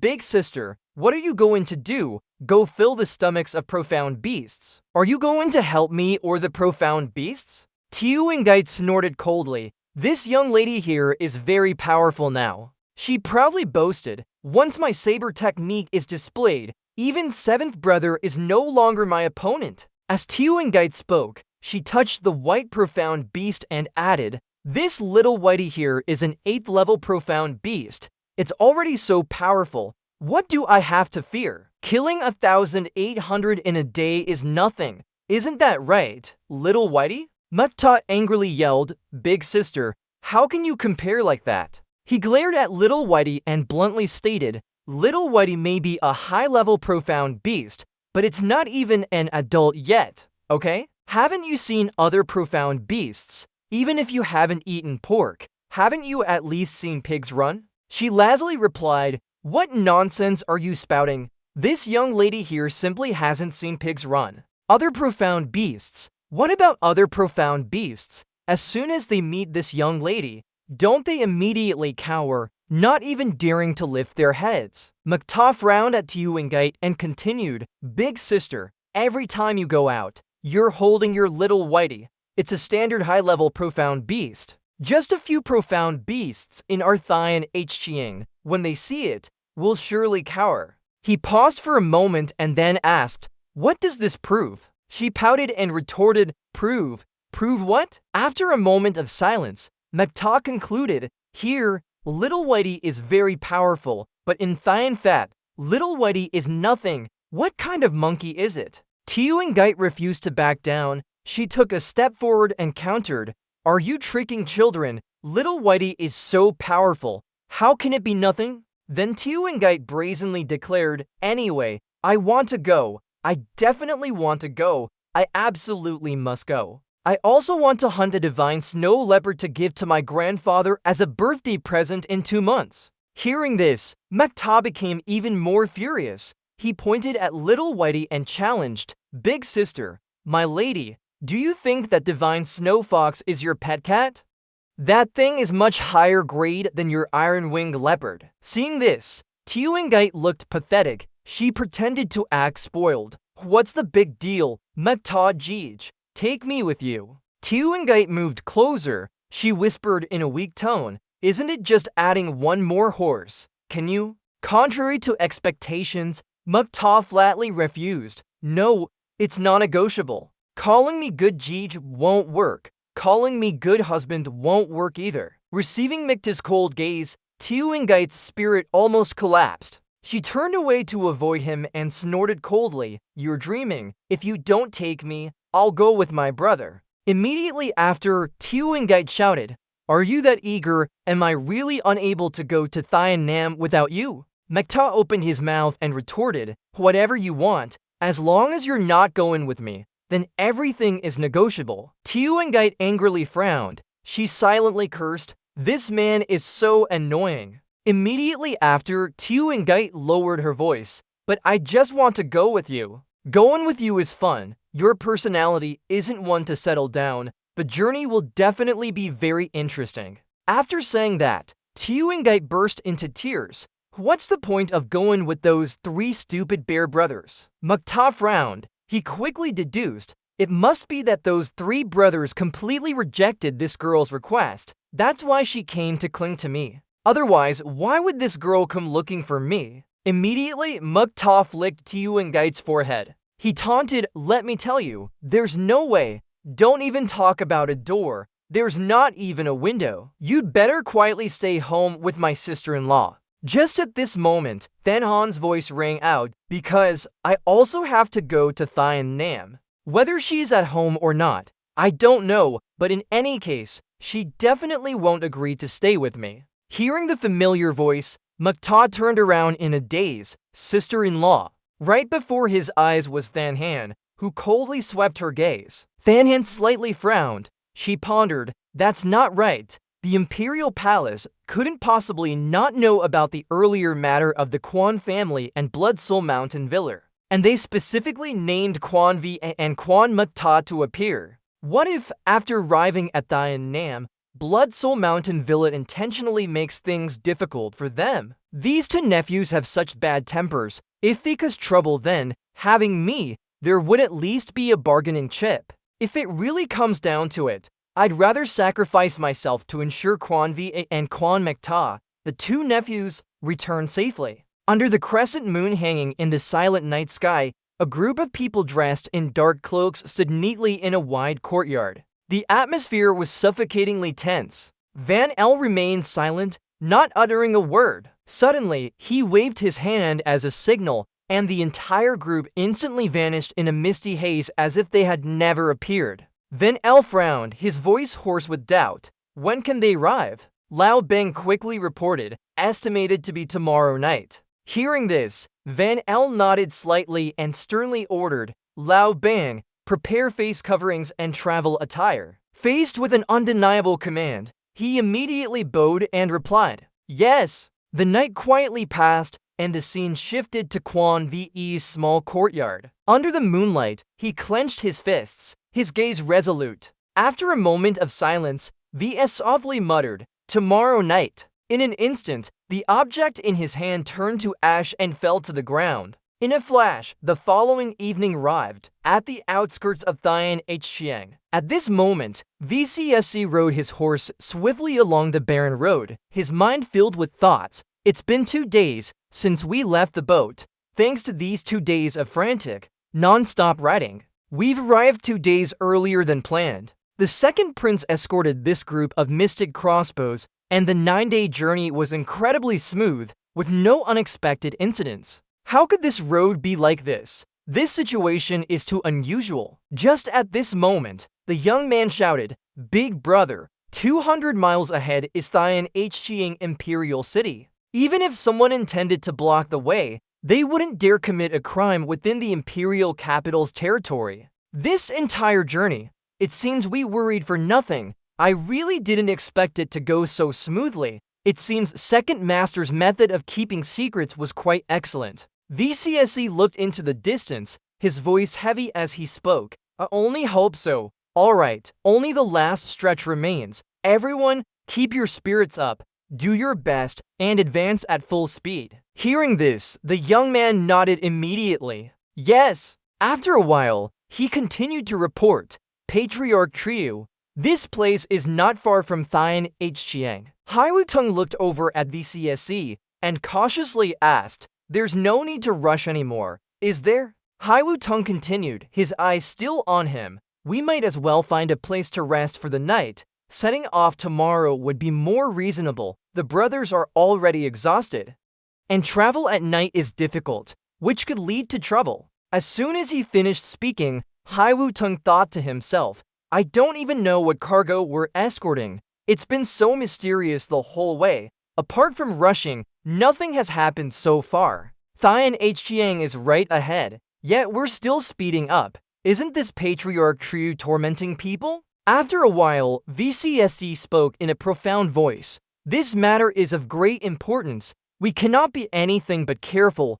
President Min is magnanimous. Please understand once more. Hearing this, Hai Wu-tung turned and challenged. You've said that at least 800 times on this journey. Trio VCSE, this time we're escorting a large sum of tribute. We're not your Trio family servants. Before the implicit remark, he paused for a moment. Just then, the sound of horses' hooves echoed from behind. Those were the Imperial Guards. One of them loudly asked, What's wrong? What's all the noise about? This kid is wailing like his own mother died. Is there something he's dissatisfied with? Xiao Tong frowned slightly, not daring to retort. He secretly wondered, they're just a few golden profound cultivators, yet they dare to put on airs in front of me, a earth profound master? Is there any justice left? Immediately after, Xiao Tong placed his hand on the sword hanging by his horse's flank.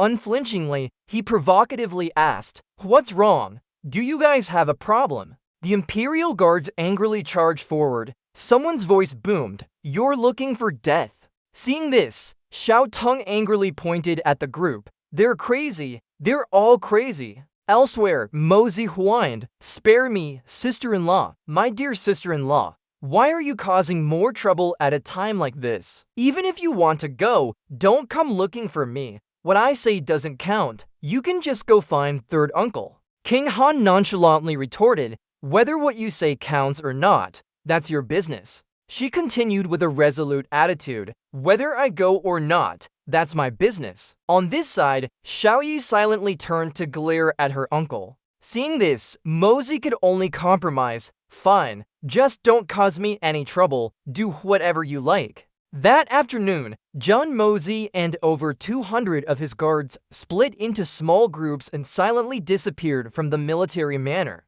With war about to break out, Wuji rushed forward. He spread his arms wide and shouted, "Stop! Everyone stop! We're all on the same side." Meanwhile, Xiao Tong still hadn't stopped. He opened his mouth and complained to the heavens and earth, "Is there any justice left?" Seeing this, Wuji slowly turned his head. He quietly reminded, "These people are imperial guards." In an instant, Xiao Tong was no longer arrogant. His body trembled violently. Just then, Wuji scanned the cliff face ahead and said softly but firmly, "Look, you've reached Iron Wall Mountain in Tianshan.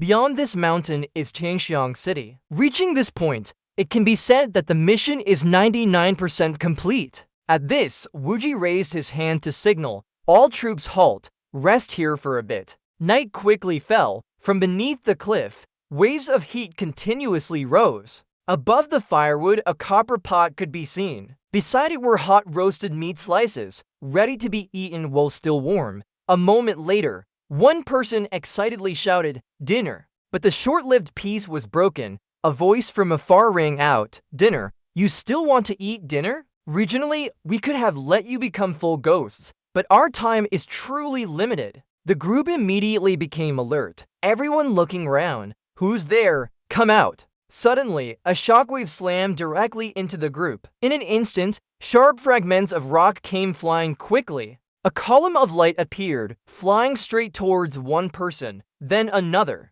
Wuji gasped, shouting, "A sky profound master." The man's face instantly changed. The rock fragments had already pierced his legs. The group quickly fell, everyone taking critical hits. After a while, they lay sprawled on the cold ground. From the shadows, Jianhong appeared with a burst of light. Immediately, he reached out towards the young man. The boy's feet suddenly floated in midair. Jianhong mercilessly squeezed the young man's throat. He stared at him and shouted, "Tell me, where is that repeating crossbow?" At that moment, the people behind him were also engulfed by his energy. Witnessing the scene before him, Wuji desperately cried out, "Be careful, my second brother." The moonlight grew brighter and brighter, as if it appeared to witness a crime. At this very moment, another person unexpectedly flew straight up high. Seeing this, one of them bravely reached out towards him. Immediately, that person unleashed a fatal blow, only to see his body flung forcefully backward. Looking down from above, Jianhong seemed to have split into two. He suddenly glared, his cold gaze shifting towards the young man. Jianhong's fingertips tightened further. He coldly declared, "If you don't speak, then you must die. Don't you dare tell me it's in the carriage. I don't believe such childish lies. If you dare to deceive me, you will only have one outcome, death." The young man showed a terrified expression, his mouth slightly moving. Then suddenly fresh blood spurted out from his ears. Jianhong angrily tossed the young man's body aside. He cursed, "Damn it." Jianhong's gaze swept over the crowd, seeking death. In front, the group charged forward simultaneously and shouted, "Charge!" At the same time, Wuji painfully cried out, "Second brother." He angrily lamented, You dared to kill my second brother." Sun Shao angrily questioned, "Zhao Wuji, do you dare to ruin second master's important plan? Your brother is afraid of death. If I had been a little slower, he would have revealed the secret." Faced with Sun Shao's questioning, Wuji's entire body stiffened. Then suddenly, his body erupted with an energy just like the flame of a celestial dragon. Immediately after, Wuji, filled with hatred, rushed straight towards the crowd. Just then, the man turned to look at Jianhong. A sharp voice rang out, "Senior brother, let's just kill all these people, then go find those repeating crossbows. They must be among their personal belongings. Hearing this, Jian Hong's eyes scanned the crowd. He coldly replied, "That's right." Looking down from above, the group began to transform into streaks of light. At that moment, Sun Shao calmly commanded, "Everyone, form a circle and collectively deal with the outsiders. Form an iron barrel killing formation and quickly subdue the approaching enemy." Receiving the order, the group quickly lined up like a wall. On the other side, Jian Hong's group consisted of only 3 people. In the quiet scenery, a murmuring sound suddenly rose. Mosey was silently standing, observing everything. He slightly frowned, his eyes fixed on the 2 sides. This, at first glance, is the result of the other 3 senior disciples of Li Wubai. Even robbers aren't this unprofessional. I really don't know how Li Wubai, the great Supreme Li, managed to teach them. Moreover, the person who failed to rob by himself, even the perfect plan this young master made is about to be ruined. Mosey had led his guards here a day earlier, digging pits, setting ambushes, just waiting for these people to enter the trap, then strike directly, clear out the goods, and immediately escape. Thinking this, Mosey couldn't help but feel a bit displeased. Who knew that before these people even entered the trap, they were stopped and attacked by those 3 fools? Returning to Jian Hong's group, the energy grew stronger and stronger. Then suddenly his facial expression changed rapidly. At this very moment, a mist appeared behind them. In an instant, a formidable army emerged. On this side, Sun Shao's army all possessed different strengths. At the same time, Jian Hong suddenly swung his arm high. Immediately, the 2 armies accelerated and clashed straight into each other. Meanwhile, Sun Shao carefully lay down. He used his mouth to pull off the pin of a grenade. Immediately, Sun Shao threw it hard forward. Unexpectedly, a streak of light shot straight into the sky, only to see it explode with a bang, then form a sword. In that instant, Mosey looked up. He slightly frowned and mumbled, "It seems the hidden disciple of the Blood Sword sect is about to make a move. Let's see which of these 2 groups is stronger or weaker. Anyway, I'll just sit back and watch the tigers fight, profiting from their struggle." On this side, Wuji's feet were as if nailed to the ground, and he couldn't help but feel a little bewildered. Wasn't the signal sent out? Why haven't the Blood Sword sex people appeared yet? Witnessing that scene, Jian Hong chuckled softly. "I thought there was really someone coming to help, but it turns out the plan failed. Using such a trick in front of me isn't playing the enemy. It's basically playing yourself. If you're really tired of living, just say so. I'll certainly grant your wish." As soon as he finished speaking, he decisively pointed the tip of his sword directly at Wuji. Facing the urgent situation, he frantically questioned, Commander Zhang, where are our reinforcements? Didn't you say the reinforcements always followed us?" Sun Shao quickly replied, "How should I know? Do you think I'm not in a hurry? Just save your own life first." In an instant, Wuji's army was surrounded. The group immediately realized something was amiss. One of them, Zhao Song, expressed his suspicion. What exactly is going on? How can someone so blatantly assassinate the Imperial Guards? He turned to question, "You're the one who made the arrangements. You should pay a little more attention." Sun Shao angrily shouted, "What am I shouting about? Morale is already in chaos. You're still yelling, damn it. Shut up. Or do you believe I won't chop you up with one slash?" A deep, angry voice rang out amidst the chaotic battle. What kind of logic is this? You are Imperial Guards, your lives are in peril, yet you're still acting despicable. Can't even speak? Suddenly, cries for help echoed in the night. Help! Help! On this side, Jian Hong chuckled, mocking, "Shout! Shout! Shout louder, even if you scream your throat out. It's useless. No one will come to save you." Witnessing that scene, Mosey sighed with a frustrated look. "Oh, heavens, just let me die. Why do I have to be in this world where I constantly hear such classic death threats?" Just then, Jian Hong suddenly shouted, his sword whizzing through the air, "Take this." In an instant, rocks and debris scattered everywhere. Shards of rock flew off the ground, soaring through the air in irregular curves. Soon after, the group lay sprawled on the ground, groans echoing incessantly. Seizing the opportunity, Jian Hong charged forward once more, seen coldly pointing the tip of his sword forward. Immediately after, Jian Hong moved swiftly and deftly. Seeing this, one person bravely shouted, "Everyone, don't be afraid, charge!" In that instant, the remaining army rushed towards Jian Hong. He coldly spun around, his gaze fixed on the group, seeking death. Immediately after, Jian Hong conjured a massive fireball. Instantly, the fireball exploded, engulfing the group. A moment later, the smoke gradually cleared. Jian Hong remained composed, and his faction seized the opportunity to charge forward. One of them charged straight towards Zhao Song. Seeing this, he desperately yelled, "Don't kill me! I am the Vice Guild leader of the Jiangning Guild. I surrender. Hero, at home I have a poor centenarian mother, and below me, crying children clamoring for food." Seeing Xiao Song's demeanor, the opponent showed contempt and hissed through gritted teeth, "Coward, get up! Just tell me where those hand crossbows are, and I'll spare your life." He stammered frantically, "Hero, spare my life. I'm useless. I truly don't know where those hand crossbows are kept." Hearing this, the opponent glared at Zhao Song, "Useless trash. Then what's the point of your surrender?" He coldly swung his leg, "Cowardice is of no use at all." Before he could even utter, "You coward," blood gushed from his mouth. Xiao Song's body was drenched in fresh blood. At this very moment, a blinding streak of light appeared in the dark night. That streak of light moved in a systematic manner. The man immediately sensed something abnormal, and that was also when his body was swallowed by the streak of light. Meanwhile, Mosey looked down. He thought to himself, the timing this person seized was truly perfectly precise.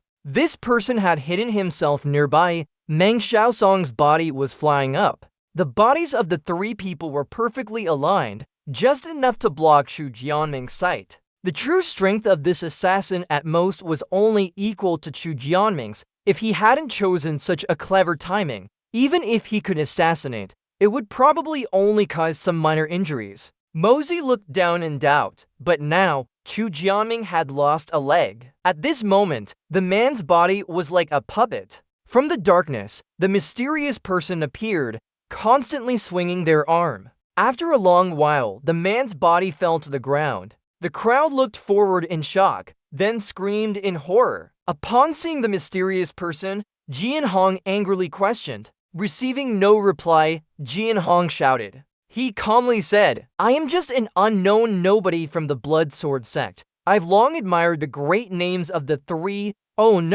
the two heavenly profound masters." Speaking of this, the mysterious person glanced over. On this side, Jian Hong almost lost his composure. He growled, "I ask you, who are you? If you have the guts, say your name." Seeing this, the mysterious person didn't answer. He sighed softly. Immediately after, the mysterious person suddenly raised his hand high. Immediately after, a crowd of people suddenly appeared. One could only see dozens of figures standing shoulder to shoulder in front of the cliff, their bodies emitting a mystical light. Witnessing the scene, Jian Hong frowned slightly. 3 heavenly profound realm experts, more than 10 earth profound, and 30 to 40 jade profound. Thinking of this, his heart couldn't help but feel a little uneasy. Facing him, the mysterious person slightly bowed his head, his voice deep and arrogant. "Master Lei, as an assassin of the Blood Sword Gate, how could I tell you my name? As for whether I have the ability, you can go ask your second junior brother. He definitely knows very well." Jian Hong's voice was hoarse. After speaking, he didn't have time to think and growled. Suddenly, a lazy voice filled with killing intent rang out. Jian Hong stopped. He sternly questioned, "Are you perhaps still hoping to keep the two of us here?" Speaking of this, Jian Hong showed disdain. The opponent curled his lips with a contemptuous and malicious smile. "Brother Lei, as the sole bloodline of the cold-blooded sovereign, we naturally wouldn't dare to offend you. It's just second Master Chu's body. Don't you want to take it with you?" Hearing this, Jian Hong's expression changed. He glared at him. After a moment of silence, Jian Hong only replied coldly with one word, "Go." In a flash, the group vanished like smoke. A moment later, the woman spoke with a trembling voice. Senior brother, can we really not take second senior brother with us? Jian Hong gently shook his head. He looked profoundly. Junior sister, it's not that I don't want to, but do you know the true intentions of the Blood Sword sect? As long as we take our junior brother with us, we definitely won't be able to leave. As soon as he finished speaking, he pondered alone. If I carry my junior brother's body with this added burden, then we won't be able to leave. He wants to keep us here to capture us all. Jian Hong quickly made a guess. They also know they can't stop us, so no one pursued us. Just then, he vigilantly turned around. What's that? Amidst the night, a faint wisp of smoke appeared. In the distance, in the darkness, a hoarse laugh echoed. What a pity! What a great pity! What a pity for the lost fragrance that this old man painstakingly created. Mosey looked up. He continued, if we had held them for a little longer, we could have captured the whole nest. On this side, Wuji struggled to stand up after the battle. Sun Shao leaned on the ground. He spoke in a hoarse voice, you all. Sun Shao narrowed his eyes, looking into the distance. Finally, they've arrived. The mysterious person explained. There was a slight accident earlier, causing a delay. Where are those crossbows? At the sudden question, Sun Shao beckoned with his hand, follow me. Immediately after, he led the group to the carriage. At this moment, Wuji approached a horse. A moment later, a piece of cloth slowly fell to the ground. In that instant, the group watched his every move intently. Immediately after, dozens of crossbows clattered to the ground. Wuji smirked. Crossbows a total of 350 sets. Each horse has 20 sets tied under its belly, and the remaining horses carry a total of 7,000 specialized crossbow bolts. Hearing this, the mysterious person looked satisfied. Very good, your mission is well done. This venerable one grants you a moment of rest, and also rewards you. Wuji bowed very low, his voice trembling with joy. Thank you. Then suddenly, a mouthful of fresh blood spurted out. The sword light flashed, a line of blood sprayed out like a red ribbon in the night. The body fell, the mysterious person shouted loudly. Full, the reward I give you is for you and your second brother to reunite. Down in the Yellow Springs, you can rest forever. Witnessing that scene, Tan Hayu questioned in horror. See nearer. Immediately, the sword flew straight towards him. The mysterious person didn't hesitate, delivering a fatal stab. Fresh blood gushed from Tan Haiyu's mouth. He looked at the person in front of him in despair, only managing to utter two words. Why? Seeing Tan Haiyu fall, the mysterious person sneered. Why you fools actually thought that Blood Sword Hall was cooperating with that pig-headed second prince? Is he even worthy? Not stopping there, he suddenly waved his hand, ordering attack. The whole group rushed forward like a pack of beasts. Swords flashed with cold gleams, and fresh blood spurted profusely. A moment later, the mysterious person calmly ordered, clean up a bit, then retreat immediately. He didn't forget to remind them, quickly check which horse has the crossbow. Just then, a chuckling sound echoed in the dark night. It's finally my turn. I've waited so long. Blood Sword Hall. How cool. So you're not working for the second prince after all. Then who are you working for? Hearing this, the mysterious person stumbled back in panic. He screamed wildly, Who's playing tricks? Get out here. A defiant voice replied, your old man is your old man, meaning 3 people. Good son, why aren't you kneeling and kowtowing to welcome your own flesh and blood old man? Hearing this, he roared, his entire body erupting with fierce blue mystic energy. You want to die? The blade immediately swung up, drawing brilliant arcs of light. Across the air, streaks of light flashed by. It could only be seen slashing straight into the ancient tree. In an instant, a series of tree trunks were severed. However, just as the move finished, the mysterious person suddenly stopped, his eyes wide in surprise. How is this possible? My heaven mystic energy, it's rapidly draining away. Along with that sword strike just now, half of it has already dissipated. Then the other person suddenly laughed, their hoarse voice echoing in the night. In this world, there are only things you didn't expect, but nothing that can't be done. Go. As soon as the laughter stopped, dust suddenly swirled up. From within the thick mist, several shadows darted out like lightning. Suddenly, a black streak of light sliced through the air. Noticing the critical situation, he immediately raised his blade to defend, then warned, "Be careful." In that instant, the mysterious person immediately realized, his eyes gleaming, "The target is me." Immediately after, the mysterious person's foot was enveloped in a glow. He was seen slowly raising his foot, with the light radiating round it. Seizing the opportunity, the mysterious person launched a fiery kick, but his body suddenly toppled to the ground. Witnessing that scene, someone yelled in anger, "Damn it!" One person exclaimed in shock, "What? His power has vanished by more than half." Before they could react, dozens of figures glowing with golden light appeared, then fanned out to form an encirclement. Immediately, the group simultaneously charged forward, blades in hand. Amidst the chaos, the mysterious person shouted loudly, "Their blades are poisoned, be careful." No sooner had he spoken than a streak of light slashed across his arm. In an instant, one of his arms was severed. Then the venom immediately spread throughout his body, causing his face to deform. A moment later, the bodies of the group lay scattered on the ground. At this very moment, a large group of people appeared, simultaneously surrounding them. A moment later, the smoke gradually dissipated, revealing the few remaining people. At this moment, one of them raised an eyebrow. Looking forward, "Who is it?" 3 people appeared, ranged in a triangle formation. Right in the center, Mukta appeared. He immediately shouted, "Who are you? State your name." "The mountains are high and the rivers are long. The Bloodsword Hall will never forget your generosity today, and will surely repay it soon enough." Hearing this, the young man was stunned and asked, "Repay? Aren't you going to leave? When did I ever say I'd let you go?" The opponent challenged, "We may have been poisoned by you, but do you really think you, and this pile of rotten garbage in front of you, can tie us down?" Mukta frowned slightly. He coldly ordered, "If I couldn't keep you here, I wouldn't have come tonight. Kill them." Hearing this, the opponent cursed. "Damn it!" He glared at Mukta and declared, "I'll fight you to the death."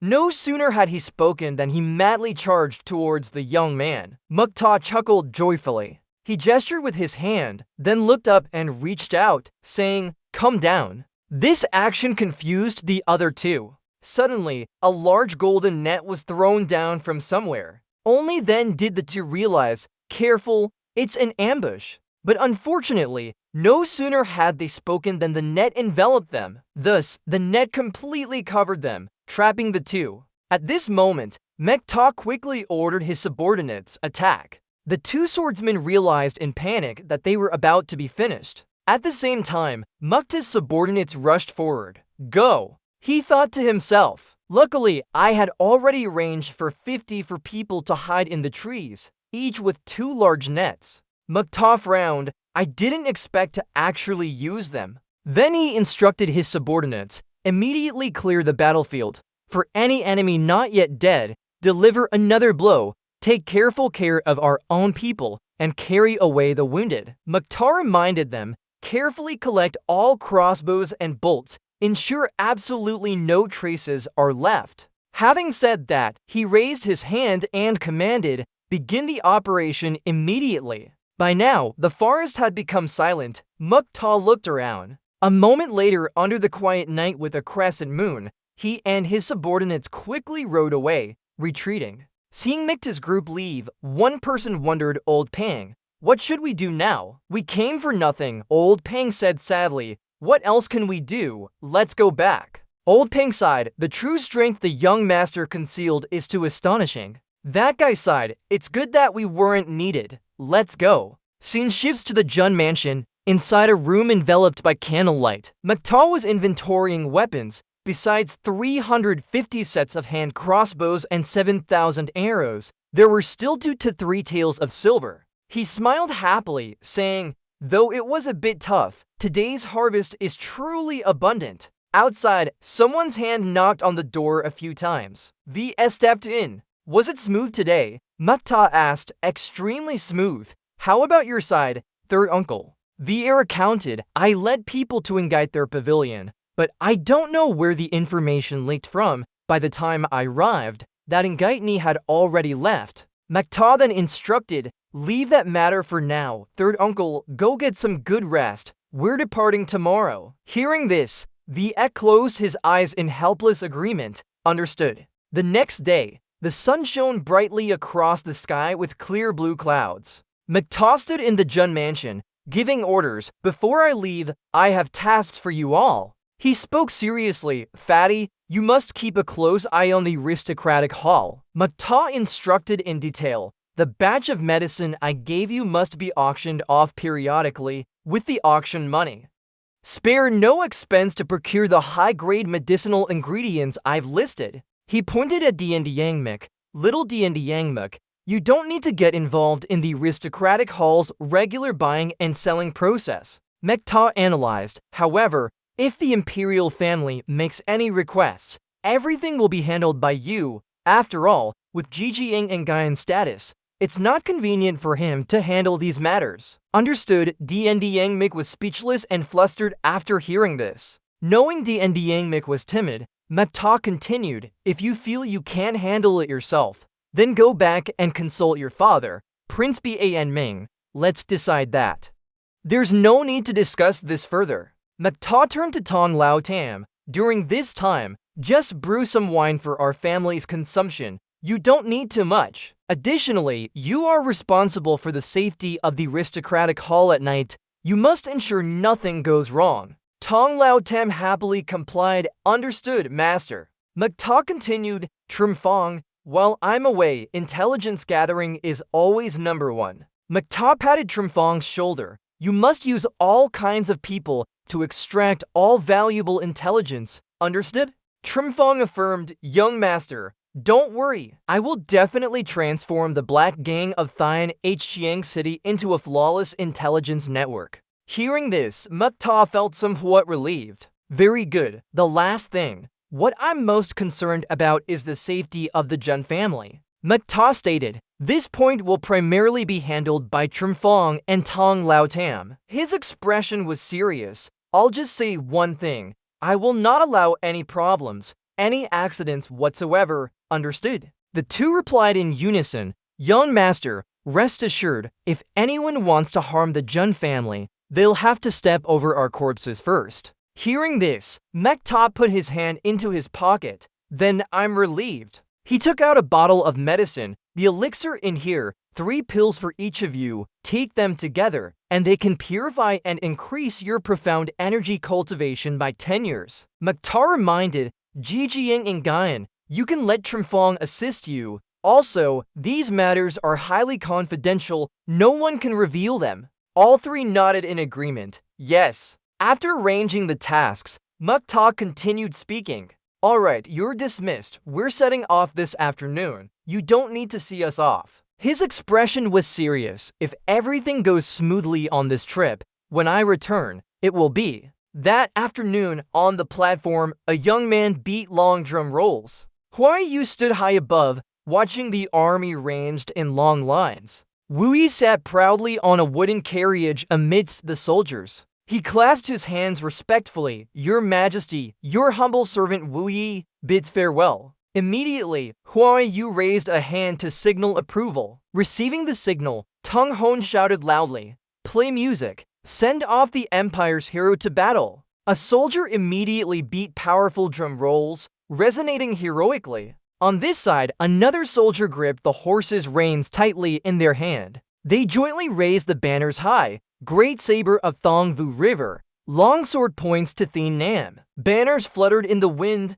"Thien Nam, I'm coming." Heroes of 100 battles depart. Valiant warriors shed blood to eliminate Han. Returning inside the vast imperial palace was also when the sunlight gradually rose. Inside, Huai Yu angrily slammed his hand on the table. "What did you say?" He questioned. "The Zhao family, the Jiangnan Bell Association, the Divine Wind Guard unit all annihilated. That's one thing, but why has even my blood sword hull also been completely annihilated?" His subordinate immediately reported, "Yes, a total of 3 Heaven Profound powerhouses, 15 Grand Profound level assassins, along with 40 Jade Profound level blood-robed assassins were dispatched." That person frowned and continued, Not a single person returned. Hearing this, Huai Yu became even more furious and smashed a cup. He yelled impatiently, "Who is it? Who exactly made the move? Investigate it thoroughly for me." The scene shifts to the Li family's side in the silent night. Inside the dark room, Du9 grumbled, "Senior brother, the damned bloodsword sect."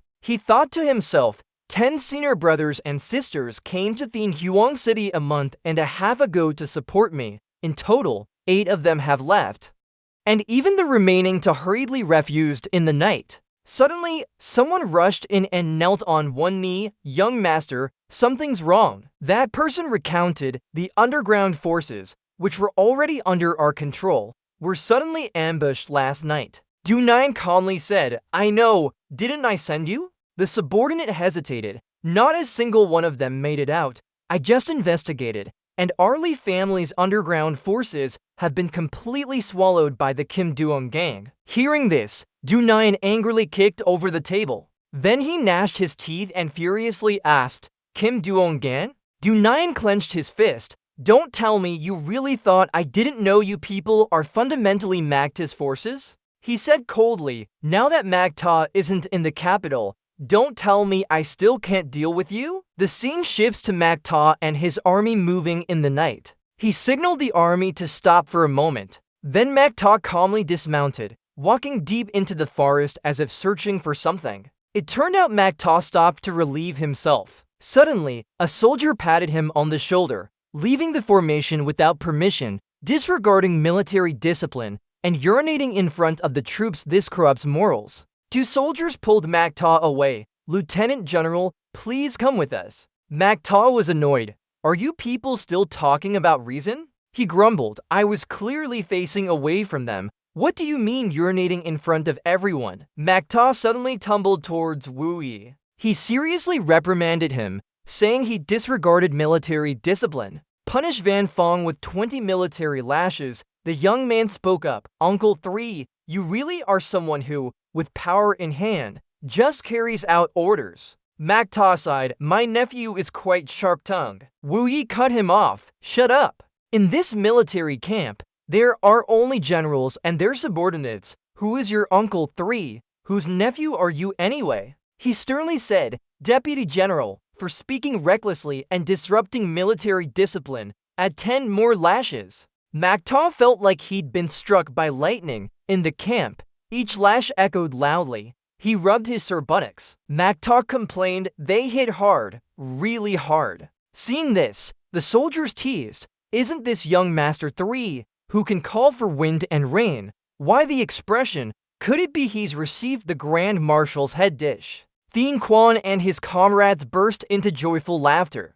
Seeing this, Magta looked annoyed. He walked closer to them, holding a spear in his hand. Magta decisively swung the spear in a circle. Thien Quan's eyes were utterly shocked. He hit him on the head with the spear, making Thien Quan clutch his head and cry out. Magta scoffed, "Isn't this the dashing and debonair young Master Murong? Why have you grown etched on your forehead after just a moment apart? Could it be that young Master Murong is exceptionally talented, and this thing doesn't grow in your pants, but on your forehead instead?" Thien Quan clenched his fists in anger. The soldiers behind him had a hearty laugh. He fumed, "Is this very funny? Fighting in the military camp is a serious offense." Thien Quan pointed at Magta.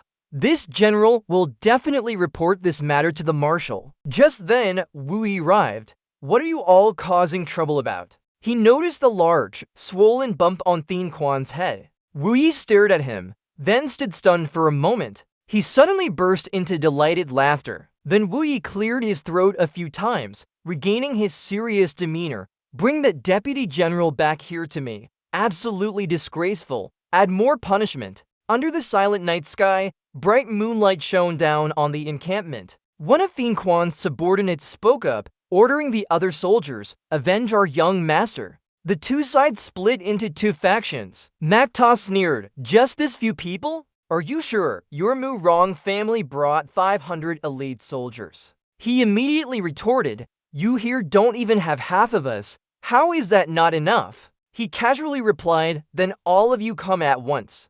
Macta smiled confidently, without a trace of fear. Back in the encampment, Wu Yi shouted Macta. He chastised, all you know how to do in this unit is cause trouble. He immediately clarified, I couldn't help it, Uncle 3, this time, they really came looking for trouble. Macta continued, I was just acting in self-defense. Wu Yi didn't care, enough. Take your 250 men and get out of my sight. He called out to Wu Yi, as if to say something, but Wu Yi cut him off. Judging from your performance, young man, now I'm giving you a big mission. Wu Yi assigned the task. By special order, Macta will be the vanguard, paving the way, clear mountains, bridge waters. He continued, if there's any oversight that causes losses to the army, bring your head to me directly. Hearing this, Macta was overjoyed and excited. Macta's face lit up with excitement, and he cupped his hands in gratitude.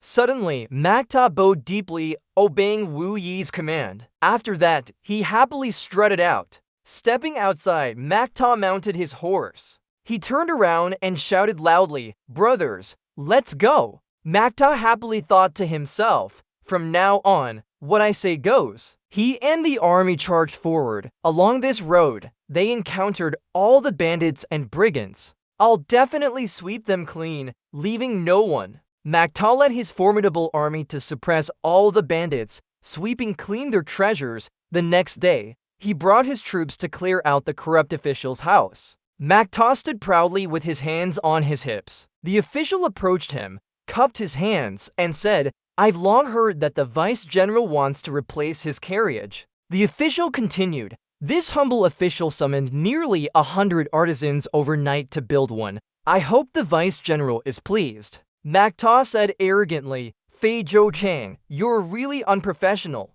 He said contemptuously, you've been a district magistrate for 5 years, yet you've only collected less than 50,000 taels. You can't even be a corrupt official properly. No wonder you're almost 40 and still just a useless district magistrate. 5 years, heavens, and you only made me 1 carriage. I heard it's not even enough, is it? The corrupt official nodded in fear. Yes, young general, you're right. This humble official is truly incompetent. Macta smiled, but don't rush. The young master can return from Tiannan in 2 months. In these 2 months, quickly embezzle and take bribes. He continued to mock, when the young master returns, I'll want an even better carriage. The official knelt on the ground. Young general, this humble official would not dare again. He cried, this humble official will definitely mend his ways, start anew, turn over a new leaf, resolutely work for the welfare of the people,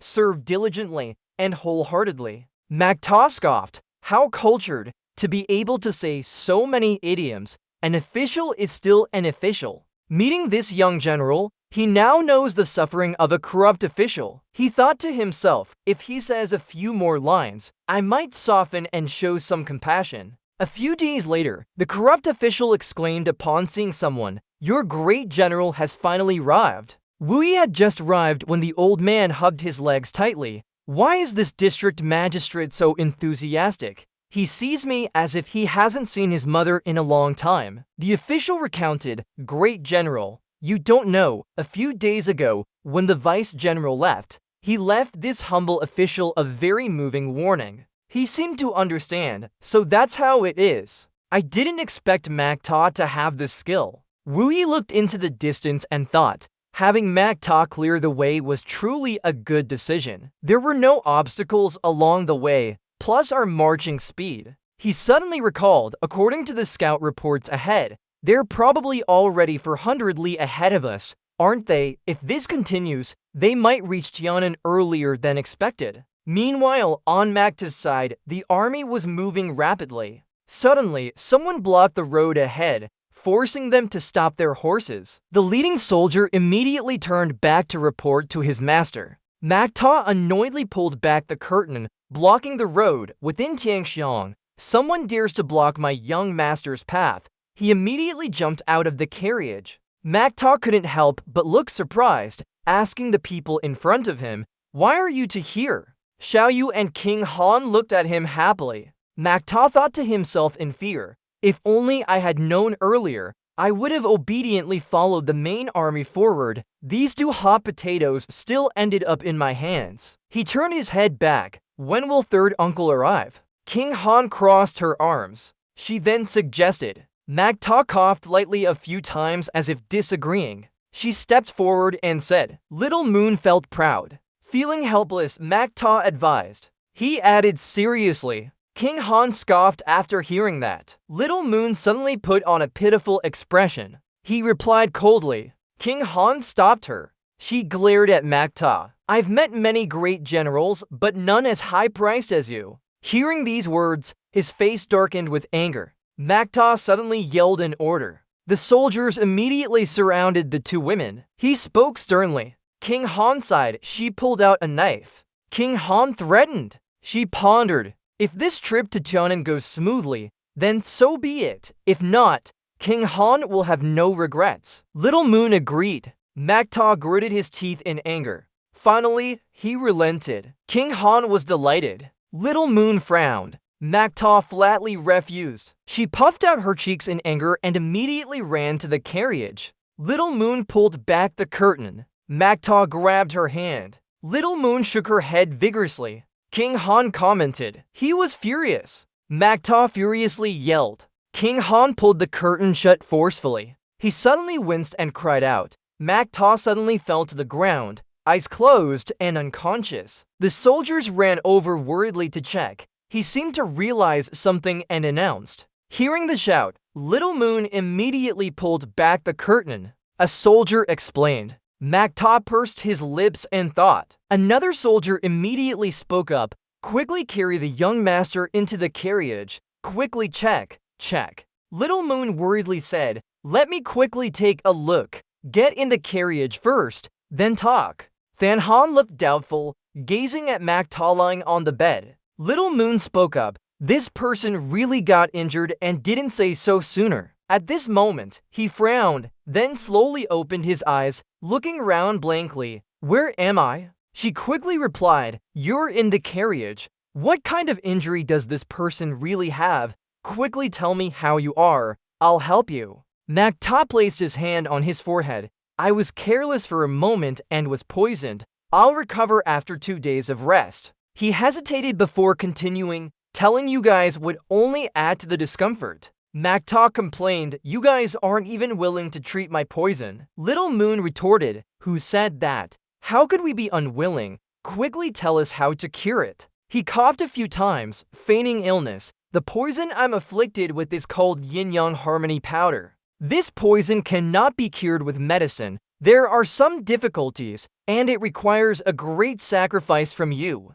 Than Han frowned in suspicion after hearing this. Little Moon gently comforted him. It's okay. For you, no matter what sacrifice you need from me, I'll bear it. Magta sighed. Actually, the poison can be expelled through sexual intercourse between a man and a woman. I know it's difficult for you guys. Forget it. It must be my fate. She blushed upon hearing this. Little Moon was speechless and stammered. What? To cure the poison, I have to be with you. Be with you. Than Han snapped, Magta, you scoundrel, haven't you caused enough trouble? Do you want me to kick you out again? It's already a good thing that you're in the carriage. Don't be so insatiable. Little Moon, how long are you going to let him trick you? He was fine riding in the carriage earlier, but then he fainted when asked to ride a horse. He isn't injured at all, nor is he poisoned. Than Han said irritably, There's no such thing as Yin-Yang Harmony Powder at all.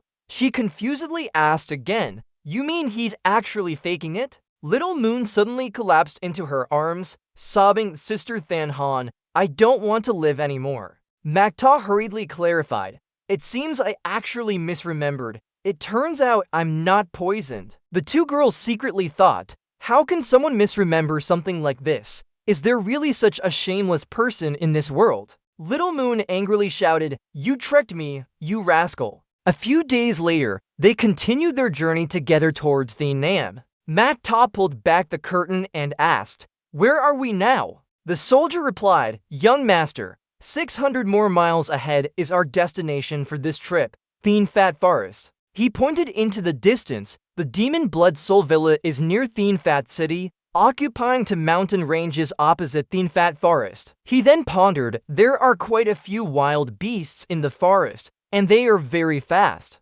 Mactaw grinned. Thien Nam is truly a good place. He felt satisfied, much faster than ordinary wild beasts. Mactaw ordered his subordinates, find a place near the mountains and river to set up camp, wait for the main army to arrive, then proceed together. At night, under the bright full moon, the group found a place to light a fire and rest. He stood alone on the cliff. Behind him, Than Han asked Mactaw, "What are you thinking about?" He looked up at the moonlight. "I'm thinking, what do I truly want to do in this life? Or rather, what can I do? What am I capable of doing?" Mactaw was troubled. "My soul transmigrated here, and it's been almost half a year now. Every day is like fighting back and forth, just like in my previous life. Why did I come to this world? What am I truly here for?" Than Han silently watched Mactaw from behind. She thought to herself, although Mactaw's spiritual power has made great progress in the past half year, there always seems to be some kind of obstruction. This obstruction is probably in his heart. She slowly spoke, "What do you live your life for, in the end? It's actually very hard to say. I don't know why others live, but I know myself. I, Than Han, am just a weak girl. What I need right now is simply a peaceful life. That's enough." After listening, Mactaw felt surprised. A second later he burst out laughing, praising Than Han. Mactaw smiled. "Following my original heart, I'll enjoy my grievances and enmities. Following my original will, I'll roam the world. I only seek a clear conscience to stand tall and proud. This life is enough." They looked at Mactaw, who seemed to have completely transformed in an instant, from a frivolous playboy suddenly becoming a reclusive master. With eyes full of determination, he promised himself. Mactaw said confidently. A sudden gust of wind rose, and not far away in the forest, several dark figures rapidly darted through the branches. In another development, when King's group stopped, the old man looked around. Wen Jin speculated. Wen Dao cautiously asked. The old man immediately interrupted. Wen King continued. Wen Dao hesitated. The old man stared at him. Wen King solemnly concluded, making the two of them fearful. Meanwhile, Mactaw stood alone on the mountaintop, his expression as if he had discovered something. Mactaw sensed three powerful auras approaching. Immediately, he walked towards the auras, thinking. Soon after, three people set foot where Mactaw was, Wen King's group exuding an extremely powerful energy. Wen Dao looked at Mactaw's group with silent disdain. He loudly questioned. Wen Dao urged, but Mactaw ignored him and said to Tiu Nu Yet. He couldn't help but get angry, pointing at him and yelling. Wen King instructed. It was only then that Mactaw noticed them. He then slowly turned around, feigning indifference. Wen Dao regained his composure. Mactaw replied. He said indifferently, "This senior, for example, if this junior wanted to ask for directions, I should say this. May I ask this elder senior, was there anyone here earlier? Please let me know. I would be very grateful." Mactaw calmly stated. Seeing this, Wen Dao was furious. His eyes lit up. Mactaw provoked him to the point where he couldn't control himself. Wen Dao charged forward. He had appeared behind him at some unknown point. When Dao suddenly turned around, Mactaw decisively unleashed a move. Right after, another move came. He jumped up and spun to evade. When Dao, with nimble steps, escaped his mysterious attack. At this moment, he suddenly widened his eyes in surprise because Moda's sword was already right next to Wen Dao's hip. He stood still, not moving, out of fear. On this side, Wen King and Wen Jian were both confused and worried for Wen Dao. He concentrated on thinking. This young man, clearly only at the Jade Profound realm, while third brother is of divine profound strength. There's a gap of nearly 20 levels between them. Just now, I saw it very clearly. Third brother deployed his lightness skill and evaded that kid's sudden saber strike, but his figure then disappeared very strangely, reappearing like an illusion behind Wen Dao's head. Another saber attack. Next, third brother noticed and changed his movement technique 7 times, but the opponent still clung to him. Third brother's movement technique had no effect whatsoever. and he was still slashed in the waist by his saber. When King frowned, even the eldest of the heavenly punishment forest didn't have such speed. Wen Dao also found it hard to believe. He's only at the Jade Profound realm, yet he's clinging to my lightness skill, which I'm most proud of, not even giving me time to turn around. Little you saw this and happily praised Moda's move. She commented, truly ever-changing, perfect in every detail, enough to rival any unique technique in the world. King Han reminded, little you, don't say too much. Wen Dao glanced over at where the two of them were talking. His face flushed, and suddenly Wen Dao coughed up blood. The other two stepped forward to support him. All three looked towards Mo Ta. The boy glared at Wen Dao. The two stood facing each other without speaking. Mo Ta pondered for a moment, then happily spoke. Senior, and I never said anything about a match, so how can there be a winner or loser? Mo Ta continued, it's just that this junior was too arrogant and had too much doubt. It's still this junior's fault. Wen Dao said seriously, you brat are the winner. There's no need to flatter me. He continued, earlier, I asked questions out of nowhere. It truly was my fault. I apologize. When King probed, little brother, if I may ask your name and who your master is, for such exquisite kung fu. Mo Ta smiled, you flatter me too much. I deeply admire the virtuousness of the three seniors. Immediately after, he confidently introduced himself. My surname is Jun. I am Jun Mo Ta. When Jian stammered, you said you are who? Jun Mo Ta? His expression changed. Jun of Tianxiang City. Mo Ta of the Jun family. Jun family's third young master? Mo Ta enthusiastically introduced. That's right. I am the Jun family's third young master. Why? He thought smugly, it seems the Jun family's reputation is quite significant.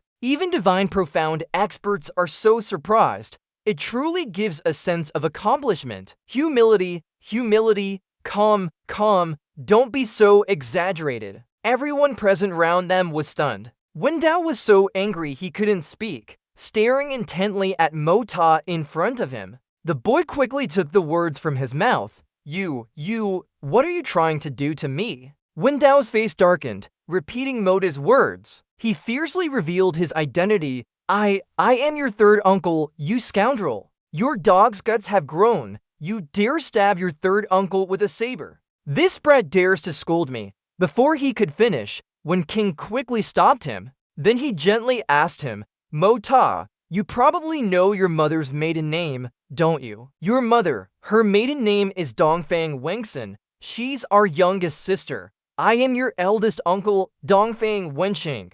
This is your second uncle, Dongfang Wenjian. The one who sparred with you earlier is actually your third uncle, Dongfang Wendao. Mo Ta couldn't help but think in surprise, oh my god, it can't be a coincidence, can it? These three deceptive divine mystics are my uncles. Then he stammered, my third uncle behind me is probably about to arrive. So should we wait for him to arrive? When King heard Mo Ta mention his third uncle, he suddenly yelled angrily, what? That scoundrel Jun Wu Hui, he's letting my grandnephew lead the charge for him. He rushed over to the boy in a panic and asked, what happened? What should we do? My sister only has this one son. Has he forgotten everything that happened back then? Mo Ta thought, confused. What's all this about? This uncle is a bit too biased. I can't handle such fervent affection. When King saw his expression and continued, thankfully, you're fair and plump, not injured. That's right, Mo Ta, that. The rumors say the third young master of the Jun family is a dissolute playboy, bullies men and women, behaves like a hooligan, and acts like a ruffian. He looked straight into the boy's eyes, as if hoping for an answer. That's probably not referring to you, right? Mo Ta became embarrassed after hearing that, averted his gaze, scratched his head, and stammered, Tianxiang City. There really isn't a second Jun Mo Ta, and apart from you, there are no other male descendants in the Jun family's third generation. Everyone asked in surprise, you are that profligate loser who commits all sorts of evil deeds, utterly devoid of conscience? He replied annoyed, who is it that's ruining my reputation like this? I'm talented in my youth, love doing good deeds, and in Tianxiang City, I'm also highly respected. I'm truly heroic and compassionate, with the heart of a swordsman and a musician. One could say I'm known by everyone. Xiao Yu and King Han, who were nearby, chuckled after hearing Mota speak. That night, everyone pitched tents and slept in the forest. Mota led the three men into his tent. When King spoke up, "So, this time you've come to Tianan, facing a trap, even a great trap, almost certain death." Mota continued with a calm expression. "Whether it's a trap or not is debatable, but in Tianan, Snow and Wine Silver City is one, Blood Soul Manor is another, and there are also those brats sent into the military camp specifically to cause trouble. Indeed, enemies are as numerous as clouds." Wen Dao suddenly shouted, "Blood Soul Manor, that wretched son of Li Jutian dares to snatch our grandnephew's wife. He's truly got the guts of a tiger. When I get to Blood Soul Manor, I won't say a word. I'll just castrate that brat directly to stop his wishful thinking, a toad wanting to eat swan meat. I want to see what he looks like." When King sighed, "This girl also has a hard life. She hasn't met him many times, and he's already presumed dead, to come to your Jun family under the guise of someone not dead. For a girl as beautiful as a flower, that is, wasting her youth, guarding an empty boudoir alone, what kind of suffering is that?" When Jian continued, "Mota, as I see it, this girl has a full forehead, clear brows and beautiful eyes, and a graceful figure. She has the look of a woman men like.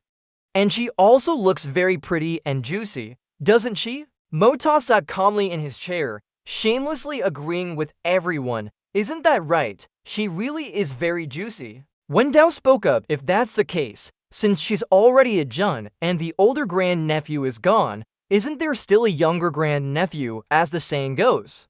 Water poured out doesn't flow to other fields." When King suddenly yelled, cutting him off, "Third brother, shut up right now. What nonsense are you talking about? Mota, I scolded you earlier because I believed the rumors and thought you were a bit terrible, but now I see you're so heroic and brilliant. If your grandmother saw you, I can't imagine how comforted she'd feel. If your mother could open her eyes and see, she would be so happy." When Jian and Wen Dao didn't know what to say, suddenly, Mota worriedly asked the three of them about his mother's story. When King began to tell, "Your mother, her maiden name was Dongfang Wangsun. She was our most beloved younger sister, gentle, beautiful, and adorable. I still remember how the entire clan opposed her marrying Zhan Wuhui back then, but she stubbornly refused to back down. With no other choice, we could only agree to their marriage." Mota's grandmother tightly held his mother's hand. She instructed, "Wangsun, if things don't go well, come home quickly. Home is always home." His mother replied with a smile, "Whether things go well or not, Wangsun is Wangsun herself. Wuhui is Wuhui together. Deep love moves deep love." To this day, he still clearly remembers that happy smile. But who would have thought that when she returned home, she would be withered, her heart as if dead, in a 10-year slumber, no longer questioning her heart. After bringing Wangsun home, she looked haggard and suddenly whispered, "No regrets in this life, no regrets in birth. You have no regrets, nor do I." After speaking, hot tears slowly flowed from her nearly dry eyes, and she slowly closed her eyes, falling into a long, eternal sleep. His mother was furious about this, dispatching 196 assassins from the profound realm, cultivated by the family for many years, to wreak havoc and seek revenge in the Jianghu. But the small power of the Eastern family was blocked by the three great supremes. Lai Jutian and Han Fangzhu led their troops to intercept the main force of the Dongfang family at Broken Dragon Val. Even the first supreme divine dragon, Yun Bichen, whose head was never seen, appeared at that time. Mota's grandmother fought tirelessly on the battlefield, but her strength faltered, causing her to lose by one move, and she was forced to make a poisonous vow. Back in reality, Wen Qing continued, therefore, apart from Mo Yu and Mo Chu appearing once more after their deaths in battle, the Dongfang family has not appeared on the continent for the past 10 years. Mota asked doubtfully, a sword peak collapsing snow mountains, profound beasts unleashing heavenly wrath, what strict conditions these are. In his mind, he thought, why not just say that only when the heavens fall and the earth crumbles can the Dongfang family leave? If one day I can catch them, I will definitely propose.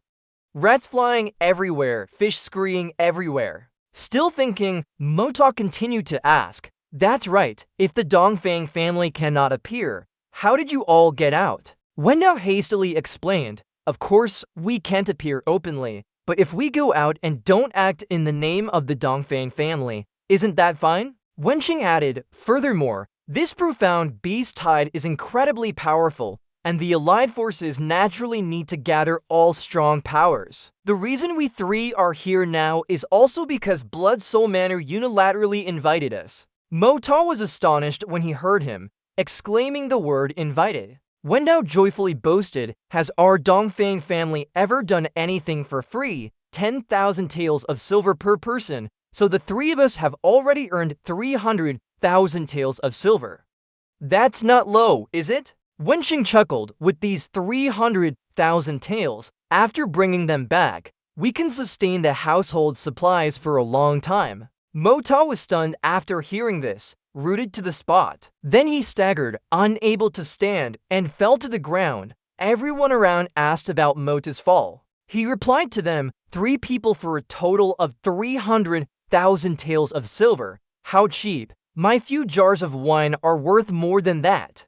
Since when are dignified divine profound experts only worth the price of common laborers? Wendao was confused. A little wine costs 10,000 taels of silver. Does your house hire a common laborer for 100,000 taels of silver? Heavens, is the wine you drink made of jade? Mota pressed his lips together, thinking, common laborers, if it weren't for being forced into reclusion, with the reputation of the Dongfang family, how could the price be so cheap? Seeing him deep in thought, Wenqing comforted him. In fact, these 10 years of reclusion have not been a bad thing for the Dongfang family. Our Dongfang family has always been renowned for our assassination techniques, but this technique is actually the biggest concern and flaw of our family. Mota asked him with a puzzled expression. Wenqing did not hide anything. Assassins strike, and it's crucial to kill in one blow.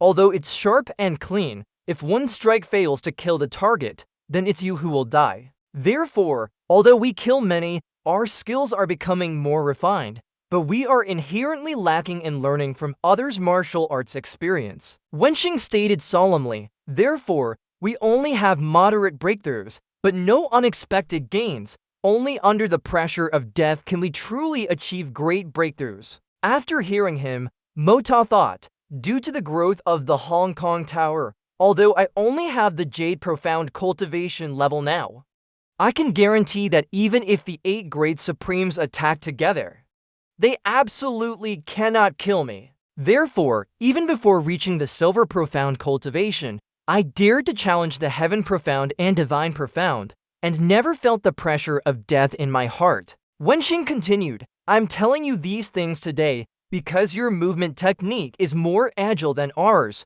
Your movement technique can almost guarantee that no one can kill you. But such a movement technique creates an even greater obstacle to your martial arts cultivation. After hearing this, Motar called. That's right, I used to be a bit smug, thinking I was immensely powerful and completely unconcerned. But if I continue with this mindset, even with the Honggu Pagoda, how far can I progress? The 3 of them, Wenqing, Wendao, and Wenjian, then left his tent. Mozi watched their retreating figures intently. The next day, Wu Yi inadvertently led a group of people to his location. Wenqing stood at a distance, observed, and then said, Jun Wu Yi, truly a member of the Jun family, indeed. General Jun is strict. After witnessing this, I can't help but say I'm impressed. Mozi calmly walked over to Wu Yi. He saw him give instructions. Alright, my generals have worked hard.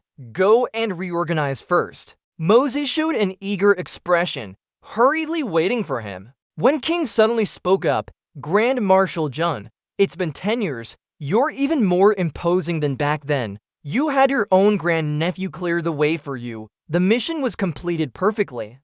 And yet not a single word of praise. Wu Yi turned around, his eyes sweeping around, searching for him. Wenqing stepped out and boldly said, I'm out. Are you afraid of me, Grand Marshal? He replied to him in a delighted tone. Elder brother Dongfang, second brother Dongfang, third brother, it's you again. When King coldly snorted, of course it's us, Jun Wuyi, you brat, rushing to Chonan like this. Are you seeking death? Are you really tired of living? He listened to him and excitedly said, Elder brother Dongfang, I've missed you all so much these 10 years. We haven't met in 10 years, 2 months, and 7 days. In 2 more hours, it will be that same day, that same time, when the bad news about Big Brother was delivered. When King approached, patted Wu Yi's shoulder, and comforted him, third brother, you've suffered these 10 years. He continued, isn't that just how fate is? This trip to Tianan is fraught with danger. If I, Jun Wu Yi, am not fortunate enough to survive this battle, I ask for your 3 brothers' assistance. No matter what, you must ensure Mozi returns safely to Tianxiang, please. Wen Dao suddenly shouted, what are you talking about? Mozi is our grandnephew. Of course, we won't let anything happen to him, and you can't let anything happen to you either. Wu Yi choked up. It's not that I don't want to, but on this journey, I received a military report. The scale of this beast tide is massive, the danger level is extremely high, and it's unprecedented. According to the news, the King of Heavenly Punishment is furious. Half a month ago, he suddenly issued an order. All Zhuan beasts above level 4 must participate in this battle for heavenly punishment. One of the vows of our Dongfang family has suddenly been broken by more than half. Mozi stared at him, unable to hide his astonishment. He secretly thought, I wonder what Sword Peak looks like. If I have time, I'll go conquer it. Wu Yi didn't forget to add, moreover, the scope of the Zhuan beast tide is growing larger and larger. The Divine Seal Empire, the Martial Tang Empire, and even the Grassland Royal Court have all sent 10,000 elite iron cavalry. The 3 great empires have long-standing grievances, and they will surely hinder each other in this war. There's also the Shao family from Wine Snow Silver City, who have a deep-seated hatred for our Jun family this time. Among them, Shao Han has an irreconcilable feud with me, so something is bound to happen. Furthermore, Blood Soul Villa and our Jun family also have grudges. We cannot underestimate them. The situation is extremely tense, so tense that I'm starting to feel disheartened. Among the 8 great supremes, aside from the first supreme Yun Beacon, the third supreme Han Fangsu, and the heaven-questioning supreme Mo Wengshan, and the Azure Guard supreme Meng Hongshan, the other 4 have already arrived. When King continued for him, and another person who was always with the divine eagle supreme Ying Bekong, vying for the position of 8th supreme with the wind sword god Fang Huanyan, is also on their way. Moreover, apart from Wine Snow Silver City and Blood Soul Villa, other major Jianghu powers have also sent people. That is, the 9 great aristocratic families have gathered in Tianan, especially the Duan Mu family. Even the family head, Gang Zon Duan Mu, has arrived. Mozi, however, expressed without any worry, Gang Zon Duan Mu, that name is truly memorable. When King spoke up, additionally, Golden Book Treasure, 7 Dragon Mountain, Soul Severing Palace, and Vast Sky City have all sent people, besides these organized groups. There are also countless high-level Zhuan cultivators and reclusive masters. Mozi happily replied, so many, and with such strong power gathered here? Why not just flatten the heavenly punishment forest? Everyone can capture a Zhuan beast as a pet. Is it worth such a grand undertaking?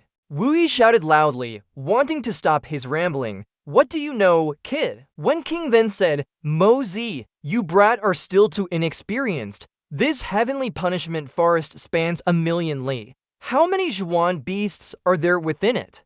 If they truly all confronted each other, these people might not even be enough to fill their teeth. It's not an exaggeration. Even if a single Zhuan beast spits, it could drown these masters. After speaking, the 3 brothers still looked at each other. Mozi then argued, since we're already here, can we really retreat? Let's take it one step at a time. If you ask me, ensuring our own safety and the safety of those on our side is enough.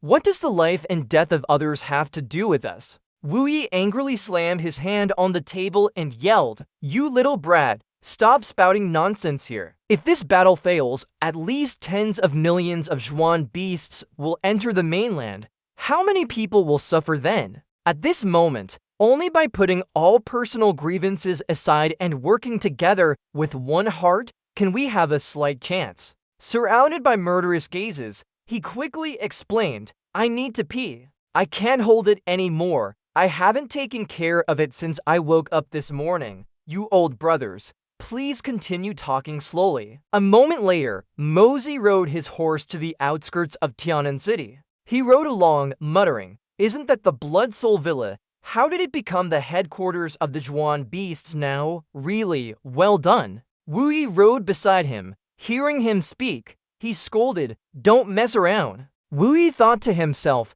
all the way here, even behind Tianan City, there were large groups of high-level Zhuan beasts. If they saw a lone Zhuan cultivator, they would attack together. But 300 li north of Tianan City, there was no trace of any Zhuan beast. From this, it can be seen that the Zhuan beast's target, for now, is only the people in Tianan City. Or, it's limited to those who have enmity with them, for example, Blood Soul Villa, Lai Jutian, or his son. After some thought, Wu Yi ordered everyone behind him, "Let's enter the city." In an instant, they were all ready to enter. The desolate mountains and forests seemed to fall silent. The wind carried a faint scent towards Mosey. He thought to himself, it's like two people are sending messages. One is saying, "Another 10,000 enemies have arrived. The Tianxiang people are here." The other says, "Understood." Mosey turned to everyone. Truly, these Zhuan beasts are organized and disciplined. Just this point alone makes them much stronger than an army. Zhuan beasts aren't scary. It's Zhuan beasts with culture that are. King Han and Xiao Yu behind him chuckled when they heard him speak. When King spoke up, the message being transmitted right now is likely from a peak-level 8 Zhuan beast, the White Jade Lion. This kind of forest king is being used by the Zhuan Beast King to transmit messages. It seems this matter is truly a big deal. Mosey continued for the old man. Bigger is better, more lively. A fight is sure to be immensely exciting. Alright, why haven't I seen any flying Zhuan beasts all the way here? If I could capture one to use as a mount, how impressive would that be? It would definitely be a powerful weapon for attracting girls. Facing the approaching Tianxiang reinforcements, Tianan dared not delay. General Wan, who was stationed in the Central Plains, led 10,000 soldiers to respectfully welcome General Wu Yi's entire army into the city. Wu Yi stepped forward to greet him. "We understand. Our 20,000 troops suddenly arriving. There may not be enough space in the city. However, ordering the majority of our soldiers to be stationed outside the city would be too risky." General Wan was generous. "No problem, General Zhun, please follow us." He asked doubtfully, "Can this place accommodate 20,000 soldiers? There are only a few scattered people left in the city." Mosey curiously asked, "Why does it seem like there are no ordinary citizens in this city at all?" General Wan then explained, "The Zhuan beast tide has become so powerful that half a month ago, General Mo escorted the citizens out of the city. The elderly, women, and children were all taken 300 li outside, leaving only able-bodied young men and essential goods and shops. If we can ultimately defeat the Zhuan beast tide, General Mo will personally welcome the villagers back. If not, they will be there, and even if they cannot settle down, at least their lives will be saved." Mosey, impressed by this idea, said, "General Wan, your devotion to the country and its people, Jun, admire greatly. The general's efforts will certainly not be in vain.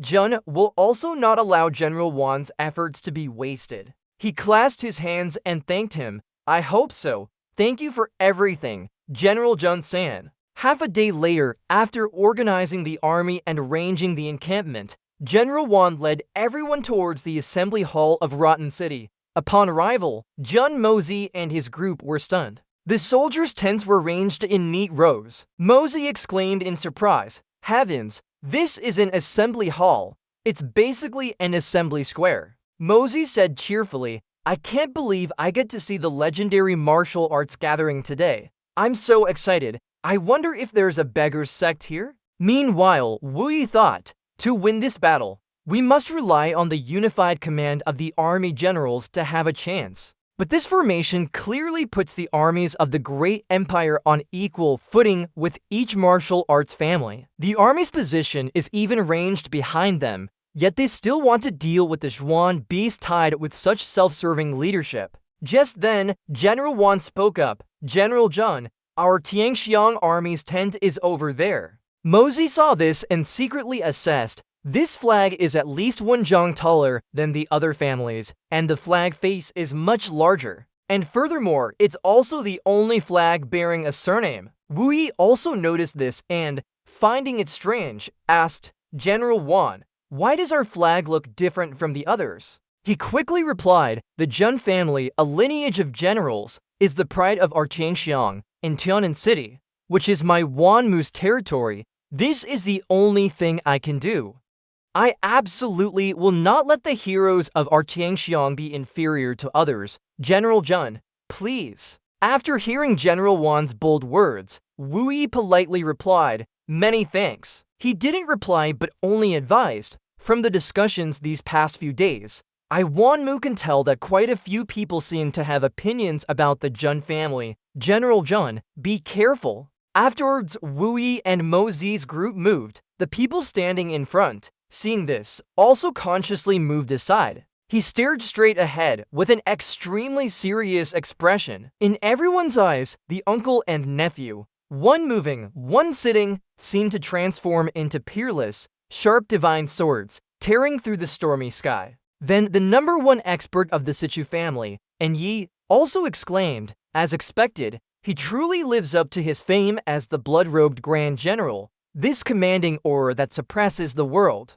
I and Yi am truly impressed. Also, regarding the matter of not coming to the city gate to welcome General Zhun earlier, to express my apologies, if General Zhun is free. I Sichu Mu would like to have a few drinks with the general. Wu Yi listened and then politely replied, Brother Sichu, you're too kind. As the host, this junior arriving the latest is truly inappropriate. I should be the one apologizing to all of you. As long as Brother Sichu is interested, we can drink together anytime. And Yi was extremely satisfied with his answer, repeatedly saying, alright. It was then that Gang Zhan's stammering voice spoke up. This patriarch was just about to speak, but you, this fellow, beat me to it. General Zhun-san, I am Duan Mu Super, the patriarch of the Duan Mu family. Greetings. Mosey stood by, listened for a while, and then secretly judged, this must be that Duan Mu Gang Zhan. In contrast to his playful thoughts, Wu Yi politely replied, Patriarch Duan Mu, you're too polite. This junior will certainly pay you a visit later. Just then, Teng Yun suddenly appeared. You two are really something. The one who arrived last is from the Zhun family of Tianxiang country, Zhun Wu Yi, right? Responding to his sour tone, Mosey said, this person with eyes growing on his head must be the young master of Blood Soul Mountain Villa, right? Also the local snake who wants to bully others here, Teng Yun. Young Master Li, am I right? Unexpectedly, he didn't hold back and sneered, do I still need to rely on power against you? The situation is urgent, and your Zhun family, as the local hosts, arrived so late. What do you mean by that? If you can do it, others can't speak up. Mosey listened, still calm, and replied, we naturally know the military situation is urgent, but as for why we arrived so late, firstly, you should ask our emperor why he didn't issue the order sooner. Secondly, you should also ask your Blood Soul Mountain Villa, if the situation was so urgent, why didn't you seek help sooner? That's right, the reputation of Blood Soul Mountain Villa is very important, but if you hadn't stubbornly resisted, why would things have escalated to this point? You sought help only after being incompetent yourselves, and yet you have the nerve to question others. Everyone here can ask what we did, but only you and your Blood Soul Mountain Villa cannot. Being so sharply retorted, Teng Yun could only shout, how dare you? Do you not even put the Supreme in your eyes? He then coldly reminded, don't forget, The heaven-defying supreme is only your father, not you. Even if it's about questioning, with so many senior experts here, when would it be your turn? What qualifications do you have to ask questions? Who the hell are you? Hearing this, he lost patience and demanded, "You dare to speak to me like that? Who are you?" Mozi calmly introduced, "This brother is Jun Mozi. You must have heard of my great name, right?" Tang Yen sneered, "So you're Jun Mozi, that wastrel of the Jun family who just wastes his life away. This place is full of the world's elites. How can a playboy like you enter? What right does trash like you have to speak to this young master?" Mozi not only didn't get angry, but calmly retorted, "Although I am a wastrel who commits all kinds of evil, I haven't gone as far as snatching other people's wives. Young Master Li, on this point, you're my senior." Then he even added with a sigh of admiration, "You're truly a role model for my playboy life." Dang Yun, hearing this, retorted irritably, "You're talking about King Han, a young woman in her prime, who was taken by your military family. We fell in love, and I rescued her from a pit of fire. So what's wrong with that? Besides, your elder brother has been dead for many years. Do you really expect her to spend her entire life watching over his memorial tablet?" Mozi, hearing this, spoke with sarcasm, "Fell in love, rescued from a pit of fire. Did you even ask for her consent? I never thought there'd be someone so shameless in this world, not only coercing a common woman, but also threatening her family, saying you'd wipe them out if they didn't hand her over. Deng Yun, is that really how you rescued her from a pit of fire? I truly admire you, young Master Li. Your shamelessness is truly #1 under heaven." Just then, Zhu Tian's voice rang out, "Alright, no need to say any more." He appeared with a snort, cutting off their verbal sparring. Following him were 4 other people. First was Wu Bei, and the old man in the green robe with a white beard was Chang Shao. Beside them were the elder named Bo Kong, and finally, the one with the most serious expression in the group was Tu Yun. Mozi, seeing this, quietly assessed, this Supreme Zhu Tian is at least over 100 years old, yet he still looks so young. No wonder he still has a son over 20. It seems having a few more wouldn't be a problem. Then Zhu Tian announced, "Since everyone has arrived, all family leaders gather in the main hall to discuss plans to repel the enemy." As everyone stepped out of their tents, a melodious, ethereal howl suddenly echoed from above. As the flute sound faded, suddenly the deafening roar of tens of thousands of profound beasts exploded, shaking the mountains and filling the seas with the might of an earthquake. This left everyone, even Zhu Tian, stunned. After a long moment, he stammered, "Heaven's Punishment's boss is out again." Just then, the scene shifted to the Heaven's Punishment forest. Soaring Cloud transformed into his true form, flying through the sky. Well below were the tents of the various sects. The leaders could only stand frozen, their eyes following his silhouette. Then Zhu Tian hesitated before speaking. "That is one of the kings of the Heaven's Punishment profound beasts. Crane Soaring Cloud." With that, he channeled his internal energy, summoning power. In less than 3 seconds, Zhu Tian used his lightness skill to leap onto the rooftop.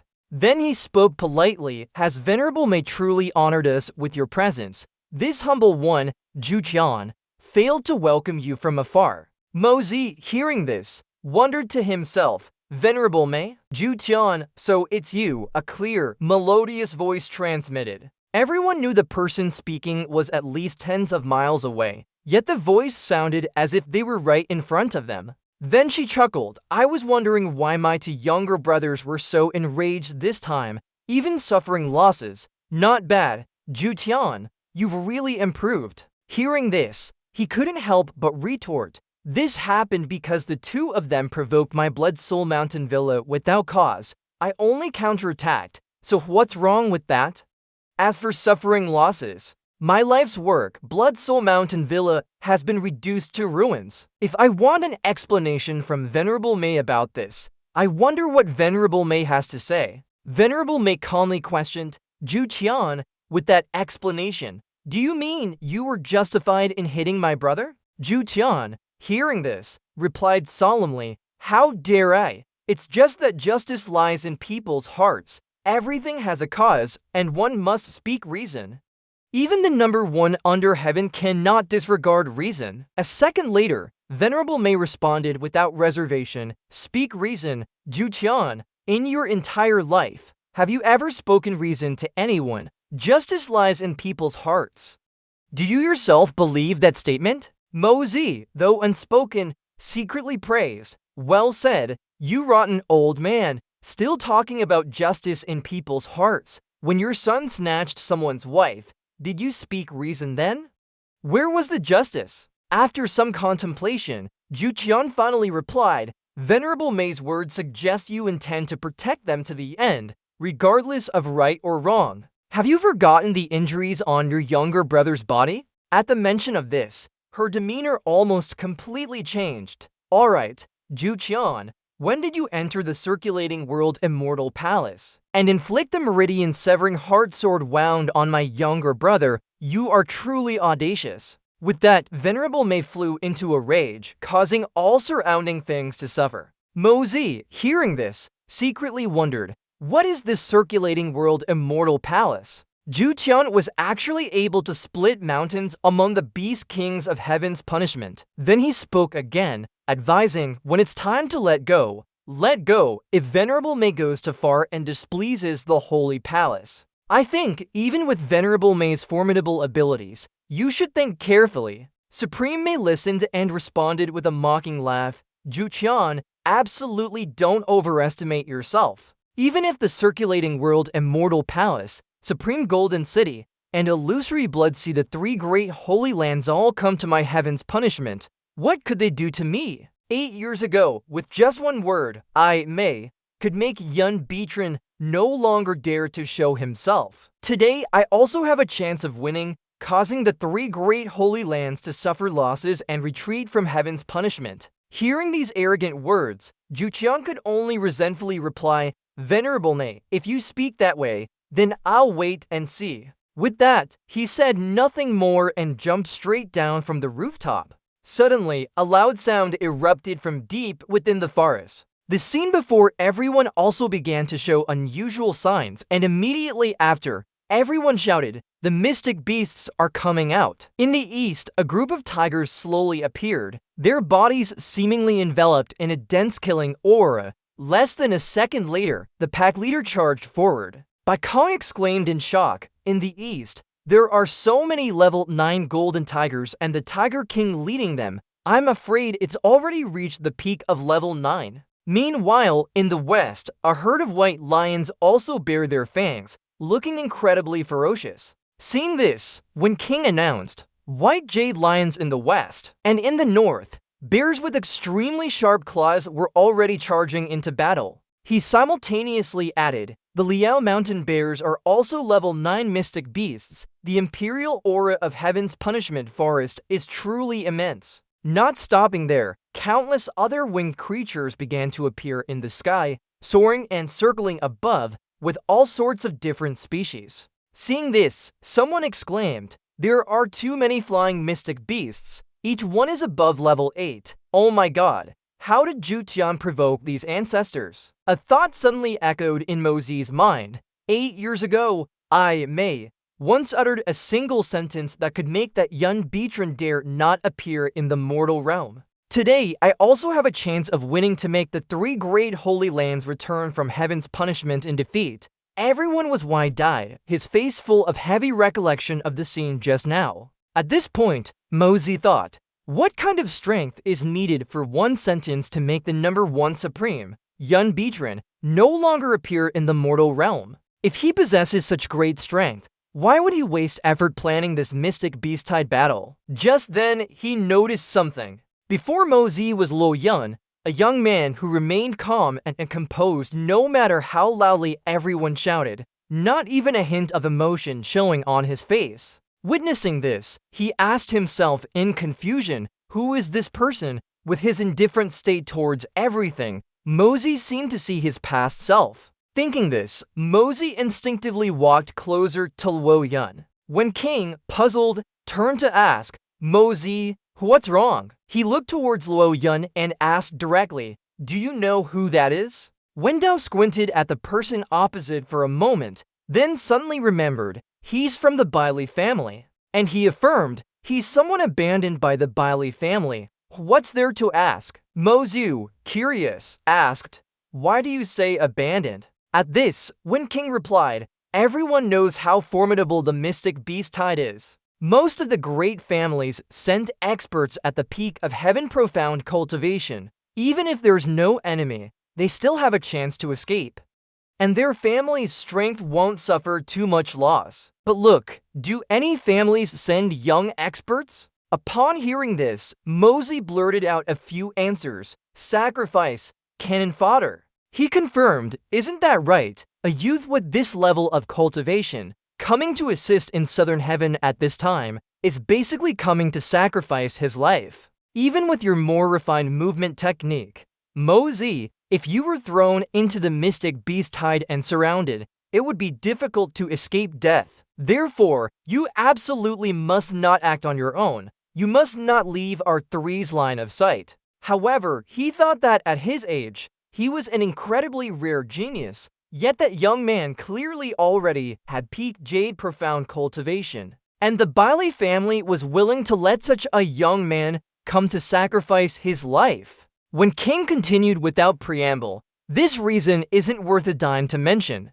because this person isn't the primary heir of the Bailey family, but his secondary son. This person's name is Luo Yun, and he's a genius of the Bailey family. He began cultivating profound energy at 3 years old, broke through to the 9th grade profound energy at 10, reached the golden rank at 15, and became a jade profound martial artist at 22. Now, his cultivation has reached the peak of the jade profound realm, making him the #1 genius among the younger generation." Hearing this, Mosey felt even more puzzled. Such an outstanding talent, even if he wasn't the primary heir, he was still of the Bailey family's bloodline.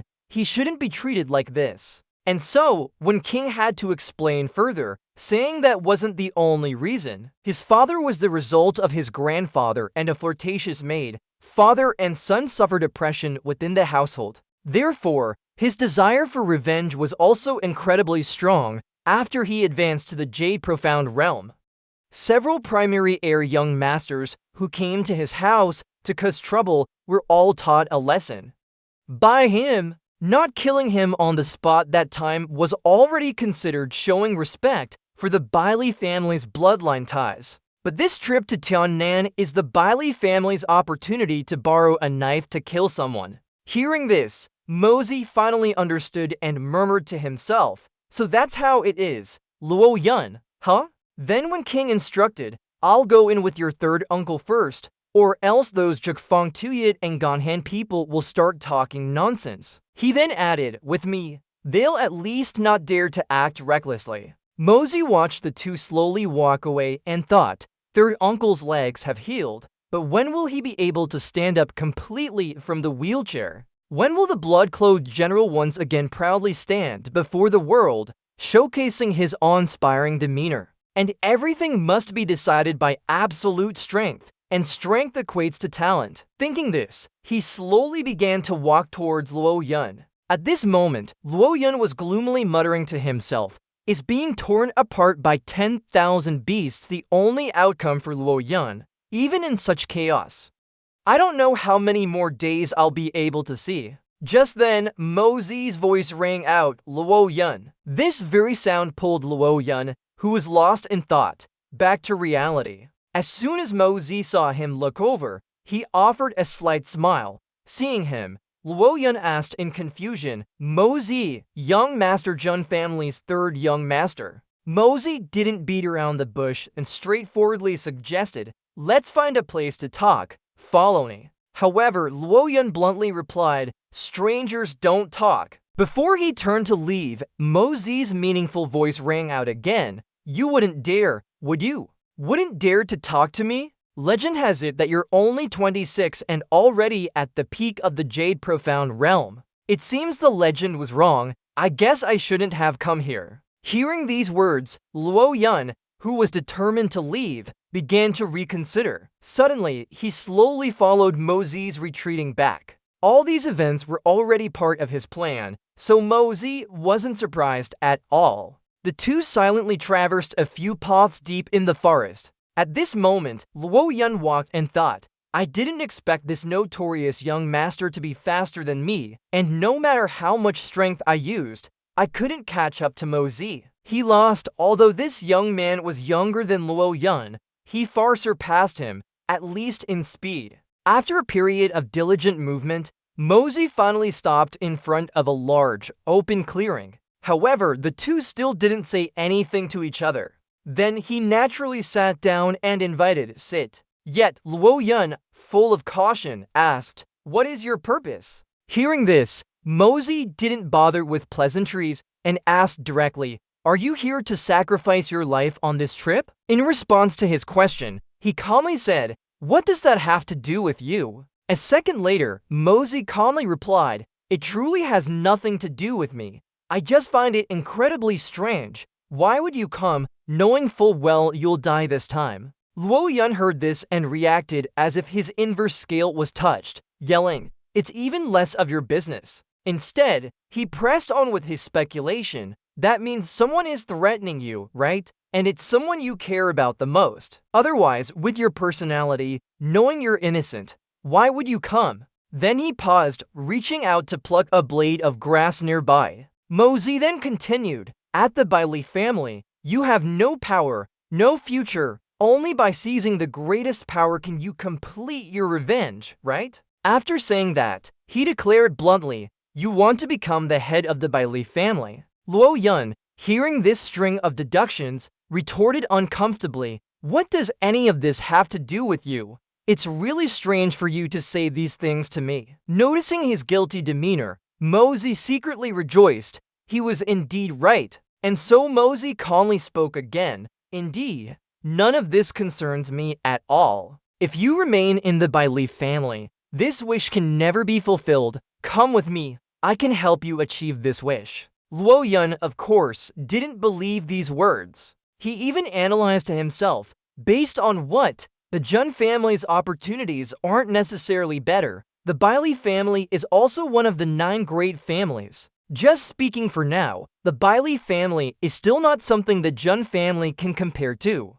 Unexpectedly, Mosey coldly interrupted, You're mistaken. How the Jun family is has nothing to do with you. You just need to say how you'll agree to follow me. This journey is a definite death trap. Trust me, and you'll have a chance to escape death.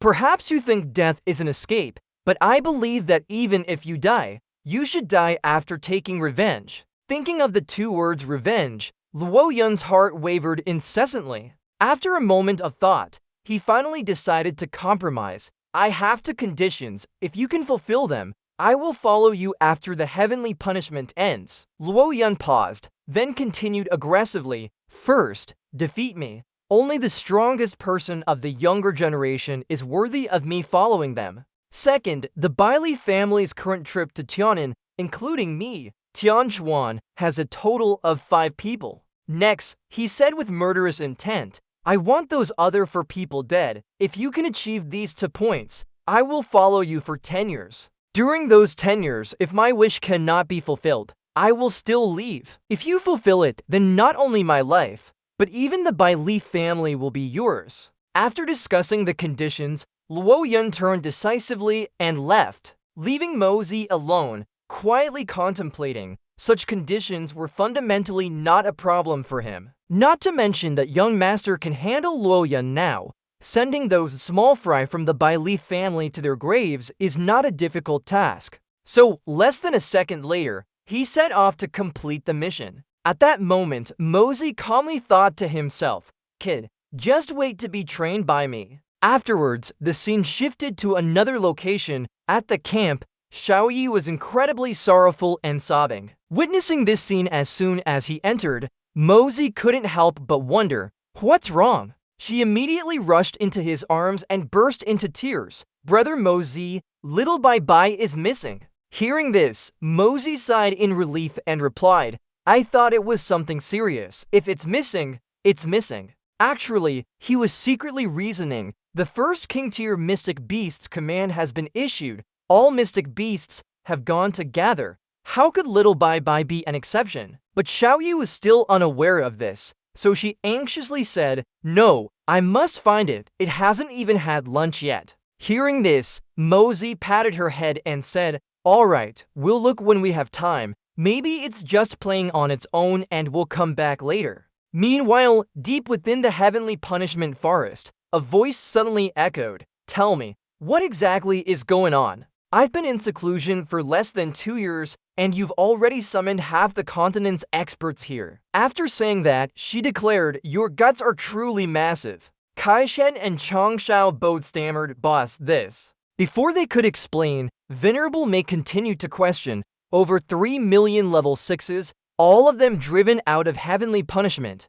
You've brazenly exposed our heavenly punishment's strength to the entire world. Is it really worth using such a massive formation just to deal with one ultimate heaven tier?" Chang Shao heard this and hesitated to explain, "Boss, it's not entirely because of this matter." She heard it and immediately commanded impatiently, "What exactly is going on? I want to know the whole story. Zhang Si, you speak." Sometime later, when the two presented their reasons one after another, Venerable May then seriously asked, "You mean that person has the ability to make us advance easily? Are you sure?" Chang Shao defiantly replied, "Yes, at that time he used his chi to test it on me and old C once. I guarantee this is true." Next, she gently suggested, "Then why didn't you try to team up and capture him at that time? I don't think this person's strength, no matter how high, can compare to Zhu Tian, right?" Seeing Venerable May's perception, Chang Shao hurriedly explained, "Boss, do you think we didn't want to? At that time, we proposed a competition. But you don't know how much pressure that person put on us. After 3 rounds of competition, old Zhang and I willingly conceded defeat. We were fundamentally no match for that person." Receiving such a resentful answer, Venerable May had no choice but to sigh. "So, it seems we've gained a great advantage. But how did it come to this? We've gathered half the world's Zhuan practitioners right at our doorstep." Chang Shao spoke again, "Actually, I just wanted to set a fire at night, and then take advantage of the chaos to beat Zhu Tian's son, and that would be it." He paused here, then stammered, "It was old Zhang." In broad daylight, he jumped straight into Blood Soul Mountain Villa, loudly declaring he wanted to break Tang Yun's legs. Kai Shan immediately explained, "Didn't I also want to get things done? Besides, doing it secretly like that, if we finished, they might say it had nothing to do with us." Next, Chang Shao recounted, "That day, we fought and even had the upper hand, but that Tang Yun kept hiding. The next day, when we went again, the Life and Death Supreme, Shi Changxiu, suddenly appeared at Blood Soul Mountain Villa. Of course, it was very difficult for us to gain a great advantage, so we kept fighting for several days straight. Although we couldn't deal with Tang Yun, Blood Soul Mountain Villa was basically ruined, but right at this moment, that old dog Zhu Tian unexpectedly returned." Then Chang Shao carefully estimated, "That person's cultivation is indeed very high. Based on my judgment, it's at least not necessarily lower than yours, boss, roughly on par." At this point, Kai Shan suddenly said directly, "Third brother, you're really stating the obvious. That person's cultivation is truly profound and unfathomable. He's not just a little stronger than you, boss. To speak bluntly, he might be able to defeat 5 or 3 people like you." Hearing this, Venerable May suddenly snorted with murderous intent. Only then did he belatedly realize his slip of the tongue and pleaded, "That's not what I meant. Oh, this damned mouth. Boss is the strongest.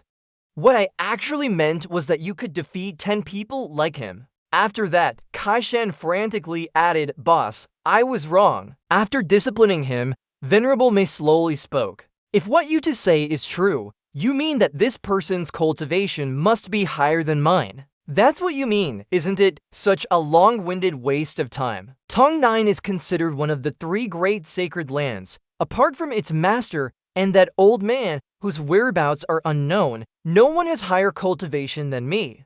What is this person's background to have such cultivation?" Hearing her question, Chang Shao replied, "This person's background is indeed mysterious and unfathomable. His strength is also incredibly profound, but I'm sure he's not from the three great sacred lands. Venerable Mai heard that and couldn't help but wonder, how do you know? He explained, all those old immortals who come out of the three great sacred lands have a certain unpleasant smell about them. At our level, we can naturally sense this clearly. But the smell on him is not only not disgusting, it makes us feel a sense of closeness from within. Venerable Mai then questioned, you were the one who came knocking, causing trouble, and you even wanted them to hand over their young villa master for you to break his legs.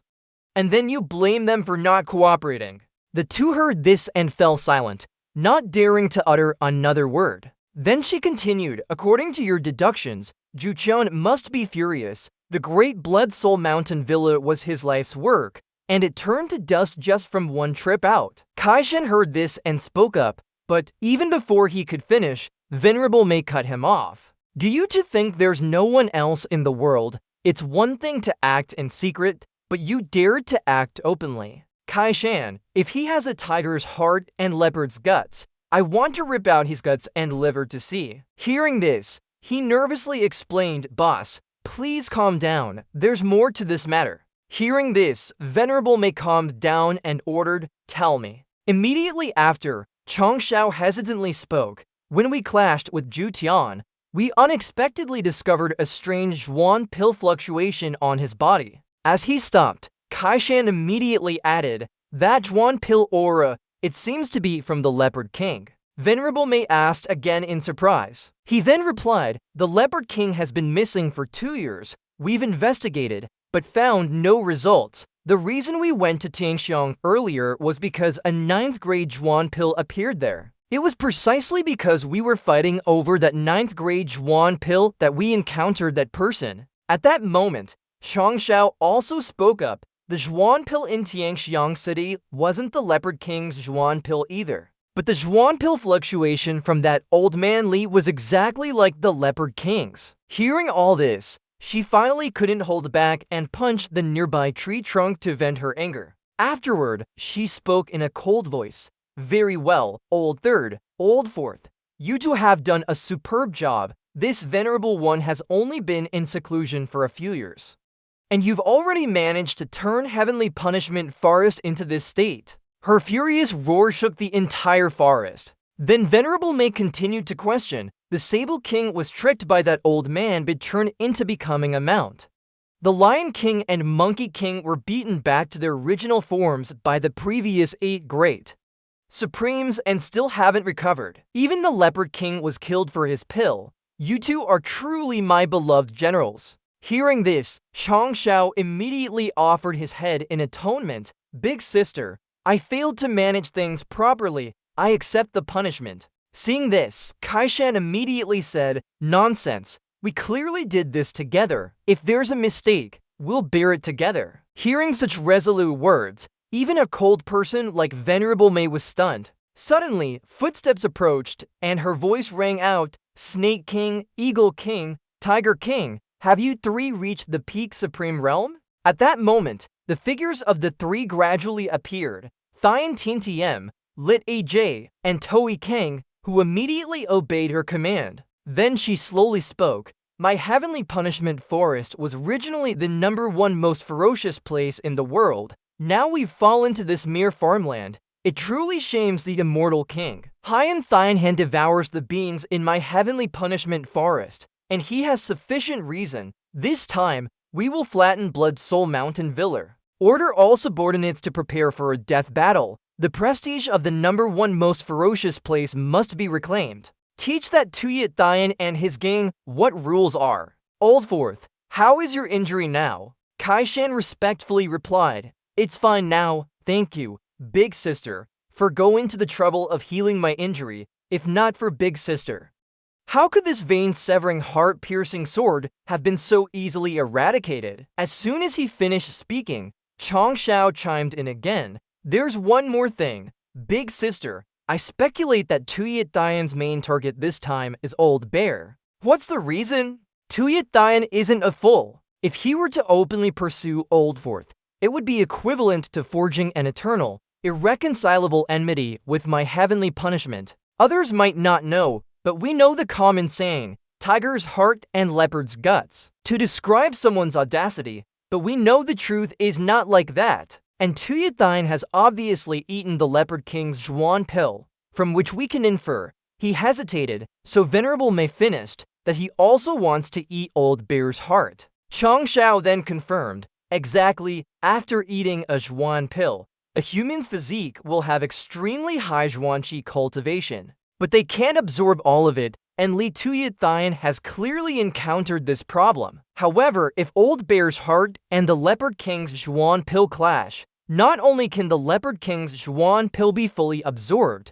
but its effect will even double. If Old Bear's Zhuan pill is also consumed simultaneously, the doubled effect will increase by another factor, doubling again. That means the efficacy increases fourfold. At that point, throughout the entire Zhuangchuan continent, who else could contend with Supreme Tuyathain? Even if he becomes an enemy of my heavenly punishment, what does it matter? Tuyathain's actions at this time completely disregard me. Every single time, he aims directly for Old Bear. Every move is a killing blow. This is the real reason why Old Bear and I incited this beast tide. Hearing this, Venerable Mei spoke in a deep voice.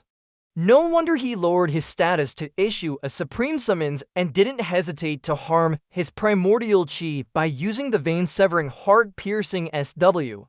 -1 on Old Bear fourth. It turns out he already harbored such ambition and even wanted to borrow the power of the high-level Zhuanqi users across the continent to achieve it. Truly a malicious heart. Now we immediately return and prepare. For this operation, anyone below level 7 must return to Heavenly Punishment Forest. This time, we don't need them, every single one of them. Focus on cultivation. Snake King Thiantine TM, your speed is relatively slow, so pay attention if the number of people above level 5, like Faituan. Kiminch, if the 7 stars are enough, then the others don't need to participate for now. After hearing this, she immediately obeyed obediently. After giving her instructions, Venerable Mei ordered again, 3rd Elder, 4th Elder, your mysterious power is profound. His pressure is even greater than mine. As you mentioned earlier, according to your judgment, how does his cultivation compare to mine?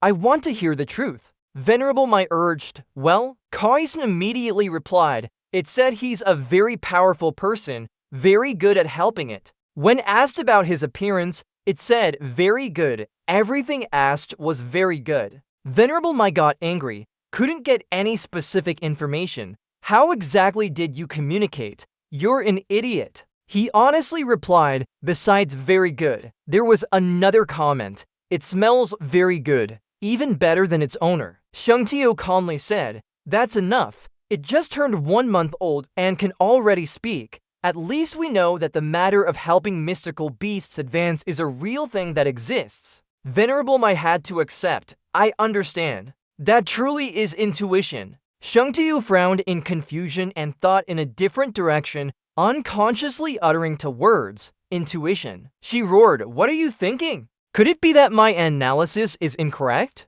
He immediately waved his hand, as expected of the boss, truly wise. She immediately kicked Shengtio. Venerable Mei yelled, Huck Shengtio, 3rd Elder Huck, you're quite capable now. He only knows how to flatter, boss. Spare my life. She sent Shengtio flying into the bushes. He stammered, boss, please show mercy. Kaizen scoffed. Oh, 3rd Elder Huck, so you've also reached this point. Shengtio retorted, I'm still better than someone else who got their head pressed into the ground and suffered dozens of blows, their face covered in sludge as if they'd fallen into a cesspit.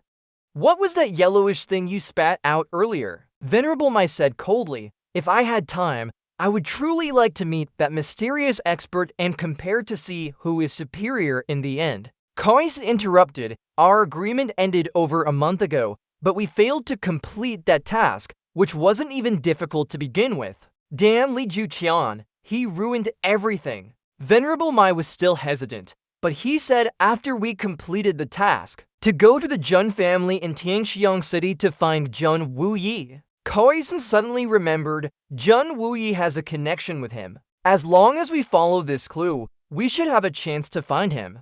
From what I know, to deal with the mystical beast tide we created, the commander sent by the Tianxiang Empire is Zhen Wuyi, currently in Tianan City. Her voice sharp, she replied, then we need to plan more thoroughly and carefully to see if we can use Zhen Wuyi to find the whereabouts of that mysterious expert. Shang Tiao also became serious. Boss, we must be careful. What if our cleverness backfires and further angers that person? Venerable Mai was startled. That's obvious. He can help you advance. This person is extremely important to us. Do I need to remind you of such a small matter? Shang Tiao and Kaisen said in unison. The boss is right. She continued, first, we had to open the sea gate in front of people. Now, it's been over a month and it's still not done. Kaisen retorted, preventing Blood Soul Mountain Manor from going north. That task was completed thoroughly, so much so that even Snow Frost's Silver City moved south.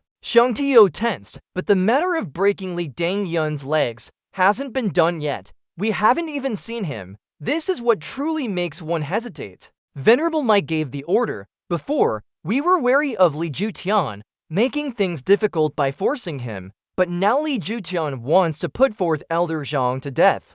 So there's definitely no room for reconciliation between the two sides. Moreover, he also injured the Leopard King. Listen carefully, you two. Her eyes were sharp, brooking no refusal. Li Jutian, Li Dangyun both must be annihilated. Suddenly, there was a sound from the forest. Kaisen frowned. The leopards over there are in trouble. Those guys truly don't stop worrying people. Venerable Mai didn't quite understand. Two leopards came over and he scolded. The leopard then put down the cub it was holding in its mouth. Venerable Mai spoke up. It's an iron medicine leopard. From its appearance, it looks barely a month old. A cute little one. It must have come here responding to my summons.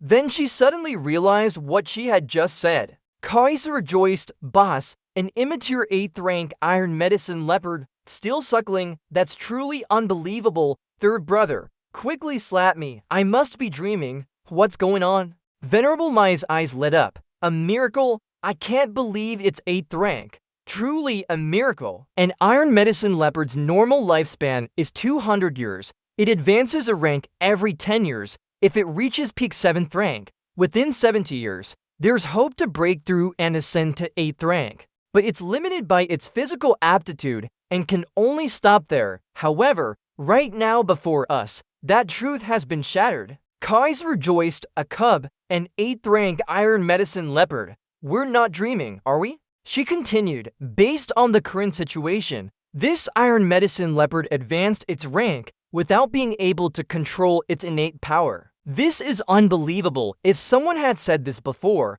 no one would have believed it. But now that it's right before our eyes, who can tell me what's truly going on? Shang Tiao then suggested, boss, are you saying the Leopard King forcibly mated with a 7th rank iron medicine leopard? Kaisen and Venerable Mai were speechless at this absurd idea. She rebuked, you idiot. How could that be? This cub truly surprises me, not because of its current strength. I've thoroughly checked it just now. This leopard's innate talent is only ordinary. It doesn't possess any bloodline of a high-grade mystic beast. Therefore, I can confirm that this leopard's advancement must be due to some acquired factor, meaning someone used some wondrous method to help it advance. Not only that, this leopard's innate talent limit has also been reformed. Within 70 years, it will definitely be able to ascend to 9th rank, and even 9th rank isn't its limit. Would you, a dignified crane king, forcibly mate with a 7th rank crane? Do you dare? Can't you think of anything normal or useful? Kais noticed, boss, look, there's a jade pendant around the leopard's neck. I can't believe someone is raising it, so it's not Tianxiang the lone one. Venerable Mai clicked her tongue. It's Tianxiang City again. It seems we can't go. This leopard's advancement, allowing its weak physique to advance without any side effects, and even helping to increase its innate talent limit, truly a method of creation. Kaisen suddenly remembered, joyfully, that's right. He approached the cub and extended his hand. She was also speechless. How could I forget you can talk to it?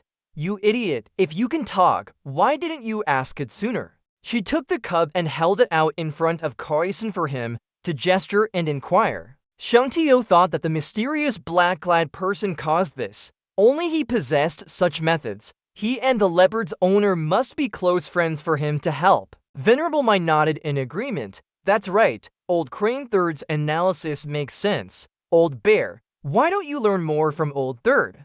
This means that mysterious expert is very likely also from Tianan. Still act according to the planned strategy, but absolutely do not casually engage with people from the Quan family and the CSEC family. Kaizen vaguely asked, Boss, if there's a Pete decisive battle, would it affect you? Shungtio hurriedly questioned, Your job now is to go to the borderlands if you're affected by this, wouldn't it? Venerable Mai only instructed, This battle is mainly to establish dominance. If we can successfully defeat them, we'll have peace for at least decades. If they are cowardly, don't dare to fight.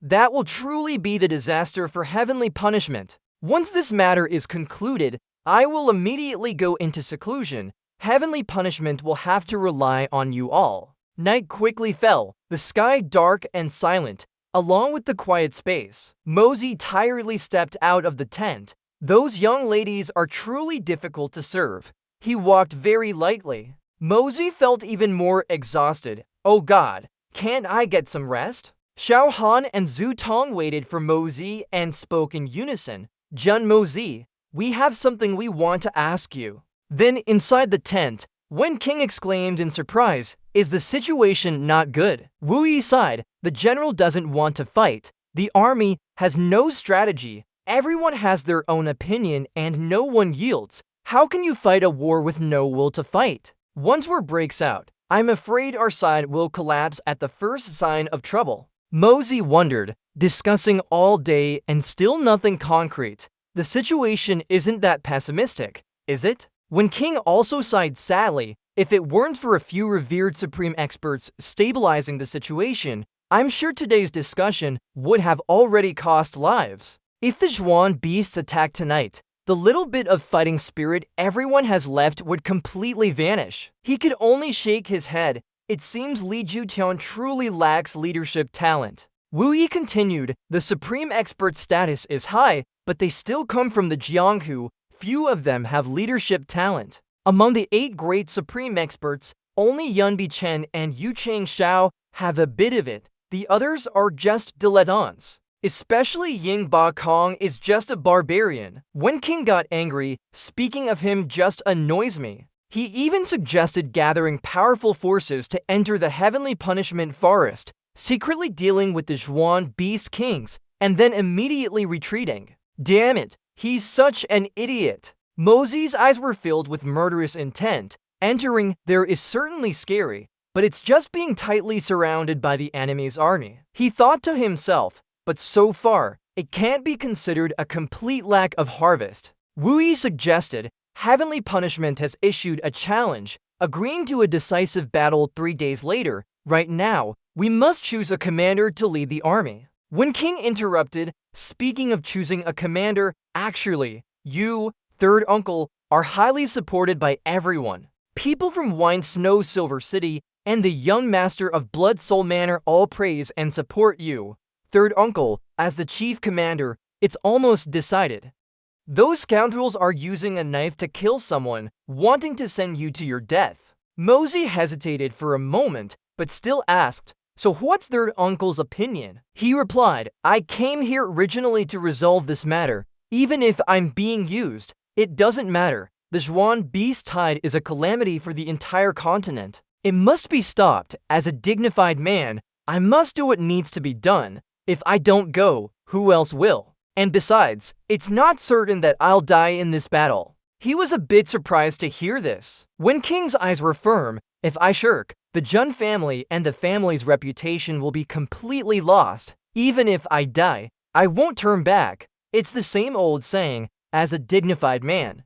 What needs to be done must be done. You know it's a sure death, yet you still want to jump in. That's what you call a dignified man. Wu Yi didn't think so. The Jun family's reputation is heavier than anything to me. I can give up everything, but I cannot let the Jun family's reputation vanish. He loudly scolded, Foolish, your going is truly a meaningless sacrifice. He still argued, a true man naturally has important responsibilities to bear, and the Jun family's reputation is my responsibility at this moment. Mosey looked at the moon and slowly spoke, 10 years without wearing a hat, long hair tied with a military turban. Tianxiang remembered every night. This life won't change. Reputation is merely an external thing. For us, third uncle's life is the most important. On Great Snow Mountain, someone is still waiting for you. She has waited for you for 10 years and will continue to wait for you. Wu Yi clarified, not just for reputation, but for responsibility. Third uncle cannot go alone. He must mobilize the allied army and the aristocratic families. At least 3,000 experts must participate in the battle. At the very least Earth Zhuan or Jade Zhuan. There can't be that many experts in the army. Wine Snow Silver City, Blood Soul Manor, and other aristocratic families must also contribute their strength. He seemed to understand but still asked, so what do you mean? He remained silent, unable to make a decision. Mosey spoke up, using a knife to kill someone. We know that too. If they're targeting my Jun family, then they must be prepared for all families to suffer together. If they want us to agree to this suicidal mission, then many people must be buried alongside. Anyway, there's no reason why all the Zhuan practitioners on the continent are here. But when facing the Zhuan beast tide, only you, with a few ordinary soldiers, go to your death. Don't worry, nothing will happen, third uncle. Saying that, Mosey left the tent to let Wu Yi think for himself. When King also followed him out, he told him privately, your third uncle already intended to die. Mosey nodded. I knew third uncle had intended to die for a long time. If Grandpa hadn't passed away so soon, and I had tried harder, maybe everything would have been different. Third uncle struggled for many years. Now that he's met you all, he seems to have found a reliance, so he let go. When King was also a little sad. What happened that year was a huge shock. Your third uncle, as proud as he is, endured it for 10 years, every moment like being fried in a pan of oil. If it were us, we have gone crazy. He looked at the moon and responded gloomily, this pain, it probably won't last much longer. At this point, Mosey yawned widely. I'm going to sleep now, I'm too tired. Zhu Tong and Xiao Han gathered round when King sighed, to resolve the pain tormenting Lord Wu Yi, we must confront the Wind and Snow Silver City directly. This is no easy task. Zhu Tong rubbed his forehead. Why is this guy so carefree and oblivious? Not knowing how to resolve it, the three of them dejectedly walked back. At this time, Mosey wasn't sleeping but meditating in his room. When he had meditated enough, he opened his eyes and waved his hand at the burning candle. The flame went out and Mosey also disappeared from the room. The night sky was still when suddenly Mosey ran as fast as the wind. In his mind, he calculated he had to quickly find He Changxiu and Zhang Kaishan. If those two scoundrels dared to injure third uncle, it would be no different from family members hurting their own. This feeling of extreme schadenfreude, the most dangerous and cruel first fierce palace of the profound continent, was to him the most comfortable place. It's truly the heaven's punishment forest. Who knows how many large profound beasts are hidden here? One could say that for profound practitioners on the continent.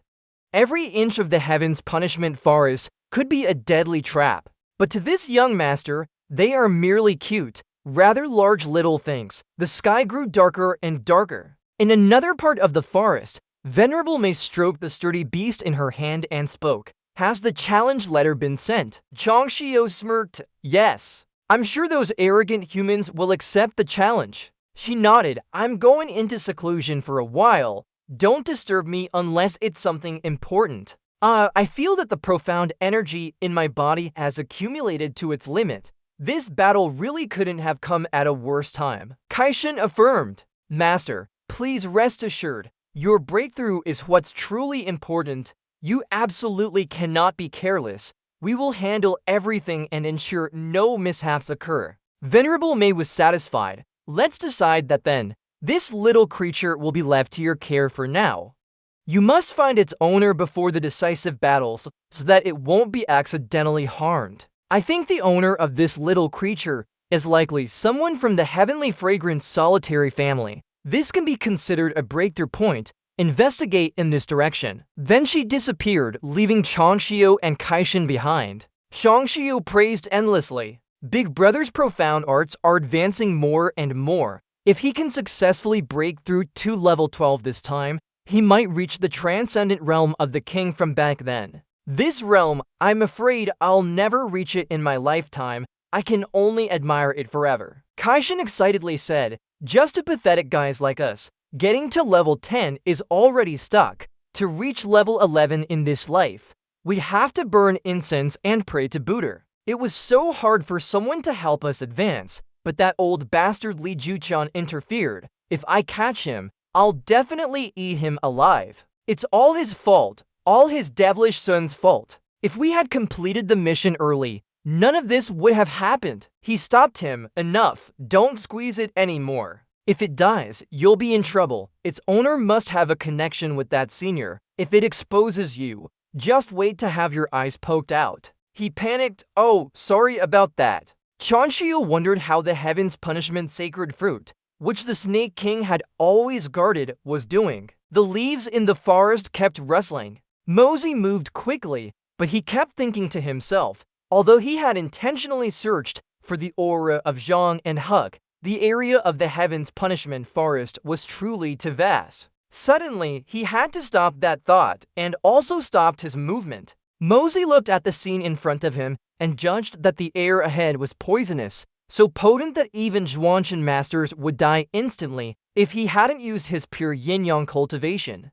He would now be a pile of dry bones. Thinking of this, Mosey heard a small sound and realized there was someone inside. The scene shifted to another location, where Jinshun was happily reaching out to catch some strange fruit. At this moment, Mosey was hiding on the side, observing. He thought to himself, so beautiful, isn't she afraid of the potent poison? But what was even more complex was that fruit. He never expected to see something he'd only seen on a red list right here today. This fruit was initially white, then changed to various colors, and finally turned purple gold when ripe. This was the 10,000 crows poison fruit. As its name implied, the toxicity of this fruit was truly incredibly strong. Almost no living creature could resist its poison. Not only was it highly toxic, but during its growth, this fruit also had to be watered with a large amount of poison to grow normally and mature. However, it took a year for the fruit to ripen, and during that time, the amount of poison supplied to the tree could not be interrupted. Otherwise, the entire tree would wither in just one day. And now, in just 3 days, this heaven's punishment forest would become a battlefield. What a pity. She called out joyfully, my children, today is the day the sacred fruit ripens. Come here quickly. Mosey was secretly alarmed. What, today? Above the sky, many strange rays of light appeared. Immediately after, a series of beasts of all shapes appeared. Hearing her command, they rushed forward like a storm. They lined up neatly in front of Jinshan. He continued his train of thought. So many poisonous creatures. Could it be that they also want to forcibly water it with poison, urging the fruit to ripen quickly? Theoretically, it was possible, but he had never heard of such a method. But indeed, that was only because no one could find so much poison at once. Only the heaven's punishment forest could do it. Moreover, every poisonous creature here take a person's life, so it was easy to imagine what kind of poisonous fruit they would create. The 10,000 crows poison fruit could be beneficial, but it couldn't be eaten directly, otherwise it would be self-destructs. Just like potent medicines, although they can save lives, they are extremely dangerous. Only one drop of the fruit juice can be consumed at a time. Drinking more could be fatal. Jinshan said triumphantly, 300 years, we have finally waited for this day. It is our honor to fulfill the last wishes of 2 generations of sacred kings. Her eyes suddenly lit up, and she shouted loudly, for the sacred fruit, offer all your power. Hearing this, the beasts all opened their mouths in one direction. They simultaneously spat out a large amount of venom. Their venoms were quickly absorbed by the sacred fruit, which then changed to a light pink color. Mosey was secretly astonished. It really changed color. I never expected that looking for those two idiots, Zhang Kaishan and He Changxiu, would lead me to witness this miracle. This thing is worth much more than those two fools. Jin Shun tried to encourage the beasts. Everyone, try harder. Because it received more venom, the sacred fruit changed color again. He thought to himself, it's happening too fast. I can't believe it's actually succeeding. The sacred fruit finally turned purple gold. At this point, she and the beasts were exhausted. She commanded, bring the treasure box. Mosey was secretly surprised. That's the profound jade treasure box. It seems these Xuanshan beasts were also well prepared. This poisonous fruit can only be stored in items made from profound jade, otherwise it will easily rot. Jin Shun carefully knelt down and asked for the sacred fruit to fall. She thought, the heaven's crow myriad poison fruit must wait for it to ripen naturally and fall on its own. Only then can it be considered a truly ripe fruit, not even a second sooner. After a short wait, the sacred fruit had also ripened. At this moment, Jin Shun, completely unaware, still happily held the box to catch it, saying, that sacred fruit, we've waited 300 years for this moment of ripening. But the sacred fruit didn't fall into the box as she had expected. This made Jin Shun bewildered. What? Jin Shun looked at the empty box in her hand. She stood stunned for a moment, then looked around. How could this be? Suddenly, the box in her hand also vanished, just like the sacred fruit. Jin Shun then erupted, transforming into a completely different, extremely ferocious person. She screamed, who dares to play tricks on this king? Meanwhile, in the bushes, Mosey was holding the box in his hand and thought, so scary. Even if she makes herself more beautiful, she's still a beast king. After transforming, Jin Shun turned to the python beside her and asked, did you see clearly? What just happened? The python fearfully replied, just now, in the blink of an eye, it was gone. Hearing this, she became even angrier and immediately ordered, everyone, go find it for me. Even if it's at the ends of the earth, you must find the sacred fruit. Mosey, while hiding, softly sighed, being this angry makes me feel a bit guilty. But if I return it, they'll probably get even angrier. Then it'll truly be difficult to be a good person. Ordinary people can't eat this poisonous fruit. If they use it improperly and harm themselves, then what? Thinking this way, I'm actually helping you guys. At the same time, on Elder May's side, she was focused on cultivating. Then she suddenly sensed something unusual. This voice, is it the Snake King or the sacred fruit? Elder May channeled her internal energy to protect herself in magic sphere. Suddenly, a surge of power came from somewhere, piercing through the protective layer and causing her to spit out a mouthful of fresh blood. Elder May clutched her chest and softly said, such is the will of heaven. Heaven's will is merely teasing me. Punish heaven without trace. Beast King returns to heaven. Heaven's punishment 10,000 years. Success or failure of one person. Elder May leaned against the rock wall and spoke to herself. The sacred king left these 4 lines back then. For hundreds of years, ever since before I transformed, I have been pondering the true meaning of these words, but still couldn't understand. Today, I finally understand the meaning of these words. It turns out they were an omen for my heaven's punishment. Truly unexpected. Punish heaven without trace. Today, Jin Shun guarded the sacred fruit, and sure enough, something happened. The sacred fruit must have been stolen by someone. Otherwise, Jin Shun wouldn't be so panicked. As for the second line, Beast King returns to heaven, and 10,000 years of heaven's punishment that I awaited. It's clearly referring to the person who stole the sacred fruit. She gritted her teeth.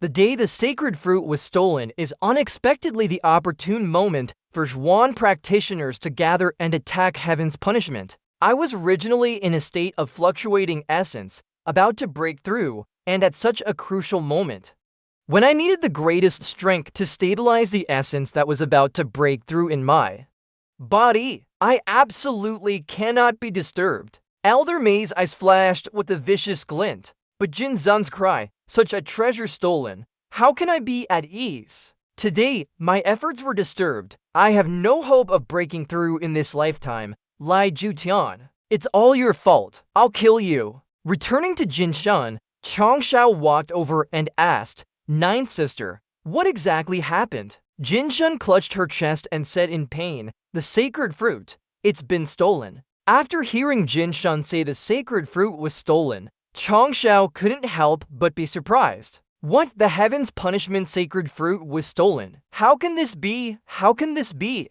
Jinshun affirmed that it was true, her face drenched in tears. "It's true." Changshao still couldn't believe it and asked again. "The surrounding defensive array is still intact. No information has been relayed." She replied, "All the defenses are perfect and undamaged. Everything is intact." But third brother, the heaven's punishment sacred fruit just disappeared like that. Kaishin reassured her, "Don't worry, the sacred fruit was stolen after it ripened. We still have a chance to get it back. That person completely didn't alarm the guards when stealing the sacred fruit, which proves one of 2 points. Their power level is higher than ours, which is why they could leave without a trace like that. If that's the case, we'll just have to accept it. Alternatively, even if that person didn't manage to escape silently after stealing the sacred fruit, they might still be around here, not having gone too far. We'll search thoroughly and then figure it out." It was then that Jinshun realized,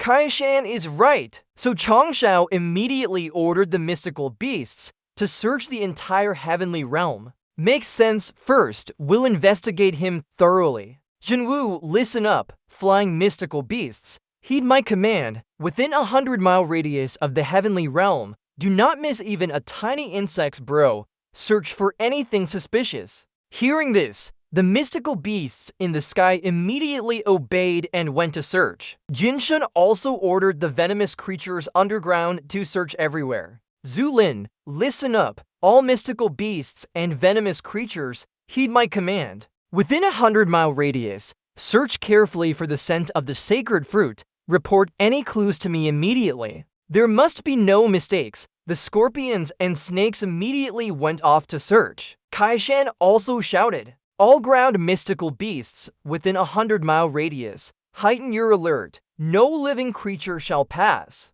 Anyone who intrudes shall be eliminated without question. No one is to stand down without my command." His wild beasts then roared, signaling their understanding. Mosey was still standing by, silently observing. He thought to himself, "I didn't expect it." At this critical moment, the blind hero taking charge of the overall situation is indeed the most reliable. You really can't judge a book by its cover. But now there are too many mystical beasts. How can they find even a needle, let alone a living person like me? Mosey began to worry. The sky and ground are completely blocked. It seems I'll have a hard time escaping this time. Furthermore, looking at how they are, they won't give up anytime soon. I can only resort to extraordinary measures. Meanwhile, the other 3 continued to instruct. Kaishin yelled, "Stay alert and pay attention to all suspicious individuals." Jinshun added, "Don't miss any clues."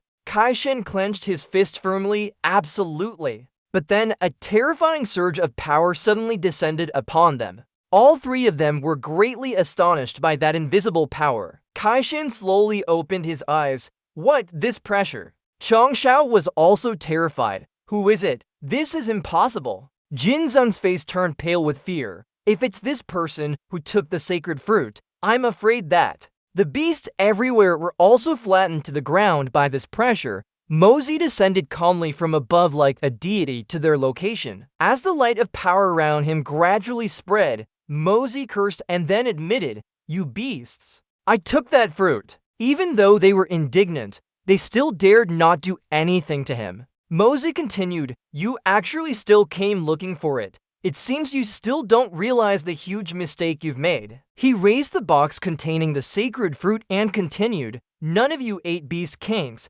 currently in the advancement stage, fundamentally possess the cultivation, level, or power to safely use this type of sacred fruit. If I were to truly give you the fruit, I'm afraid all of you who ate it would explode and die after an hour and a quarter. There would be no exceptions." Facing Mosey's words, Jinshun complained inwardly. He's arguing with grand principles, but he just wants to claim it for himself. Jinshun thought angrily. He's saying all these high-minded words, but in reality, He wants to monopolize the effects of the sacred fruit. Now watch me take you down. Kaishan sensed she was about to charge forward and immediately stopped her. He carefully said, "Senior, aren't you the venerable senior from Tianxiong whom this junior had the honor of meeting once before?" "Ray," Mosey scoffed. "He wrong Xiao, Zhang Kaishan. You to truly astonish this old man beyond words." Initially, this old man truly didn't want to lower his status to personally deal with the Blood Soul Mountain Villa's lackeys, which is why I entrusted it to the two of you. Such a simple matter, yet you clumsily turned it into the current Mystic Beast Tide, and what's most regrettable is that you still can't resolve it. You even drag half the mystic practitioners in the world here. These matters have nothing to do with this old man.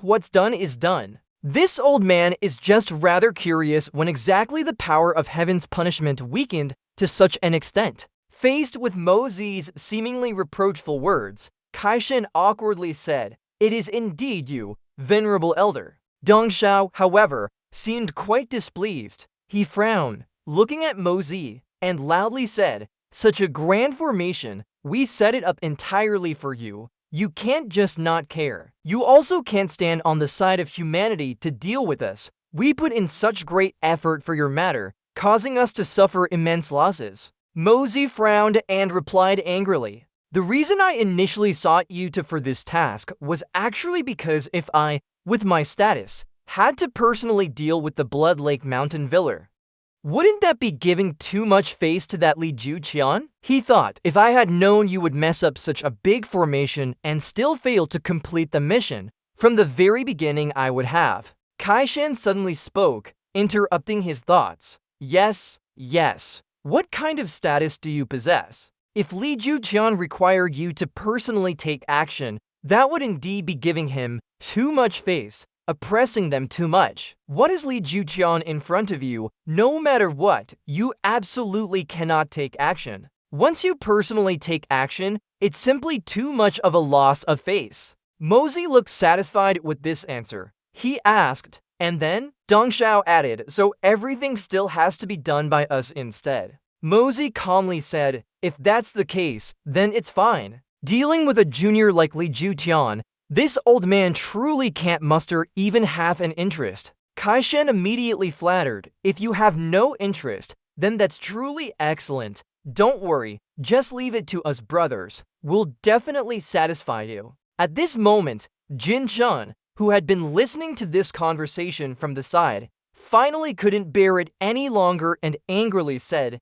"This senior, regardless of whether you are interested or not, that heaven's punishment sacred fruit belongs to my heaven's punishment. This junior was entrusted with guarding the heaven's punishment sacred fruit, and now it has disappeared in this junior's hands. Ultimately, it is this junior's responsibility. I still hope that senior will return the sacred fruit. This junior will be eternally grateful and will never forget senior's great kindness." Mosey asked back, "This young, fair-skinned girl certainly knows how to talk. Were you the little girl who cursed me earlier, weren't you?" Hearing this, she immediately cupped her hands and pleaded, "This junior bears a great responsibility and cannot abandon it even unto death. If senior wishes to punish me due to Jinzun's ignorant offense, please do so. However, I still hope that after dealing with Jin Chun, senior will return the sacred fruit." Dong Xiao quickly appeased him. "Senior, please calm your anger.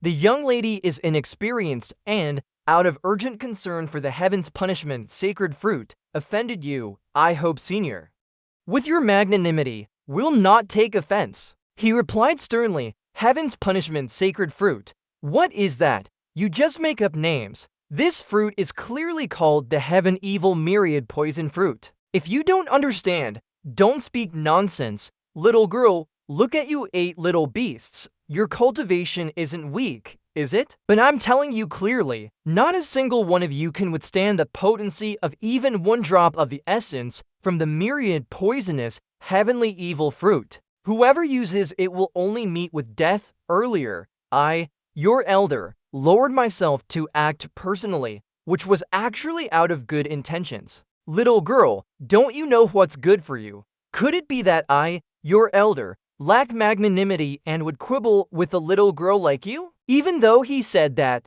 Jin Shun still spoke fearlessly. Even if we explode and die, that is our junior's destiny. When they heard her say this, Kai Shan and Deng Xiao were both very surprised. Mosey also conceded, all right, little girl, what you said makes sense. Although I, your elder, took the fruit with the intention of saving people, ultimately I took your fruit.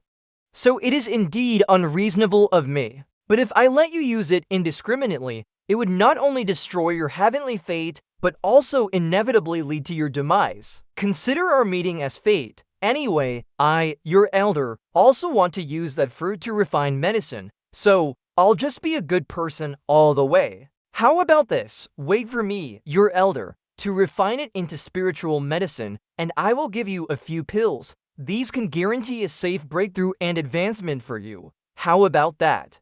Isn't that good enough? The 8 of you were clearly destined to explode and be expelled from this world, but now it has turned into a safe advancement. Do you still have anything to say? Upon hearing these words, Jin Zun's face darkened and she suddenly broke out in a sweat. Kai Shan immediately said, "That's great. If we have the assistance of an expert, it will be even safer and more effective than if we used the sacred fruit ourselves." Deng Xiao also interjected, Yes, ninth sister, accept the expert's offer. This is truly a win-win situation." Despite this, Jin Shun was still unwilling, only remaining silent, her face darkening. He wondered, why are you so silent? Don't he Deng Xiao and Zhang Kaishan believe me? Just have them vouch for me, your elder. They all know me, your elder, very well. Is that good enough? Little girl, you're overthinking things. He san, Zhang Si, if the 2 of you are willing to vouch for me, your elder, I'll give you an extra share when the time comes. Hearing this, Kai Shan immediately nodded in agreement. Yes, we'll vouch for him.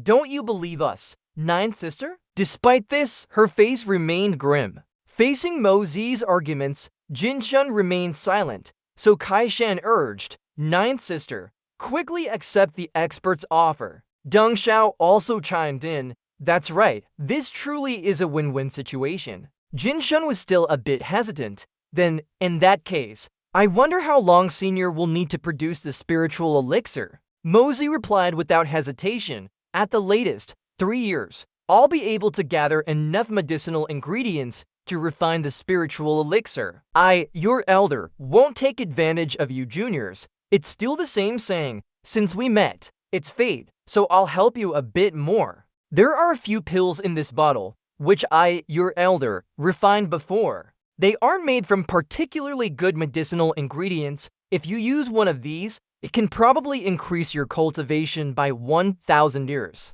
Good medicinal ingredients are truly hard to find. Otherwise, why would the efficacy be so limited? With that, he tossed a few pills down to Kai Shan and Deng Xiao. These 2 were overjoyed to hear that they were rare spiritual medicines. When Kai Shan put the pill in his mouth, his entire body erupted in flames. Kai Shan exclaimed, it really can increase cultivation. This increase is at least 10 years of cultivation of divine medicine. When Deng Xiao took the pill, he also exclaimed, heavens, there really is such a miraculous pill in this world that can increase cultivation. This thing actually exists. Kai Shan continued to praise, it truly is miraculous. Without using good medicinal ingredients, it already has such efficacy. If good medicinal ingredients were used, what kind of pill could be refined? Deng Xiao enthusiastically agreed. The truth is right before our eyes. What is there to doubt? This is a once-in-a-thousand-years opportunity. No need to go through life or death choices, and you can still advance. How wonderful! Such good things can't even be dreamed of. He reminded, distribute the remaining pills to the others. These will lose their efficacy if kept for too long. Using too much in a short time can easily damage the meridians. Inwardly, he felt annoyed, secretly thinking, finally, I've appeased these blockheads. Mosey continued to speak while flying in midair. That's right. This time, I also heard you're about to have a decisive battle with all of Heavenly Fragrance City. Is that so? Kai Shan immediately replied, "Yes, the decisive battle has been set for the day after tomorrow." He gently reminded, "The people from the Jun family and Dugu family of Tianxiang City have some connection with this old man. I do not wish for any of their people to be injured. I hope you will show mercy when you act. Consider it giving face to this old man." Rong Shao immediately replied, "This is an easy matter. We fundamentally did not intend to deal with people from these two families." Then Rong Shao gently reminded, "On the day of the decisive battle, if anyone from these two families steps onto the battlefield, sprinkle the powder from this medicine bottle on them to ensure absolute safety. All of us brothers will not attack them. Even if we are attacked by their family members, we will not fight back." Mosey was quite satisfied upon hearing this answer. "In that case, thank you." Suddenly, the packet of medicinal powder in Rong Shao's hand instantly vanished, leaving him stunned for a few seconds before he and Kai Shan waved goodbye to him.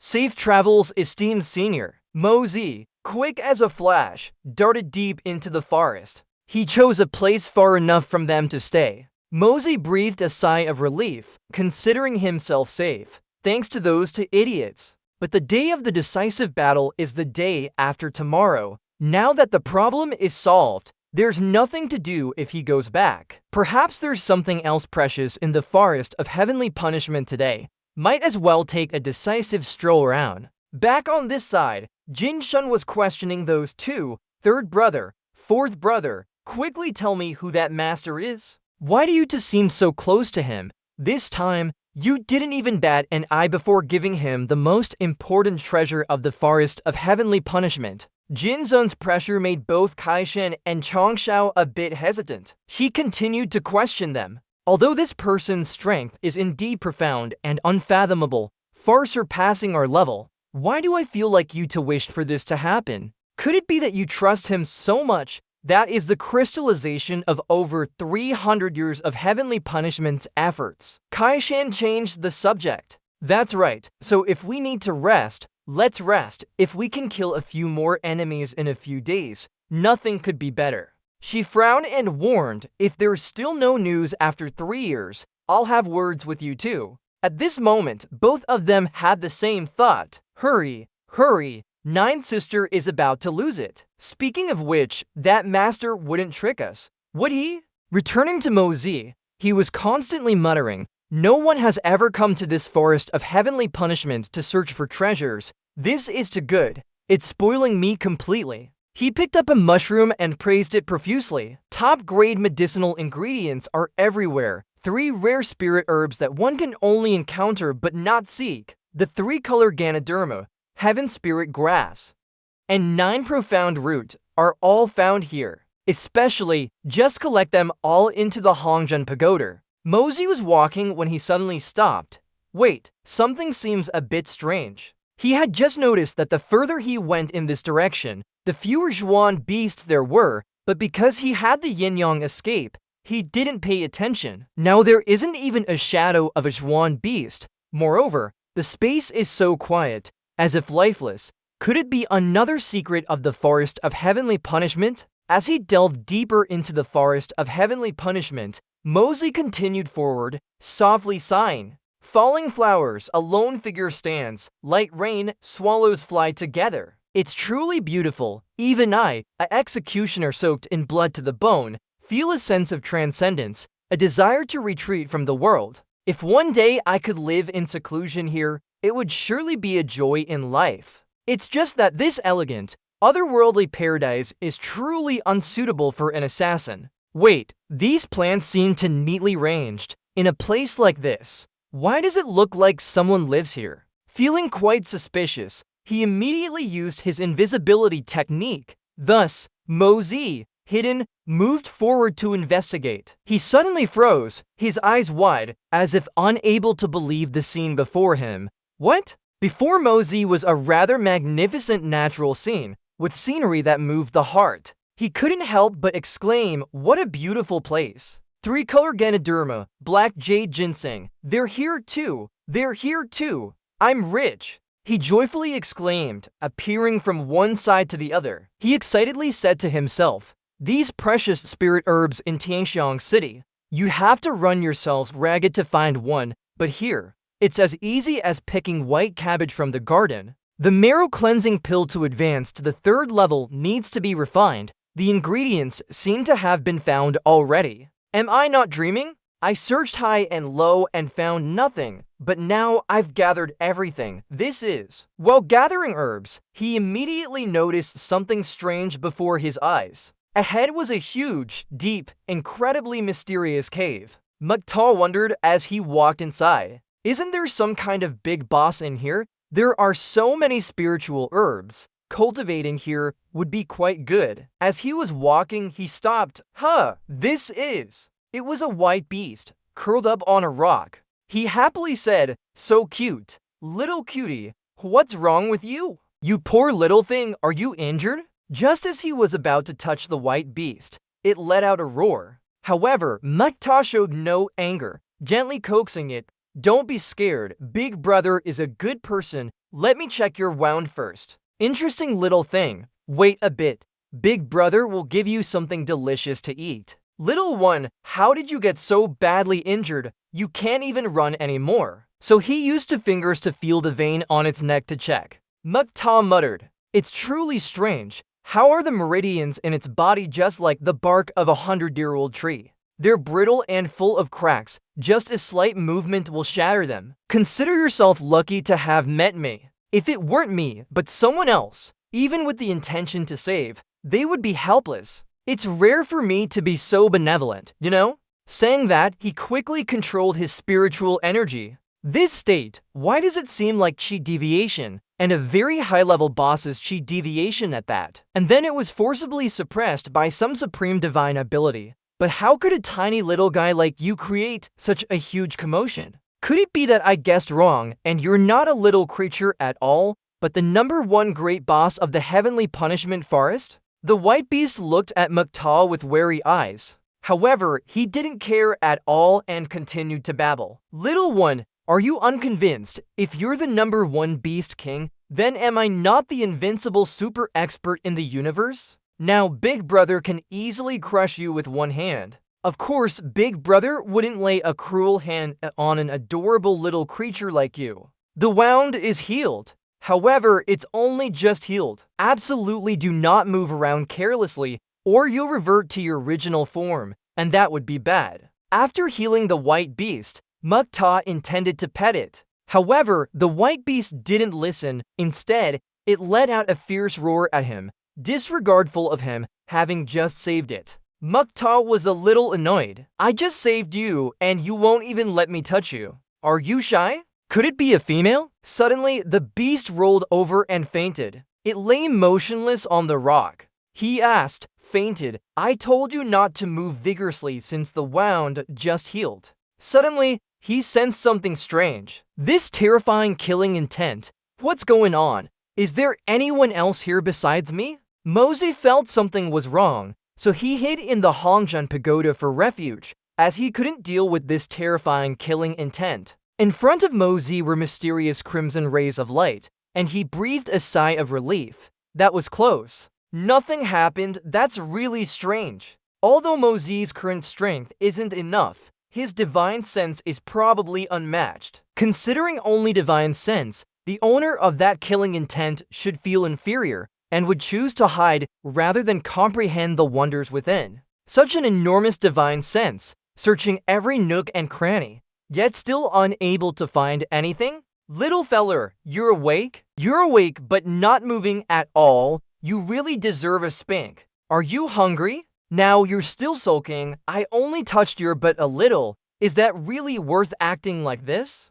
These emotions are truly beyond words. "Little feller, why don't you follow me from now on? If you follow me, I'll feed you delicious food every day. Toys, and no one else would get such treatment. I don't ask for much. Just let me stroke your butt every day. That's all." The beast wriggled in his hands upon hearing that. Mosey wondered. "Not satisfied? You dare to refuse. I've been kind to you. You'll have to accept it whether you like it or not. You're so small. Are you a baby? Will you have babies later and breastfeed them? But I don't see that part on you. Is it because you're small, or am I mistaken and just didn't notice? It really has one? Why is it so tiny? Smaller than a mung bean. Your child is truly pitiful. Looks like it'll also suffer from hunger. As he said this, the white beast's eyes rolled. Mosey sighed. Fainted again. Well, I'll just carry it and figure it out later. As he was walking, a flash of lightning suddenly streaked across his mind. Mosey quickly looked around.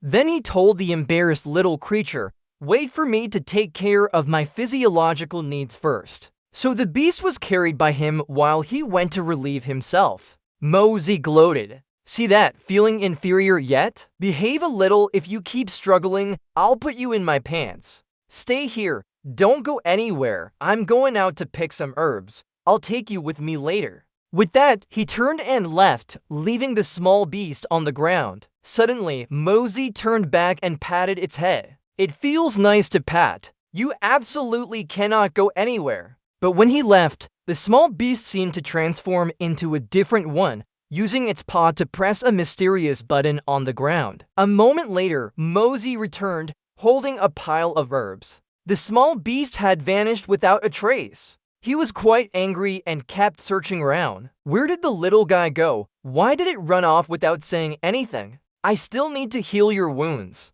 I even promised you delicious food and fun toys. You're really something. Leaving without a word. Truly ungrateful. Biting the hand that feeds you. Just wait until I find you, see if I don't crush you. Mosey placed the freshly picked herbs on the ground and comforted himself. Well, this harvest is still pretty good. He picked up the pile of herbs and chanted Yin Yang Escape. And so, Mosey ran like the wind forward. He stopped and muttered, "Only the 9 profound roots are missing." On the second day, after 2 days of traveling, Mosey had returned. He calmly and leisurely opened the door and walked in. As soon as Wu Yi saw Mosey, he immediately scolded him. "Boy, where on earth did you go, taking so long to come back?" He explained, "I just went out for a stroll. I wasn't gone for long." Mosey secretly added in his heart, "Just kidding. Should he really tell you guys that yesterday Mosey wandered into the heavenly punishment forest and even held a very friendly meeting with the 7 great beast kings?" However, Wu Yi still wouldn't let him off. "You mischievous brat.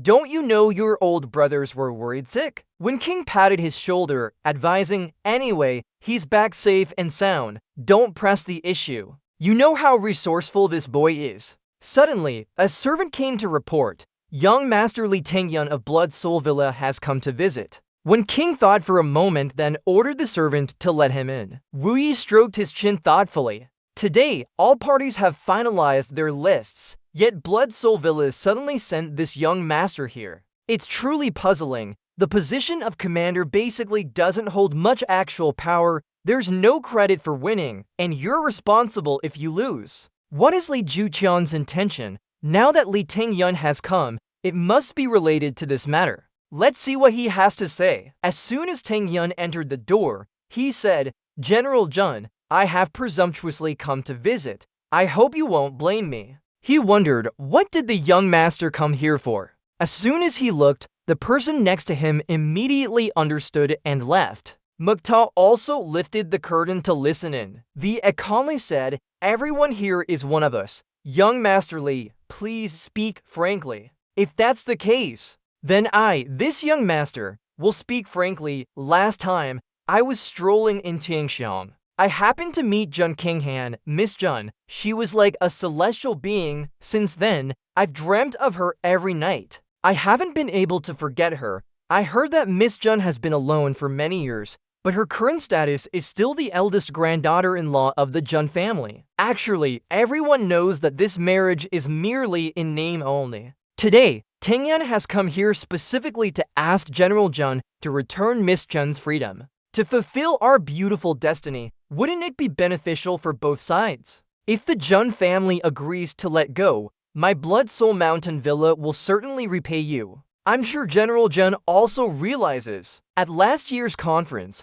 the 3 Hall Masters of Blood Soul Mountain Villa dared to face it only due to my instructions. They are all high-level profound practitioners. Just one slip-up and their souls would return to the underworld. General Jun's strength is naturally extremely high. His profound cultivation is deep, naturally outstanding. Tingyun is, of course, very impressed by this. Nevertheless, General Jun ultimately has a defect in his body and is past his prime. Once facing high-level profound beasts, I'm sure the general knows that once you enter the battle, you cannot rely on luck. Even being spoken to like that, V didn't get angry at all. Young master, I'm sure you're not just lamenting my life. Please state your true intention. He replied, very well, since the general wants to speak frankly, this young master, won't beat around the bush. As long as you agree to my request, General Jun will not need to die.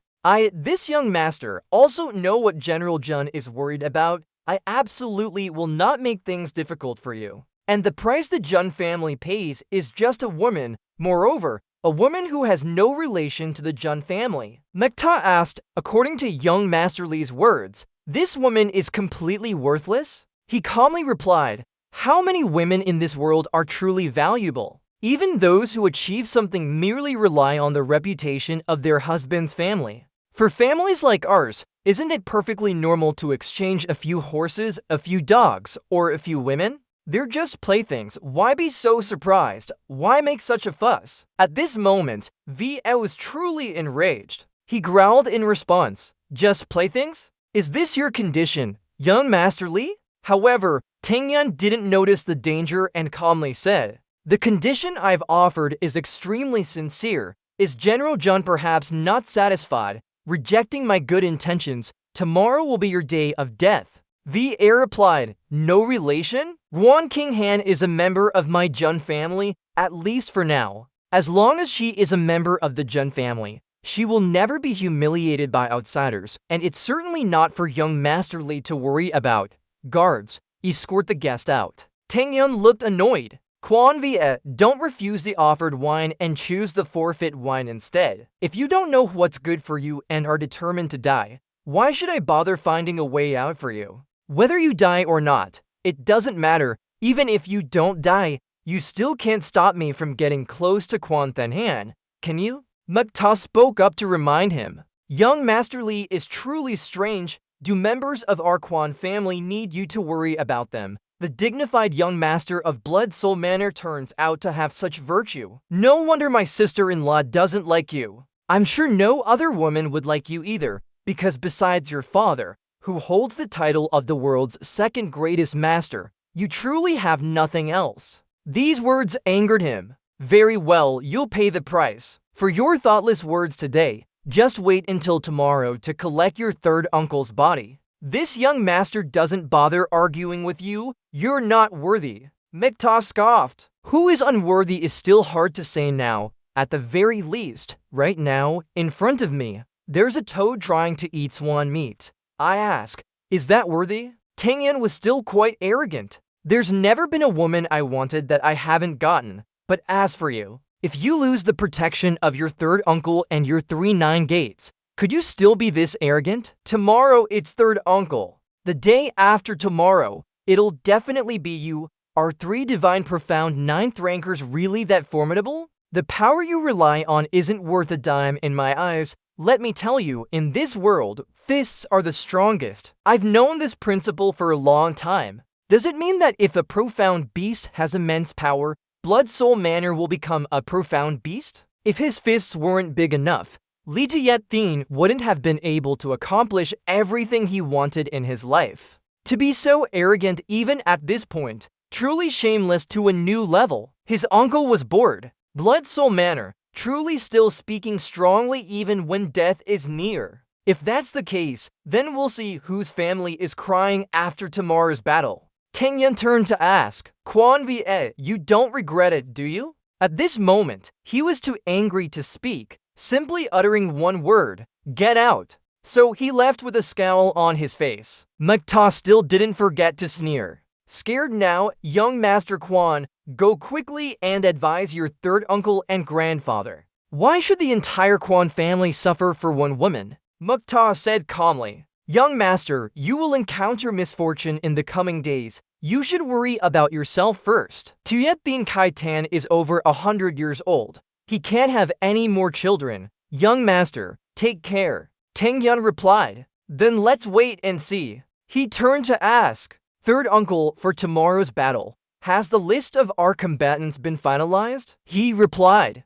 it's all decided. Besides me, there are also masters from various great families to deal with this battle. I've deployed all of them. If we talk about military strength, our Tianxiang Empire ranks first on the entire continent. But when it comes to profound cultivation strength, it's the opposite. We're almost at the bottom among all current forces. This is a fact everyone knows. As for the more than 200 guards and generals in your army, I haven't withdrawn a single one. Mosey reassured him. Don't worry, tomorrow will be fine. Although the odds of losing are extremely high, third uncle will definitely be alright. I can guarantee that. Wu Yi replied. I hope so too. King Han, come out here. Hearing the call, King Han and Xiao Yi drew back the curtain and came out. He cleared his throat a few times and said, today, all three of you are before me. One is my nephew, one is a daughter-in-law of the Jun family, and one is the pearl of the Dugu family. Who can fully represent the Dugu family today and bear witness for me? Hearing this, King Han quickly tried to dissuade him. Third uncle, please don't. It's not allowed. He shook his head, indicating it was nothing. Then he continued. Mosey, 3 months ago, your grandfather personally handed me the command token. From that moment on, I, Jun Wu Yi, became the current family head of the Jun family. I hold this command token. All decisions made are decisions of the Jun family, any descendant of my Jun family. No one is allowed to defy them. Have you understood my words? The third generation eldest daughter-in-law of the Jun family, Jun King Han, knelt down to receive the order. The eldest daughter-in-law of the Jun family, Jun King Han, is gentle, modest, and only 20 years old. In the past, she obeyed her parents' orders and was temporarily betrothed through an arranged match. Unfortunately, the third-generation eldest son of the Jun family died young. Before the marriage could be completed, he unexpectedly died on the battlefield. Jun King Han is in the prime of her youth, pure and unblemished, having lived alone for 5 years, already fulfilling the bond between the two families. But my Jun family cannot, because of this, ruin her entire life. She hasn't been married, nor has she been given away, and we cannot answer to the living. Today, I, Jun Wu Yi, in the name of the Jun family head, decide to return her freedom to her. From now on, she is free to marry and be given away. There will be no interference from us. Dugu family's Dugu Xiaoyi, Jun Mozi, you will also bear witness. By the blue sky and yellow earth, heaven and earth bear witness. The third generation direct descendant, Jun Mozi, knelt to receive the order. Hearing his name mentioned, he was slightly startled. Mozi stepped forward and asked, third uncle, is something wrong? Then he also obeyed the command and knelt down. He held up the command token and said, third generation descendant of the Jun family. Jun Mozi, a resolute young man, broad-minded and capable of bearing great responsibilities. Today, I, Jun Wu Yi, pass on the position of family head to Jun Mozi. By the blue sky and yellow earth, heaven and earth bear witness. Mozi was startled when he heard Wu Yi say that. Third uncle, this isn't right. You're still in your prime and strong. Why are you rushing to hand over the position to me? I don't want to be the family head. He questioned. How dare you? The family head has given an order. How can a child of the Jun family dare not obey? Still not accepting the order, how long do you want to wait? He also extended his hand to receive it. Third uncle, I know you're worried about tomorrow's battle. You've even prepared yourself to fight to the death, but I won't accept this order. I'll temporarily keep the command token. If third uncle returns safely, this family head order will be returned. Wu Yi replied, then it's up to you. Mo Zi, if I return safely from tomorrow's battle, that's good. If I don't survive, then the entire Jun family is entrusted to you. Your grandfather is old. You must take care of him. Also, regarding King Han, although the engagement has been dissolved, she was once a daughter-in-law of the Jun family. No one is allowed to disrespect her. Mozi immediately clasped his hands in obedience, indicating he understood. Facing such pressure before the battle, Wu Yi was also under considerable stress. He began to pour out his feelings, hard to forget affection, hard to forget the person, only for infatuation, only for you. This journey goes to the Yellow Springs.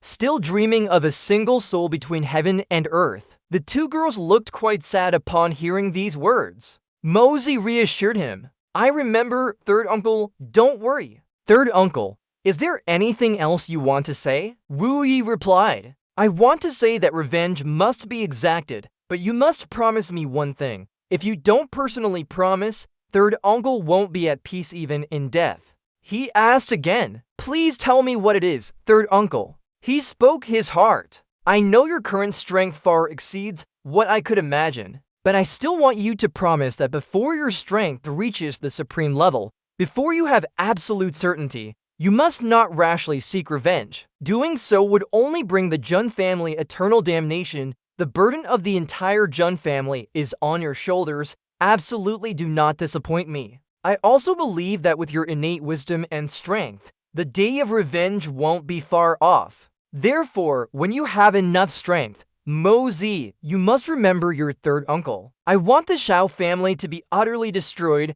to be forever damned. His gaze also changed. I will do so. Third uncle, the Xiao family is destined to face tragedy. Just as you said, that day won't be far off. Third uncle, please go with peace of mind. Fan Han frowned and reminded him. Jun Mosey, you bastard. What kind of talk is that? What do you mean just go with peace of mind? Is that an acceptable thing to say? Mosey also returned to normal, quickly waving his hand to indicate it wasn't so. Wu Yi smiled and asked, Fan Han, you're no longer a daughter-in-law of the Jun family, but are you willing to be a daughter of my Jun family? Fan Han seemed not to believe her ears, so she asked again. He said kindly, Fan Han, if you agree, today, the Jun family and I will take you as an adopted daughter. Although for now, I, Jun Wu Yi, only have one path, but from now on, Fan Han, you will be a legitimate member of the Jun family.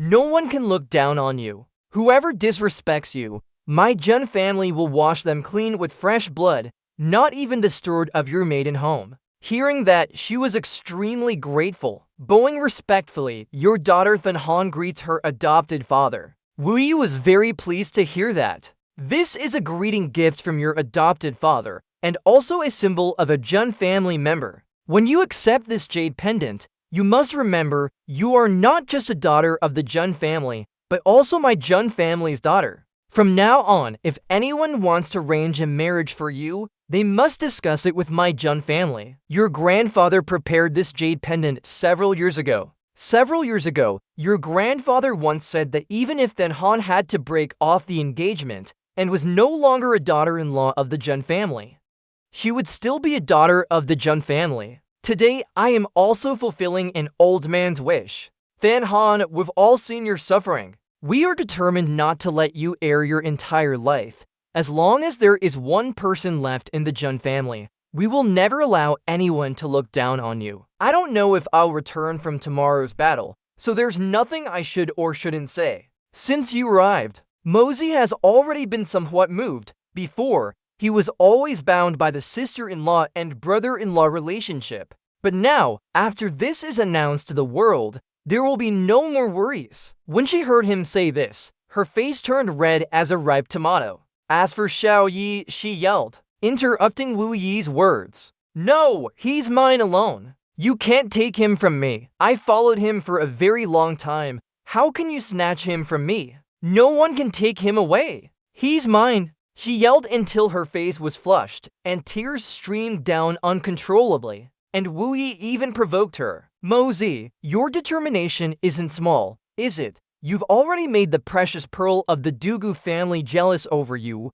You really have skill. He acted indifferently. Having a handsome face isn't my fault. Is it a crime? Xiao Yi glared at Fan Han as if she were a love rival. As for her, she awkwardly looked away, pretending not to have seen anything. Wu Yi spoke up, giving orders. You all retreat. I'll be quiet for a bit to carefully consider tomorrow's battle. Then Mosey turned and softly called out Than. But by then, Than Han had already left the room. He couldn't help but muse aloud. I am inherently a man capable of captivating kingdoms, with a body as pure as ice and jade. Beauties blush when they see me, and pretty girls want to run away with me. Then he waved his hand, wanting to blow out the candle. Very quickly, the candle was blown out, and the room went dark. The three stood guard outside the room, allowing Wu Yi and Mosey to discuss matters. When night passed, the sun peeked out from behind the mountain range. Now the soldiers were gathered in front of his room. Seeing this, Wu Yi wondered, "What are you all doing standing here? Everyone disperse. It's not a life and death farewell. Is it really necessary to go this far?" But they remained standing there motionless, refusing to leave. Seeing this, he immediately gave an order. "Those who are going today, step out of formation." Just then, he, pushing Wu Yi's wheelchair, spoke up, asking them to wait. He announced in front of everyone, "To bid farewell to our Qiangxiang heroes, how can there be no wine? Serve the wine. Only the finest wine is worthy of our Qiangxiang warriors. Mosey wishes all of you prosperous martial endeavors and a triumphant return." Next, Mosey picked up the bowl of wine and drank it all. Then he slammed it down, shattering the bowl. After drinking, Mosey continued, "Gentlemen, at this moment, there's no need for many words. From now on, the families of these 300 of you will all be part of the Jun family, regardless of birth, old age, sickness, or death. Funerals, weddings, whatever should be there will be there in full. As long as there are still members of the Jun family in this world, and as long as I, Jun Mosey, draw breath, I will not let them suffer any injustice." The soldiers responded in unison, "Thank you, third young master. Third young master's great virtue. Go to the underworld to gather old comrades, and with a star flag, decapitate Yama." He listened and remarked, "A good poem, indeed. Countless good brothers of mine are there. Go." With that, Wu Yi rode his horse and led the way to the battlefield. Xiao Han, full of confidence, went into battle with the soldiers. On the city wall, many people stood watching the situation below. Du Yun suddenly wondered, "This battle today, I wonder what the chances of victory are." You didn't answer quickly. Even one chance of victory is already optimistic. Then he seriously said, "Don't I know that this battle doesn't even have a single chance of winning? Only sending 4,000 people to battle. Is that fighting or going to die? I don't know what we're here for anymore." To watch a show, this time, I, Fong, came from thousands of miles away to assist the Nam, to contribute my strength for all beings in the world, not to be a henchman for Blood Soul Mountain Villa. Why, after arriving, am I not allowed to fight, but only some heavenly profound and earthly profound individuals are sent? What exactly is the meaning of this? Tietin interjected from the side. What exactly is the intention? This matter is not for you, Fong Quine Van, to speak about. My Blood Soul Mountain Villa cannot afford high-ranking henchmen like you. If Brother Fong truly finds it displeasing, or perhaps feels there's no place for him to show his abilities, then he is free to leave. Of course, if Brother Fong feels I am in the wrong and wishes to offer some guidance, I, would be most welcoming." Then Tavan glared at him and retorted, "To advise Tietin Supreme, I know full well I don't have that ability. It's not that I don't want to offer some guidance." At this moment, Tang Van suddenly spoke up, criticizing, "Fong Quine Van, I respect you as an elder, but don't take an inch when given a mile. Who do you think you are? Where do you think this is? How dare you disrespect my father? You're too bold." He then drew his sword to attack the elder, but Tang Van was quickly stopped as his sword fell to the ground. Bak Kong sternly said, "The one truly causing trouble is you. Young man, is Fong Quine Van's name something you can call?" While Tu Van spoke words of admonition, Le Tang Van, "You must understand, not everyone is someone you can provoke. Anyone I, Fong Quine Van, wish to kill has always been killed, regardless of whether they are royalty or the son of a supreme being. You are truly very lucky because I might not show deference to your father, but the bond between the two supremes who acted this time, I cannot but respect." The atmosphere around them suddenly became silent. Tuyet-Thin glared and warned, "Wild Wine Sword God, you're being too imposing." Seeing the situation, the elder sighed, "It seems I really shouldn't have come today. Everyone, I, Fong, bid you farewell here." The next second, Tu Van flew away. As he moved, he spoke, "Quan Vo Wai, if you don't die today, I, Fong Quyen Van, will surely bring wine to invite you today. I, Fong Quyen Van, see you in trouble and cannot help. I have wronged you. I will apologize to the Quan family later. Farewell." Tu Van continued to ramble on. Fong Jiet in Thin Wine Snow Silver City, Hyatt Hun Sun Trang Blood Soul Mountain Villa. Their great reputations are nothing more than this. At this moment, Tuyet-Thin irritably spoke, "Dare I ask the two supremes, do you also believe that this old man's actions are improper?" Bakong cautiously reminded him, "Tuyet-Thin, you, as the chief supreme, twist right and wrong like this. Do you really believe that everything you do is reasonable and fair? Naturally righteous?" The elder didn't see anything wrong with himself. So what if I twist right and wrong? Who else in this world can say I'm wrong? Bakong, you've also forgotten. This old man only has one son. I'd rather become an enemy of the entire world than fail to fulfill my son's request. Hearing this, he sneered, "Tuyet-Thin Supreme, why didn't you show such grand spirit yesterday when facing Venerable Mai? I heard that the cause of this entire commotion is your precious son. Dare you deny it? So what if you only have one son? This old man would still hit him as usual. What are you following your heart? Oh, right. Earlier this old man saved his life, preventing your La family from dying out. If you care so much, why aren't you hurrying over to thank this old man?" Vo Bai, seeing the tense atmosphere, intervened. "Things have come to this point. What's the use of you still arguing about these matters? Those who are meant to die will die. Can winning an argument now make those who shouldn't die continue to live? 8 of my 11 disciples suddenly died for no clear reason. Even now, we still don't know who the culprit is. If what you say is true, then maybe I should also come find you all for a fight." Just then, a dark energy appeared on the city wall. Venerable May appeared and asked, "Everyone below chorus." At this moment, she was furious. "What do you mean still well? I think you're either brainless or your head's rotting, you scoundrel." Ju Tian cautiously approached and asked. Venerable May angrily cursed. The old man was reprimanded and dared not retort, bowing his head. At the same time, Kaishan appeared before the city wall. A voice rang out, attracting his attention. Kaishan was startled and turned his head towards the source of the sound. Then he smiled and replied. Mo Zi humbly said. He suddenly remembered something and said. At this moment, he chuckled and said. Kaishan immediately asserted with confidence. Then Mozi reached out and placed a hand on his shoulder. Very quickly, Kaishan's body was healed.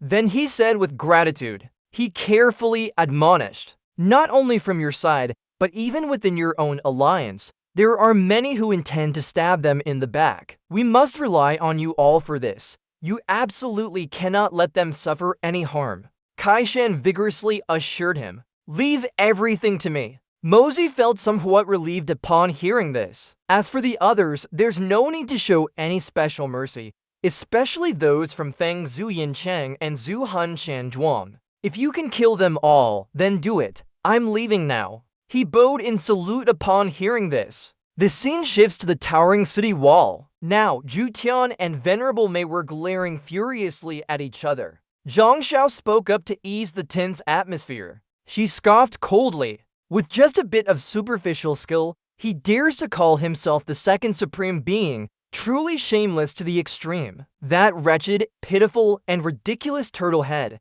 with a face just asking for a beating, deserving 1,000 cuts, actually dares to show off in front of me. Go call your master and mistress and ask if they would dare. The old man looked at Venerable Mei without fear and retorted. Venerable Mei, I, Li Mu, respect you as the Heavenly Punisher Supreme, and originally intended to endure this and let it pass. Yet you take advantage of that to insult me. Do you really think I, Li Juqian, am afraid of you? She saw Juqian brimming with killing intent and calmly retorted, This venerable one is indeed insulting you. What dare you do? Zhang Shao was utterly provoked, extending his hand and performing a martial art technique. Venerable Mei saw this, gritted her teeth, and said, "Perfect timing." Then she also began to unleash her moves. Two powerful attacks clashed violently. Very quickly, she gained the upper hand in the fight. A second later, an earth-shattering explosion occurred. The old man, severely injured, lay unconscious in a corner. Ba Kong, Vo Bai, and Zhang Shao saw this and sternly said, "No, he can't die yet." Then all three simultaneously performed martial arts techniques, intending to attack Venerable Mei. Seeing this, she let out a faint, eerie smile. Venerable Mei glanced at them and coldly threatened, "Do the three of you want to die?" Then she fiercely charged towards them. Venerable Mei extended her hand and unleashed a dangerous attack. Immediately, a large explosion occurred. Kai-sun, from afar, also witnessed this explosion. He frowned and wondered, is this really an effect that human power can create? The dense smoke, filled with dust, quickly dissipated. After the huge explosion, a large hole appeared on the ground. Mota saw this and smiled, commenting, "Truly spectacular." Suddenly, a voice echoed from the forest, "Venerable Mei, wait. After more than a year's separation, is Venerable Mei still well? Do you still remember old friends?" She glanced at Kung Fong and Bao Vu and said, "So it's you two. You truly surprise me. If you two are well, then why shouldn't I be?" He suddenly recalled the events of that year. That year, Venerable Mei swept through the land without restraint, dominating the world. Seeing you today, Venerable One Xuangong has advanced again. This is indeed a joyous occasion. Venerable Mei heard this and coldly asked, "A joyous occasion?" Lei Bao Vu, Bo Kuang Fong, the two awe-inspiring swordsmen of that year, the two supremes, Bao Vu Kuang Fong, riding forth to punish. "Do you have something to teach Mei Mu?"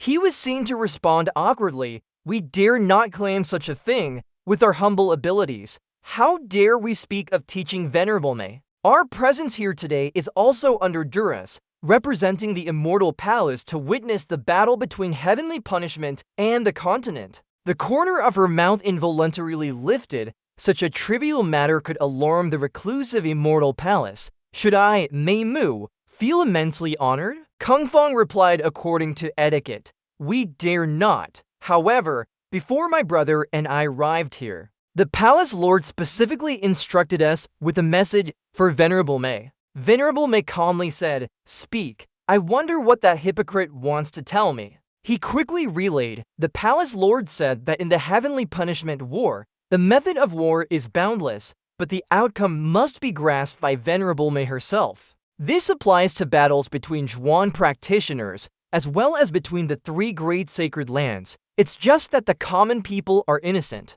We still hope Venerable Mei will show mercy." Upon hearing this, she couldn't help but burst into laughter. Indeed, it's still that same nauseating, pretentious tone of pity for the heavens and compassion for the people from back then. However, we of heavenly punishment have always done as we pleased when invading, and have never listened to anyone's commands. Any power, even the reclusive immortal palace, what of it? Does he still intend to command us? Heavenly punishment. What a joke to the world. Bao Vu added, "Of course, we won't interfere with whatever Venerable Mei wants to do. We can't interfere, and no matter what the outcome of this battle is, we won't help either side." Venerable Mei then sneered, "Those two earth-shattering swordsmen from back then. Who knew that after becoming the guardian swords of the reclusive immortal palace, they would become so virtuous? I, Mei, truly admire the methods your palace lord uses to discipline subordinates.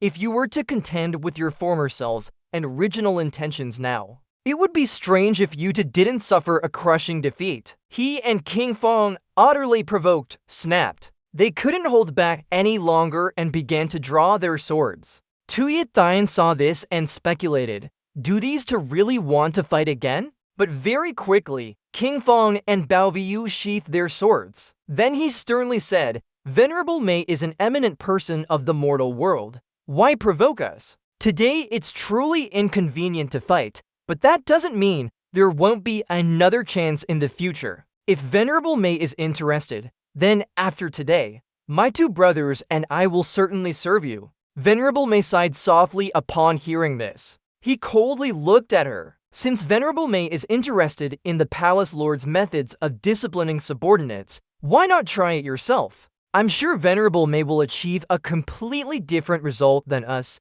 at least not exactly like us. Venerable Mei then looked up at the sky and declared, I will come to the reclusive immortal palace eventually. I will let your palace lord know what kind of end awaits a hypocrite. Today, if you two intend to participate in the battle, then step onto the field. If you are merely here as witnesses, then immediately stand aside. I have no interest in arguing with you two. Retreat. Bao Yu calmly stated, very well, if we two have come to witness, then we await Venerable Mei to propose the rules of the duel. She immediately laid them out. Simple, 3 matches, best of 3 wins. The first match, Legion Battle, which means setting up formations. The second match, Leader Battle. The third match, Apex Showdown. If you win, we, the Heavenly Punishment Beasts, will retreat deep into the forest and never appear again. If you lose, there are 3 conditions. First, Tuyat Thian must hand over the Leopard King's profound core. Second, from now on, no profound practitioners on the continent are allowed to enter heavenly punishment. If one person violates this, I will take 10,000 lives from the continent in recompense. If 2 people enter, I will take 20,000 lives, including the entire 9 generations of the violator's family. Third, I want the legs of Tuyat Thian's son. He was the one who instigated this great war, so it must also end with him. CC Fong, unwilling to concede, retorted, these conditions are unfair. If you lose, you only need to retreat. But if we lose, there are 3 conditions. Venerable Mei, don't you think you're going too far? But Venerable Mei didn't think so. If you hadn't entered heavenly punishment, why would you be here to contend? Why did the Leopard King's profound core end up inside Tuyat Thian's stomach? King Fong, are you trying to twist black into white? Then Tuyat Thian presented his argument. This matter was originally caused solely by your heavenly punishment forest.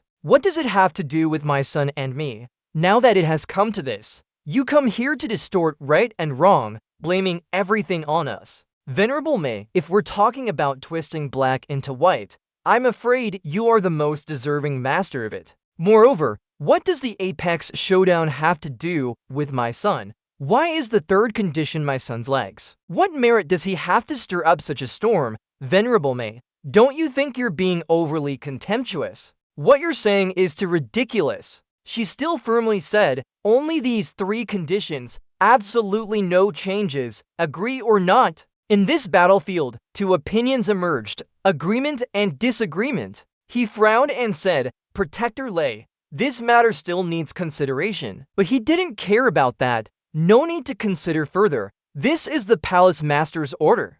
Zhu Tian still wanted to refute and let out a sound. He knew full well that he was at a disadvantage if Lei Baoyu and Feng knew that the profound pill was still intact. Then Baoyu turned and asked, Venerable, can we start the battle now? Venerable Mei immediately swung her hand, unleashing an attack. The attack, carrying immense pressure, flew straight into the sky. At the same time, he extended his hand to issue the war command. Zhu Tian's eyes were burning with killing intent. Kari-san saw this and immediately recognized it as a war command. Next, he quickly leaped off the ground, and the profound beasts were also roaring in defiance. Wu Yi, assessing the situation, loudly ordered to set up the formation. The soldiers received the order and immediately proceeded to set up the formation. At this moment, he concentrated his thoughts, waiting for the profound beast herd to get closer. Then 4,000 people would simultaneously shoot hidden weapons.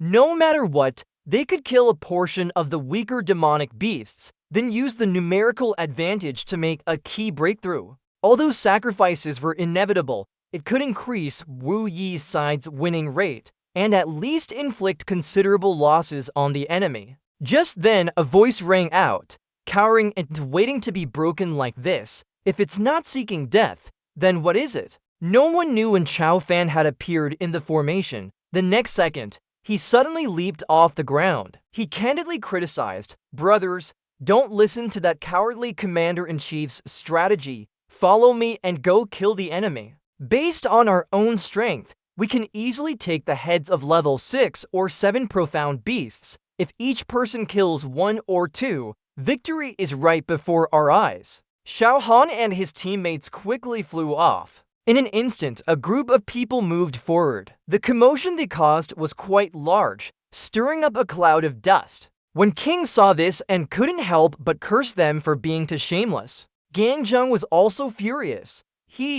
"Goddamn it, Li Ju, damn it." And he irritably spoke. "What, monkey? It's come to this and you're still stammering. If the profound beasts don't swallow you, you'll choke yourself to death." He heard this and angrily retorted, "This old man hasn't even finished cursing." He couldn't help but curse Yi to stop talking while the profound beasts were wreaking havoc. Below, the battle was raging fiercely. At this moment, Bao Yu sneered, "Zhu Qian Supreme, is this your troop deployment? Experts all out, wandering in all directions, Air Force participating in battle, main commander on the main road. This is inherently a death trap formation. If this were a regular battlefield, it would be a crime for the commander-in-chief to be in such danger. 3,000 soldiers would not survive no matter where they went. No wonder you disagreed with the conditions for the decisive battle. It turns out you had no intention of winning these for 1,000 people. I guess there are quite a few of your enemies among them. What a brilliant scheme." Gu Feng looked at the situation and commented, originally, that Commander-in-Chief indeed seemed like a talented military leader in the world. The Wind Blade formation he initially deployed had offense within defense, using defense to launch an attack, even if it couldn't defeat the profound beasts.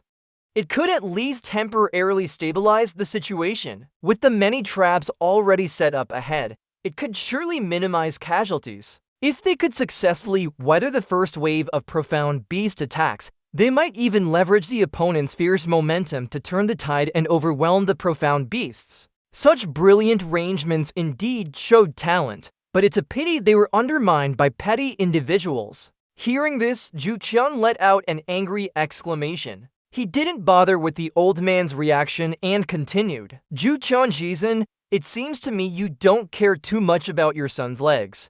Do you? Otherwise, why act like that earlier? You had to put on an act as if you'd spare nothing for your son. Unbelievable." Now Zhu Qian unhappily pondered. How was I to know that people from the hidden immortal palace would come to watch today's battle? Meanwhile, Mozi was still calmly humming a tune. Soon, he discovered something unusual. "Oh no, Duanmu Kaofan and Si Kong Am Yi got through. Those two forgot to apply the powder." Mozi secretly told himself, "I must get there quickly." He quickly moved to the battlefield. Mozi was somewhat startled, looking at the beautiful, fair skin scratched by the profound beasts. He just stared at that wound. Then Mozi waved his hand, scattering powder on Kaofan. After that, he carefully sprinkled more on Am Yi. Having finished the task, Mozi left contentedly. "That's good. Time to go." Meanwhile, White Fox suddenly reached out and touched his hand. Am Yi was surprised and turned to his right. He then saw it wrinkling its nose and winking at him, signaling. Am Yi saw this scene but didn't understand anything. At this moment, White Fox extended its leg and pointed to the side. Then it pretended to be fierce, glaring at him. Am Yi cooperated, acting as if he was very angry. After that, White Fox looked at him innocently again. It was then that Am Yi realized, so it wants this old man to pretend to fight it. Then he quickly turned to look at the situation around him. Before Am Yi was a scene of soldiers and profound beasts fighting. Suddenly, two giant bears blocked the way. Wu Yi calmly swung his sword at them. The bear immediately feigned injury and shrieked loudly. He felt as if struck by lightning when he witnessed the scene. Am Yi turned around to look at the chaotic scene behind him. Before his eyes was a tragic battlefield with bodies strewn across the ground. Gang Zheng quickly tied his shirt round his waist. He smiled contentedly. "This time, no one will see my butt." He widened his eyes and jaw dropped. "Gang Zheng, what on earth are you doing? Damn it, we're in a battle right now. Are you tying up your skirt because you want to set up a kitchen and cook? Gang Jung cheerfully said, "You pretty boy si Kong, Duen Mu, I'm super." And he helplessly covered his face. "Honestly, big bro, please stop talking. What you're saying is difficult, but it's even harder for me to listen to." He waved his hand. His purifying sword created a beautiful slash. On this side, that person was also fighting a large brown bear. He swiftly lunged at the mystical beast. A deafening explosion rang out, and rocks and earth around the area immediately burst open. He narrowed his eyes and roared at the two mystical beasts. "Kill them!" The two large animals growled and charged towards them. The bear lunged and bit that person's waist. Blood immediately gushed out. They were as fast as wind. Their claws swung out, killing people one by one. Though why wore a pensive expression, gazing into the distance. The desolate, gloomy forest was covered by towering mountains. All three Supremes frowned. Looking at the scene before them, Bakong uncrossed his arms, as if he had figured something out. So that's it, he finally understands. Kofong turned around, his words somewhat urgent. "What do you understand? Explain it to this old man at once." He glanced at him, a slight smirk on his lips. "Elder Bo, haven't you realized yet?" Bakong pointed forward and said, "It turns out Absolute Heaven Supreme wants to cleanse his blood soul manor, and at the same time, harm the Wind and Snow Silver City. His meaning is clear. If I'm not comfortable, then don't you dare live well either. But I can consider discomfort to be comfortable. Consider suffering a joy. Can you do that? It's so obvious." Absolute Heaven's face was filled with astonishment, speechless for a moment. Suddenly, a cry of pain rang out. Kari-sun roared, his arm putting all its strength towards that person. His heaven-shattering fist slammed directly towards that guy. Kari-sun then delivered another blow to that person's abdomen. Desperate screams emanated from the battlefield. Tiu-han gritted his teeth in anger. Why don't those mystical beasts attack Kwanvo? Why isn't that cripple dead yet? I want him dead. We've reached this point. Why isn't he dead yet? Kwanvo, why aren't you dead yet? The scene before them was extremely desolate, filled with smoke and dust. On this side, Maktar was calmly walking towards them. His eyes emitted waves of cold murderous intent. Maktar once said, "If you want to harm us, then be prepared for every household to mourn." He pressed his lips together, his face showing an unclear meaning. Maktar smirked, thinking, now, the situation is decided. Before him was Bakong already waiting. He approached Maktar with a smiling face. "Good lad." He stood there, silently not responding to Bakong. Maktar then revealed a cunning smile, his expression exuding unpredictable danger. Maktar glanced at Bakong. "Old Eagle, how was your battle with Kofong, the sword god of wind and cloud?" He stroked his beard, laughing heartily with delight. "Just luck." He rubbed his chin, asking skeptically, "Did you beat him to a pulp?" Old Eagle narrowed his eyes and smiled. "Not at all. We just exchanged blows to build rapport, just getting to know each other." Ju Qian asked in surprise, "What did you say, Old Eagle? The allied forces failed.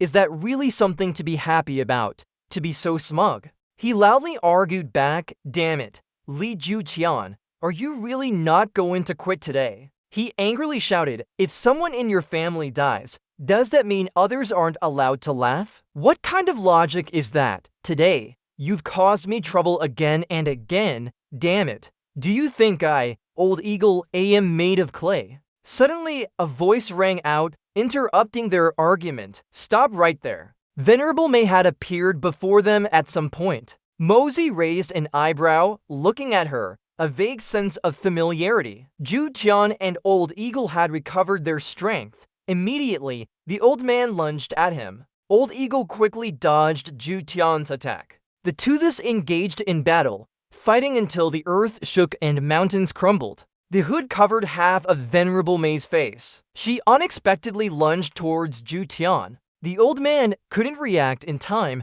and was grabbed by the face by Venerable May. With a loud thud, Ju Qian was forcefully pinned to the ground by her. They both looked at each other, gnashing their teeth in anger. Venerable May growled, "I said stop it, you scoundrel. Didn't you hear me? She punched him repeatedly in the face. Are you deaf? Here's for not listening. Here's for daring not to listen. You scoundrel. You dare not listen. You wretched, despicable, shameless bastard. You dare not listen to me. Venerable Mei swung her hand, and a dark energy stream was released from it. Suddenly, a large cage was formed, its light blurring everything around it. Bao Yu's eyes widened in astonishment. Power of Qianqin, heaven and earth prison. Venerable Mei looked up at him, her voice sharp as she asked, "Who is this kid?" Mozi stepped forward and replied, "My surname is Jun. May I ask what senior wants with me?" He put on a narcissistic expression, secretly thinking,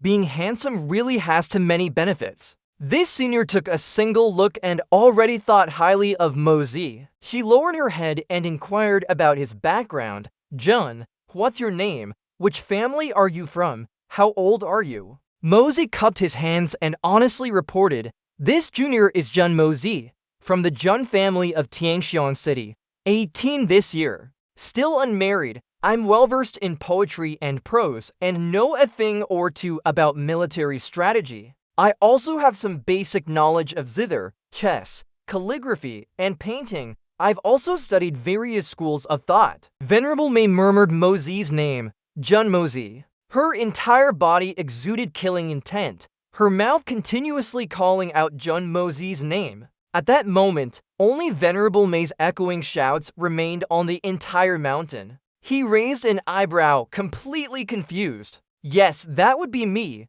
May I ask what exactly Senior has to instruct me on? And why does it sound more and more like she hates Mozi to the bone? He hadn't offended her." Venerable Mei looked up at the sky and softly replied, "Instruct you on what?" Then she gnashed her teeth and thought, "That's right. What can she do to Mozi? Kill him with one palm, stomp him to death with one kick. But that would be too easy for him. Even if Mozi died 1,000 times, it would be difficult to dispel the hatred in Venerable Mei's heart." She suddenly walked over and grabbed Mozi's wrist for instruction. He closed his eyes and exclaimed, "How delightful!" Venerable Mei blushed and cursed inwardly. This brat, even at this moment, is still being lecherous. Mozi's entire body emitted an invisible, overwhelming aura. She analyzed silently this aura, that mysterious expert who can help profound beasts advance. You who barged into heaven's punishment forest, stole the heaven-punishing saint fruit, and said you wanted to refine pills, definitely can't be unrelated to this brat. Venerable Mei pursed her lips. If he could appear in heaven's punishment forest on the same day as that expert, and there's such a similar miraculous spiritual energy of heaven and earth, it's highly probable they are master and disciple. Mozi saw her standing motionless and called out, "Senior." Suddenly, he was struck by Venerable Mei, leaving him stunned. His whole body was sent flying into the air by her. Venerable Mei leaped forward, following the momentum, towards Mozi. After that, he continuously took several punches from her. Mozi furiously yelled, "Damn it! Are you crazy? Why are you hitting me?" Seeing Venerable Mei's face, Mozi couldn't help but curse, "Damn it! So it's the notorious sadist." He gritted his teeth and looked at her. "A hero doesn't suffer immediate losses. Just you wait. If I get the chance, I'll pay you back every single one." The hand clutching the person in front suddenly felt light. Mozi vanished midair, leaving Venerable Mei alone. She wondered, he ran. How did he run away? Thinking this, Venerable Mei also quickly disappeared from the forest. He walked along, annoyed in his heart. How outrageous. Did I offend you? You hit me like this the first time we met. Damn it. Do I look like I'm asking for a beating? Mozi angrily roared. Did I kill your father or do something despicable to your mother, kidnap your child, or use your backdoor? What deep hatred or animosity could lead to this? And you, heaven's punishment beast king, the top person, just you wait. I swear I'll take you down. This just makes no sense. Mozi rubbed the side of his cheek where she hit him and smirked. She hit damn hard. He gritted his teeth, his eyes filled with deep hatred. So what if your kung fu is a bit powerful? I'll speed up my cultivation, catch up to you quickly, and beat you until your head spins and your own mother doesn't recognize you. I won't be called Jun Mozi then. On this side, after the battle, the arena was in ruins. Xiao Han and the other person, their faces smudged with dust, sat on the ground. When King panted, sweat streaming down her cheeks. Wu Yi thought to himself, Mo Zi's name. On this side, Bao Yu was announcing the winning side. In this battle, heaven's punishment wins. A voice of protest suddenly rang out.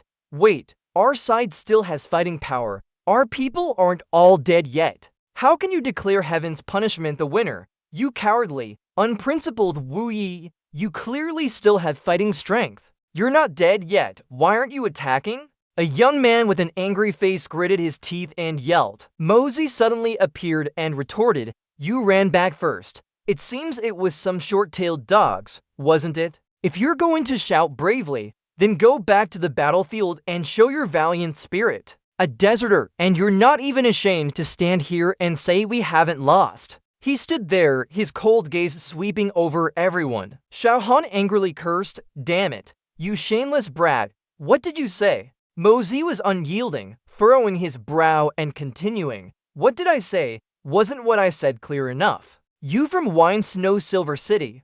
Even when our side hadn't lost yet, you actively abandoned the battlefield, scrambling to escape. It's a crime punishable by death. Just now, you also said the battle isn't over yet. If it's not over yet, then why have you already run back? And you still have the nerve to say you haven't lost. I really don't understand how Wine Snow Silver City can raise such a lowlife like you. You yourself are greedy for life and afraid of death.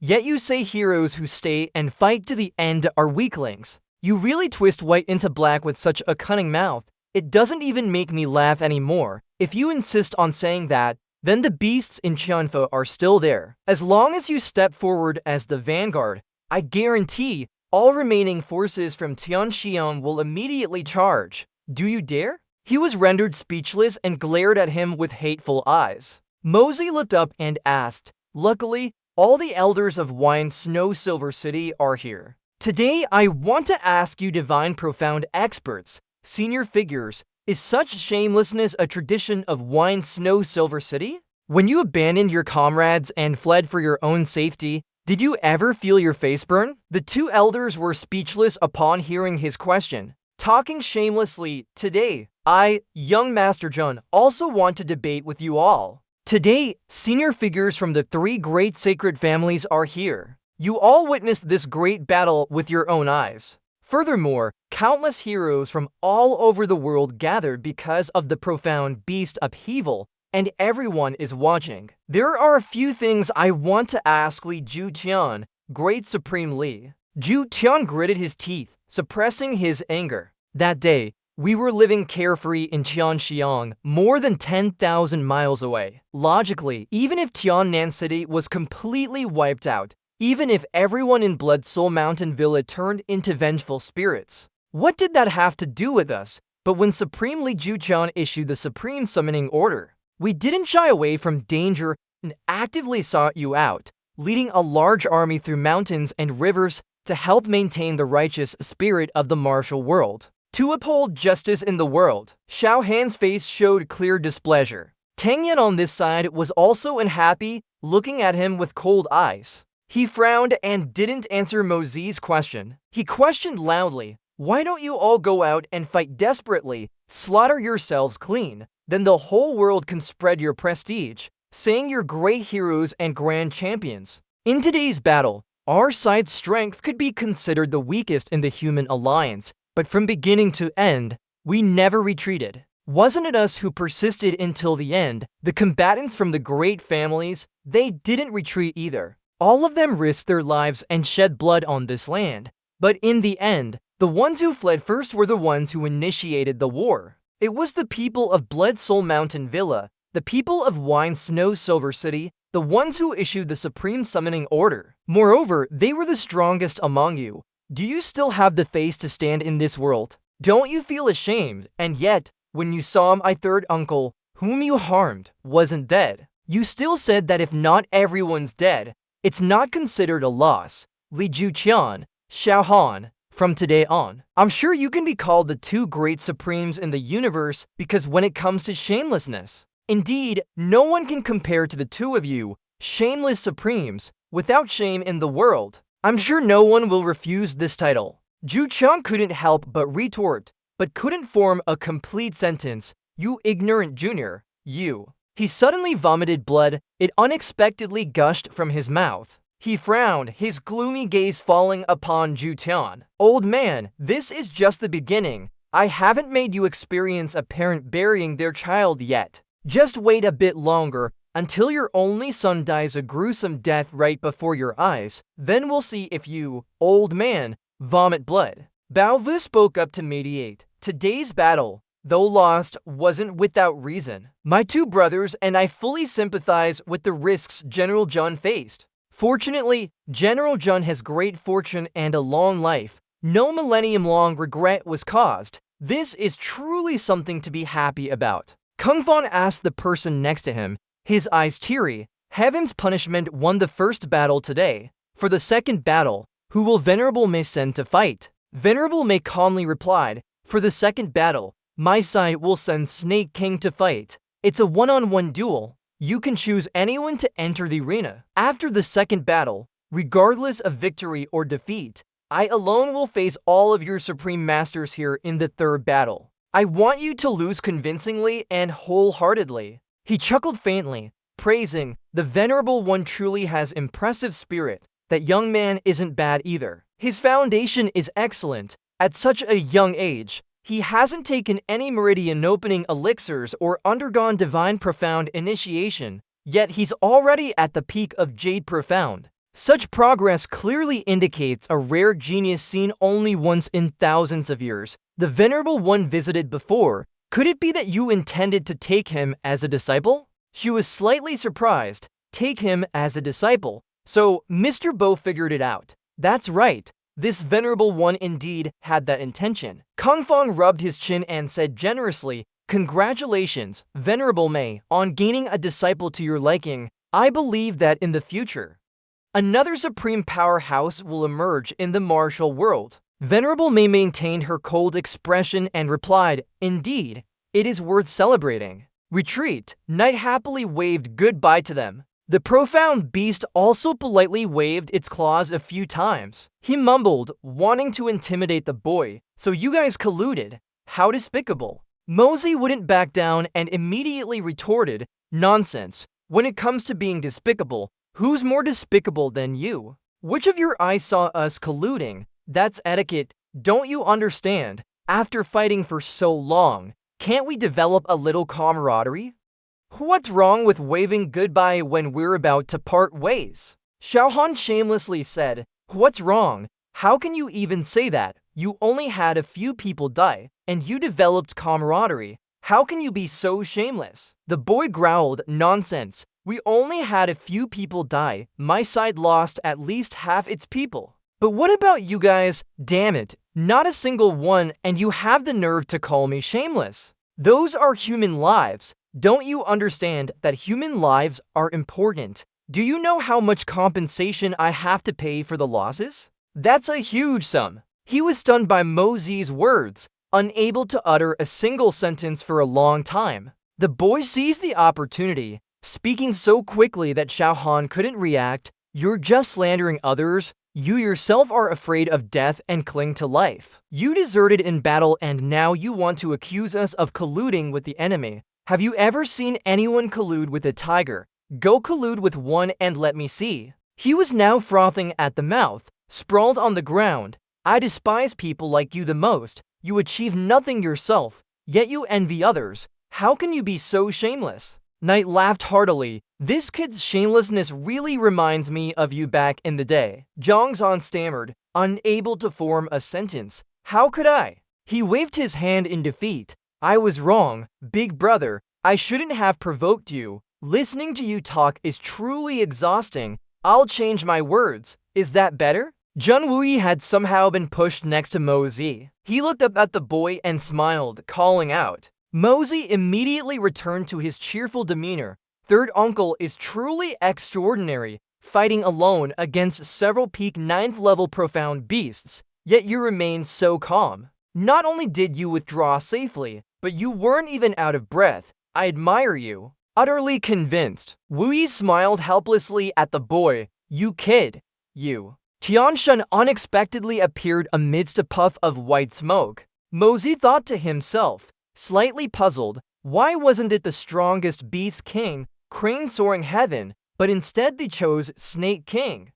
Could it be that Snake King Tianshan is capable of defeating Crane King? The one fighting this time is Li Wu Bai. They both stood facing each other, the entire space filled with killing intent. Venerable Mei suddenly came over and grabbed his hand. A streak of light shot down from midair. Bao Yu's eyes widened in surprise. Heavenly immortal incarnation, thousands of illusory images, heaven and earth as a prison. Mosey, who had just been thrown to the ground, landed on his butt. When King then spoke up, the one who made a move just now was the Lord of Heavenly Punishment. He must have seen Mosey's extraordinary talent.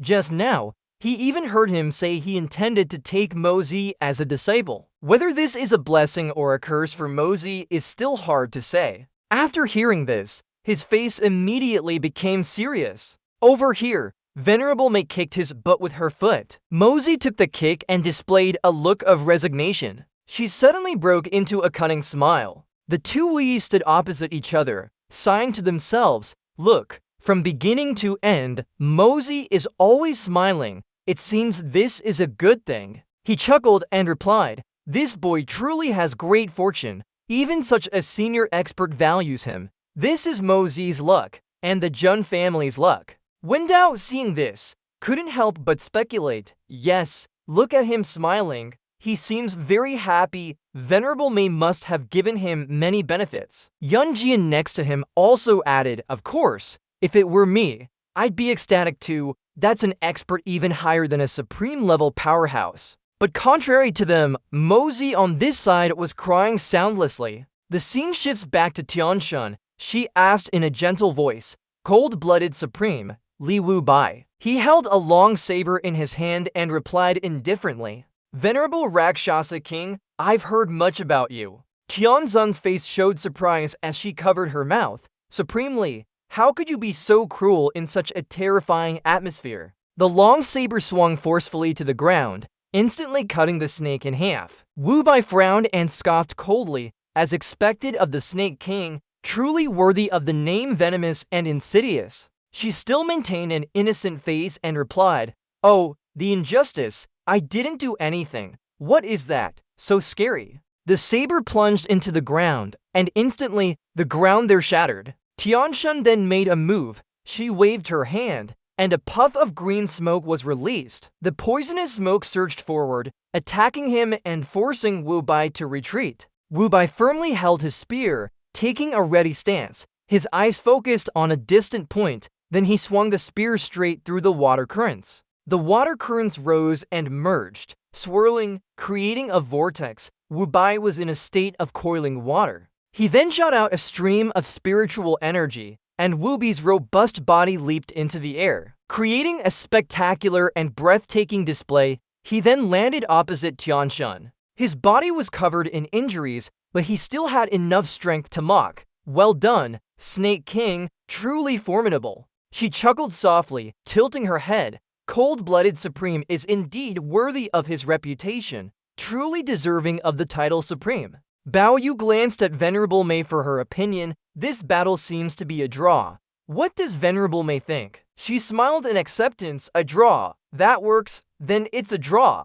One final battle to determine the victor. All three great Supremes facing each other can stop now. Then, one by one, everyone spoke up. Venerable Mei, Eagle Master wouldn't dare to seek guidance from you. Zhang Shao gently stroked his beard, intending to follow Venerable Mei. I am Shi Zhang Shao. Even Wu Bai participated in this. Venerable Mei, I don't need to introduce myself, do I? That pleased Venerable Mei somewhat. Very good, just the three of you. But at that moment, Li Juqian stepped forward. Wait, I'll also participate in the battle. She cast her eyes over there and asked, Li Juqian, are you going to risk your life against me? Is it worth it? You, Li Juqian, surely know the price of using Defy Heaven and change fate even once. If you regret it now, You just need to disband your cultivation and recuperate for 3 to 5 months to recover.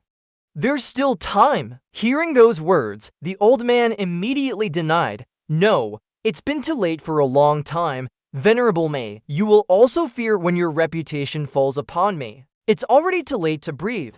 I, Li Juqian, am also a person of standing. Such an insult leaves no second path but to break through to the designated realm." Venerable Mei's eyes gleamed with a terrifying light. "Fear? I fear you? You want to wash away your humiliation by taking a life?" Li Juqian immediately answered that question firmly and without fear. "That's right. For the sake of this old man's lifelong reputation, I ask Venerable Mei to offer this head." The more Venerable Mei heard, the more amused she became. "Offer this head? Li Juqian, you're asking me to offer my head, yet you refuse to give up your paltry reputation. Li Juqian, if you have that capability, what's so bad about me offering my head to you? I only fear that the one whose head falls will be yourself." Li Juqian saw such an attitude, but still calmly retorted, "Who will lose their head? It's still too early for Venerable Mei to conclude." Venerable Mei is not wrong.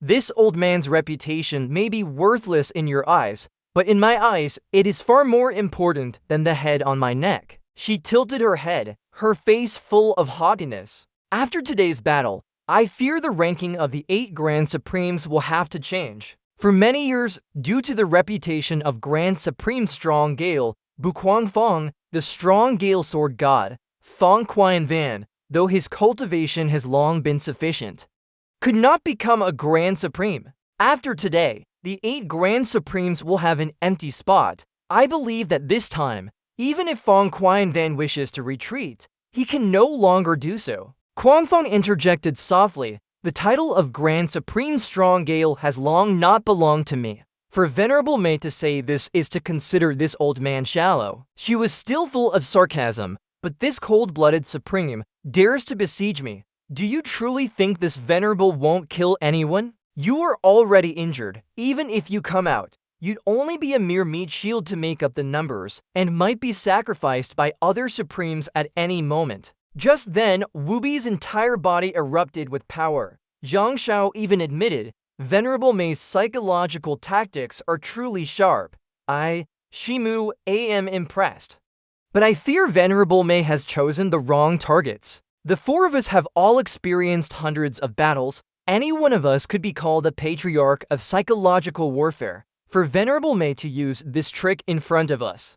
Haven't you underestimated us too much? Moreover, the 4 of us advance or retreat as one, with one heart. We bear the burden of the continent's myriad people. How could we fall for the Venerable's taunting scheme?" She could no longer stand it and shouted, "Enough idle talk. Show your true moves. Today, I shall let you experience the formidable methods of the Lord of Heavenly Punishment." Venerable myriad beasts, Li Juqian did not hesitate and charged forward. The old man threw a powerful punch. The opponent would know the taste of life if they received it. Venerable Mei was no less, blocking that punch with just one move. Now the remaining figures closed in on her. Fiercely damaging punches enveloped Venerable Mei, but she only needed a single thrust of her arm, enough to send them flying. Wu Bai and Zhang Shao tried to regain their footing after the fall. At this moment, Ba Kong rushed down from above towards Venerable Mei at dizzying speed. Taking advantage of that, both Wu Bai and Zhang Shao also ran to attack her, and there were also people lying in ambush behind Venerable Mei. From there, a bloody battle ensued. The developments are unknown, but at this moment, only Venerable Mei remained, surrounded by ashes and thick smoke. A cloud of white smoke suddenly engulfed her. Venerable Mei created a giant vortex, and powerful killing intent radiated everywhere. A purple light suddenly flared up fiercely. She appeared like a demon incarnate returning. In another development, Zhang Shao's expression was extremely grave. Wu Bai and Ba Kong on this side looked exhausted, and even Li Juqian was covered in injuries. Suddenly, someone noticed something and shouted, look over there." The dark clouds suddenly drifted away, restoring the original peaceful scenery. Bao Yu and Quangfang both closed their eyes, feeling the fresh air. He had no other choice but to raise a white flag. Today's battle, Our side concedes. Venerable May's profound power covers the heavens. I am truly convinced. Venerable May didn't make it difficult for them either. Conceding is fine. Just don't forget my 3 conditions. From now on, the forest of heavenly punishment is your domain. Strong Gale seriously added, since we've conceded, Venerable May's 3 conditions will naturally be carried out. But since the winner and loser have been determined, there's one more thing to tell Venerable May. 3 years from now, on the night of the full moon in July, will be the day of our decisive battle at Hangdai, among the 3 great holy lands. Our palace lord is eagerly looking forward to the arrival of the heavenly punishment Holy King. Bao Yu also added, furthermore, we've sent word to Venerable May that if the heavenly punishment Holy King still doesn't appear this time, and the forest of heavenly punishment is defeated again, from then on, the Cloud Alliance's power in Puthin will only consist of the 3 great holy lands without the forest of heavenly punishment. She gnashed her teeth in annoyance upon hearing this. So this is your main purpose for coming today, isn't it? Don't forget, the heaven-snatching battle is approaching. If the forest of heavenly punishment is missing then, can your palace lord bear the responsibility? Guangfang calmly replied, our palace lord will make his own judgment on this. Venerable May, do you think, based on heavenly punishment's current strength, without the holy lord, what use can you be even if the heaven-snatching battle happens one day? Venerable May's voice was low. No matter how weak we are, we're stronger than you 2 useless fools who can't even launch an attack. We'll collect some interest first. No sooner had she finished speaking than a bird flew in from somewhere, landing on Tang Van's shoulders, stunning him. Before he could react, Tang Van was dragged high into the sky. With a shrill scream, Tuyet Thin reached out his hand, calling for his son helplessly. Everyone standing there quickly recognized it as the Crane King and shouted loudly. Tang Van's face was terrified as he screamed, Father, save me. Tuyet Thin could only turn around and plead, Brother Lei, for the sake of Sister Le, please help save my son. Bao Yu stood still, not moving or uttering a single word. At this moment, the old man was frantic with worry for his son, and he cursed loudly. Lei Bao Yu, you don't keep your word. You promised to protect us. If anything happens to my son today, I, Tuyet Thin, swear to heaven that I will kill everyone here. Eradicate 9 generations and 3 months of atonement. It finally ended today. A few seconds later, the bird used its sharp claws to fiercely scratch Tang Van's head, and blood gushed out incessantly. Tuyet Thin watched his son being tormented from beginning to end, his pupils dilating repeatedly. The old man trembled all over. Van Nie, my Van Nie. Suddenly, a strange object appeared in the sky, flying down towards the ground. Now it was clearly visible, 2 knives carrying a murderous aura. They aimed directly at Tuyet Thin, just a short distance from piercing his heart. But Tuyet Thin quickly activated his cultivation technique to block them. The old man raised his voice to question, who wants to kill me? Have the guts to step out here. Tuyet Thin suddenly flinched when he heard a strange sound. Just then, Mo Ta appeared, filled with killing intent. Le Tuyet Thin, it is I who wants to kill you. The old man immediately faced him and asked why. Mo Ta tilted his head and replied, there are some people you cannot offend. You can't afford to offend them. If you anger them, you must pay the corresponding price, understand? After hearing this, Tuyet Thin looked up and sighed, I understand. I don't hope to live on, but I want to know whom I've offended. Then he uttered a mocking remark. Whom have you offended? Do you know why heavenly punishment's Zhuan beasts broke your plan? Why didn't they attack the person you were so determined to harm? The old man angrily said, it was you. So it was you who controlled the Zhuan beasts to attack the unintentional army. The Jun family, you are actually from the Jun family. Mo Ta calmly said, the Jun family, indeed, is not something a petty Le Tuyet Thin like you can trifle with. I disappeared from the mortal world for 20 years, yet unexpectedly caused countless misfortunes, and also created some overconfident individuals like you, frogs in a well. Then he glanced at the old man's side, his eyes flashing with a cold glint. The elder standing there dared not utter a single sound. Mo Ta slowly said, As for you all, there's no need to panic as long as you don't displease me. I also have no interest in making things difficult for you. The ninth elder bowed in gratitude. Your Excellency distinguishes clearly between favors and grudges. I am truly impressed. He snapped his fingers, looking at the old man with a scornful smile. Distinguishes between favors and grudges, you say? Not entirely. Look at the game I'm playing. Tuyethin's entire body suddenly transformed. Feeling intense heat, spirit energy permeated his body, causing bone-deep pain. After a few seconds,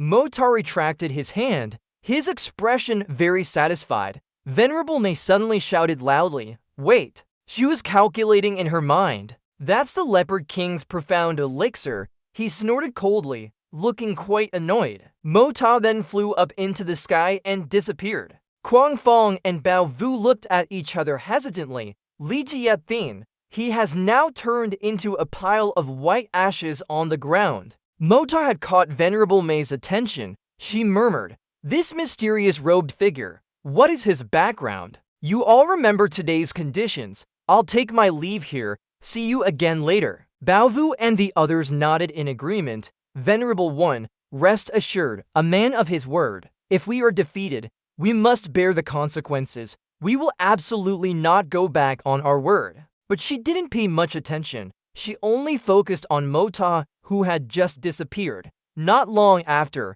Venerable May appeared before Vo Wai. He politely asked Venerable One, "What teachings do you bring?" She indifferently opened her mouth. The person today has an elegant demeanor and good talent. This Venerable One intends to take him as a disciple. What are General Quan's thoughts? Vo Wai smiled slowly and said, "It is his good fortune that Venerable May has taken notice of this young man." Naturally, Jun has no objection. If Venerable May truly has this intention, as long as Mo Zi himself agrees, our Jun family will have no problem. Hearing him say that, Venerable May replied, "If that's the case, I have my own way, but I don't know where your nephew is now." Someone inadvertently asked back, "Wasn't Mo Zi just by your side?" She replied, "I just went out to confront them. After I returned, I didn't know where your nephew had gone. Your nephew and I got along very well." Bao Yu also spoke up and said to Venerable May,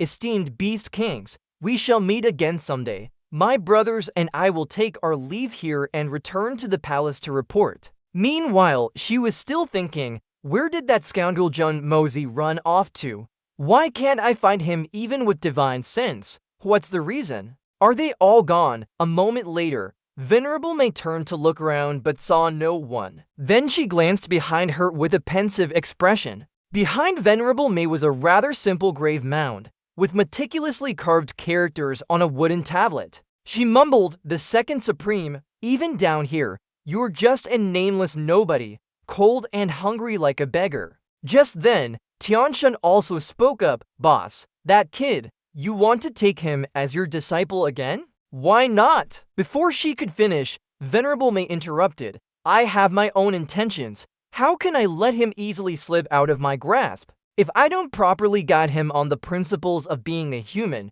wouldn't that be too easy for him?" Chang Shao and Kai Shan, seeing this, secretly thought, is this elder trying to take a disciple or get revenge? Her tone suggests a deep-seated hatred. Then Venerable May continued, "I have reached the final breakthrough limit. I only realized it in today's battle. If I want to break through the final barrier in one strike, diligent practice is not the best strategy. Wandering the Jianghu is the best choice. King Kong, King Crane, both of you guard the heavenly punishment forest well. For a short time, do not step outside. In these 2 years, Tian Shun and I will travel outside. What should I do with you, after all?" After saying that, she turned and left. Venerable May's silhouette blending into the dark night. The scene shifted to a military camp at night. King Han sat there lost in thought, perhaps troubled by something. Seeing her like this, Xiao Yu next to her curiously asked, "Sister Guan, are you thinking about Brother Mozi?" Receiving no answer, she hesitantly continued, "Are you really thinking about Mozi?" King Han heard this and smiled, asking back, "Xiao Yu, why do you ask? What answer do you hope to hear from me?" Xiao Yu immediately replied loudly, "Of course, Third Uncle Jun wants to pair you two up.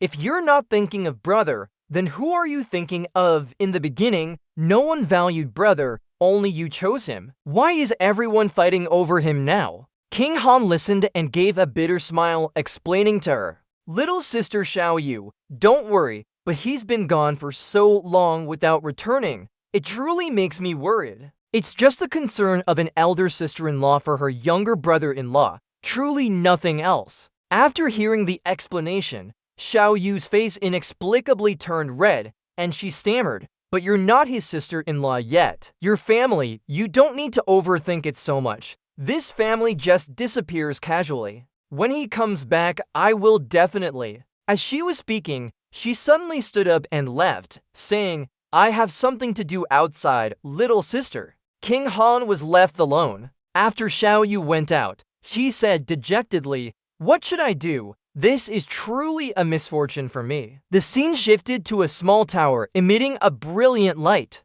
At this moment, Mosey was kneeling on the ground, his entire body glowing with a dazzling golden flame. Mosey's eyes were wide open, staring straight ahead. He was attempting to practice the Chaos Fire counterattack. Mosey knelt completely, slammed his hand onto the floor, and cried out in great pain. A moment later, the golden light inside the room dissipated, replaced by purple rays of light flying throughout the room. All that energy was emitted from his body. Then, the streams of energy gradually vanished, and small specks of light began to appear on the floor. The tower was still shining brightly in the darkness. Mosey was lying on the floor, slowly opening his eyes and looking forward. He tiredly sat up. His entire body ached, making Mosey groan. A moment later, he sat cross-legged in place, emitting an aura of self-recovery. Mosey then secretly thought, previously, the heaven-opening creation art circulated in my body for a week. It would still need time to be absorbed. Now, as soon as my thought arises, the heaven-opening creation art has already traveled through all meridians and returned to the Danshin. Now, I'll never have to worry about lacking profound energy, never have to worry about losing power.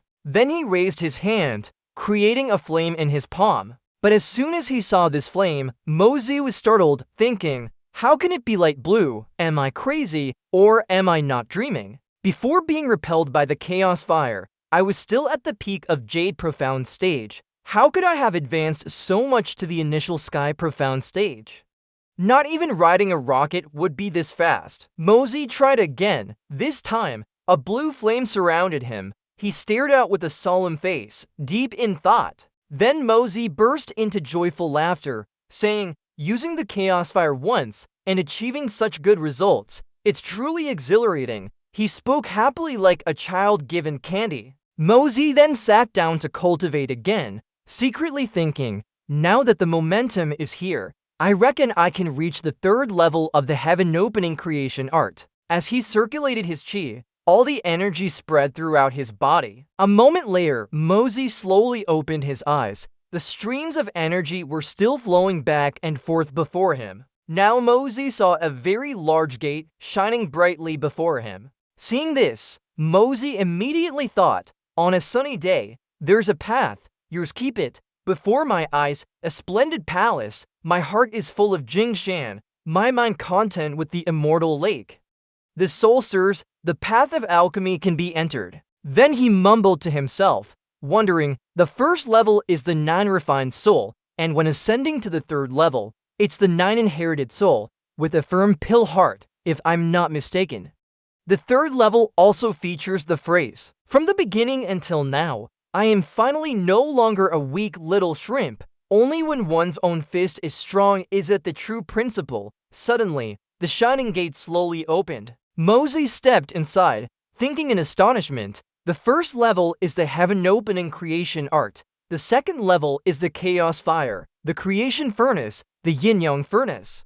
So what is the third level? He stood there dumbfounded, looking before him. This space was like a vast galaxy. Just then, two streaks of light shot out from somewhere, directly hitting him. They simultaneously advanced, striking Mosey's glabellar. He was shaken, but Mosey's entire body emitted faint lights. A moment later, the light around him was no longer golden, but a deep green. Mosey pondered, turning common iron into rare gold, making all things vanish into nothingness, controlling the power of the five elements, metal, rising and falling with a flick of a finger. The earth and sky were instantly covered, controlling the power of the five elements, wood. But he also wondered, what are the powers of metal and wood? At this moment, countless streaks of light from all directions shot straight into Mosey's body. He merely frowned slightly. This power is a bit special. Could this be a special ability like the yin-yang furnace? Suddenly, in the distant dark space, many specks of light appeared throughout the area.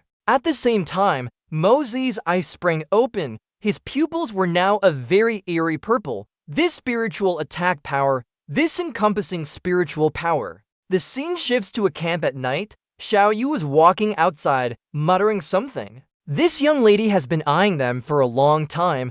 Good fields are not to be contended for. Mosey Jeej was discovered by me first. How can I retreat here, even if being close to an official brings benefits? So what? This young lady has her own methods. Guards, call the family's guards. This young lady has an important task to assign them, she loudly said to the soldiers. When the people arrived, Xiao Yu somewhat awkwardly said. Hearing that, the leading soldier very seriously said. She smiled and slowly said, where are you all thinking of? Recently, I've been researching the art of wondrous medicine. During this time, I've indeed had some results. Today, I suddenly remembered something an older sister in the capital once told me, which even made me very worried. So I called you all here to discuss it. The soldier didn't think much and asked, I wonder what young lady wishes to discuss. Xiao Yu's face flushed slightly again. Actually, it's not a big matter, but that is, some older sisters once told me that there is a kind of medicine in this world that can be harmful to women, making them regret it for a lifetime, leading to self-destructs out of anger. I'm very worried, so I'm preparing to create an antidote for it. If it can be widely distributed, it will reduce what women fear, which would also be considered a good deed. The soldiers listened but still didn't understand what she was referring to. I don't know, young lady, in short, some kind of medicine. Xiao Yu narrowed her eyes, looking rather perverse, and said, what other kind of medicine could it be? It's that kind of medicine. The soldier still didn't understand and continued to ask, which that medicine is it? Please, young lady, bestow its name. She said loudly and angrily, you're truly stupid, beyond saving. It's *that* medicine, *1. Do you understand now when I say it like that? As expected, as soon as they heard the name of the medicine, all the soldiers fell silent. Xiao Yu continued cautiously, why are you looking at me with that expression? I'm doing this for millions of sisters in the world. Do any of you have it? If you do, quickly give it to me so I can research it and quickly create an antidote. They listened in a panic, secretly thinking, isn't this just causing trouble? Oh my dear aunt. Xiao Yu, determined to see it through, argued, I'm not doing anything bad. Are you all really that troubled by it? The leading soldier then raised his hand and reporting, young lady, we don't have any. She heard that and was very pleased. This bunch is quite something, huh? Give me a bit more. I won't tell anyone else that you gave me the medicine. He still very firmly told Xiao Yu, truly, we don't have any, we really don't. She listened and scolded in annoyance, a bunch of men, and not a single one of you has any. If you don't, then accept your punishment. Guards, take these two out and give each 100 lashes. As soon as she finished speaking, the soldier immediately turned around and called out to another, skinny monkey, you must have some, right? When you first left Thin Huang, you hid a bit. Quickly hand it over. The one called Skinny Monkey was a bit flustered, but this is what I prepared for myself. I thought this time Thin Nam wasn't a real campaign, so I prepared it for when we relax on the way back. Xiao Yu heard this and joyfully said, it's the kind for men. Even better, that's barely acceptable. Hand it over quickly. I'm in urgent need of it for research. Skinny Monkey had no other choice but to take a small packet from his pocket and instruct, just use a fingertip's worth, mix it with wine and drink it. She also very seriously reminded, got it, you're dismissed, This matter must remain a secret. Understood? This concerns the lifelong happiness of hundreds of thousands of women.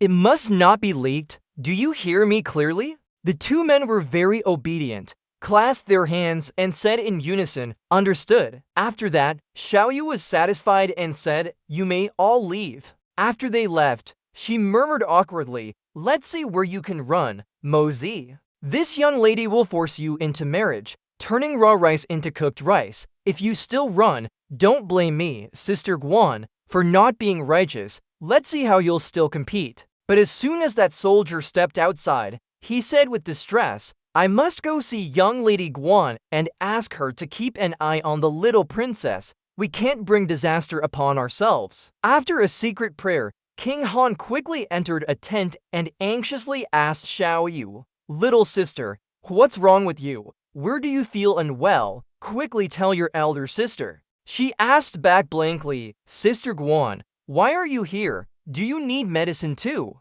Hearing Xiaoyu ask that, King Han wondered, "Medicine? Me? I'm not sick. Why would I need that?" She secretly thought, "It seems Xiaoyu is really sick. Otherwise, why would she need to take medicine and even advise me to take it too?" She then let out a sigh of relief. "I thought you were saving it to cook rice with me, so it's not that." Thankfully, it's not. The more King Han listened, the less she understood. "Cook what rice? Little sister Xiaoyu, what exactly is wrong with you?" Today's conversation is completely incoherent. She smiled and evasively said, "I'm fine. I really am fine. Not at all. Oh right, Sister Guan, has brother come back yet?" Mentioning Mozi again, King Han worriedly said, "Not yet. Don't worry. It's nothing. He has immense powers and many schemes. What could possibly happen to him? He'll probably be back soon." Xiaoyu slowly said with her head bowed,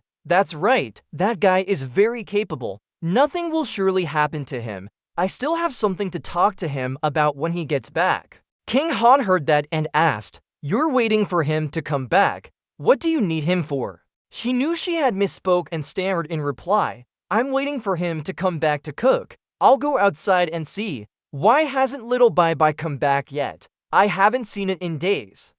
I really miss it." After going outside, Xiaoyu mumbled, reassuring herself, "Why are you losing your composure? If the plan is exposed, and Sister Guan finds out and takes preemptive action, then what should I do?" King Han, inside, was worriedly thinking, "It seems Xiaoyu really has a problem. Otherwise, she wouldn't look like that, speaking disjointedly and acting erratically. I must not leave her side for a moment. I must keep an eye on her." She quietly watched Xiaoyu's figure as she walked outside. Dawn finally broke and warm sunlight shone everywhere. The scene shifted to a lush green forest. Mozi walked through the forest, secretly thinking, transforming the mundane iron into a rare golden artifact, cutting all things into nothingness. Does it mean that as long as I use this miraculous power, I can transform ordinary iron into a divine weapon in an instant? Then isn't that turning stone into gold? That's too bizarre. Then he looked forward and said, "Forget it, I won't think about it for now. I've been away for so long, Uncle Sam must be getting impatient. I should hurry back." Upon returning, he drew aside the curtain and stepped into a room. Seeing the sword hanging on the wall, Mozi was inspired to try out his new ability. He took the sword down and held it horizontally in his palm.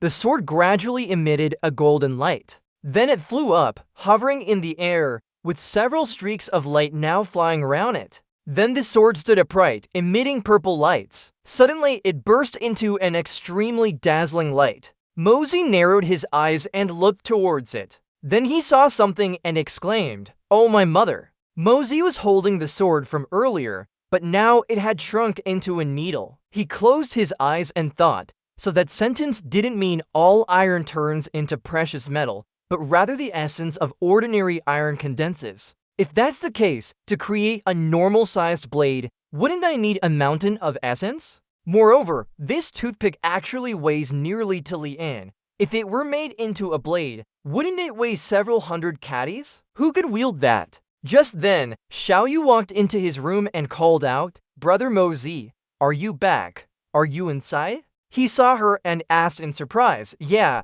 big sister, why are you here again?" Xiao Yu saw that and angrily said, "I came to cook. No, I wanted to ask why you went out for so long without saying a word. And you came back secretly. Don't you know someone was worried about you?" Before Mosey could reply, she put on a cute expression and continued, "What's wrong with you? Why do you look so bad? You weren't injured outside, were you?" He didn't explain anything, just said, "I'm fine. Don't be too surprised. Just pour me a cup of water." As if waiting for just that sentence from Mosey, Xiao Yu reached behind her, grabbed a wine gourd from the table, and said, "I'll pour you some water." When he saw the drink, his eyes lit up. Without another thought, he grabbed the gourd and gulped it all down. After drinking, Mosey chuckled and exclaimed, "That was amazing." Finishing his sentence, he threw the gourd straight to the ground, causing it to shatter. Xiao Yu saw that and stared at Mosey without saying anything.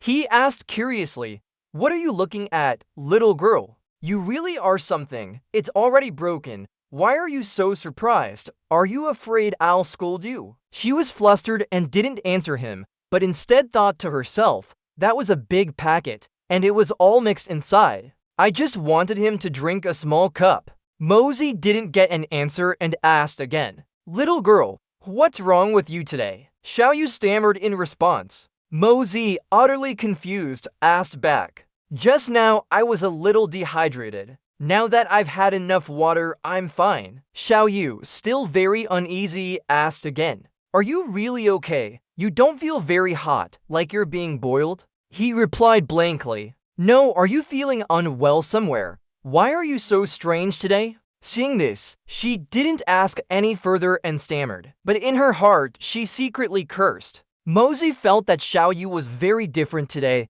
but still pressed her. "What's wrong with you today? Why do you keep saying things no one understands? Can you talk about something normal?" Suddenly, she blurted out a sentence. "How detestable!" He still asked kindly. Taking advantage of this moment, Xiao Yu loudly said, "Do I look that easy to fool?" As she was speaking, she paused. "Brother Mosey, what's wrong with you? Why is your face suddenly red?" Hearing that, he suddenly flinched and went blank. After that, Mosey felt something and thought. Then he sneered and slowly said to Xiao Yu. Seeing him start to act strangely, she stammered nervously. Mosey then walked over and asked directly. Xiao Yu knew she couldn't hide it anymore and stammered. He scoffed. She trembled as he pressed close. Just then, Han ran over from somewhere and shouted. Seeing him pinning Xiao Yu against the wall, she scolded. "Mosey, you disappoint me too much." He ignored her and bit Xiao Yu's cheek. She began to panic and called for help. Han immediately pushed Mosey aside. Xiao Yu's chest and neck were covered with his hickeys. She looked up at Han with teary eyes. She quickly took Mosey's cloak, covered Xiao Yu with it, and asked. He, having been pushed down by Han, grabbed a nearby table and slowly stood up. After that, the two of them quickly ran towards the door. But Han was caught by a firm hand. The next second, she was pushed down onto the bed. She furiously scolded Mosey. "Are you crazy? You still want to?" While scolding, Han suddenly stopped when she saw his flushed face. She also realized, thinking to herself, "This is an aphrodisiac." Mosey, without hesitation, bent down and kissed Han's neck. Scared, she closed her eyes tightly, not daring to speak. Han remembered his face and secretly pondered, "He's been given an aphrodisiac. Can I really leave? Since I came to the Jun family, he has always had a good impression of me, even using the facade of a playboy young master to express his feelings for me. Such feelings, should I really do nothing at all? Never mind. Let me use this entire life to repay the great kindness of the Jun family towards me." Xiao Yu sat alone in the tent, silent. Then she fearfully exclaimed, "How terrifying! It's also thanks to Sister Guan." At this point, she suddenly remembered that Han was still inside. Xiao Yu hastily ran outside to find someone for help. She pulled back the curtain and stepped into another room, shouting, "Third Uncle Jun, something's happened to Brother Mosey. Go quickly and see." Hearing this, he and the others in the room set off. They arrived in front of Mozi's tent and saw someone standing outside. Seeing someone approach, Uncle Kang immediately shouted, "Don't go in." Vi asked in confusion, "Why?" But as soon as he finished speaking, he heard a sensitive sound from inside. Vi also knew what was happening inside, turned around, and declared to the others, "Everyone, listen to my command." Everyone immediately go outside and train at the largest training ground in the city. If anyone is not there within half an incense stick's time, they will be dealt with according to military law. No mercy! Xiao Yu also stepped forward and asked, "Where is Sister Than Han? Aren't you going to save her?" Brother Mozi is not himself. It's very likely something bad has happened. VA immediately said in a deep voice, "You mean the woman inside is Than Han? This beast, to do such a despicable thing, I will not let him off." Wan, seeing this, added, "If things have come to this, it's too late to say anything. If it really can't be helped, then Mozi can go to my Dongfang family to hide for a while." Xiao Yu also asked in confusion, "Why are you all? Is Brother Mozi really?" Vi interrupted her, speaking in an angry voice, "Don't mention that wretched name again. It's truly infuriating." She was still very naive. "Why are you all blaming Brother Mozi? What does this have to do with him? That's too harsh." He didn't reply but asked Xiao Yu, "Xiao Yu, do you know anything? What exactly happened?" She immediately blushed and no longer hid it. "Actually, I drugged him, originally wanting to make things permanent, but unexpectedly, Sister Guan was." The others fell silent after hearing this. No one spoke a word. Vi coughed a few times and then asked, "What was the name of the drug you administered, and how much?" Xiao Yu recalled and said, "What was that drug called? Can lift 100 caddies." After hearing that, he thought to himself, "This is a top-grade aphrodisiac specially for men." Then Vi told her, "For now, don't talk about those useless things. Tell third uncle, exactly how much medicine did you put into the wine gourd?" Xiao Yu timidly lowered her head and said, "I put all of it in." He wanted to get angry but couldn't. Why did you act so recklessly? You girl, you're truly audacious." Seeing this scene, when Jean suggested, "Why don't we quickly rush in and force out the aphrodisiac poison? Urgent matters can't be given much thought anymore." Wu Yi shouted in scolding, "Are you a pig? An aphrodisiac isn't a poison. How can it be forced out? Moreover, if we rush in, what about Than Han? What about Mozi?" Uncle Kong then spoke to reassure everyone. "Everyone calm down. Absolutely don't panic. Don't forget, Mozi inherited his master's medical expertise, so he'll definitely be fine." When King asked curiously, "Who is Mozi's master? Since when did Mozi have a master?" Uncle Kong laughed loudly and replied, "Actually, you've met his master too. It's the expert Chen Zheng." He was still very curious. "Who is that? I must have an impression of such an expert, right?" He vaguely said, "Mozi's master is that mysterious black-robed man who dealt with Li Jutian in one move that day." Xiao Yu was now confused. What's wrong with everyone? Is the medicine not good? Wu Yi replied helplessly, "Whether the medicine is good or not is not the point. The important thing is, I'm telling you, you, girl, cooked the wrong meal again." Wen Dao added with a laugh, "After all that hard work, she ended up being a matchmaker for others. What a cruel twist of fate." Xiao Yu angrily and haughtily said, "What? Who ate it? That was the rice I cooked." Uncle Kong then burst out laughing, "It was eaten by your sister Guan." After hearing that, she looked bewildered and confused. "Sister Guan, no, that's not right. Do you have to take off your clothes to eat rice?" Wen Dao turned to Xiao Yu and slowly said, "How could a young lady turn raw rice into cooked rice without taking off her clothes?" After hearing that, she teared up and mumbled, "I don't want to live anymore, so all my effort was just to bring them together." Their camp remained quiet, with no activity, and now night had fallen. The tents were lit up. Someone gently opened their eyes and looked straight ahead. Mozi looked up at the ceiling of the tent, his face filled with confusion. Then he was startled, immediately sat up. Next to Mozi was Than Han, her body naked and covered in kiss marks. He couldn't believe his eyes that this was her. Mosey secretly recalled. He clearly remembered. He only drank the wine brought by Du Gu Xiaoyu. Why now that he's awake, he sees Than Han. It seems to be night now, which means he tortured Than Han for an entire day. She surely could have escaped him, but she didn't leave. She must have seen him poisoned with an aphrodisiac, so she sacrificed herself. I truly deserve to die. Mosey immediately hugged Than Han, worried. A moment later, he dressed her completely, then laid Than Han neatly on the bed. Mosey reached out and touched her forehead, simultaneously transferring some spiritual energy to her, and indeed, after that, Than Han's tightly furrowed eyebrows relaxed. Seeing this, he smirked and mumbled, "Sleep well." He dressed neatly and walked out of the tent. Unexpectedly, as soon as he stepped out, he saw Xiaoyu standing outside, crying. Even Wu Yi was there. He secretly cursed, "You poisoned me, and you're still crying. What a grievance." He saw him come out and asked, "How is Than Han?" Hearing her name, Mosey's voice softened, "My sister-in-law." "Oh, she's still sleeping. She's fine." Suddenly, Xiaoyu rushed into his arms, sobbing, "I'm sorry.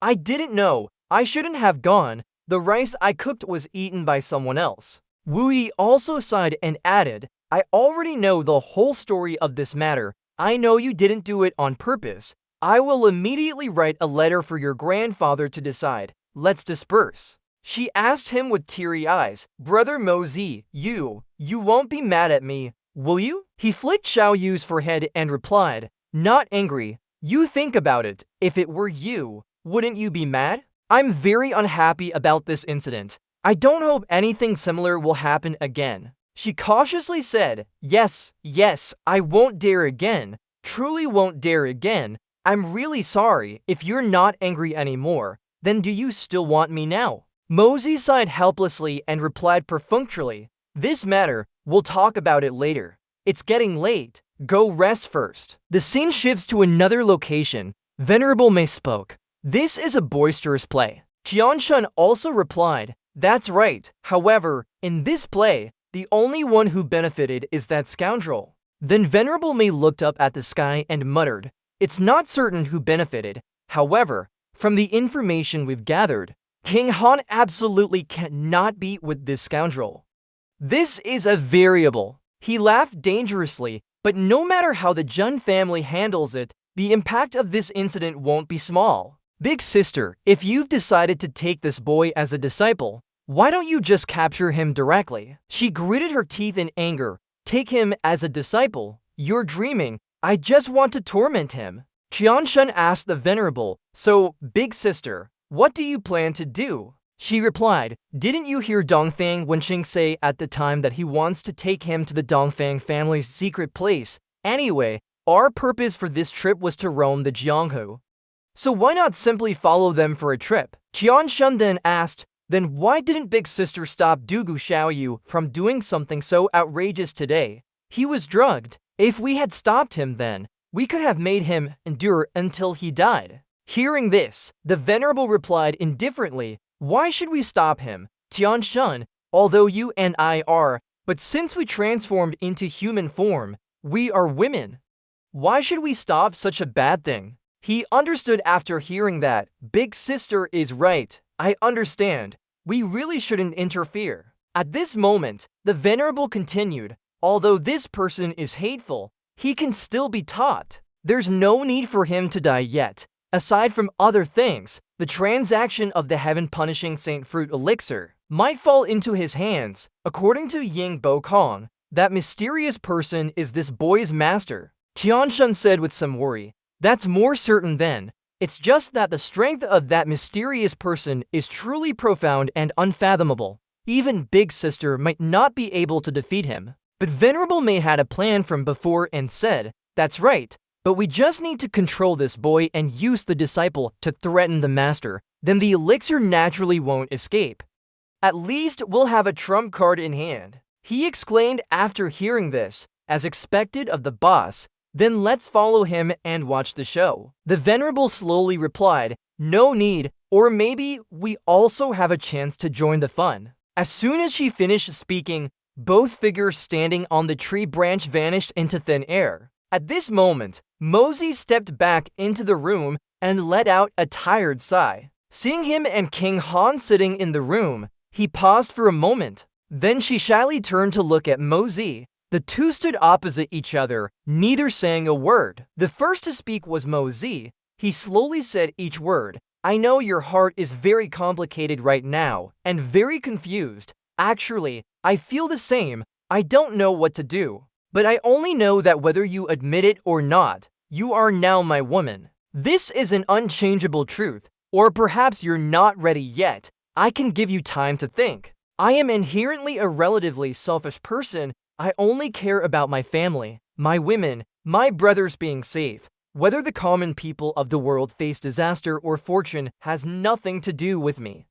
Jun Mosey, at this moment, I should comfort you. You have truly paid too much for me. I'm not a heartless person, but I truly don't know what to say. As soon as he finished speaking, King Han angrily said loudly, what happened today couldn't be helped. It was just a mistake. I saved you because you are the Jun family's only descendant.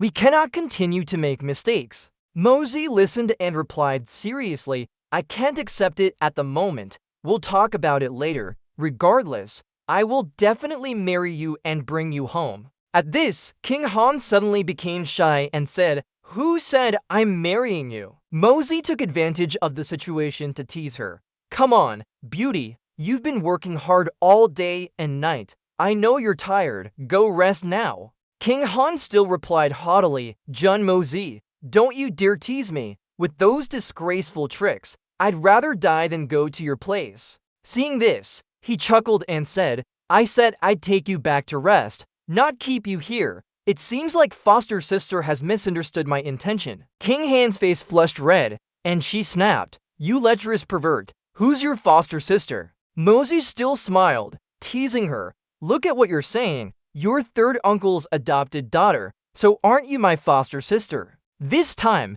King Han didn't reply to him, instead snorting coldly and leaving immediately. As soon as she left, he stopped smiling and muttered, I should go see Zhang Kaishan and the others now. After saying that, Mosey used teleportation and disappeared in just 1 second. The scene shifts to another place, still lit up at night. Huai Yu bowed his head and said in a low voice to the person opposite, in your opinion, how much of this matter is true? If there really was such a person behind the Jun family, then the tragedy of 10 years ago and all those other miserable events wouldn't have happened. But now, such a person has appeared. Don't you find it very strange? Do you think this is a joke made by the Jun family themselves? Hearing him ask that, Shang Yu also expressed his thoughts. In my opinion, the truthfulness of this matter is indeed not small. I think the only reasonable explanation is that recently, for some unknown reason, the Jun family managed to attract such a master. Huai Yu added, whether it's recent or has existed for a long time, this person is indeed a real existence. There's no need to doubt this. Shang Yu stated his thoughts. Now it seems that the Jun family having such powerful assistants might not necessarily be a bad thing for His Majesty and the entire Tiexing Empire. As long as we maintain the current relationship and draw them in further, Jun Zhanshan is definitely not someone who forgets kindness and old affections. Hearing him say that, Huai Yu muttered, repeating, Jun Zhanshan is not someone who forgets kindness and old affections. At night, in the Jun family's manor, a servant's loud voice suddenly rang out, Master, secret report from Qianan. Wanli hurriedly took the letter from the servant's hand. Give it to me. After reading it, he laughed loudly and said, it's nothing. Mosey is well and will arrive at the Kai clan tomorrow. However, Mosey is about to go to the Dongfang family with his maternal uncle. This is an invitation from the Dongfang Three Swords. Old Pang, hearing Wanli say that, also happily replied, Master, this is truly great news. The more he spoke, the more Wanli sighed. It truly is worth celebrating. The Dongfang family's treatment of our Jun family back then was a great kindness. This child Mosey is clever and talented.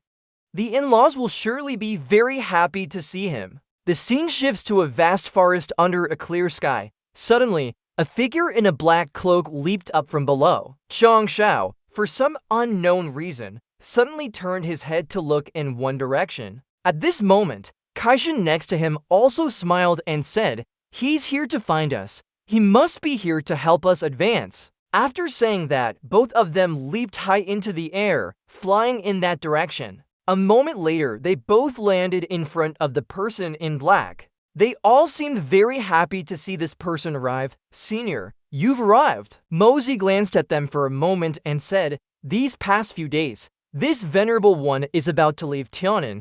I suddenly remembered my previous promise to you. A person must be trustworthy.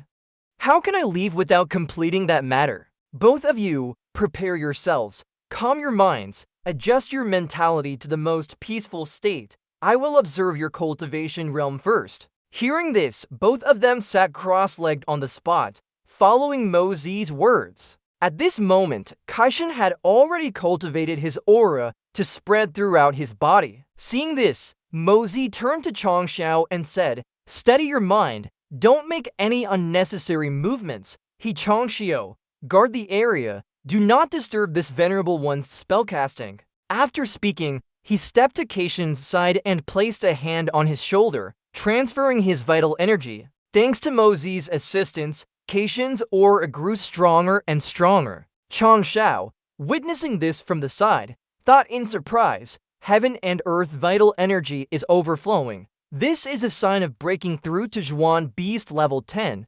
How can this be?" At this moment, Kaishin's aura had reached its peak, gathering and flying into the air, forming a golden orb of light. In the very next second, he transformed into a giant golden bear, roaring to the heavens. All the Zhuan beasts of the Heaven's Punishment Forest fell silent, knowing clearly that a peerless powerhouse had emerged in this forest once more. A moment later, Kaishin returned to his human form. The aftershocks he created still echoed throughout the forest. Kaishin immediately knelt before Mosey. "Thank you, Senior." Even Changxiao next to him smiled happily. He asked in great confusion, "What are you doing? This was just a bet. I'm merely fulfilling my promise. Why go to such lengths?" Kaishin replied without hesitation, "Although it may be nothing in your eyes, to this old Zhong, this is recreating the heavens and earth.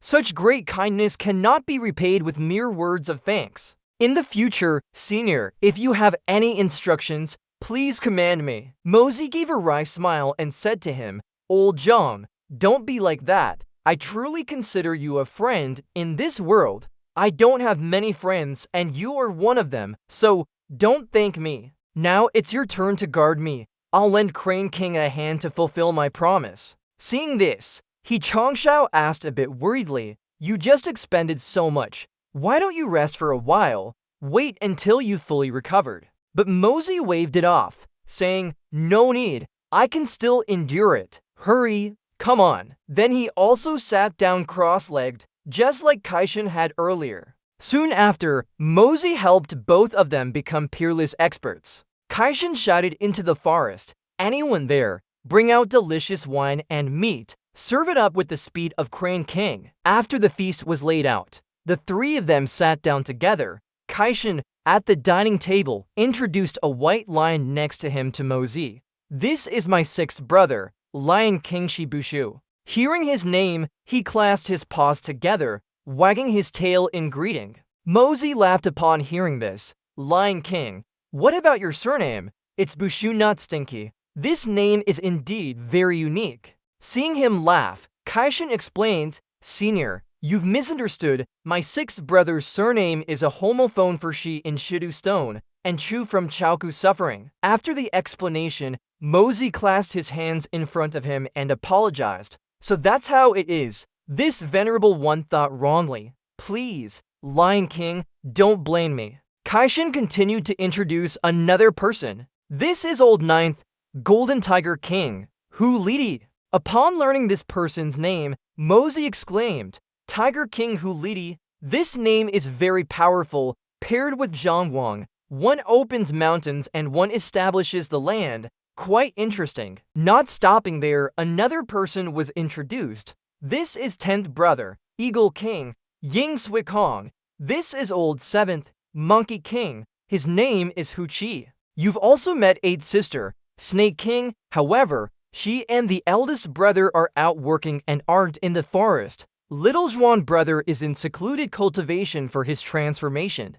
He hasn't appeared for 3 years. McTonnell understood. So that's how it is. Before, I regretfully only met the Heavenly Punishment Beast Emperor, Venerable Mei, for a moment, and then there's the Snake King, Little Brat.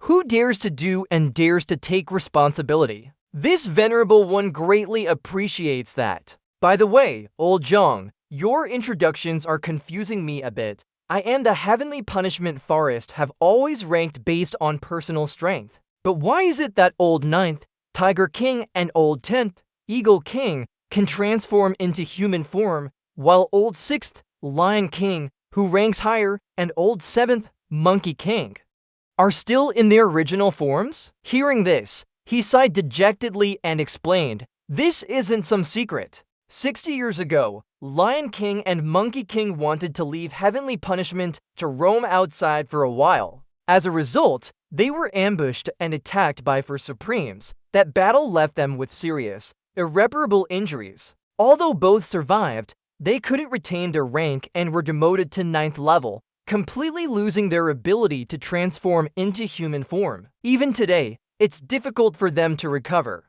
Among the 4 great Supremes who acted at that time, there were those 2 scoundrels, Lei Baoyu and Bu Feng. That time, eldest brother was furious and personally stormed into the Shunxi Immortal Palace to demand justice, but he was outmatched. Ultimately, he had to give up. Mozi replied to Chongshao, "Shi Liu and Huqi's injuries are indeed not light. Many parts were severely damaged and shattered, obstructing the circulation of their vital energy in the Danshan. Furthermore, there's a strange, malicious power that has been lurking in their meridians for years. It's difficult to dispel. This is a type of yin poisonous energy, constantly destroying your meridians, which had recovered early on." Whose profound technique is this yin poisonous energy among the 4 great Supremes? At this, Changshao angrily replied, "It's Yin Wine Supreme, Yin Huangquan." Kaishan also cautiously added, "Senior, if you've already found out,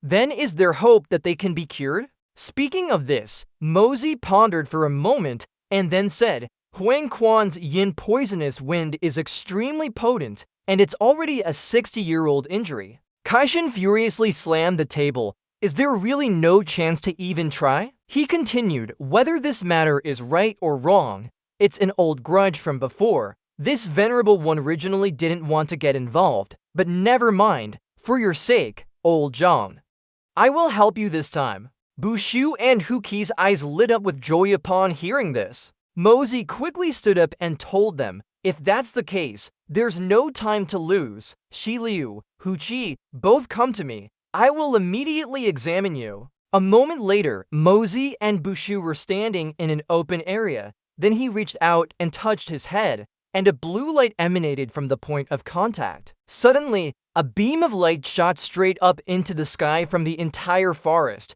accompanied by a tragic cry. Bushu had now fallen unconscious and coughed up a mouthful of blood. Mozi didn't hesitate, immediately turned around and loudly said, "Next one." Huqi, seeing it was his turn, thought to himself in fear, "Actually, being a monkey is quite good." But when he saw Bushu had transformed back into a human, he was startled. "Oh, the effect is that good. To hell with it then." Huqi watched Mozi approach, too scared to speak. Just a second later, the forest once again echoed with Huqi's painful screams. He was now lying prostrate on the ground, groaning in pain, but he had also transformed into his human form. Seeing this, Mozi smiled and said, "All right, everyone can slowly start drinking now." Shangshao was deeply moved, thinking, "Too powerful, too touching, too amazing. If this senior ever needs our help in the future, we will all gladly assist without reservation."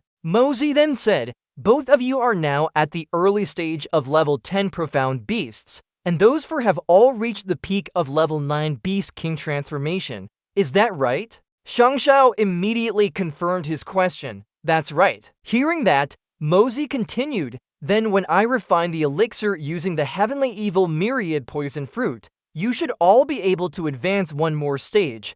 based on your current level. Sheng Xiao eagerly asked him, if you're refining that divine elixir, it seems you're still missing a few ingredients, aren't you? Mosey seemed quite surprised to hear him ask that. Indeed, not just one ingredient. How do you know I'm missing a few medicinal herbs? He replied with a smirk, I was just guessing. The medicinal herbs that Senior needs are probably not ordinary items. Mosey didn't hide anything and replied, that's right, the spirit elixir I intend to refine cannot be compared to ordinary things. The heavenly evil myriad poison is merely a catalyst.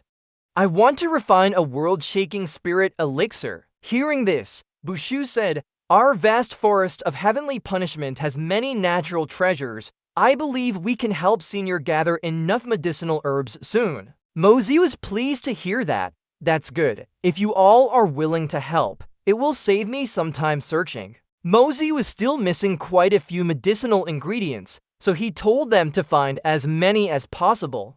Gather as much as you can. After you've collected a batch, send someone to the Jun family in Tianxiang City. I'll go there periodically. Kai Shen and Sheng Xiao happily agreed. Senior, don't worry, everything is taken care of. Mosey bid farewell. It's getting late. I have other matters to attend to, so I'll be leaving first. They all echoed their goodbyes to him. Senior, take care. The scene shifted to the camp of Wu Yi and Mosey's group. King Han walked from outside into her tent. She tiredly lay down on the bed and let out a sigh. King Han recalled Mosey telling her, you are now truly my woman. When things settle down, I will definitely marry you. When things settle down, I will definitely marry you. King Han tightly closed her eyes, tears streaming down. Suddenly, she heard a soft voice, Sister Guan, are you all right? It was Xiao Yu. She cautiously approached King Han's bed. Then Xiao Yu glumly said, Sister Guan,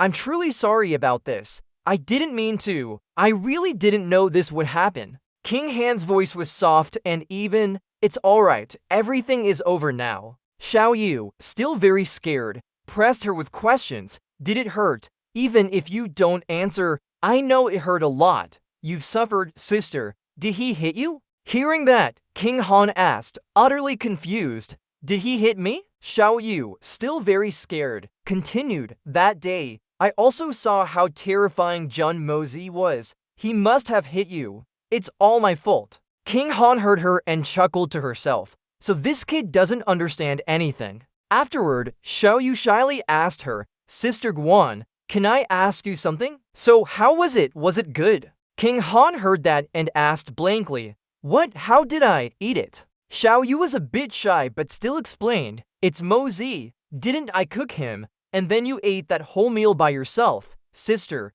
how exactly did you eat him? King Han heard that and replied very shyly, Xiao Yu, what are you talking about? How can a girl ask such embarrassing questions? I'm tired now. You should go back and rest too. But Xiao Yu was determined to get an answer. Come on, just tell me. We're both girls.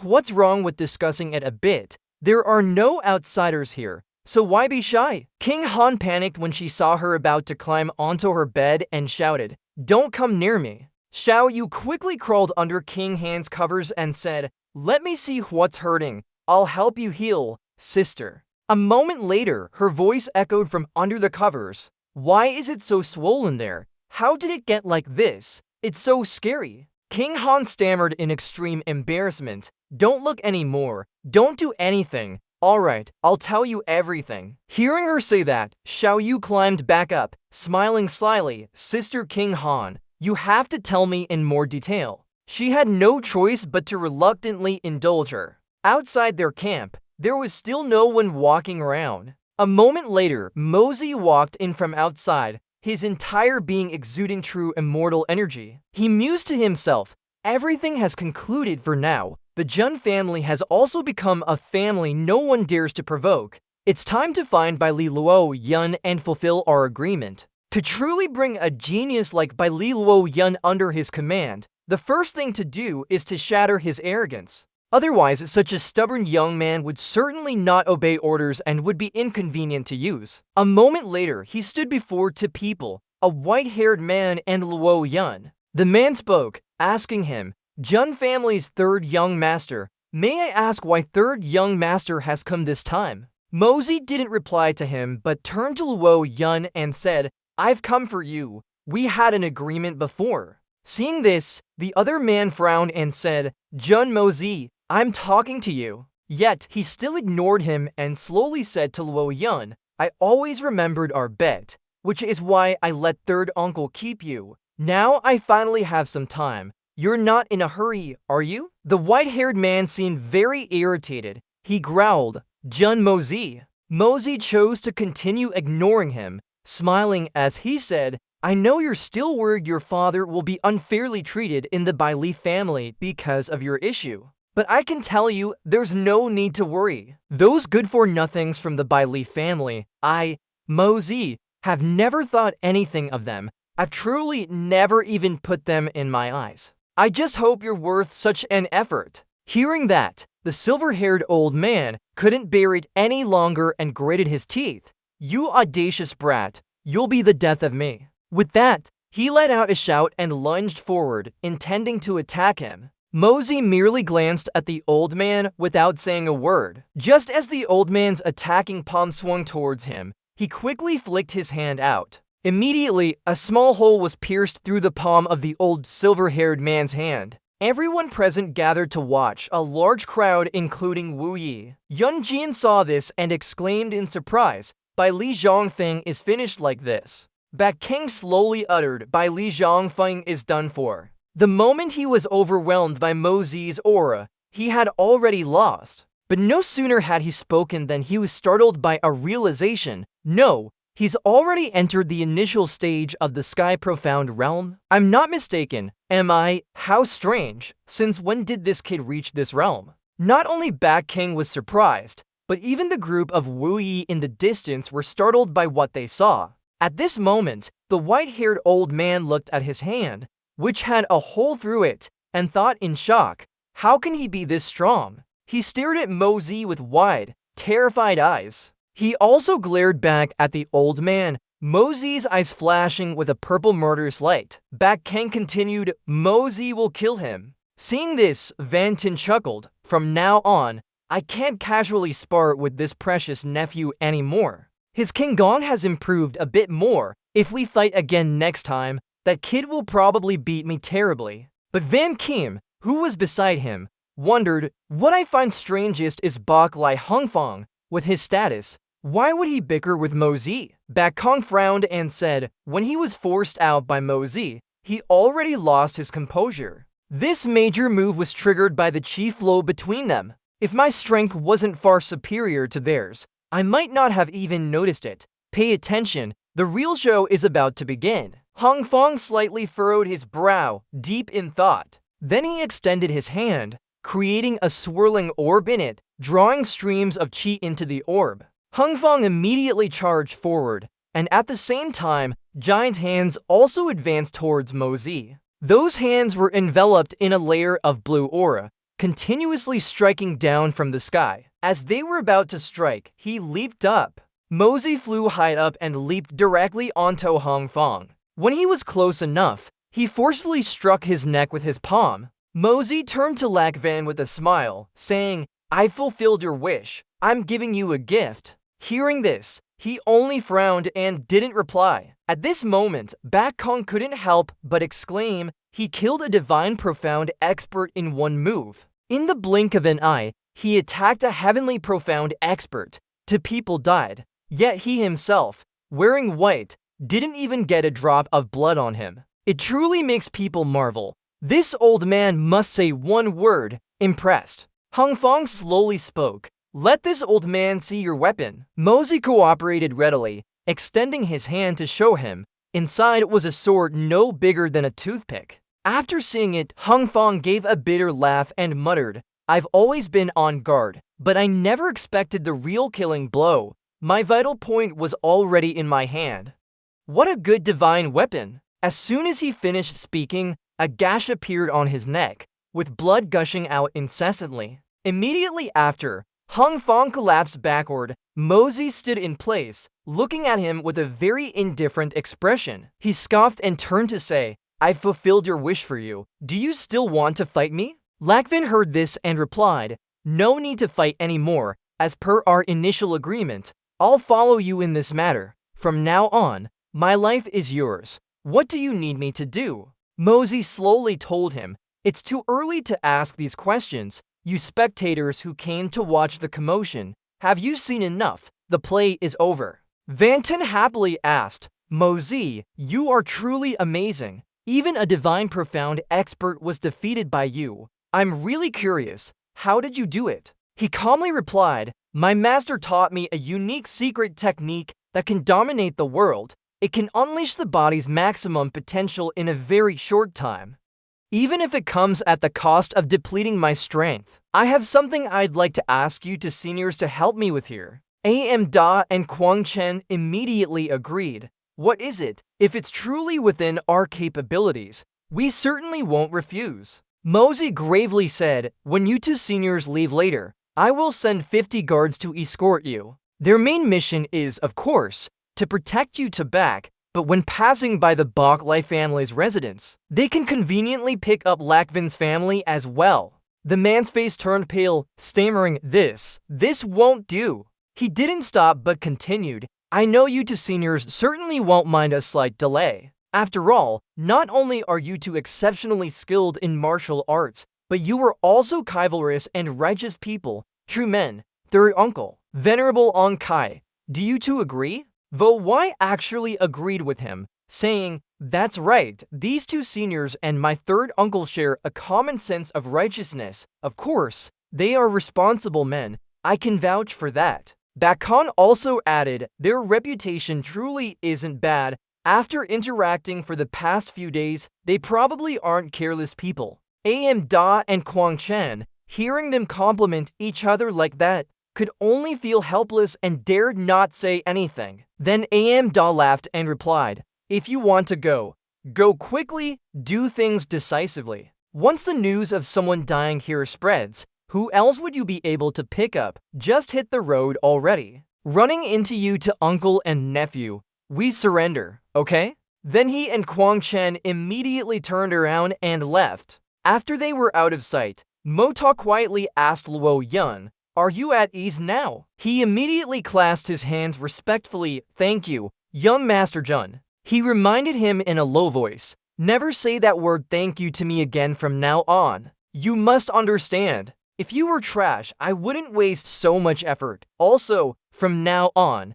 just call me young Master Thi Wujer is fine. Don't call me young Master Sang Ti at all. These are the tasks you must complete within the next 2 months. In these 2 months, everything must be finished. After that, come to Tianxiang City to find me. And if it's not done in 2 months, I will still take good care of your family. But as for you, you don't need to come back." Just then, Mota looked directly at Luo Yun, his voice cold. "There are exactly 50 people here. Behind each of the 11 names, there is evidence of their crimes. You must kill all 50 of these people within 2 months. And at the same time, establish a reputation that belongs solely to you. Understood? Good and evil will eventually be repaid. The heavenly principle cannot be ignored. If one wishes to kill, then a floating cloud falls from beyond the heavens." On this side, Luo Yun's face was serious, and the corners of his mouth did not move at all. Seeing this, Mota smirked.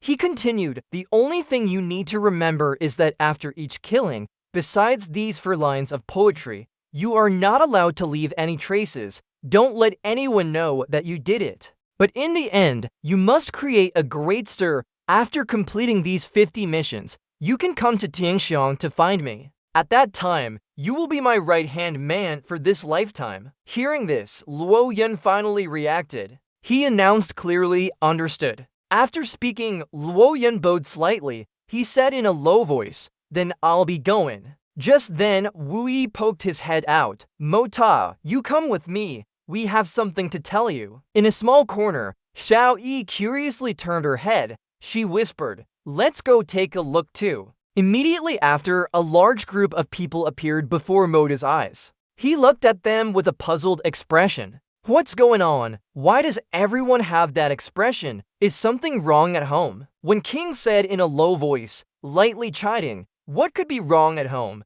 It's all because of you, kid. Wu Yi coughed lightly. He slowly began, Mota, regarding the matter between you and King Han. I just discussed it with your 3 maternal uncles. Although I have adopted King Han as my goddaughter and dissolved the engagement between our 2 families, outsiders still don't know, and even your grandfather doesn't know. He frowned. Mota asked seriously, "Third uncle, what exactly do you want to say?" At the same time, Wen Jian chimed in. His voice deepened as if to hide a worry. "I really don't know what you're thinking, kid, even though you don't practice martial arts. But you should consider that if your grandfather finds out about this, he will certainly fly into a rage." Wu Yi looked up at Mota. If the family head and housekeeper find out, it'll be hard to avoid a huge uproar. Therefore, I have discussed with your maternal uncles. After uprooting the Heavenly Army camp, you don't need to follow us back to Tianxiang anymore.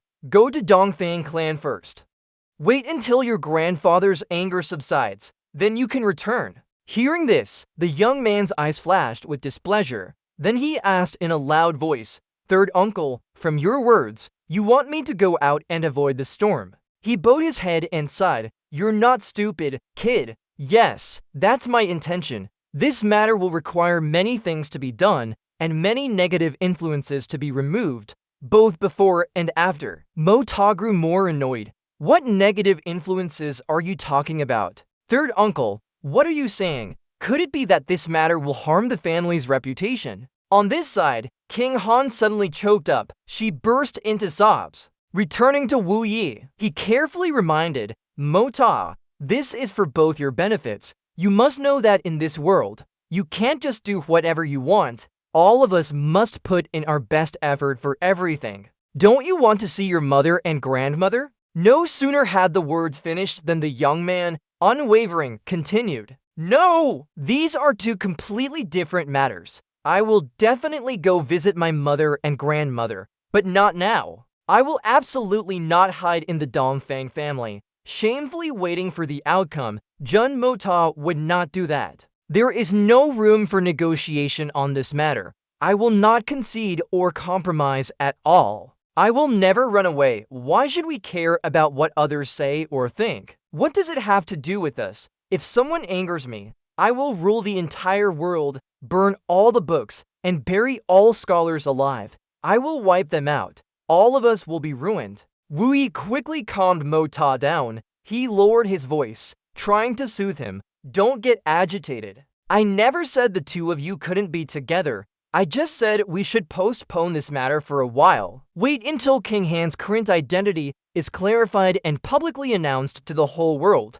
Only then can she officially and honorably become your wife. Can't you wait a little longer?" The young man frowned slightly, showing his dissatisfaction. "So what? Do you know that if I leave, who will bear all the blame and pressure? Who will bear it?" Mota suddenly swung his hand towards the curtain, and in an instant, the fabric fell down. Only then did they see King Han and Xiaoyi already standing there. He declared loudly, "If I leave, my heart will be relieved and free from all punishment. All scandals will have nothing to do with me. But this doesn't mean all of this is over. There's still someone who has to bear it all. And that person is her. Guan King Han." Mota gently took her hand and started to walk. He emphasized each word. "If I run away, my woman will have to endure all these things for me. Do you think a weak woman like her can bear it? Wouldn't this be enough to kill her?" King Han suddenly lowered her face, the corner of her mouth curving slightly. Wu Yi stated clearly, "I will hide King Han at home, not letting her hear any rumors. By the time she appears, everything will be settled." Mota's mouth curled up. "Will everything truly be peaceful? My woman, I will protect her myself. This is my responsibility. I will never run away, never. So what if the whole world curses and criticizes me? Alone, I can sustain this world for my woman. Even if I have to kill everyone in the world, I will still follow my own path. I will never back down." King Han's face had already turned crimson. Xiaoyi secretly wondered, would His Excellency do the same for me one day? A moment later, Wu Yi burst into hearty laughter. "All right, that's right. You truly deserve to be my grandson. Jun Mozi, such responsibility and masculinity are truly commendable. This is what a real man is like. Wen Dao chuckled softly, looking straight at Mo Zi. That spirit.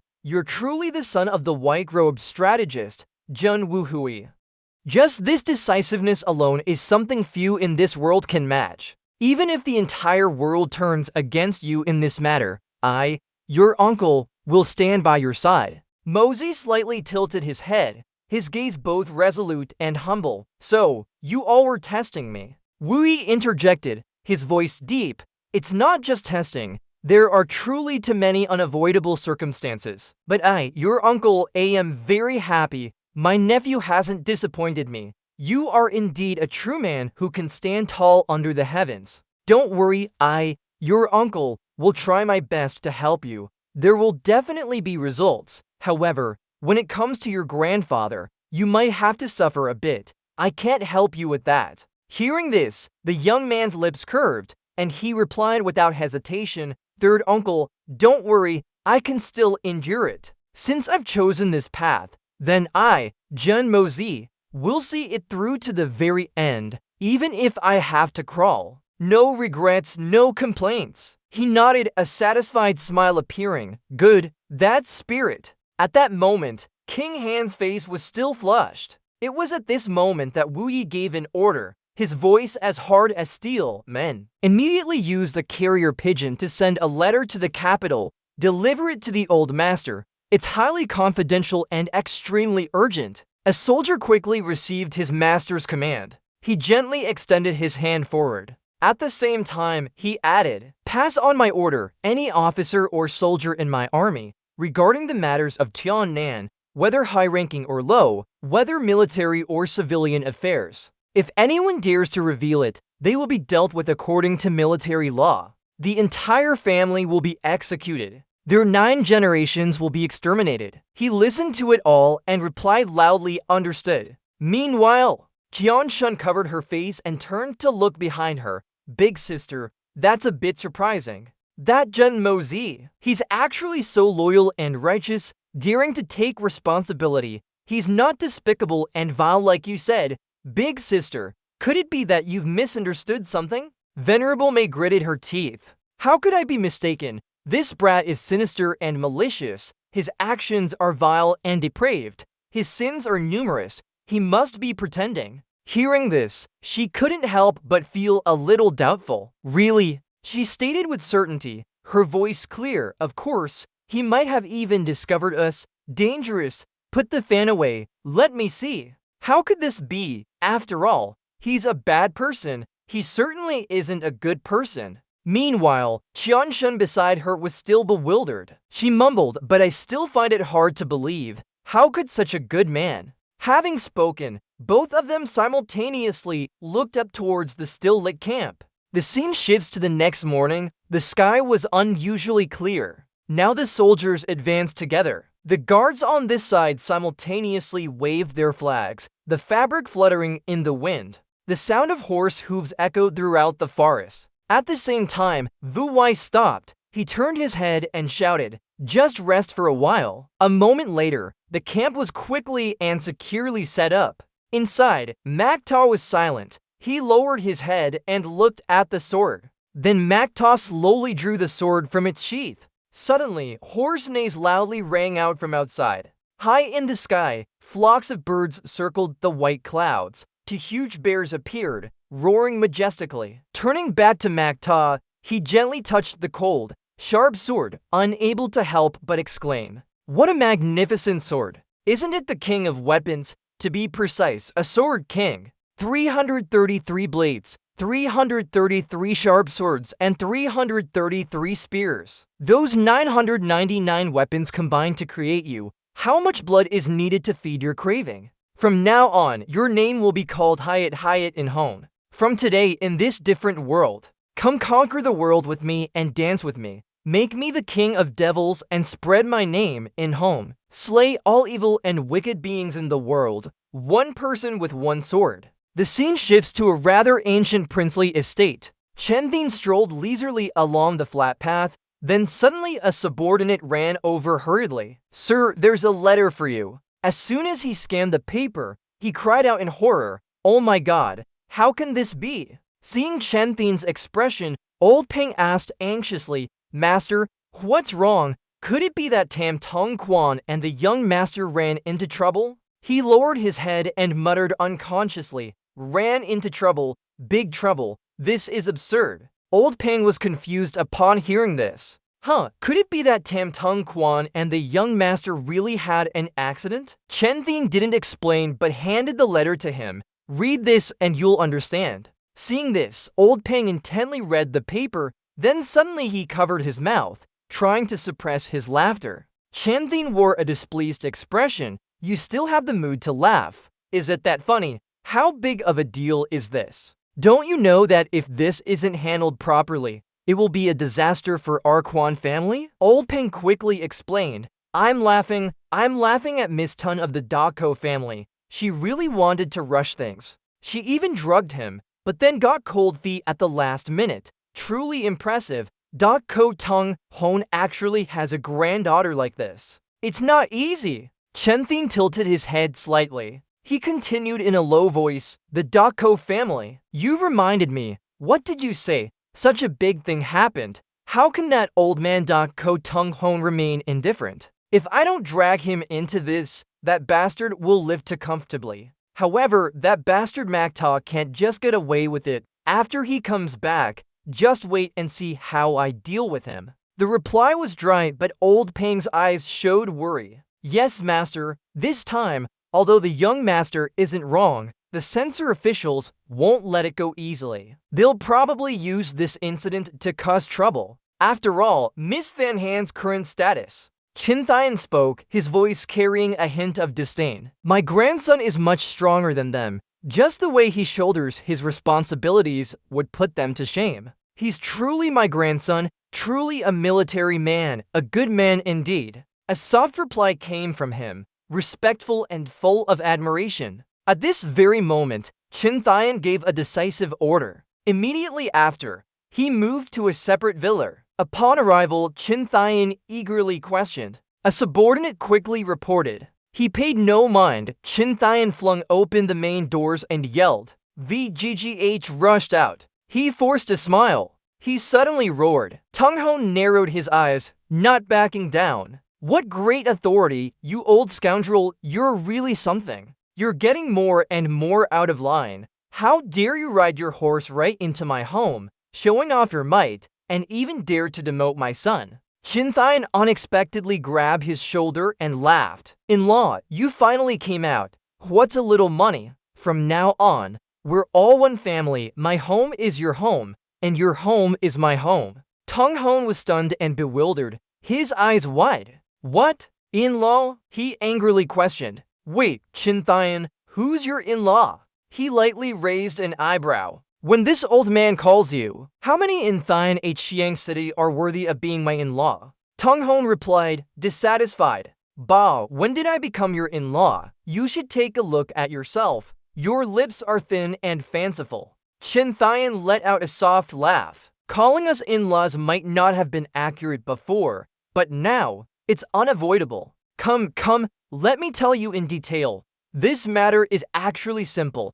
Just one sentence. The rice is cooked, you understand what I mean, right? VGGH felt a slight shiver and thought to himself. This doesn't feel right, maybe I should run? VGGH cleverly found an excuse. No sooner had he finished speaking, Tung Hon looked at him and yelled. Then he turned back. His voice lowered. As soon as he stepped inside, Tung Hon urged. Chin Thian tilted his head slightly. He paused for a moment, then spoke. It's like this. The scene now shifts to outside the villa. Returning to Chen Thin, he laughed heartily. Old Dugu, haven't we become in-laws this time? No matter who took the initiative. After all, what's done is done. Mota will definitely take responsibility to the end. Vodik furiously gnashed his teeth. I'm so angry I could die. That little beast Mota. How dare he do something so despicable like this? I won't forgive him. I want to tear him into 1,000 pieces. Castrate him again and again. Tung Hon turned to him, grabbing his collar tightly and yelling, this is what your precious granddaughter, whom you raised, did. She trampled herself, Fine, but she also harmed another young lady. Do you still have the nerve to blame others? How can you blame that Mota today? This old man is going to break your legs, you little brat. Tung Hon couldn't help but roar. My daughter, your daughter, Dugu Tung Hon, I truly am a disgraced family. Raising a bunch of unruly brats like you, hiding things from this old man, right? Now something has finally happened. Are you happy now? After speaking, he suddenly fell silent, not uttering a sound. Then Tung Hon suddenly lowered his head, exhaling softly. His body stood perfectly straight, like a statue. At this moment, Tung Hon suddenly spun around, shouting, "Don't!" As soon as he finished speaking, Tung Hon unexpectedly leaped up, then without hesitation, kicked Vo-Dik directly in the right cheek. He was immediately kicked forcefully outwards. Vo-Dik lay face down on the ground, looking very pathetic. It didn't stop there. Tung Hon quickly rushed forward, fiercely stomping down. He cursed, "This old man is furious. Damn it, your grandma. I'm so mad." Witnessing the scene, everyone simply watched in silence, no one daring to intervene. On this side, the others tried to avoid it, whispering to each other. Seeing this, Chen Thin shouted, "Why are you still gathering around? Get out, all of you. Don't you know this is a military secret? Anyone who dares to peek and leak information, this old man will wipe out their entire clan." The man interjected with a weary voice. "Huh, military secret again? What's going on?" Another person interrupted. "Let it be. These are all secrets among high-ranking families. It's best if lowly people like us don't get involved." Returning to Tung Hon, he was wildly beating Vo-Dik. Chen Thin frowned, feeling helpless and not knowing what to do. A long moment later, he gently calmed down. All right, I say, old Dugu, that's enough. If you keep hitting him, you'll really be sick. What's more, whatever, it's legitimate, but what about grandma? Old and improper, and it also crossed the line of seniority. What, are you trying to fight or rebel? Do you still want peace? The sound of a wooden staff suddenly slammed to the ground, echoing loudly. Under the scorching sun, two figures appeared, only to see the first-rank madam and a woman approaching. She stopped in front of them, silent for a long time. The first-rank madam questioned loudly, "Just how big of a deal is it? Is it really this bad? You actually beat him into this state. Don't you know how to go easy? You scoundrel, you didn't say anything, didn't advise. Instead you added fuel to the fire, speaking extremely hateful and sarcastic words. I'll settle accounts with you later." Tung Hon immediately looked up. He gnashed his teeth, still asking what happened. This unfilial son. He's really making this old man mad to death. Don't stop me today. It'd be good even if I beat him to death. At least if I beat him to death, I have some peace. Even if I don't beat him to death, I must at least break his legs. That's for tricking me. After speaking, Tung Hon turned around. He snorted coldly. At the same time, the woman bent down to help Vo-Dik up. He coldly swung his hand away, not needing her help. The woman's body, due to inertia, fell to the ground. Before Vo-Dik's cold demeanor, she cried out in indignation. Witnessing that scene, the first-rank madam couldn't help but shout, "Damn it, what's wrong with you, you beast? How dare you vent your anger on your wife? Are you even a man?" He brazenly retorted, "Mother, you tell me, the good daughter this wife gave birth to, the good daughter she raised, has now done such a shameful thing. Even if I beat her to death, it's considered light.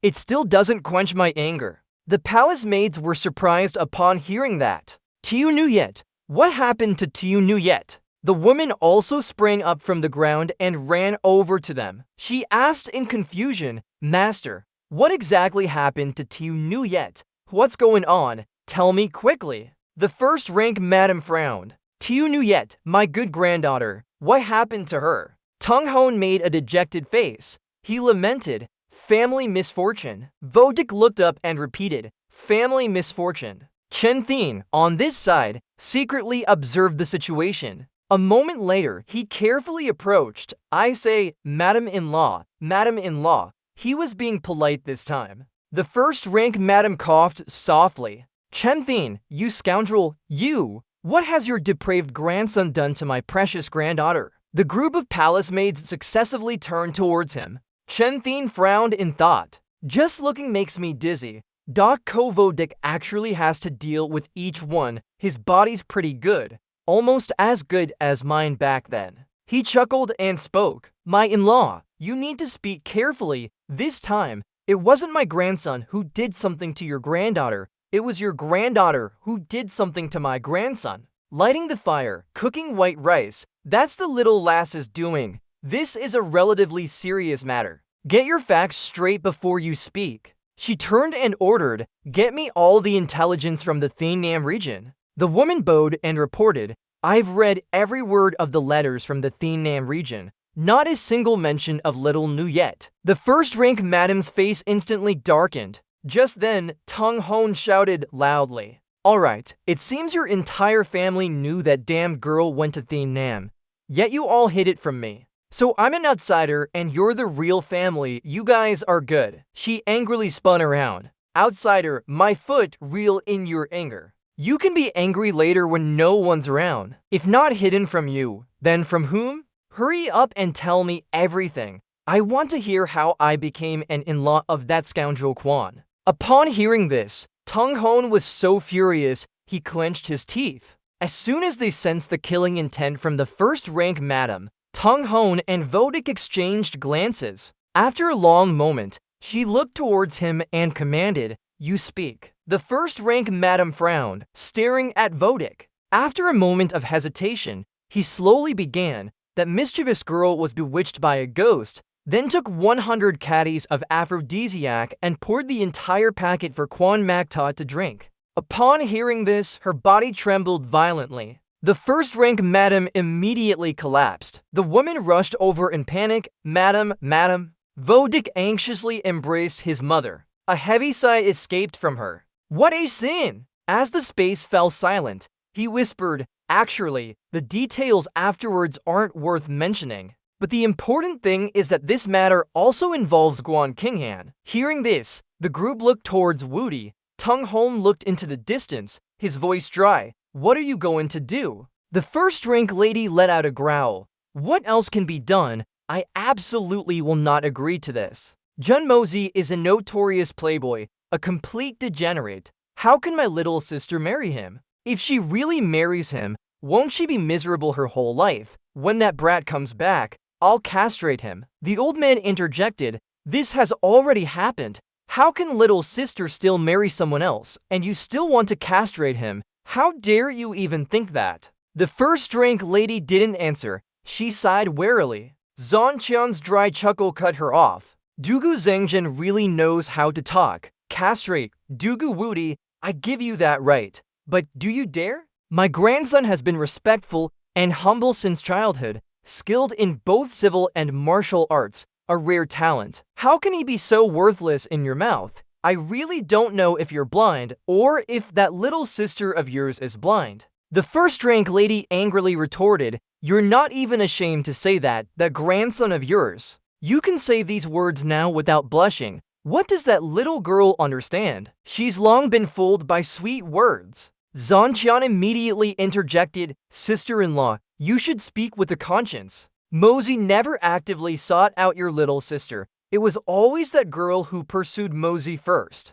Everyone knows this. I heard that when Mozi organized the Noble Path, someone boldly said, If this old man really runs out of money, he'll let his daughter pay the debt and accept that brat as a son-in-law to settle this debt. Isn't that right? She turned to him, questioning, You beast, you said these words. Wudi unconsciously mumbled, I was being asked for money by that brat at the time. I just said it casually. No one took it seriously. The first-rank lady continued dissatisfied. Pfft, no one took it seriously, yet you could say it? Zhang Qian calmly said, Sister-in-law, I don't want to argue much. I'm just here to solicit your opinions. Mozi isn't necessarily going to marry your daughter. In this capital, there's not only your family's daughter. Princess Lingmeng comes to my house every day. Is being a consort or a royal relative worse than being your family's son-in-law? Furthermore, the aphrodisiac was personally put in by your daughter. implicating King Han. Even if King Han broke off her engagement with her Jun family, she is still nominally the wife of my eldest grandson. Now this has happened. Even if you don't marry off your daughter, you must explain to me, or you give me back the 90 million taels from before. We can consider it even. Woody's expression was somewhat sour. Just then, the first-rank lady suddenly had an idea. She sharply asked, why did the guards in the family have aphrodisiacs on them? These guards were all loyal and dedicated men chosen to go to The Nam. Before leaving, they were also responsible for protecting the family members of the clan. Why would they have aphrodisiacs on them? Taken aback by the sudden question, Tong Hon couldn't help but feel a little strange. Meanwhile, Woody's mouth was agape, unable to utter a word. The women over there fixed their gaze on him. Zhang Tian cleared his throat a few times. The medicine that girl used, I heard it's specifically for men, for balancing 100 caddies. I heard that guard's body had some ailments, wasn't quite right. Tong Hon listened emotionlessly, his brows slightly furrowed. Wu De bit his lip tightly, not uttering a word. The two women suddenly fixed their gaze on him. Tong Hon once again grabbed Wu De by the collar. He almost roared, you damn scoundrel. With nothing to do, you've piled up a 90 million debt for this old man, and your daughter is even worse, stirring up such strange news for the whole world. I'll beat you to death, you scoundrel. Tong Hon tried to mediate. It's fine to postpone the wedding for now, but regarding this matter, although our two families have never lied, this time we are forced to make an exception. No matter what, your Jun family's reputation must not be damaged, and my little sister's honor certainly cannot be ruined. Zhang Qian growled angrily. How are we going to deal with this matter? I'm hastily ranging countermeasures here. Although this matter has been silenced, the order is from Tiannan. But surely the great families have already received the news by now, and His Majesty must have known even sooner. Now I'm completely overwhelmed, and you father and son are still bickering here. Don't you know time is precious? He pressed his lips tightly, his voice escaping through the gap. Honor. What honor is there left now? She actively drugged him, and you still talk about honor. Tong Hon angrily pointed at Wu De. That's your obedient daughter you raised, your well-behaved daughter. All face is lost. She's a dignified maiden, a noble lady of the clan, yet she's done such a disgraceful thing. It's truly infuriating, this old man. A woman timidly retorted, isn't it because you usually spoil her so much? We only raise our voices a little at her, and you fly into a rage, let alone discipline her. Now she's completely lawless and unrestrained. You must bear 90% of the responsibility. Zhang Tian smirked. Then our two families must prepare well. You must know that the imperial censors in court can drown people with their spit. This matter is so clear, any defense would be meaningless. I'm in the light, they're in the dark. We must cooperate seamlessly, attacking them all at once. Otherwise, I don't even dare to imagine the outcome. He secretly breathed a sigh of relief. Finally, he had tricked them into standing entirely on his side, but it wasn't easy. However, with this, victory is basically in hand. Two military families allied possess unprecedented power. What scholar in the world would dare to obstruct them? The first-rank madam immediately spoke up. Old General is right. Our two families must work together and overcome this difficult hurdle first. As for the marriage, it's not too late to consider it slowly. Discuss it slowly. No, the marriage must be settled soon. It's better to be safe than sorry. What if she gets pregnant? Tong Hon and Wu De turned back confused. It can't be, can it? That's impossible. He quickly interjected. Mother is overthinking it. It was just once. How could such a ridiculous thing happen? If his strength were truly that potent, old Jun would have been overjoyed. Besides, my little sister is still young. She's only 16 this year. It's a bit early. The first-rank madam grumbled. A young man and woman's first taste of intimacy, and it will still take 2 months to reach the capital. What if she accidentally gets pregnant?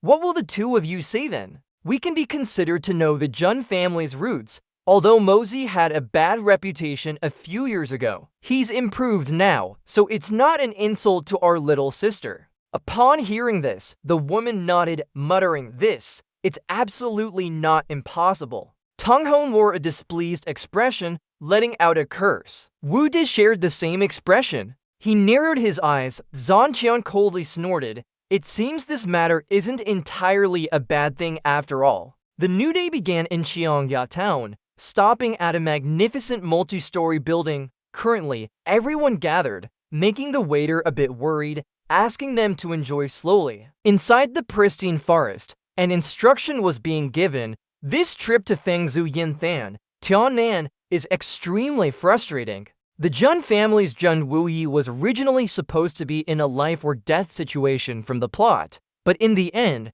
it turned into an extreme reversal of fortune. The situation turned out well and safe, even making Silver City, despite its power, not dare to make a move. But from beginning to end, there was no opportunity, and in the end, an extremely mysterious man in black appeared and completed it. His strength was so great that even the 6 elders and the 7 swords were weary, and the purple eyes in his memory appeared with the words. In front of the 3 elders, the person believed to be the mysterious man in black appeared, and in the vast forest, the sound of him instructing his subordinates continued to echo. Fearing that the mysterious person would cause trouble for me because of the Zhen family, they even fled before the matter was over. Prepared to go to Tianxiang, depart from the noble road, and quickly march back to Silver City. Obeying the order, the masked man quickly teleported away. Following that, all 3 shot out like lightning according to the command. An eagle flew straight to Silver City.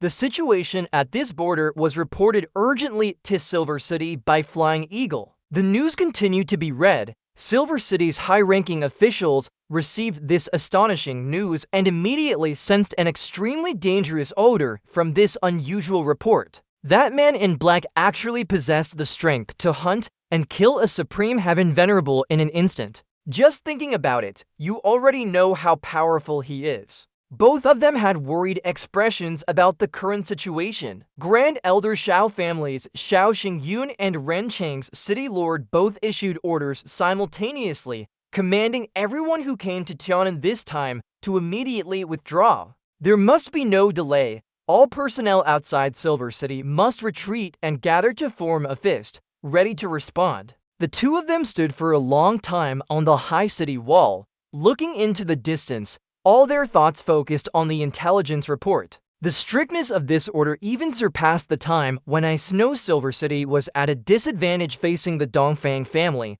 At that time, even though Silver City was at a disadvantage, it was confident it could turn the situation around. Firstly, Silver City's high-ranking officials had not yet gone all out, and secondly, the continental masses would not sit idly by and watch the Dongfang assassins rampage across the world. The truth was also like that. The wrinkles on his aging face deepened a bit more, but the situation was completely different from that mysterious level of terror. It had far exceeded what the Luofeng family could imagine, especially since he would not oppose the entire world. If he truly confronted Fengsu Silver City, other countries, other forces would still sit by and watch. Absolutely no one would join forces with Silver City like last time. The 6th elder realized the myriad difficulties, so this order was extremely urgent. From this order, one could see the shock, tension, and even panic among the high-ranking officials in Silver City.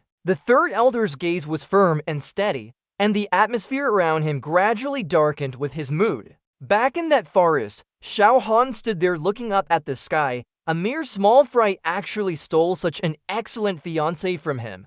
For many years, this person with an overwhelming sense of superiority had long been accustomed to striking down the weak. No matter how heroic he is, no matter how arrogant and stubborn he is, I myself possess strength far exceeding his family background. 10 times more powerful than him, I can naturally humiliate him as I please. Play with him, slaughter him. A voice full of anger rang out. I am the darling of heaven. What are you, Zhen Wuyi? He was deliriously excited, which is why for years, Shao Han always felt a perverse pleasure in tormenting others. So you want to steal old Liu from me? Ha!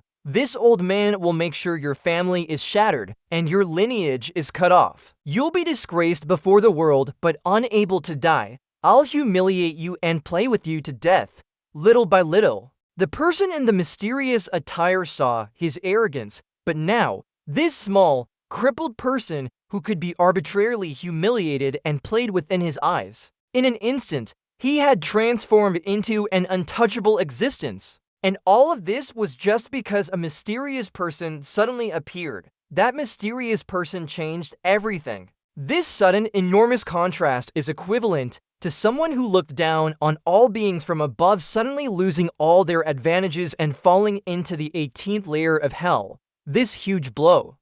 How could Xiao Han, a narrow-minded person, endure it? He exuded a strong, murderous aura, making the people below fearful. Xiao Han felt uncomfortable, so he went mad, or rather, he completely collapsed. Aside from his madness, he had no other thoughts. It was precisely due to Xiao Han's collapse and madness that Silver City's leader for this trip, Xiao Beiwu, could do nothing but choose to postpone the journey. This matter truly made the all-powerful second master Xiao feel utterly disgraced. Even when he faced the even stronger Dongfang old madam that year, he had never been so humiliated. Moreover, it was because Xiao Han knew what he was thinking and what he was hoping for, but he fundamentally didn't dare to appear to fulfill his nephew's hopes, feeling even more guilty in his heart. For Xiao Han, if his living nephew were to go mad, it would truly be unbearable. So the group stopped to rest. He angrily ranted a long tirade,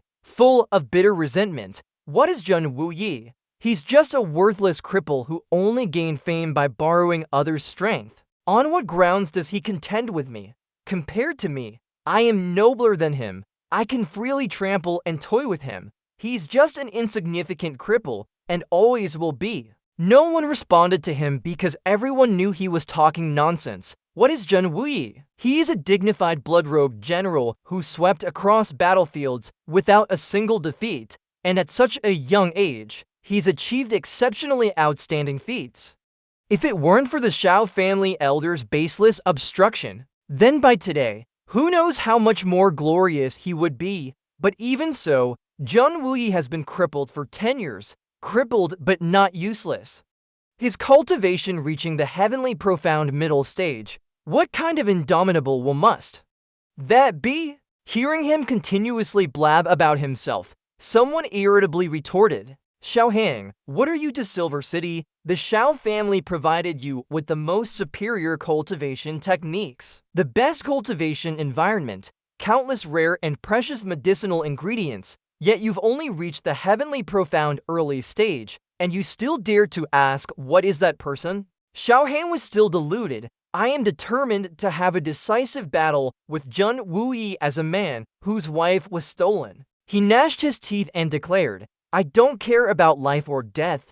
I will definitely fight him. Zhen Wuyi and I cannot coexist under the same sky." His hand beneath was also trembling from being bound too tightly. "If you don't agree, I'll go by myself. Otherwise, I'll self-detonate here. I absolutely cannot go back like this." Yanming saw his madness, but remained silent. A man whose fiancée was stolen, even if he had never felt anything for her before, a mutual annulment of the engagement was one thing, but having her snatched away by another was quite another. Third Elder watched his entire outburst of rage, only able to remain quietly silent. The outburst of madness erupted. Xiao Hang couldn't control his emotions. Everyone had once roamed the Jianghu and possessed manly passion. How could they not understand?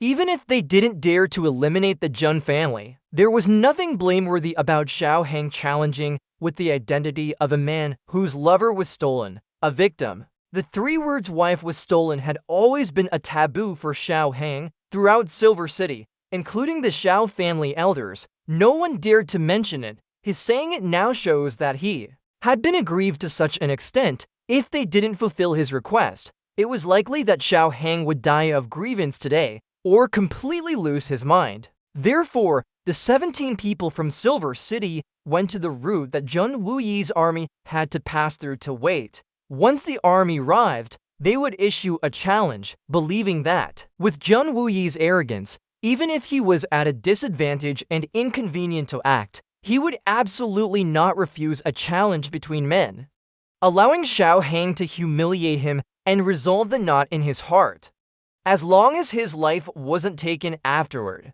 In a secluded place covered by nature, the group was discussing. The group's strength was extremely fast, and they had been waiting there for 4 days, but Zheng Wuyi's army had not yet passed through. Feng Wu sat listening to everyone discuss the current situation. The sky gradually darkened, and the sunset behind the mountain was beautiful. A hand generously offered silver. "We've booked this whole place. Don't let anyone else disturb us." The server happily accepted. "Alright, honored guest." In the distance, two faint figures rode horses through the sunset. In that enchanting twilight, Feng Wu looked forward, and Xiao Hang also cast his eyes towards the two approaching figures. Slowly, their figures became clear. It was Venerable Mei and Tianshan riding horses. Venerable Mei's beauty was truly exquisite, even more graceful on horseback. Yanmeng was captivated by this stunning beauty and was dumbfounded for a few seconds. Sixth Elder and Third Elder also secretly praised. "So, there are such beautiful women in this world. Absolutely peerless beauty, like a demoness who could overthrow nations and cities. What is overthrowing one country or one city if it were for this woman? Even the entire profound continent would be overturned." Venerable Mei dismounted from her horse. She and that woman stood still, observing with their eyes. Feng Wu watched their backs. At this moment, the other woman chatted. "Sister, always traveling like this is really tiring. How about we stay here to rest for a while, have a cup of tea, and then set off?" She agreed with the woman. "My sister makes a good point. Haste makes waste. We can rest for a moment and then depart. After all, they are still behind us." She saw many people around and feared the inn was full. "It's just that there are so many people here already. I wonder if the owner can add to more seats. And if they even have superior quality tea leaves." He interrupted Venerable Mei. "Two young ladies, please sit over here. It's fine for me to stand for a while. This is Han Family Snow Bright, also a top grade, although it may not necessarily catch your eye.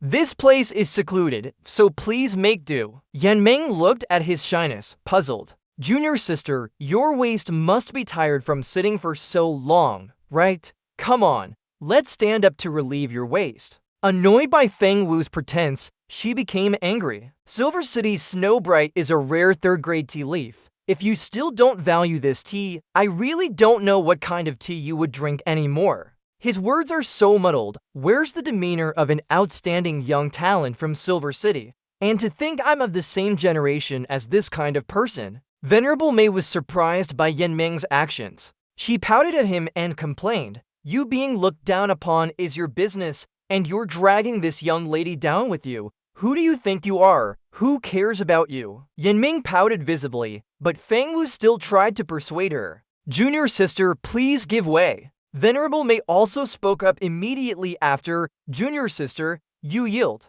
Immediately after, Zhu Tong yelled again. "Feng Yan, how are you talking to the little princess?" Venerable Mei and Tianshan just watched them quarrel. Yanmeng pouted like a child. She continued to sulk, holding a grudge against him for this incident. "Xiao Feng Wu, you're really something today. I truly know what kind of person you are." She ran to hug Zhu Tong, crying sadly in his arms. Feng Wu ignored her. He still invited them to sit. "Young ladies, please sit. Haha, it's been slow in this secluded mountain dwelling. I will personally brew tea for you later." After speaking, to show his sincerity, he dusted off the seats. Seeing such a warm invitation, Venerable Mei was not modest in that case. "Many thanks, young master." The two approached their seats. The third elder looked towards them. He was now mesmerized by her beauty. You're welcome. I am Xiao Feng Wu. May I ask the honorable family names of you two young ladies?" She closed her eyes, signaling Tianshan to answer.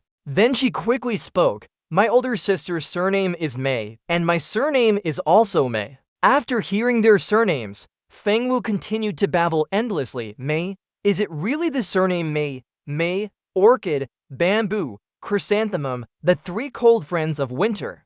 May blossoms nobly in the biting cold. Most resilient to the cold, most elegant, most virtuous, a young lady so fresh and pure, like a descending immortal, truly worthy of this beautiful surname. It really is. It really is. Bayu heard them introduce themselves as May and thought about something. May, he boldly asked for more details. May I ask where your hometown is? Young lady, this old man has traveled the world for decades and knows people everywhere, yet it's rare to meet such an outstanding talent as you. Who knows?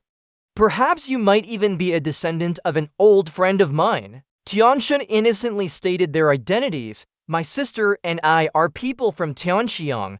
Our family all sells food. The sixth elder, in a good mood, said, to lone women traveling, it seems both young ladies must have extraordinary skills. He suspected they were hiding something, so these two young ladies truly perfectly conceal their cultivation from my eyes. Then how high is their strength? Is it possible? Bayu stood motionless, showing no emotion. He was serious. Tianshan covered her mouth, showing a shy expression. Venerable May, on the other hand, smiled faintly at his probing gaze. Bayu was suspicious of the two. It seems to be an illusion. Lately, I've been overly paranoid. These two girls have no profound chi fluctuations. As long as they're not from Tiannan, it's fine. If Fengwu has a good impression of this young lady, I've never heard of any family in the secular world that can resist the allure of Fengzu Yinchang. For a man to have 3 wives and for concubines is very normal.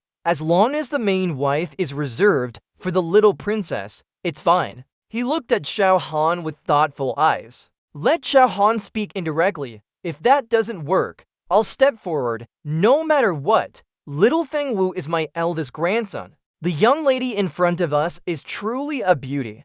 Even if her family background is a bit lacking, it doesn't matter. The man carefully watched his elegant gesture of sipping tea. He said joyfully with a touch of innocence, Fengwu, do you like the white-cloaked young lady? He flinched slightly when the man hit the mark, stammering, Outwardly, she remained cold and unconcerned, but inwardly, her face had already flushed red. Uncle, uncle, uncle. A sudden bang on the table shattered the atmosphere. Xiao Han became furious. I'm asking you, do you find this young lady very beautiful and want to marry her? She heard these people talking nonsense. You want to marry my boss, you're really something. Meanwhile, he hesitantly answered Xiao Han, yes, but. He sat down, asserting his authority as a superior. Alright, uncle will make the decision for you. Xiao Han eagerly boasted, may I ask, young lady, have you ever heard of the name Wine Snow Silver City? Just then, his mind suddenly realized that even at such a short distance, he still couldn't clearly see the woman's face. What exactly is going on? She isn't disguised. What's this all about? Just now, Xiao Han's and Xiao Fengyu's words. If it were any other woman, she would have long been embarrassed, but this white-clothed woman seemed to have not heard anything at all. In her eyes, there seemed to be only that peerless fragrant teacup. That simple teacup, held in her hand, was like holding a golden tripod or a jade sparrow. Xiao Han asked her, but she acted as if she didn't hear. The 4 words Wine Snow Silver City, which shook the world, meant nothing in her eyes. Venerable May turned to ask, where exactly is that Wine Snow Silver City? Qianshan was also full of questions, not knowing where that place was. After enjoying the tea, she also expressed that she was geographically blind. I'm really sorry, I've never been there. Is it very famous? Both Feng Yin and Xiao Han were speechless when they heard her say that. He patiently explained, the 2 young ladies might not be Zhuan practitioners, so they haven't heard of the unparalleled Zhuan soil of Wine Snow Silver City. Wine Snow Silver City is originally a high-ranking existence in the Zhuan continent. She feigned surprise at Xiao Han's introduction. Is it that powerful? Qianshan, with a childlike mind, sincerely asked, is Wine Snow Silver City built with white snow? If the sun shines on it, wouldn't it all melt? He was so exhausted he felt helpless. This is a place name. It's not built of ice and snow. She questioned herself again. Such a famous place. Why have we never heard of it? It seemed a few fragments of memory suddenly rushed back to Tianshan. That's right, I remember now. Xiao Han began to get conceited. I told you, even if you don't know about Zhuangqi, you should at least have heard of it. She happily recounted, back then, during New Year's, we built a snow fort, and older sister even had them build a city. At that time, older sister named it Wine Snow Moon City. She seemed to have hit upon the correct answer, so it's the outhouse in our hometown. That name was even given by my older sister. What's there to be proud of? Qianshen whispered into Xiao Han's ear. Does that mean you're newly rich and still living in the outhouse because you just struck it rich and haven't built a new house yet? He went dark and was stunned when Qianshen said that. He shouted loudly in anger, "You impudent wench! How dare you speak such nonsense?" Xiao Han flared up in a rage and unleashed his power. Seeing Xiao Han about to lose his temper, Feng Wu consoled him. "Uncle, calm down. They are daughters from wealthy families. It's not their fault if they don't know." His eyes were filled with murderous intent, devoid of any humanity. "Get out, you ungrateful wretch. Can't you see they're mocking us?" The three of them froze, unable to believe what they heard. A voice no less domineering said, "What did you just say? If you have the guts, say it again for me to hear." She became cold and emotionless. Dark clouds gathered ominously in the sky, frightening him as well. Beiyu immediately retreated, his eyes defensive. Qianshen radiated immense power, hovering amidst the storm, flags fluttering in the gloomy sky. Xiao Han was ready to attack, but Beiyu acted first. He gently approached Qianshen. "Young lady, please calm your anger. This is just a misunderstanding. Please allow this old man to explain to Venerable One." She was radiating killing intent, her entire body changing color. "Misunderstanding. If the two of us were truly ordinary young ladies, I'm afraid we would have already been abducted by you. People of Wine Snow Silver City behave like this. Is there still a need to explain?" The power surrounding her expanded further. He saw that terrifying power and was stunned. A giant python with murderous eyes appeared. Beiyu had no choice but to mediate. Just now, it was merely a slip of the tongue. There was no malicious intent. I will immediately make them atone for their sins and apologize to Venerable One. Beiyu realized something, that familiar aura, apart from the different face. Isn't that the Serpent King of the Sky Punishment Forest? The other party doesn't want to reveal her true face, and has deliberately concealed her tracks. That white-clothed young lady is the Serpent King's older sister, and just now, I actually instructed my descendant to marry her. My brain must be completely addled. If this gets out, wouldn't it be a laughingstock? Beasts have always respected the strong, let alone she's surnamed Mei. Could she be Venerable Mei's younger sister? Why should I listen to that bastard Xiao Han's reckless actions? Isn't that just asking for death? He glared indignantly. If it weren't for you, kid, going crazy, how would we have run into these two killing stars? Just that sky punishment Zhuan beast alone could destroy Silver Snow City. He turned to reprimand Xiao Han. You're truly a troublemaker. That military expert confronting us is because of you, and now you've entangled us with the heavenly punishment Serpent King. Qianshen, having returned to normal, didn't forget to add to his crimes. He even dared to tease my elder sister and scold me. Truly audacious, worthy of a disciple from a prestigious family. She further affirmed later, I must definitely find that scoundrel Han's Weifeng to get to the bottom of this. Is this how you discipline your subordinates? In the shadows, a cavalry army slowly emerged. Zhu Tong stood in front, protecting Yan Meng. Feng Wu's eyes lit up. If he truly is a descendant of a reclusive noble family, giving up on Princess Han isn't a big deal. Even if he wants me to be the live-in son-in-law,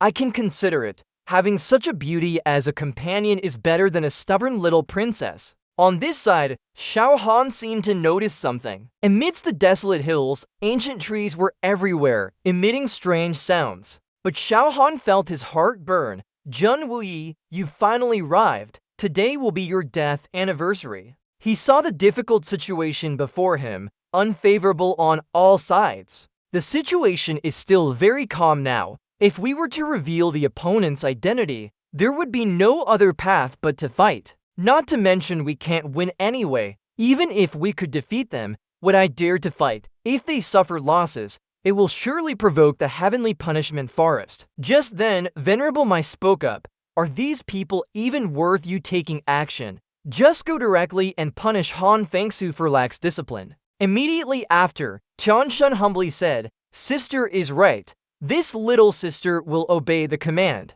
Next, she questioned them. Tell me, why are you here? He decided to state the reason. This is a personal feud between the Xiao family and the Zhen family. Hanner wants to duel Zhen Wuyi here. The elite cavalry unit was magnificent and powerful. In the sky, dark clouds suddenly interspersed with streaks of light. Venerable Mai appeared skeptical. Let's temporarily put our matter aside.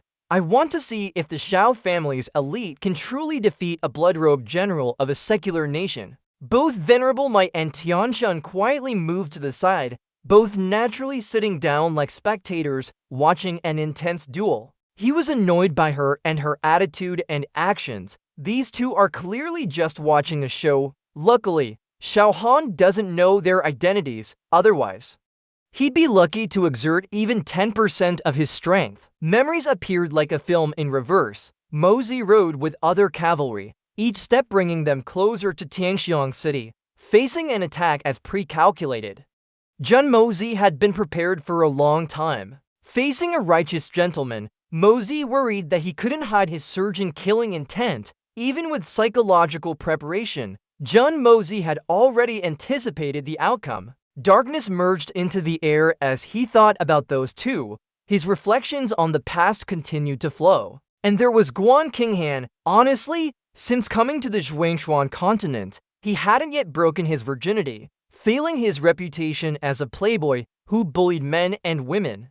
Now that the two of them had that kind of relationship, there was no need to be reserved anymore. Moreover, at least everyone would be comfortable with this, wouldn't they? Therefore, young Master Zhen always had a plan these past few days, but no matter how he tempted her, Guan Qinghan remained steadfast and unmoving. Mozi's sorrowful gaze said it all. He let out a long, heavy sigh. The scene shifts to Qinghan. In her heart, she had long accepted Zhen Mozi, and she herself had undergone changes. Everyone already knew that Zhen Wuyi had adopted Guan Qinghan as his goddaughter. The image from that time suddenly appeared. Greetings, father. Zhen Wuyi smiled contentedly and accepted. She felt shy remembering that memory. However, there was still a lingering concern. Zhen Wuyi had approved of their relationship, but that didn't mean they could be reckless before marriage. What happened the night before was just a mistake. If it were after Zhen Mozi and she went to Mount Wu while sober,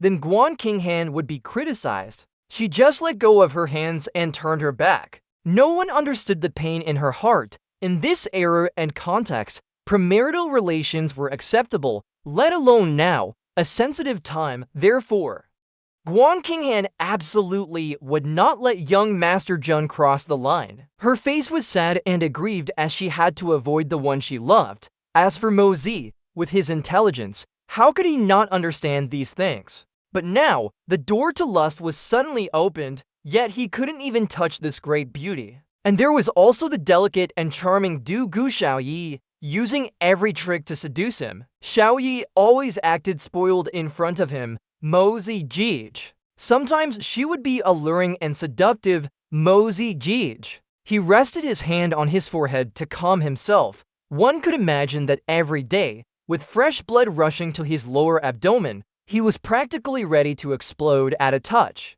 Every time that happened, young Master Zhen would either quickly return to his tent to practice the Red Army law, or he would run out to find a lake to soak himself in. Cascades of cold water poured over his body in the peaceful, moonlit late night. Enduring such torment all evening, time passed quickly until dawn. The physiological reality was hard to ignore. A normal man couldn't endure these days. Fortunately, early winter was approaching, so he could wear more clothes. If it were summer, young Master Zhen would truly have to struggle to get by. In such a situation, how could his mood improve? The scene shifts to 3 days earlier, when cavalry were escorting a very secretive-looking palanquin. Now, only one biological sister remained. If they encountered trouble, the three of them would immediately report back to the old madam. Rather than bear the reputation of being faithless and disloyal, the Dongfang family would still snatch young Master Jun and young Miss Guan away.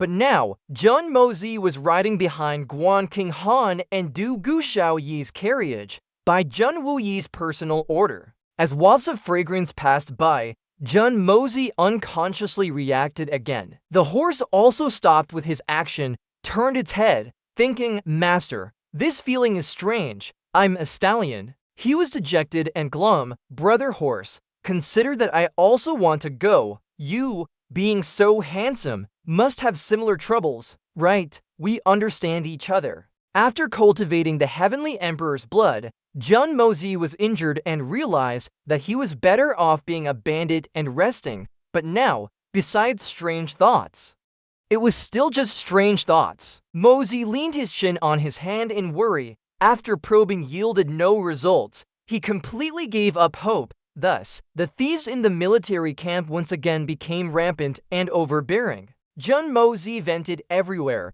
robbing all military and civilian supplies without mercy. Before this, Jun Mozi had told Jun Wuyi that he had taken those weapons himself. Jun Wuyi trusted his grandson. Grand Marshal Jun even defended him. When the quartermaster nervously reported, expecting punishment, he snapped angrily. "Isn't it just a few swords? Such a small matter, and you come to bother me. Get out." The quartermaster was bewildered by his obvious attitude. The quartermaster immediately doubted himself. They all sighed, feeling like they were dreaming, until half of the camp's weaponry was lost. Only then was it a crime. The innocent quartermaster wondered when the Grand Marshal had become so easy to talk to, which truly made people feel both pampered and apprehensive. As for him, there was a change. Young Master Jun began to forge weapons day and night, using over 100 pieces of weaponry to forge 9 swords. Having completely lost interest, he stopped with difficulty, forging these things to pass the time. These swords are for everyone. 9 swords should be enough. In fact, few knew that the more Mozi understood the divine sword of Heavenly Emperor's blood, the colder the killing intent on young Master Jun's body became. His gaze grew increasingly bone-chillingly cold, with a faint, imperceptible killing aura around him.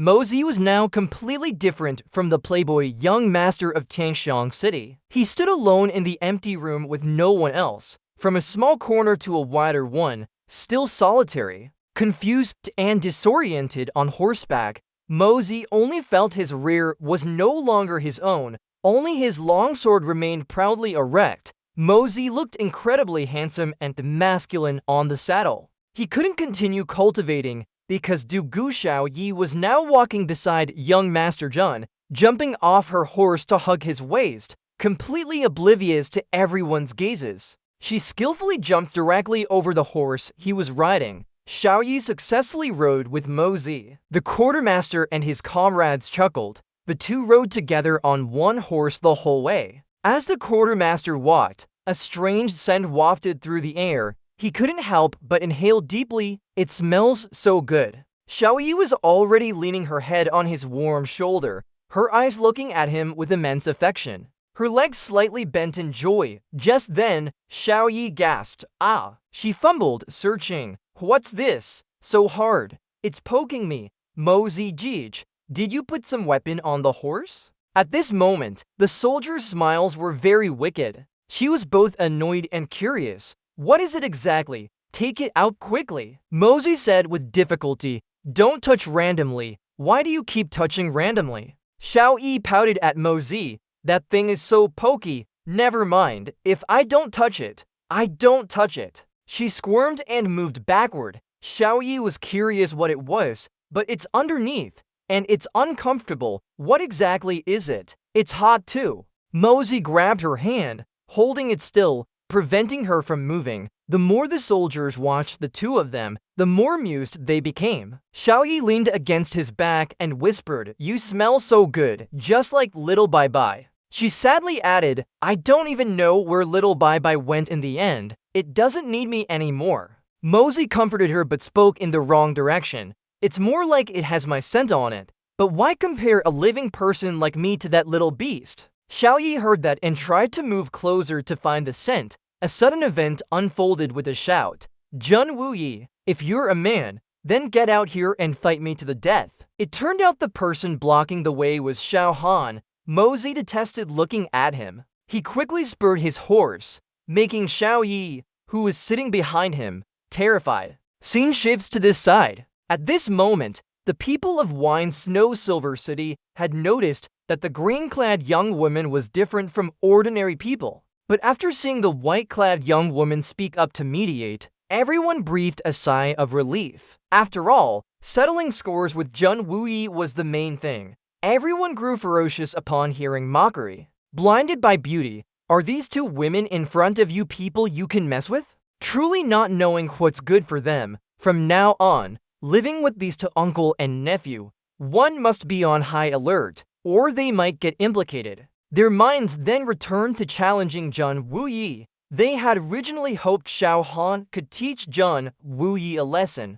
but now they wished Jun Wuyi would give Xiao Han a beating. Xiao Han's murderous aura sword, clearly revealing his malicious intent. The Jun family's troops stood in orderly ranks. The two sides gradually opened up as they saw Mosey pushing someone forward. Immediately after, a proud Wuyi appeared in a pushchair. "Xiao Han, if you've come knocking today, then let's settle our old debts. You want to settle the grudge of your wife being taken. Why wouldn't I want to end this irreconcilable enmity with you?" He recounted the debts Xiao Han had caused. He also quickly released his full martial aura. "I've held back too much these past few days. Let this young master help you all stretch your muscles. If you wish to die so much, then this young master shall grant your wish, and it'll be just in time to extinguish this young master's fire." Just then, Xiao Han's growl came again. "Do you dare to fight me? What ability do you have relying on the expert behind you?" His expression darkened. "For your, Xiao Han, weren't you very formidable back then? Where's your guts? After 10 years, you're not even as good as you were then." Jun Wuyi's question was like a taunt, but it proved the biggest issue. How exactly did the tragedy of that year happen? Before him was a vast darkness. This matter had troubled Jun Wuyi for 10 years, making him paranoid for 10 years. The story was recalled to a corner of an old forest, where 100,000 troops were once stationed. After marching for dozens of miles, even the sound of movement indicated they were exhausted, let alone fighting fiercely. Even just rushing halfway to the commander's tent, how much strength would that require? Even with the power of a supreme expert, one absolutely could not fly dozens of miles directly to the general's tent without taking several breaths and expending a lot of energy. As long as there's a slight disturbance, the commander's camp would immediately shift. Even if an eagle controlled the sky and wanted to assassinate Jun Wuyi, it would be extremely difficult.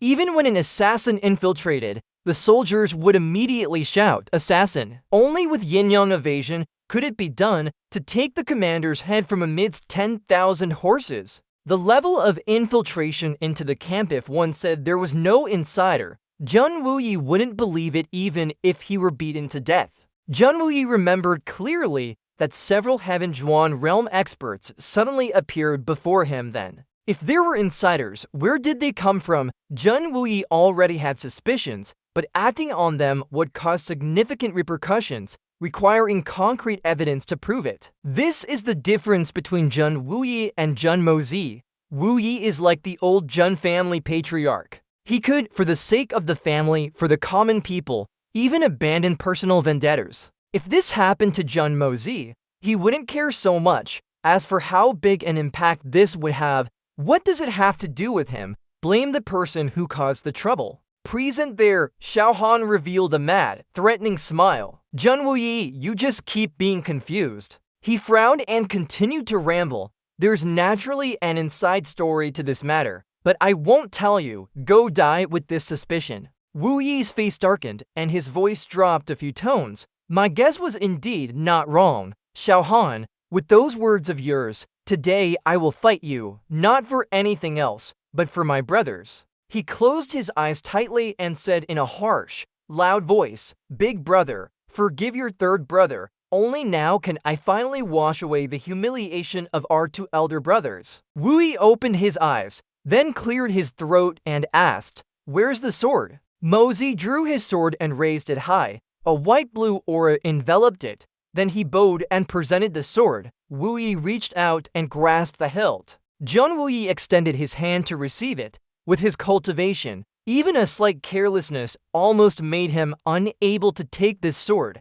It looked ordinary, but its weight was 3 times that of a regular longsword. Before coming here, Mosey casually crafted 10 swords in 10 years because to wield them proficiently, one needs an adaptation period before they can be used in combat.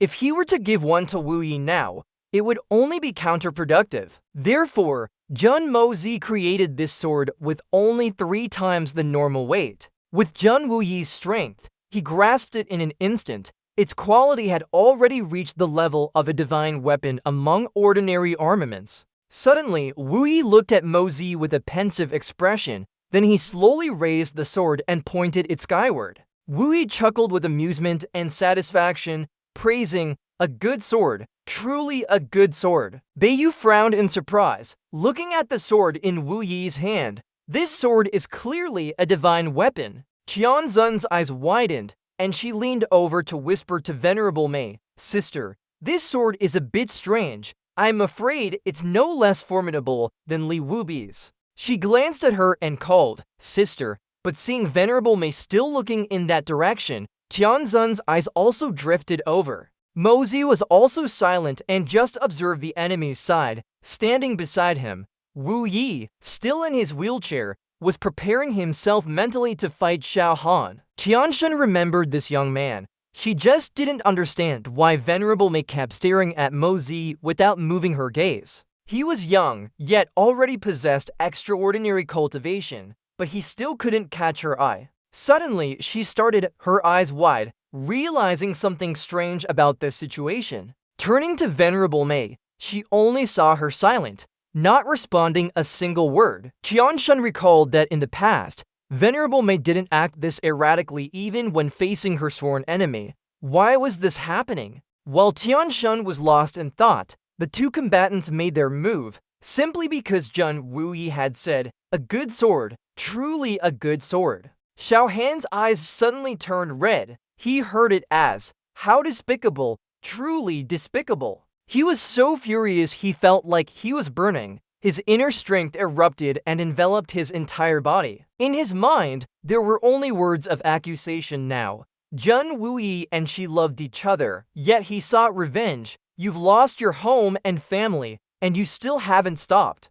Who else but him is the despicable one? Xiao Han charged forward rapidly. I'm despicable, am I? His sword strike was merciless, but fortunately, Wu Yi managed to block it. He pushed Xiao Han away, then powerfully launched himself out of the wheelchair. Wu Yi somersaulted once, then he forcefully plunged the tip of his sword into the ground. Standing far from Xiao Han, Wu Yi immediately channeled his inner power. Suddenly, he squatted down, with his sword planted in the ground. Looking at Xiao Han, Wu Yi extended his hand and provoked him. "Come and fight, don't hurt my brothers." Xiao Han clenched the hilt of his sword. He frowned furiously when he saw a rather small chip on his own sword. Xiao Han gritted his teeth in astonishment. How can this be?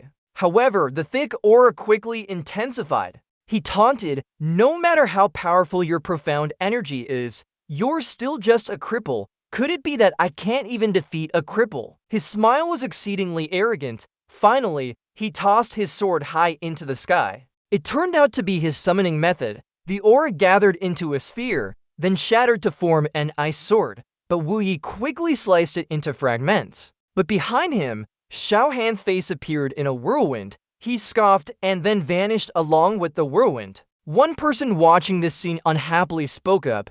"What is this? People who aren't nimble in their limbs are still fighting. Do they have no dignity?" Although Jun Wu Yi's legs were crippled, he was crippled but not useless. Currently, his profound cultivation was higher than Xiao Han's, and the precious sword in his hand was a divine weapon.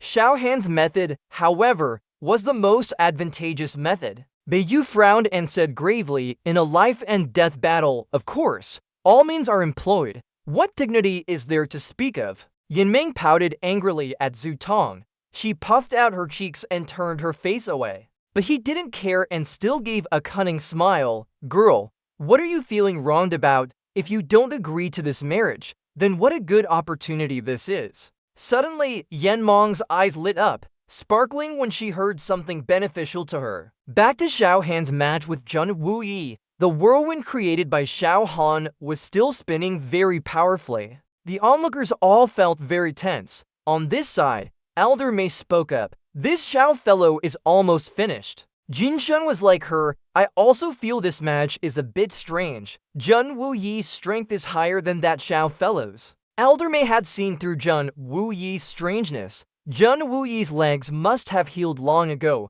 The current weakness is basically something he deliberately created. She raised her wine cup and analyzed. The martial arts of the Silver City lineage are extremely promising. If Jun Wuyi wants to win, it's not difficult at all.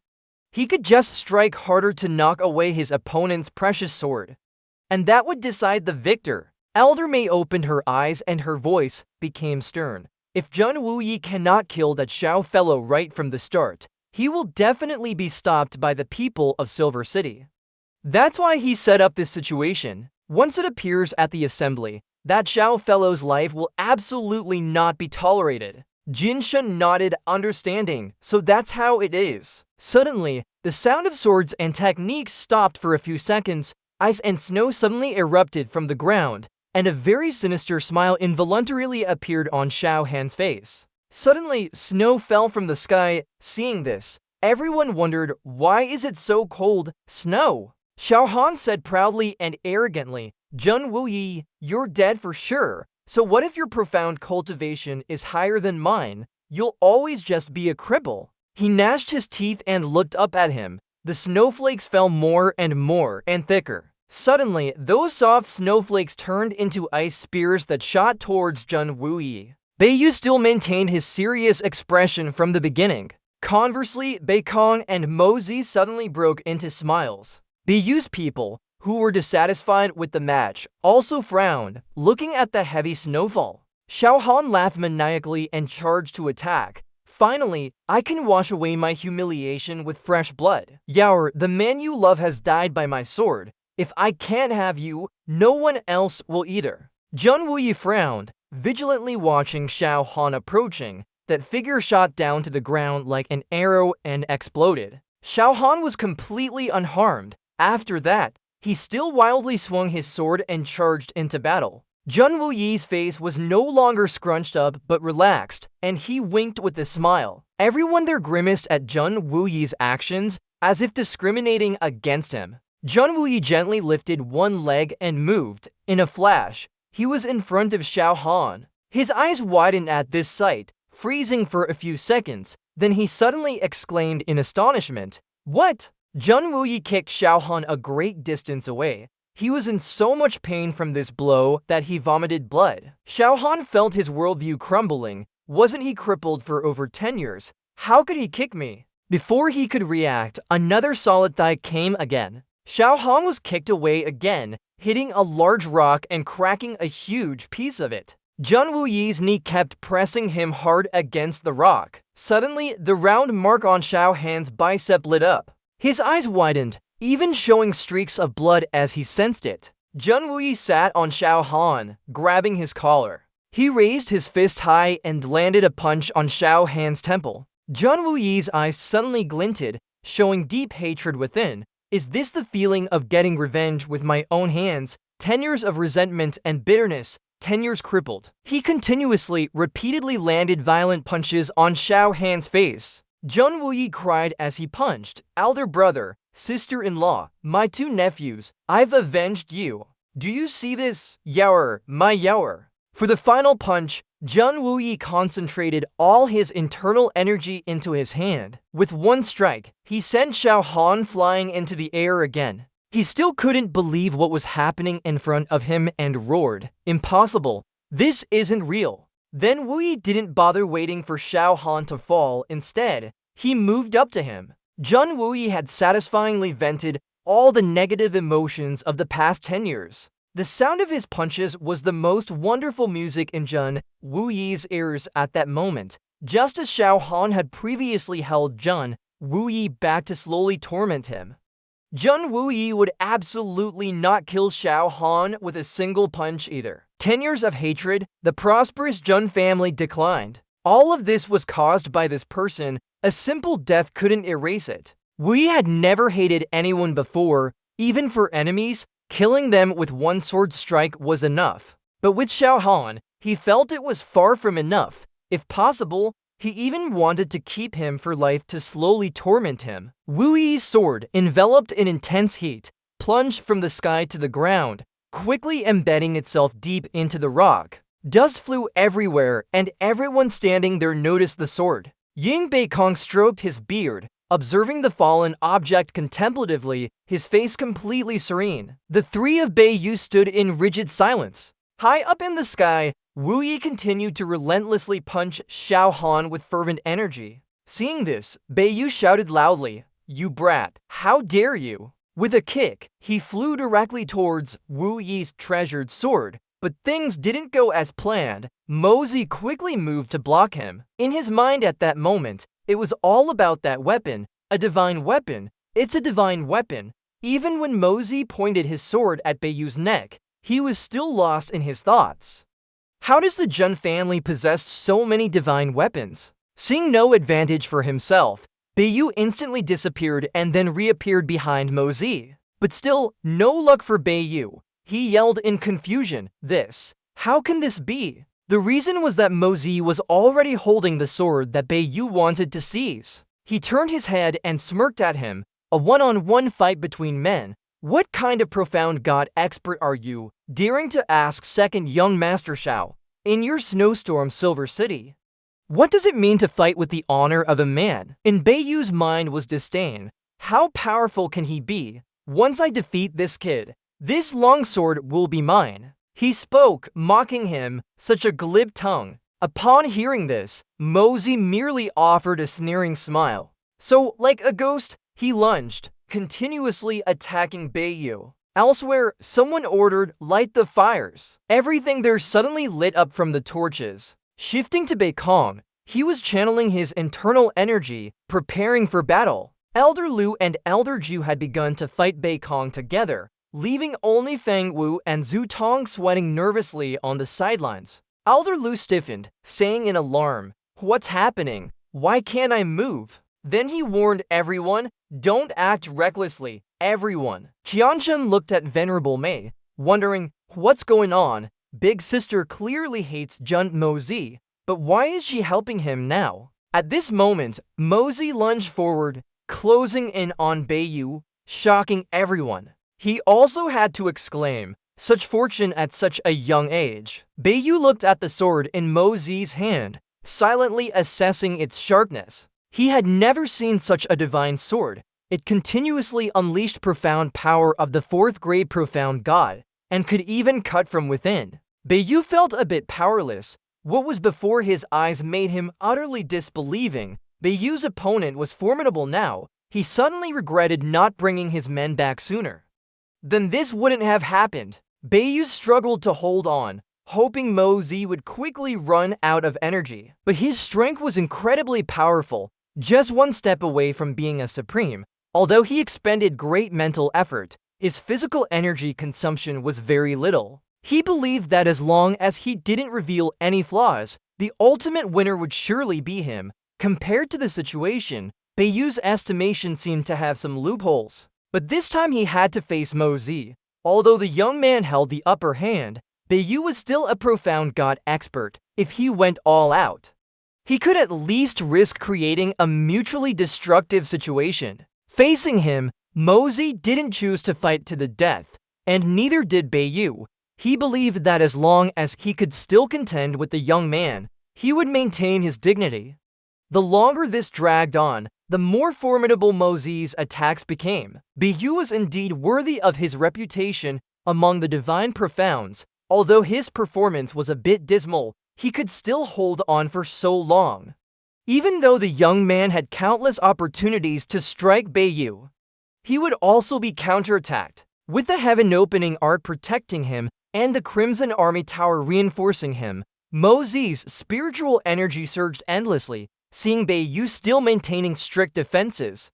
He fought even more fiercely, while Beiyu remained cautious and showed no fluctuations. At this moment, on the other side, he inadvertently looked down at Xiao Han, who was lying below, clutching his head. Then he drew a sword from one of the men. On this side, Mozi was still fighting alone against those elders. Below, Tianshun and Venerable Mei were also observing the battle above. Tianshun sighed, a mere heaven profound facing a 4th grade divine profound. Isn't he tired of living? Hearing this, Venerable Mei slowly said, that young man can replenish his depleted profound energy. But his combat power is still only heaven profound. If this drags on, it'll be hard to determine a winner. Beiyu just needs to seize an opportunity to deliver a fatal blow. So she asked, Mozi's actions don't anger Beiyu, do they? After hearing her, she just slightly curved her lips into a smile and said, Beiyu won't be provoked by such tactics from his opponent.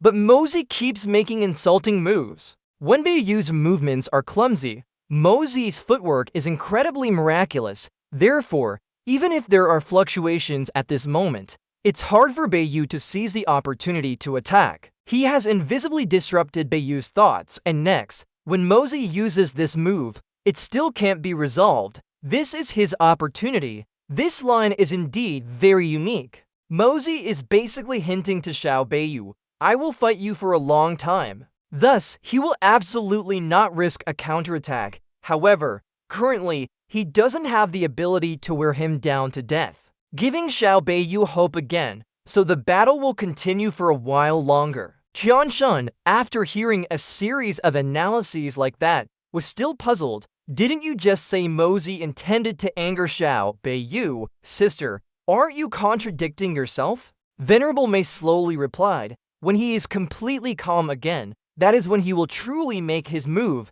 Only at that moment can he truly infuriate Xiao Beiyu and create genuine variables. During the fight, Mozi secretly looked towards the battle between the 7 Silver City Swords and Ying Bo Kong. Could it be that he wanted to ambush the 7 swords to infuriate Xiao Beiyu? If Mozi could cripple any of the 7 swords, Beiyu would certainly not be able to remain calm. However, Tianshun quickly noticed and said, but who is Xiao Beiyu? During a battle, he's certainly extremely vigilant. Mozi's movements have always been concealed.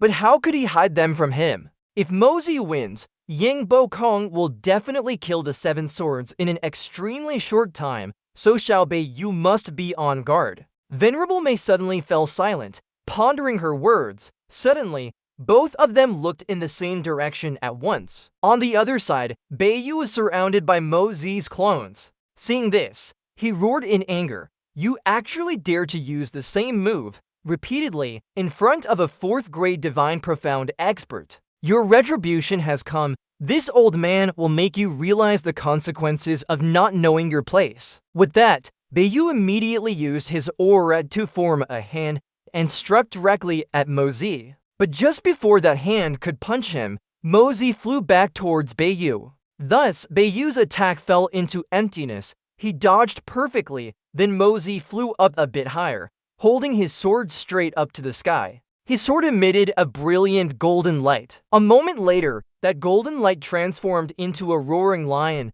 immediately charging fiercely towards Beiyu. Mozi quickly shot downwards like a rocket. All three, Beiyu, Tianshun, and Venerable Mei, were utterly astonished to see this. He plunged down without hesitation, and everyone around was startled. At this moment, Beiyu also immediately plunged down after him. As he was diving down, Mozi shot down even faster ahead of him. Seeing this, Beiyu shouted, "You little thief!" The two of them thus competed in the air, seeing who was faster. Mozi smirked, turned to look at Beiyu, and then continued to accelerate. That Kong saw it and gnashed his teeth, yelling, "Are you ambushing like this to support me or cause me more trouble? You just need to hold Xiao Beiyu for a moment, and I can defeat the 7 swords. But your sudden attack puts your life in danger." The people below were also very worried. Staring up at the sky, Beiyu was now putting all his strength into it.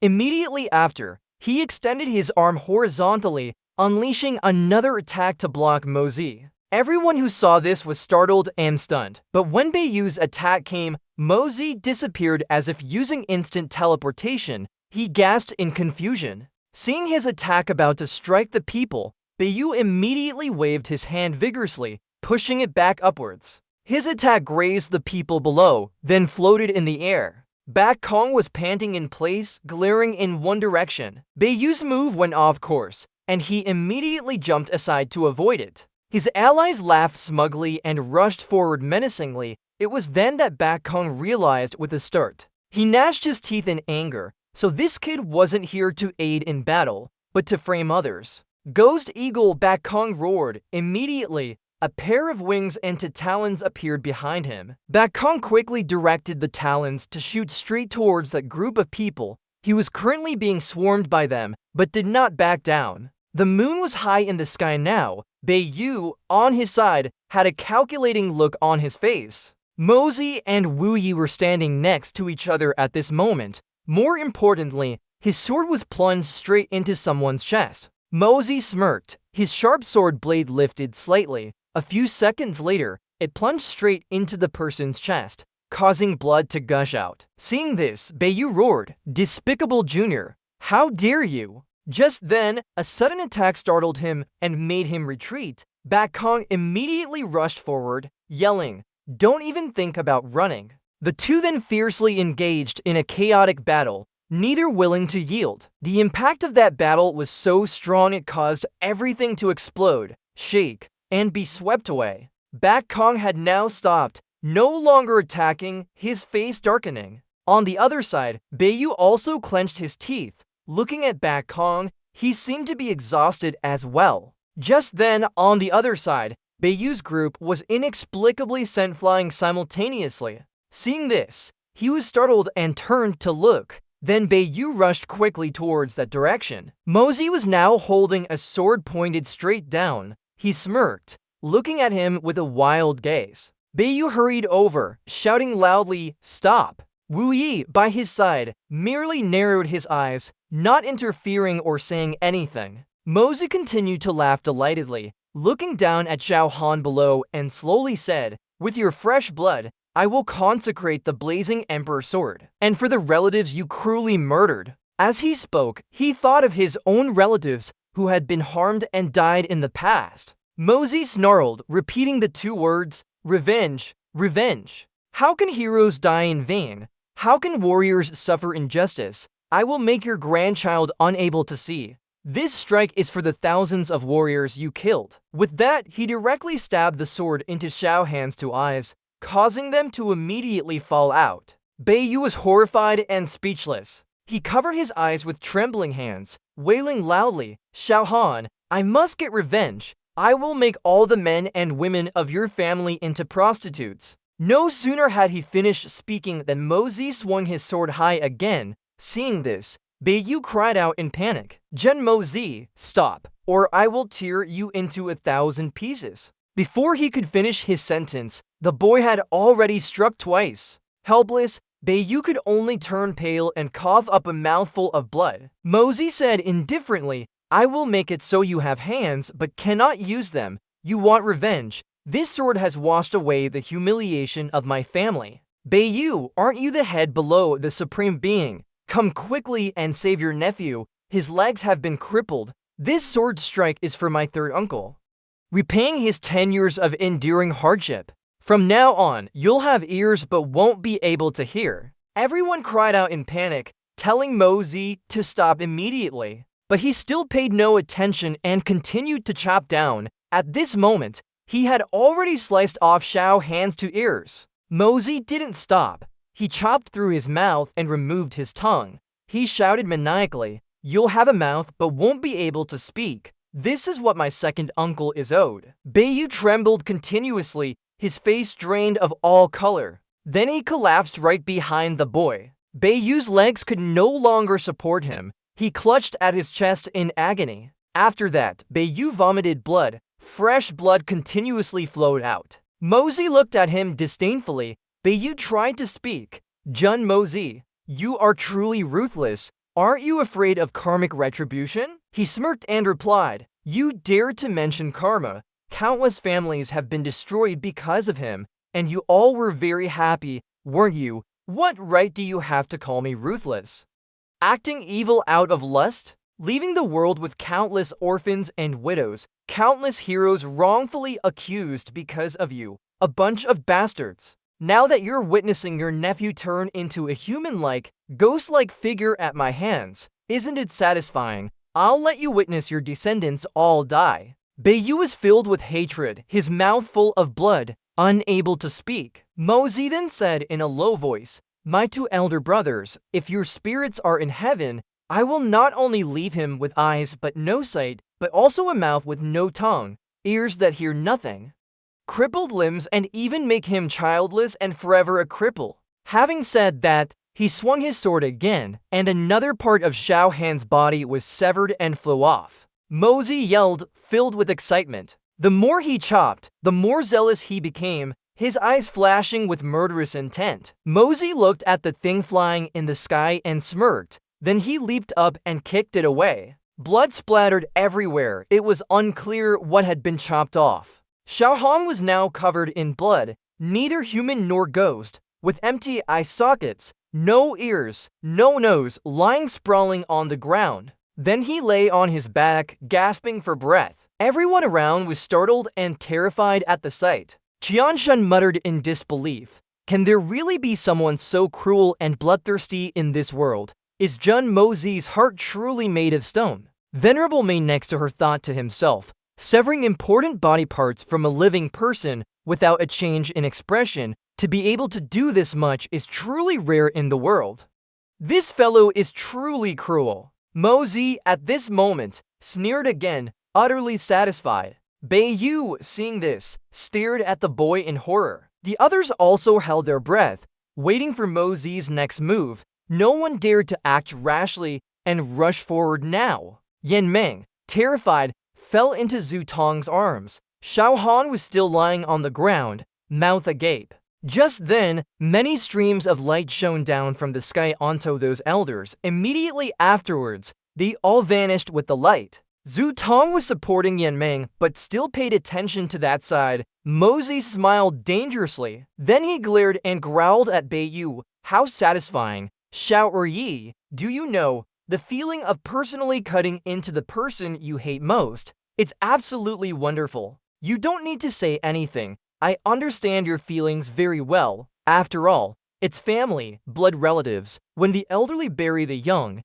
it's inherently a human tragedy. No, that's not right. The elderly burying the young is actually baseless. Don't you agree this is the truth? After all, I still spared his life. Moreover, he isn't completely crippled yet. I haven't even broken his spine. I'm too soft-hearted. I hesitated for a moment and didn't finish him off. Beiyu's face turned pale upon hearing this. He stammered, trembling, "You truly are a demon." Hearing that, Mozi sneered again. "I truly dislike those two words. You've really overestimated me.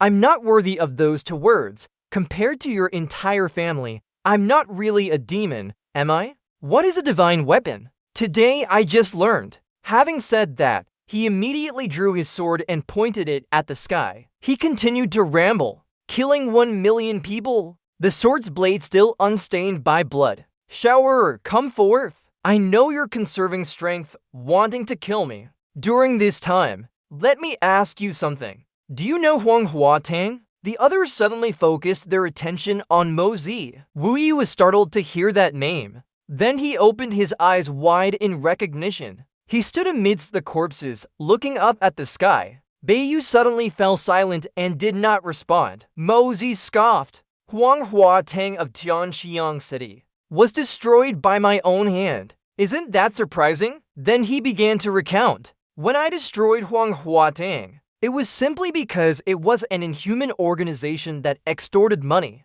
But I just realized I was wrong. The extremely tragic things Huang Huatang had done, chopping off people's limbs, crushing their waists, forcing them into shells to raising them into complete deformities. Because of this, I became curious. When did I start thinking about this? What kind of deep hatred or enmity could it be to make the master of Huang Huatang commit such cruel acts against these children? Tonight's moon is very round, but not as bright as on previous days, Mosey said in a deep voice. One night my grandfather spoke about comrades with my third uncle. Wuking sighed, saying that none of the old subordinates from back then are seen now. If I could know they are still alive now, then I would also be very happy. Though why, who was nearby, heard that and vaguely remembered that night. Chen Thin asked him, are they all still alive? Memories flooded back.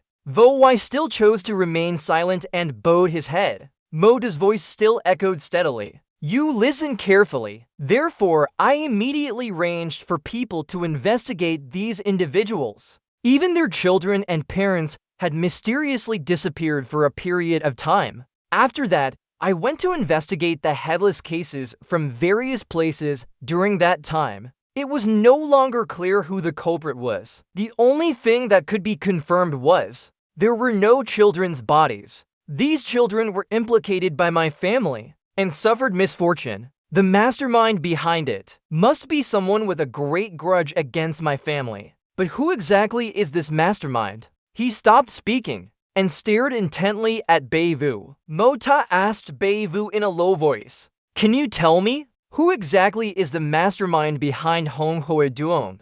Who could be so heartless? Who holds such a deep grudge against my family? To be so insane? As he spoke, he exuded an aura. Stepping towards him, Mo Ta roared softly. Shower! You tell me! Who exactly is that person? Bei Vu was startled by this. He clutched his chest and stepped back. He continued to advance. The aura Mo Ta exuded overwhelmed everyone. He was getting closer and closer to Bei Vu. He panicked and quickly said, how would I know who it is? What strange things are you talking about? Upon hearing that, Mosey gritted his teeth and looked at Bei Vu. Originally, I was still suspicious. But at that time, after eliminating Huang Huatang, Xiao Han came to Tianxiang City. How could he have arrived so quickly? Xiao Yi, can you answer me? He replied with a grimace. You are suspecting me. How could this old man do such a thing? The young man slowly explained. I'm not suspecting you. Fengzhu Yincheng's cloud walking and terrain sewing is also a renowned figure. He wouldn't do such a thing. So many murders are worth investigating, but I am very suspicious of you, sir. I clearly mentioned Xiao Han, but why are you implicating yourself? Mosey, as if having grasped the crucial point, approached Bei Vu more and more closely. He inexplicably panicked and shouted, nonsense! You have absolutely no proof. The young man's face darkened, his mouth smiling but his eyes not. He said, you are wrong again, sir. Just now, I clearly mentioned Xiao Han, but you said I was slandering your Xiao family. Could Xiao Han alone represent the entire Xiao family? Bei Vu was dripping with sweat, too scared to speak. Then he suddenly looked up, still stubbornly saying, Jun Mozi, you are slandering. Even if your tongue is as sharp as a blade, it will be hard to pin this crime on my Yin Cheng Xiao family. Hearing that, the young man replied, proof? The suspicion is enough by now. Mosey's eyes were sharp and cold. At this point, do we still need goddamn proof? How many forces can cover up so many unsolved cases like this? And which force has such a great grudge against my military family? Not long ago, I received a request from someone. I even received money from her, swearing to destroy Hong Hoi Duong. Hearing this, the wise tears also welled up, streaming down his chin. He recalled a young girl who was once so ragged and miserable, still holding her sibling in her arms but still giving him money. This is for you, big brother. The more he remembered, Mosey grew even angrier and roared, I will make your Xiao family suffer. Finally, I'll put each and every one of you in a jar, for everyone in the world to see. This is the fate of the vile. This is the fate of those who have lost all humanity. Bei Vu retorted stubbornly, how dare you? But at this moment, he realized, even his own people were looking at him with hatred, not to mention his own side. Even the onlookers showed extreme disgust. Bei Vu looked around in a daze. Even the uncle couldn't help but curse. Not only that, the elders also looked at him with eyes of discrimination and helplessness. All the henchmen despised him. Even Yen Meng, who was tiredly leaning against Tiet Dong's chest, raised her head to look at Boi Vu with indignation. Only then did he realize. It seemed everyone was against him. Mozi shouted, questioning, "Xiao Boi Vu, I ask you that year, how did your Xiao family infiltrate the million-strong army? Who exactly was the mole?" As soon as he finished speaking, the aura he exuded overwhelmed everyone. Like a lion roaring very fiercely, the soldiers nearby were also terrified by the power of this roar. They were holding their torches in their hands, and some were blown out by the aftershock. Some who were closer quickly covered their ears, crying out in pain. BBIVU stared ahead in astonishment, speechless. Then he was stunned to realize the meaning behind Mekta's words. A mole? He was now smiling threateningly. It was you who led people to the military camp to help you assassinate Quan Vi Hai. Assassinate Quan Vi Meng. Who are they? Whose people are they? Mekta's anger surged like an undercurrent. He walked closer and stood in front of BBIVU. BBIVU slowly closed his eyes to compose himself. Then he slowly opened his eyes and looked forward, speaking. "These people, you mean? I heard they were several masked people in red robes. Only later did I find out. They are from the Blood Sword Hall, and the one who facilitated the entry of the Xiao family experts into the military camp was also ranged by them." Upon hearing this, Mekta's eyes widened and he burst out laughing, replying, "People from the Blood Sword Hall. If I'm not mistaken, they also want to harm Quan Vi, or perhaps the entire military family. Is there someone else behind them pulling the strings?" Those outside heard this and murmured amongst themselves. BBIV's face went blank, while Elder Mei frowned, contemplating something. Mekta still stood tall in front of him, saying nothing. BBIVU then continued to explain, "I also don't know what their ultimate goal was. My Xiao family was originally ready to attack the military camp. Unexpectedly, they took the initiative to contact us, because both sides' goals were the same. So it was very easy to reach an agreement. After the deed was done, their whereabouts could no longer be found. The contact who received them into the military camp didn't see them anymore. They were probably dealt with by the Blood Sword Hall." Mozi slowly said, "The Blood Sword Hall truly works meticulously." Bei Wu recounted, lowering his head, "I didn't participate in the operation at that time. It was all done by Hanner's brothers. I only heard about it after the incident was over.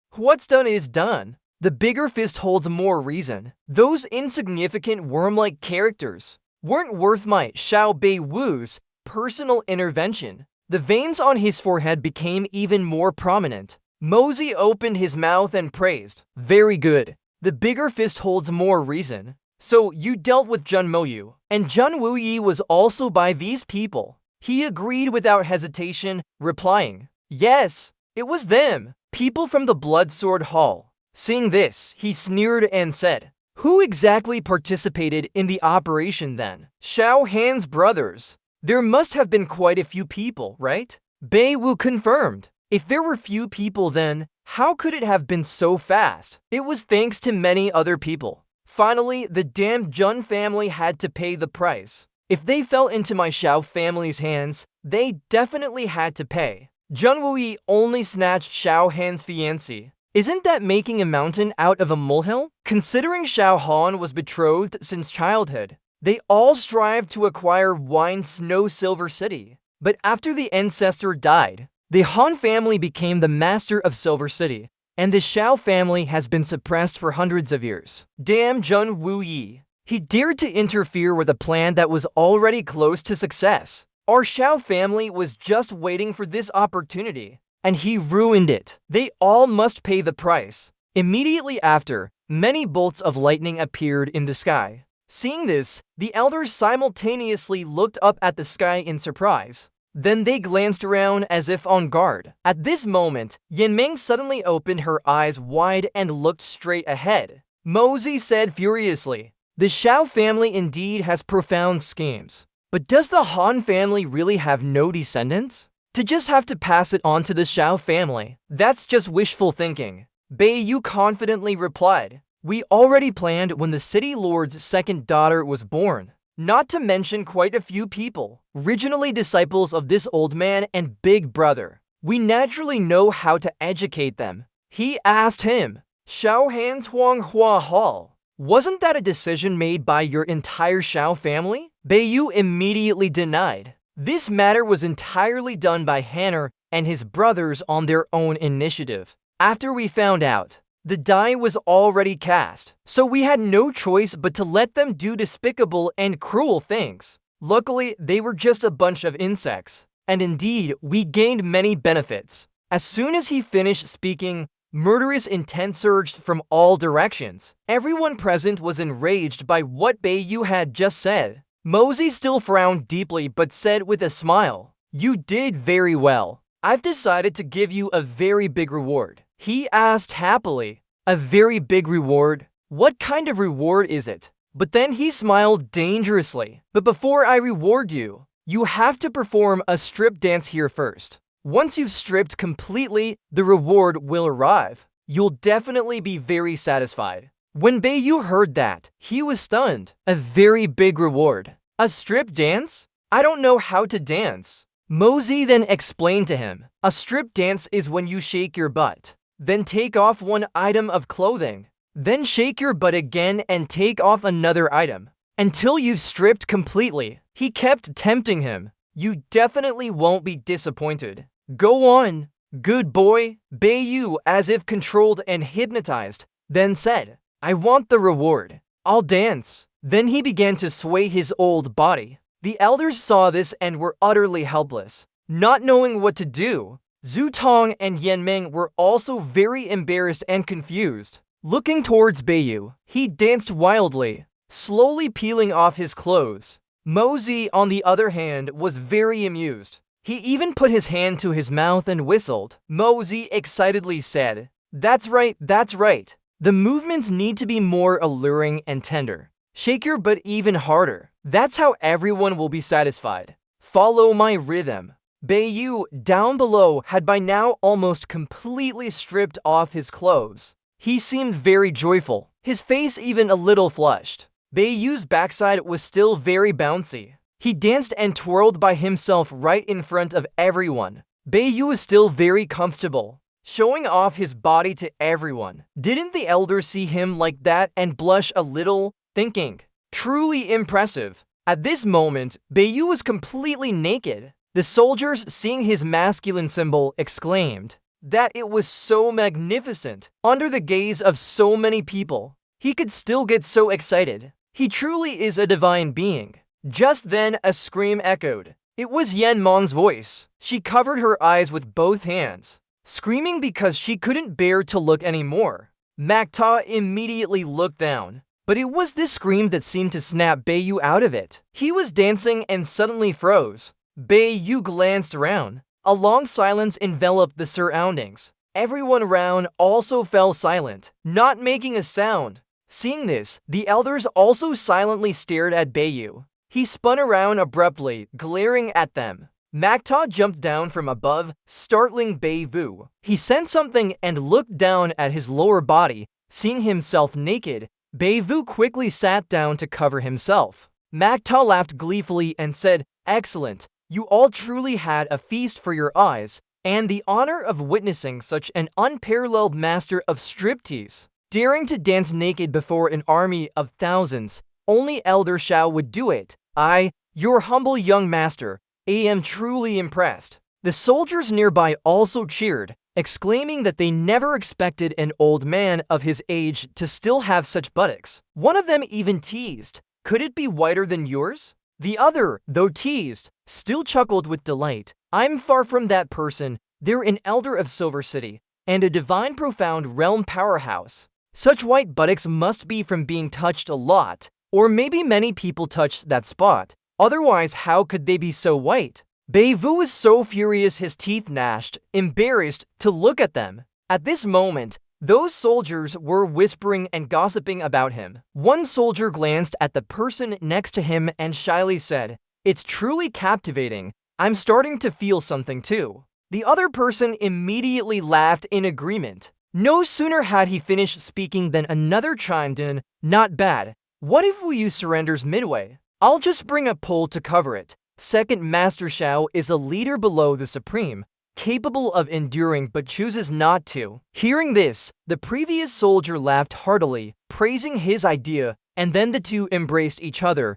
cheering, happy that their great minds thought alike. Bei Vu seemed unable to bear it any longer. He bent down slightly, then took a deep breath, puffing himself up, and immediately exhaled, sending dust flying everywhere. Bei Vu inhaled again, inflating himself, and said, "Jun Makta, just you wait. Even if I turn into a ghost, I'll find you to avenge this." With that, he also spat blood. A powerful surge of energy emanated from Bei Vu's body, and a second later, he was nowhere to be seen. Makta's face darkened, and he said, "Such poor endurance, and he's a leader below the Supreme. He has no endurance at all. I haven't even used all my tricks yet." Then he scornfully cursed Bei Vu. Seeing this, the others were terrified by his cunning. Feng Wu, standing nearby, also swallowed hard in disbelief, his legs trembling violently. The elders below suddenly sensed something and were simultaneously startled. They looked around, examining their surroundings with vigilance. The great elder slightly furrowed his brows, pondering something. The great elder angrily said, "You Shao family are truly something. For so many years, the city lord has treated you generously, yet you turned out to be vipers in the bosom. How dare you? A bunch of people like you still live under the sky?" The ninth elder spoke up and asked, "Han Faivan, what do you think?" He listened and replied, "Why ask me what I think about what your Shao family did? If I were you, I wouldn't have lived this long. I have found a branch and hanged myself already. Repaying kindness with hatred." The ninth elder snapped, "You want us to die, but relying solely on you, Han Faivan, is not enough. When we return to Silver City and the two families play chess, your Han family may not necessarily have the upper hand." The great elder gritted his teeth and said, "Whether we have the qualifications or not, we'll only know after trying. 7 swords, form your array, enforce the family law, and capture these 3 rebellious Shao family members for me. Tuyet Dong, join forces with the divine sword and strike. These 3 rebellious traitors are all talk. They can't even withstand a single blow." Hearing this, the elders on this side also frowned deeply, their faces darkening. All the soldiers nearby were also very serious, awaiting their superior's decision. Makta then sneered, "Whether I have the qualifications or not is beside the point. It seems only I get to decide here. The life or death of the Shao family naturally cannot be decided by them, nor is it up to the Han family to choose."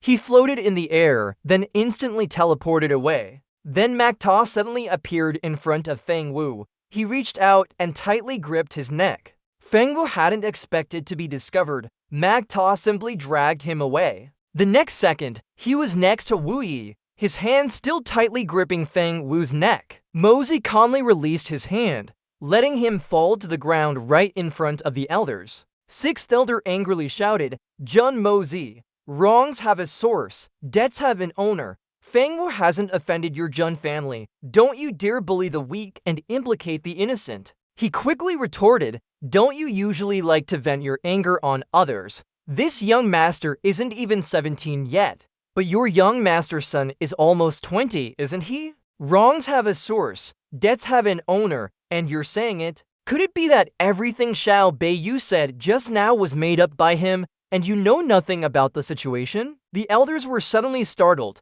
looking around to find many shadows approaching. Leading them was a soldier from Wine Snow Silver City. Mozi slowly said, "So many people have wandered, died tragically, and countless children have been harmed because of you, and now you still have the nerve to say wrongs have a source, debts have an owner? I once promised Bei Yu that I wouldn't let the Shao family off. This young master keeps his word.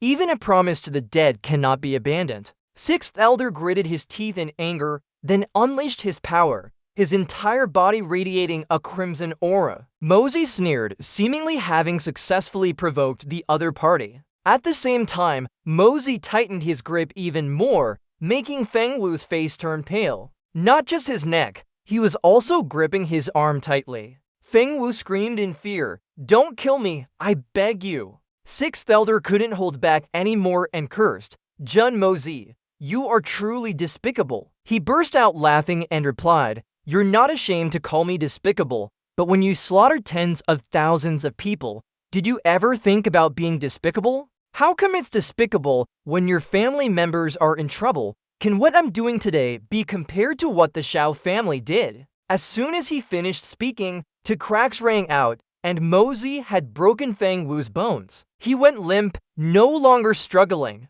Sixth Elder was horrified, rushing forward and crying out, "Wuer." He continued to smirk, tightening his grip on Feng Wu's neck even more. Another crack rang out, and his cervical vertebrae were broken. Mosey then threw Feng Wu down mercilessly. He was thrown down headfirst. At that moment, Mosey also dashed downwards. Sixth Elder quickly caught his nephew, but then he was startled to realize that the boy was unexpectedly attacking. Seeing this, Sixth Elder changed direction, tilting his body to the side, allowing both Mosey and Feng Wu to plunge down. Then he drew his sword, his entire body radiating a red aura. Sixth Elder swung his sword, striking downwards. Below, Mosey had already landed, and he forcefully kicked Feng Wu's back with one foot. Mosey immediately kicked Feng Wu's back hard, sending him flying back up into the air. Seeing this, Sixth Elder paused, then spread his arms to catch his nephew. When he caught Feng Wu, Sixth Elder was startled because the boy had already lost consciousness.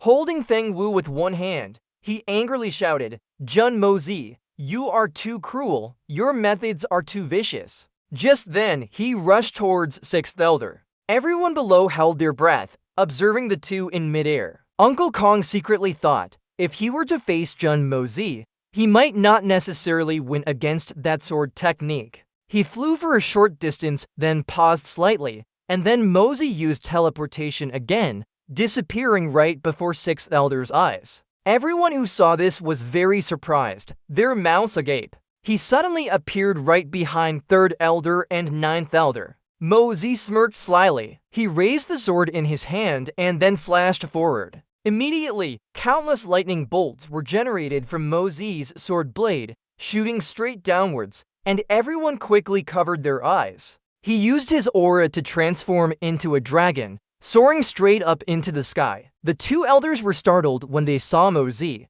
who was just behind them a second ago, suddenly shoot up into the sky a second later. Venerable May thought, "What's going on? Yet I can't comprehend anything about it. This isn't like the profound techniques of the mortal world." Sixth Elder bent down and asked, "Old 8, Old 9, are you two all right?" The two of them looked at each other first, then both replied in unison, "Of course we're fine, based on that bastard Jun Mosey alone, a mere Juan Sky Jr., with a few petty tricks to show off. How could he possibly do anything?" No sooner had they finished speaking than both of them turned pale in shock, looking down to find their pants torn all the way to their crotches. A moment later, all the elders had their pants torn. They looked at each other in panic. Their legs were trembling, unable to stand steady. In the very next second, they were all swept away by some force. All the elders were slashed, blood staining the ground red. A blurry patch appeared, making it impossible to see anything clearly. Even Venerable May had to close his eyes in horror. Sixth Elder couldn't believe the truth. Then he cried out in agony, "Eighth brother, ninth brother." Afterward, Sixth Elder laid Feng Wu down on the ground and struggled to stand up. Sixth Elder turned his head to look at the group surrounding him from behind. Then he drew his sword, his entire body radiating fierce energy. Sixth Elder was determined that it would be better for them all to die here than to ever accept such boundless humiliation. Just then, a sword appeared from nowhere, plunging straight into the chest of an elder. The other elders were already sprawled on the ground, their bodies covered in wounds and blood. Sixth Elder stammered, "Ancestors, your unworthy son." His hand kept trembling non-stop. No sooner had he finished speaking than a sword also pierced through Sixth Elder's chest. Mosey appeared behind him, staring intently through Sixth Elder's back. Sixth Elder was stabbed straight through the chest, blood gushing out incessantly. He couldn't stand firm anymore and slowly collapsed. Sixth Elder's pupils constricted, and he fell heavily onto the grass. Mosey skillfully retracted his sword. Then he turned to look at the group of elders, who took a few steps back when they saw him. Mosey, with his sharp eyes, said in a deep voice, "Today's matter is a personal grudge between the Shao family and the Jun family. Do any of you have anything else to say?" Hearing this, the entire group turned to look at each other, but no answer was given. Mosey continued, "Even if it's to settle personal grievances, forget it. I apologize to Silver City because of my third aunt. It's not because of Wine Snow Silver City. After all, this matter also uncovered a major conspiracy of the Shao family against Silver City. At least it's good for your Han family. The dignified Wine Snow Silver City isn't even as good as one young miss. This has also made Silver City lose face. I'm not boasting about my achievements. Everyone can see that without this young master today, Silver City's future would likely be precarious. However, I am generous and benevolent, and I will absolutely not resolve this matter with extreme measures. As the proverb goes, those who wander the Jianghu, who hasn't suffered a blow. It's not easy for anyone, so forgive whoever can be forgiven. Saving a life is better than building 7 pagodas. Amitabha, this is pushing me too far. If I can't bear it anymore, then I won't. It's better this way. Amen, amen." Bakong looked at Mo Ta with a highly appreciative gaze. He continued, "The Shao family and my Jun family are sworn enemies, but the Han family, perhaps I should spare his life too." At this moment, someone muttered, "I want to vomit." Mo Ta looked up with his sparkling eyes and complained bitterly, finally concluding with one sentence, "I'm good at everything, except I'm too soft-hearted. I bear all problems myself. I haven't had it easy since I was young." As soon as he finished speaking, both Bakong and the soldiers present all vomited. It was too disgusting, too exceptional, too shameless. Those soldiers secretly cursed Mo Ta. "You're truly thick-skinned like no other." He then smiled and said, "Could you please take these 3 people back to Silver City? There shouldn't be any problem, right? They're going the same way anyway. Perhaps something else can be investigated." He sneered at them. "These are all human lives." Hearing that, those people immediately went to help the injured elders leave. Zhu Tong suddenly turned his head to look behind him. Then he and Yin Meng turned and left. She also looked back and saw Mo Ta smiling, glancing at her. Zhu Tong led Yin Meng by the hand, walking past everyone. Just then, Wu Yi walked over, grabbed Mo Ta's hand, and asked, "Is everything you said true?" He didn't understand, so he asked him again. Wu Yi then explained, "The matter of the children at Huanghua Hall, are they really their descendants?" "They are the descendants of my brothers." Mo Ta frowned and replied to him, "I didn't cause this matter. More than half of it is probably true." He looked into the distance. "After I learned about these matters, I investigated and sorted them out. Now they're living very well. I even asked my master to create a divine medicine to help them recover to normal." Wu Yi smiled and replied, "That's good. With that senior taking action, I believe there won't be any problems." He choked up, "If I can't take care of them, what face will I have to meet those brothers in the future?" As soon as Wu Yi finished speaking, Mo Ta said, "Third uncle, I and those kids still have to rely on you." He gently grabbed his collar, just looking without saying anything. Then Wu Yi slowly walked past Mo Ta, heading to the back. He immediately turned around and saw his uncle looking very imposing as he walked towards the soldiers. Then Mo Ta sighed, and the sound of trumpets began to blare. The soldiers began to follow Wu Yi. He ordered, "No one is to speak of what happened today." Bakong also walked up behind Mo Ta at this time. He spoke, asking, "Mo Ta, your approach this time was a bit reckless. Although your current strength is formidable, you've exposed yourself too early." He just sneered, "Too early?" Bakong said sternly, Although you possess sky profound strength and your combat power has reached the divine profound level, you still haven't reached the realm of a peerless expert. It's not enough to suppress everything. Motov frowned and retorted, "Do you care? I did this to ask those old fogies to estimate for themselves which family is more worthy for me to kill than the Shao family in Wine Snow Silver City. If I dared to do this, I dared to do anything. Worldly traditions, netherworld, and Confucian ethics mean nothing in my eyes. Now get out of here."